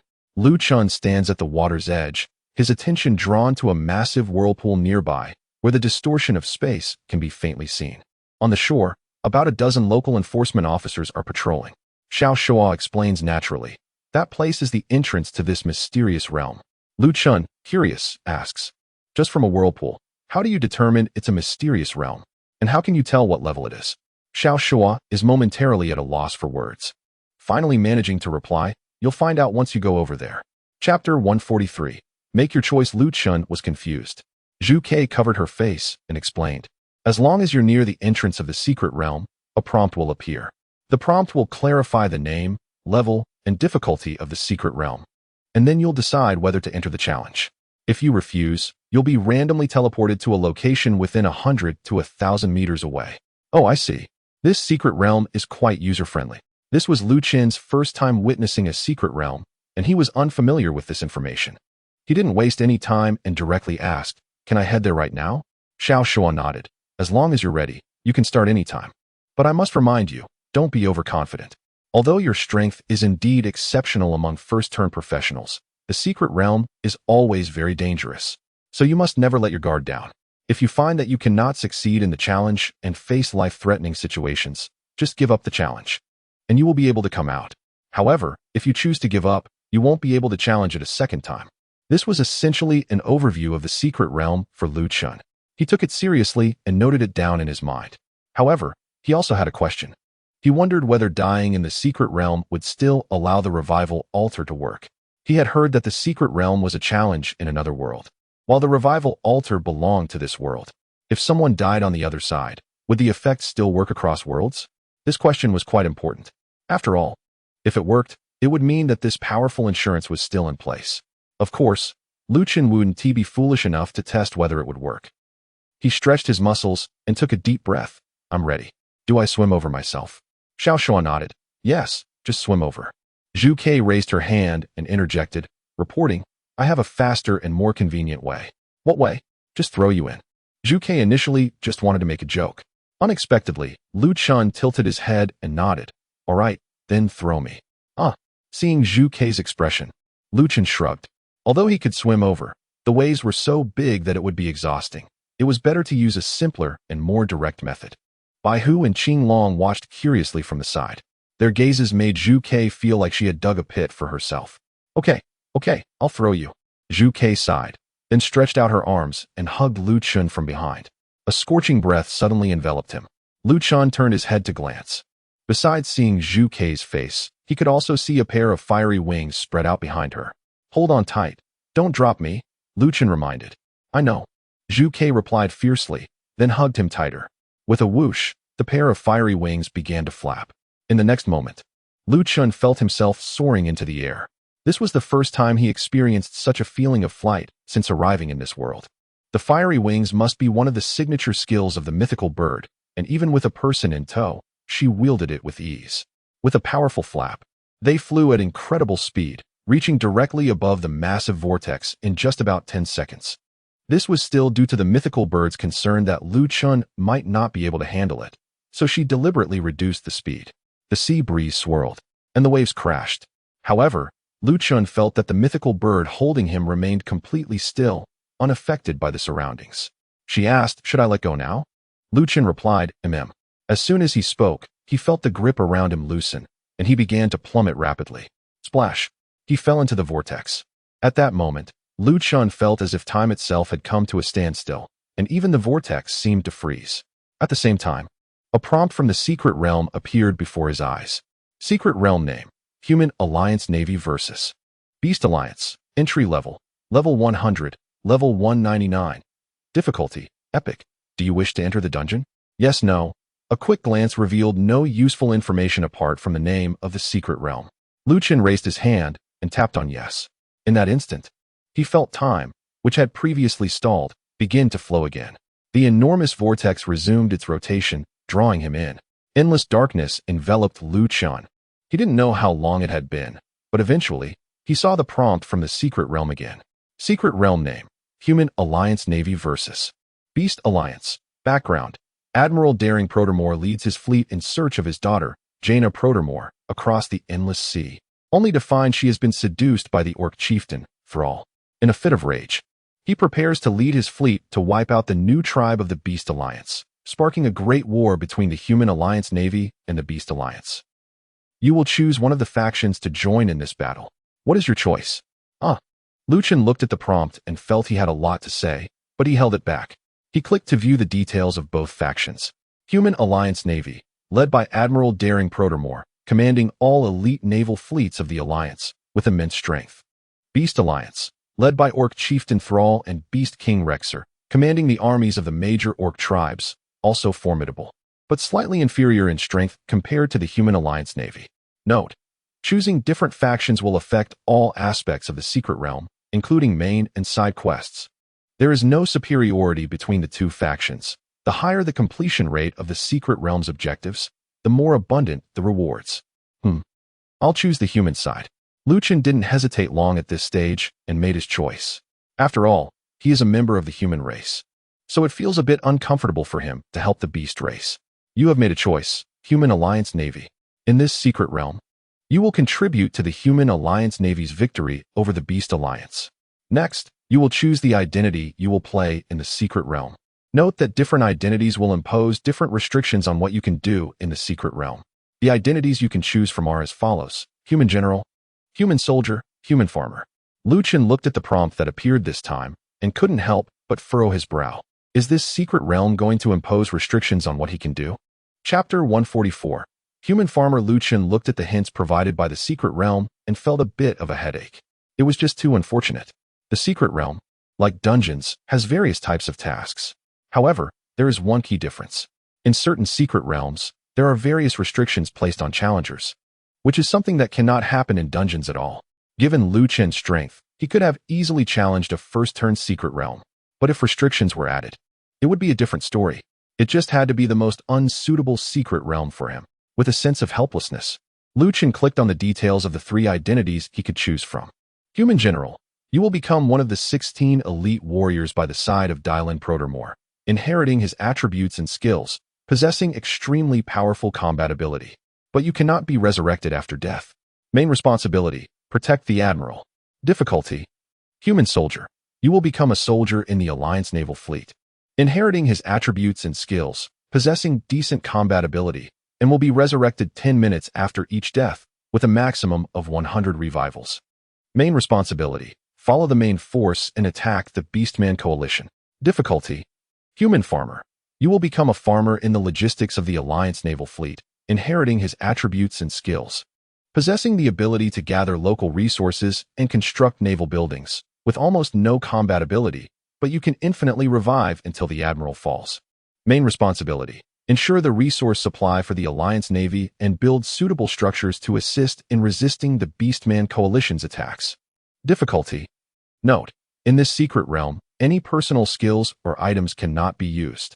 Each identity has the potential to clear the secret realm, but different identities will affect the difficulty and rewards, so choose wisely. Liu Chen stared at the introductions of these 3 identities, falling into a brief contemplation. Each of these identities had its own pros and cons, making it difficult to choose. The general needed no further explanation. He possessed the strongest combat power and had the lowest difficulty. However, the margin for error was too low, there could be no mistakes, and death would mean an end. The soldier was more moderate, with average combat ability and a total of 100 revivals after death. The farmer, on the other hand, was the complete opposite of the general, able to revive infinitely, but with no combat ability, only capable of logistical tasks. Wait a minute. Liu Chen's attention focused on the hint stating that personal skills and items could not be used. If skills and items were mentioned as unusable, what about his talents? The secret realm would certainly not answer this question. However, the more Liu Chen thought about it, the more he felt that the answer was likely a yes. Because in most cases, the hints from the secret realm tended to be quite precise. Since there was no specific mention of talents, it was likely that they were not prohibited. Alright, I'll just choose the farmer. Liu Chun has never been an indecisive person and soon made up his mind. He selected his identity. In the blink of an eye, he found himself in a grand large city. Around him, many humans dressed as farmers were coming and going, entering and exiting a gold mine, tossing their bags next to a castle. You have chosen the identity, Human Farmer. Main quest, assist the Alliance Navy in completely defeating the Beastmen Coalition.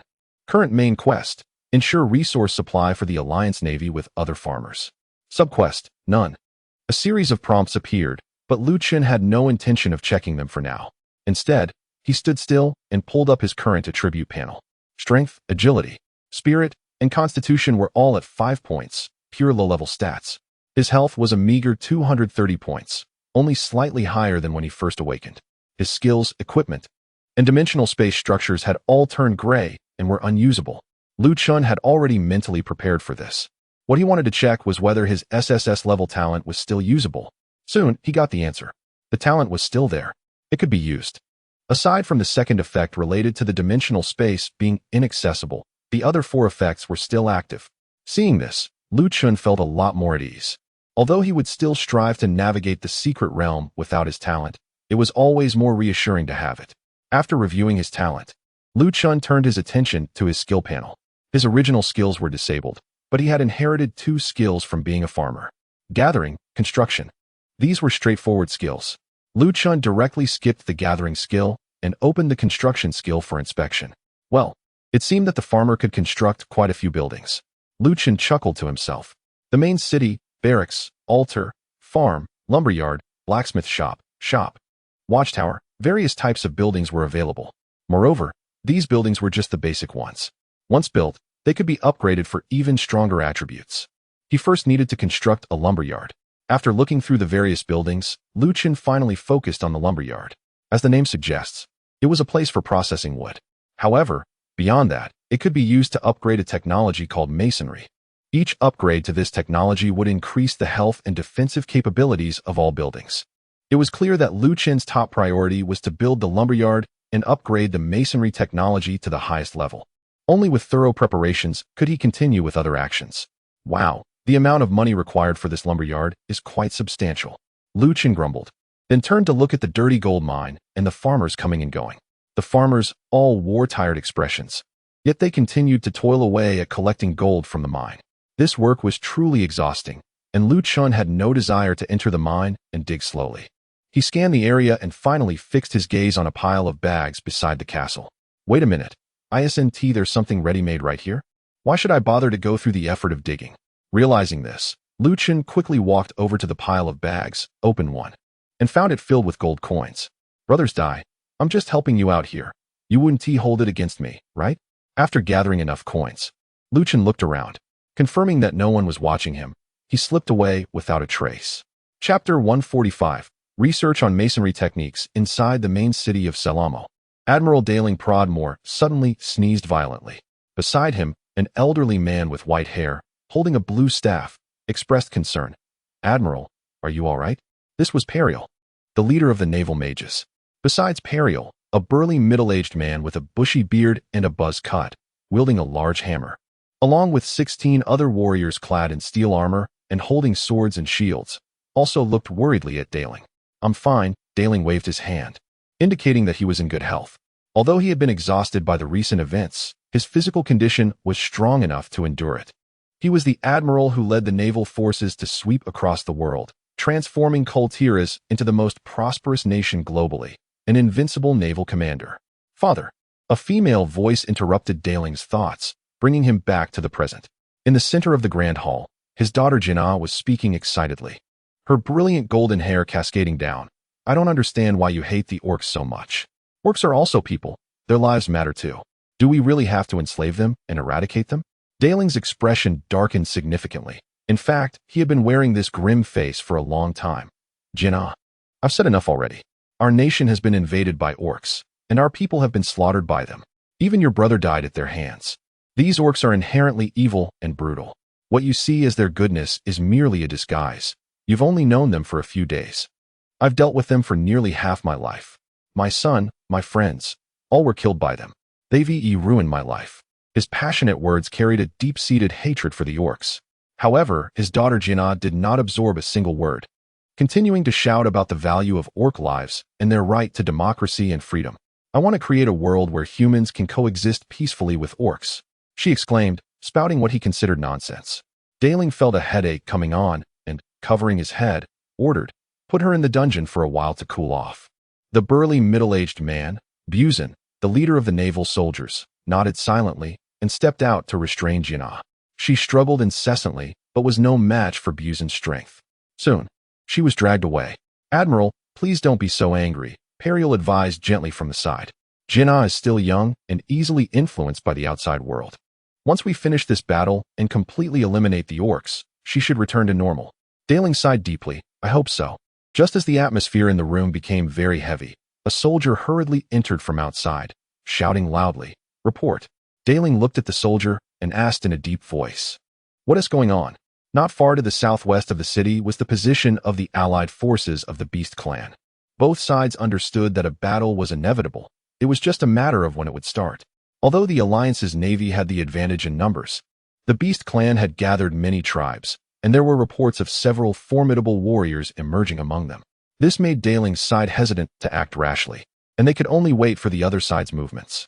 Unexpectedly, the soldier's next report left him stunned for a while. Today, on the other side of the gold mine, a farmer suddenly went on strike and stole a lot of collected gold coins.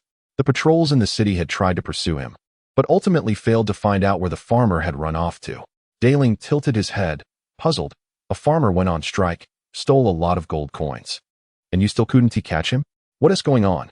Daling had fought for most of his life and had never seen a farmer steal anything. The soldier felt quite embarrassed. It was difficult for him to explain why such an incident happened in his patrol area. However, he mustered the courage to explain. This farmer seems to be very familiar with the layout of the city. At first, we could keep up with him, but then we lost track. The more he explained, the more confused Daling became. He suddenly stood up and angrily shouted, Could it be a spy from the Beast clan, infiltrating our ranks? The soldier trembled under the pressure of the admiral's formidable presence, which felt almost tangible. With a mournful expression, he replied, "Our farmers were all brought from a nearby region. There shouldn't be any spies among them." Periel, who was nearby, nodded in agreement. Indeed. The differences between the Beast clan and the human race are obvious. Their spies wouldn't be able to blend in so openly with our ranks. Well, except for Jaina. Dahling's expression darkened as he glared at the soldier and asked, "So how much gold did we lose?" The soldier quickly answered, "Not a lot. About several hundred." "Just that little? I thought it was something serious," Dahling said, tilting his head back and letting out a long sigh. "If it's just several hundred gold coins, then let us not waste time on this matter. Perhaps we pushed them too hard, and their work became too burdensome. But this is a critical moment. I'm also left with no choice. Just let them know about the current difficulties. Once the war is over, I will give them a break." The soldier breathed a sigh of relief. "Yes, I will convey your message to them immediately." After saying that, he quickly left. Dahling slumped back into his chair, feeling mentally and physically exhausted. Lu Chun looked at the lumber yard he had built and felt quite satisfied. Lumberyard, quality, B, durability, 9,000, attack, 0, skills, lumber technology research, masonry technology research. Even outside of the dimensional space, the effects of the construction enthusiast can still take effect. Lu Chun casually swung a few times, and the gold coins in his backpack vanished into thin air, while the lumberyard instantly appeared before him. Ignoring the lumber technology research, Lu Chun directly began studying masonry technology. This technology would enhance the health and defense capabilities of all buildings, making it extremely powerful. Especially for Lu Chun, who is a builder, this is crucial. Once the masonry technology research is fully completed, he can start checking out how strong the Orc coalition really is.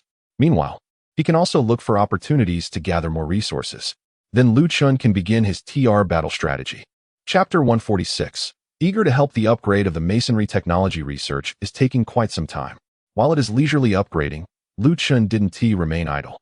He took a detour back to a certain location and secretly brought back a small amount of gold and wood. In this secret realm, constructing buildings only requires these two resources. The guards seem to have become even stricter. Why is that? When Lu Chun just returned to that location, he was almost caught by the patrolling guards. Fortunately, he was somewhat familiar with the city and managed to evade them quickly. What? Why is Lu Chun familiar with this city? That's because this secret realm is strikingly similar to a game he played in his previous life called Warcraft. Even before entering the secret realm, Lu Chun felt something was off when he looked at the various prompts. Once he entered, it was confirmed. I must say, it feels quite satisfying. He already had an SSS level talent.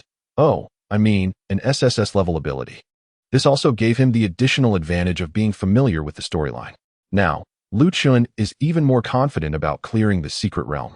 Hopefully, he can score high and receive good rewards. This was Lu Chun's original intention for entering the secret realm. The masonry technology research requires 3 rounds of upgrades. Lu Chun currently has plenty of resources, and after waiting a few hours, he easily maxed it out. In total, this boosts the durability of all buildings he constructs by 30% and provides a 15% damage reduction. Since Lu Chun can enhance the attributes of constructed buildings by 10 times, that 30% durability effectively becomes 300% of the original, which is a significant increase. Unfortunately, the 15% damage reduction cannot be enhanced by 10 times. If it could reach 150% damage reduction, who knows what would happen? Perhaps the buildings would recover 50% of their durability when hit by attacks? It would be great if this masonry technology research skill could be taken out of the secret realm. Last time, when he fought against that certain individual, he almost had his buildings severely damaged.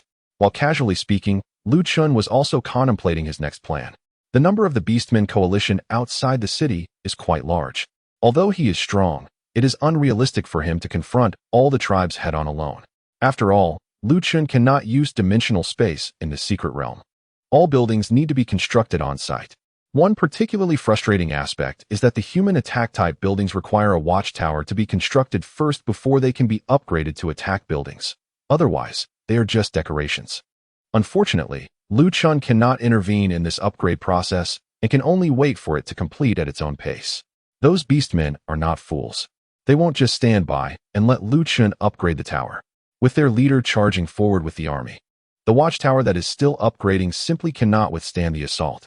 It It would be best to wait until the conflict between the naval forces led by one commander and the Beastmen coalition led by another breaks out before I take action.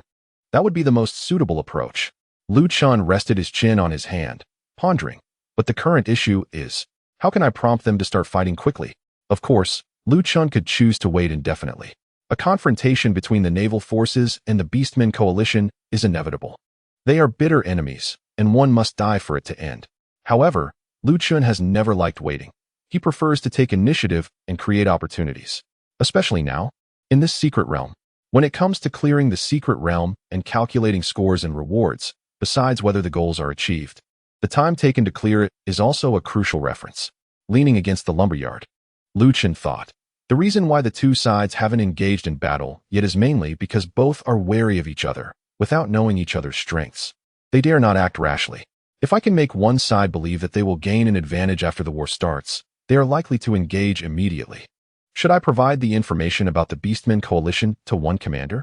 An obvious choice presented itself to Lu Chun. He was familiar with the storyline and knew the participating races, tribes, leaders, and approximate troop strength of the Beastmen coalition.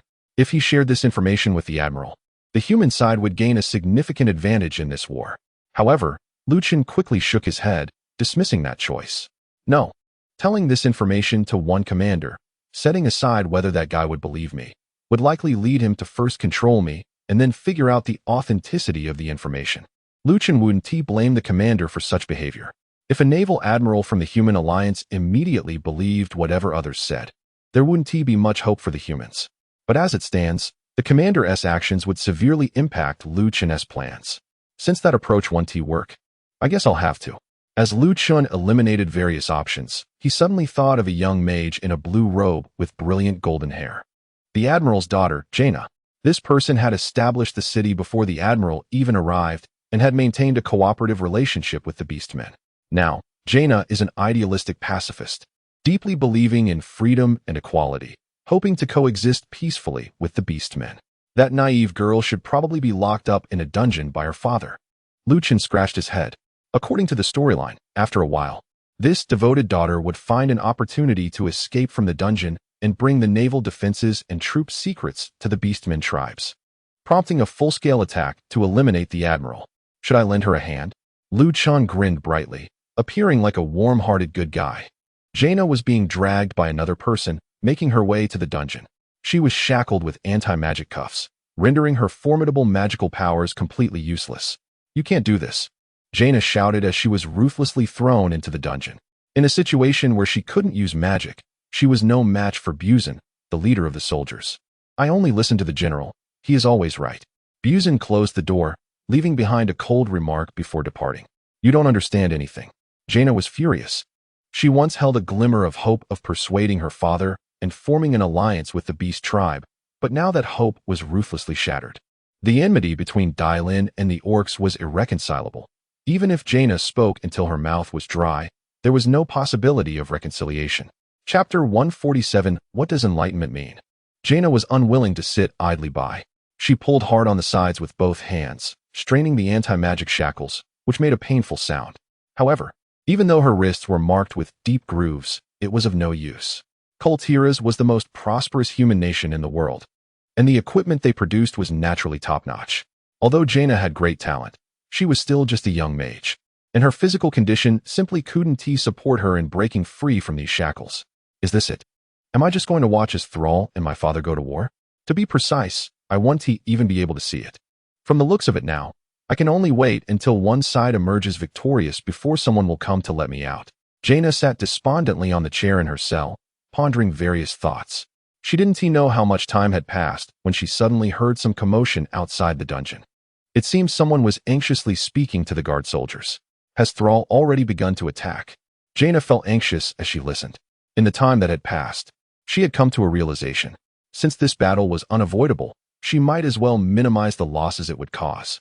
As long as her father was dead, others should no longer harbor such hatred towards the orcs. But if Thrall were to launch an attack on Theramore right now, the forces of the Orc Alliance would surely suffer heavy losses. After all, the navy led by Daelin was formidable, having established a fearsome reputation across the Great Sea. Reckless attacks would entail too great a cost. Jaina stood up in a panic, pacing back and forth. After a while, the door to the dungeon was opened silently. Jaina instantly stopped, her gaze turning towards the entrance. To her surprise, a farmer quietly walked in, shutting the door behind him without making any noise. Moreover, there was no sign of the guards outside. This was truly strange. The soldiers of Kul Tiras were known for their sharpness and would not simply allow unrelated individuals to enter the dungeon. Jaina looked perplexed as she watched the farmer scan the dungeon, ultimately fixing his gaze on her. "Are you here for me?" Jaina was genuinely surprised. "Yes, Miss Jaina." Chun walked over leisurely, being careful not to make too much noise. He had spent quite some effort to send the guards outside away. In the end, he had barely managed to convince them to leave by pretending to be under orders from an admiral. After all, in their minds, farmers were not supposed to lie. What? Why didn't these soldiers recognize Chun as the one who had been sneaking around Theramore? This was mainly because when Chun chose the identity of a human farmer, he not only inherited the attributes and skills of a farmer, but also his appearance. And all these human farmers looked the same. "What do you want from me?" Gianna felt a sense of doubt and asked. "I don't remember discussing anything with you. Did my father send you?" Chun shook his head. "No, I came here without the general's knowledge." Gianna was taken aback. "What? I never thought anyone, besides myself, would defy the orders of the naval commander, especially someone from a farming background. Miss Gianna, please listen to me." Chun began to display his impressive acting skills. "Like you, I am a staunch pacifist, firmly believing that humans and beasts can coexist peacefully. I have always regarded you as my idol. When I heard that you were detained by the general, I didn't think twice and took the initiative to come here. I believe that since the general is stubborn, we do not need to follow his orders." His words struck a chord with Gianna. It felt wonderful to meet someone who understood her. She sighed and said with concern, "I am his daughter. There are things I can say, but you cannot. If my father finds out, he will surely kill you." Chun shook his head, his eyes filled with determination. "I am willing to die for my ideals. Miss Gianna, I will free you now. You must go to the Beast Alliance's tribe and inform Chief Thrall about the naval defenses. Let us work together to quickly end this meaningless war."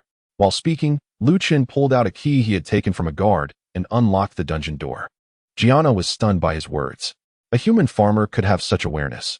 How could the human race not thrive? "If only my father could think like you." Before Gianna could finish her thought, Chun interrupted. "Put your hands here and spread them apart a little." He pointed to a relatively clean area. Gianna quickly realized he was going to help her remove the anti-magic shackles, so she obediently complied. Chun took out an axe. Don't ask how he got the axe. How else would a farmer gather wood? He glanced at the dungeon door, which was still quiet for now, and raised the axe high. With a swing, crack. The anti-magic shackles only countered magic, not the axe, and a crack appeared immediately. However, the noise was loud and surely would attract attention. Chun did not stop. He raised the axe once more and struck down hard. Crack. The anti-magic shackles finally broke. Gianna felt her magical energy begin to flow again, and she could use all her spells normally. At that moment, hurried footsteps were heard outside the dungeon door. Clearly, soldiers had noticed the commotion and were coming to investigate. "Quick, use group teleportation and take me with you." Chun had initially planned for Gianna to escape on her own while he slipped away quietly. But given the current situation, that seemed unlikely. Unexpectedly, the patrolling soldiers were so sharp that they reacted immediately to the sound of the anti-magic shackles being broken in less than 10 seconds. All right.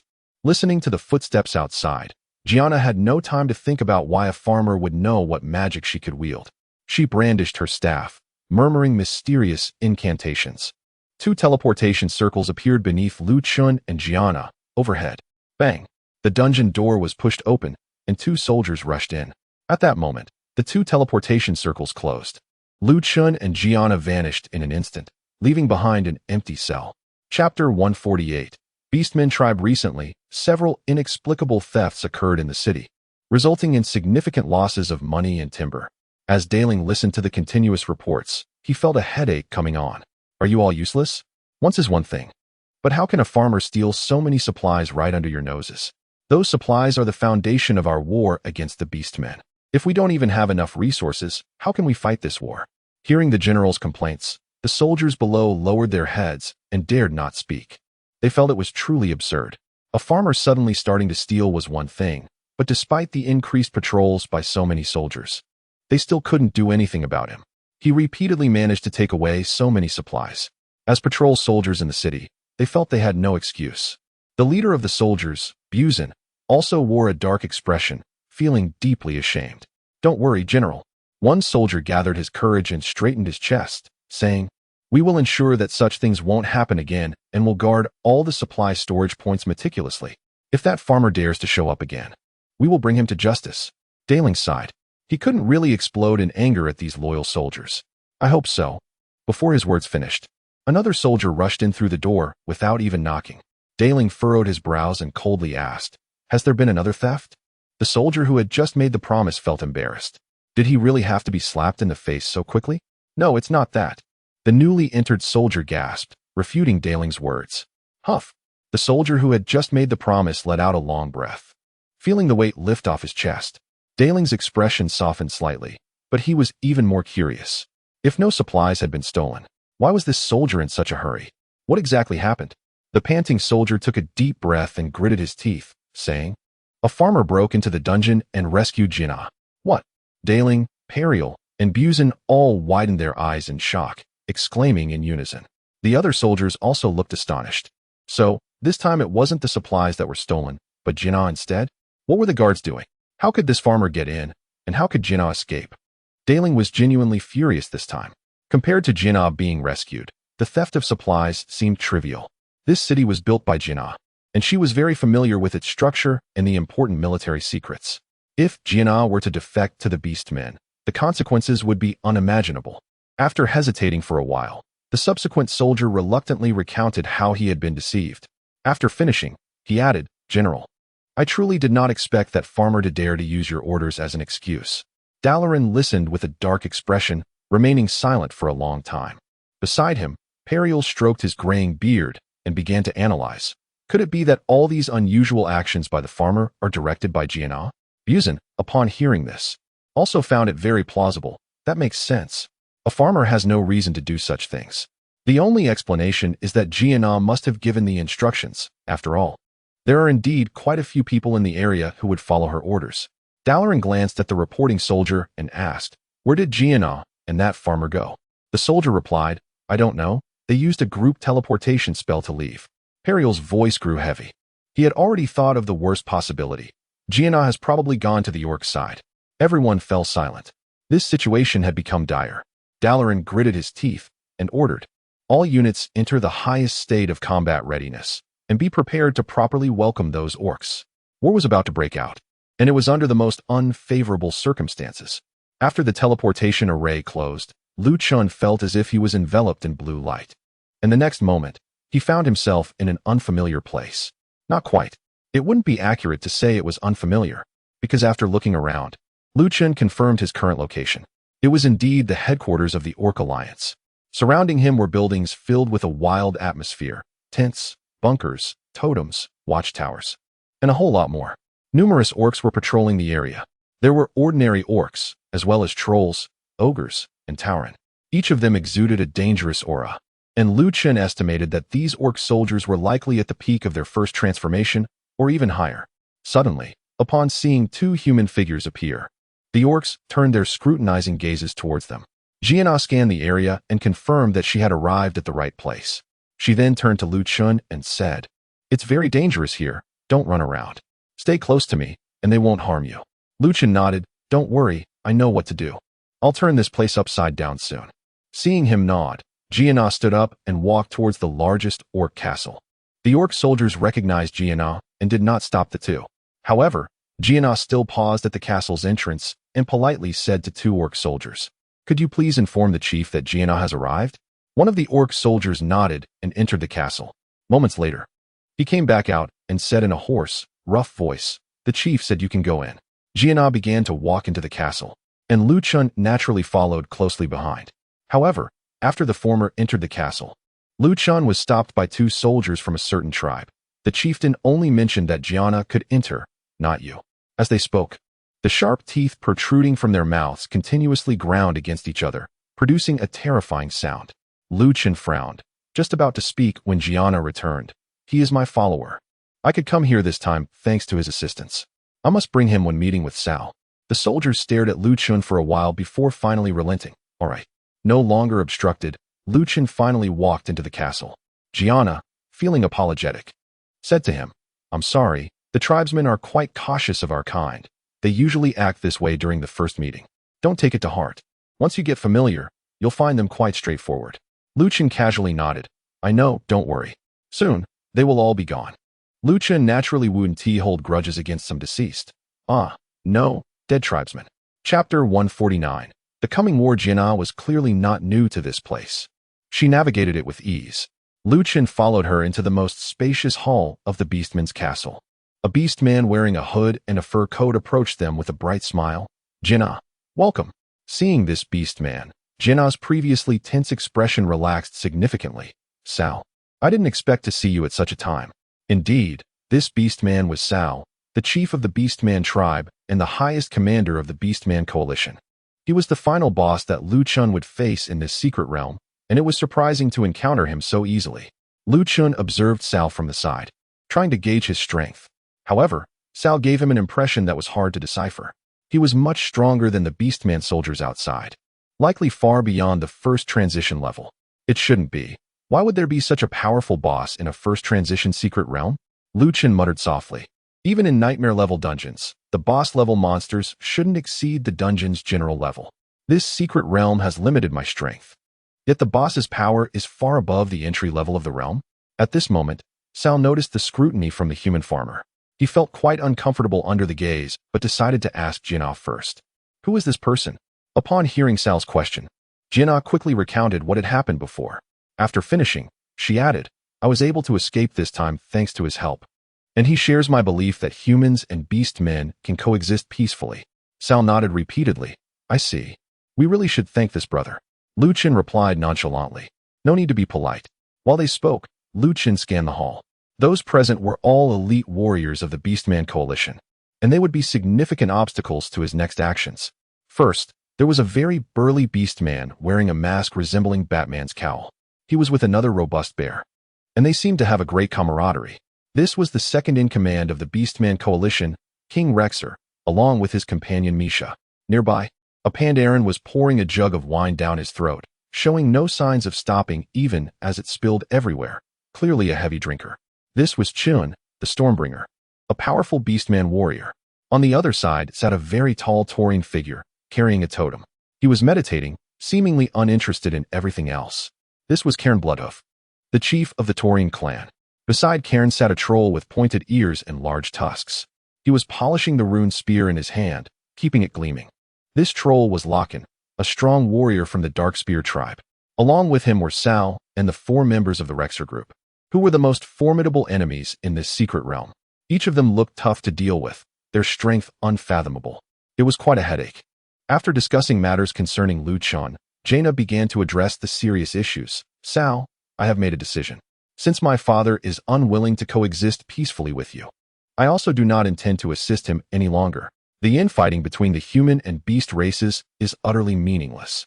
We need to put an end to this farce quickly and prepare to face the real enemy." Sal replied solemnly, "I respect your decision, Jaina. What do you plan to do?" Jaina took out a piece of paper with numerous diagrams. "This is the structural blueprint of Theramore, marked with positions where the Navy can garrison for defense. This should greatly aid your offensive." Sal took the blueprint and examined it carefully. "Thank you so much. This may play a decisive role in this war." Jaina nodded. "I'm glad it can be of help. Additionally, there are still some soldiers in Theramore who follow my orders. When the battle begins, I will have them hold back, which will significantly reduce our losses." Sal expressed his gratitude. "If that is the case, it would be perfect. With these 2 pieces of information you provided, we can launch our attack without reservations. Given the circumstances, our chances of success in this offensive are quite high." Jaina said bitterly, "In the end, I still couldn't prevent this war. Sal, I need you to promise me something." Sal was taken aback. "What is it?" Jaina gazed towards Theramore. "When your beast coalition breaks through the city, please do not harm the civilians inside. They are innocent." Sal replied with conviction, "Rest assured, I will not harm them. In this war, our only target is your father, Dalen Proudmoore. Once he is dead, the beast and human races can start to coexist peacefully." Jaina nodded, her tone still bitter. "Yes, sacrifices are inevitable for our ideals." Chun, watching from the side, was astonished. Hearing that his father was to be killed by the beastmen, he remained so indifferent, even offering assistance. The title of the first filial daughter of Azeroth truly was well-deserved. If only Jaina could plead for her father's life after his defeat, keeping him imprisoned instead, that would show some humanity. After discussing the specific details with Sal, Jaina turned to Lu Chun. Brother, you should stay in our tribe for now. We will treat you well. Once the war is over, you can return to Theramore. Lu Chun smiled and said, no problem. Thank you for your hospitality. I will make sure to return the favor later. After delivering the message, Gianna quickly left. She still needed to return and give orders to her subordinates not to participate in this war. Meanwhile, after arranging for 2 orcs to escort Lu Chun, Sal began discussing with Rexer and the other 3 about how to launch an attack on a certain location. Chapter 150, Taking on Side Quests. Deep father-daughter bond. 2 beastmen soldiers took Lu Chun to another tent and let him enter to rest. Lu Chun had no other choice but to lift the curtain and walk in. Sal was saying he would treat him well. However, the inside of the tent was very simple, with only a basic bed, a chair, and a table. On the table, there was a bit of food. That was all. After bringing Lu Chun here, the 2 beastmen soldiers stood guard outside the door, one on each side. This felt less like hospitality and more like confinement. Beastmen are always beastmen. Lu Chun shrugged nonchalantly. He was well aware that things would develop this way. The idea of peaceful coexistence was merely talk. The only ones who truly wanted harmony between the human and beast races were Jianna and Sal. For the rest, whether human or beast, there was deep-seated disdain for each other. In the eyes of humans, beastmen were no different from gorillas or monkeys. In the eyes of beastmen, humans were just foolish beings who liked to look down on others. The 2 races could never truly come together. Many years later, Jianna would understand her father's words after experiencing the betrayal of the beast race. That said, Sal and Rexer's strength exceeded my expectations. Lu Chun sat on the simple bed, and a mouse jumped out. He didn't mind. After all, this body didn't even belong to him anymore. He lay back casually, pretending to sleep, while actually resting his eyes and thinking about what to do next. The watchtower could only be upgraded into 3 types: Arrow Tower, Cannon Tower, and Mystic Tower. It would be quite challenging to deal with all 4 of them at once, especially since Sal had skills targeting buildings that could deal area damage. I needed to be careful about spreading out the construction of buildings. However, I wasn't fighting alone. With Sal's strength, Dalin's power wouldn't be weak either, especially with the naval forces he had by his side. In terms of top-tier combat strength, we wouldn't be at a disadvantage. If a fight broke out on my side, Dalin would likely receive the news as well. As long as he wasn't foolish, he would definitely take the opportunity to counterattack during the chaos of the Beastmen coalition. Lu Chun wasn't worried about failing to clear the secret realm. His goal was simply to achieve a higher score.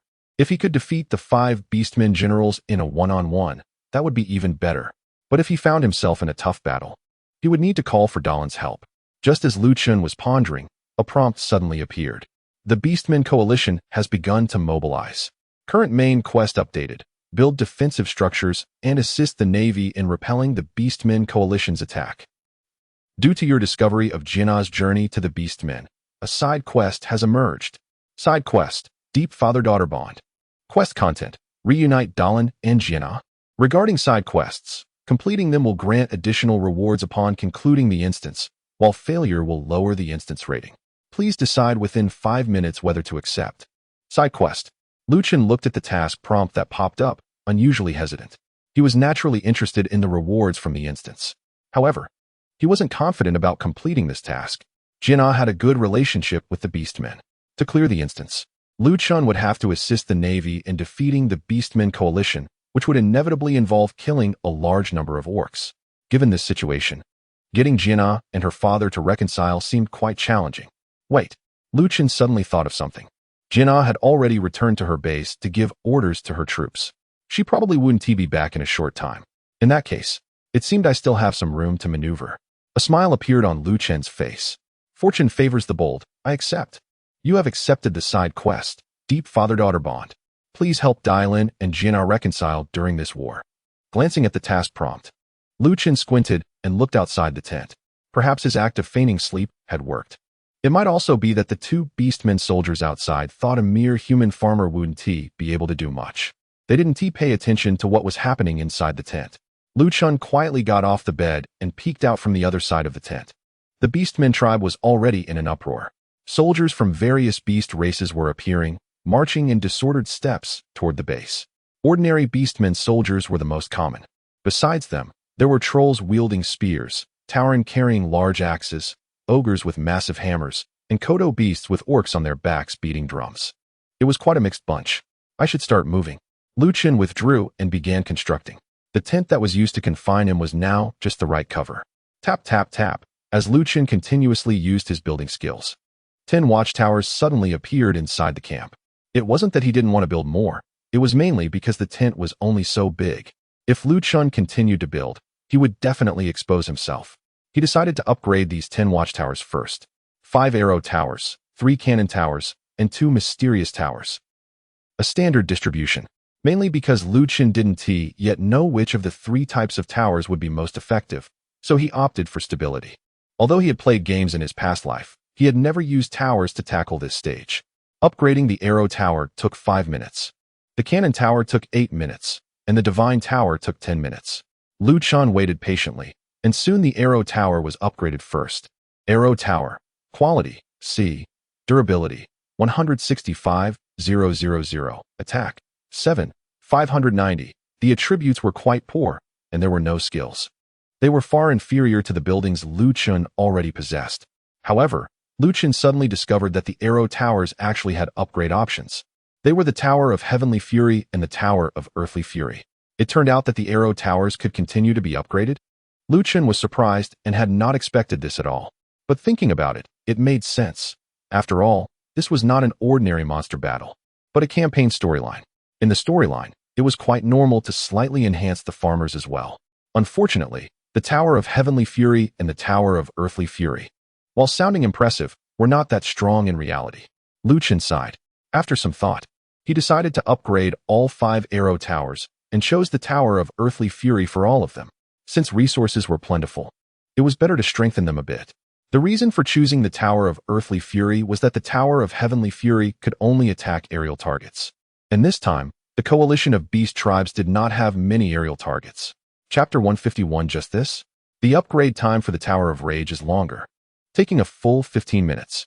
Lu Chen can only continue to wait patiently. However, this waiting is slightly different from before. Originally, he had little expectation for these buildings. But after seeing that the arrow tower could continue to upgrade, things changed. What other upgrades might the cannon tower and the mysterious tower have? Lu Chen eagerly watched the cannon tower and the mysterious tower that were about to finish upgrading. As mentioned before, relying solely on the original 3 types of towers, it would be quite difficult for him to defeat the enemies. But if these 3 types of towers could continue to upgrade, it would be a different story. Lu Chen was quite looking forward to what other towers might appear next. If he could upgrade to that tower, perhaps even the enemies would not withstand the damage. Soon, the cannon tower completed its upgrade. Cannon tower, quality, B, durability, 198,000, attack, 29,700, skill, splash damage. When an attack hits a target, it will deal splash damage to surrounding targets. The attributes were rather ordinary. Despite the high attack, the cannon tower's attack speed was much slower than the arrow tower. In fact, if the enemy was moving and slightly faster, they could easily dodge the attack. Lu Chen directly looked at the upgrade options for the cannon tower. Sure enough, an upgrade was possible. However, there was only one upgrade option, the giant stone tower. It was indeed an upgraded version of the cannon tower, with slightly stronger durability and attack. But it did not achieve a qualitative change. Without much thought, Lu Chen chose to upgrade everything. He placed all his hopes on the mysterious tower. Finally, the mysterious tower completed its upgrade. Mysterious tower, quality, B, durability, 214,500, attack, 3,300, skill, magic feedback. When an attack hits a target, it will absorb the target's mana. The attributes of the mysterious tower were the worst, but it had a decent skill that could counter the enemy's skill releases. Building multiple mysterious towers together could easily drain a target's mana, even against a powerful leader like the Beast Clan chief. Lu Chen turned his gaze to the upgrade options for the mysterious tower. Finally, he saw the building he had hoped for, the Wave Tower. Indeed, it could be constructed in this scenario. Lu Chen's eyes lit up, and he couldn't help but feel overjoyed. He opened the details of the Wave Tower to check, and the description was just a brief sentence. The most powerful defensive tower of Kultiras, possessing unparalleled attack speed. Upgrade for me. Without hesitation, Lu Chun immediately began to upgrade both mysterious towers to wave towers. The upgrade time for the wave tower was quite long, taking as much as 30 minutes. No matter how negligent the beast soldiers outside might be, they wouldn't ignore the tent for such a long time. What? The two beast soldiers, seeing the situation inside the tent, widened their eyes in surprise. When did so many human defensive towers appear inside this tent? TSK. Still haven't waited for the upgrade of the wave tower to finish. Lu Chun felt helpless, but there was nothing he could do. Fortunately, at this moment, the Earth Fury Tower and the Rock Tower had already been upgraded. Earth Fury Tower, quality, A, durability, 235,950, attack, 9,570, skill, piercing attack. When the attack hits the target, it ignores 20 of the target's damage reduction. Rock Tower, quality, A, durability, 247,500, attack, 36,630, skill, explosive attack. When the attack hits the target, it deals the same damage to surrounding targets. With them around, it was temporarily enough. Die. Lu Chun focused his thoughts. The Earth Fury Tower, which he had previously controlled to avoid attacking, erupted first. 5 energy waves shot out, targeting the two beast soldiers. After all, they were just the two weakest soldiers, and the attack directly pierced through their heads. Your Earth Fury Tower has successfully killed a LV-180 Beast Race Infantry, gaining 300,000 experience points. Your Earth Fury Tower has successfully killed a LV-180 Beast Race Infantry, gaining 300,000 experience points. Level 180? This level was slightly higher than Lu Chun's, but it was much weaker than those level 199 nightmare dungeons he had challenged before. However, on second thought, shouldn't the attributes of a level 180 enemy be better? Lu Chun was a bit surprised. He originally thought that with such low attributes for his buildings, it would be tough to take down even a first-turn monster. Unexpectedly, when he actually fought, these beast infantry were shattered with just a touch. Lu Chun quickly figured it out. Perhaps their attributes weren't as high as the outside world suggested. Thinking about it, these buildings of mine had already increased their attributes tenfold based on the original structures, along with my level 165 bonus. So they should be much stronger than the buildings here. If my 5 Earth Fury Towers couldn't even take down the 2 weakest infantry, then there would be no need for other defensive structures to exist at all. The Beast Coalition didn't give Lu Chun much time to think. With the 2 beast infantry down, the other beast soldiers outside immediately reacted. 2 people had died here. Angry shouts erupted from outside. Lu Chun quickly heard many footsteps. The beast men were rushing towards him. Come on, let me see how strong you all are.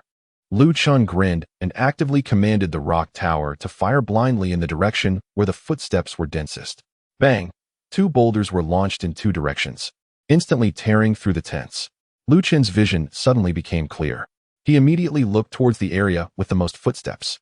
There he saw a small team composed of 3 beast infantry, 2 beast men riding wolves, a minotaur, and a troll, totaling 7 beast soldiers. They did not expect that a giant rock would suddenly shoot out from the tent, and their reactions were all half a beat slow.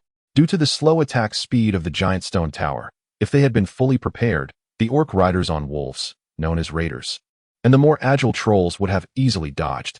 But at that moment, they were all caught off guard. Bang! The giant rock crashed down, hitting the tower in the center of their squad. Debris flew, causing indiscriminate damage to those nearby. Your giant stone tower has successfully killed a LV-180 orc infantry, gaining 300,000 experience points. Your giant stone tower has successfully killed a LV-185 raider, gaining 330,000 experience points. Your giant stone tower has successfully killed a LV-185 troll headhunter, gaining 330,000 experience points. In one strike, everyone except for the strongest and most resilient Tauren was not spared.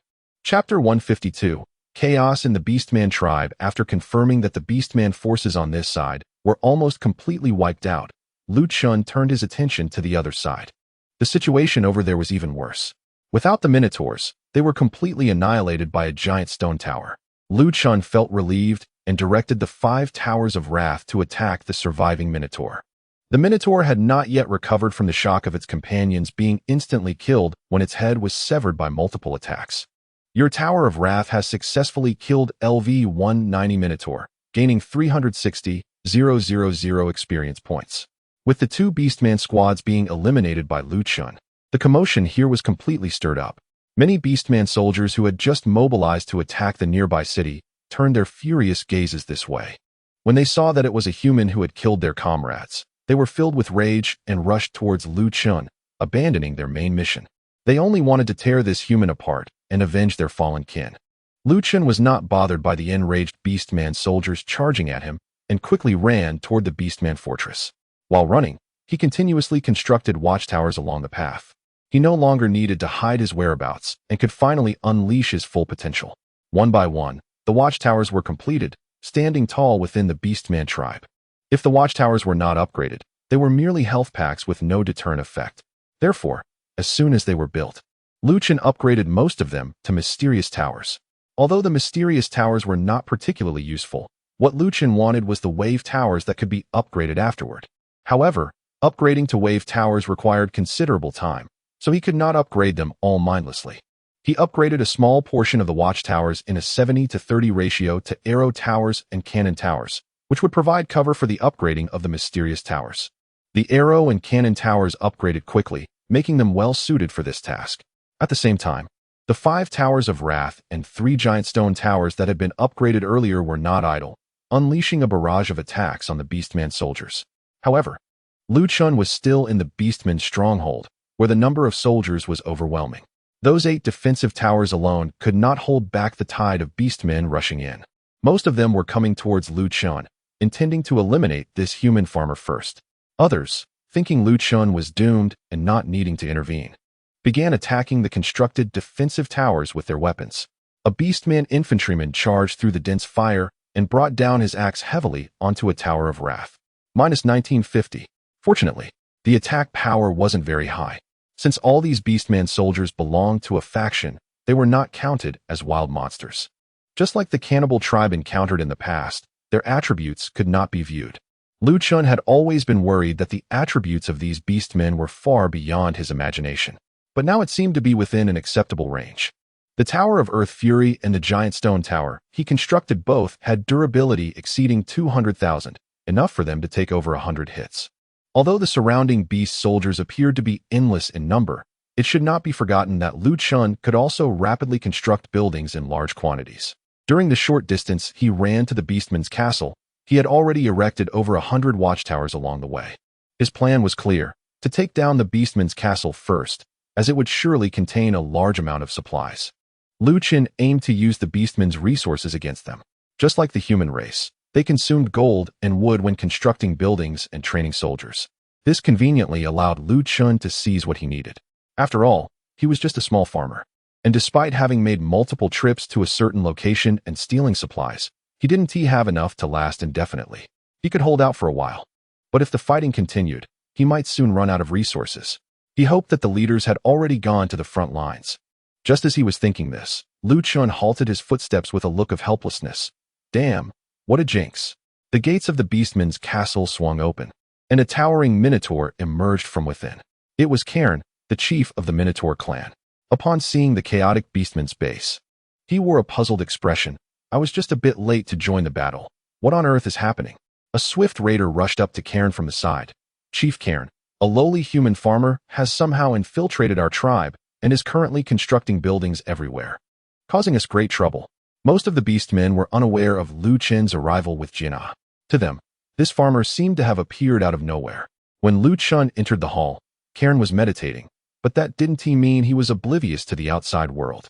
He scanned the area, and his piercing gaze quickly locked onto the out-of-place Chun. Cairn, bearing 2 massive totems and wielding a giant axe, exuded a formidable presence. He questioned loudly, "Why are you causing trouble here?" Chun coldly looked back at him. "What else with all the questions? I'm a human, and you're just beasts. Do you really think we could ever coexist?" He warned, "Don't blame General Daling for not giving you a chance. Retreat as far as you can and never appear before the human race again. Maybe I'll spare your lives." Cairn was not easily provoked by these words. A flicker of wisdom shone in his eyes as he calmly pondered. Jinnah previously mentioned that you share her ideals, wanting peace between humans and beastmen. Is that all a lie? Chun straightforwardly nodded. That's right. It was all just a performance between Jinnah and me. The so-called blueprints she gave you before are all fake. just a scheme to lure you into deploying your troops. Returning to the region is merely to command her subordinates and work with the general to eliminate you orcs. As for my task, it's quite simple. To create chaos in your orc stronghold, disrupting your entire offensive rhythm. Kane squinted and said lightly, Jaina and I share a deep friendship. I have no reason to trust your words. Besides, you revealed this information so easily. Don't you fear that I would inform others? Lu Chun laughed heartily. You orcs really take yourselves too seriously. Jaina and the general are father and daughter. Do you think the time you've known her can surpass their bond? As for why I'm so willing to share this with you. At this point, Lu Chun paused, then said with a fierce glare, it's because I have no intention of letting you leave here alive. Chapter 153. The Great Battle Against the Minotaur. Even the older Minotaur chieftain, Kane, was momentarily taken aback by Lu Chun's arrogant words. He was the strongest among the unstoppable Minotaur clan. Yet, the one speaking so boldly to him was merely a humble human farmer, insignificant as an ant. If Admiral Delin had said such words, there might have been some credibility. But a mere human farmer? Kane shook his head. Forgive me for saying this, but in all my years, this is the first time I've heard such an absurd joke. Lu Chun moved his joints a bit. It's fine. When you die, you'll realize I wasn't joking. As he spoke, he glanced around. The newly constructed watchtower was still undergoing upgrades. The numerous beastmen soldiers nearby didn't take the opportunity to attack while Lu Chun was stationary, because their chieftain was engaged in conversation with him. The beastmen revered the strong and considered it a basic respect not to interrupt their leader. Time was dragging on, but it wasn't enough. Lu Chun retracted his gaze. The main wave tower hadn't finished upgrading yet, which was the most troublesome part. At this moment, Kane had begun to slowly step towards him. Each hoof step of the bull echoed heavily on the ground, creating an immense sense of pressure. Lu Chun couldn't just stand there waiting for him to approach. He immediately started running to the side. At the same time, his construction hammer was busy, instantly building several watchtowers on the spot. Kane was astonished to see the watchtowers springing up in an instant. This was the first time he had witnessed such a thing. Even though humans were known for constructing buildings quickly, that was usually with multiple farmers working together. Here, however, there was only Lu Chun, a single farmer, and these structures were constructed in mere moments. Faced with this unknown situation, Kane's heart grew wary. But his previously proud demeanor did not change. How could a mere farmer compare to me, the Minotaur chieftain? He raised his massive axe high, then forcefully drove the axe handle into the ground in Lu Chun's direction. A yellow shockwave formed and surged toward Lu Chun. The powerful magical energy distorted the air, flying out with an unstoppable force. There was no way to dodge. Lu Chun frowned. He was just a farmer with poor physical attributes. Even if he had instantly built a watchtower in front of him, it wouldn't help. Kane's shockwave was an area attack. Even if he built several more watchtowers, the damage to Lu Chun would remain the same. Since he couldn't avoid it, Lu Chun decided to stand his ground. Kane was puzzled by his demeanor. He had tried this shockwave many times, and it had easily obliterated human farmers. Even a whole line of farmers standing there would be instantly killed by a single strike. The farmer before him, who had been so arrogant when making threats, seemed to have some skills. Unexpectedly, his first move had scared the opponent into inaction. This was it. Kane turned his head away, uninterested. Boom! A shockwave swept over Lu Chun, and he only felt a brief flash in front of him. You have taken damage from LV-199 Kane Bloodhorn. Damage amount 25317. Transferred to the watchtower. A notification popped up in front of Lu Chun. At the same time, a nearby watchtower collapsed into a pile of rubble. Kane's shockwave was quite powerful. If Lu Chun hadn't had the talent to transfer damage, he would have died several times over from that attack. What? Kane was utterly shocked to see that the human farmer had taken his shockwave head-on and remained unharmed. How could this be? Did it miss? The originally wise look in Kane's eyes was now filled with uncertainty. He even began to doubt himself. But just now, Lu Chun had clearly stood still without moving. How could it have missed? Don't just stand there. Feel free to use any other moves you have. Lu Chun chuckled lightly, casually constructing several watchtowers, all upgraded to arrow towers. Kane's destructive power was too terrifying. If he attacked with full force, even 100 buildings here might not be enough for him. It was better to upgrade more arrow towers first to restrain his attacks. While thinking this, Lu Chun glanced at the position of the wave towers. The upgrade for the 2 wave towers was nearing completion. The other defensive towers could only provide some amusement against Kane. Only the wave towers could effectively inflict damage on him. Kane shook his head, casting aside unnecessary thoughts. Although he didn't know why. Since the shockwave didn't kill you, let me chop you to pieces with my axe. He roared fiercely as he charged toward Lu Chun. The other Minotaurs were clumsy. But that didn't mean the Minotaur chief was the same. Kane's massive body, while towering, moved with incredible speed. His hooves pounded on the ground, shaking it to its core. As he ran, a circle of flickering yellow light suddenly rose beneath his feet, greatly increasing his speed. Endurance aura. Lu Chun narrowed his eyes. The speed of the light circle, not to mention Kane. Even a beastman infantry could easily catch up with him. To buy time, he couldn't rely solely on running. Gripping the construction hammer tightly, Lu Chun calmly built multiple watchtowers in front of him to block Kane's advance. Have you ever heard of the human race's building positioning technique? Lu Chun sneered, retreating slightly and hiding behind a watchtower. Meanwhile, he kept building watchtowers, not intending to stop for even a second. Kane suddenly lost sight of Lu Chun and could only swing his massive axe down hard onto the watchtower. His destructive power is quite exaggerated. With just 2 or 3 attacks on average, he can destroy a watchtower. However, Lu Chun's construction speed is even more astonishing. Just as Kane has destroyed 1 watchtower, Lu Chun has already built 3 more. After such widespread destruction, the number of watchtowers in the Beast Clan's territory has actually increased. Do these despicable individuals only know how to build this pile of junk? After this rampage, Kane's inner wildness was completely unleashed. He kept roaring as he approached Lu Chun. Do you really think you can kill me just with these things? Chapter 154. My turn. Don't be so anxious. Lu Chun glanced at the defensive towers he had upgraded at the beginning. The other beast soldiers were watching the spectacle, waiting for their chieftain to defeat Lu Chun. As long as Kane didn't speak, these beast soldiers would not intervene in the battle. After all, it would be disrespectful to a strong opponent. When Kane began to attack Lu Chun, he could have commanded these towers to counterattack. However, Lu Chun did not do so. Kane's attacking power was too formidable. Even the upgraded towers would likely not withstand many hits. It was better to keep them low-key, as long as they didn't attract Kane's attention. That would be a success. The upgrade of the wave tower was about to finish. If you like taking hits, you'll get plenty of that soon enough. Lu Chun calmly built watchtowers, maintaining his distance from Kane. Finally, Kane was completely enraged. He raised his right foot high and then stomped down hard. Boom. With this stomp, the ground around him sank and shattered into a circular shape. War Tread. This was another powerful skill of Kane, capable of dealing massive damage and stunning all enemies within the surrounding area. Due to nearby constructed buildings, immunity to the status effect, stun from LV-199 Kane Bloodhoofs. A prompt popped up before Lu Chun's eyes, showcasing the stable performance of his infrastructure talent. However, the other buildings were not so fortunate. The watchtowers affected by the War Tread all developed deep cracks, clearly suffering severe damage. TSK, in the game, this skill shouldn't be able to damage buildings. Seeing this result, Lu Chun couldn't help but complain in his mind. After using War Tread, Kane didn't stop. He raised his giant axe high and slammed it down hard. Once again, he unleashed the shockwave that had just appeared. Boom!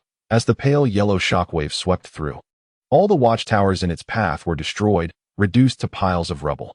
Just with these 2 simple skills, Kane had effortlessly destroyed nearly 20 watchtowers that Lu Chun had painstakingly built. The damage from the shockwave was transferred to another watchtower, leaving Lu Chun unaffected. Despicable human. Let us see how you escape this time. Kane coldly stared at the human farmer before him. With these 2 moves, he had completely destroyed the towers that obstructed them. To prevent Lu Chun from continuing to escape and wasting time, Kane took large strides and charged towards him. Escape? Lu Chun stretched lazily, not at all intimidated by the towering minotaur before him. Now, it's you who should run. Kane was genuinely amused by the anger. At this point, you can still say such things. I have to admit, you humans do have some qualities that are superior to us beasts, like this arrogant attitude. As he spoke, Kane had already charged right in front of Lu Chun. However, the latter did not continue to run or build a watchtower to block the 2. Die. Kane raised the giant axe high in his hand, preparing to strike down fiercely at the human farmer in front of him. Just then, 2 prompts appeared before Lu Chun. Wave tower, upgrade completed. Wave tower, upgrade completed. He grinned. Not too early, not too late, just in time. Kane was about to swing his giant axe down, but suddenly felt a violent wave of magical energy crashing toward him. He realized that it was unnecessary to injure himself just to kill an ant. Instinctively, he raised the axe to block. Bang, bang, bang, bang. A series of energy projectiles struck in front of Kane, producing muffled sounds. What is this? Kane was filled with anger and surprise as he was pinned down by the relentless attacks. Although the damage was not high, the speed of the attacks was outrageous, leaving him no time to breathe. Moreover, Kane felt as if the attacks were becoming more intense. Liu Chen nodded in satisfaction and looked at the two newly upgraded wave towers. Wave Tower, Quality, S, Durability, 772,200, Attack, 13,200, Skill, Wave Attack. When attacking the same target, attack speed will gradually increase without an upper limit, but will become ineffective if the target is changed. The skill attached to the Wave Tower delighted Liu Chen. The attack speed of the Wave Tower was already quite fast, and now it had an ability to infinitely increase the attack speed. This made the already powerful Wave Towers even more terrifying. Although their attack power was not much stronger than other defensive towers, and even less than that of cannons and boulder towers, the attack speed was vastly superior. While other defensive towers might attack once, the Wave Tower could potentially strike 10 times in that same time frame, greatly increasing its output. As a result, the two Wave Towers attacked Kane together, suppressing him to the point where he could only endure the onslaught. At first, Kane could barely hold on thanks to his self-healing and durability aura. But soon, the intensity of the Wave Tower's attacks increased several-fold. Kane was shocked to see his health rapidly declining. He had no choice but to call for the other beast soldiers to join the fight. Stop watching. Everyone attack together and kill this human farmer. Although this action would affect Kane's authority as a chieftain, he had no other options left. The large group of beast soldiers around him had been eager to fight for a while. Upon receiving the order, they roared loudly and charged toward Liu Chen. Some of the more intelligent and observant beast soldiers realized that Liu Chen posed no combat threat himself, and the greatest danger came from those buildings, such as the shaman wearing a white and red robe with long steel claws extending from his arms. They are practitioners of shamanic magic, waving their arms as balls of lightning coalesce from the void and shoot towards the Wave Tower. I really have to thank you. Without you, I wouldn't be this relaxed. Liu Chen smiled as he looked at Kane. While battling with the Tauren chieftain, numerous watchtowers continued to upgrade. Now, most of these upgrades have been completed. The over 100 watchtowers in the Orc tribe's stronghold have transformed into a large number of arrow towers, cannons, and mysterious towers. Liu Chen glanced at the massive wave of Orc soldiers rushing towards him and said calmly, "Now, it's my turn." Chapter 155, Do Your Best. Leave the rest to fate. The various soldiers of the beast race have obvious strengths and weaknesses. Based on their characteristics, Liu Chen ordered different defense towers to attack. The Arrow Tower and the Earth Rage Tower deal moderate damage and have a decent firing rate, specifically targeting agile beast soldiers like raiders and trolls. The Cannon Tower and the Boulder Tower have high damage but a slow firing rate, designed to attack slower heavy units like Minotaurs and Kodos. The Mysterious Tower has low damage and a moderate firing rate, but it can absorb the target's mana, mainly used against magical enemies like shamans. Lastly, the two Wave Towers were focused on attacking Kane relentlessly. Whoosh! Boom! A massive wave of beast soldiers surged in, and the buildings began to respond. The scene was chaotic. Your Arrow Tower has successfully killed a LV-185 raider, earning 330,000 experience points. Your Earth Rage Tower has successfully killed a LV-180 beast infantry, earning 300,000 experience points. Your Cannon Tower has successfully killed a LV-190 Minotaur, earning 360,000 experience points. Your Boulder Tower has successfully killed a LV-190 Kodo, earning 360,000 experience points. Your Mysterious Tower has successfully killed a LV-190 Shaman, earning 360,000 experience points. Congratulations, your level has increased to 166.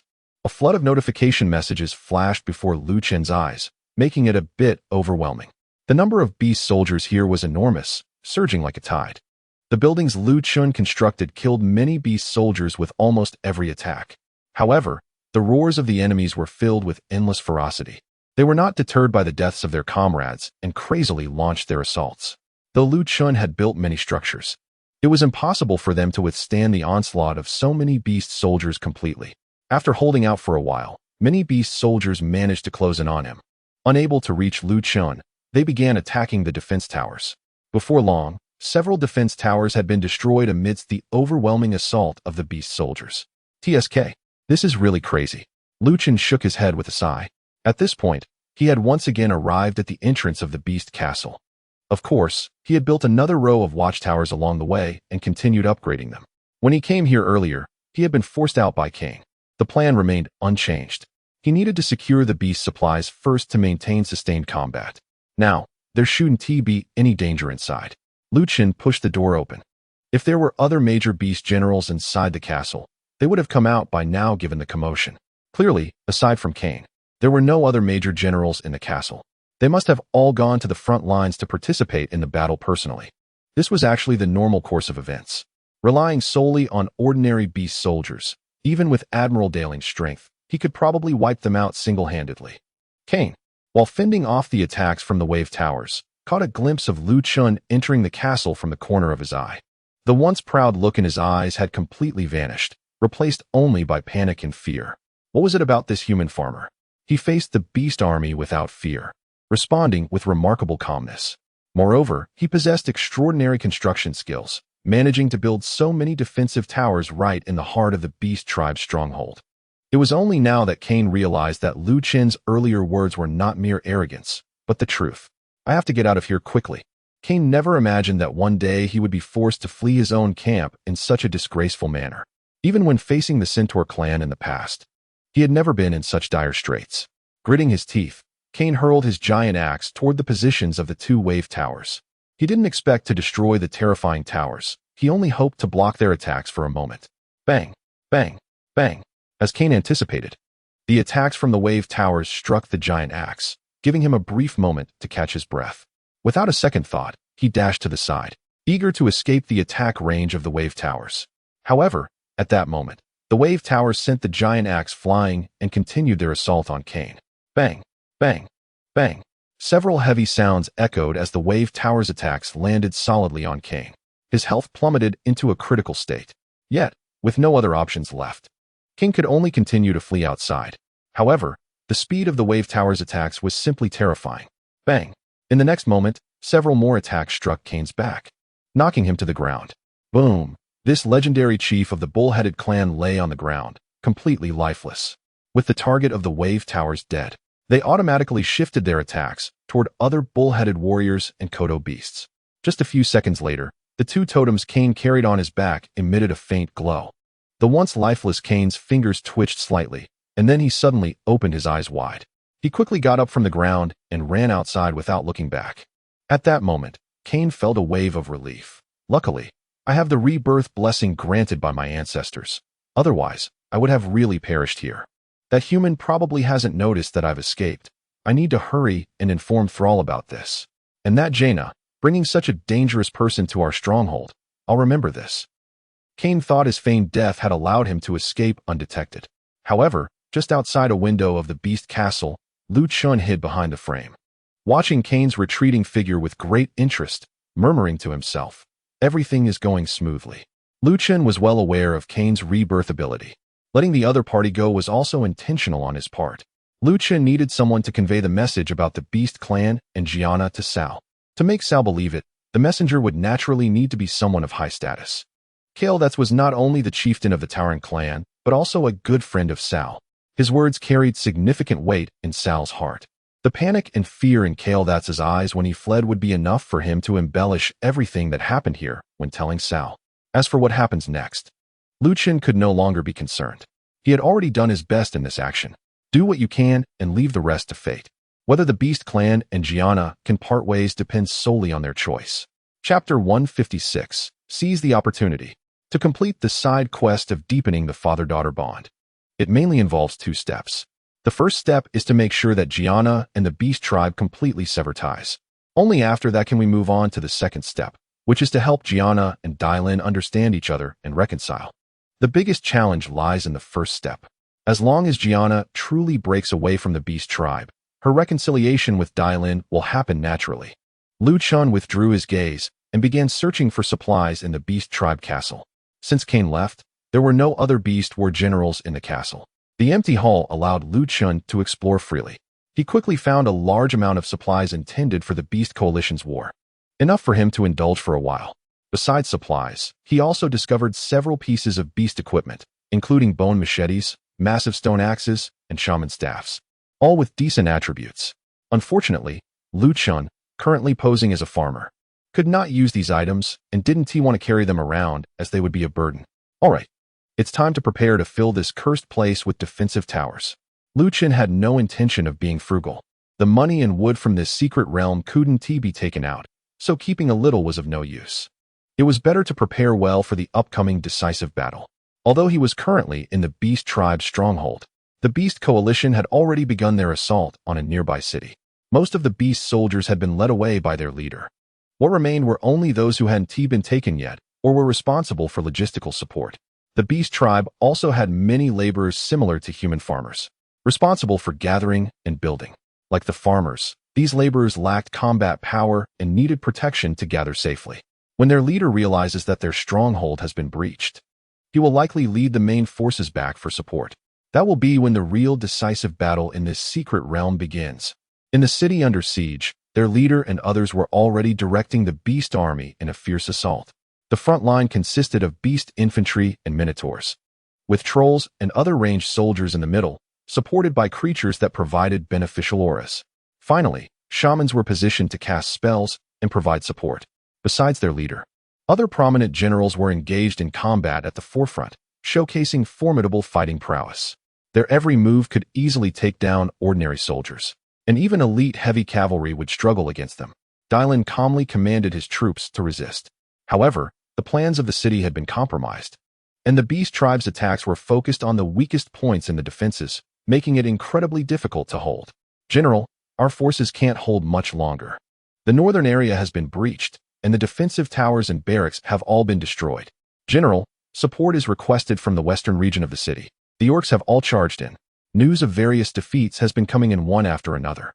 Dylene's expression, which was initially calm and composed, gradually turned grim, his forehead already drenched in sweat. The soldier leader Buzin and the mage leader Periel were also present, sharing the burden of command, but it was of little help. General, please allow me to lead the charge. Buzin gritted his teeth and said, in fact, our troops are stronger than the orcs, but those orcs under Lixa are too powerful. Even with the defense towers, ordinary troops simply cannot withstand their assault. Let me take 16 naval guards into battle. I guarantee we can repel them. Dylan fell silent. Buzin, Periel, and these 16 guards were his strongest force, but also his last resort. He had to use them with utmost caution. Otherwise, if they fell into a trap, it would mean total defeat. General, don't hesitate any longer. Buzin urged once more. Dylan saw the determination in his eyes, but he sighed, no. Send the order to regroup the troops and have everyone fall back to the inner city. We will reorganize our forces there and reconsider our next steps. A general cannot act on impulse. The orcs are only making their first wave of attacks. If we use our trump cards now, how can we continue this fight? The orc coalition is still too dispersed. I believe that to win this battle, we must wait until they gather, and then strike down those orc leaders in one blow. This is the only way to intimidate the remaining orc forces. By the way, have we not been able to contact Jinnah's troops? Dylan turned to Periel. Since the war began, the troops once commanded by Jinnah had gone missing. Although small in number, they also contained elite fighters. If they could participate, it would be a significant boost. Hearing Dylan's inquiry, Periel shook his head. I'm sorry, General. I can't reach them at all. They have likely been swayed by Jinnah and do not intend to join this battle. Facing the large-scale assault of the orc coalition, his own daughter had betrayed him. Dylan seemed to age 10 years in an instant, his gaze heavy with despair. Suddenly, a soldier, his armor tattered and torn, rushed in from outside. This had happened many times before, each time bringing bad news. However, this time, Dylan noticed that the soldiers seemed to be smiling. Report. General, I don't know why, but the orcs outside have suddenly stopped their attack. The soldier's words stunned Dylan. The orc coalition was currently in a favorable position in the war. Why would they suddenly halt? Could they be preparing some kind of plot? Dylan's mind raced. Years of war experience told him that when something unusual happened on the battlefield, it often presented a rare opportunity. For now, let's not worry about them. We should take this opportunity to regroup the scattered forces and reassemble them. If our troops are ready and they still do not continue their offensive, we will initiate a counterattack. The targets are the heads of the two orcs, Sal and Rexa. with the opportunity right in front of us. Daring chose to take the initiative and seize this chance. Otherwise, if we just hunker down and defend, we will only face a slow demise. Chapter 157. Choices Matter. Cain. Can you say that again? Sal's eyes widened in disbelief. If the person speaking before him wasn't his friend, he would have likely dealt with him on the spot for spreading false information. Cain was out of breath, having sprinted over with almost all his strength. Sal, I know it's hard for you to believe, but what I'm saying is true. Our base has been taken over by that farmer. He has built hundreds of defensive towers and is slaughtering our people. If it weren't for the protection of my ancestors, you probably wouldn't be seeing me right now. Sal lowered his head, uncertain. This sudden turn of events left him somewhat at a loss. Even as the chieftain of the Beastmen, recognized as a wise leader, he did not expect that a human farmer could capture the Beastmen coalition's tribe and even kill Cain once. That farmer must think I'm dead. He hasn't realized I've escaped. Cain said quickly, we need to act fast, or the Beastmen will face disaster. Especially that Jaina. We can no longer trust her. Sal instructed a raider to send a message to halt the attack and called for Rexer, Chun, and Locan to return first. Then he turned to Cain. Before you arrived, we attacked Theramore according to the plans provided by Jaina, and we achieved quite good results. I don't believe she would betray us. Perhaps there is more to this situation. Cain was furious. Sal, wake up. Our tribe has been thrown into chaos by the people she brought. Do you still care about the minor gains we made at Theramore? I don't believe Jaina is unaware of this. Otherwise, why would she bring a farmer to our base? Sal couldn't respond to Cain's accusations. After all, they were indeed reasonable and had even cost him a life once.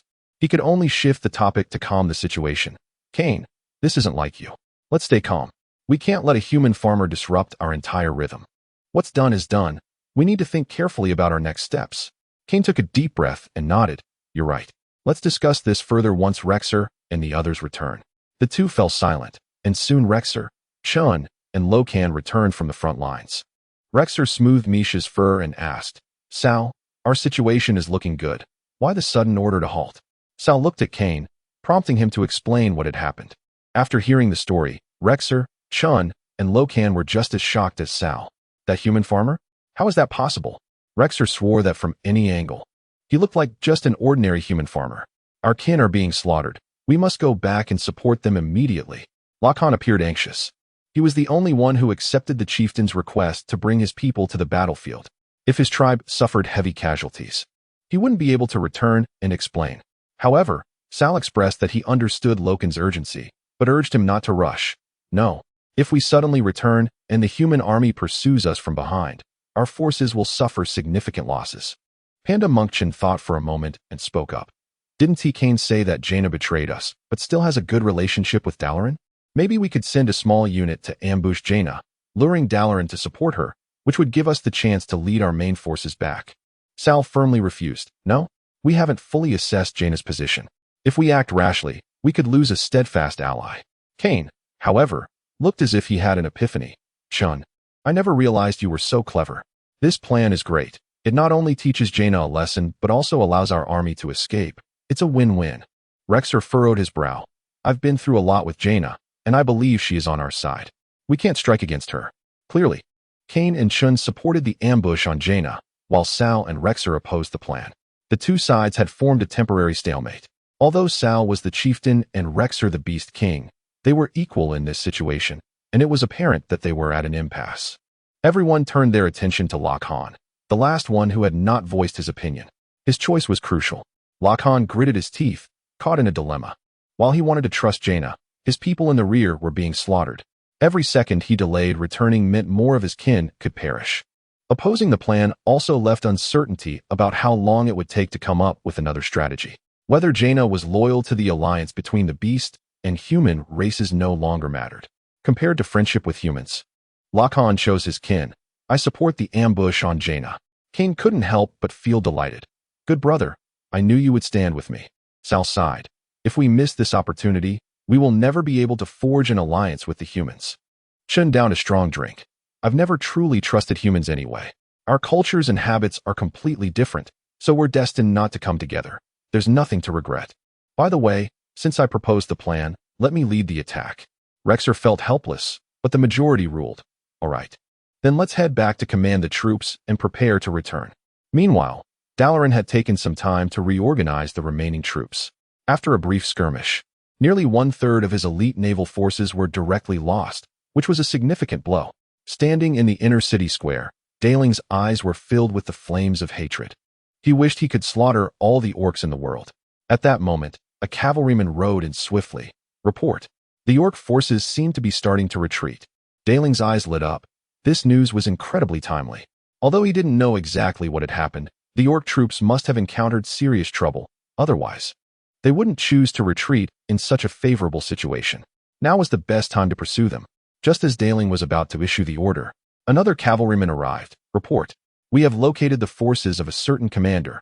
Daling was taken aback. How did you find them? The cavalryman replied.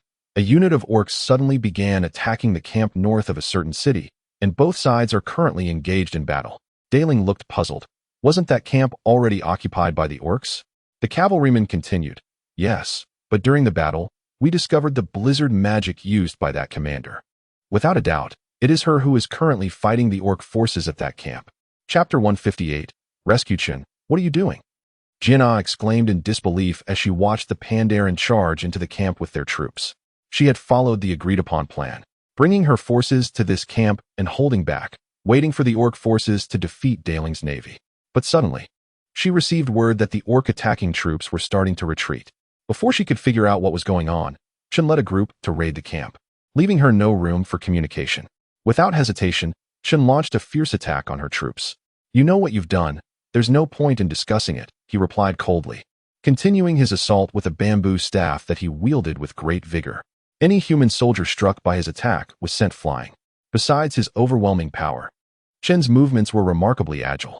When human soldiers attempted to counterattack, he effortlessly dodged, not even receiving a scratch. What have I done? Jinnah was bewildered, completely lost about the current situation. I haven't done anything. I haven't moved since bringing my troops here. She wanted to clarify her confusion, but after Chun, many orc soldiers had already burst into the camp and engaged her forces in battle. While these human soldiers were loyal to Jinnah, they couldn't just stand idle while the enemy was upon them. The camp, once peaceful, had descended into chaos. Chun, order your troops to stop. We need to talk, Jinnah shouted, but Chun ignored her, silently striking down a human infantryman with another blow, leaving a deep dent in the sturdy steel armor. Don't force me. Jinnah's eyes began to glow blue as she watched her loyal troops fall one after another. This was a sign of intense magical energy fluctuation. She possessed a strong magical talent, being the most outstanding disciple of the chief mage of the magical kingdom, and her combat ability was formidable. Since words couldn't make Chun cease, she decided to let her power speak. Raising her staff, she chanted a complex incantation. As her staff began to shimmer with light, the sky above the camp grew dim, and the temperature dropped sharply. In the next moment, snow and hail began to fall from the sky, crashing down on Chun and his troops. This was Jinnah's signature attack spell, Blizzard, capable of inflicting significant damage to all targets within its range. However, Chun merely glanced at the falling hail with no sign of panic. He took his time pulling out a jug of alcohol and began to drink leisurely. As the hail was about to strike, Chun put down the wine barrel and spat fiercely upwards. A fierce flame erupted from his mouth, directly confronting the blizzard. The collision of ice and fire produced a clear outcome. The snow and hail generated by the blizzard melted upon contact with the flames. Jinnah was seeing Chin's strength for the first time and was surprised that he could match her. No, judging by his relaxed demeanor, he probably wasn't even using his full power. Be honest. Chin burped and then accelerated his attacks, clearly targeting Jinnah. The human soldiers in the camp tried to stop him, but he seemed like a god of war, and no one could stand in his way. Jinnah used some other single-target attack spells, but all were evaded by Chun. Soon, the distance between them closed to a dangerously close range. Chun took out a wooden wine cup from his waist and threw it at Jinnah. She was caught off guard and got splashed with beer, immediately feeling dizzy from the alcohol and uncomfortable in her body. Taking advantage of this opportunity, Chun charged through the ranks of human soldiers directly at Jinnah. Once a warrior gets close to a mage, the outcome is already determined. It was clear that Chin's strength far surpassed Jinnah's. Don't be discouraged. I've analyzed your combat style and have you completely countered. Otherwise, I wouldn't be the one here. Chun raised a bamboo stick high, ready to strike Jinnah on the head. If that hit, given Jinnah's physical condition, the best outcome would likely be severe injury. At that moment, A gust of wind suddenly rose from beneath Chen's feet. Before he could react, he was swept into the air by a tornado. "Jinna, are you okay?" A concerned voice reached her, stirring an impulse to cry. The speaker was Admiral Dylan Proudmoore. He had fought across the seas for years and could easily manipulate common maritime elements like water, wind, and thunder.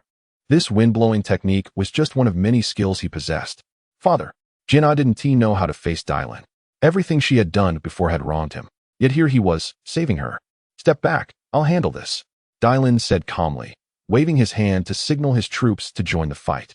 Besides Dylan, the Navy also had Buzan, Periel, and 16 elite warriors, all of whom were incredibly strong, known as the Navy's 18 Copper Men. Once they entered the battlefield, Jinna's previously disadvantaged forces turned the tide. The Beastmen's troops began to retreat, unable to withstand the Navy's assault. After all, they were merely a small raiding party sent to attack the camp, not comparable to the main force of the Beastmen. A few seconds later, Chun, who had been blown into the sky, finally landed back on the ground. He rolled on the ground to dissipate most of the impact from the fall. "Orcs, do you really not know how to write the word death?" Dylan was filled with rage and cursed loudly. His son had already died at the hands of the orcs, and now his only remaining family member was Jian. Yet these orcs didn't even intend to spare her, which was simply too much. "Huh, so you are the naval admiral of the human race? I've heard a lot about you." Upon seeing Dylan arrive, Chun didn't panic at all. Instead, a hint of a smile appeared on his face. He had already achieved his goal of launching a surprise attack on Jian with his troops, and now he needed to think about how to escape. Coincidentally, compared to his combat skills, Chun's escape skills were actually even more top-notch. Chapter 159. The final battle. After Lu Chun found enough supplies in the Beastman's castle, he began constructing numerous watchtowers within the Beastman's camp, simultaneously upgrading them. As before, half of the buildings were designated for upgrading the wave towers, while the other half was equally divided between arrow towers and cannon towers. The number of wave towers accounted for a full half, all aimed at dealing with several Beastman generals, including Cao. After all, when it comes to ordinary Beastman soldiers, wave towers may not be significantly stronger than regular arrow and cannon towers, as their attack speed simply wouldn't stack up before the enemy was eliminated. This illustrates how much Lu Chun feared those Beastmen. Despite having only 2 wave towers to repel Cain, if the opponent had charged directly at the wave towers, they likely would have been destroyed. Even if they weren't taken down initially, they would surely be dismantled upon respawning. It's fair to say that Cain was caught off guard and intimidated by the sudden attack. Lu Chun could understand this. After all, for Cain, life is singular, and death would mean losing everything. As a prominent chieftain of the Tauren clan, it was unlikely he would risk his life against 2 defensive towers. It's worth mentioning that the Beastmen troops initially charged bravely towards Lu Chun. However, as more and more of their comrades fell lifeless to the ground, fear eventually set in. They could see no hope of victory. Even if they managed to destroy a few defensive towers, Lu Chun could easily rebuild them. Ultimately, after losing around 300 to 400 men, they were thoroughly scattered, their morale shattered, fleeing aimlessly. Thanks to the experience gained from defeating them, Lu Chun leveled up to level 169. It was just as well that they ran off, allowing him to focus on his preparations. Although they were walking experience bags, Lu Chun chose not to pursue them. This was mainly because, within this secret realm, he lacked the ability to move buildings. Once constructed, these buildings had only the options of stopping, attacking, upgrading, or being destroyed. An hour passed, and the entire Beastmen camp was filled with watchtowers, numbering in the thousands. Lu Chun initially wanted to build even more, but given his current farmer's physique, his movement speed was too slow. After running for an hour, he was quite exhausted. Additionally, the resources obtained from the Beastman's castle were nearly depleted. Even if he continued to run, he wouldn't be able to construct much more. Lu Chun decided to return to the Beastman's castle and patiently wait for the watchtowers he built to finish their upgrade process. Another hour went by, and all the watchtowers were fully upgraded, with the Beastman's camp densely populated with defensive towers. With so many defensive towers in place, they should be sufficient to handle Cao and his forces. Lu Chun finally breathed a slight sigh of relief. He had accomplished everything he needed to do in this secret realm. Now, all that was left was the final showdown. Cao, Rexer, and their forces were leading the army back to the Beastman's camp. Due to Chin's raid on the camp of Jiana, he drew away the main forces of Daling, allowing for a smooth retreat without any obstacles. However, on the way back to the tribe, Sal encountered many soldiers fleeing from the tribe. Originally supposed to be small squads, they had been completely shattered, their eyes filled with fear, much like Cain before. Upon seeing the chieftain leading the army back, they all rushed forward to lament their situation. It was exactly as Cain had described. A human farmer had built a large number of defensive towers in the orc tribe and was massacring them. Their resistance had little effect, resulting in them being scattered and fleeing in disarray. Was it really that powerful? Sal initially thought he could return to the tribe to provide some support in the ongoing battle, but he never expected that in such a short time. The tribe's forces had been utterly decimated. The battle could already be considered over. Locan looked sorrowful. He had hoped to save as many of his kin as possible, but it seemed he was too late. Don't worry, our magic is just right to counter the defensive towers, so there's no need to be overly concerned, Rexer reassured. That's right, we can't stand by and watch our kin be slaughtered without doing anything. We must make them pay. Cain was the most eager for revenge, after all. He was one of those killed by them. Well, let us go reclaim the tribe, Sal sighed. The prophet's intuition made him feel uneasy. But seeing the anger in everyone's eyes, he realized that the next course of action was beyond his control. Although he was the chieftain of the orcs at such times, all he could do was make decisions that aligned with the thoughts of his people. Before long, they arrived at the outskirts of the orc tribe. It was only then that Sal noticed that despite believing he was well prepared mentally, he had underestimated the situation. Sal looked at the orc tribe he had just left not long ago, feeling as if he no longer recognized it. The buildings that once exuded wildness had completely vanished. All that was visible were numerous human defensive towers, standing ready for battle. Cain, was it like this when you left before? Locan asked in surprise. Turning to the towering chieftain, he couldn't believe he had escaped from such a place alone. It was truly remarkable.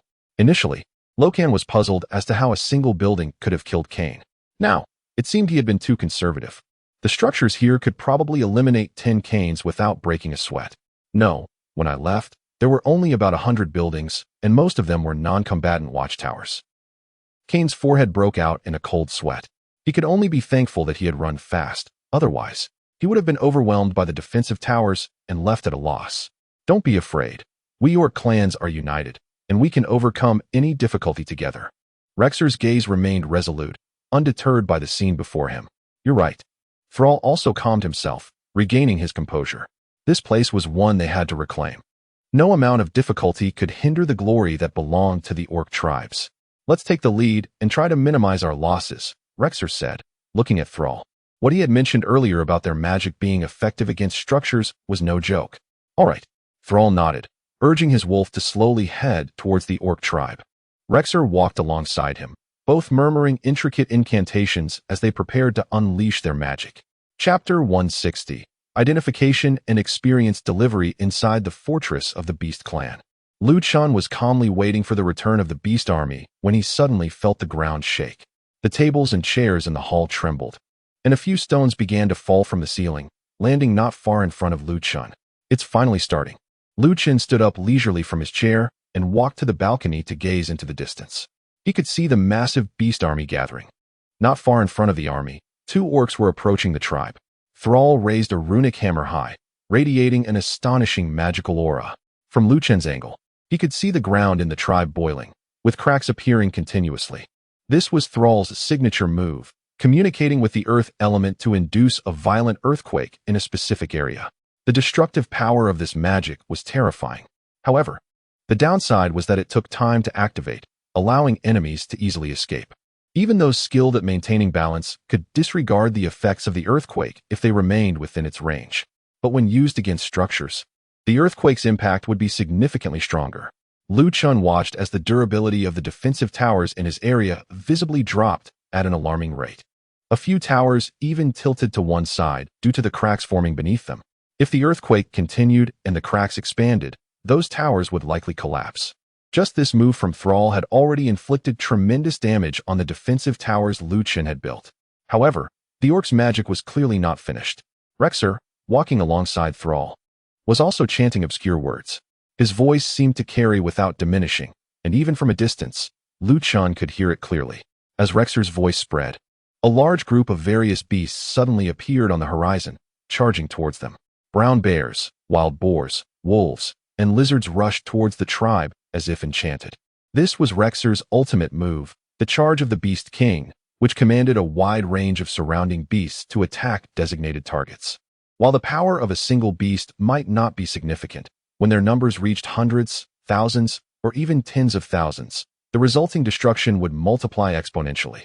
Nonetheless, Lu Chen's assessment of Rexer's proud move was simple. It was purely a means to deliver experience. As he finished his thought, the group of beasts that stepped into the attack range of the defensive towers was met with the most intense barrage in history.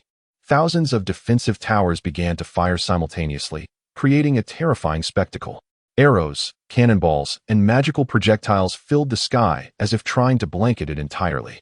Your arrow tower has successfully killed a LV-150 porcupine, gaining 140,000 experience points. Your turret has successfully killed a LV-160 giant bear monster, gaining 180,000 experience points. Your Earth Rage tower has successfully killed a LV-170 wolf guardian, gaining 250,000 experience points. Your Boulder tower has successfully killed a LV-180 thunder lizard, gaining 300,000 experience points.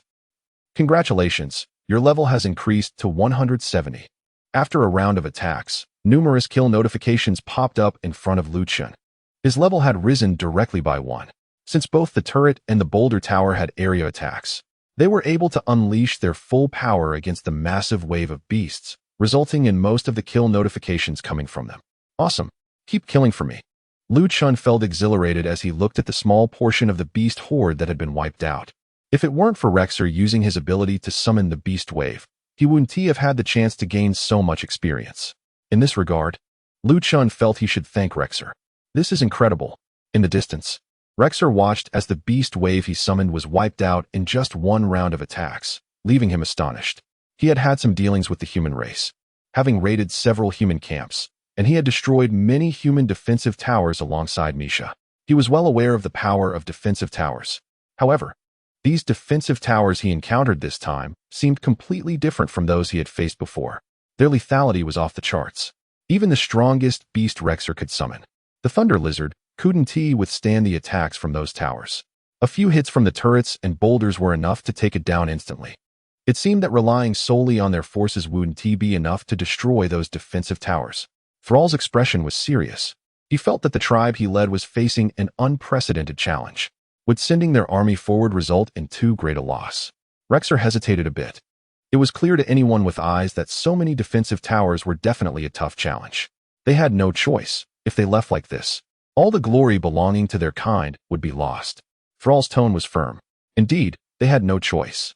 The human race had always been formidable, and the beast race had retreated time and again, all the way to another continent. If they retreated again, where would they find a place to survive? Of course, if Lu Chen heard Thrall's words, he would probably scoff. Do you orcs even have glory left? The glory of invading other lands and slaughtering human civilians? Thrall maintained his earthquake magic. Rexer returned and ordered the army to prepare for the attack.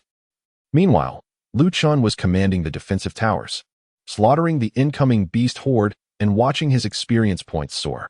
The experience points provided by these beasts individually are not much, far less than the monsters in the level 199 Nightmare Dungeon. However, the sheer number of them is overwhelming. It's as if Lu Chen could just casually step down and crush a group of ants. After several rounds of attacks, it's hard to tell how many beasts have been slaughtered.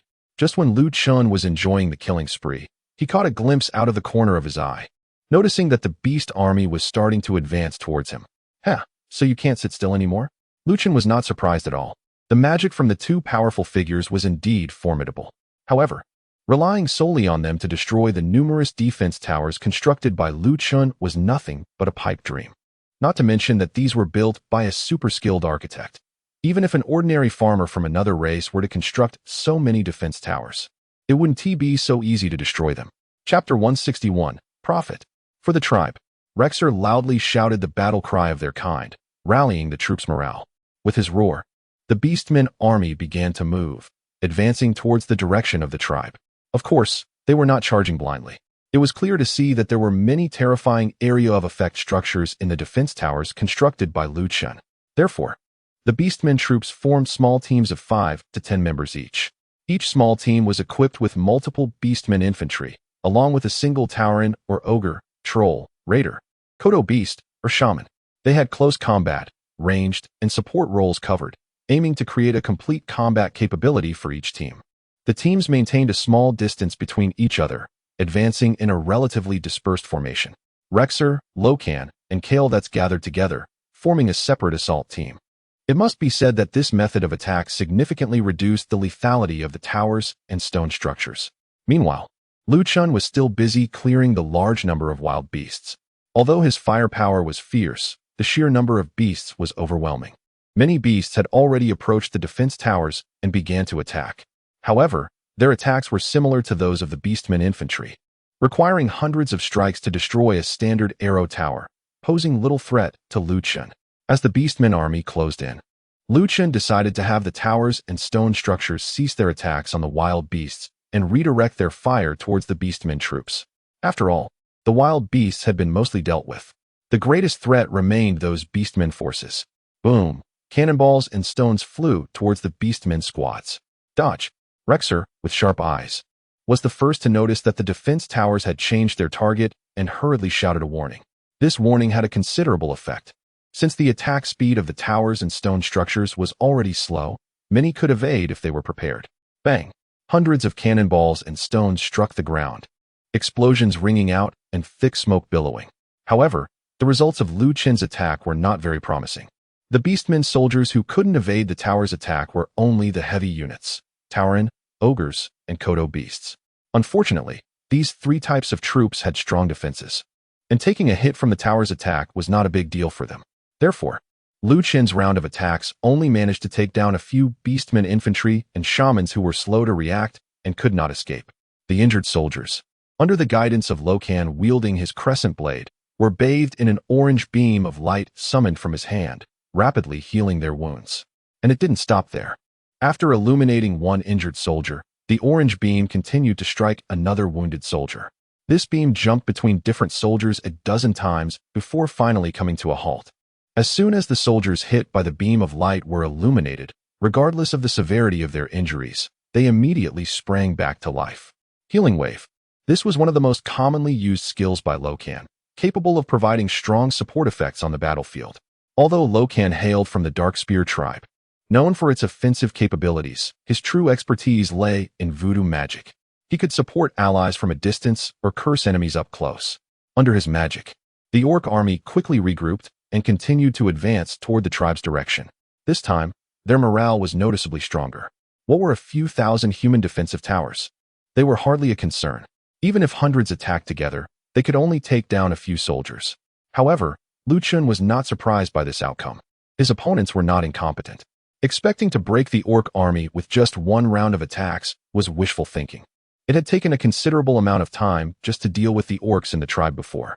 The plan was to clear out the beast horde as quickly as possible, then use arrow towers and cannon towers to obstruct the orc army, and finally concentrate all wave towers to eliminate Sal or Rexer. They should be frightened off after that. Chun's plan was simple. He never thought that his thousands of defensive towers could directly crush the combined forces of the orc tribes. Just Sal's ongoing earthquake had already made the hundreds of defensive towers in that area tremble precariously. Once the orc army charged in, those towers would likely be completely destroyed. Executing a decapitation operation seemed much more reliable. The biggest issue now was whether Sal's earthquake could be used infinitely. If it could, then he could stay back and keep using it without needing to get close. Not only would his buildings be unable to withstand it, but he would also miss the chance to eliminate him. Chun contemplated various possibilities while continuously adjusting his plan. He modified the attack order and targets for dealing with the beast horde, doing his utmost to speed up the clearing process. After exterminating a large portion of the beast horde, Chun's level had jumped to 181. This leveling speed was astonishing. At this point, Chun no longer felt any psychological burden. Previously, when he entered the 199 level Nightmare dungeon, he could only level up 5 or 6 levels on average per dungeon. And the higher the level, the lower the efficiency of leveling up. However, since the battle began in the orc tribe, Chun's level had skyrocketed, and he had gained over 10 levels in no time. The current rewards were already far more profitable compared to the gains from previous dungeons. Therefore, the rewards going forward could be considered a significant windfall. Small profits, big profits, huge profits. Regardless, it was all profit. Just then, Lu Chun suddenly received a notification. Congratulations. Side quest, Deep Father-Daughter Bond, has been completed. Upon completion of the side quest, you will receive additional evaluations and rewards upon settlement in the secret realm. What? The task was completed just like that? Lu Chun was astonished. Wow, he has no idea what happened over there, and the task was completed on its own. This is quite a windfall. Speaking of which, since the situation between the local leader and the other party has improved, it's highly likely they will provide support. Lu Chun pondered. Aside from the Pandaren, the others have all returned. Given the number of the Orc army, it seems that most of their forces have retreated. This means that there is basically no pressure on the local leader's side. As long as he isn't foolish, he is unlikely to miss this opportunity to strike the Orcs. If he can wait for the local leader to come and provide support, the chances of capturing the others will be even greater. Chapter 162. Heavy losses. Lu Chun stood high inside the fortress of the Beast clan. This position was excellent, allowing him to oversee the entire battlefield. From his vantage point, he could clearly see the Beast army charging out of their stronghold. Rexer and his companions were not at the forefront. Instead, they had sent the Beast infantry and the Tauren to take the lead. Their intention was clear, to use the soldiers with high health and strong defenses to draw fire and support the main assault. However, for Lu Chun, he could adjust the attack targets of the defensive towers at any time, directing all firepower at those who posed the greatest threat. His priority was to destroy the defensive towers in this area. Attack! Rexer commanded loudly, raising his axe to point at the 100 or so defensive towers that were being influenced by Thrall. This decision was very sound. Those towers were just a step away from destruction. All it would take was a push from the Beast army. Roar! The Beast infantry and Tauren charged forward, roaring as they braved the intense firepower. Every second, comrades fell around them, but this did nothing to hinder their advance. Heal wave. Loken continued to provide support from behind, restoring the injured soldiers. The healed Beast warriors not only regained their strength, but their pain also ignited their racial ferocity, with glimmers of red visible in their eyes. The Beast army's assault was incredibly fierce.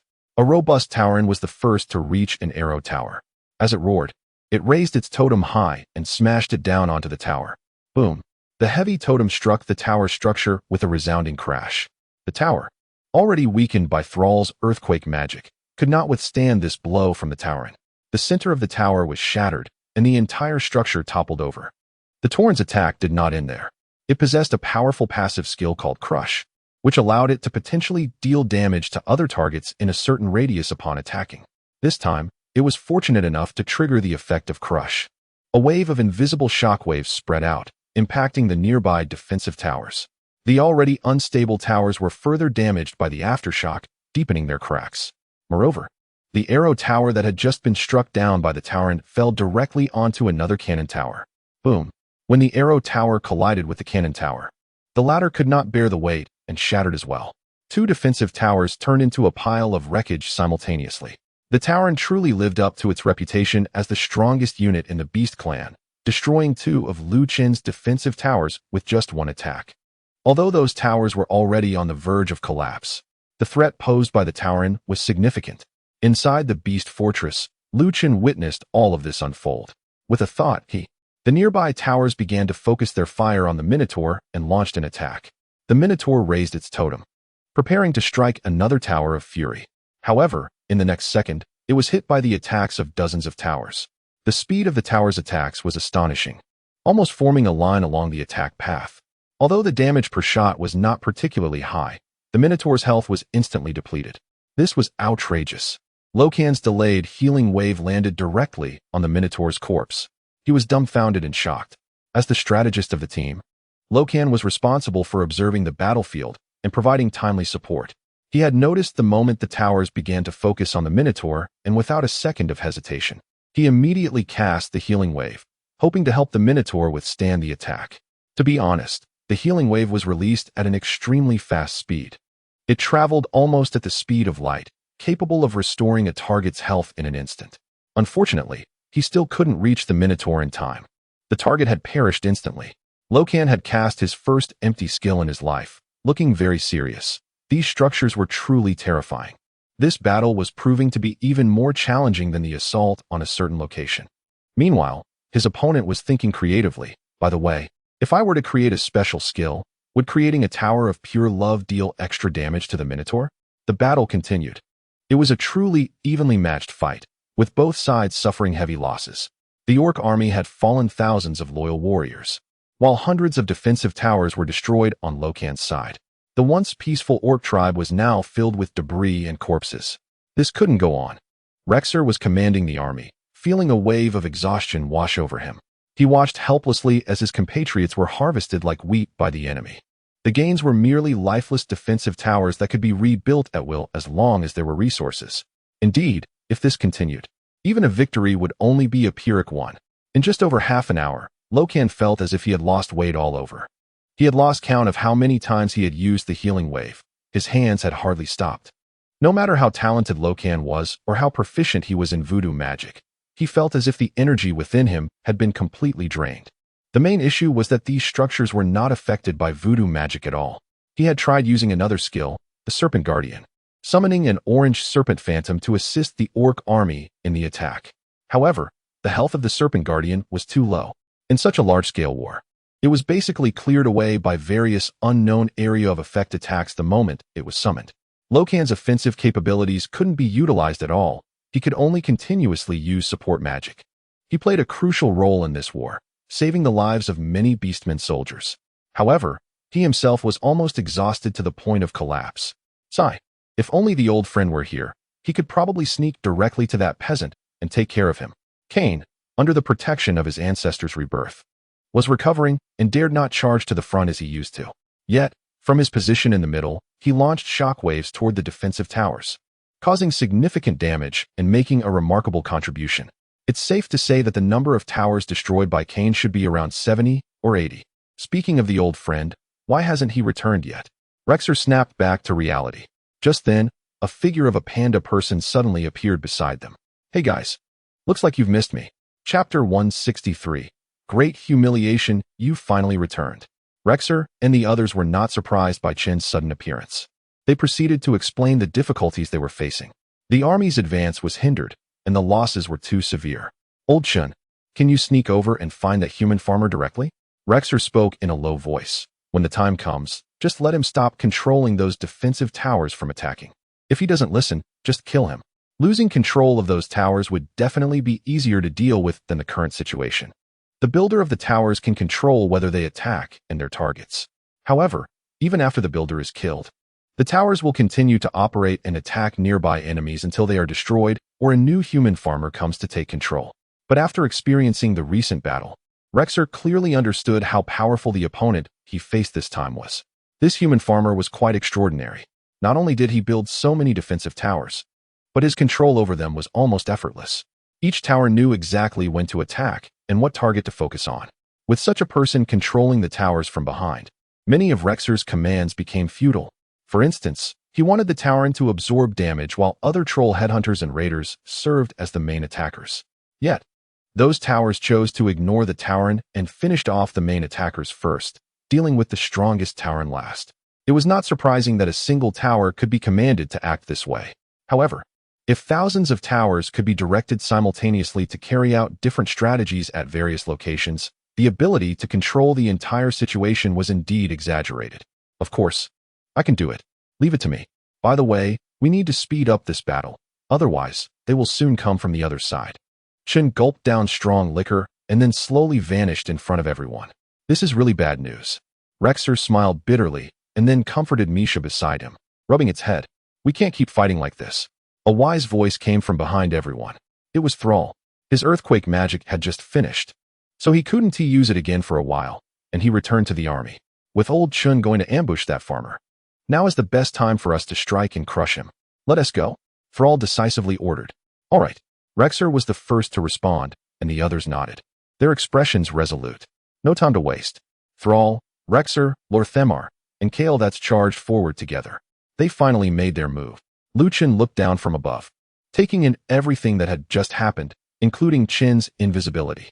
Even as a human farmer who could not use skills or items, Luchin didn't have much room for maneuver, having already used nearly all of his strength in the recent battle. However, he was still hiding an important detail that could significantly influence the outcome of the conflict. He was just waiting for these orcs to take the bait. betting that Sal and the others had not noticed this matter. While Lu Chun was concentrating on observing their movements, the door to the hall was suddenly pushed open. A casual, confident voice, accompanied by a strong smell of alcohol, drifted in. Hee, your location is really easy to find. Lu Chun glanced back and saw the previously vanished panda man, Chun. In the game, his storm state had a skill called Gale Step that allowed him to become invisible. It seemed that in this secret realm, he didn't need to enter that state to use those skills. Lu Chun had not upgraded his anti-invisibility technology. After using Gale Step, Chun could easily pass through the defensive towers. After a quick glance, Lu Chun lost interest and turned back to confidently observe the movements of Sao and his group. Chun was a panda man, a race that existed outside the main forces of the Orc army. His status was not as significant as that of Rexer. Even if Lu Chun dealt with him, the impact on the Orc army would be minimal. Chun initially thought his entrance was quite impressive. However, this human peasant merely glanced at him, displaying a complete lack of interest. It was clear that he didn't regard him as important at all. Chun felt a bit embarrassed. At least show me some respect. Will you? Even Admiral Dallin was furious when he saw me and charged to kill me. A mere peasant was acting so arrogant. Chun was somewhat angry. He took a bamboo stick and stepped toward Lu Chun, threatening, now, immediately, stop all your defensive towers from attacking, or you know what will happen next. Lu Chun didn't even turn around, casually replying, oh? What will happen next? Tell me. Chun's eyes widened. The peasant's reaction was simply absurd. Not only did he not take him seriously, but it was as if he didn't regard him as a person at all. Chun took a few steps forward, creating a gust of wind. He quickly reached Lu Chun's side and pressed the bamboo stick against the latter's head, angrily cursing, if you don't cooperate, just wait to be killed by me. Lu Chun still didn't look back, focusing all his attention on Sao and the others, dismissively saying, You think you can kill me? This response genuinely made Chun's blood pressure rise. He raised the bamboo stick high and swung it down with all his might toward Lu Chun's head. However, as soon as he acted, Chun began to regret it. What a waste to let this scoundrel die so easily. He had originally planned to use severe measures to force Lu Chun to stop the defensive towers, which would have been the optimal solution. But after just a few words, he was so enraged that he didn't think further and simply decided to smash him with a single blow. You have taken damage from LV-199 Chun's Storm Liquor. Damage amount 31747, now transferred to the turret. With a single blow, Lu Chun felt nothing at all. It was merely a prompt that appeared before him. He casually waved it away, focusing on keeping an eye on Sal's position. To Chun, this was nothing short of astonishing. What is going on? Chun stared intently at his bamboo stick and Lu Chun's head. It clearly hit him. How could this farmer be completely unharmed? He even casually waved his hand in front of him. Does he think he was touched by an insect? Chun swore he had never experienced such humiliation in his life. Chapter 164. Information Gap. Lu Chun couldn't care less about what Chun was thinking. At this moment, all his focus was on Sal and Rexer. Step by step, they were slowly approaching the position Lu Chun had planned. Suddenly, Sal stopped and raised his right hand, signaling the others to halt as well. What's wrong? Kane asked. Let us send some summoned creatures to scout ahead, Sal said while looking at Rexer. The latter nodded, muttering an incantation as he brandished his axe. A small brown thorny boar appeared in front of Rexer. Sal also waved his hammer, summoning 2 purple shadow wolves. They directed the summoned creatures to move ahead. These summoned creatures weren't very powerful and were quickly taken down by the nearby towers of Earth Fury. Everything seems normal, Sal nodded silently. There shouldn't be any problems, let us keep moving. Seeing the 4 continue forward, Lu Chun let out a sigh of relief. He was a bit worried that his plan would be discovered by Sal. After all, the other party had become the chieftain of the Beastmen, indicating a high level of intelligence. If he wanted to outsmart him, he could only rely on the information gap. You have received damage of 31,671 from LV-199 Chun Stormbrew. Transferred to the turret. Another notification popped up, which Lu Chun dismissed with a flick of his hand. He didn't have time to deal with Chun right now. Sal and the others were directing the Beastmen army while personally delving into the Beastmen tribe. They had also joined the battle, continuously using their skills to attack the surrounding defensive towers. These individuals were exceptionally strong. Sal and Locan were attacking from a distance, striking the towers within their range as they moved forward. Many defensive towers couldn't withstand their damage and were completely destroyed. Meanwhile, Rexer kept summoning wild boars and battle eagles, directing them to assist the Beastmen army in their attack. Though each summoned creature wasn't very powerful, their sheer numbers made up for it, and they could be endlessly summoned without concern since they were formed from magical energy. King was also busy using shockwaves. As it was an area of attack, he was causing the most damage to the defensive towers. Watching his defensive towers being destroyed one after another, Lu Chen's expression remained unchanged. He didn't even make any other response, just quietly watched Sal's position while mentally counting down. 5, 4, 3, 2, 1, 0. Now is the time. With a thought, powerful magical fluctuations began to resonate within the Beastmen tribe. Surrounding Sal, dozens of previously dormant wave towers suddenly erupted at this moment. Dozens of rapid-fire magical attacks, almost forming a straight line, all shot towards Sal. Rexer, Locan, and Kane were all stunned. What is going on? Sal was filled with astonishment as he looked around at the attacks, momentarily lost in a daze. Just a moment ago, everything was fine. He had been paying close attention, trying to maintain a safe distance from those defensive towers, avoiding entering the attack range of too many at once. Wait, attack range. Sal's mind raced, and he suddenly realized he had been fooled. That human farmer had tricked him. Haha, now he realizes it, but it's too late. Lu Chen smiled and ruthlessly decided to unleash all firepower. The attack range of the wave towers. This was what he had been concealing during the recent battle. Even as he watched his defensive towers get destroyed one after another, Lu Chen had been hiding the farthest attack range of the wave towers during the combat. The wave towers would only start attacking when the enemy soldiers entered half of their attack range. Sal was quite clever, but he didn't understand the wave towers. After observing for so long, he had assumed he was safe, only to be deceived.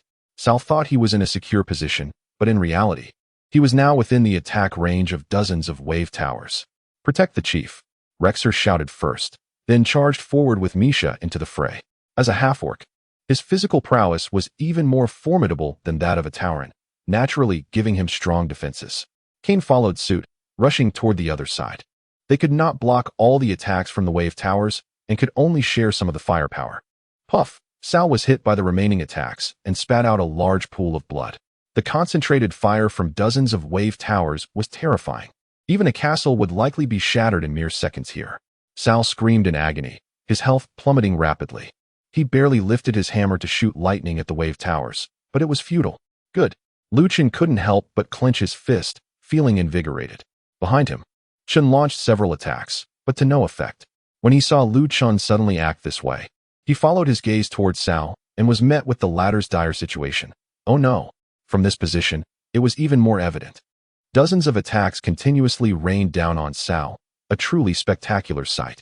Stop it quickly, Chun exclaimed, panicking. His previous calm demeanor completely vanished. Lu Chen naturally ignored him. Sal's health was nearly depleted. His face bore signs of despair and unwillingness as he painfully closed his eyes. In his despair, he felt that there was no way out. He was doomed. In his unwillingness, he could not believe that as a great chieftain of the orcs, he would meet his end in such a manner. Just then, a voice exploded in his ear. Chieftain, you need to run. Sal suddenly opened his eyes, surprised to find that his critically low health had stopped decreasing. He felt nothing as the attacks from the wave tower struck him. At the same time, he noticed an orange voodoo mark appearing on himself, Rexer, and Kael'thas. Sal turned to look at Locan, who was sweating profusely and panting heavily. But his eyes showed undeniable joy. You made it just in time. Chieftain, hurry and run. Sal was still trying to grasp what was happening and was about to thank him. In the next moment, the wave towers that were attacking Sal suddenly changed their target. They all focused on Locan. This young troll voodoo genius was instantly torn to shreds by dozens of attacks.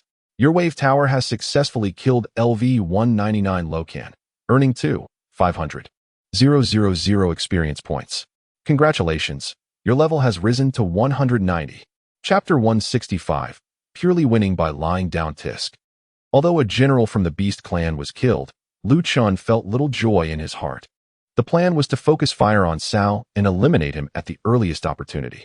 However, he didn't expect this guy to have such thick health. In just 2 or 3 seconds, they were unable to take him down instantly, which forced Locan to use his strongest magic, the ultimate voodoo. This skill was extremely powerful, allowing all nearby allies to enter an invincible state, rendering them immune to damage and negative effects. Once Locan used this move, it was impossible for Lu Chen to kill Sal anymore. However, while the ultimate voodoo was strong, it wasn't without weaknesses. It could make surrounding allies invincible, but it didn't make the caster invincible. Therefore, Chun decisively changed his attack target. After all, one kill was better than none. Locan, Cao, Rexer, and Kane all stared blankly as their good friend was killed.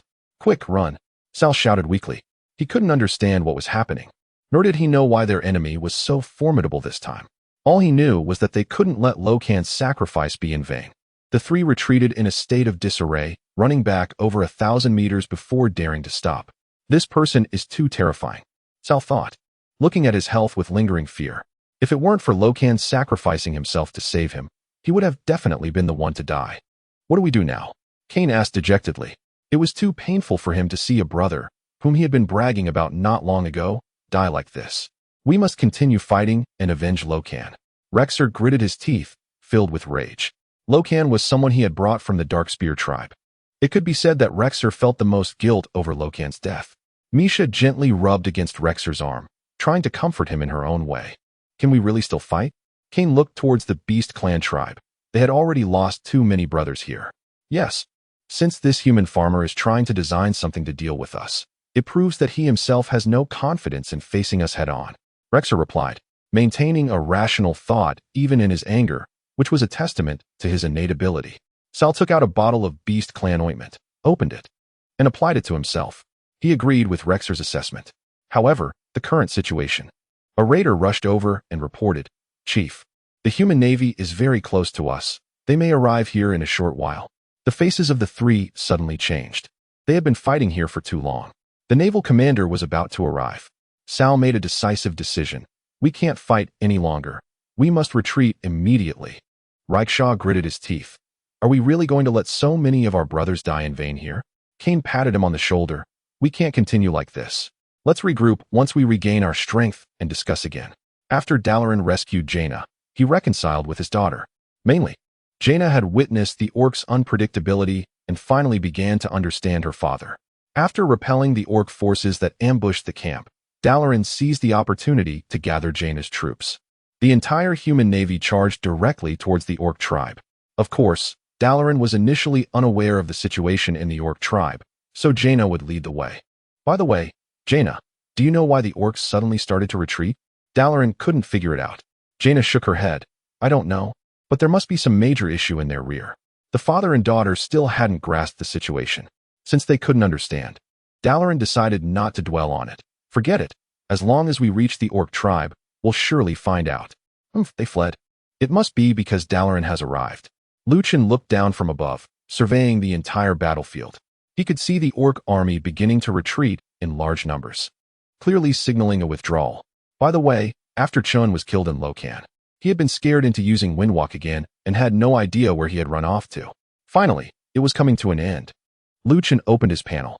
During the initial brutal battles, he had killed thousands of orc soldiers, leveling up to 189. After defeating Locan, he reached level 190. Now, with the orc army retreating and the defense towers firing at full force, they dealt a heavy blow to the retreating orcs. His level increased again to 191. Compared to the 165 level before entering the secret realm, he had gained a full 26 levels. Just the experience points alone were equivalent to 5 or 6 dungeons. This didn't even account for the final settlement rewards. Indeed, the rewards from an epic secret realm were far superior to those from dungeons. While lost in thought, Chun suddenly felt darkness enveloping him. Then, it was as if he was back in that initial vortex. Congratulations. Main quest: assist the Alliance Navy and completely defeat the Orc Coalition. Completed. Epic Secret Realm cleared. Calculating scores and rewards based on your performance in the Secret Realm. Dalaran and Jaina rushed to the Orc tribe, but saw not a single Orc soldier. To be precise, they didn't see a single living Orc soldier. Dalaran previously thought that the battle at Theramore had been quite brutal, with a third of his navy soldiers dead. However, upon arriving at the Orc tribe, he felt that perhaps his subordinates hadn't suffered as much. The ground was littered with the bodies of Orc soldiers. Severed limbs were everywhere, and blood soaked the earth.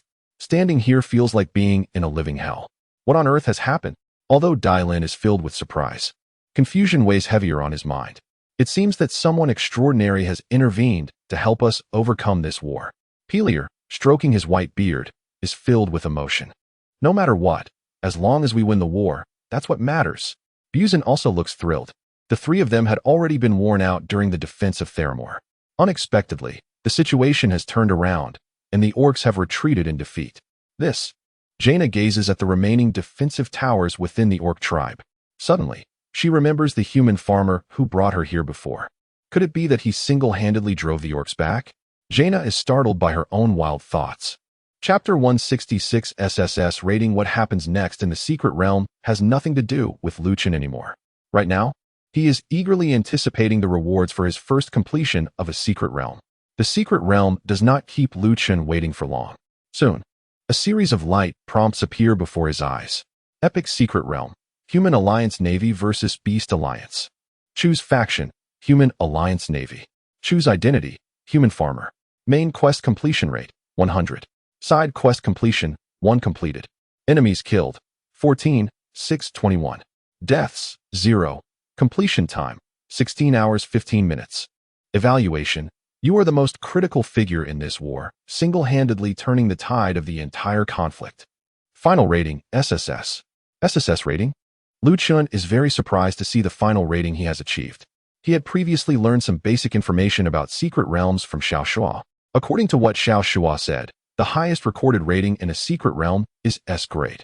He has never heard of anyone obtaining a rating above S grade in a secret realm. However, thinking about it carefully, it makes sense for Lu Chun to achieve this rating. After all, besides him, no one else could have accomplished this feat in the secret realm. The choice of identity from the beginning already indicates this. Regardless of the identity chosen, the task was to assist Daling in defeating the beast forces.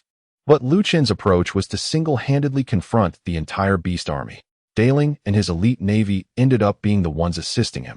Since I can achieve this unprecedented SSS rating, my rewards should also be extraordinary, right?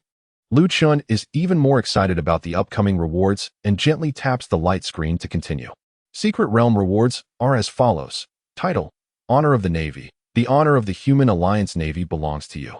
After obtaining this title, your combat ability on water will be significantly enhanced. World Source. See, one of the world sources from another dimension, possessing incredible energy. Special status: Rebirth Blessing. Revive in place once in a full state after death. This blessing can be transferred to others. Side quest completion rewards. Passive skill: Masonry research, construction, durability of owned buildings increased by 30%. Lu Chun reviews all the rewards and gasps in amazement. As expected of the SSS rating, the rewards from this secret realm settlement are simply extraordinary. Even aside from the rebirth blessing, the honor of the Navy and the world source, are things Lu Chun has never even heard of before. Just the names alone indicate how rare they are. In his impression, he had never learned about any title system before. This is the first time he has encountered one. And the world source sounds even more mystifying. Just from the description, it is clear that it must be something remarkable. The rewards for completing side quests aren't as mysterious, but they are quite practical. The masonry skill research aligns very well with Lu Chun's profession and can significantly enhance his tankiness. During his time in the secret realm, Lu Chun was already quite eager for this skill. Wait a moment. It seems that the title Honor of the Navy can be viewed in more detail. Lu Chun opened his character panel, and now there was an additional section under his profession labeled Title. Inside was indeed the Honor of the Navy. He reached out and clicked on it. In the next moment, the details popped up. Honor of the Navy. Effect 1. In water combat, all attributes increase by 20.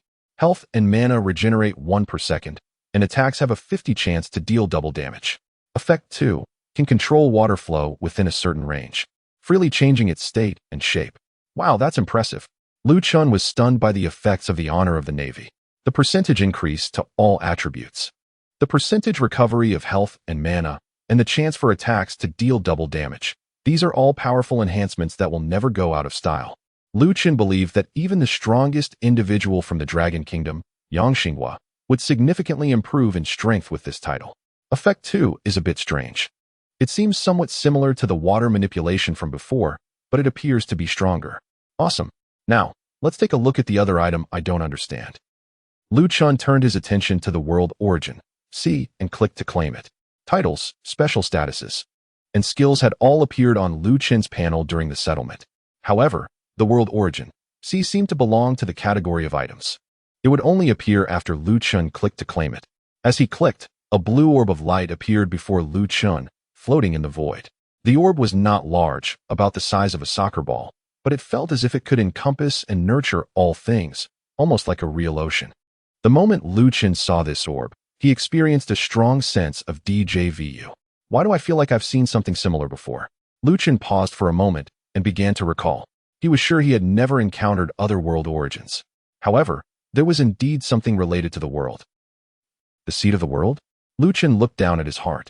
That was a world prototype left to him by the legendary builder Chongqing from the Dragon Kingdom. Although its rank was incredibly high, it had previously only been usable as an infinite storage item. It seemed that the seed of the world also sensed Lu Chun's gaze, gently pulsing in response. Are you asking me to store this world origin inside? For some reason, Lu Chun felt as if he understood the seed of the world's meaning. Perhaps this is the way to build the seed of the world.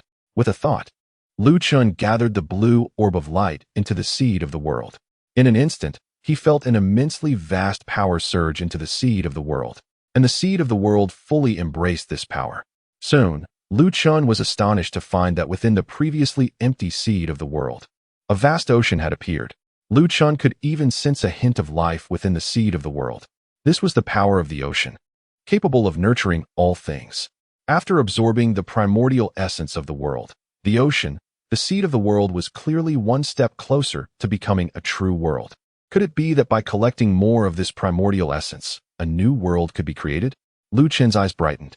He had possessed this seed of the world for quite some time, yet had always been baffled about how to build it. Now, a clear path finally lay before him. Chapter 167. The one and only in the world. This trip to the secret realm yielded profits far beyond Lu Chun's imagination. He had only hoped to gain a bit more experience and perhaps some very rare equipment. However, after this round of rewards, it was clear that the outcome was vastly superior. All right, let us not keep them waiting. After tallying up the rewards from the secret realm, Lu Chun did not linger and clicked to exit. In the next second, he felt the whirlpool begin to spin again, and he had already returned to the real world. Suddenly, Lu Chun thought, I can try the glory of the Navy now? With a thought, the whirlpool that had been spinning wildly came to an abrupt stop. Additionally, a surge of force emerged from beneath the water. This force solidified the water, giving Lu Chun the sensation of standing on solid ground. This solid ground continued to rise, pushing his body toward the sea level. This ability seems to be stronger than I imagined. Lu Chun felt a bit surprised. The control effect of the glory of the Navy over the water element was countless times stronger than any water flow manipulation. Meanwhile, Xiao Shuo, Bai Hu Zhuke, and Qing Long waited patiently on the shore. Even a well-organized elite team could take several days or even tens of days to clear a secret realm, let alone Lu Chun choosing to solo it. The four of them had long been prepared to wait for several days. Fortunately, their storage items contained ample supplies. As noon approached, they set up a table and laid out some food to start their lunch. Suddenly, Zhuke, who was idly looking toward the sea, said, Hey, am I seeing things? What's wrong? The others asked curiously, following her gaze to the shore. The whirlpool seemed to have stopped. Zhuke raised her hand and pointed. Could it be that the commander has cleared it? Bai Hu, with a chicken leg still in his mouth, looked astonished. How is that possible, so soon? Zhuke shot him a glance. Can you finish eating before you talk? Xiao Shuo also looked at his watch in surprise. It seems like it hasn't even been 20 hours since Lu Chun went in. Qing Long was the first to stand up from his chair. Since the commander is coming out, let us go welcome him. The others nodded in agreement. After all, their mission was to escort Lu Chun. In an instant, they arrived at the shoreline, staring at the spot where the whirlpool had stopped. Soon, Lu Chun's head emerged from the sea surface. He out. Bai Hu quickly walked toward the sea, ready to help him. The commander just soloed an epic secret realm. He must be exhausted. I'll go assist him. The other three silently nodded, agreeing with his statement. With a splash, Bai Hu leaped into the water, preparing to swim over to help Lu Chun. As a level 899 professional, he also possessed the ability to walk on water, but that was based on the premise of moving at high speed across the surface. It is naturally impossible to pick someone up right now. The white tiger quickly swam towards Lu Chun. The next second, he watched in disbelief as Lu Chun emerged from the sea, standing straight on the water's surface. The surrounding waves continued to surge, but within a radius of 100 meters centered around Lu Chun, it was completely calm. The water formed a solid mass, supporting his body. From an outsider's perspective, This scene was quite astonishing. What are you doing? After a long time without seeing you, have you become so bored that you started swimming? Even if you were swimming, you should at least be wearing swimwear. Chun looked at the white tiger in confusion, as if he were looking at a fool. The white tiger fell silent. Chun, too lazy to engage, stepped forward on the water's surface, walking towards the shore. The glory of this naval title was incredibly useful. The introduction mentioned that water combat capabilities would be greatly enhanced. That statement was indeed accurate. The support that allowed Chun to stand was merely a bonus effect. The most important part was that Chun had already tested it. He could directly place structures on the water's surface in this state. If he had this ability back in the Snake Demon Dungeon, it wouldn't have taken nearly as much effort. Commander, what is this? Zhuke and Qinglong watched Chun approach, equally shocked. Especially Qinglong. As a water attribute practitioner, she could achieve similar effects. But controlling such a vast area of sea required a significant amount of energy to maintain. It was absolutely impossible to control it as freely as Chun did. Chun, have you gained the ability to control the ocean in there? Jang was quick to guess the reason. Chun nodded, explaining his final outcomes in the secret realm and the effects of the naval title. Of course, he decided to keep the matter of the world's origin a secret for now, as he felt that even Xiao Shua probably wouldn't know about it. What? SSS rating? Title: Rebirth Blessing. Stoneworking Technology Research. Oh, that's pretty normal. Sorry, I just blurted it out. Unexpectedly, even while omitting one item. The rest still shocked Xiao Shua greatly. Old Xiao, is there any problem with these? Chun asked curiously. Hearing his question, Xiao Shua couldn't help but smile wryly. Chun, the SSS rating you've obtained, along with these rewards, I've never heard of before. At least I've never heard of anyone having a title with effects this powerful. And that rebirth blessing, being able to resurrect unconditionally after death? God, doesn't that mean you have 2 lives when fighting others? Chun was also puzzled by Xiao Shua's words. I can understand everything else, but this title, is it really that rare? The Azure Dragon interjected cautiously. It's not just rare. Looking at all of humanity, you might be the only one with a title. The Vermilion Bird nodded in agreement. Indeed. Not to mention us. Even Elder Yang has never mentioned anything about titles. Xiao Shua pondered. Perhaps this title can only be obtained by those who achieve an SSS rating in the secret realm? After all, no one has ever received an SSS rating before. So titles naturally did not exist. The white tiger, now completely soaked, also appeared contemplative. The existence of this title is known only to us. We must not let it leak. Commander, could you share what you did in the secret realm? If we can figure out how this title is obtained, it would be an unimaginable boost to our nation's strength. Chapter 168. Creating exclusive skills. I would like to share my thoughts with you, but even if I do, can others replicate it? Chun complained inwardly, but still conveyed everything he could. Of course, it was processed through his own interpretation. For instance, he explained that he had crossed over and thus knew the plot. He framed it as having deduced the truth through various clues and a good amount of luck. Moreover, he downplayed the strength of the Beastmen army in his explanation. Otherwise, it would be unimaginable for someone to clear it solo. Yet, despite Chun's explanation, everyone was still shocked after hearing it. This secret realm is too difficult. Who would have thought that the biological daughter of a high-ranking human general would turn traitor? Moreover, this secret realm sealed their powers. If it were me, I wouldn't have much chance of clearing it. It seems there is no hope for large-scale equipment with this title. However, despite their astonishment, they sincerely felt happy for Chun. After all, he was from the Dragon Nation.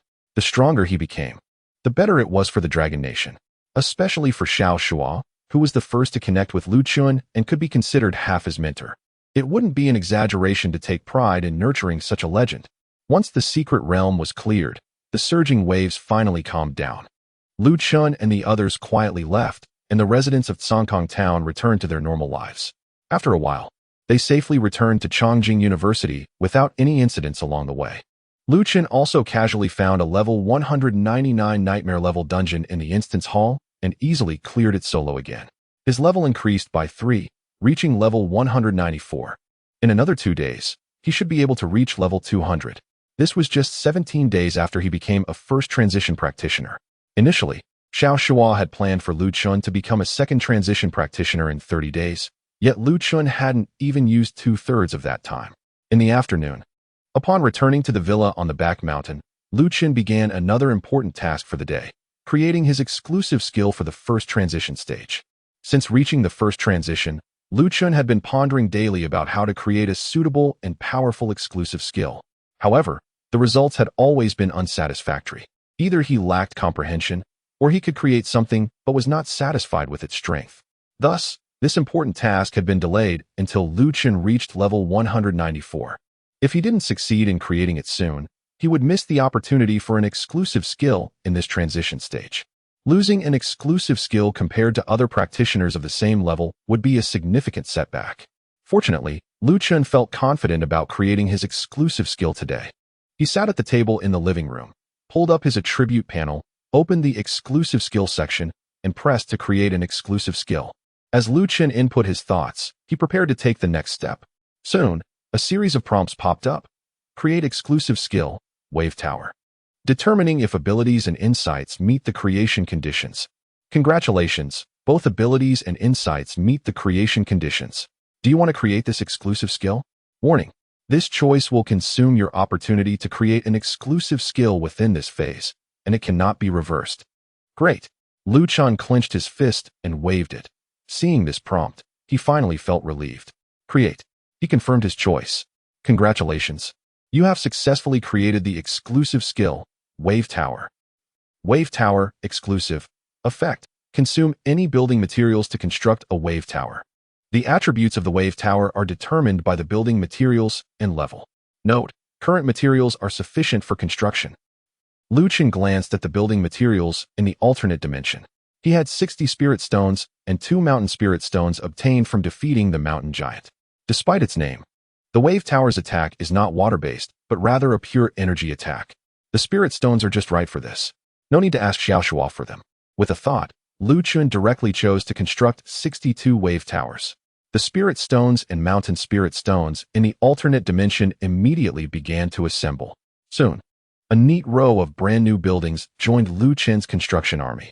Spirit Stone Wave Tower. Quality: S. Durability: 2, 522, 000. Attack: 194, 000. Skill: Wave Attack. When the attack hits the same target, the attack speed will gradually increase. There is no upper limit to the increase, but it will become ineffective after switching targets.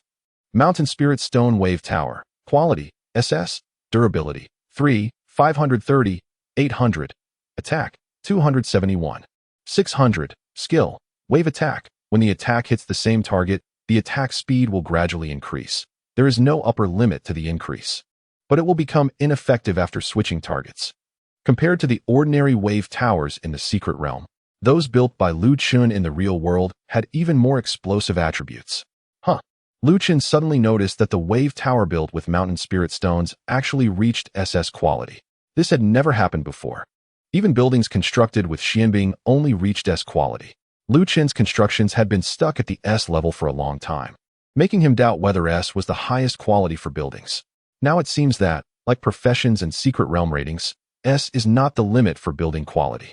Since SS quality is possible, how far can SSS quality buildings be? Chun even began to imagine that there might be buildings stronger than SSS in the future.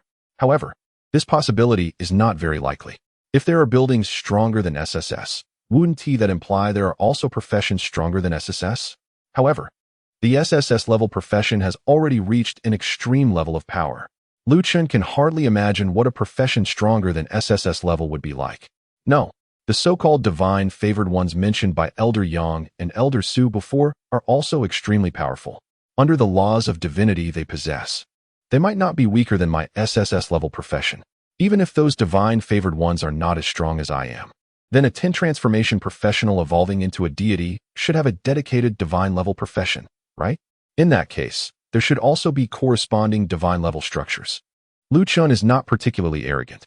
This world is vast. After living here for so many years, he has only stayed in 3 places, and city, Chongqing City, and the Chongqing town he just returned to today. He knows nothing about the outside world. Chapter 169. Underlings of the 9 turns. Just as Chun was lost in thought, the door of the villa was suddenly pushed open. He turned to see Yao standing at the doorway, bending down to change her shoes. From Chun's perspective, he could see some things he shouldn't have seen. "You're back?" Chun greeted. Surprised to find someone in the living room, Yao was startled and almost stumbled. It wasn't until she focused on the person in the room that she joyfully exclaimed, "Oh, you're back so soon." Lu Chun nodded, "Yeah." The secret realm was relatively simple, so I got through it quickly. Whether Yi Yao believed him or not, Lu Chun certainly did. That secret realm posed little difficulty for him. Yi Yao closed the door and bounced into the living room. "That's great. I thought it would be a few more days before I could see you. By the way, after I finished the dungeon today, I've reached level 90. In about 3 days, I should be able to achieve my first class change. Should we consider running dungeons together then? Once I achieve my first class change, I should be able to learn some good support skills that could help you." It must be said that the enthusiasm was contagious. Previously, Lu Chun had given some disposable skill scrolls he didn't need to Yi Yao.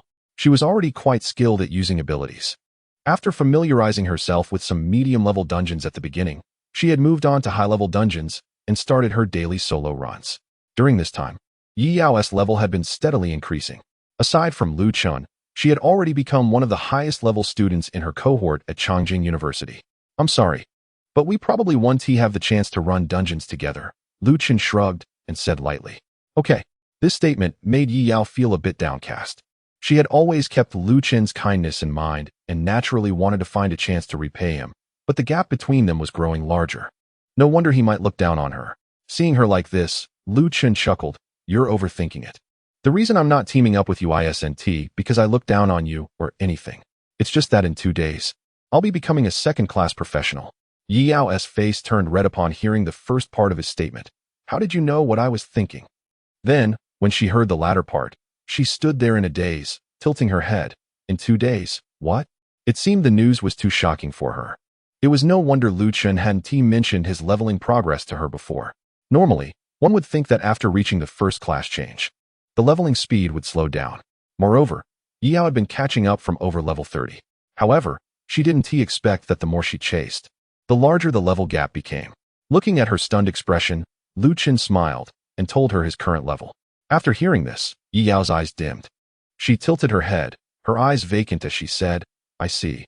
It seems I'm really a useless person. I've been working hard to level up for so long, but it feels like it's all meaningless." Seeing her like this, Lu Chun felt he might have pushed her too far. Hey, don't just give up because of a little setback. Your leveling speed is already quite fast compared to others. You'll definitely become a strong contender in the future. But if you want to compare with me, it's normal to have a bit of a gap. After a while of comforting her, Yi Yao finally perked up. "All right. Although I can't help you right now, when you reach the 9th level, you won't be able to level up further, right? At that time, I'll also reach the 9th level and can assist you." It seemed Yi Yao was still unaware that there was a 10th level beyond the 9th. Lu Chun decided not to dampen her spirits and waved his hand.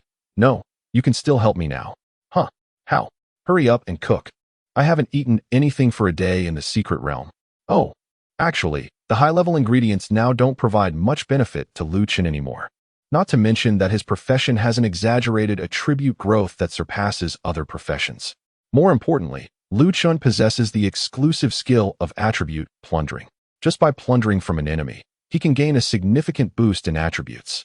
But whether he cares or not, it's still necessary to satisfy his appetite. After a meal, he gained over 10 points in attributes. While eating, Yi Yao shared some recent happenings at Chongqing University with him. Although they were trivial matters, Lu Chun, who had always been alone, still enjoyed these warm moments.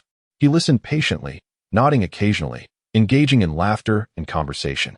The next day, not long after Lu Chun woke up, he heard someone knocking on the door. Yawning, he opened it to find Baihu standing outside. Lu Chun asked, "What's up? You're here so early." Baihu's eyes were filled with barely concealed excitement. "Sir, Xuanwu has successfully broken through to the 9th level." "Oh, that's great news." It had been so long since he'd seen him that he had almost forgotten about this guy. Upon hearing this, Lu Chun immediately perked up. "Really? Where is he now?" Baihu replied, "He's at the Zhonghai courtyard. I came specifically to inform you. Since you haven't been to Zhonghai courtyard yet, would you like to go now?" Lu Chun nodded. "Of course, lead the way." After all, this was the first 9th level supreme powerhouse under Lu Chun. He had to rush over to see. Anyway, aside from the fixed dungeon runs, Lu Chun had plenty of free time throughout the day. They got into a car, with Baihu driving. The two of them made their way to Zhonghai courtyard. In the Central Sea mansion, besides Xuanwu, there were also Yang Xinghua, Su Jianyuan, Zhu Ke, and Qing Long. "Commander, long time no see." Upon seeing Lu Chun enter, Xuanwu immediately stood up, straightened his back, and greeted him with a tone full of respect. The person Xuanwu was most grateful to for breaking through his inner demons and advancing through the 9 transformations was Lu Chun. Yes, it has been a while. Is the 9 transformations advancement task that difficult? Lu Chun curiously sized up Xuanwu. Xuanwu was already a tall and imposing figure, and after this breakthrough, that sense of presence was even more pronounced. Just standing there, he exuded a heavy feeling like a mountain. This mountain-like man scratched his head with a smile. I feel ashamed to say that my strength is still lacking. If my power were strong enough, perhaps it could have been resolved in a day. But I made the commander wait. Lu Chun waved his hand. It's no problem, as long as you can break through the 9 transformations. Chapter 170. The Giant Spirit Knight. After chatting for a while with Xuanwu, Lu Chun walked over to Yang Xinghua and Su Jinyuan. Hello, Elder Yang, Elder Su. Both Yang Xinghua and Su Jinyuan nodded in response. Not only Xuanwu, but they also hadn't seen Lu Chun for quite some time. As the head of the military district and the council, there were always too many matters to attend to. Upon hearing yesterday's report about Lu Chun achieving an unprecedented SSS rating after passing the secret realm, they had already been thinking about coming to see him. Now that Lu Chun was here, it was a perfect opportunity to discuss. Su Jinyuan spoke first. Lu Chun, regarding your newly acquired title. The council had an overnight discussion last night. We reviewed a large number of ancient texts and analyzed various secret realms from past and present, but we still couldn't find a similar situation. Therefore, we hope you can cooperate with the council to conduct some experiments to test the effects and nature of this title. We believe that since equipment, skills, and items can be crafted by professionals, perhaps this title could be explored as well. Lu Chun had no reason to refuse and nodded. Of course, but it can't take too much time, as I have my own matters to attend to. The 4 members of the Starry Sword listened nearby, all astonished. Speaking to the head of the council in such a tone was probably unprecedented for someone Lu Chun's age. However, Su Jinyuan found it quite normal. That's wonderful. On behalf of the council, I thank you for your help. You were too polite. Lu Chun felt a bit embarrassed. Yang Xinghua interjected, Lu Chun, you have already reached level 194, right? After receiving an affirmative answer from Lu Chun, he continued, if you were to use all your strength now, what level of professional do you think you could contend with? Lu Chun was taken aback. This was indeed a bit difficult to say. After all, he hadn't fought against high-level professionals recently. However, based on his previous encounter with some opponents, he could make an estimation. After some consideration, Lu Chun provided a rather conservative answer. I should have no problem dealing with a 6th transition professional. As for a 7th transition, I might be able to fight to a draw. For someone who hadn't even reached the 2nd transition to claim they could hold their own against a 7th transition professional seemed absurd to others. However, those present regarded it as a matter of course. Lu Chun had the strength to say such things. Yet, after hearing this, Yang Xinghua showed no particular reaction, only lowering his head and saying, I see. Then let's wait a bit longer. Lu Chun felt a bit puzzled and asked in return, Elder Yang, do you have something you want to assign me? Yang Xinghua did not hide it and nodded. There is indeed something, but now is not the right time. It can wait until you're close to being able to contend with 8th transition professionals. Since he had said so, Lu Chun no longer pressed for details. All right, Elder Yang, feel free to let me know whenever you need anything. The country has invested so much effort in training me, so I naturally am not someone who forgets their roots. Competing with those at the 8th advancement, after grinding dungeons for another couple of days, reaching the 2nd advancement, and mastering new exclusive skills should allow me to give it a try, right? Lu Chun silently noted Yang Xinghua's words in his heart. He had always been looking for opportunities to repay the country, but due to his insufficient strength, he had not had many chances. The last encounter with certain individuals from a neighboring country didn't really count. If anyone from the Starry Sky Sword had taken action back then, it would have been resolved right from the start. The opportunity given to Lu Chun was merely to allow him to showcase his abilities. After explaining the title description and effects of Honor of the Navy to Su Jinyuan, Lu Chun no longer disturbed the 2 prominent figures and left with the 4 members of the Starry Sky Sword. 20 days passed, and the Starry Sky Sword finally returned to full strength. As soon as they left the Central Sea Academy, Zhu Ke couldn't help but gossip. Xuanwu, what was it like after your 9th advancement?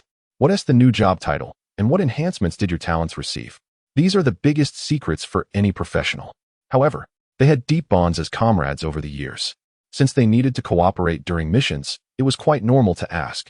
Lu Chun, walking beside them. was also quite curious. The only ninth advancement experts he knew were Yang Xinghua and Su Jianyuan, and there was also Lu Minghui, the president of Chongqing University. Although he had a good relationship with these individuals, they were all esteemed seniors, so it was impossible for Lu Chun to ask them directly. Listening to Xuanwu share his experience would at least give him some insight into what level a ninth advancement expert was at. Would Xuanwu avoid sharing with Lu Chun? Not at all. Not to mention that Xuanwu was currently under Lu Chun's command, but he had reached the ninth advancement largely thanks to Lu Chun. As expected, Xuanwu didn't shy away from Lu Chun and candidly said, "After reaching the ninth advancement, my job title has evolved into Giant Spirit Knight. Now my talent allows me to absorb all attacks directed at me, with an absorption pool limit of 100 times my health, and I can use the absorbed attacks to counterattack my enemies. Honestly, after leveling up to the ninth advancement, I am much stronger than I was at the eighth. Now, the three of you together wouldn't be my match." The three of them, Bai Hu, Zhu Ke, and Qing Long, gasped in shock. This enhancement to his talent seemed a bit too terrifying, right? In the past, Xuanwu's talent could only absorb attacks and gradually convert them into health and mana. At that time, as long as there was enough sustained output, it was possible to fill Xuanwu's absorption pool until he could no longer absorb attacks. But now, he could actively counterattack with the absorbed attacks. Did that mean that as long as Xuanwu continued to counterattack and consume the energy in his absorption pool, he could infinitely absorb others' attacks? Chapter 171, Second Transition, Achievement. After hearing about the current talent effects of Xuanwu, Lu Chun couldn't help but feel a bit perplexed. If he hadn't managed to control him, there would have been no way to win. He didn't expect the gap between the ninth and eighth transitions to be so significant. The evolution of this mechanism was truly a qualitative leap. While musing, he felt a slight sense of crisis rising within him. Initially, Lu Chun thought that with his SSS level profession's extraordinary effects, once he grew stronger, there shouldn't be anyone capable of competing with him. However, it seemed that the advantages of the super god level builder were indeed immeasurable in the early stages. Yet, unlike other professions, the super god level builder couldn't undergo professional advancement. Other professions would see their talent effects continuously strengthened after transitioning. In this case, Lu Chun's talent advantage wouldn't be as apparent as it initially seemed. But, as long as he could create those buildings, it wouldn't matter what talent effects his opponents had. Your Mountain Spirit Stone Wave Tower has successfully killed the LV-199 Giant Tooth Shark King, gaining 2,000,000 experience points. Congratulations. Your level has risen to 200. 2 days passed in the blink of an eye. Lu Chun easily crushed 2 199-level nightmare dungeons with overwhelming strength, and his level finally reached the long-awaited 200. At the same time, familiar notifications popped up. Congratulations, your level has increased to 200. And your profession tier has advanced to the second transition. All attributes have increased to 5 times the current level. And you will gain 80 free attribute points with each level up. Would you like to begin comprehending the exclusive skills for the second transition? Returning to the villa on the back mountain, Lu Chun began to comprehend the new exclusive skills of the second transition. Once again, a vast amount of knowledge flooded into his brain. However, with previous experience, this time it was much easier for him. At least he didn't break out in a cold sweat like last time. Successfully comprehended the exclusive skills for the second transition. Congratulations.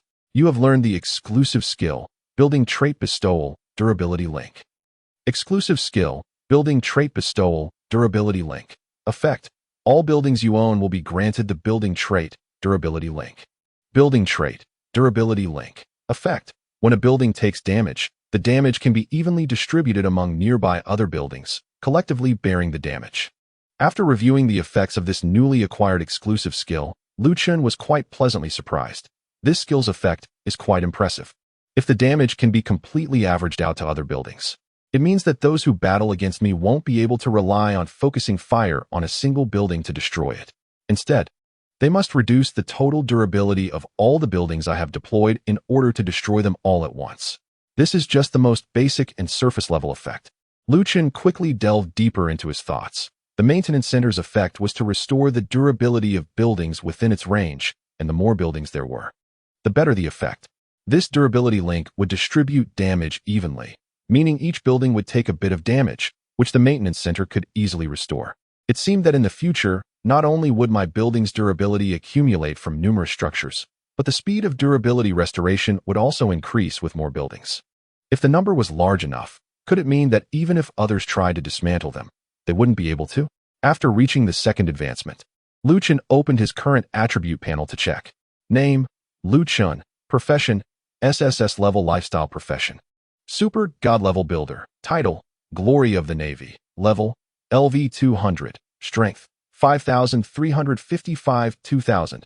Agility, 15755 2000. Mental, 15742 2000. Constitution, 5,052 2000. Health, 72,530. Mana, 179,420. Attack, 7,555.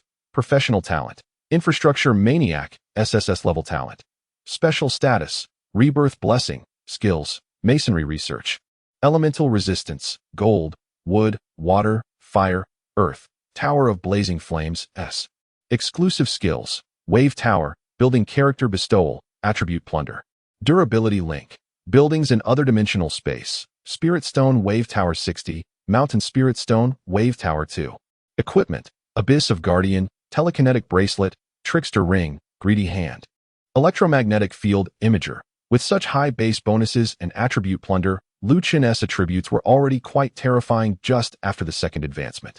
Even an ordinary S-level professional might not reach Lu Chun's current attributes by the fourth advancement. Additionally, the Abyss of Guardian was the strongest set that Xiao Shuo had arranged for Lu Chun during his first advancement. Besides increasing all attributes by 2,000 points, it also reduced all damage taken by 50%. While this effect was formidable for others, it was just average for Lu Chun. He had mentioned to Xiao Shuo that he wanted a set of equipment to enhance building combat power. However, the latter said that such equipment was not available in the National Treasury, and the best they had was an S-level construction hammer specifically for builders, which could only improve the quality of constructed buildings within their original scope, not provide any extra benefits. For Lu Chun, who could automatically construct buildings of the highest quality, it was of no use. Alright, tomorrow I should start checking out what the level 299 Nightmare Dungeon is like. Chapter 172. Upgrade Plan. After second transition, Lu Chun was thinking this way. However, when he arrived at Xiao Shuo's office the next day, the latter said, the monsters that appear after the second transition are very strong and can no longer be sealed off using conventional methods as dungeons. Therefore, starting from the second transition, you can't farm dungeons like before. Lu Chun was confused. Wait, such an important matter. Why didn't you mention it to me earlier? Xiao Shuo also looked puzzled and turned to the 4 members of the Starry Sword standing behind Lu Chun. Did you not tell Lu Chun? The 4 members of the Starry Sword replied. We thought you had already informed him. After a long silence, Xiao Shuo waved his hand and said, forget it. It's not that important. For ordinary people, not having a corresponding level of dungeon challenges means they can only inefficiently search for monsters in the wild, which will indeed have a serious impact on their leveling path. But for you, this problem is easily solved. After all, you have the entire Dragon Kingdom backing you up, so you don't need to worry about resources. Lu Chun thought about it and agreed. If this matter were really that important, he wouldn't have received no news at all. They probably assumed that reaching the second transition and not having dungeons to farm was common knowledge, and they expected him to know that. After realizing this, Lu Chun didn't waste any more time and directly asked the most pressing question. So how do I continue leveling up? Xiao Shuo shrugged. Your future leveling matters are no longer my responsibility to manage. Lu Chun was puzzled. If it's not you, then who will take over? Xiao Shuo laughed and asked, think about it yourself. The second transition already represents a core combat power among many races, and it's hard to encounter them in the wild. So, where can you find them in large numbers? The answer to this question was quite simple. After hearing this, Lu Chun blurted out, the border? Xiao Shuo nodded. Exactly, the place you need to go next is the border. There are a massive number of other races attacking our Dragon Kingdom there.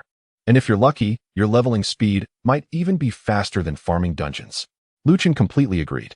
Farming dungeons was like receiving a basic income, gaining a certain amount of experience every day.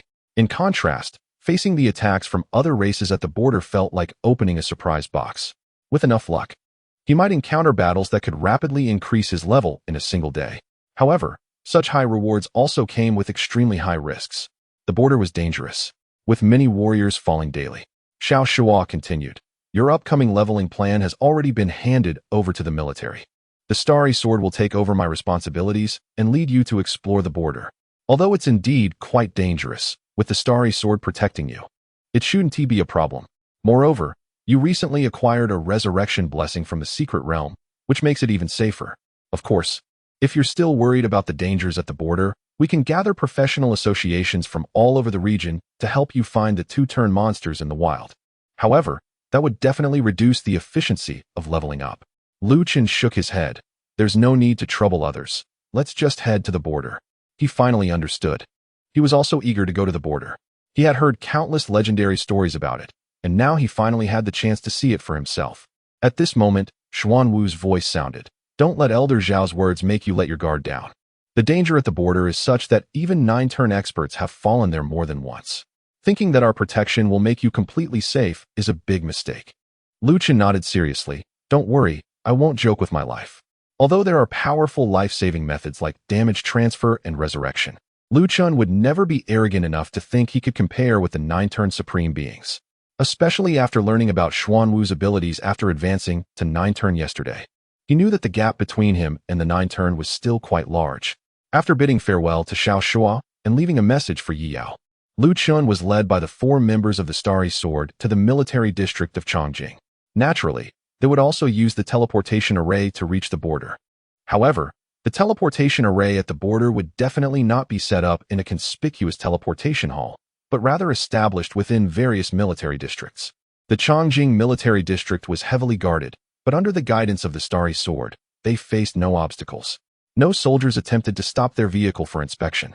After passing many facilities in the military district, the vehicle stopped in front of a tall tower. As they got out of the car, Xuan Wu introduced to Lu Chen. This is the teleportation tower connecting various battle zones in the Chongqing military district. It is the highest level teleportation tower in the region and can reach any battle zone. Currently, the battle zones engaged in military operations against foreign tribes are the northern and eastern battle zones.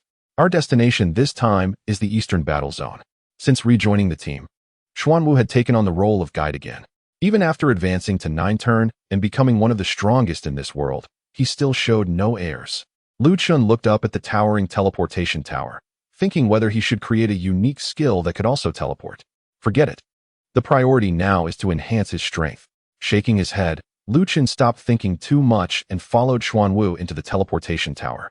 Chapter 173 Eastern War Zone inside the transmission tower of the Chongqing military district. As they moved forward, Xuan Wu continued to explain to Lu Chen, the Eastern War Zone of the Dragon Nation is bordered by a vast ocean. Invasions from this direction are generally carried out by those races that thrive in the ocean, and their attack intensity is not particularly high. Coupled with the naval title you acquired earlier, choosing the Eastern War Zone should be the most suitable for your advancement. Lu Chen nodded and continued to inquire. Which alien race is invading the Dragon Nation this time? Familiar with such matters, Xuan Wu answered without a moment's hesitation. This time, it is the Sea Shrimp clan invading the Dragon Nation. According to current intelligence, the strongest among them is an 8 transformation level deep sea raging shrimp king. Sea shrimp, are they delicious? A somewhat frivolous question flashed through Lu Chen's mind, and he continued curiously. If the strongest is only at the 8 transformation level, wouldn't a 9 transformation level practitioner be able to easily wipe them out? With such a race, why do they dare to invade the Dragon Nation? Xuan Wu shook his head. In most cases, we do not bully the weak by using higher level practitioners to eliminate enemies. While this may be easy in the short term, it would be very detrimental to the long-term development of the entire Dragon Nation.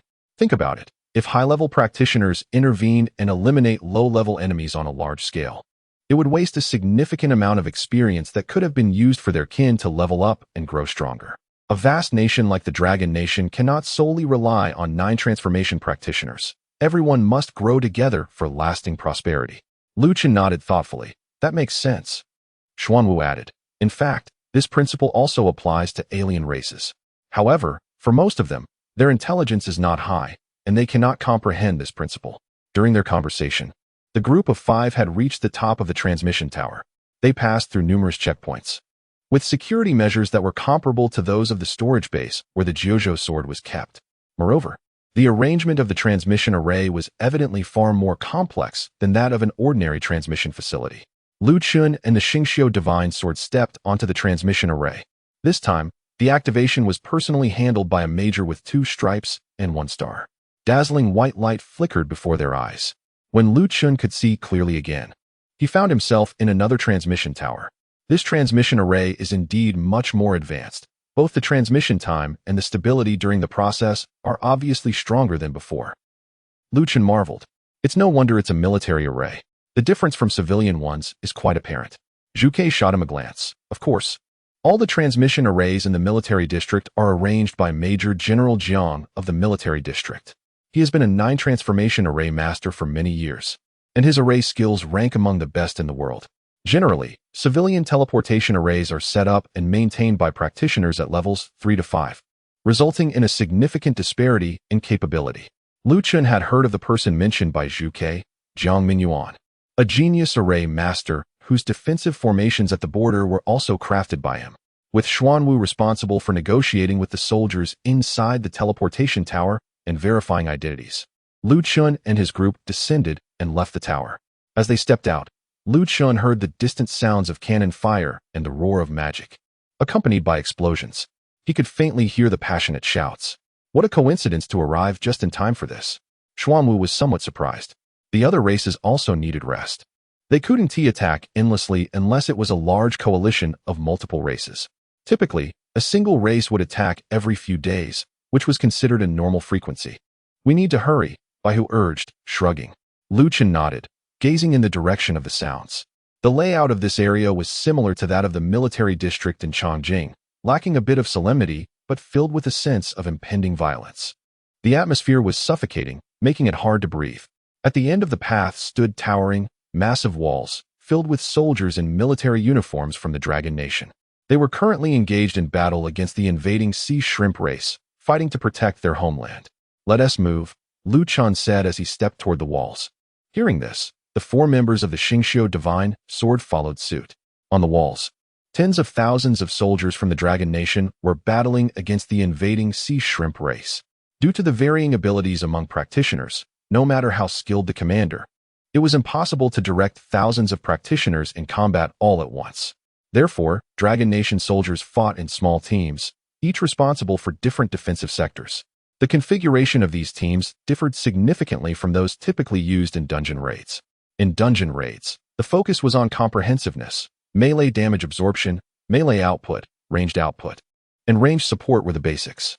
Beyond that, there were further subdivisions like skirmishers, assault types, and control types, as different dungeon scenarios presented various challenges. A team lacking comprehensiveness would struggle to respond to different situations. However, the battlefield was different. The only mission for teams on the battlefield was to defend against the enemy's attacks. Most teams were composed primarily of ranged practitioners, followed by support and control roles. Melee practitioners were not favored on the battlefield, especially melee damage dealers, as charging into battle with the enemy was not only dangerous, but could also disrupt the attacks of other soldiers. This, however, was primarily true for lower-level practitioners. In terms of individual combat power, melee practitioners generally outperformed ranged practitioners. Therefore, as levels increased, melee practitioners could take on more roles. In terms of team composition, practitioners of the same rank were naturally grouped together. The largest number of second-tier professionals formed the most widespread teams, responsible for fending off miscellaneous enemies from foreign races. The higher the tier of the professional teams, the larger the area they are responsible for defending. However, they do not need to handle all attacks from foreign races. They only need to deal with monsters of the same tier as their own team. At this moment, a unit composed entirely of second-tier professionals was in a state of chaos. Xiejun, why did the full attribute boost you gave me suddenly stop? A soldier, nearly hit by a water jet sprayed by a sea creature, cursed without looking back. Adapting to the full attribute boost in combat, the sudden disappearance of the enhancement was extremely dangerous. Zhangqi, do you think I wanted this? I've run out of mana. Another soldier, who was called out, retorted. While cursing, he did not forget to gulp down several mana potions. Damn it, are these sea creatures crazy? Why is this attack so fierce this time? Zhangqi changed the magazine of his sniper rifle, too suppressed to even poke his head out from behind the wall. Chapter 174 Difficult Battle. Stop complaining and focus on dealing with the enemy's attack. A soldier, clearly older than the other two, scolded them coldly. At his reprimand, both of them lowered their heads, not daring to say anything more. He was the captain of their small team, Ling Hu. Ling Hu snorted coldly and directly condensed a ball of lightning in his hand. After charging for a few seconds, he stood up and threw it towards a nearby second-tier sea shrimp. Boom! When the lightning ball hit the sea shrimp, a surge of electricity spread out. The lightning attribute was quite effective against these sea shrimps, instantly paralyzing all the sea shrimps in the surrounding area. Now is the time, get up and attack. Ling Hu shouted at Zhengqi. Yes. Upon hearing his command, Zhengqi immediately poked his head up from behind the wall. He set his sniper rifle on the gun hole in the wall and quickly began to aim. His profession was a sniper, and the destructive power of his sniper rifle was considerable. Aim, shoot. Bang. A bullet made of rare metal was fired, striking one of the sea shrimps in the head. The creature attempted to dodge, but after being paralyzed, its movements became extremely slow, leaving it helpless as the bullet approached. Puff.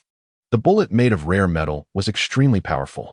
Although the sea shrimp's shell was tough, it couldn't stop the bullet, which instantly pierced through its head. After landing one hit, Zhengqi's expression showed no signs of joy. Instead, he continued to aim at the sea shrimp he had shot and fired 3 more shots. Bang, bang, bang. All 3 shots hit their mark, leaving 3 dark holes in the sea shrimp's head. Only then did Zhengqi's expression finally relax a bit. He then began to aim at other sea shrimp monsters controlled by Ling Hu. The sea shrimp that had been shot 3 times in the head was still not dead. It even straightened its body, wanting to continue attacking. However, after struggling for several seconds, it ultimately fell down. Although these sea shrimps had low defense, their vitality was incredibly tenacious, making it very difficult to kill them completely. The soldiers faced a real headache defending against their attacks. The siege was already a tough battle, and now it had turned into a war of attrition. The soldiers' stamina, energy, and resources were continuously being depleted. Meanwhile, the enemy seemed to have an endless supply, constantly pouring out from the sea. Bang! Another shot rang out as Zhengqi began attacking the second sea shrimp.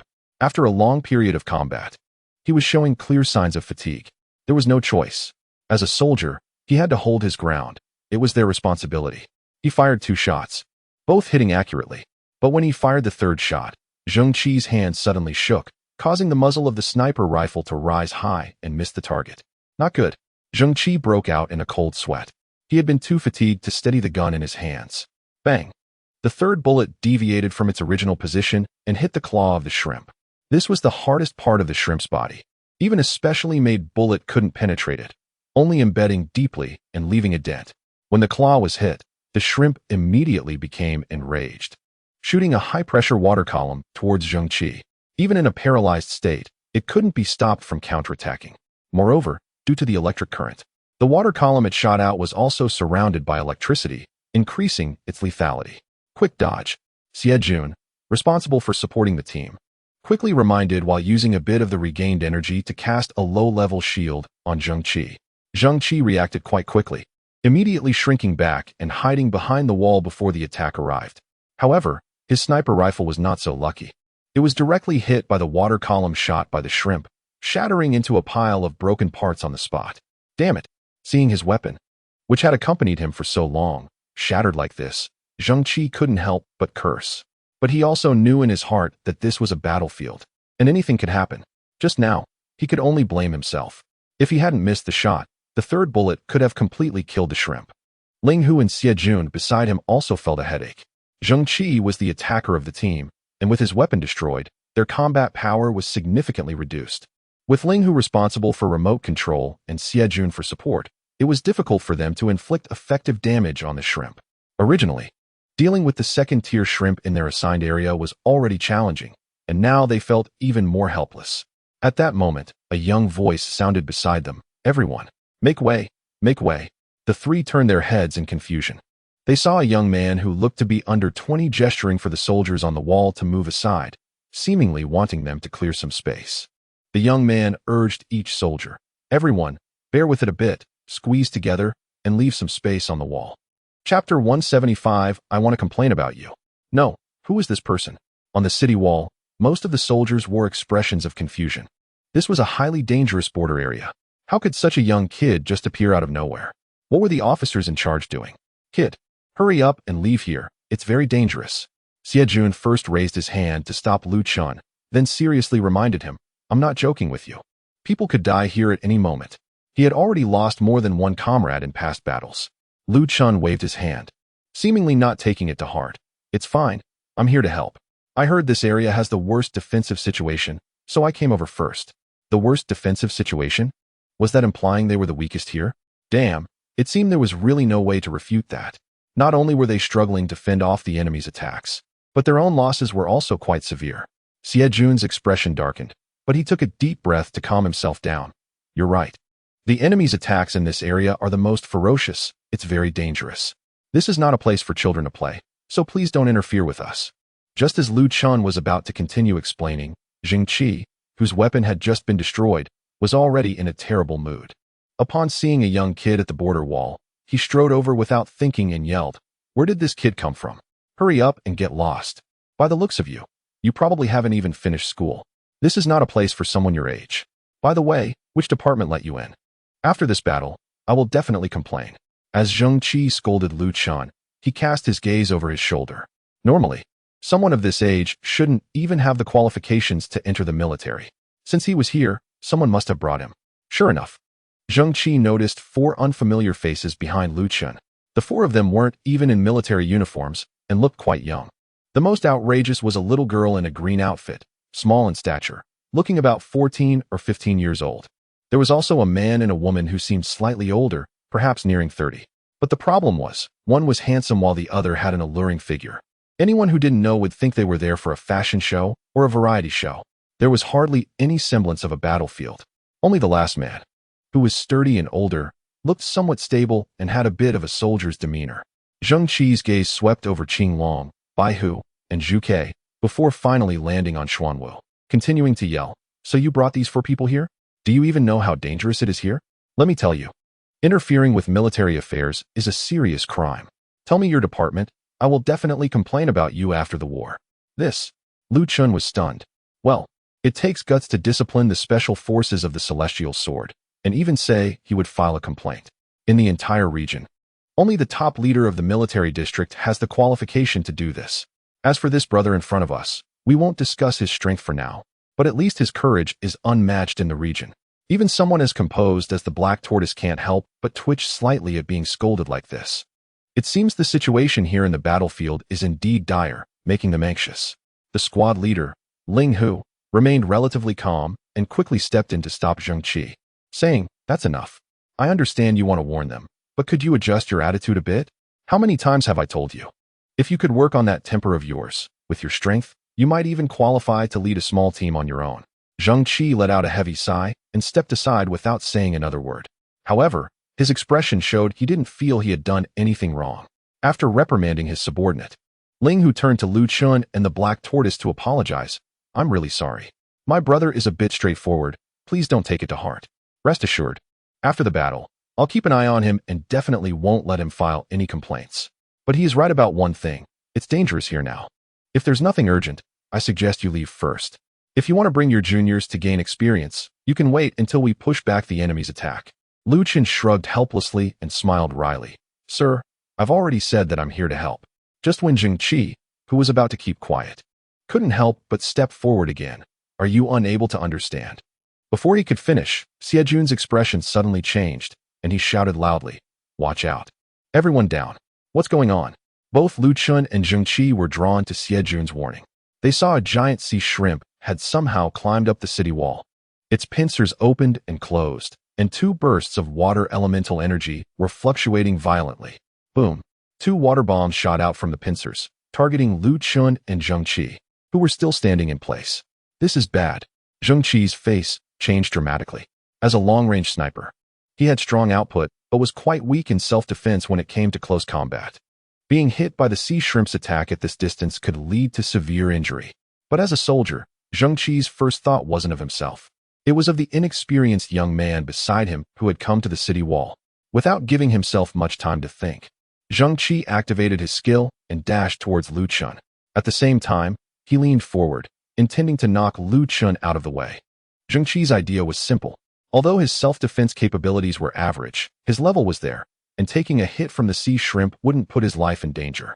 But that young man looked so inexperienced. His level was definitely lower than Zheng Qi's. Taking a hit could very well be life-threatening. Boom. Zheng Qi moved at his fastest speed and collided with Lu Chun. However, he didn't budge. Lu Chun gently pressed his right hand on Zheng Qi's shoulder, forcing him to stop.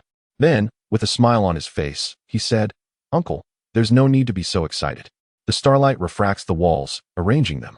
Chapter 176. Tonight's full shrimp feast. As Lu Chen's voice fell, a wall shimmering with deep golden light instantly stood before him, perfectly blocking the trajectory of the water bomb launched by the sea shrimp. The surging water bomb hit the wall, causing intricate patterns to light up on its surface. These patterns were not aggressive. Instead, they exuded a gentle feeling. In the next moment, the trajectory of the water bomb was unexpectedly redirected, shooting straight back towards the sea shrimp. Bang! The sea shrimp, which had just managed to climb up the city wall, was knocked away by its own attack and fell heavily from the wall. The effect was impressive. Lu Chun calmly retracted the wall he had set up. In his otherworldly space, there were 3 types of walls: the counter-damage wall, the forbidden spell wall, and the refraction wall.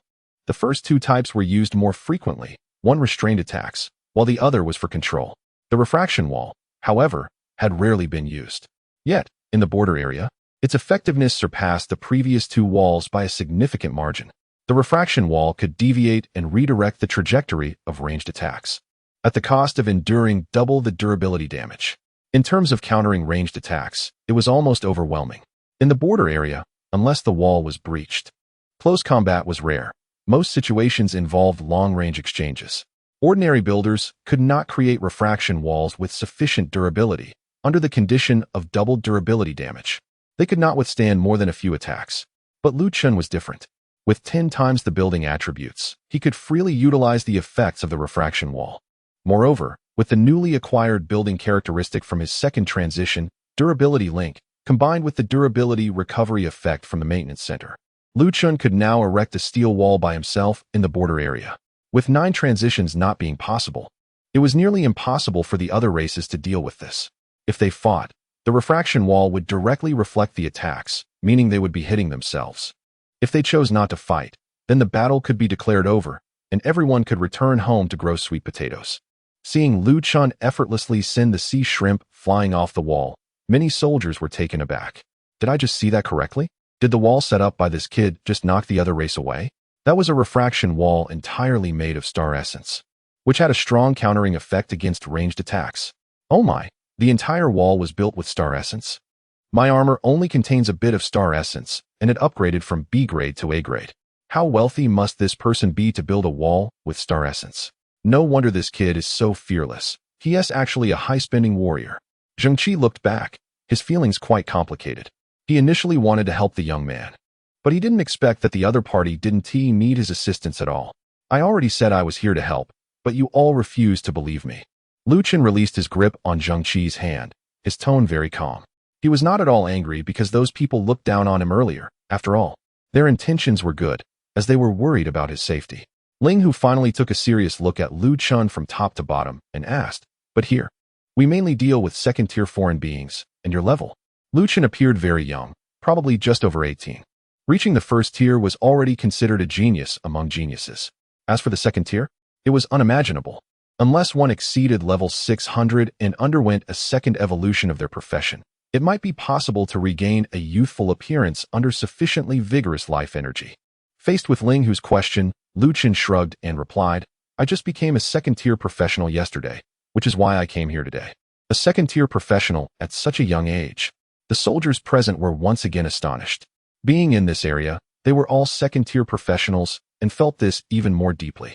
The vast majority of them were over 30 years old. Those who managed to become second-tier professionals before 30 were basically rare talents. Yet this person before them looked not even 20 and was already a second-tier professional.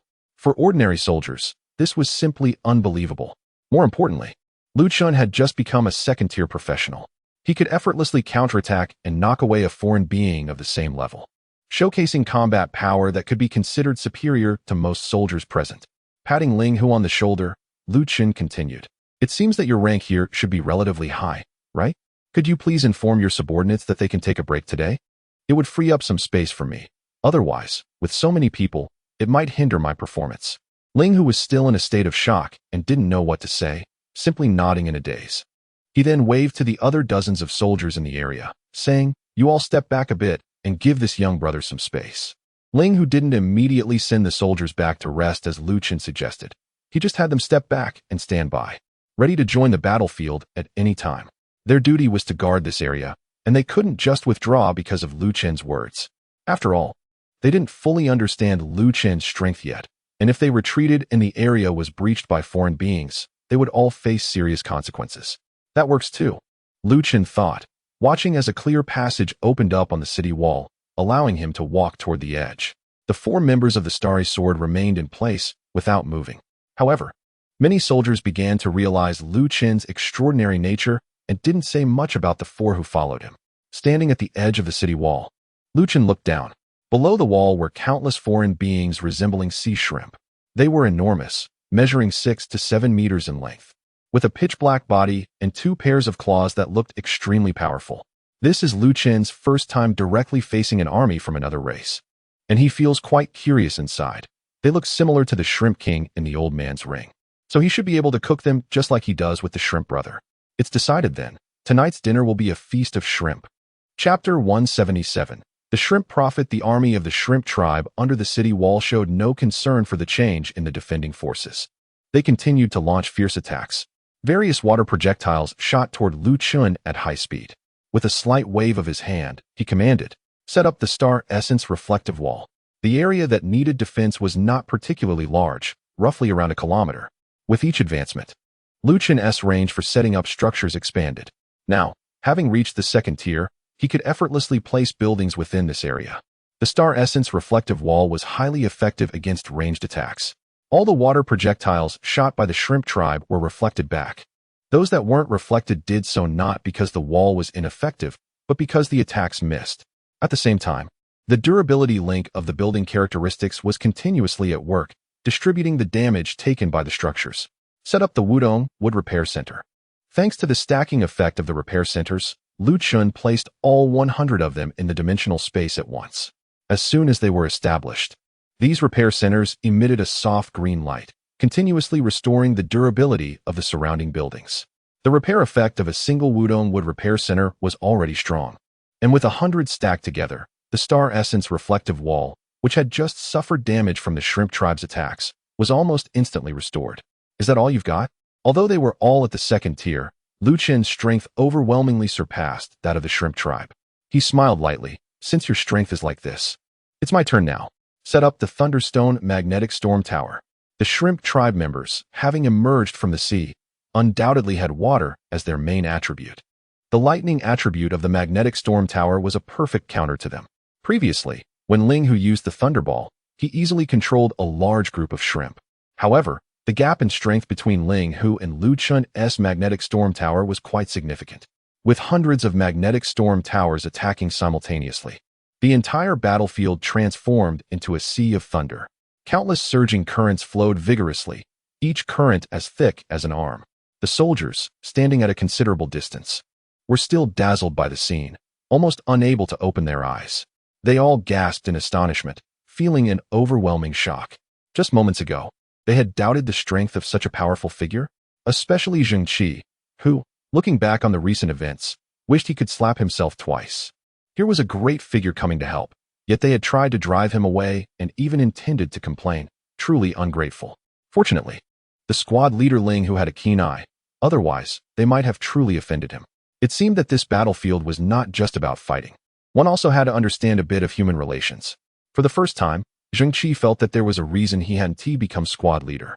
Your Thunderstone Magnetic Storm Tower has successfully defeated a LV-204C Shrimp Warrior, earning 510,000 experience points. Your Thunderstone Magnetic Storm Tower has successfully defeated a LV-211C Shrimp Warrior, earning 540,000 experience points.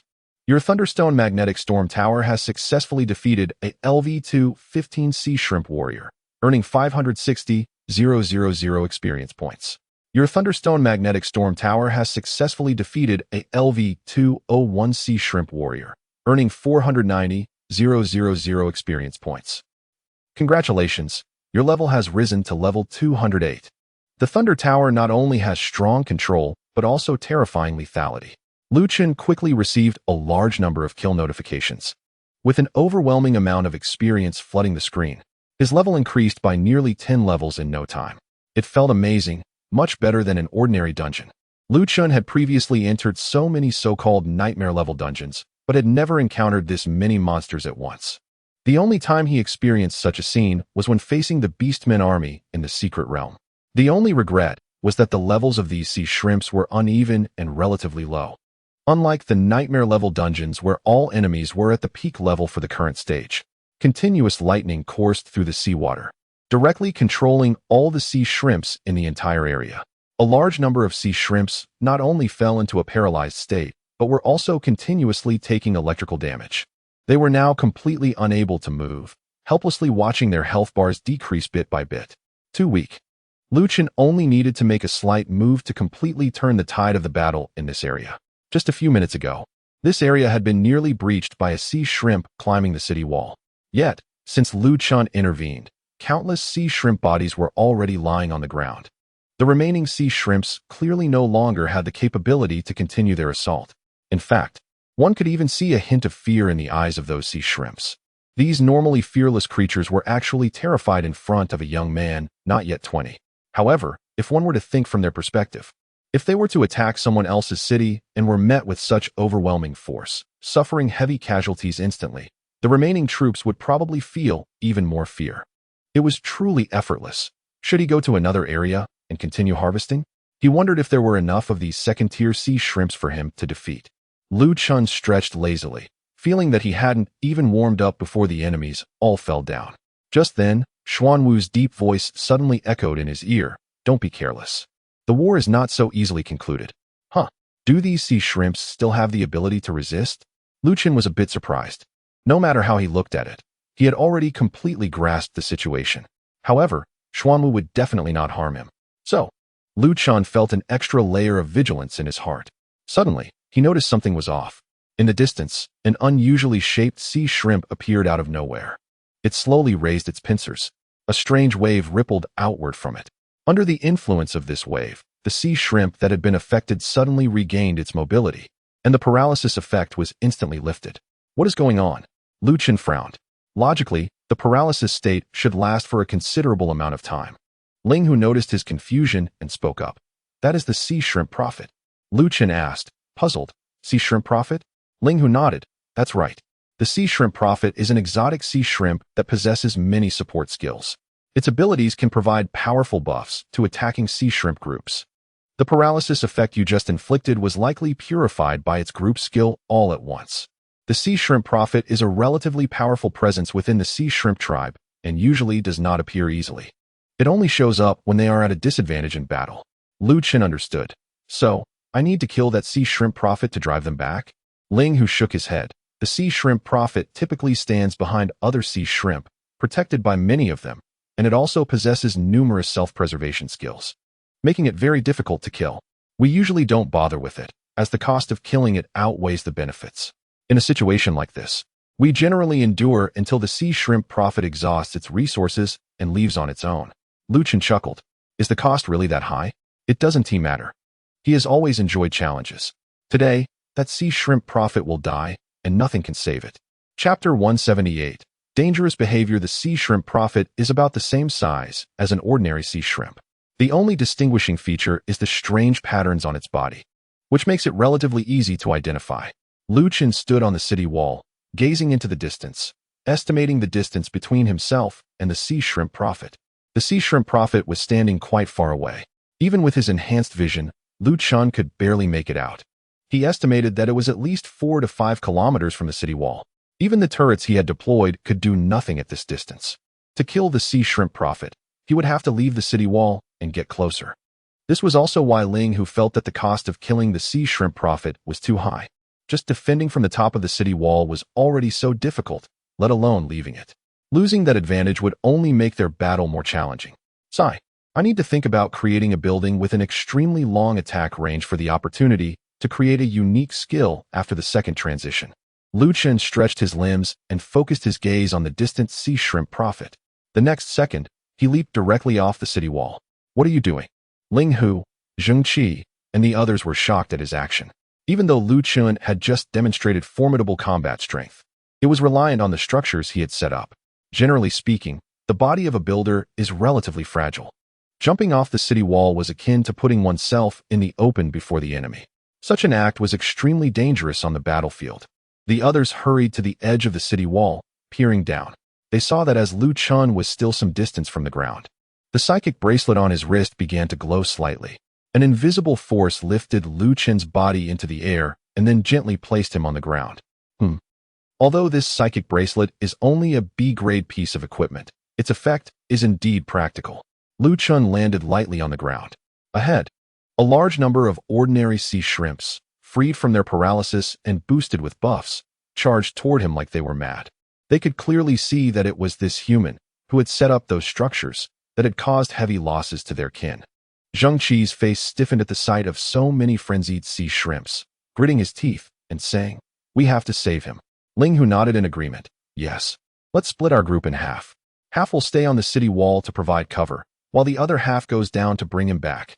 Just as Ling Hu was about to act and jump off the city wall, a hand stopped him. Ling Hu looked up to see the tallest and most robust among the four who were with Lu Chun. "There's no need. You all can just watch from here. If anything happens, I will intervene."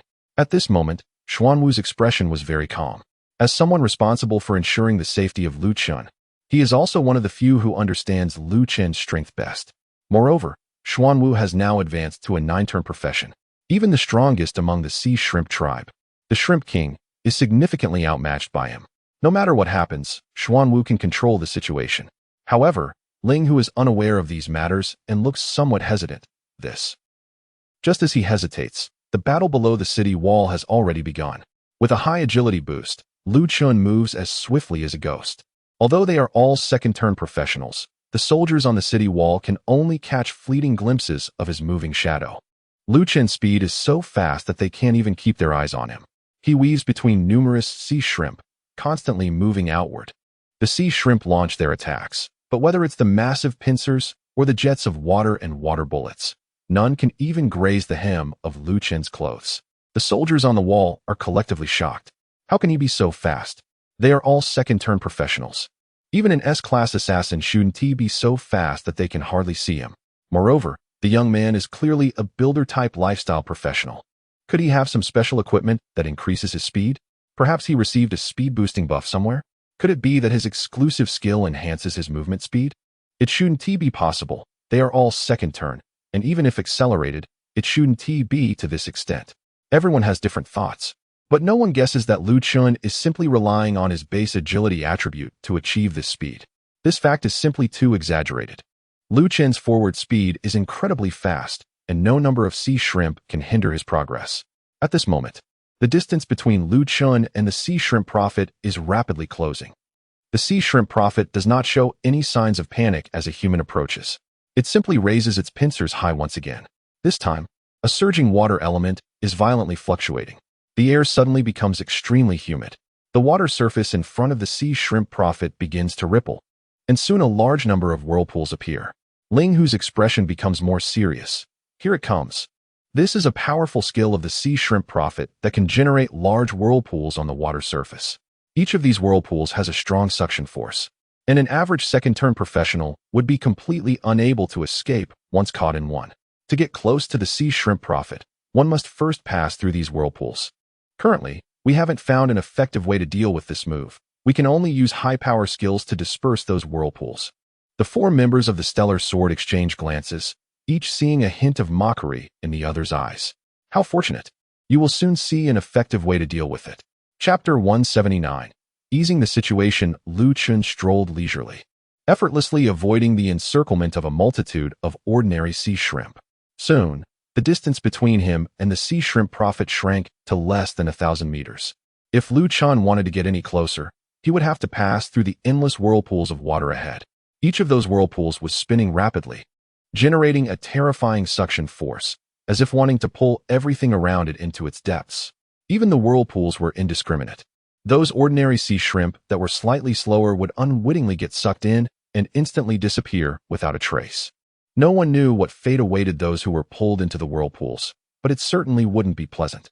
Watching the whirlpools he had created, The sea shrimp prophet's eyes sparkled with a hint of cunning and anticipation. Unlike ordinary sea shrimp, it had awakened its intelligence. It had encountered many such situations in the past. However, the sea shrimp prophet knew that for this human to have made it this far was already the limit. Once a second-tier professional fell into these whirlpool traps, there was no chance of escape. They could only wait to perish within. Chun was positioned outside the reach of the whirlpools, feeling the spreading suction force, and he looked at the whirlpools with interest. He analyzed their strength in his mind. With my physical strength, even if I were to get caught in these whirlpools, it shouldn't be a problem. At most, I would just get my clothes wet. However, I'm sorry, but I don't even want to change my clothes for this battle. Chun raised his hand and gently waved it in the air while using his tidal ability, the honor of the Navy.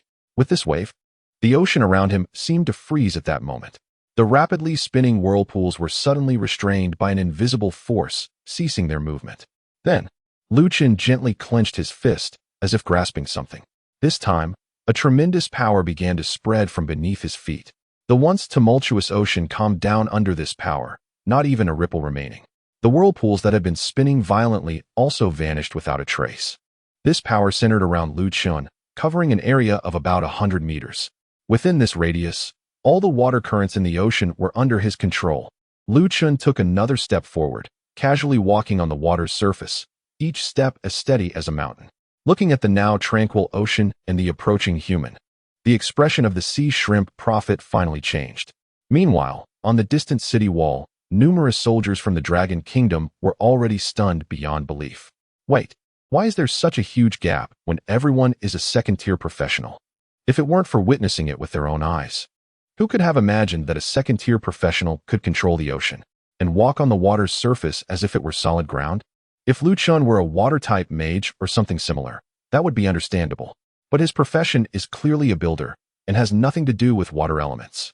At this moment, the soldiers of the Dragon Kingdom were all dumbfounded, especially Xiang, who stood there like a wooden chicken. Chun paid no attention to this. In his eyes, there was only the sea shrimp prophet. The opponent was about to enter his attack range.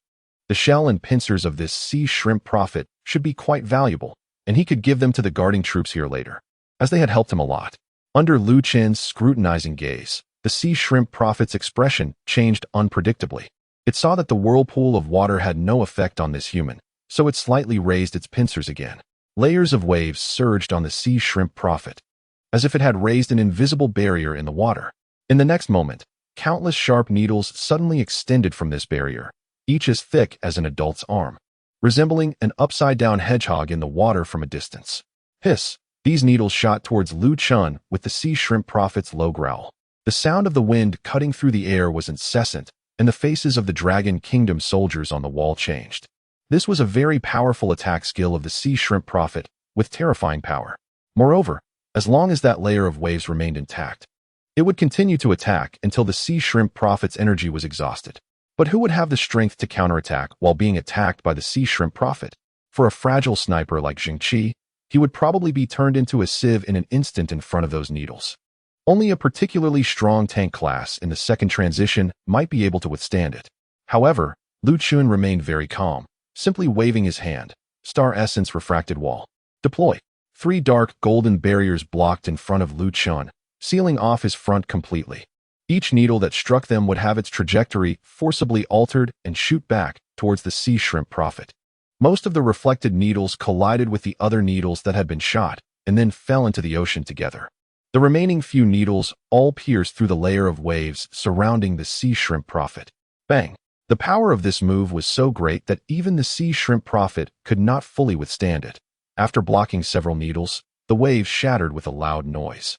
Easily dealing with what seemed like an incredibly tricky move to most, Chun continued to step closer to the sea shrimp prophet. The sea shrimp prophet, seeing this human approach, was even starting to go mad. It had never encountered such a bizarre situation before. With a deep roar, the sea shrimp prophet opened its mouth and continuously expelled huge bubbles. Each of these bubbles was about 1/3 the size of its body, and they were all transparent, resembling crystal balls, dazzling to behold. But only the soldiers of the Dragon Kingdom on the wall knew how terrifying the danger contained within these seemingly beautiful bubbles was. Xiang, not caring whether Chun could hear him or not, rushed to the wall and loudly reminded, "Be careful. These bubbles will explode. Once, a military unit got close to it, and in the end, they suffered heavy losses due to these bubbles. Lu Chun waved his hand without looking back, indicating that he had heard it. Chapter 180. Terrifying damage. A large number of dazzling, enormous bubbles spread out in a fan shape ahead, surrounding Lu Chun. The sea shrimp oracle let out a sigh of relief upon seeing the human surrounded by so many bubbles. These seemingly harmless and beautiful bubbles were its strongest weapon, each containing formidable energy. Especially in a marine environment, they could unleash their maximum power. Against an ordinary second-tier practitioner, a single bubble could severely injure or even kill them. Although this human appeared somewhat strange, the sheer number of bubbles should be sufficient. Creating these bubbles had drained almost all of the oracle's energy. If this didn't work, it would decisively flee. Lu Chun ignored the bubbles and continued to walk directly toward the sea shrimp oracle, seemingly judging that the distance was close enough. He murmured to himself, then raised his right hand. At that moment, a fierce glint flashed in the oracle's eyes, and it swung its pincers. The massive bubbles surrounding Lu Chun surged toward him in unison. Watch out! Ling Hu, Zheng Qi, and others widened their eyes and couldn't help but shout. In the next moment, all the dazzling bubbles exploded. Boom! Boom! Boom! Due to the sheer number of bubbles, the first explosion triggered a chain reaction, igniting the others in succession. The sound of explosions echoed continuously. The booming noise reached even the soldiers of the Dragon Nation stationed far on the city walls, who could clearly hear the commotion. Ling Hu raised his arm to shield himself and strained to see in Lu Chun's direction. When he saw what was happening there, he couldn't help but stare in shock. At that moment, the spot where Lu Chun had been standing was completely engulfed by the explosions. Thick white smoke billowed, obscuring any view of the situation. Nearby waves were thrust up to dozens of meters high, and some ordinary sea shrimp close by were torn apart by the blast. From the devastation around, the power of the central explosion was undeniably terrifying. The sea shrimp oracle was tossed about in the rolling waves, and its eyes reflected satisfaction with its creation. This was the first time the oracle had used all its strength to create these explosive bubbles, and it had no prior expectation of the explosion's power. Now it seemed that the chain reaction of multiple explosions would increase the power exponentially, far beyond a simple 1-1-2. Zheng Qi gasped in shock, exclaiming, "This explosion could threaten practitioners above the third tier. That kid couldn't have been killed, could he? Damn it. I warned him just now, why didn't he dodge? With his previous speed, it should have been easy for him to escape the blast radius." The destructive power of the gigantic bubbles unleashed by the sea shrimp oracle was truly astonishing. However, the drawbacks are also obvious. Since it floats in the air, its speed is not particularly fast. Normally, it is used for defense rather than offense. Ling Hu gritted his teeth and said, he must have underestimated the situation. These young geniuses all share a common trait. They have lived too smoothly in the past and have no idea what setbacks are like. No matter how much we remind him, he definitely won't take it to heart. I've seen too many people like this before, relying on a bit of talent and dismissing other threats, ultimately falling due to their own arrogance. While Ling Hu was speaking, a nonchalant voice interrupted him. I somewhat agree with your point, but if you think such a small creature could threaten the commander, Bai Hu spread his hands, sounding a bit helpless. Isn't that a bit of an underestimation? Ling Hu was taken aback. What? After saying that, he and the other soldiers quickly gathered at the edge of the city wall, focusing their attention on the distance. Seeing that the situation was settled, the sea shrimp prophet lowered its pincers into the sea, continuously absorbing elements from the ocean. This was an active skill that every aquatic creature could use to accelerate the recovery of health and energy. The earlier move had nearly exhausted the prophet's energy, so it needed to replenish itself. Suddenly, a dark golden arrow pierced through the prophet's head. The sea shrimp prophet didn't immediately realize what was happening. It abruptly raised its head to look in the direction from which the arrow had come. There was a large cloud of white smoke, and in the middle, a slender wisp of smoke was emerging and slowly dissipating. A voice, tinged with disappointment, came from within. If this is all you can do, then don't waste my time. Upon hearing this voice, the sea shrimp prophet turned in sheer terror, frantically moving its 10 legs to escape from the spot. In the next moment, countless arrows shot out from the white smoke, creating neat arcs in the air as they all struck the sea shrimp prophet's body. With each impact, damage numbers appeared. -154,011. -163,472. minus 159,836. Lu Qin saw through the white smoke as horrifying damage numbers popped up on the sea shrimp prophet's body.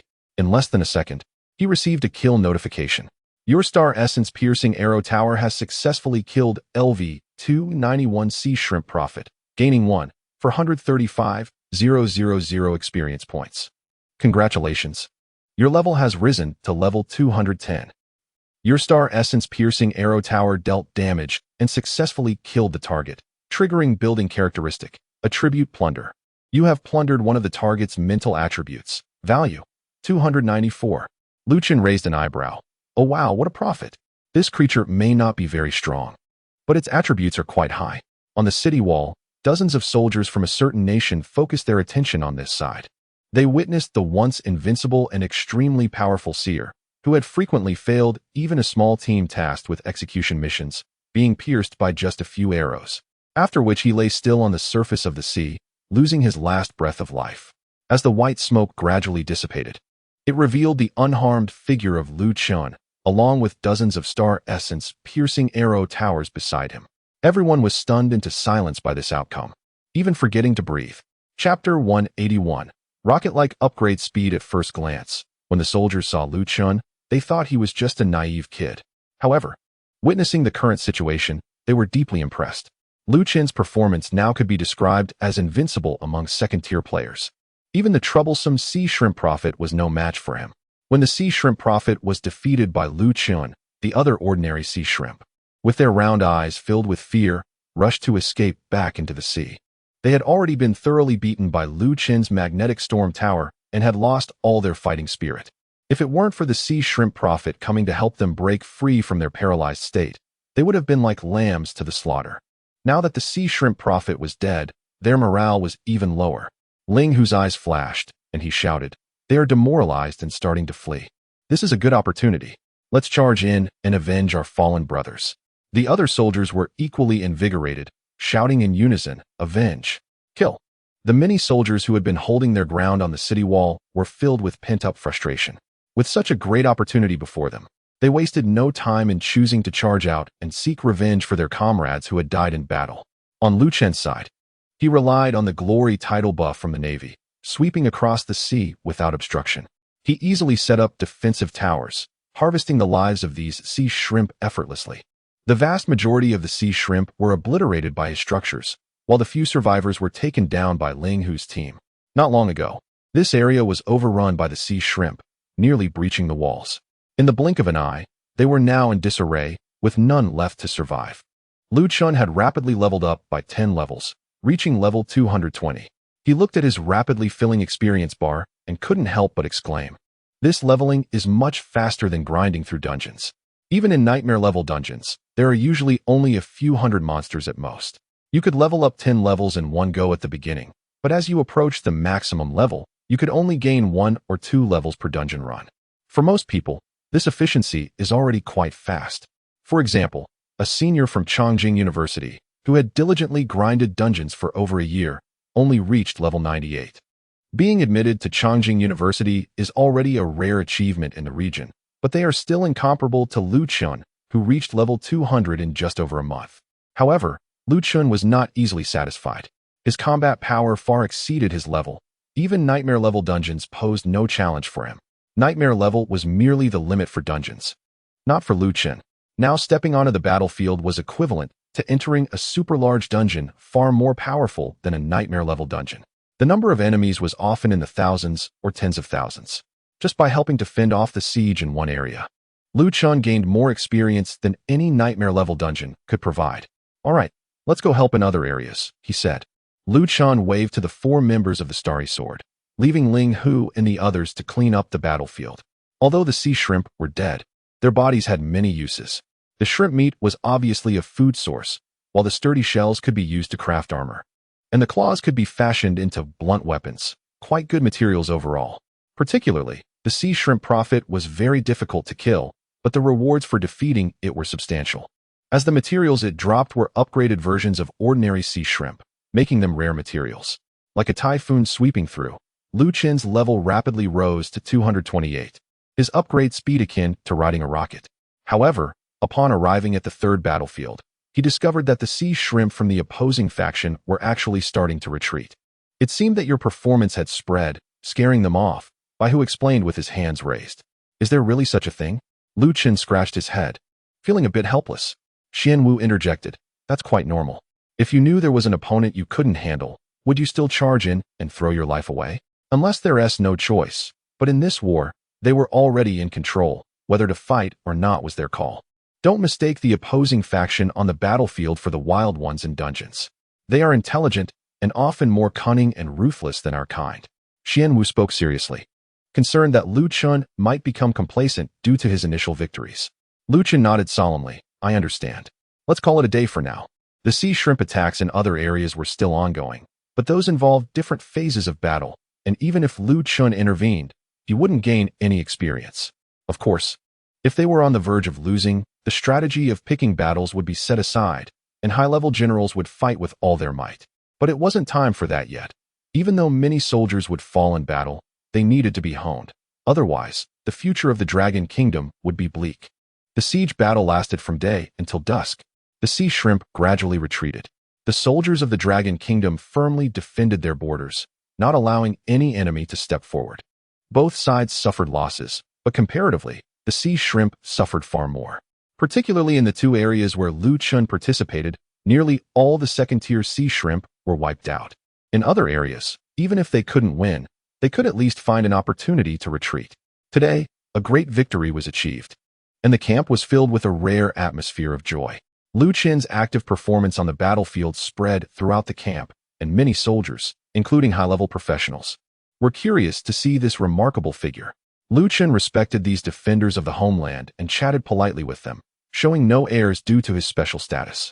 Just as Lu Chen was enjoying his conversation with the soldiers, they suddenly all straightened, their expressions turning serious. What is going on?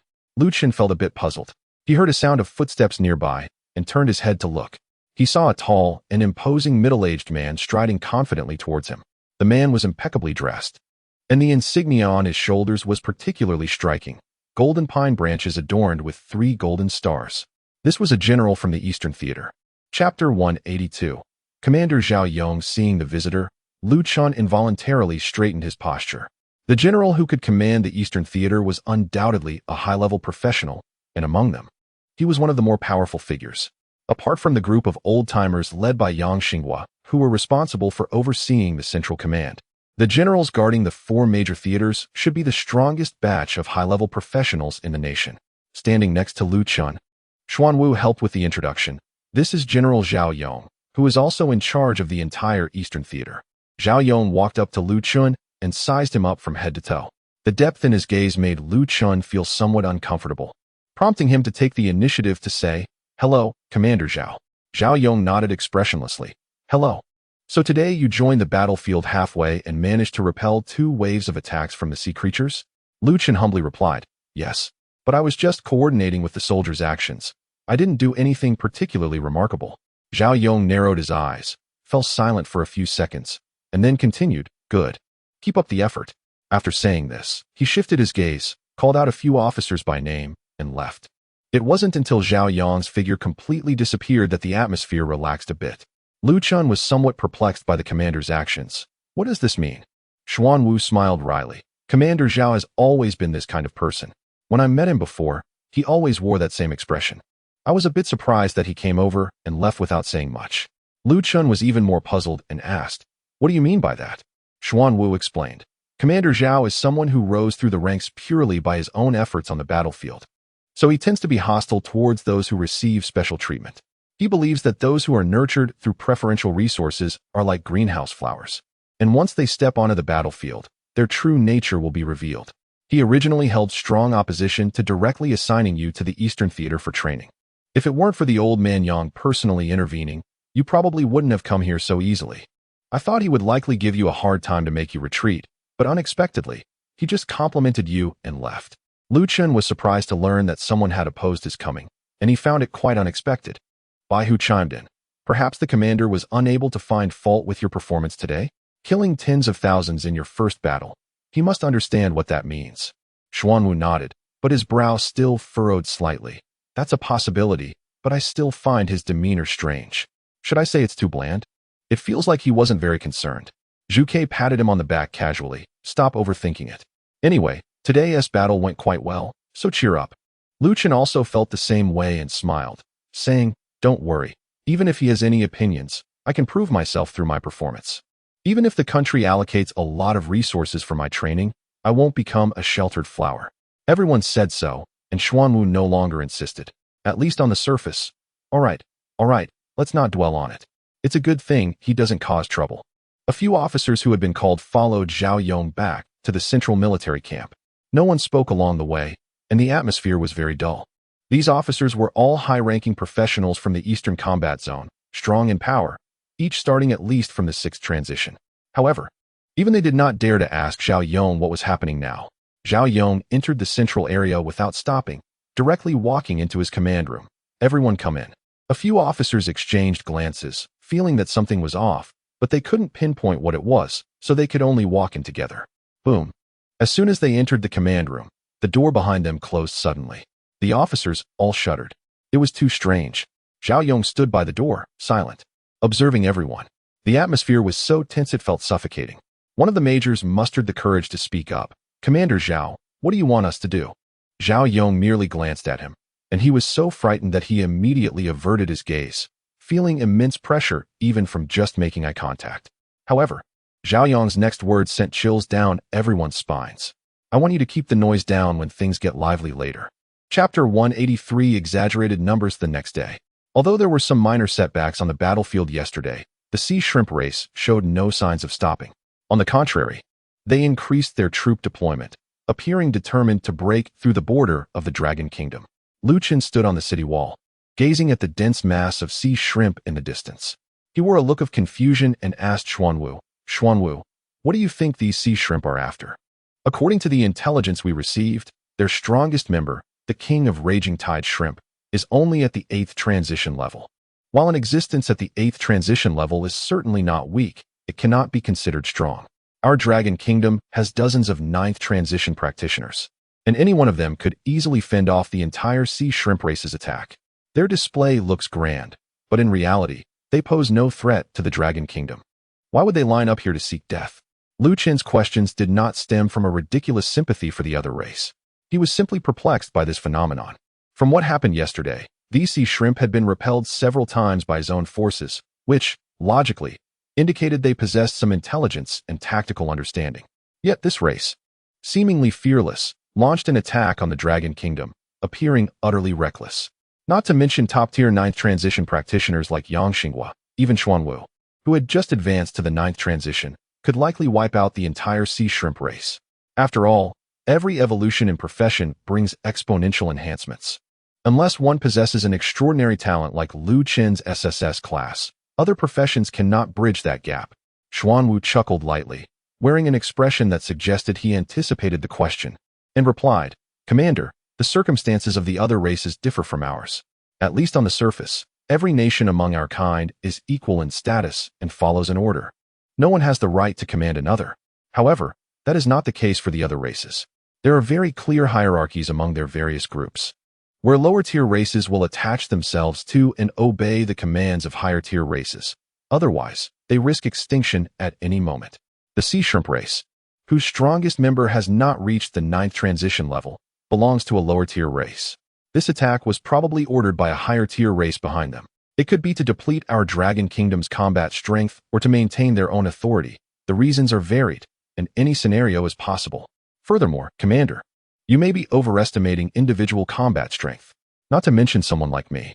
Even someone as formidable as Elder Yang Xinghua would absolutely not be able to fend off the entire sea shrimp race's assault alone. There is a significant power gap between higher-tier and lower-tier races, but it cannot be said that lower-tier races are without merit. They often have numbers that are extraordinarily large, far exceeding those of higher-tier races and even our kind. For instance, the reproductive capacity of the sea shrimp race is astounding. According to scholars from the Dragon Kingdom, their entire population exceeds 100 trillion individuals. Even if they all stood still for me to attack, I doubt I could finish them off in several lifetimes. The recent offensive by the sea shrimp from the Dragon Kingdom appears grand, but in reality, their numbers are insignificant compared to their entire population. A trillion? Lu Chun was taken aback by this figure. He initially thought that having killed over 10,000 sea shrimp in just one day on the battlefield was quite an achievement. But it turned out to be merely a drop in the bucket for the opposing group. Even if he were to kill 10,000 every day, it would take him 100 billion days, which amounts to several tens of millions of years. This does not even account for the reproductive capabilities of the sea shrimp themselves. At this rate of killing, the result would only be more and more, ultimately leading to an endless cycle. Although Lu Chun had learned a bit about alien races in textbooks, he now realized that he only understood the tip of the iceberg. This world was far more brutal than he had imagined. Xuanwu gestured for his commander to remain calm.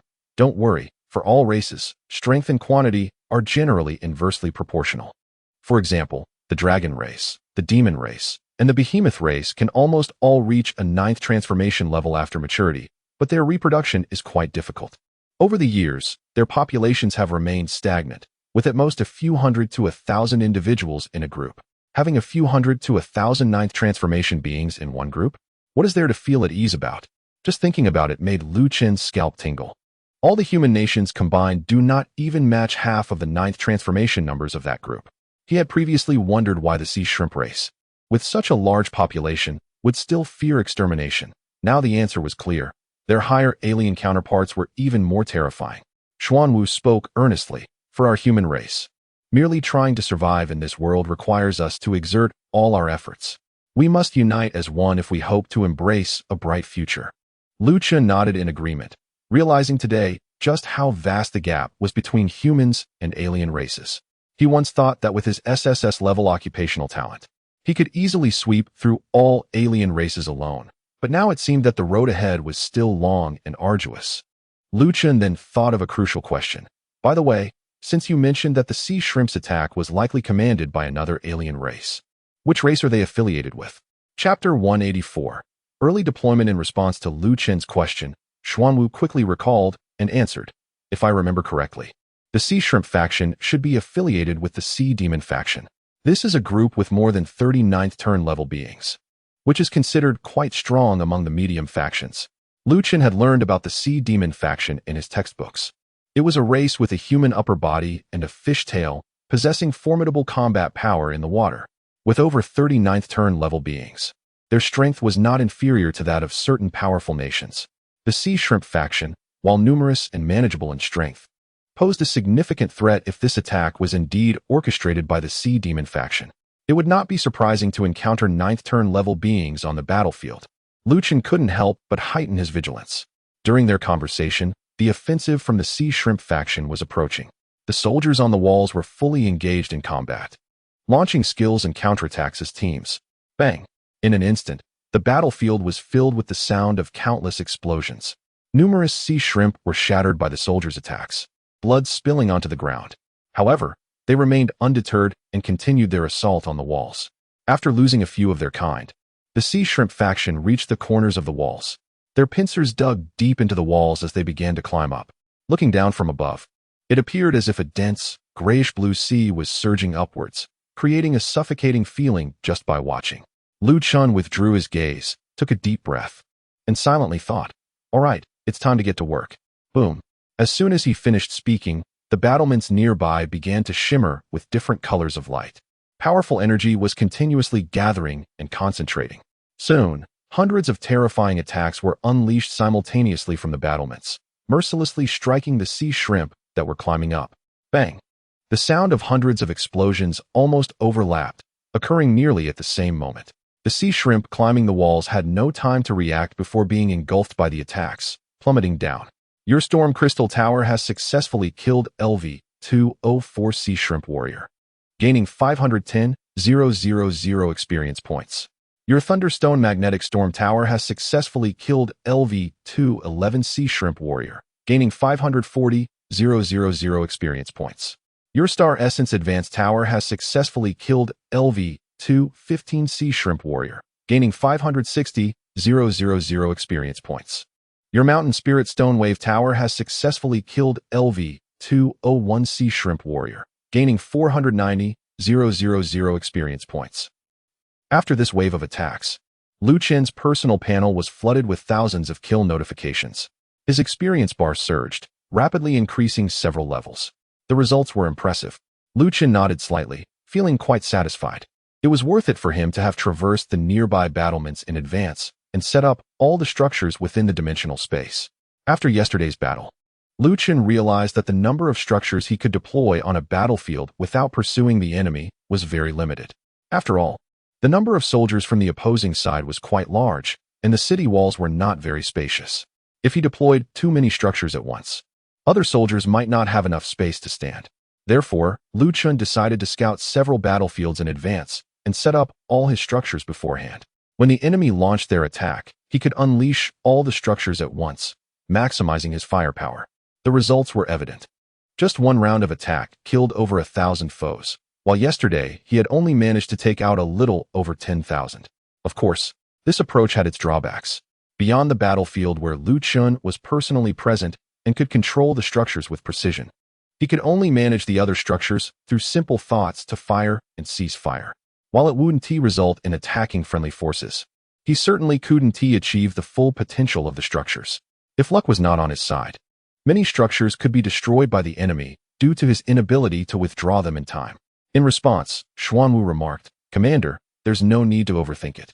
If you're truly in need of building materials, just ask the nation. There will be plenty." Chapter 185. Prolonged warfare with the building layout completed in advance. Lu Chun didn't need to put in much effort anymore. He just had to stand still, and his experience points were continuously rising, unstoppable. Along the way, he triggered many instances of attribute plunder, accumulating a significant amount of attributes. The trigger chance for attribute plunder was relatively low and depended entirely on luck. Sometimes, even after defeating dozens of enemies, it might not trigger once. However, things were different in this border area. The attacking sea shrimp from the other race came in numbers not in dozens or hundreds, but often in thousands. Even with bad luck, such a large number would allow for many instances of attribute plunder to occur. With nothing else to do, he decided to allocate some points. As his level rapidly increased, he accumulated a lot of free attribute points. According to the usual practice, Lu Chun continued to allocate all the free attribute points gained from leveling up into agility and spirit. After reaching the second transition, Lu Chun gained a full 80 free attribute points with each level up. The speed of attribute enhancement had qualitatively improved compared to before. Although, based on Lu Chun's combat style, attributes did not affect him as significantly as they did for other professions, it was still true that while he could manage without them, he certainly could not do without them entirely. Moreover, he would soon be facing various other races outside the Dragon Nation.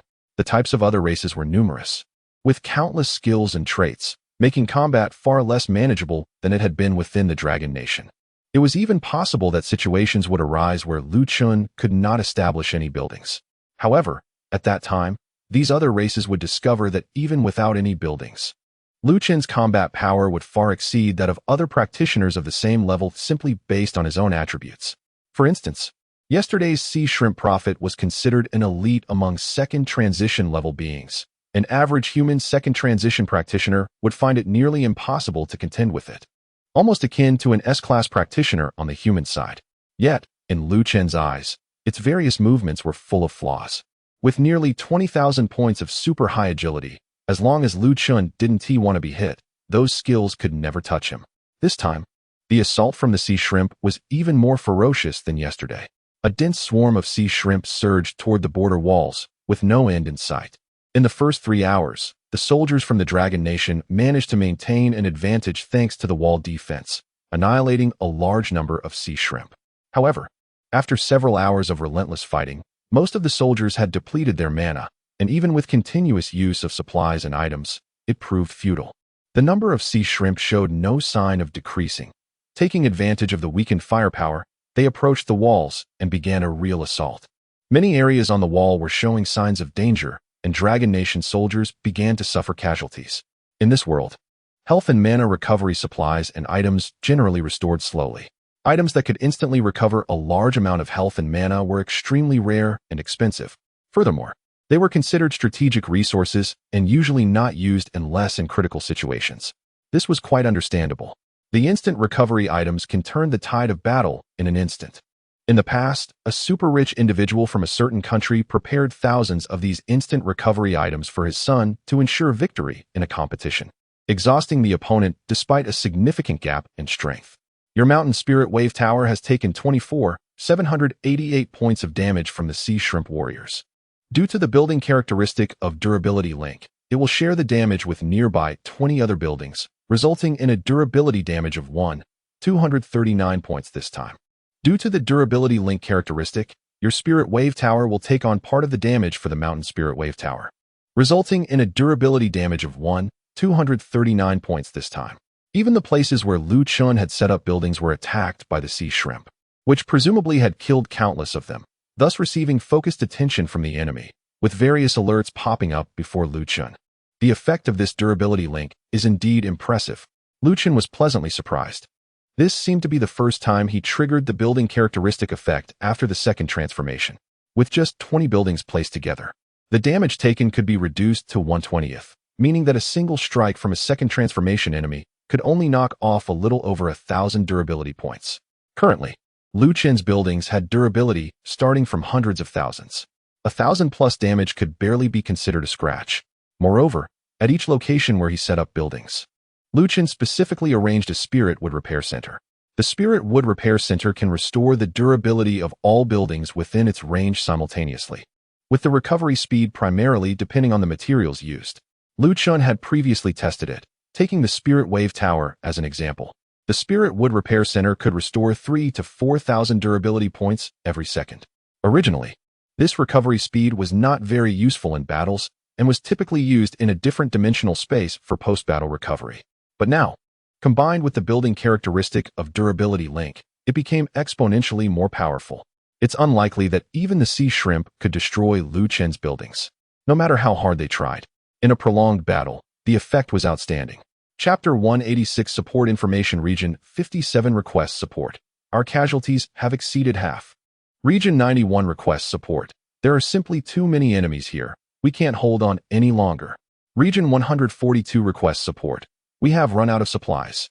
As time goes on, the situation in the battlefield grows increasingly dire, and many regions are facing crises. Lu Chun has heard numerous requests for support from various locations. In the battle zone, messages are conveyed using a palm-sized disc engraved with simple formations. As long as one holds it, they can communicate with others who have the same disc.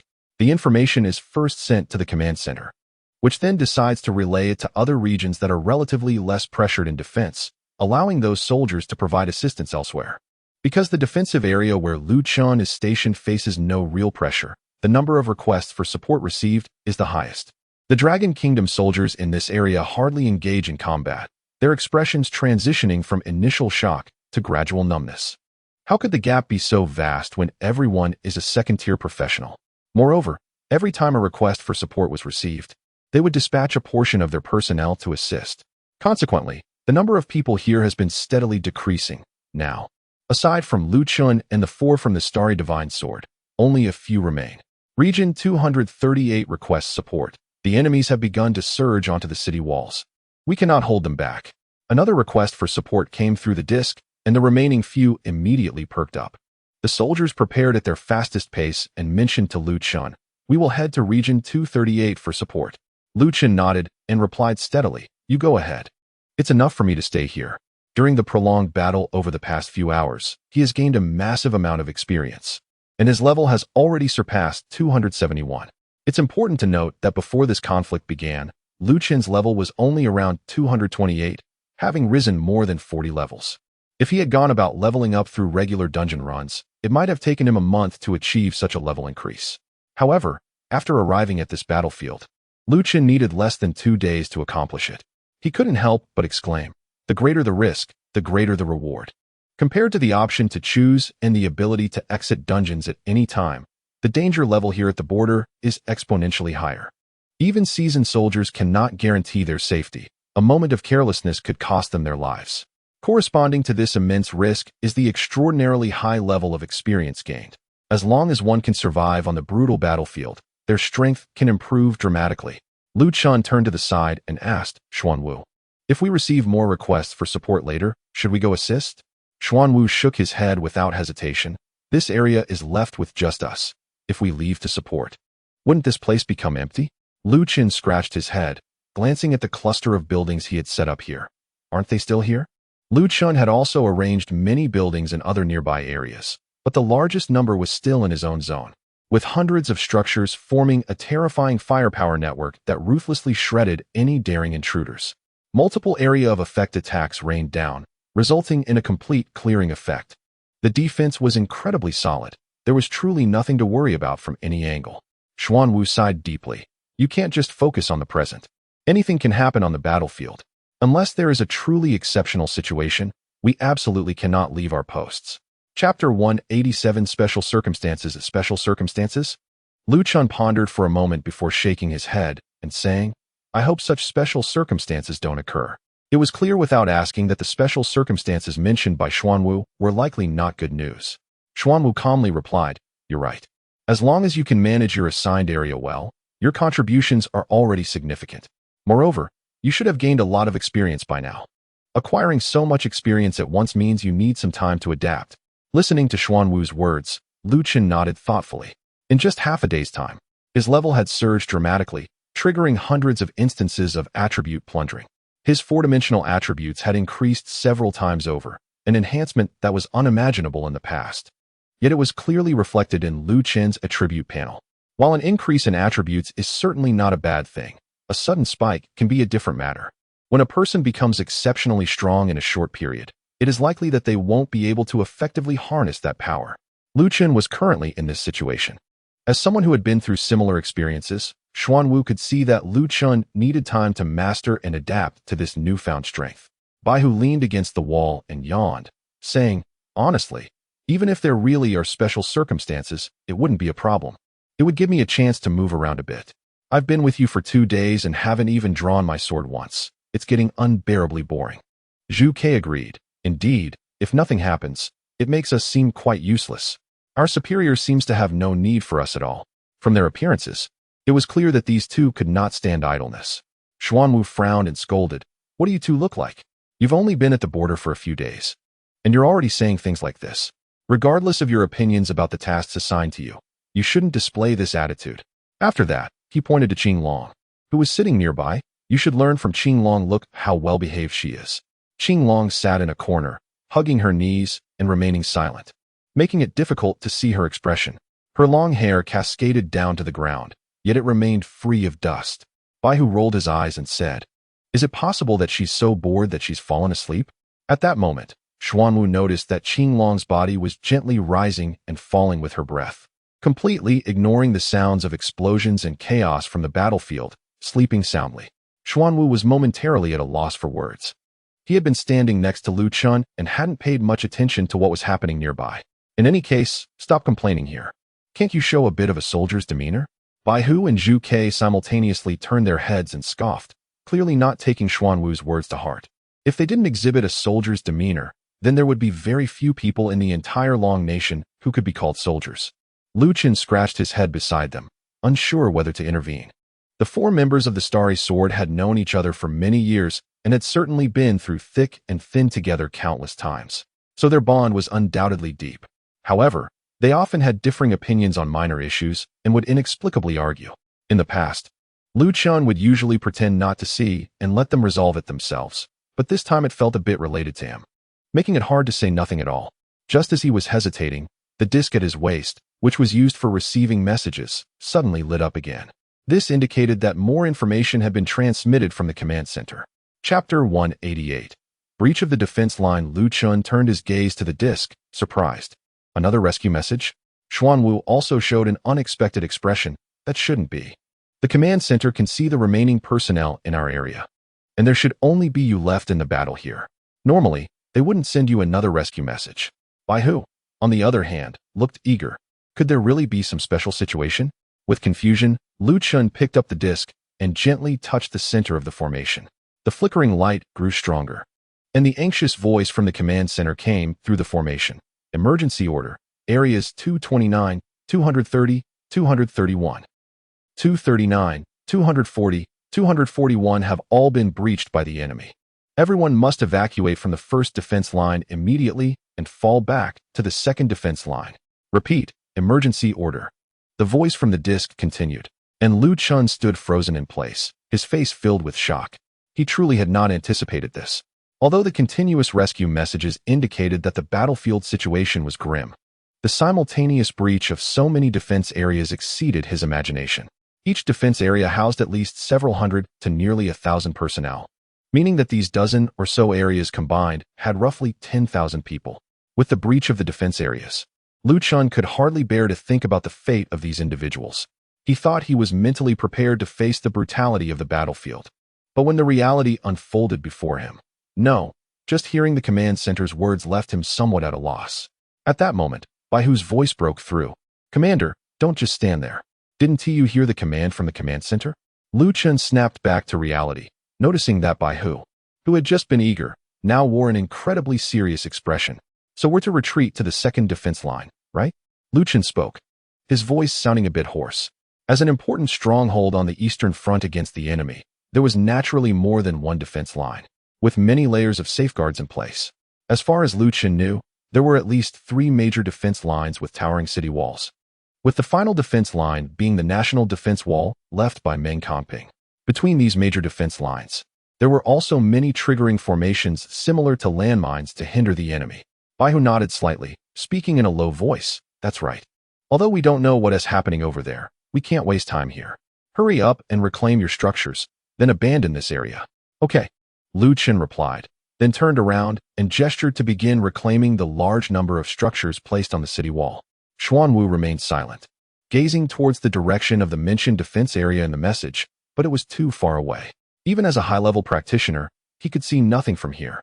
Meanwhile, in the other visible defense areas, soldiers on the city walls were concentrating their last efforts, trying to push back the attacking enemy forces as much as possible, creating distance between them and the walls. These soldiers must have received orders from the command center and started preparing for a retreat.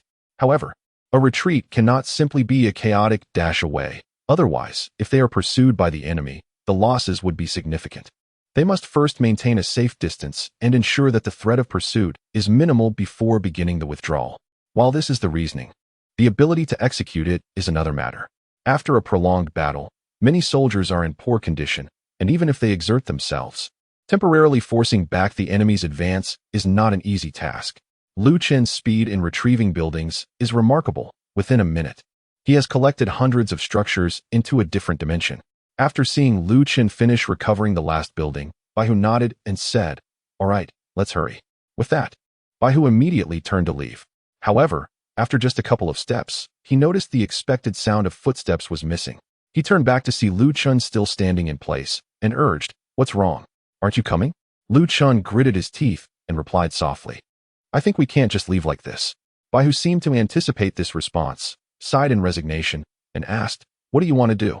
Lu Chun made up his mind and said, "Let's check the areas mentioned by the command center. Maybe we can save some people there. I just don't know how many survivors there might be." Baihu turned around and said seriously, "Are you sure? We don't know what happened there, and going over will definitely involve significant risks." The fact that so many defensive areas fell simultaneously indicates the presence of a very powerful enemy. Lu Chun was well aware of this. Initially, he wanted to send a few of his companions over directly, but knowing their personalities, they wouldn't disregard Yang Lao's orders. So to avoid wasting time, he decided to go together with everyone. Lu Chun nodded firmly, "I'm sure. On the way, we can assist others in retreating, reducing casualties. Since we have this capability, if we just retreat without doing anything now, I probably won't be able to sleep peacefully later." Baihu stared at Lu Chun for a few seconds, then suddenly sighed in exasperation and smiled wryly. All right. I really admire your determination." Lu Chun was surprised. "So you mean?" Before Baihu could respond, Xian Wu said solemnly, "Do what you want to do. We will follow you, Commander." Chapter 189. Rapid Rescue. Lu Chun was a person of strong initiative. Once he made up his mind, there was no hesitation. He immediately ran towards the nearest defensive area, with Xuanwu and the others closely following him. Due to multiple breaches in the defenses, he could occasionally spot infiltrators among them. These stragglers didn't require Lu Chun's attention. Zhuke casually conjured a massive fireball radiating a destructive aura, hovering beside him. As long as there were any intruders within 1,000 meters, the fireball would instantly react and launch an attack, like a floating cannon.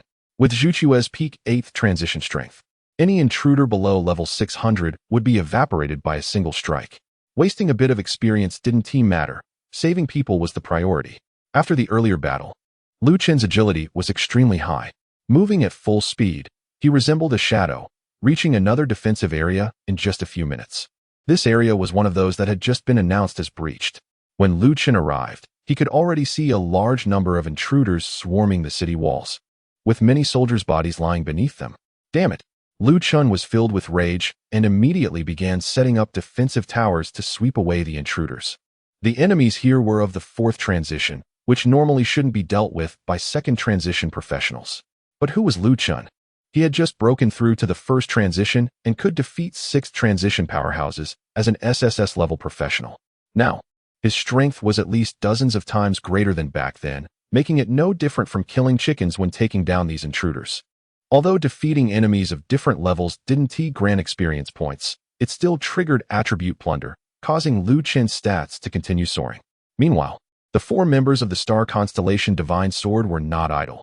Their observation skills were far superior to Lu Chun's, allowing them to quickly notice that some soldiers were still alive. They dispersed to rescue those who were still breathing. Lu Chun spent about 10 minutes rescuing this defensive area, during which he eliminated over 1,000 intruders while saving around 10 severely injured soldiers from the Dragon Kingdom. Confirming that there were no survivors left in this area, Lu Chun did not linger and immediately headed for the next zone. There would always be more intruders to kill, but every moment he delayed would mean more soldiers potentially losing their lives. After sweeping through several areas, Lu Chun discovered Ling Hu, Jing Qi, and others, who had previously supported him in one of the zones. However, they had already perished. Seeing comrades he had just spoken with turn into cold corpses, Lu Chun began to understand why Xuan Wu and the others had been stuck at the peak of the 8th transition for so long. At the same time, his hatred for the intruders intensified exponentially. As Lu Chun prepared to move to the next area, the disc at his waist suddenly lit up, and an order from the command center was transmitted. Do not linger on the first line of defense. Immediately retreat to the second line. We are in the process of rescuing people. We will retreat shortly. Lu Chun explained to the command center. You can rest assured, I won't have any problems here. I have already rescued more than 40 people and placed them in a safe location. He thought this explanation would suffice, but unexpectedly, a serious voice came from the disc, commanding in an unequivocal tone, return immediately. Lu Chun didn't catch on right away, but Xuan Wu immediately questioned, Commander Zhao? As the supreme commander of the Eastern Theater, Zhao Yong would naturally be stationed at the command center when the war began. However, he generally oversaw the overall situation and rarely issued orders to individuals. Zhao Yong recognized the Starry Sword and knew it was following Lu Chun to protect him, yet he still issued such an order, which was quite puzzling. Having just witnessed the devastation caused by the enemy, Lu Chun found it completely unacceptable to follow such an order. He replied, equally firmly, Commander Zhao, you don't need to worry about my matters. I will do my best to rescue more soldiers. Please focus on your responsibilities and arrange the second line of defense. Even the supreme commander of the three armies and the speaker of the council held Lu Chun in high regard, so he didn't worry about offending Zhao Yong with his words. He was determined to do what he believed was right. Sure enough, Zhao Yong's voice came from the other side of the disc, sternly reprimanding. You are in the military, yet you dare to disobey my orders? Damn it, of course. He would listen to normal orders, but this one was clearly strange. Even if they were to retreat to the second line of defense, there should be supporting troops to assist, and the retreat should be orderly. The current chaotic retreat was putting the lives of many soldiers at risk. Lu Chun didn't believe that the commander of the Eastern Theater would not understand this logic. He was too lazy to engage in further debate with Zhao Yong and directly pressed the switch on the disc, unilaterally cutting off communication. Seeing a limited time event in the background, I decided to make a comeback. The plot will now advance rapidly in an outline format, concluding within 30,000 words. The long break was mainly due to the previous writing falling apart, and my mindset was also affected by criticism. Sigh, feel free to criticize if you want. I've already been too scared to read the comments. Chapter 190. The Strength of the Nine turns supreme in the command center. Zhao Yong's expression darkened terrifyingly as he saw the signal representing Lu Chun on the screen cut off. List all of Lu Chun's movement trajectories for me. Yes. The other soldiers in the command center immediately responded, then expressionlessly began to operate on the interface, without any unnecessary movements, as if they were mere puppets. One by one, points of light were displayed on the screen. Zhao Yong observed the movement patterns of these points, and then snorted coldly before turning to leave the command center. Lu Chun, along with the four companions wielding the Starry Sky Divine Sword, cleared out the alien forces along their path, rescuing many surviving soldiers from the Dragon Kingdom. However, as time passed, the number of surviving soldiers they could find was decreasing. In the previous defensive area, they had expended considerable effort to eliminate a large number of aliens, but had only found 2 severely injured and dying soldiers. This was to be expected. During the first hour or 2 after the defense line was breached, it could be considered the golden rescue time. Beyond that, any soldiers still alive would likely have already been discovered by the aliens. Let's find another area and then retreat, Xuanwu calmly reminded. Calculating the time, the aliens should have already begun their assault on the second defense line. You have more important matters to attend to. Lu Qin nodded in agreement with Xuanwu's words. Continuing to search might just be a waste of effort.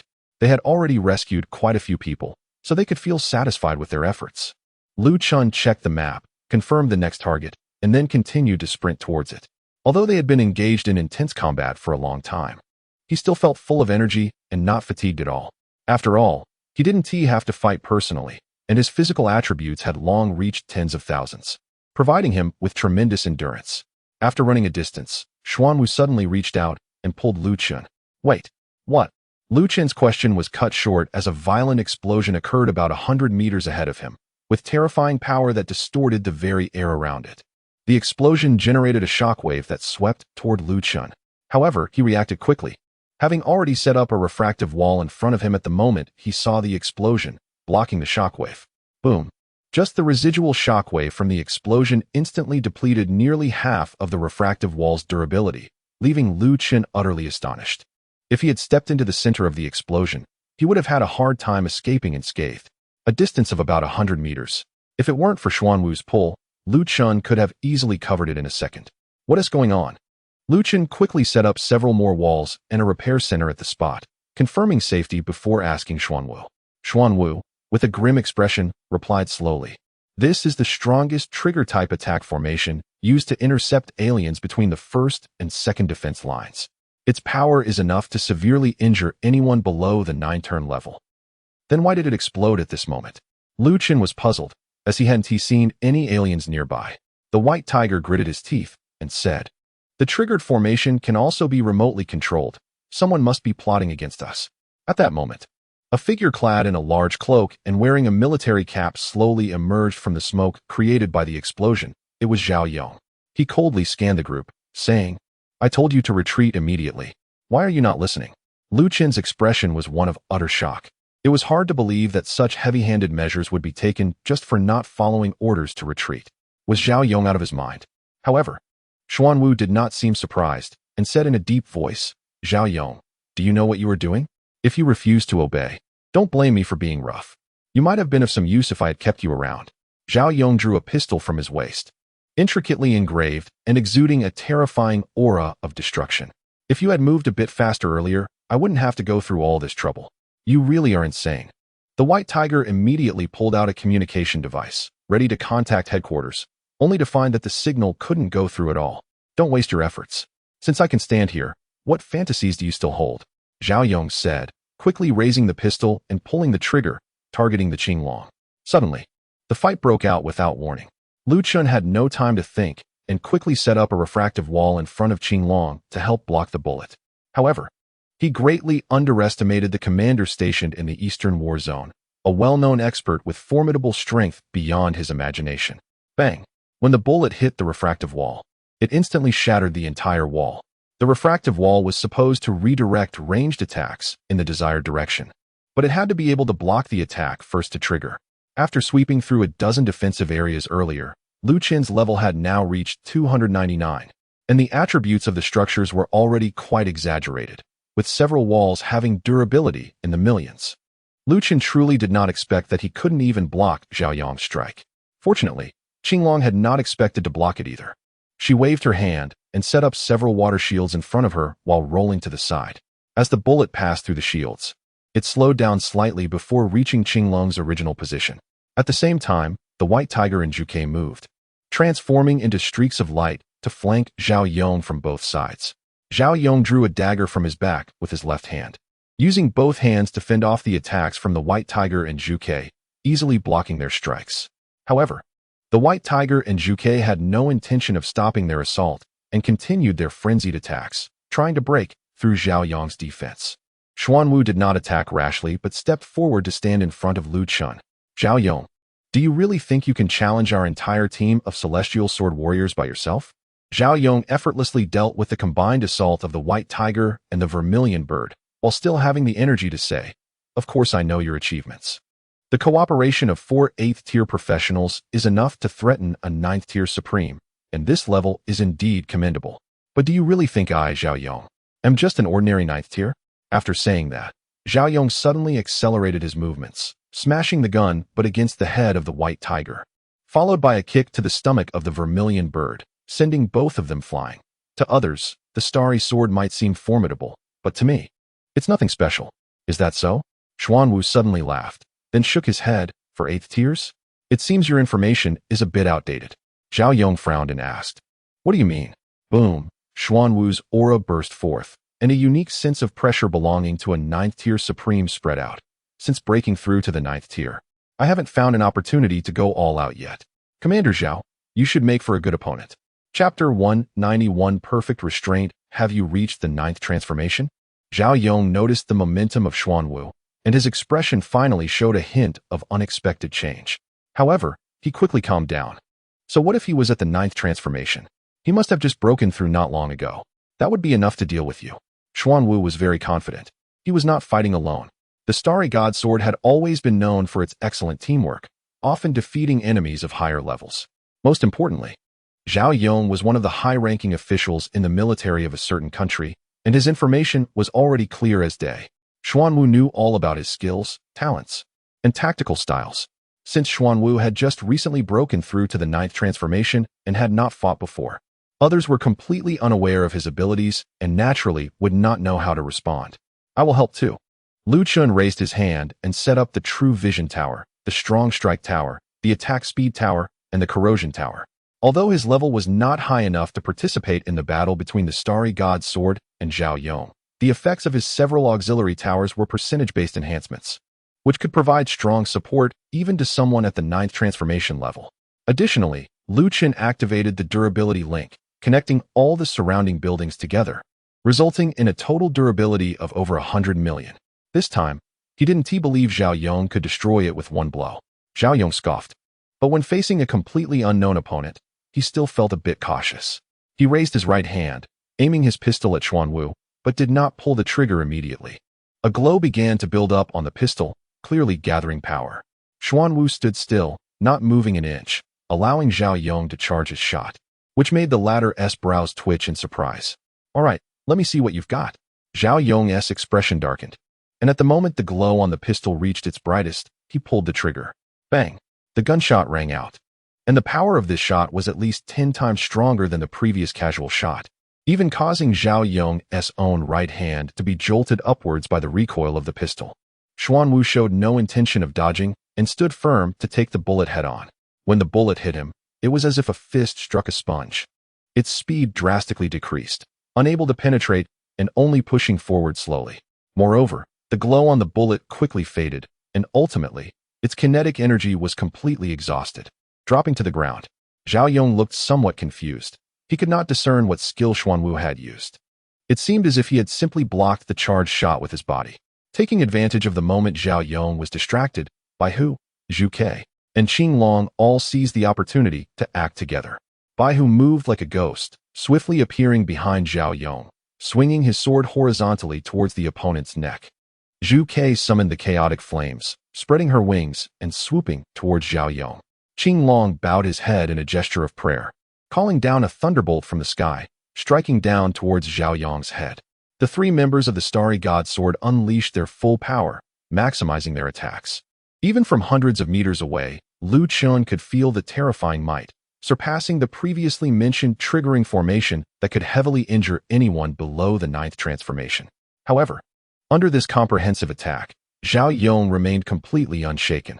Suddenly, he bent down and glided forward with an astonishing speed, perfectly dodging all 3 attacks while also swapping out the gun magazine, replacing it with one glowing green, appearing quite at ease. It seemed that the attack of the Starry Sword had no effect, but at that moment, Lu Chun heard Xuanwu chuckle softly in front of him. A confident laugh that suggested everything was under control. Zhao Yong had just relied on gliding forward to evade the attacks from the White Tiger and others. And in front of him was Xuanwu, who had been motionless until now. The distance between them was suddenly shortened significantly. Xuanwu finally began to move forward. His steps were not large, but each footfall seemed to cause the ground to tremble slightly. Zhao Yong fixed his gaze on Xuanwu's movements, and as the latter approached, he immediately stopped in place and fired his gun. The bullets fired this time, thanks to the newly replaced magazine, emitted a soft green glow. If Lu Qin guessed correctly, these were likely specially designed poison rounds aimed at living beings. It seemed that Zhao Yong had quickly changed his tactics after witnessing Xuanwu take a charged bullet without any damage. Xuanwu extended his right hand towards Zhao Yong and then suddenly clenched it. The ground beneath Zhao Yong surged, and the surrounding earth rose up, enveloping him. As for the bullets, Xuanwu disregarded them, allowing them to strike his right chest. Whether they were armor-piercing or poison rounds, the effect was similar. Once their glow faded, they fell to the ground. If Lu Chun remembered correctly, Xuanwu's profession allowed him to absorb all energy from attacks after completing a 9-turn evolution. Zhao Yong's attacks, which were simply high in damage without any special effects, were effectively countered by him. Within less than a second of being engulfed by the mound of earth, a violent explosion sounded from inside, blasting the top of the mound away. Zhao Yong leaped out from within. The glow of his handgun now turned red, indicating he had swapped magazines again. He saw Xuanwu, who had taken 2 of his attacks without any harm, wearing an expression as if he had eaten a fly, looking utterly disgusted. "Commander Zhao, what other tricks do you have?" Xuanwu said in a deep voice as he continued to move forward. "Let us give them a try. How would you know if they work unless you try?" Chapter 192. Control. As the imposing figure of Xuanwu approached step by step, Zhao Yong laughed in anger. Good. Just broke through to the 9th transformation and already don't know the heights of heaven and depths of earth. I can roughly see your new ability. It's just absorption, right? I want to see how far this absorption can go." While speaking, Zhao Yong waved his left hand in the air, and a silver-white elongated barrel with a laser sight appeared in his hand. He swiftly attached it to his handgun and then raised the gun again, aiming at Xuanwu. The laser landed on Xuanwu's chest. Although it seemed like the same aim as before, Xuanwu's expression suddenly became serious. Even Lu Chun, who stood behind and was not directly targeted, felt a suffocating sensation. Zhao Yong casually tossed aside a dagger, resting his left hand under the handgun, gripping it with both hands. In an instant, his entire aura surged explosively, locking onto Xuanwu. Under these circumstances, Bai Hu and the others couldn't even approach Zhao Yong, forced to move quickly around the area, trying to find other opportunities. "Die!" Zhao Yong spat out a word, and then resolutely pulled the trigger. Even with both hands on the gun, the recoil was so great that his arms shot up over his head. This time, Xuanwu did not remain passive as before. He crossed his arms in front of his chest, quickly enveloping his arms in a layer of elemental armor. At the same time, Ching, who stood not far away, assisted by casting several thick water shields in front of him. They all understood Zhao Yong's power. The opponent was now serious. Bang! The bullet's power this time was dozens of times stronger than the previous charged shot. As it was fired, it tore through the air and ground, creating a long trench along its flight path. The first to collide with the bullet was the water shield cast by Ching. Despite appearing to have strong energy fluctuations and high defense, the water shield could not even slow the bullet's speed by the slightest bit and was instantly pierced through. Xuanwu couldn't react much either, as he was firmly hit. The bullet struck at the center point of his crossed arms, finally momentarily halting its forward momentum, not piercing through immediately. However, the light emitted by the bullet did not fade like before. Instead, it maintained a powerful energy fluctuation, fiercely battling against Xuanwu's defensive skill. Can it be blocked? Lu Qin couldn't help but feel a bit shocked. If this hit him, the transfer damage would likely be enough to destroy all the surrounding buildings, with durability adding up to over 100 million in one go. He had only awakened his profession for a few months and felt quite powerless compared to these true powerhouses. He wondered if there was anything he could do to help. Lu Qin was not the type to stand by and watch others fight. He raised his head to observe Zhao Yong's movements, hoping to at least remind Xuanwu and the others before the opponent acted. It is clear that Lu Chun has overthought this situation. After launching the recent terrifying attack, Zhao Yong currently lacks the energy to engage in anything else. He stands there with his hands hanging down, breathing heavily, his eyes fixed on the direction of Xuanwu, hoping to see his opponent torn apart by his attack. Wait, isn't there something strange about this? Lu Chun observes Zhao Yong's actions and feels an odd sense of unease. His mind races as he tries to pinpoint the source of this discomfort. Fortunately, Zhao Yong is in a brief state of exhaustion, and with others like by whom moving around nearby, he doesn't have the bandwidth to pay attention to a minor character like Lu Chun, nor can he hide anything. Finally, Lu Chun realizes what is causing his unease. It is Zhao Yong's gaze. At this moment, Zhao Yong's pupils appear somewhat unfocused, completely unlike someone who is concentrating. A 9-turn supreme engaged in battle shouldn't have such a look.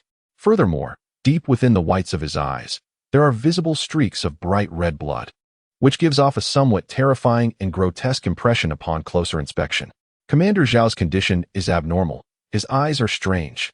Lu Chun quickly shares this observation with the members of the Xingqiu Divine Sword. Is that so? Upon hearing this, Bai Hu and the others immediately look towards Zhao Yong's eyes. As peak 8-turn professionals, they can certainly recognize the oddities. The members of the Xingqiu Divine Sword have far greater insight than Lu Chun, and Bai Hu soon realizes, damn, no wonder Zhao Yong suddenly seems out of control. He must have been taken over by an alien force. Control? Controlling a 9-turn supreme? Lu Chun is filled with questions. Is that even possible? As Xuanwu continues to defend with all his might, the closest to Lu Chun, Qinglong, quietly explains, some alien abilities can control others, and those who are controlled exhibit symptoms just like Commander Zhao right now. However, it has indeed never happened before that a 9-turn supreme has been controlled. Chapter 193. Returning to normal. The situation was critical, and Lu Chun couldn't afford to ask for details. He quickly asked, what should we do now? Can this control be lifted? Qinglong's expression was troubled. To lift the control, we at least need to know the method of control to determine if it can be undone. But right now we know nothing. Boom. After about 10 seconds of bullets fired by Xuanwu and Zhao Yong clashing against each other, one of the bullets suddenly exploded right in front of him. A violent shockwave, imbued with a sense of destruction, spread outward, and Lu Chun, who was several dozen meters away, was caught off guard and was thrown backward, crashing heavily onto the ground. Luckily, he wasn't at the center of the explosion, so the damage to him was only a few million, all of which was transferred to the surrounding buildings. Xuanwu. Lu Chun quickly scrambled to his feet. The damage had been redirected.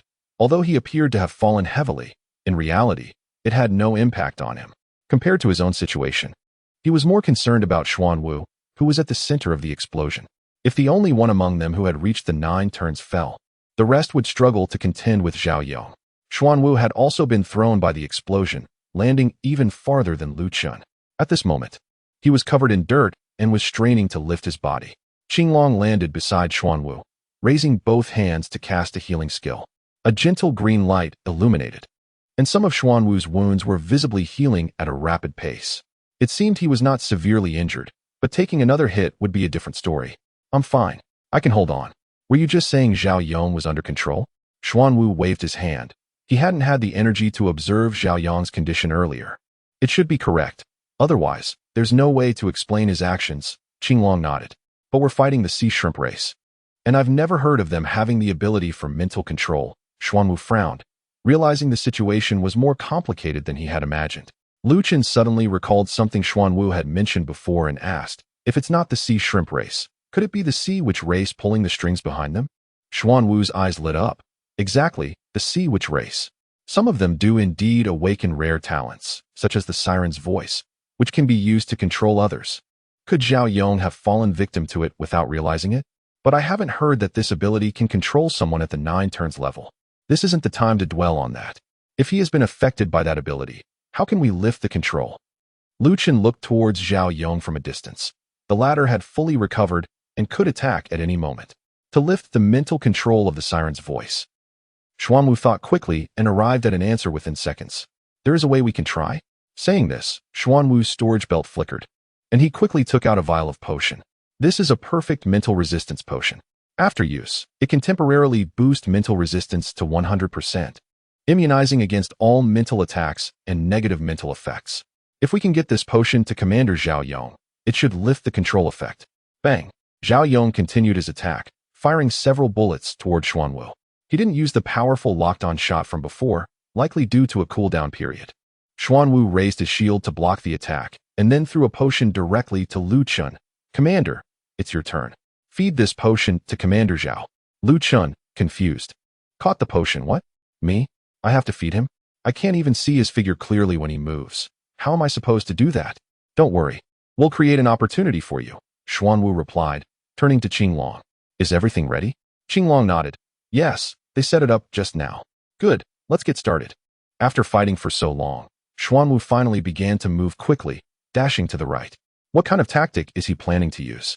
Lu Chen was puzzled, but his question was soon answered. He saw Qinglong beside him with hands clasped together, chanting an incantation that was unintelligible. Suddenly, a large magic array expanded rapidly from the center where Zhao Yong stood, stopping only at Qinglong's feet.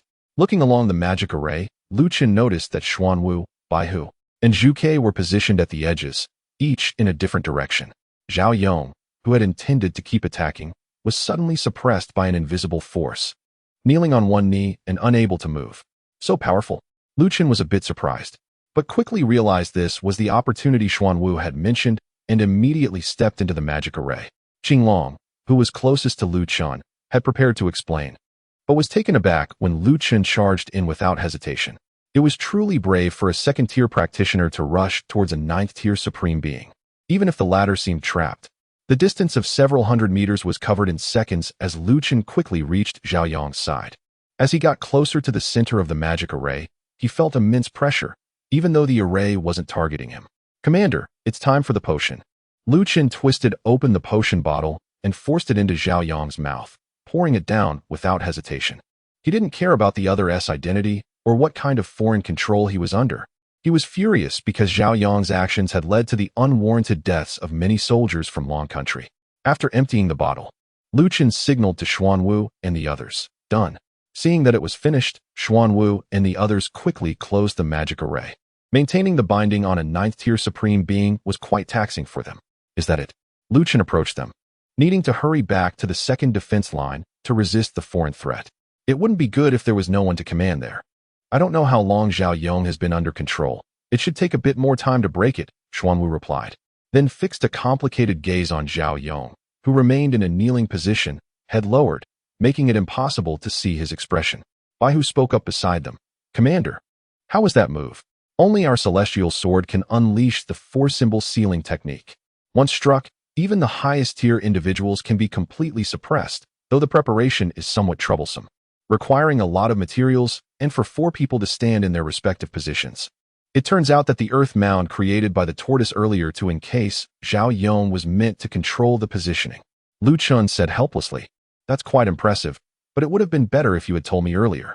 The group chatted while waiting for Zhao Yong to recover. After about a minute, Zhao Yong slowly stood up from the ground and shook his head vigorously. The tortoise quickly approached and asked, Commander Zhao, how do you feel now? Bang!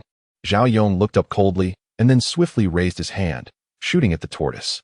The distance was too close, and the tortoise was unprepared, instantly being knocked back several meters. Huh, is the control still in effect?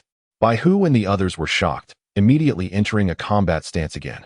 If even this didn't succeed, they might really be in for a tough fight. However, Zhao Yong seemed to have no intention of fighting this time. He merely glanced at Lu Chun and the others before turning around and disappearing in an instant. What's going on? Baihu held his sword defensively, looking around warily, but he could no longer find Zhao Yong. Lu Chen stared at the spot where Zhao Yong had vanished, deep in thought. When he locked eyes with me earlier, his gaze seemed to have returned to normal, but why did he still act this way? Chapter 194. Parasite, let us not linger here any longer. Zhao Yong's last shot was not charged, just a casual shot fired offhand, which did not cause much damage to the Xuanwu. He got up from the ground, feeling quite perplexed, but the priority was to return to the second defensive line and report on Zhao Yong's situation. Everyone had no objections and decisively began their return journey. Meanwhile, the signal blockade in this area had ended at some point, so they sent news to Yang Xingwa while on the move, causing the old man, who had lived for hundreds of years, to become extremely furious. He said he would immediately arrange a special military meeting to address the incident and instructed them to stabilize the situation in the eastern battle zone first. Upon returning to the second defensive line, the sea shrimp aliens had already begun their assault on the city walls. However, compared to the first defensive line, the strength of this second line was much higher. Not only did it have wider battlements for soldiers to defend, but it also boasted a large number of defensive tools, such as electromagnetic cannons, railguns, and healing guards, all of which greatly enhanced the combat capabilities of the defending soldiers, preventing the attacking sea shrimp aliens from gaining any advantage.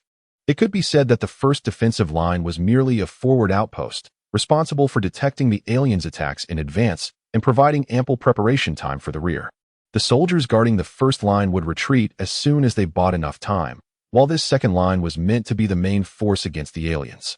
However, under Zhao Yang's bewildering command, the losses at the first defensive line this time were far worse than ever before. As Lu Chun passed by the city wall, he casually deployed most of the defensive towers from the space within and set them to free fire mode. Let us go directly to the command room. Since the defensive pressure at the second line seemed manageable, Lu Chun did not intend to linger. All right. They were just a short distance from the teleportation point of the second defensive line, so they went directly to the teleportation point and used the teleportation array, quickly returning to the headquarters of the military camp, where the command room was located at the rear of the defensive line. Leading the way, Xuanwu displayed the token of the starry sword and approached the command room without any obstruction, then pushed the door open and barged in without stopping. What are you doing? The command room was one of the most critical places when war broke out, and normally, random entries were not allowed. Upon seeing them enter, several officers immediately stood up from their positions and scolded them angrily. Stop the nonsense. Baihu grabbed the closest soldier by the collar and pulled him in front of himself, scrutinizing him closely. He immediately noticed the same symptoms as Zhao Yong had, but much more severe. The entire eyeball was almost blood red, and the pupils were dilated to the point of being lifeless, resembling a walking corpse. It seems everyone here has been affected. Lu Chun stepped forward and scanned the room calmly. It was the most reasonable conclusion, otherwise. If there had been even one normal person in the command room, Zhao Yong would not have been allowed to relay those bizarre commands, which directly resulted in the deaths of numerous soldiers from the Dragon Kingdom. What do you want? Can anyone just walk into the command room? Someone shouted. Intruders in the command room. An officer was shouting loudly, and in an instant, Zhu Ke moved over and knocked him unconscious with a slap. Outside the door, the guard soldiers heard the commotion inside, but the ones taking action were from the Xingqiu Divine Sword Unit. These lower-ranking soldiers were unclear about the situation and did not dare to say much, so they could only report the matter to the other high-ranking officers stationed in the Eastern War Zone and wait for those important figures to handle it. They never expected the Eastern War Zone to have been infiltrated to this extent. Xuanwu released a force field, suppressing all the personnel in the command room, but there was still a lingering fear. If they hadn't discovered it in time, the entire Eastern War Zone might have fallen. The many command personnel who were suppressed showed no signs of fear. Instead, they struggled continuously, occasionally letting out howls like wild beasts. Qinglong lightly leaped onto the command platform and took a headset from a military officer who was pinned to the ground and unable to move. He spoke in a serious tone. Everyone, there has been a small situation in the command room, and we are temporarily unable to continue command. Each defense squad will now be fully commanded by their respective leaders. I am Qinglong, a warrior of the Xingqiu Divine Sword Unit, and I assure you in the name of the Xingqiu Divine Sword that we will handle this unexpected situation. He repeated the message. The command room had fallen, and all personnel were under enemy control. If the soldiers currently engaged in battle with the foreign race were to learn of this, their morale would plummet to the lowest point. They could only rely on the name of the Xingqiu Divine Sword to maintain some semblance of order. The command room was supposed to be the safest place in the entire army. How had the foreign race managed to control so many people here? Lu Chun sighed deeply, marveling at the foreign race's bizarre methods. Just then, Lu Chun, who had been standing straight, suddenly felt weak all over, his head spinning, nearly collapsing to the ground. What is going on? Lu Chun was alarmed. Had he also been affected? The moment he sensed discomfort, he immediately set up a barrier of forbidden spells around him. Regardless of the situation, he needed to create a structure to feel secure. Commander, what is wrong? Xuanwu and the others were also shocked and quickly approached. They had been right under his nose, yet something could still go wrong. Leaning against the barrier, Lu Chun was sweating profusely, but the feeling he had just experienced quickly faded. He waved his hand, saying, "It seems like nothing is wrong, but I don't know why I felt that way." Before he could finish speaking, Lu Chun saw a notification pop up. Due to the presence of a constructed barrier nearby, you are immune to the abnormal state caused by LV-1C demon parasite. Parasite? Parasite? Lu Chun hurriedly relayed the notification to everyone. Xuanwu immediately helped him check his body and soon discovered a very tiny worm near his neck, which was nearly invisible unless looked at closely. This might be the means by which the foreign race controls them. Xuanwu took out a vial and carefully placed the parasite inside. A mere level 1 parasite can control someone just by attaching itself? This is too twisted. Baihu exclaimed, but why did I not feel anything at all? Qinglong pondered. Perhaps this parasite requires some time, or it can't be used on individuals of our level. Zhuke replied, but Zhaoyang's level is higher than ours, and he still fell victim. We need to conduct a thorough examination. No, everyone in the entire Eastern Battle Zone should be checked thoroughly. Chapter 195. Professional. The efficiency of operations on Yangxing's side was impressive.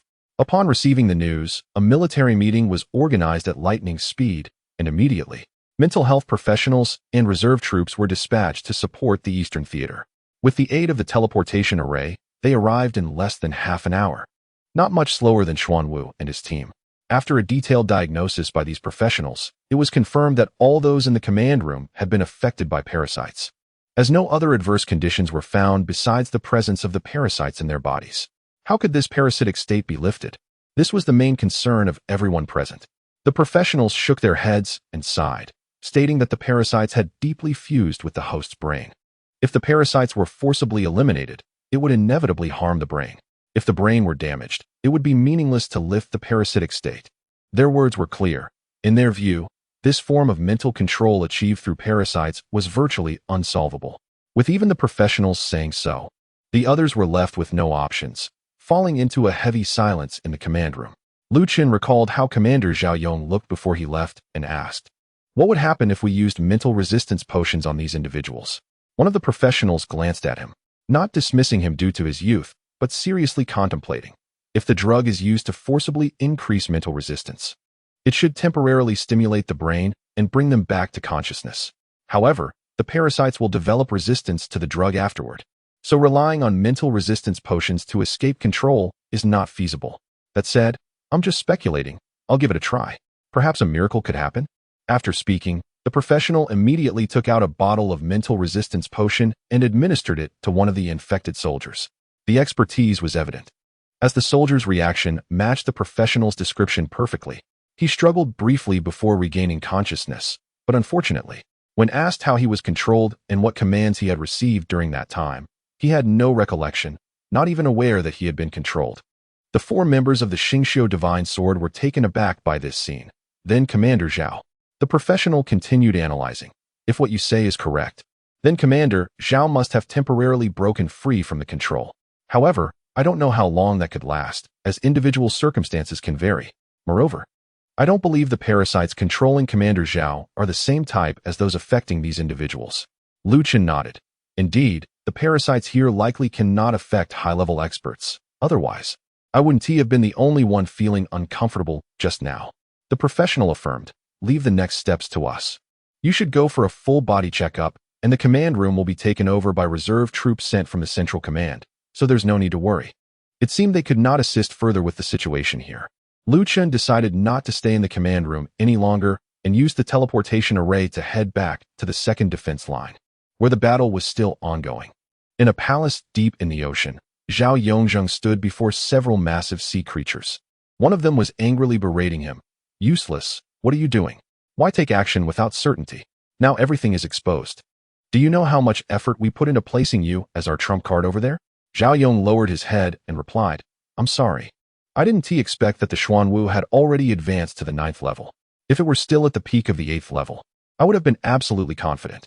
Another sea creature tried to mediate. Forget it. He was just anxious, concerned that the starry sword would affect our plans. There's no need to dwell on this. At the top of the palace, a sea creature wearing a crown nodded. That's right. Discussing this now is pointless.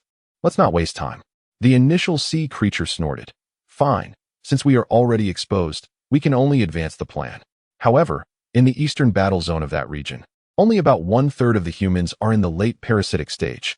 Acting now might not be safe. The mediating sea creature said, 1/3 is actually quite enough to throw their front lines into chaos. Moreover, if we mobilize all our forces at once, we can breach all their defenses in the eastern battle zone. The crowned sea creature nodded repeatedly. Before they realize this, we must act decisively. Hesitation will only make us miss this rare opportunity. Everyone, follow me. After saying this, the crowned sea creature rose from the throne and walked towards the palace exit, with the other sea creatures respectfully following on either side. Xiaoyong stood at the back of the group and also followed along. Chapter 196, Achieving the Third Advancement Boom. Congratulations, your level has risen to 300, and your class rank has advanced to the 3rd level. Lu Qin fought valiantly on the 2nd line of defense for quite some time and finally broke through to the 3rd advancement. However, he had already reached level 299 a few hours ago, so the 3rd advancement was just a step away, especially since he didn't need to complete any specific advancement tasks to break through. Generally, when a class reaches the 3rd, 6th, and 9th advancements, there is a class evolution. Would there be anything different for my class? Lu Qin felt a rare sense of anticipation. After all, his current class abilities were already incredibly powerful. He couldn't imagine how strong he would become after an evolution. Soon, Lu Qin received a new notification. When the class rank reaches the 3rd level, class evolution will automatically occur. Ding! Your class cannot evolve, but a new talent effect, Guardian, has been added to your class talent. Isn't the purpose of class evolution to enhance the effects of class talents? What is the difference? Lu Qin was puzzled, but still clicked to check his SSS grade talent. Infrastructure Maniac, and what he saw pleasantly surprised him. The new talent effect actually allowed the damage transfer and immunity to abnormal states of buildings to function in another dimension, no longer requiring them to be placed nearby. This effect came just in time. Lu Qin was ecstatic. It was like someone offering a pillow just when he was about to sleep. Although his class was powerful beyond imagination, he had always worried about one issue. What if he encountered a situation where he couldn't deploy buildings in time? All his skill effects required buildings to be effective, and without them, he would just be a high attribute blank class. For instance, when he was just parasitized, if Lu Qin hadn't deployed buildings immediately, the parasite might have succeeded. Although, according to expert analysis, complete parasitism takes a long time, and as long as the parasite is discovered during that period, it can be safely eliminated. There's no guarantee that he wouldn't encounter a more urgent situation in the future. At that time, this newly added effect would come in handy. Although it didn't directly increase Lu Qin's combat power, it significantly improved his margin for error, which was a great gain. Now, let us continue to comprehend the exclusive skills. Lu Qin retreated to a safe area and continued to click through. His attributes were now many times stronger than a normal 3rd advancement. Previously, comprehending exclusive skills would make him dizzy and break out in a cold sweat. But now it only caused a slight sting, and the comprehension process was marked as complete. The exclusive skill he comprehended this time with the 3rd advancement was still a building characteristic, called Multiplex. The effect allowed all buildings' attack effects to simultaneously target multiple targets within the attack range without weakening the effects. Currently, it could affect up to 10 targets at once. In other words, a tower that could originally shoot 1 arrow at 1 target could now shoot an arrow at 10 targets. Similarly, a cannon that could only bombard 1 area at a time could now bombard 10 areas simultaneously, and other towers function the same way. In some cases, the increase in lethality is shockingly tenfold, which is quite terrifying. Unfortunately, this does not work against reflective walls and rebound walls. Just when Lu Qin needed to enhance his kill efficiency on the battlefield, there was no shortage of enemies. The faster he killed, the quicker he could level up. The Sea Shrimp faction launched a frenzied attack on the 2nd defense line for a full 2 days and nights before their offensive began to slow down. During these 2 days, Lu Qin leveled up to level 360 in one go, having taken down at least over 100,000 enemies. Unfortunately, not all the enemies he killed corresponded to his level. Otherwise, the experience would likely have been enough for a 4th promotion. Despite the strong defensive forces at the 2nd line, the prolonged combat took a considerable toll on the soldier's stamina. Generally speaking, after repelling a wave of enemy attacks, there is a relatively long buffer time before the next assault. Thus, most soldiers have retreated to the rear to rest and prepare for the next engagement, leaving only the necessary number of sentries on the wall. In the distance, a powerful elite unit of sea demons was quickly assembling, stealthily approaching the 2nd defense line in an orderly manner. As night fell, under the cover of darkness and the significant disparity in strength, the sentries on the wall struggled to detect the presence of these sea demons, allowing them to reach the base of the 2nd defense line without raising any alarms. One of the sea demons sneered, "Those cannon fodder are somewhat useful, making humans let their guard down like this." Another sea demon frowned and whispered, Stop talking nonsense. Prepare for the ambush. Once we take the wall, let the entire army push forward. Understood. Chapter 197 Unexpected Turn of Events Unbeknownst to all the warriors. A full squad of 10 Supreme Sea Monsters at the 9th transformation level gathered outside the 2nd defensive wall in the Eastern War Zone. Attack! Commanded a sea monster that looked like the leader, gazing at the towering wall. Yes. The rest of the sea monsters replied in unison. They all raised their hands high, and an incredibly terrifying aura began to coalesce. The destructive power generated by 10 supreme beings unleashing their full strength was beyond imagination. No matter how sturdy the 2nd defensive wall was, it could not withstand such an assault. What is happening? Such a fluctuation of energy could no longer be concealed from the sentinels on the wall. They became alert and immediately sounded the alarm. Dozens of red lights swept across the sky accompanied by the booming alarm, causing the warriors in the 2nd defensive line to stir. They had just repelled an assault from foreign forces, and now they were facing another attack so soon. Despite their surprise, the discipline of the soldiers defending the border against invaders was top-notch. They quickly scrambled out of bed and rushed towards the wall. However, no matter how fast they acted, they could not reach the sea monsters already positioned beneath the wall in time.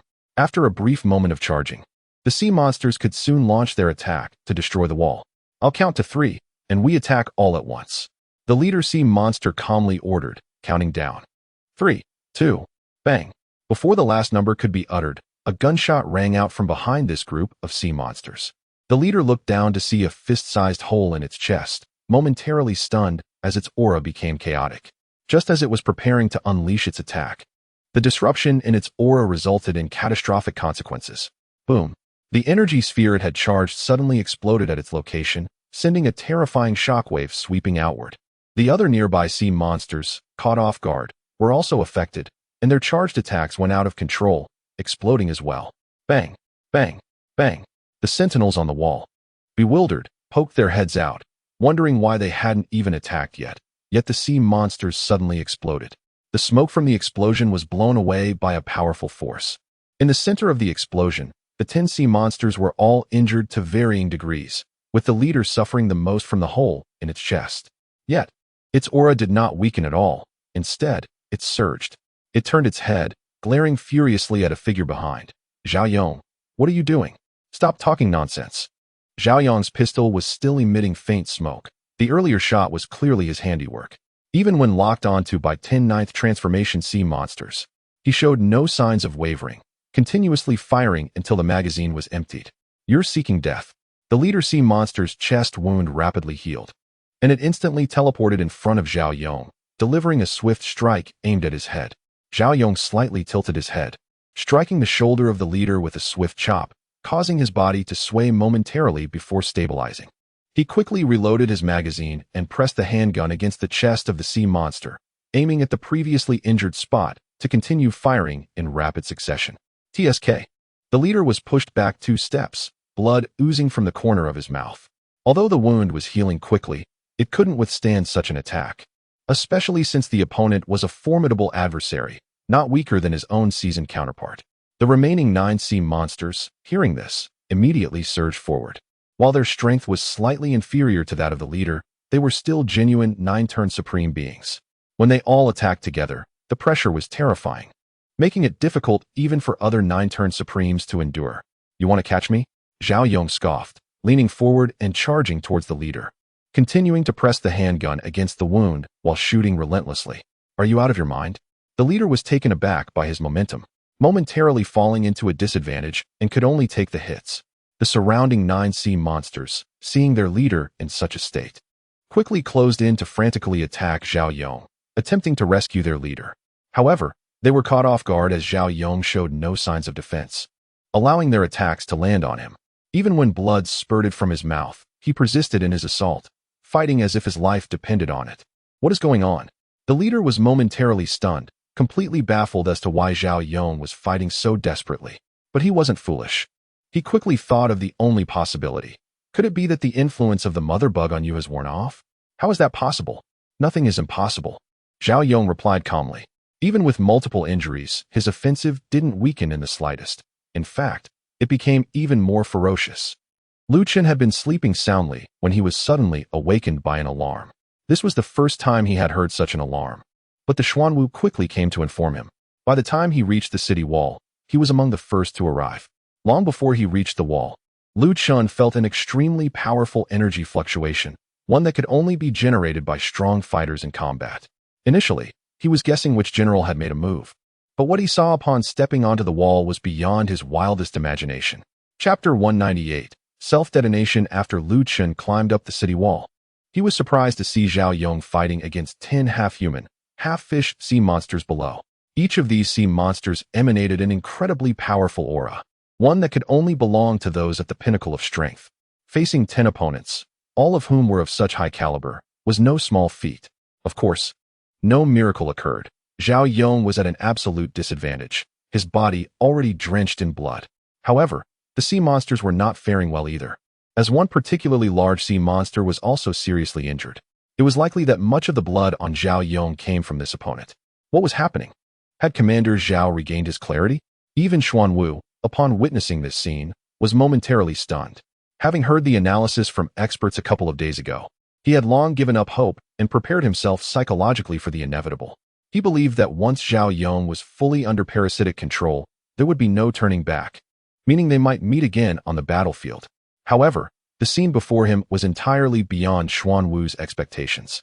After a few seconds of shock, he immediately jumped down from the city wall without hesitation, joining the battle of supremacy. Commander Zhao?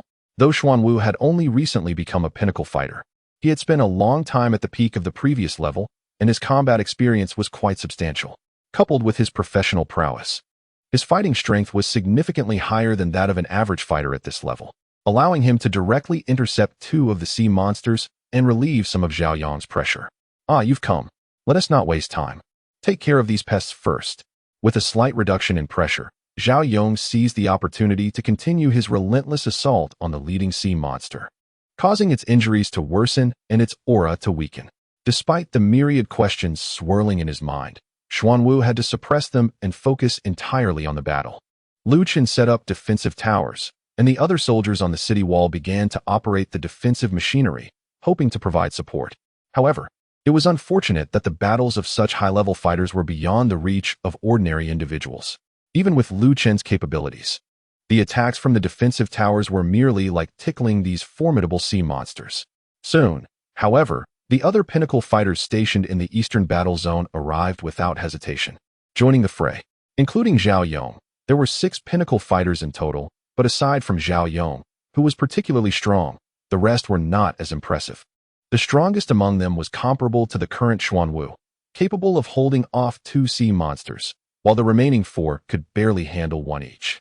With their combined efforts, Xuanwu and his allies managed to block 8 sea monsters, significantly reducing Zhao Yong's burden. As for the last troublesome sea monster, the white tiger, vermilion bird, and azure dragon exchanged glances and resolutely charged forward. Together, they were certainly not a match for the pinnacle fighters, but they could at least buy some time. Finally, we can fight on fair terms. Zhao Yong exhaled a breath of turbid air.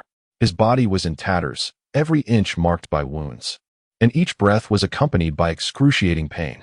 Yet, his expression was remarkably relaxed, as if a heavy burden had been lifted from his heart. Madman, absolute madman. The captain of the sea demon was injured even more severely and cursed angrily. However, his subordinates had already been intercepted by other humans, and no one could help him now. Get lost. The captain of the sea demon desperately unleashed a water vortex toward Zhao Yong's direction and then turned to flee. There was no choice. His injuries were too severe. Even if they were all at full strength, he wouldn't be a match for Zhao Yong, let alone now. Where do you think you're going? Zhao Yong continued to use his elusive movements, weaving through the water vortex and closing in. It was indeed foolish for a gunman to actively shorten the distance, but he didn't care about that at all. Bang! The captain of the sea demon was facing away from Zhao Yong and was hit again at the wound, creating another cavity there. With the recovery speed of his injuries having slowed to a crawl, stumbling, the captain fell to the ground, exhausted and unable to muster the strength to escape. As he struggled to get up, a foot came down hard on his back, pinning him back to the ground. Wait, let's talk. I only cursed at you a few times before. Does it have to come to this? The captain of the sea demon was terrified and kept begging for mercy. The dignity of being a supreme being was completely thrown aside. Now, to survive, he He would have no hesitation in kneeling and licking shoes if that was what it took. Zhao Yong switched to a magazine glowing red, pressed the gun's muzzle against the captain's wound, and sneered, "Do I need a reason to kill an alien? I didn't act in the palace before just because there was no opportunity. You bastard. If that's the case, then let's all perish together." The captain of the sea demon felt the palpable killing intent from Zhao Yong and realized he could not escape death. Yet, even in this situation, he thought about dragging the humans down with him. The energy within him, which had already weakened, suddenly surged. "Be careful, it's going to self-destruct." The tortoise beside him saw this scene and quickly warned, even abandoning the two sea demons he had entangled, trying to rush over to protect the severely injured Zhao Yong. Boom. But everything happened too quickly. The tortoise couldn't get close in time, and the captain of the sea demon exploded from within, sacrificing himself. The power of this self-detonation was 10 times more terrifying than the previous charged combined attack, and even the tortoise, standing far away, was swept off his feet by the shockwave. Standing right at the center of the explosion, Zhao Yong was blasted high into the air, falling like a kite with a severed string. Chapter 199. It's up to you, Commander Zhao?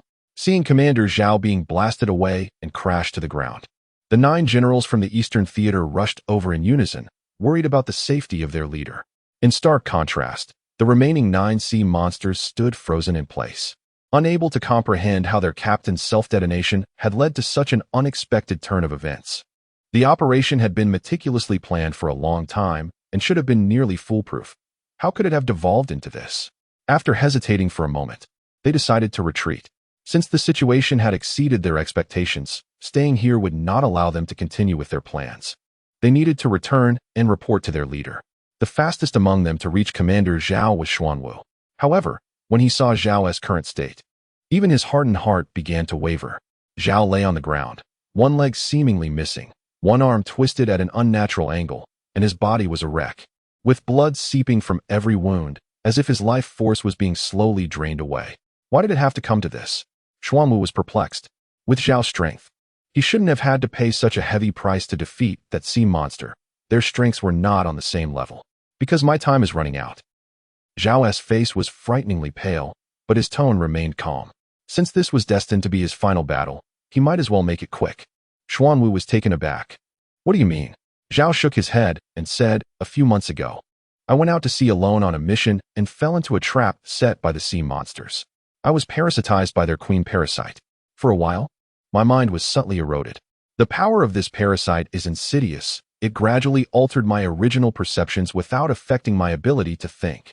Eventually, I became fiercely loyal to the alien race and the sea monsters, helping them with many things, including spreading parasites throughout the war zone. Because of my mistake, many soldiers from our side have suffered.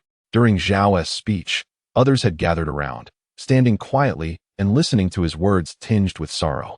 Zhao looked at Xuanwu and continued calmly, because of what you all did a couple of days ago. I temporarily regained my original awareness and realized the magnitude of my mistakes. I hope what I just did can at least make some amends. I also understand that once fully parasitized, there is no way to reverse it, and my awareness cannot be maintained. To prevent further grave mistakes, I cannot continue to live. Death is a release for me now. Each of the surrounding generals had weathered many storms, but as they listened to Zhao's words, they couldn't help but feel tears welling up in their eyes. As he spoke, Zhao's gaze began to lose focus, and he gave a self-deprecating smile. After taking action, I can no longer suppress the influence of that parasite, can I? It seems that there isn't much more to say. Listen carefully. Over 1/3 of the soldiers in the Eastern Theater have been completely taken over by parasites. According to the plan of the Sea Demon King, they will rise in rebellion from within when the enemy launches a major attack, working in conjunction to breach the Eastern Theater. You must immediately identify and control these soldiers. Otherwise, the situation in the theater will be dire. The Sea Demon has been plotting this for a long time and will not give up easily because of a minor setback. At this point, Zhao Yong's voice grew softer. With his last strength, he raised his right hand and pressed the muzzle of his pistol against his temple. The Eastern Theater is in your hands now. I wish you all the best. His voice was deep and firm, as if carrying an irresistible power. This statement felt like a heavy burden resting on everyone's hearts. 2 generals who had been stationed in the Eastern Theater for many years could no longer hold back their emotions and cried out with a trembling voice, Commander Zhao, Zhao Yong cast a deep glance at his comrades, and even in his fading vision, there was a sense of affection and reluctance. These were his partners who had fought alongside him for many years, having experienced countless trials of life and death together, safeguarding the peace of the Dragon Kingdom. Finally, he gently closed his eyes and resolutely pulled the trigger. A sharp gunshot echoed. Chapter 200. Mind Control Tower. The ambush plan of the Sea Demon Elite was thwarted due to Zhao Yong, but in the end, Zhao Yong brought an enormous piece of bad news. What did you say? A whole third of the soldiers in the Eastern Theater have been completely parasitized. The professionals nearly fainted upon hearing what Xuanwu said. It can't be wrong. The professionals were stunned and despondent, saying, "No way, buddy. There are at least over 3 million soldiers in the entire Eastern Theater. How can we check that many? How can we control them?" Unlike auxiliary roles in combat professions, medical professions belong to the life professions, and professional medical practitioners are extremely scarce. It's unlikely that even 1 in 1,000 can awaken, and even fewer can grow into capable individuals. The medical team sent by the central government has been working overtime for the past few days, conducting health checks on the soldiers through the night. But they have only managed to examine a few thousand, and that was just temporarily detaining those who were completely parasitized. Those with mild to moderate parasitism haven't even had the chance for surgery to remove the parasites, and if left unchecked, they will eventually become completely parasitized. Xuanwu asked, "Can we ask the central government to send more personnel?" The professionals shook their heads vigorously. It's useless. Even if we mobilized all medical practitioners from the entire region, it would be impossible to check over 300,000 people in a short time. Xuanwu fell silent. According to Zhao Yong, the Sea Demon King would soon launch an attack, and they had little time left. The professionals thought for a moment, gritted their teeth, and said, "At this point, we can only control all the soldiers in the Eastern Theater first, and then deploy troops from other areas to defend. No matter what. We can't let so many hidden threats remain in the rear. Just think about it. If a whole third of the soldiers revolt, it will definitely have a devastating impact on the battlefield." Xuanwu frowned and asked, "Is this feasible? The manpower and resources required would be astronomical, and pulling troops from other areas would leave their defenses vulnerable. If other hostile forces take advantage of that, the situation could worsen." The professional sighed. "What else can we do? We can't just watch the Eastern Theater fall." Lu Chun, who had been listening to their conversation, was constantly thinking as well. He felt uncomfortable that he couldn't help during the previous battle. As he pondered, he suddenly had a bold idea. If the soldiers who were completely parasitized were revolting due to being controlled, could we possibly regain control over these parasitized soldiers? Xuanwu shook his head. "That's a good idea, but it's not feasible. Even for high-level mental practitioners, controlling such a large number of people is no easy task. We are talking about hundreds of thousands." "Is that so?" Lu Chun pondered. Just because others can't do it doesn't mean he can't. He had yet to use the opportunity to create his own exclusive skills after reaching the second and third transitions. Lu Chun immediately opened his skill panel and began to design his plan. The Mind Control Tower can quickly control the minds of other beings. Let's give it a try. It should work. The system approved the skill designed by Lu Chun. For an SSS level profession, there are no thresholds for skill usage. The only limitation on Lu Chun's skill is comprehension, and after these days of exposure, that aspect is no longer an issue. However, the core material needed for this mind control tower is the mother parasites from the previous ones. And Zhao Yong's body is currently undergoing dissection to find out the weaknesses of the parasites. It's uncertain how the mother parasite residing in his brain is doing now. Lu Chun mentioned this to Xuanwu, who quickly took him to the military doctor.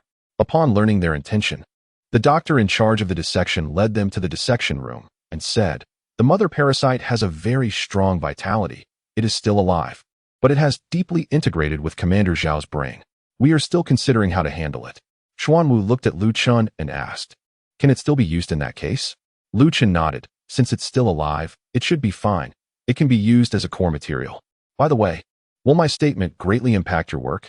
The last question was directed at the military doctor, who smiled and shook his head. "Our main goal in this dissection is to see if we can use that mother parasite to resolve this crisis. If what you said holds true, then our objective will be considered successfully completed, so there wouldn't be any impact." Hearing this from the military doctor, Lu Chun felt completely at ease. "Xuanwu, can you help me prepare the best construction materials? Without other mother parasites, this mind control tower can only be a unique piece, and I hope to build it in the best condition." "Of course." Xuanwu agreed without hesitation and then left the dissection room. Before long, he returned with a storage ring and tossed it directly to Lu Chun. Here are the most precious spirit crystals from the Dragon Kingdom. I shouldn't need to introduce them, right? Spirit crystals. Even Lu Chun was taken aback. Spirit crystals and spirit stones are mined from the same vein. But spirit stones can be casually mined from the outer areas of the vein, while spirit crystals can only be extracted from the very center. Once spirit crystals are mined from a vein, the whole vein will be depleted, highlighting their preciousness. Each spirit crystal contains an immense amount of spiritual energy, thousands of times more than the same volume of spirit stones, making their value incomparable. They are items that are only stored in the national treasury and will never circulate in the market. No amount of money can buy them. Only newly advanced 9-turn Supremes in the Dragon Kingdom are qualified to receive a weapon made from spirit crystals. And the spirit crystals used as construction materials here are probably enough to forge dozens of such weapons. That's more than enough. You can leave for now. Lu Chun suppressed his joy. Since the country entrusted him with such valuable items, it meant they had high hopes for him. If the constructed building couldn't resolve this crisis, he wouldn't be able to forgive himself. After Xuanwu and the military doctor left the dissection room, Lu Chun walked over to Zhao Yang's side. Zhao Yang's head still bore a gunshot wound, revealing white brain matter and wriggling parasitic larvae.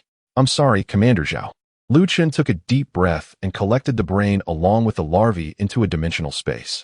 Generally speaking, living beings cannot be placed in dimensional space, which is different from the seed of the world, but this time the larvae were deemed as building materials, so it didn't affect anything. Lu Chun then took out the spirit crystals from his storage ring and placed them all into the dimensional space. He opened the panel and selected the mind control tower for construction. Once the command was given, the construction process began automatically in the dimensional space and was completed in an instant. A bizarre building stood in the space, emanating an incredibly strange aura. Is this the mind control tower? Lu Chun eagerly checked the properties of this new building. Spirit Crystal Mind Control Tower. Quality, SSS. Durability, 50,000. 000. Attack, 0. Skill, Mind Control. Choose a sentient being to use this skill on. After use, a mental contest will occur. If your mental power is stronger, there is a chance to achieve control. If your mental power is within 10% stronger, there is a 10% chance. If it's 10 to 20% stronger, there is a 20% chance, and so on. If your mental power is double that of the target, the control chance can reach 100%. The skill can only be used once on the same being, and if control fails, it cannot be attempted again. There is no limit to the number of controlled beings. Alright, this is stable.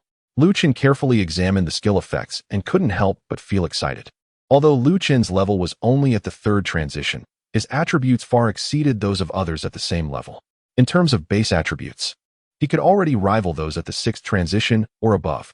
Among the over 1 million soldiers from the Dragon Kingdom who were completely parasitized, 99% of their attributes were inferior to Lu Chun's, making it entirely feasible to attempt control over all of them. As for the remaining soldiers, the effect of mind control only depends on the mental power comparison at the time of using the skill. This means Lu Chun could also use some temporary attribute-enhancing potions to increase the control chance, potentially allowing him to control individuals at higher levels. As long as the buffs were sufficient, he should be able to control all those who were parasitized. Unless, aside from Zhao Yong, there were other supreme beings at the 9th transition under control, but that was clearly impossible. According to Zhao Yong, only the mother larvae could influence 9th transition supreme beings, and not through complete control, but rather by subtly altering their perceptions. Additionally, all 9th transition supreme beings from the Eastern Battle Zone had participated in the previous battle, so it was certain that none of them had been parasitized. With the mind control tower, it could be said that this crisis was definitely going to be overcome. Chapter 201, Top Combat Power Success. Lu Chun left the dissection room and informed Xuanwu, who was waiting outside, of the results. Upon hearing about the effectiveness of the mind control tower, Xuanwu's eyes instantly lit up, unable to suppress his joyful laughter. Great, great, great. With this mind control tower, those fully parasitized soldiers can finally be at ease. Time was of the essence. Xuanwu immediately left to mobilize everyone in the Eastern War Zone to locate all the parasitized soldiers, with a reliable countermeasure in place. There was no longer a need for detailed inspection procedures. Anyone suspected could be brought in for evaluation. Lu Chun set up the mind control tower in the large square, which had enough space to accommodate over 100,000 soldiers. Next, some generals who were confirmed not to be parasitized or only lightly parasitized were tasked with forcibly leading other soldiers to the mind control tower in the square. Regardless of the specifics, they decided to let the mind control tower execute its control once first. During this process, they encountered many fully parasitized soldiers resisting. But it seemed that the speed of parasitism varied with the level of the individual. The fully parasitized soldiers were of lower rank and not very strong, so the generals could easily suppress them without causing much disturbance. After the mind control tower had completed its control, as long as Lu Chun did not issue any commands, the controlled individuals could act entirely according to their own will, no longer influenced by the parasites. The principle behind this should be that the core of the mind control tower was a mother bug, which was of a much higher class than ordinary parasites, allowing for a hierarchical control state. It was also possible that the latter control effect simply overrode the previous one, to ensure the success of the mind control tower's effects. Xuanwu brought Lu Chun many potions that could temporarily enhance mental attributes, along with a supreme class auxiliary profession who personally provided buffs to Lu Chun. With all these enhancements combined, Lu Chun's mental attributes reached an astonishing level, comparable to an 8th-tier practitioner, allowing him to use the mind control tower's skills with a success rate of 100%. However, the number of people parasitized was simply too high. After a long effort, Lu Chun had only managed to rescue about 200,000. Just as he was preparing to continue, the attack from the other races had already begun. The Sea Demon race had been ready to attack, and the unexpected events from the previous day had only delayed them briefly. Moreover, the Sea Demons did not come alone. They brought along a large number of sea shrimp from their race as vanguard cannon fodder, charging together toward the Eastern War Zone's defenses. This time, they were fully committed to the battle. Not only did the only 8th-tier Fury Shrimp King from the Sea Shrimp race join the fight, but even the Sea Demon's own Sea Demon King personally took the field, leading over 39th-tier Sea Demons in simultaneous assault. This represented nearly all of their high-end combat power, highlighting their eagerness to take advantage of this opportunity to breach the defenses of the Eastern War Zone of the Dragon Kingdom. At the onset of the conflict, the Sea Demon King aimed to incite a revolt among the fully parasitized Dragon Kingdom soldiers within the Eastern War Zone to coordinate with his troops. However, these soldiers had already been liberated by the land dust, and most of the remaining ones had long been brought under control. Even if the remaining stragglers staged a collective uprising, the impact would be much smaller than the Sea Demon King had imagined, causing hardly any significant turmoil. The long-prepared plan of the Sea Demon King thus fell through, but it did not show any signs of anger or frustration. It calmly ordered its troops to launch a direct attack. It was quite old and shrewd, having fought against the Dragon Kingdom for a long time, and understood that things could never unfold exactly as one wished. The current situation was still within the Sea Demon King's expectations. Although it was no longer possible for the rebellious soldiers of the Dragon Kingdom to breach the Eastern War Zone, a significant amount of manpower and resources was still consumed to deal with the parasitized soldiers. This manifested on the battlefield as a severe weakening of combat effectiveness, especially for the lower-tier warriors below the 3rd transformation, with the Dragon Kingdom barely able to deploy many of them, unable to withstand the tidal wave of the alien army. As for the high-end combat power, it was similarly crushed by the aliens. There were more than 39 transformation Sea Demons, plus the Sea Demon King itself, a number that equaled the total number of 9 transformation supremacy in the entire Dragon Kingdom. Moreover, the Dragon Kingdom had multiple war zones, including the Eastern, Western, Southern, Northern, and Central, which required personnel to maintain, making it impossible to concentrate all forces in one place.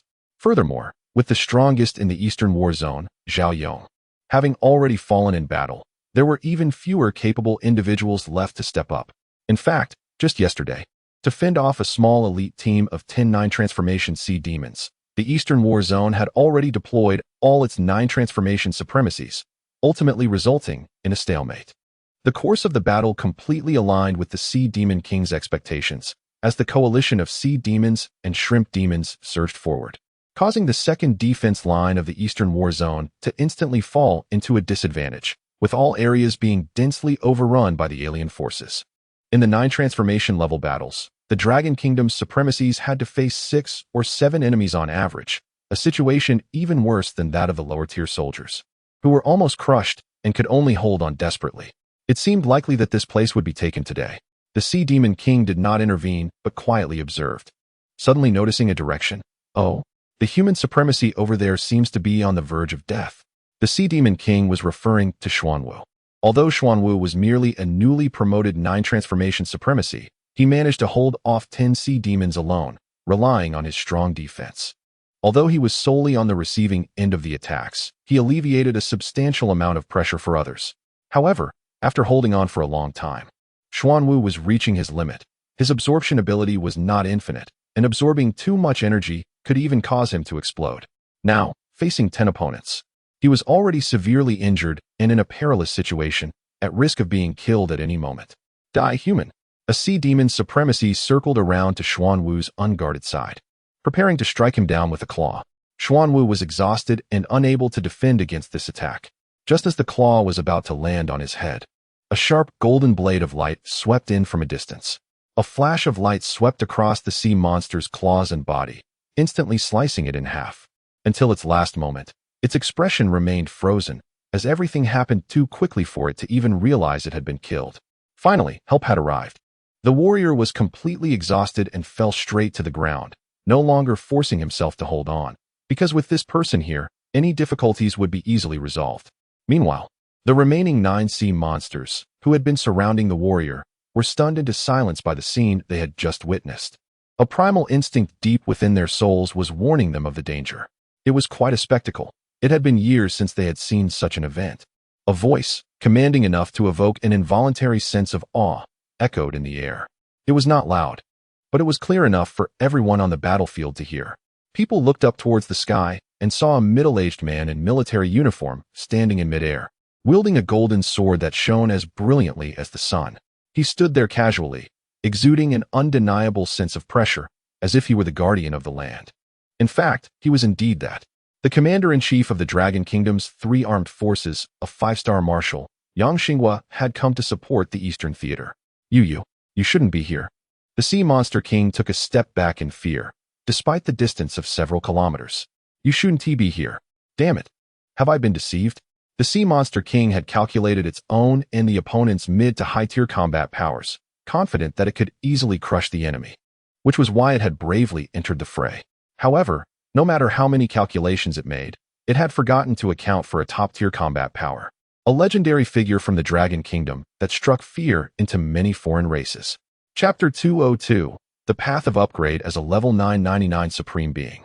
Yang Xingua's strength had reached the upper limit of this world, compared to ordinary Supreme Beings. The difference was as vast as that between a first-tier practitioner and an ordinary Supreme Being. With a single strike, he could easily crush his opponents. With him taking action, the sea monsters present were utterly insignificant, which is why Xuanwu felt so at ease. Having followed Yang Xinghua for a long time, he could immediately tell that the earlier attack had come from him. Why can't I be here? Yang Xinghua asked the terrified Sea Monster King with a hint of mockery. The Sea Monster King stammered.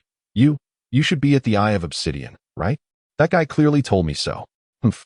Trying to deceive me with false information about divine laws is too dismissive of my capabilities. Yang Xinghua shook his head. When he had just reached level 999, news about divine laws would have driven him mad with excitement. However, after years of fruitless searching, he had long since calmed down. Moreover, with someone else now more likely to break through level 999 and become a deity of the Dragon Kingdom, there was even less reason for him to take risks. Thinking of this, Yang Xinghua glanced down and saw Lu Chun still struggling to free the soldiers of the Dragon Kingdom from control. He nodded in approval. You all have worked hard. It's time for a counterattack. With that, Yang Xinghua unleashed a thunderous strike, charging towards the supreme beings of the sea monsters. His presence completely overshadowed the 30-odd foes, and even the Sea Monster King dared not engage him in battle, immediately attempting to flee. However, after casually dispatching 2 ordinary Sea Monster Supremes, Yang Xinghua bypassed them and headed straight for the Sea Monster King, as everyone understood the principle of capturing the leader first. Yang Xinghua moved with incredible speed, and the Sea Monster King soon realized in despair that it would be impossible to escape unscathed. It could only brace itself for a fight, hoping to retreat while battling, believing that if it could reach the sea, it still had a chance to escape. As the king of the sea monsters, the Sea Monster King was indeed quite formidable. However, once it engaged with Yang Xinghua, it found that its opponent was even stronger than expected, being overwhelmed from the get-go. The other sea monster supremes rushed to assist their king upon seeing it in danger. But even with a 3-to-1 advantage, Yang Xinghua remained unfazed, clearly gaining the upper hand. The battle lasted about 20 minutes, ending with Yang Xinghua decisively slaying 20 sea monster supremes, leaving the sea monster king severely injured and barely managing to escape. With the leaders defeated, the morale of the ordinary sea monsters and shrimp plummeted, leading to a widespread rout, while the Dragon Kingdom took the opportunity to pursue and crush the remaining foes. After single-handedly turning the tide of battle, Yang Xinghua descended into the square of the Eastern War Zone. Everyone rushed to pay their respects, their eyes filled with excitement as they looked at him, including Lu Chun. Yang Xinghua truly lived up to his reputation as one of the top powerhouses in this world, exhibiting terrifying combat prowess and earning the title of the guardian deity of the Dragon Kingdom. After Yang Xinghua nodded in greeting to the others, he walked straight up to Lu Chun. You performed very well this time. My movements have been closely monitored by many people, and this support was also delivered in secret. If it weren't for your ability to handle the parasitic issue, the losses in the Eastern Theater would have been much greater than they are now. Lu Chun shook his head repeatedly. You're overpraising me, Yang. I hardly contributed much in this war. My strength is still too weak, and I could only be a spectator in the battles that truly determined the course of the war. Yang Xinghua waved his hand. At your age, you have already reached an unprecedented level. There's no need to be so modest. The reason you haven't been able to help more is simply that your growth hasn't been sufficient yet. Once your level increases, you will definitely be stronger than I am. After this battle, the Sea Shrimp and Sea Demon factions should remain quiet for a while, and the conflict in the Eastern Theater has temporarily come to a halt. You can start looking into other ways to upgrade. Lu Chun replied, I understand. After a brief conversation with Lu Chun, Yang Xinghua hurriedly left. The Eastern Theater began its post-war reorganization, and Lu Chun stayed for a few more days to help completely relieve the state of the Dragon Kingdom soldiers who had been fully parasitized, before setting off to return to Chongqing. Upon returning to the mountain villa after half a month, Lu Chun discovered that Yi Yao was not there. After some inquiries, he learned that Yi Yao was actually a descendant of the first 9 transformation supreme, Yi Zhenghua, from the Dragon Kingdom. Recently, it was found that her compatibility with the legacy left by Yi Zhenghua was extremely high, so she was taken back by her family to receive the inheritance, which might take a long time. After resting for a day, Lu Chun went to the Dragon Kingdom treasury to select new building materials to replenish his other dimensional space, and also changed into a set of top-tier equipment of the 3rd transformation, then continued his upgrade journey. First, he entered an epic secret realm of the Dragon Kingdom, where the task was to assist the Blood Elf troops in fleeing from the pursuit of the undead calamity. As a result, Lu Chun led the Blood Elf troops to annihilate the undead calamity, achieving a swift completion and receiving an SSS rating, along with generous rewards, including a world essence, fire. After the secret realm ended, Lu Chun used the Blood Elf's Tower of Wrath to create a new exclusive skill. The Tower of Wrath had unparalleled aerial capabilities. Previously, Lu Chun's defense towers were mostly strong against ground forces, so this filled a relative weakness. After completing this secret realm, Lu Chun rushed to the Southern Theater, where the Beastmen were launching an attack. Their strength should not be underestimated, and they had allied with several other factions of similar strength, posing a significant threat to the Southern Theater. However, when Lu Chun arrived with the Starry Sword to join the battle, the terrifying battlefield damage from numerous defense towers gradually helped the Southern Theater regain the initiative. Ultimately, after a fierce city defense battle, the Dragon Kingdom achieved victory once again, completely repelling the invading factions. Lu Chun also gained a massive amount of experience from this conflict, leveling up over 100 levels to reach level 490, just a step away from the 5th transformation. Before advancing to the 5th transformation, Lu Chun, under Yang Xinghua's arrangement, took on a challenge in an epic secret realm of the 4th transformation, where the task was to assist the allied forces in defending against enemy attacks. Without further ado, city defense is Lu Chun's forte. From beginning to end, no enemy has been able to cross the firepower net formed by numerous defense towers, achieving a perfect clearance and earning an SSS rating along with generous rewards, including a world origin, electricity. After the secret realm ended, Lu Chun began to create his exclusive skill for the 4th transition, the Allied Artillery, characterized by long-range strikes. Its attack range is astonishingly far, capable of accurately hitting enemies from hundreds of kilometers away. At this distance, not to mention lower-level practitioners and foreign races. Even top-tier experts like Yang Xinghua would have no choice but to approach cautiously. Once this new exclusive skill was created, Lu Chen's strength saw a significant boost, making him very powerful even among 8th transition practitioners. At this moment, he recalled what Yang Xinghua had said before. If he could reach the level of an 8th transition practitioner, there would be a task for him. So, he went to inquire about the task's details. It turned out that various nations had jointly discovered a ruin that might contain valuable treasures. However, there was a barrier outside the ruin that resisted the entry of 9th transition supremes, allowing only practitioners below the 9th transition to enter. With Lu Chen's current strength, the Dragon Kingdom planned for him to lead a representative team into the ruin for exploration. Naturally, Lu Chun had no reason to refuse this task, so he took along Bai Hu, Zhu Ke, Qing Long, and 3 other peak 8th transition practitioners from the Dragon Kingdom to form the representative team and head to the ruin. There, Lu Chun encountered many other representative teams from different nations, all of whom were formidable and confident about exploring the ruin. However, the ruin was not as simple as they imagined. It was extremely dangerous. Before reaching the final destination, most representative teams from various nations had already been wiped out, leaving only the representatives from the Dragon Kingdom, a powerful nation, and a few others. Initially, it was agreed that everyone, being human, should not fight among themselves but unite against a common enemy and discuss the treasures when encountered.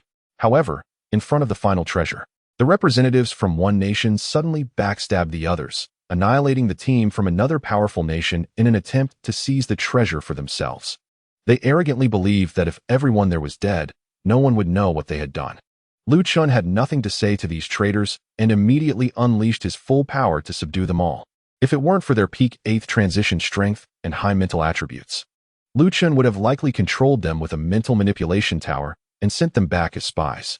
With the representatives from the other 2 nations dead, the final treasure of the ruin naturally fell into Lu Chen's hands. It was a super powerful artifact named Shattered Star. Its effect was simple yet brutal. The holder would receive a 10-fold experience boost when gaining experience, significantly increasing leveling efficiency. With the Shattered Star, the Dragon Kingdom would produce top-tier experts much faster than other nations, creating a substantial gap over time. Of course, the Shattered Star was now entrusted to Lu Chun without any mishaps, as his leveling was a key focus for the Dragon Kingdom, and everyone was eager for him to grow rapidly. With the Shattered Star in hand, Lu Chun continued on his leveling journey. Currently, there are no foreign tribes attacking the Dragon Kingdom, so Yang Xinghua has decided to take the initiative and launch an offensive against them. A central marshal will personally lead an elite force of 100,000 troops, departing from the Western Theater to actively engage the foreign tribes outside. The foreign tribes in the Western Theater are primarily composed of powerful and bizarre entities such as demons, ghosts, hellhounds, liches, and vampires, which have previously caused significant losses to the Western Theater. The strategy for this attack emphasizes speed, strike quickly, and withdraw. Otherwise, if the enemy reacts, fighting on their territory would be extremely disadvantageous. Even though the engagement was brief, Lu Chen's level soared under the enhancement of the Shattered Stars, and it felt like he had reached over level 550 in no time. After destroying a town inhabited by both a lich and a vampire, the Dragon Kingdom forces immediately returned to the Western Theater. Sure enough, within half a day, the foreign tribes reacted, angrily gathering their armies to launch an attack on the Western Theater. This brought Lu Chen back to his advantageous position, allowing him to gain experience rapidly. After this battle, he directly reached level 680, with an upgrade speed that could only be described as rocket-like. If he continues at this pace, Lu Chun might become a supreme being at the 9-turn level in less than a year since awakening his profession, marking an unprecedented rate of progression. Chapter 203. Restart. After reaching the 6th transition, Lu Chun continued to challenge the secret realm under Yang Xinghua's arrangement. This time, the secret realm was stronger than any previous epic level, reaching the legendary level. Only one person from the Dragon Kingdom had ever successfully challenged this level of secret realm, and that was Yi Zhenghua, the first 9-transition supreme of the Dragon Kingdom. Upon entering the secret realm, Lu Chun learned about the task at hand. The mission was to assist the demigod Cenarius in protecting the world tree from the invasion of the Burning Legion. This secret realm truly deserved its legendary status. as the difficulty far exceeded any previous secret realm. Even under the constraints of the secret realm, the strength of these demigods was equivalent to that of ordinary 9 transition supremes. It's important to note that this was merely a 6 transition level instance, and with 9 transition supremes battling within, how could the 6 transition challengers influence the outcome of the war? Fortunately, Chun didn't need to think too much about that. After acquiring the Shattered Star, his level had significantly increased, and his combat power could now rival that of an ordinary 9 transition supreme. In this instance, Cenarius's side effectively gained an additional demigod-level combat power, which was enough to influence the entire battle. After a fierce battle, Chun and Cenarius successfully repelled the Burning Legion's attack without any ancient guardians falling in battle, achieving an SSS rating. From the rewards, he obtained a new source of world essence, wood. Upon exiting the secret realm, Chun created a new exclusive skill, as usual, Ancient Guardian. This was a living defensive tower that could move freely after being deployed, serving as a perfect escort by his side. With various enhancements provided by Chun, this Ancient Guardian could possess combat power comparable to that of a 9 transition supreme. As long as there were enough building materials, it was equivalent to mass-producing a large number of 9 transition supremes. Historically, it had been challenging for the human race to produce supremes, which meant that their wars against other races were always defensive, often under pressure. However, in the future, Chun might be able to construct thousands of 9 transition supremes, causing the other races to tremble in fear. Moreover, as Chun's own strength increased, the attributes of these ancient guardians would also improve. Currently at the 6th transition, once Chun reached the 9th transition, the attributes of these ancient guardians would likely experience another surge, becoming entities that could crush ordinary 9 transition supremes. Having wrapped up matters here, Chun headed to the northern battle zone, where they were currently under attack from other races, providing a perfect opportunity to gain experience and level up. Due to the harsh cold weather in the north, the invading races were those with strong cold resistance abilities, such as minotaurs and bear monsters. Their characteristics included tough skin and meat, with outstanding attack and defense, but their flexibility and skill effectiveness were weaknesses. As long as he targeted these weaknesses, the northern battle zone was relatively less pressured compared to the other 3 zones. Facing the invasion from the other races, Chun wasted no time and directly engaged in battle, sweeping across the entire battlefield with overwhelming combat power. Even if the Minotaur tribe sent out a high-level warrior, they were no match for Chun, who easily suppressed them. Even if they were killed, no experience would be gained, so the task was handed over to Xuanwu. This was Chun's first time defeating a high-level warrior directly, marking his official entry into the eyes of the other races. Previously, despite Chun's strong performance on the battlefield, he did not pose a threat to the high-level warrior's status, so the other races did not take him seriously. Unexpectedly, in such a short time, his strength had soared to this level. In the northern battle zone, due to his increased strength, Chun's efficiency in defeating enemies was much higher than before, with at least millions of foes falling at his hands. Even though not all of them granted him experience, his level rose to 870. After participating in so many brutal wars and witnessing tens of millions of lives lost, Chun gained new insights into life and death and created a new exclusive skill, Tower of Death.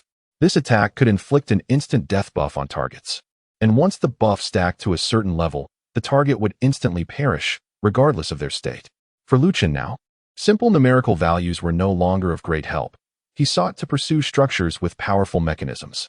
With the Tower of Death, even those standing at the pinnacle of the world would not dare to underestimate him, as he truly stepped into the ranks of top-tier warriors. With 2 top-tier warriors in one nation, the surrounding foes of Long Country quieted down, no longer daring to attack easily, and instead turned their attention to weaker nations like Goryeo and Japan. However, they found it extremely difficult to resist, suffering heavy losses. The leadership of the Asian Alliance repeatedly sought assistance from Long Country, stating that as fellow human races, they should help each other and asking Long Country to send troops to deal with these foes. In response, Xiang was stated, "Where were you when Long Country was under attack?" After several months, Yao completed her inheritance and emerged, having only raised her level to just over 300. However, her skill effects and support capabilities were comparable to high-level warriors. Yi Zhongwei truly lived up to the title of Long Country's first high-level warrior, leaving behind a legacy that was extraordinarily impactful, almost like having a cheat code. Seeing each other's strength improve, both Lu Chun and Yi Yao felt happy for one another. After a while, Lu Chun found a legendary-level secret realm of the 8th tier and decisively entered to challenge it. Although it was also a legendary-level secret realm, Lu Chun's strength had increased exponentially since the last time, making the challenge feel easier than his first encounter with an epic-level secret realm.